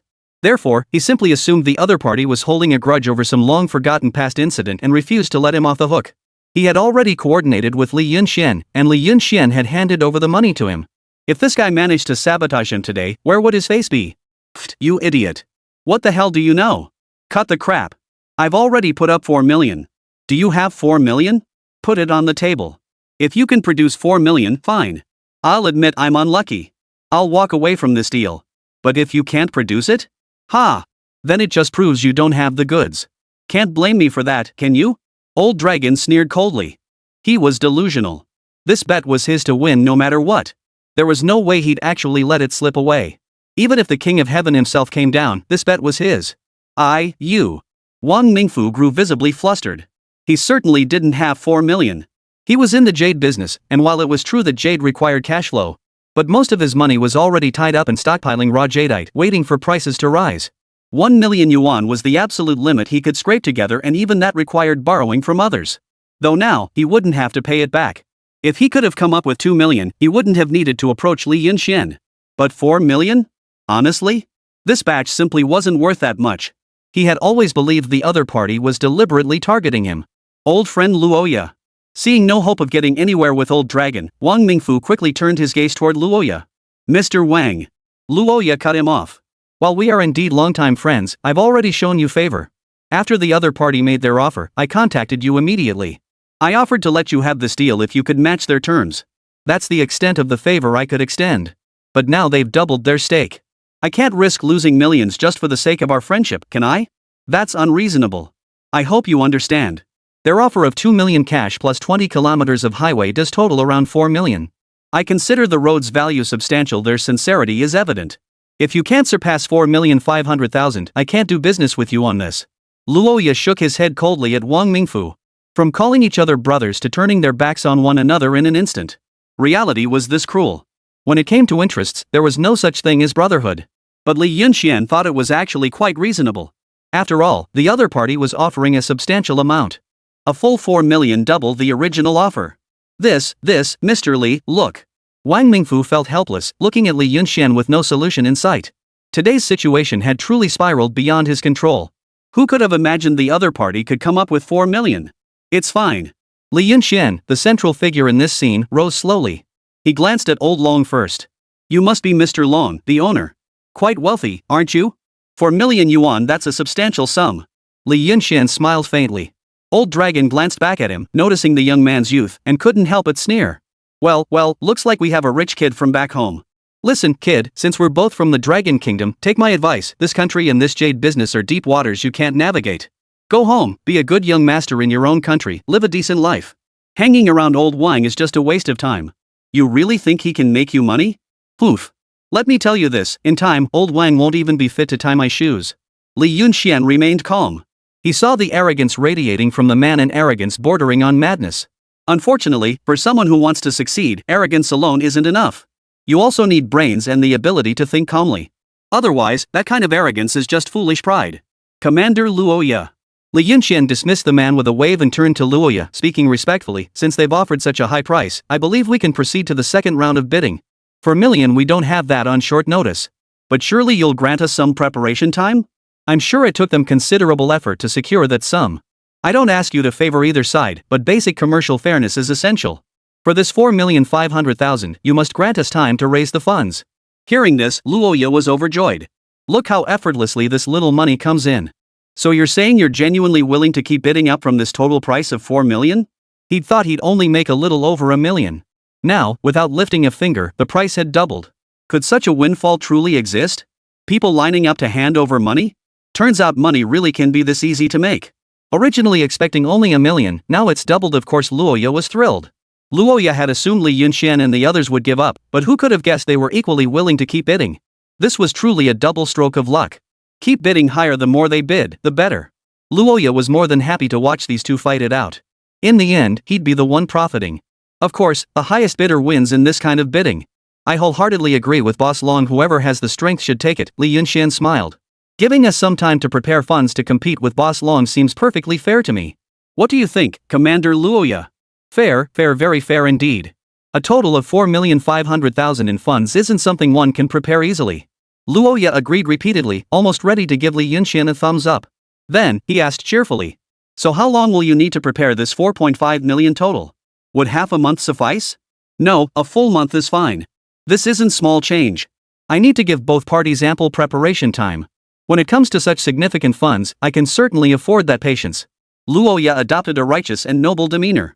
Let's go with half a month. I'm in a bit of a rush too. I'll have the funds together within that time frame. Then we'll continue our contest. Luoya was already overjoyed inside. Ha ha ha, great. Now money is practically begging to be delivered to my doorstep.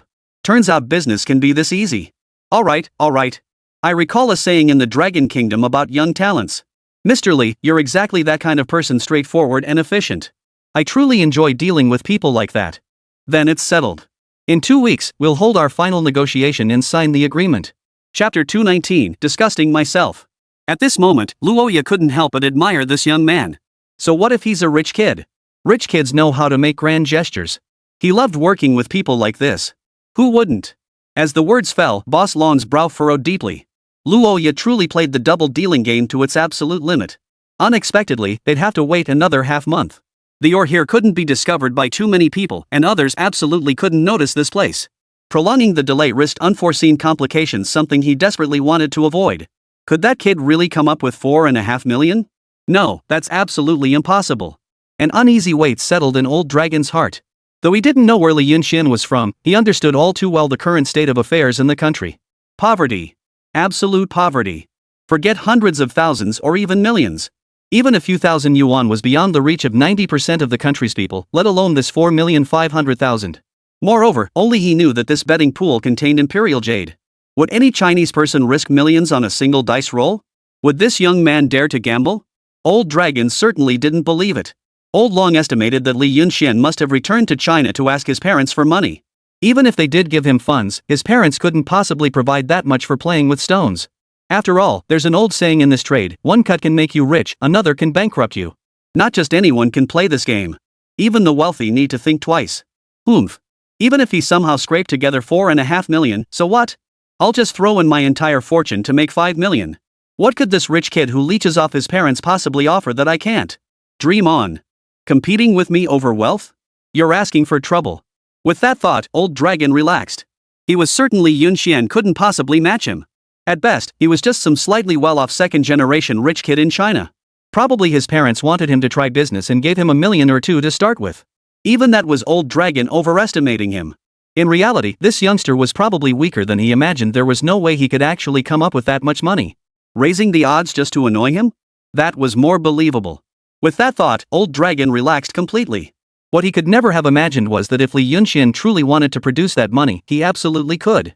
While over 4 million yuan might be difficult for others to come up with, to Li Yunxian, it was practically pocket change.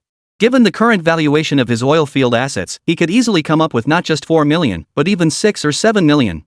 This was something the other party would never dream of.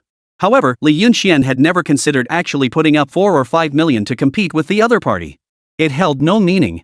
Regardless of what treasures might lie within this stake, it required a gamble. Anything involving a gamble carried inherent instability and uncertainty, which was precisely why Luoya was willing to relinquish the stake. He undoubtedly knew valuable items were inside, but he dared not gamble on it. Put simply, while these local armed groups understood jade to some extent, they were generally unwilling to take risks on anything that required a gamble. One option carries risk, while the other offers stable returns and the chance to pass the burden on to someone else. For the locals, the second option is naturally the best. After all, their local militia controlled more than just this one plot. Several surrounding areas fell under their jurisdiction. In short, shelling out 4 or 5 million for this operation didn't seem worth it to Li Yunxian either. He wasn't about to do anyone any favors by paying such a bargain price. As a businessman, he naturally sought every means to drive the price down as low as possible. The middle-aged man beside Old Dragon gave Li Yunxian a dismissive glance before turning and walking away. Since they'd agreed to return in 2 weeks for the final bid, lingering here served no purpose. Rest assured, both parties.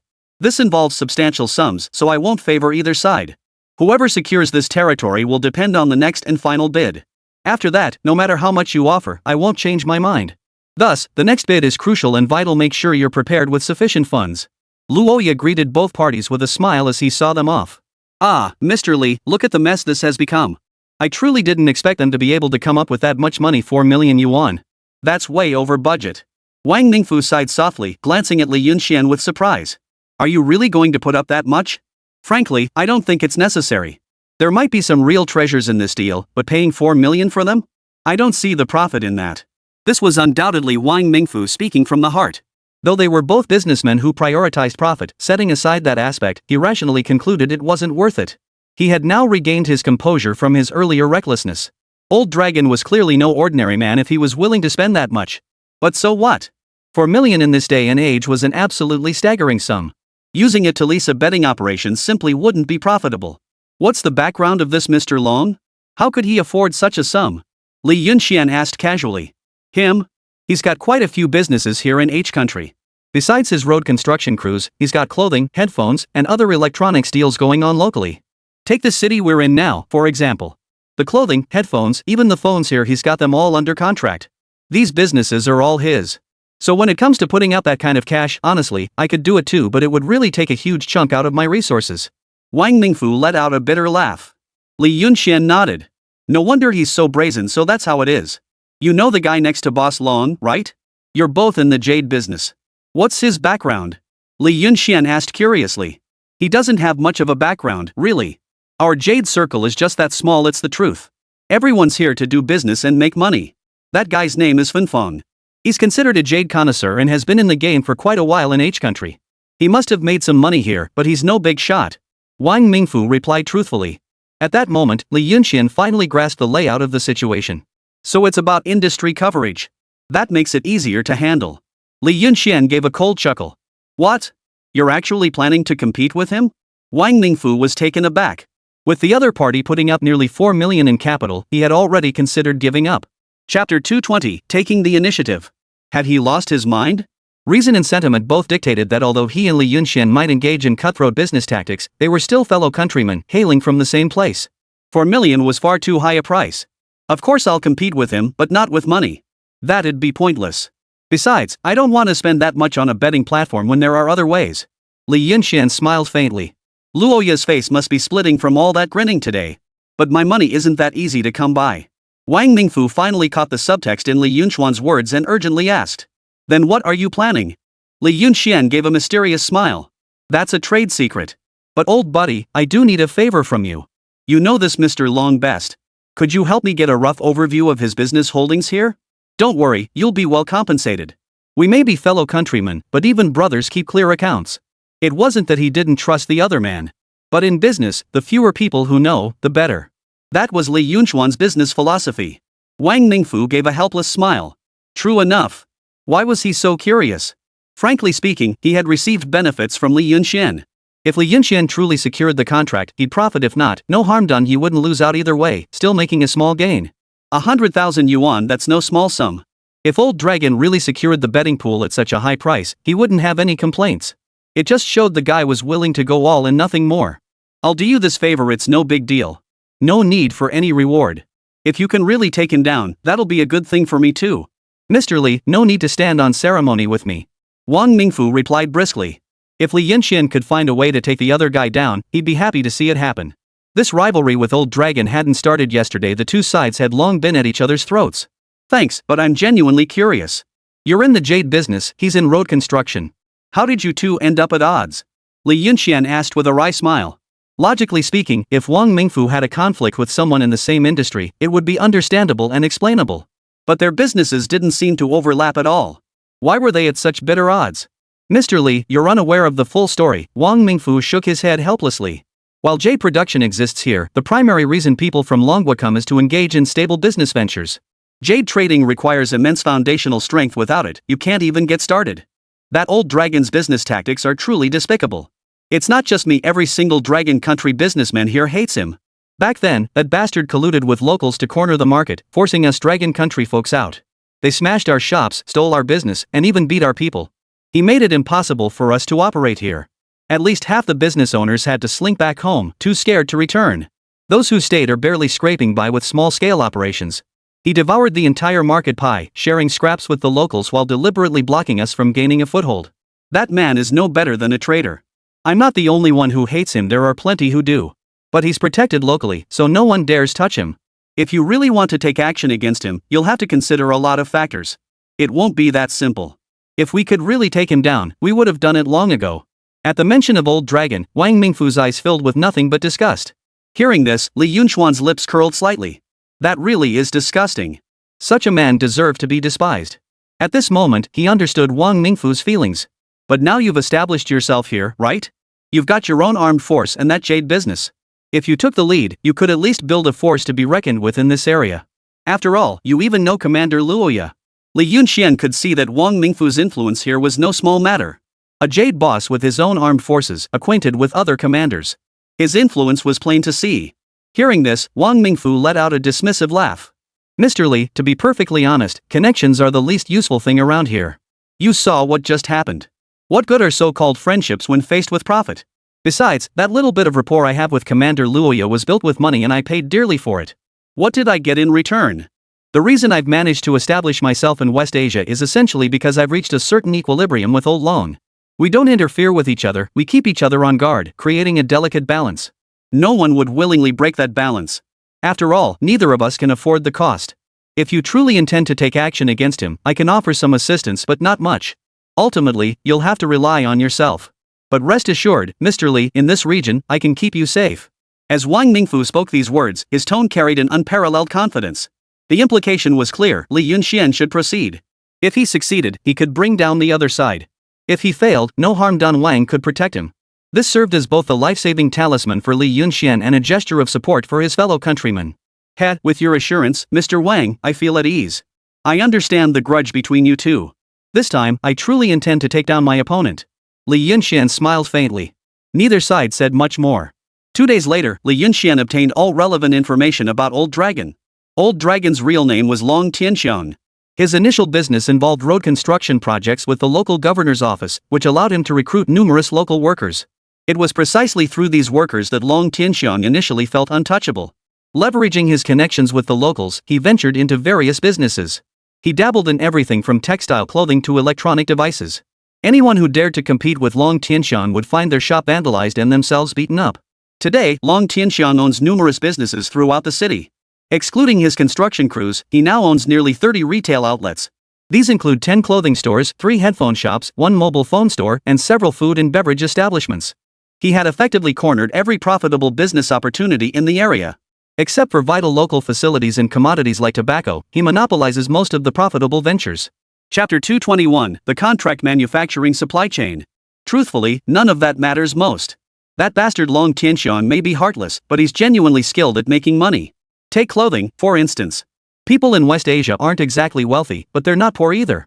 Long Tianxiang sources goods from the United States and sells them here. Locals simply couldn't compete. American goods were superior in quality and priced reasonably. These two factors alone deter local competition. That's why Long Tianxiang has been able to establish his business here. At this point, Wang Mingfu felt a pang of helplessness. It's not the ruthless who scare you, it's the ruthless with brains. Long Tianxiang was precisely that kind of person, unscrupulous in his methods, yet equally sharp-witted. How did he source goods from the United States? No one knew, but everyone agreed his clothing was high quality and reasonably priced, affordable for most. But it was unlikely others could source such large quantities from the United States, because in this era, everyone knew American goods were notoriously expensive. That was Long Tianxiang's skill. Have you never considered outsourcing production? Hearing Wang Mingfu's words, Li Yunxian raised an eyebrow slightly. At first, he thought Wang Mingfu might actually have some talent, but upon further reflection, Li Yunxian suddenly spotted the flaw in his reasoning. Contract manufacturing was actually one of the most common business tactics employed in multinational trade. However, at this point in time, very few people were even familiar with the term contract manufacturing. If Wang Mingfu didn't know, that would be understandable. Sure enough, upon hearing Li Yunxuan's words, Wang Mingfu instinctively froze for a moment, his face blank with confusion. OEM? What's that? Heh, never mind. Come on, let's go take a look first.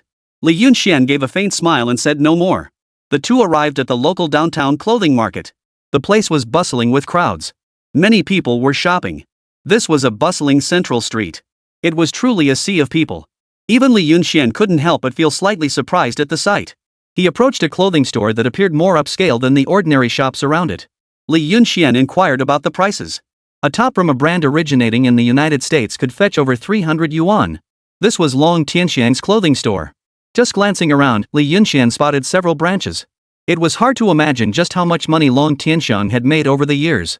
He then approached some street stalls, where the clothes were visibly of poor quality. The prices weren't high either, around 150 yuan per piece. This clearly showed that Long Tianxiang's clothing store was undoubtedly high-end in this area, there was no doubt about it. No wonder he could afford to shell out 4 million. Meanwhile, Li Yunxian noticed something else about the prices here. Compared to domestic prices, the costs here were far too high.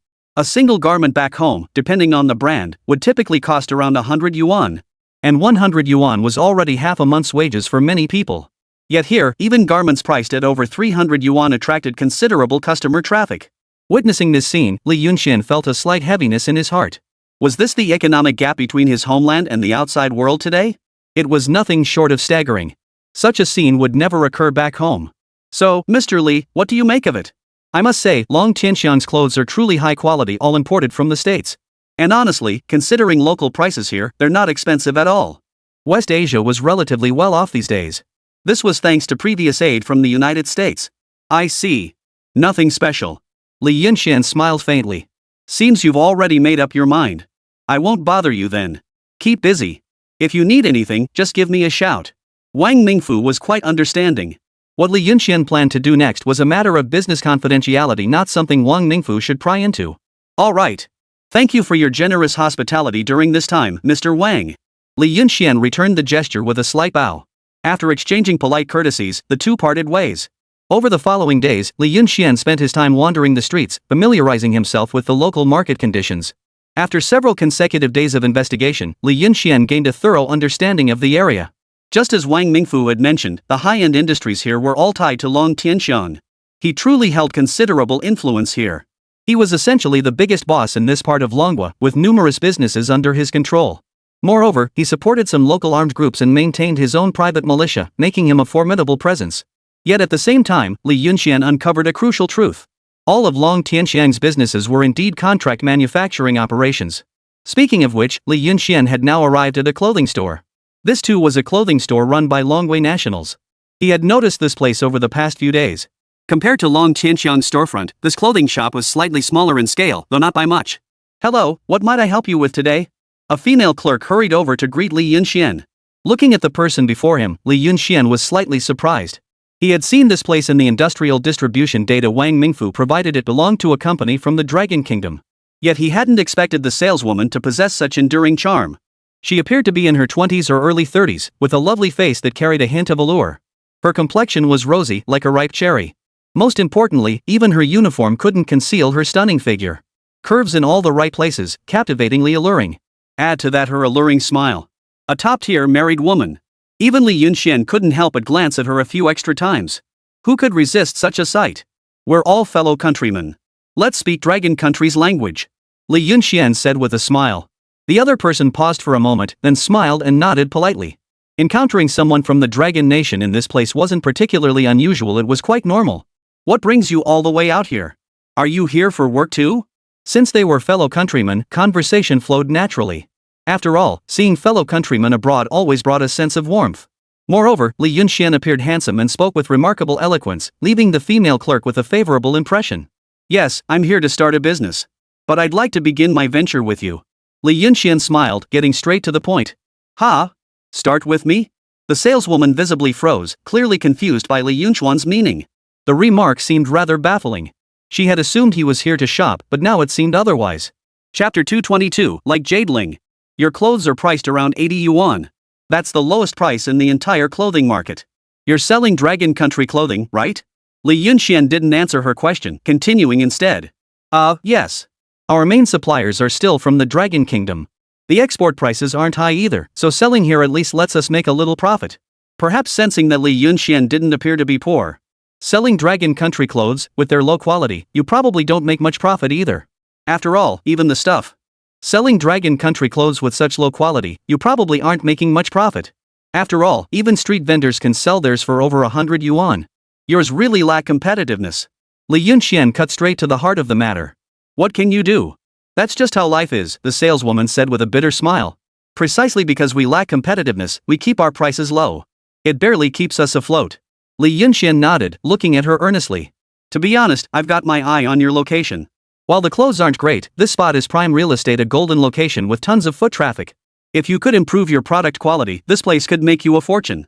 And as it happens, I have high quality clothing at relatively competitive prices and in large quantities. I just wonder if you'd be interested in doing business with me. This was the core of Li Yunxian's strategy. Location is the fundamental factor determining whether a store can turn a profit. Especially for the clothing business, it's the most crucial factor of all. When he first saw this location, Li Yunxian found it puzzling. The shop clearly had a prime location. Yet after several days, he hadn't seen many customers enter. The conversion rate among those who did enter was quite high, but that was all. Compared to other stores, the difference was stark. You want to partner with me? The female clerk looked visibly taken aback, clearly not expecting Li Yunxian to say that. You must be fairly new here, right? Suddenly recalling something, the saleswoman spoke with a hint of disappointment, though not overly agitated. She merely looked at Li Yunxian with a calm expression. What's wrong? Li Yunxian asked, confused. Handsome, you'd better find someone else to do this business with. It's tough to run things here, and I'll only hold you back. A deep sorrow flickered in the shop assistant's eyes. Li Yunxian could even detect a hint of helplessness in her eyes. Oh? It seems like you're being threatened? Could you tell me about it? I'd still like to discuss this with you. If we can negotiate a deal, it would be a win-win for both of us. Li Yunxian still wanted to try. If it was truly too difficult, then so be it. He could simply look for another location. The location was indeed prime, and he was tempted to give up. The area was bustling with foot traffic and even had a school nearby. The roads were well connected in all directions. It's simply the best spot for business. Seeing Li Yunxian's persistence, the female clerk sighed and slowly began. She carefully explained the situation of the place to Li Yunxian. Moments later, it dawned on Li Yunxian. He finally understood why, despite the prime location, the merchandise was so subpar and required price cuts just to turn a profit. Long Tianxiang had long coveted this prime location. He had always wanted to claim it for himself. But this place was run by the beautiful woman before him and her husband. They had invested every last penny they had into it, which was how they had managed to buy the shop. This storefront wasn't originally in a prime location. It was just an ordinary storefront. The couple had simply hoped to earn a living here and make a life for themselves. Then, a primary and middle school were developed nearby. Foot traffic surged overnight. Numerous shops sprang up in the surrounding area. And their shop became the prime location. The female clerk was named Ruiling. She had a husband and a daughter. With this wave of development, they should have been able to live comfortably and earn some money. But because Long Tianxiang had set his sights on the location, he initially intended to buy it outright. But the price he offered was low, bordering on insulting. Naturally, Ruiling's husband refused to sell. And precisely because of this. Just 1 week later, Ruiling's husband met a violent death. Rumor had it he was hit by a car. To this day, no killer has been found. The locals wouldn't bother deploying significant police resources to search for a foreigner, it simply wasn't worth it. The matter was soon swept under the rug. Ruiling knew full well that Long Tianxiang was behind it. She understood his methods all too well. Or rather, every Long country person in this place knew exactly what kind of man Long Tianxiang was. He was a ruthless devil who stopped at nothing. Sure enough, Long Tianxiang struck again soon after. He offered 20,000 yuan to buy the shop. It should be noted that Yu Ling and her husband had previously paid 50,000 yuan to acquire the shop. By today's market standards, this shop is worth at least 200,000 yuan and up. Yet he was only offering 20,000. This wasn't just bullying, it was outright humiliation. At this point, Long Tianxiang finally grew furious. But having already caused a fatal incident, he couldn't bring himself to lay a hand on this woman. After all, she had a child. Disposing of one person was something Long Tianxiang could handle discreetly. But if he were to eliminate an entire family, the locals would surely object. It would be too disruptive to social stability. Moreover, the local Long countrymen would absolutely never consent to it. Therefore, he refrained from doing so and adopted other methods to target Ruiling. Other clothing stores could obtain relatively high-quality garments from Long Tianxiang's suppliers to sell. Ruiling's shop, however, could only source low-quality garments from within the Dragon Kingdom for sale. She dared not set prices too high.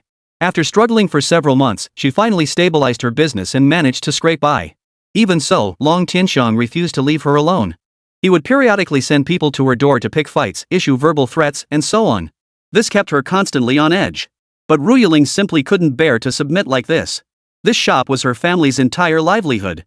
If they sold it, their entire lives would truly have been wasted. So she gritted her teeth and persevered. "Ah, young man, this really isn't the right place for us to do business together. You'll just end up being targeted by Long Tianxiang. That man is nothing short of a monster. It's best you don't provoke him. Consider this a friendly warning from a fellow countryman. As for me, even if he goes too far, he wouldn't dare do anything to me. I can still scrape by. All I want now is for my daughter to grow up safe and sound." Chapter 223, Two Choices. Ruyaling had come to terms with her situation. Life was bearable enough, she'd just muddle through. She believed Long Tianxiang wouldn't dare push too far now. At worst, he'd try to drive her away. But as long as she held her ground, he probably wouldn't dare to act recklessly. That Long Tianxiang again. Li Yunxian frowned slightly. He hadn't intended to get involved in this matter. If the other party truly faced some hardship, he might offer some assistance at most.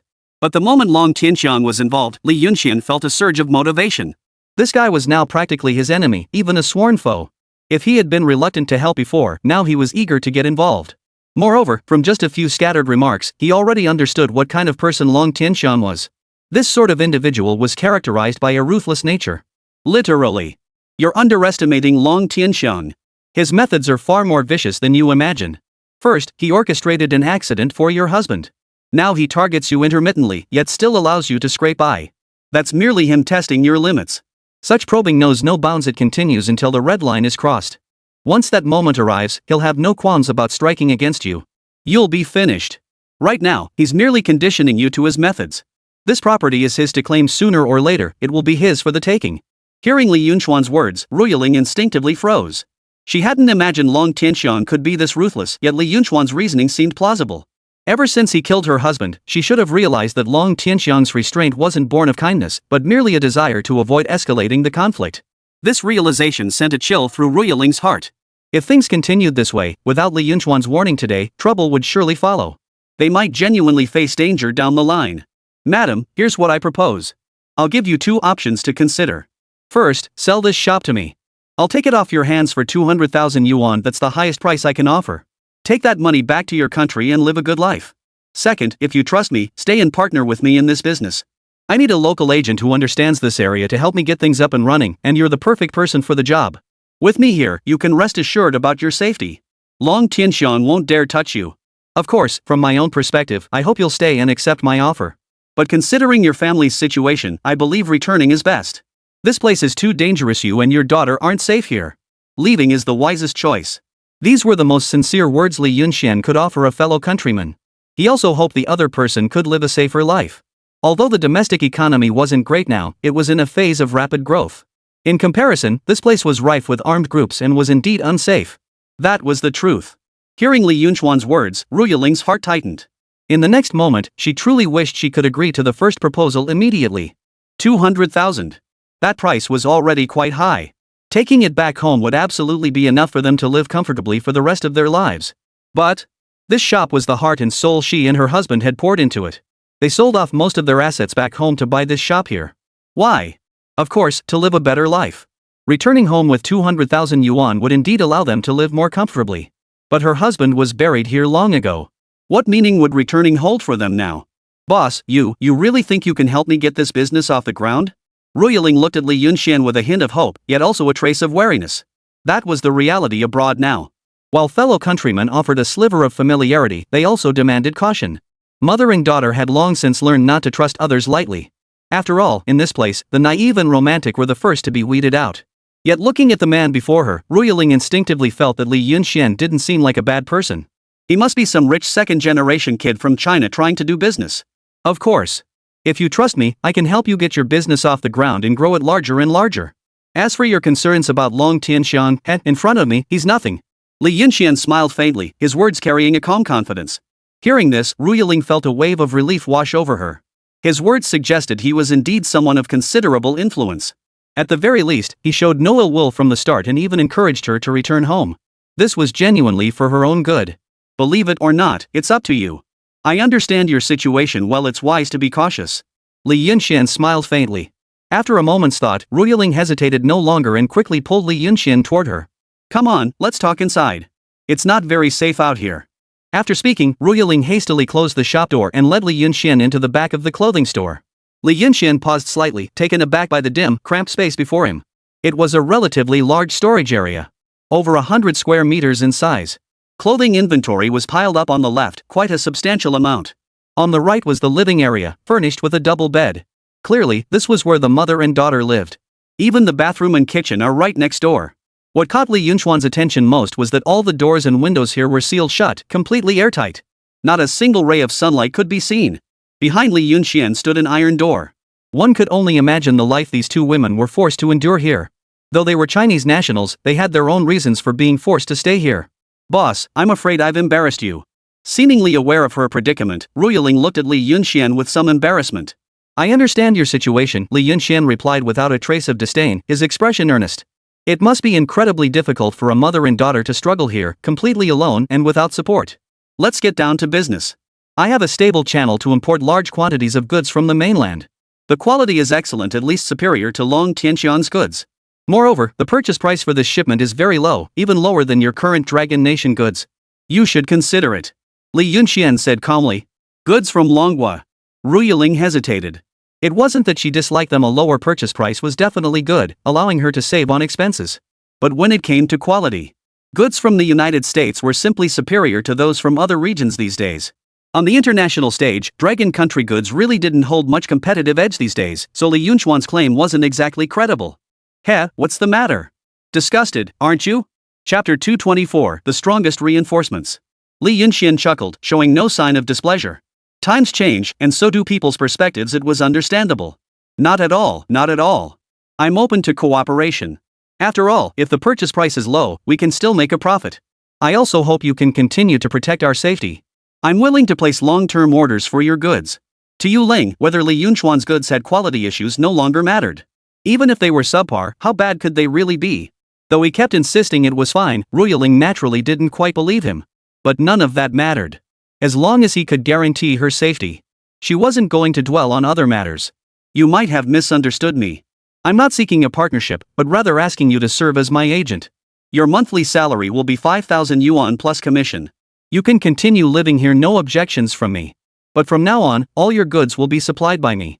I won't take your money, you just need to help sell them. You won't need to worry about anything else.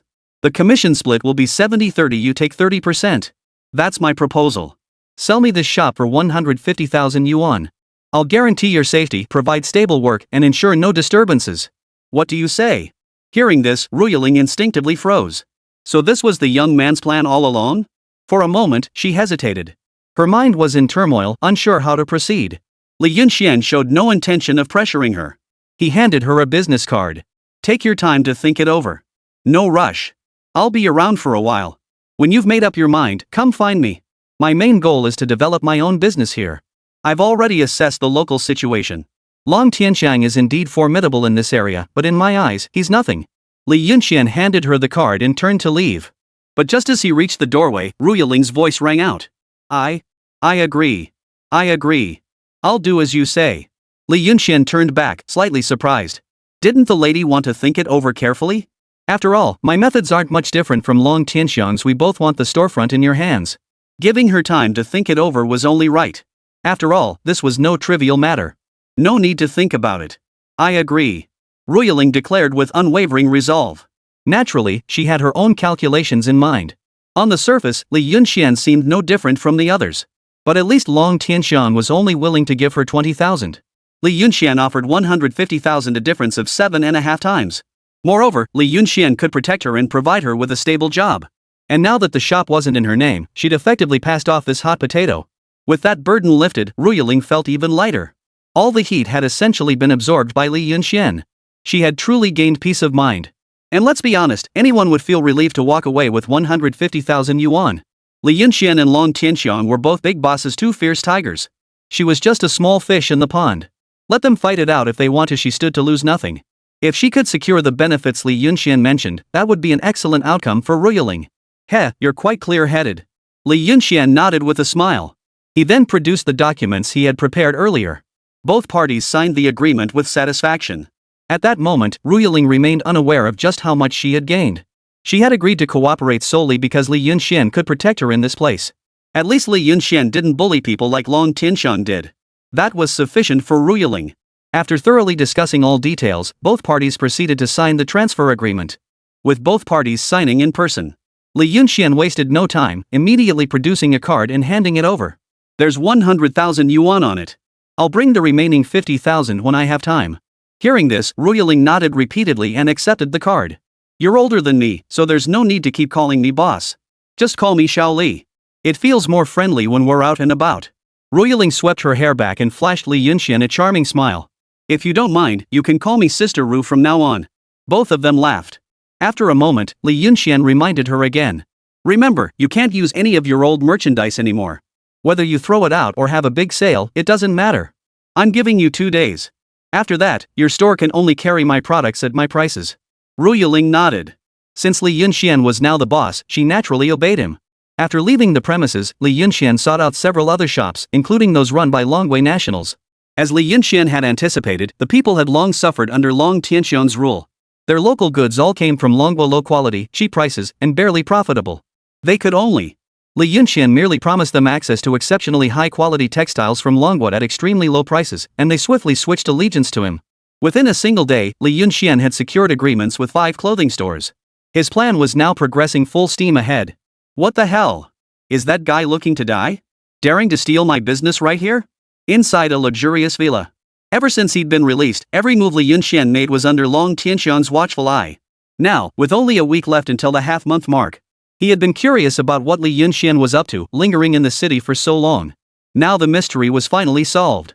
The guy actually intended to do business in this place. While furious, Long Tianxiang also found it somewhat amusing. Who didn't know this was his turf?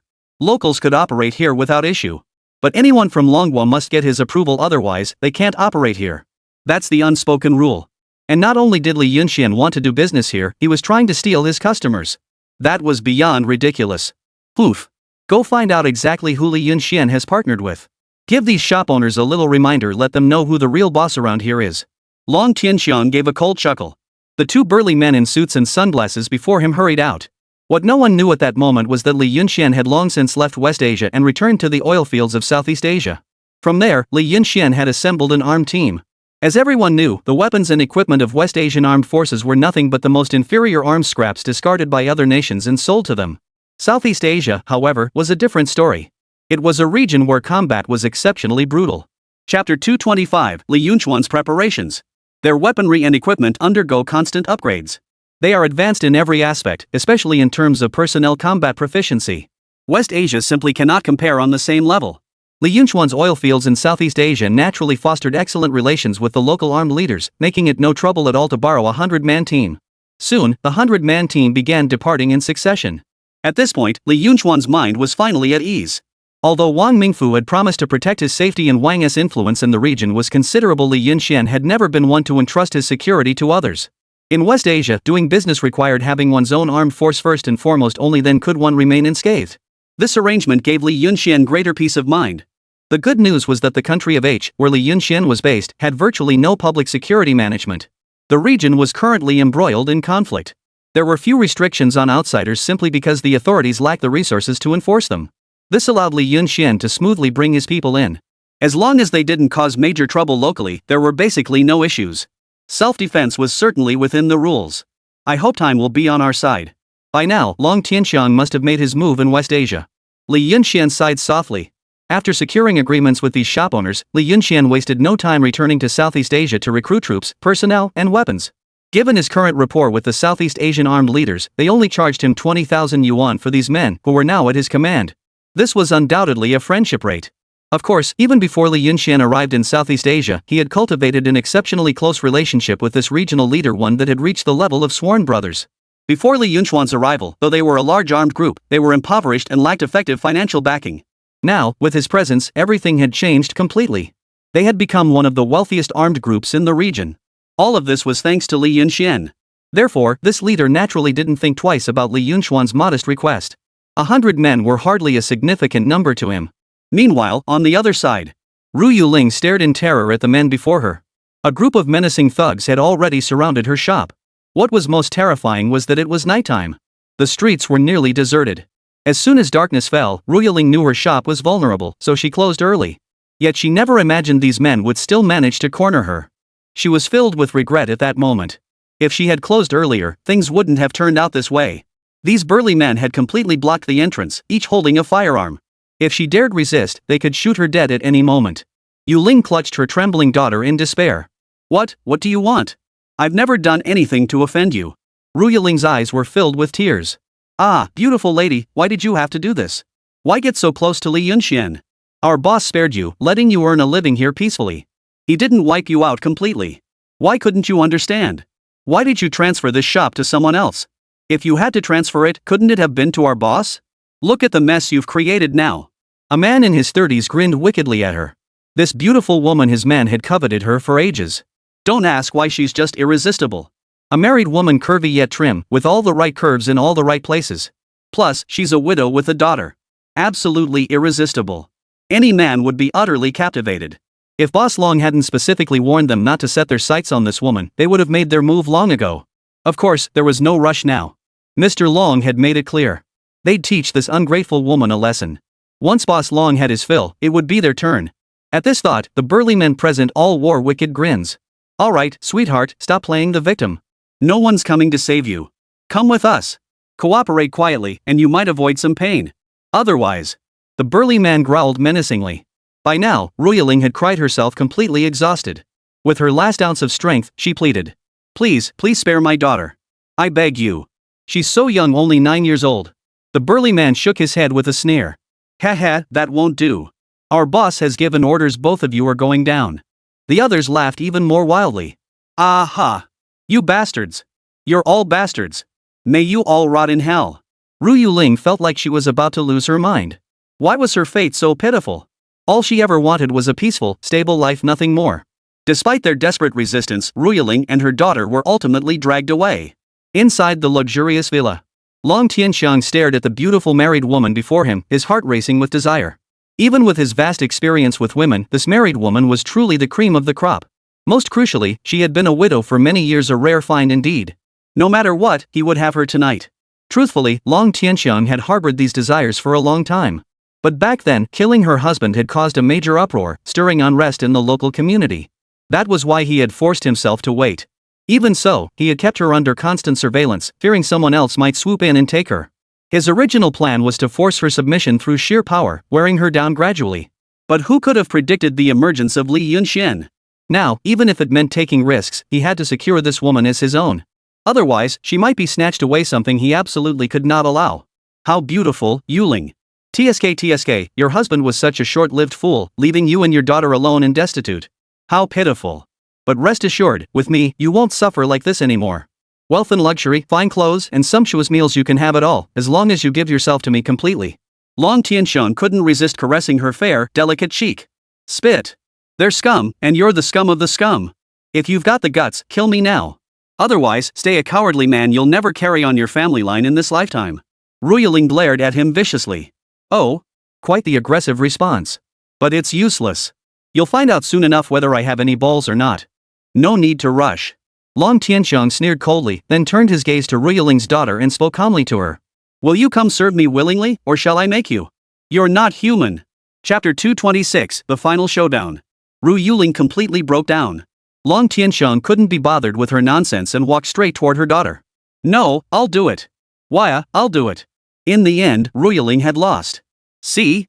You're actually quite clever after all. Long Tianxiang smirked triumphantly. The wicked fire in his heart flared even brighter. If not for his men watching nearby, he feared he wouldn't be able to resist pouncing on her himself, utterly disregarding his boss's authority. You must promise me you won't lay a finger on my child. If you do, I'll haunt you even as a ghost. Ruyaling hesitated, her gaze turning cold as she fixed it on Long Tianxiang. This was her absolute bottom line. Staring into her eyes, fierce as a venomous snake, Long Tianxiang froze for a moment. But soon, he waved his hand dismissively with a smile. Rest assured, I'm not that beastly. I certainly won't touch your child. After all, it's just a child. Watching her obediently approach, Long Tianxiang let out a cold laugh. What kind of place was this? It was his dynasty. He made the rules, did as he pleased, and who could stop him? But toying with this woman held a peculiar kind of amusement. Just as Ruiling resignedly stepped forward, and Long Tianxian was about to dismiss his men to indulge in heavenly pleasures, a subordinate suddenly burst in, flustered. Boss, someone's here to see you." Long Tianxian was thoroughly annoyed. "What's the rush? This is ridiculous. Whoever it is, tell them I'm busy now. Whatever it is, it can wait until tomorrow." Long Tianxian snapped impatiently. "Get out. All of you, get out. No one enters without my orders." With that, he waved his hand dismissively, shooing them away. "Boss, we can't do that. This person specifically requested to see you, and. His subordinate was on the verge of tears. "What the hell?" Long Tianxian forced back his anger, snatched the phone, and kicked the subordinate aside. "Hello? Who is this? If you don't give me a reasonable explanation. Mr. Long, you've got some nerve. Stealing my people right out from under me? No law and order in broad daylight, huh?" Hearing that voice, Long Tianxian froze instinctively. The voice sounded familiar, yet he couldn't quite place it. It took him a full 30 seconds to suddenly realize. It was none other than Li Yunxian. The realization sent a wave of cold laughter rippling through Long Tianxian. "So it was you. The pretty boy rich kid from the mainland, huh? Ha! I don't know about the law, but around here, I am the law. This woman is mine now. Got a problem with that? And even if you did, what could you do about it? Ha! Kid, if you cross me, you'd better be prepared to die a violent death. You're next on my list." Long Tianxian laughed heartily. Li Yunxian raised an eyebrow slightly, his voice cold and utterly devoid of emotion. "Is that so? Why don't you step outside and see what the situation is like right now? Then come back and tell me these things." The words hung in the air, leaving Long Tianxian momentarily stunned, clearly slow to react. Meanwhile, his henchmen nearby looked like they were about to cry. "Boss, we're surrounded. They outnumber us, and they have artillery. They've locked onto us. If we don't comply, none of us will survive." Long Tianxian's heart jolted, his mind going blank. He staggered outside. Outside the luxurious villa, a dense crowd of people indeed stood gathered. They were uniformly armed, clad in identical combat gear, and even equipped with riot shields. Their level of professionalism far surpassed that of the local police. Sure enough, upon closer inspection, Long Tianxian felt his heart nearly stop. Artillery. Outside the entrance. 3 large caliber cannons had locked onto them. Leading the group were none other than Li Yunxian and Wang Mingfu. Both men now stared at him with eerie grins. Long Tianxian wondered if he was dreaming. How could this be? It was simply impossible. Large caliber cannons. Even H country rarely possessed such weapons. Don't be fooled by how economically developed this place seems, it's all relative. Compared to Dragon Nation, their economy was indeed much stronger, but that was largely due to aid from the United States. When it came to weapons and ammunition, however, H country didn't possess particularly advanced armaments. They heavily relied on imports for many weapons, which was precisely why there were so many armed tribes in the region. Because H country's leadership simply can't control these groups. Their weapons and equipment aren't advanced enough to provide effective military deterrence. Even local militias now possess only standard artillery shells. Anyone with small caliber ammunition can control an entire region. Not to mention Li Yunxian's forces, armed with large caliber weapons and an array of advanced equipment, they were practically a special forces unit. Long Tianxian sucked in a sharp breath. He never could have imagined Li Yunxian possessed such capabilities. Standing there, she felt utterly disoriented. General Li, your strength is truly astonishing. To be able to mobilize such a well-equipped force, and with so many. Wang Mingfu beside him expressed his astonishment repeatedly. This was utterly unprecedented. As everyone knew, the strength of an armed force was never measured by numbers alone, but by the sophistication of its weaponry and equipment. And Li Yunxian's force of over 100 men was equipped to an almost unbelievable degree. It wouldn't be an exaggeration to say they could sweep through the entire city.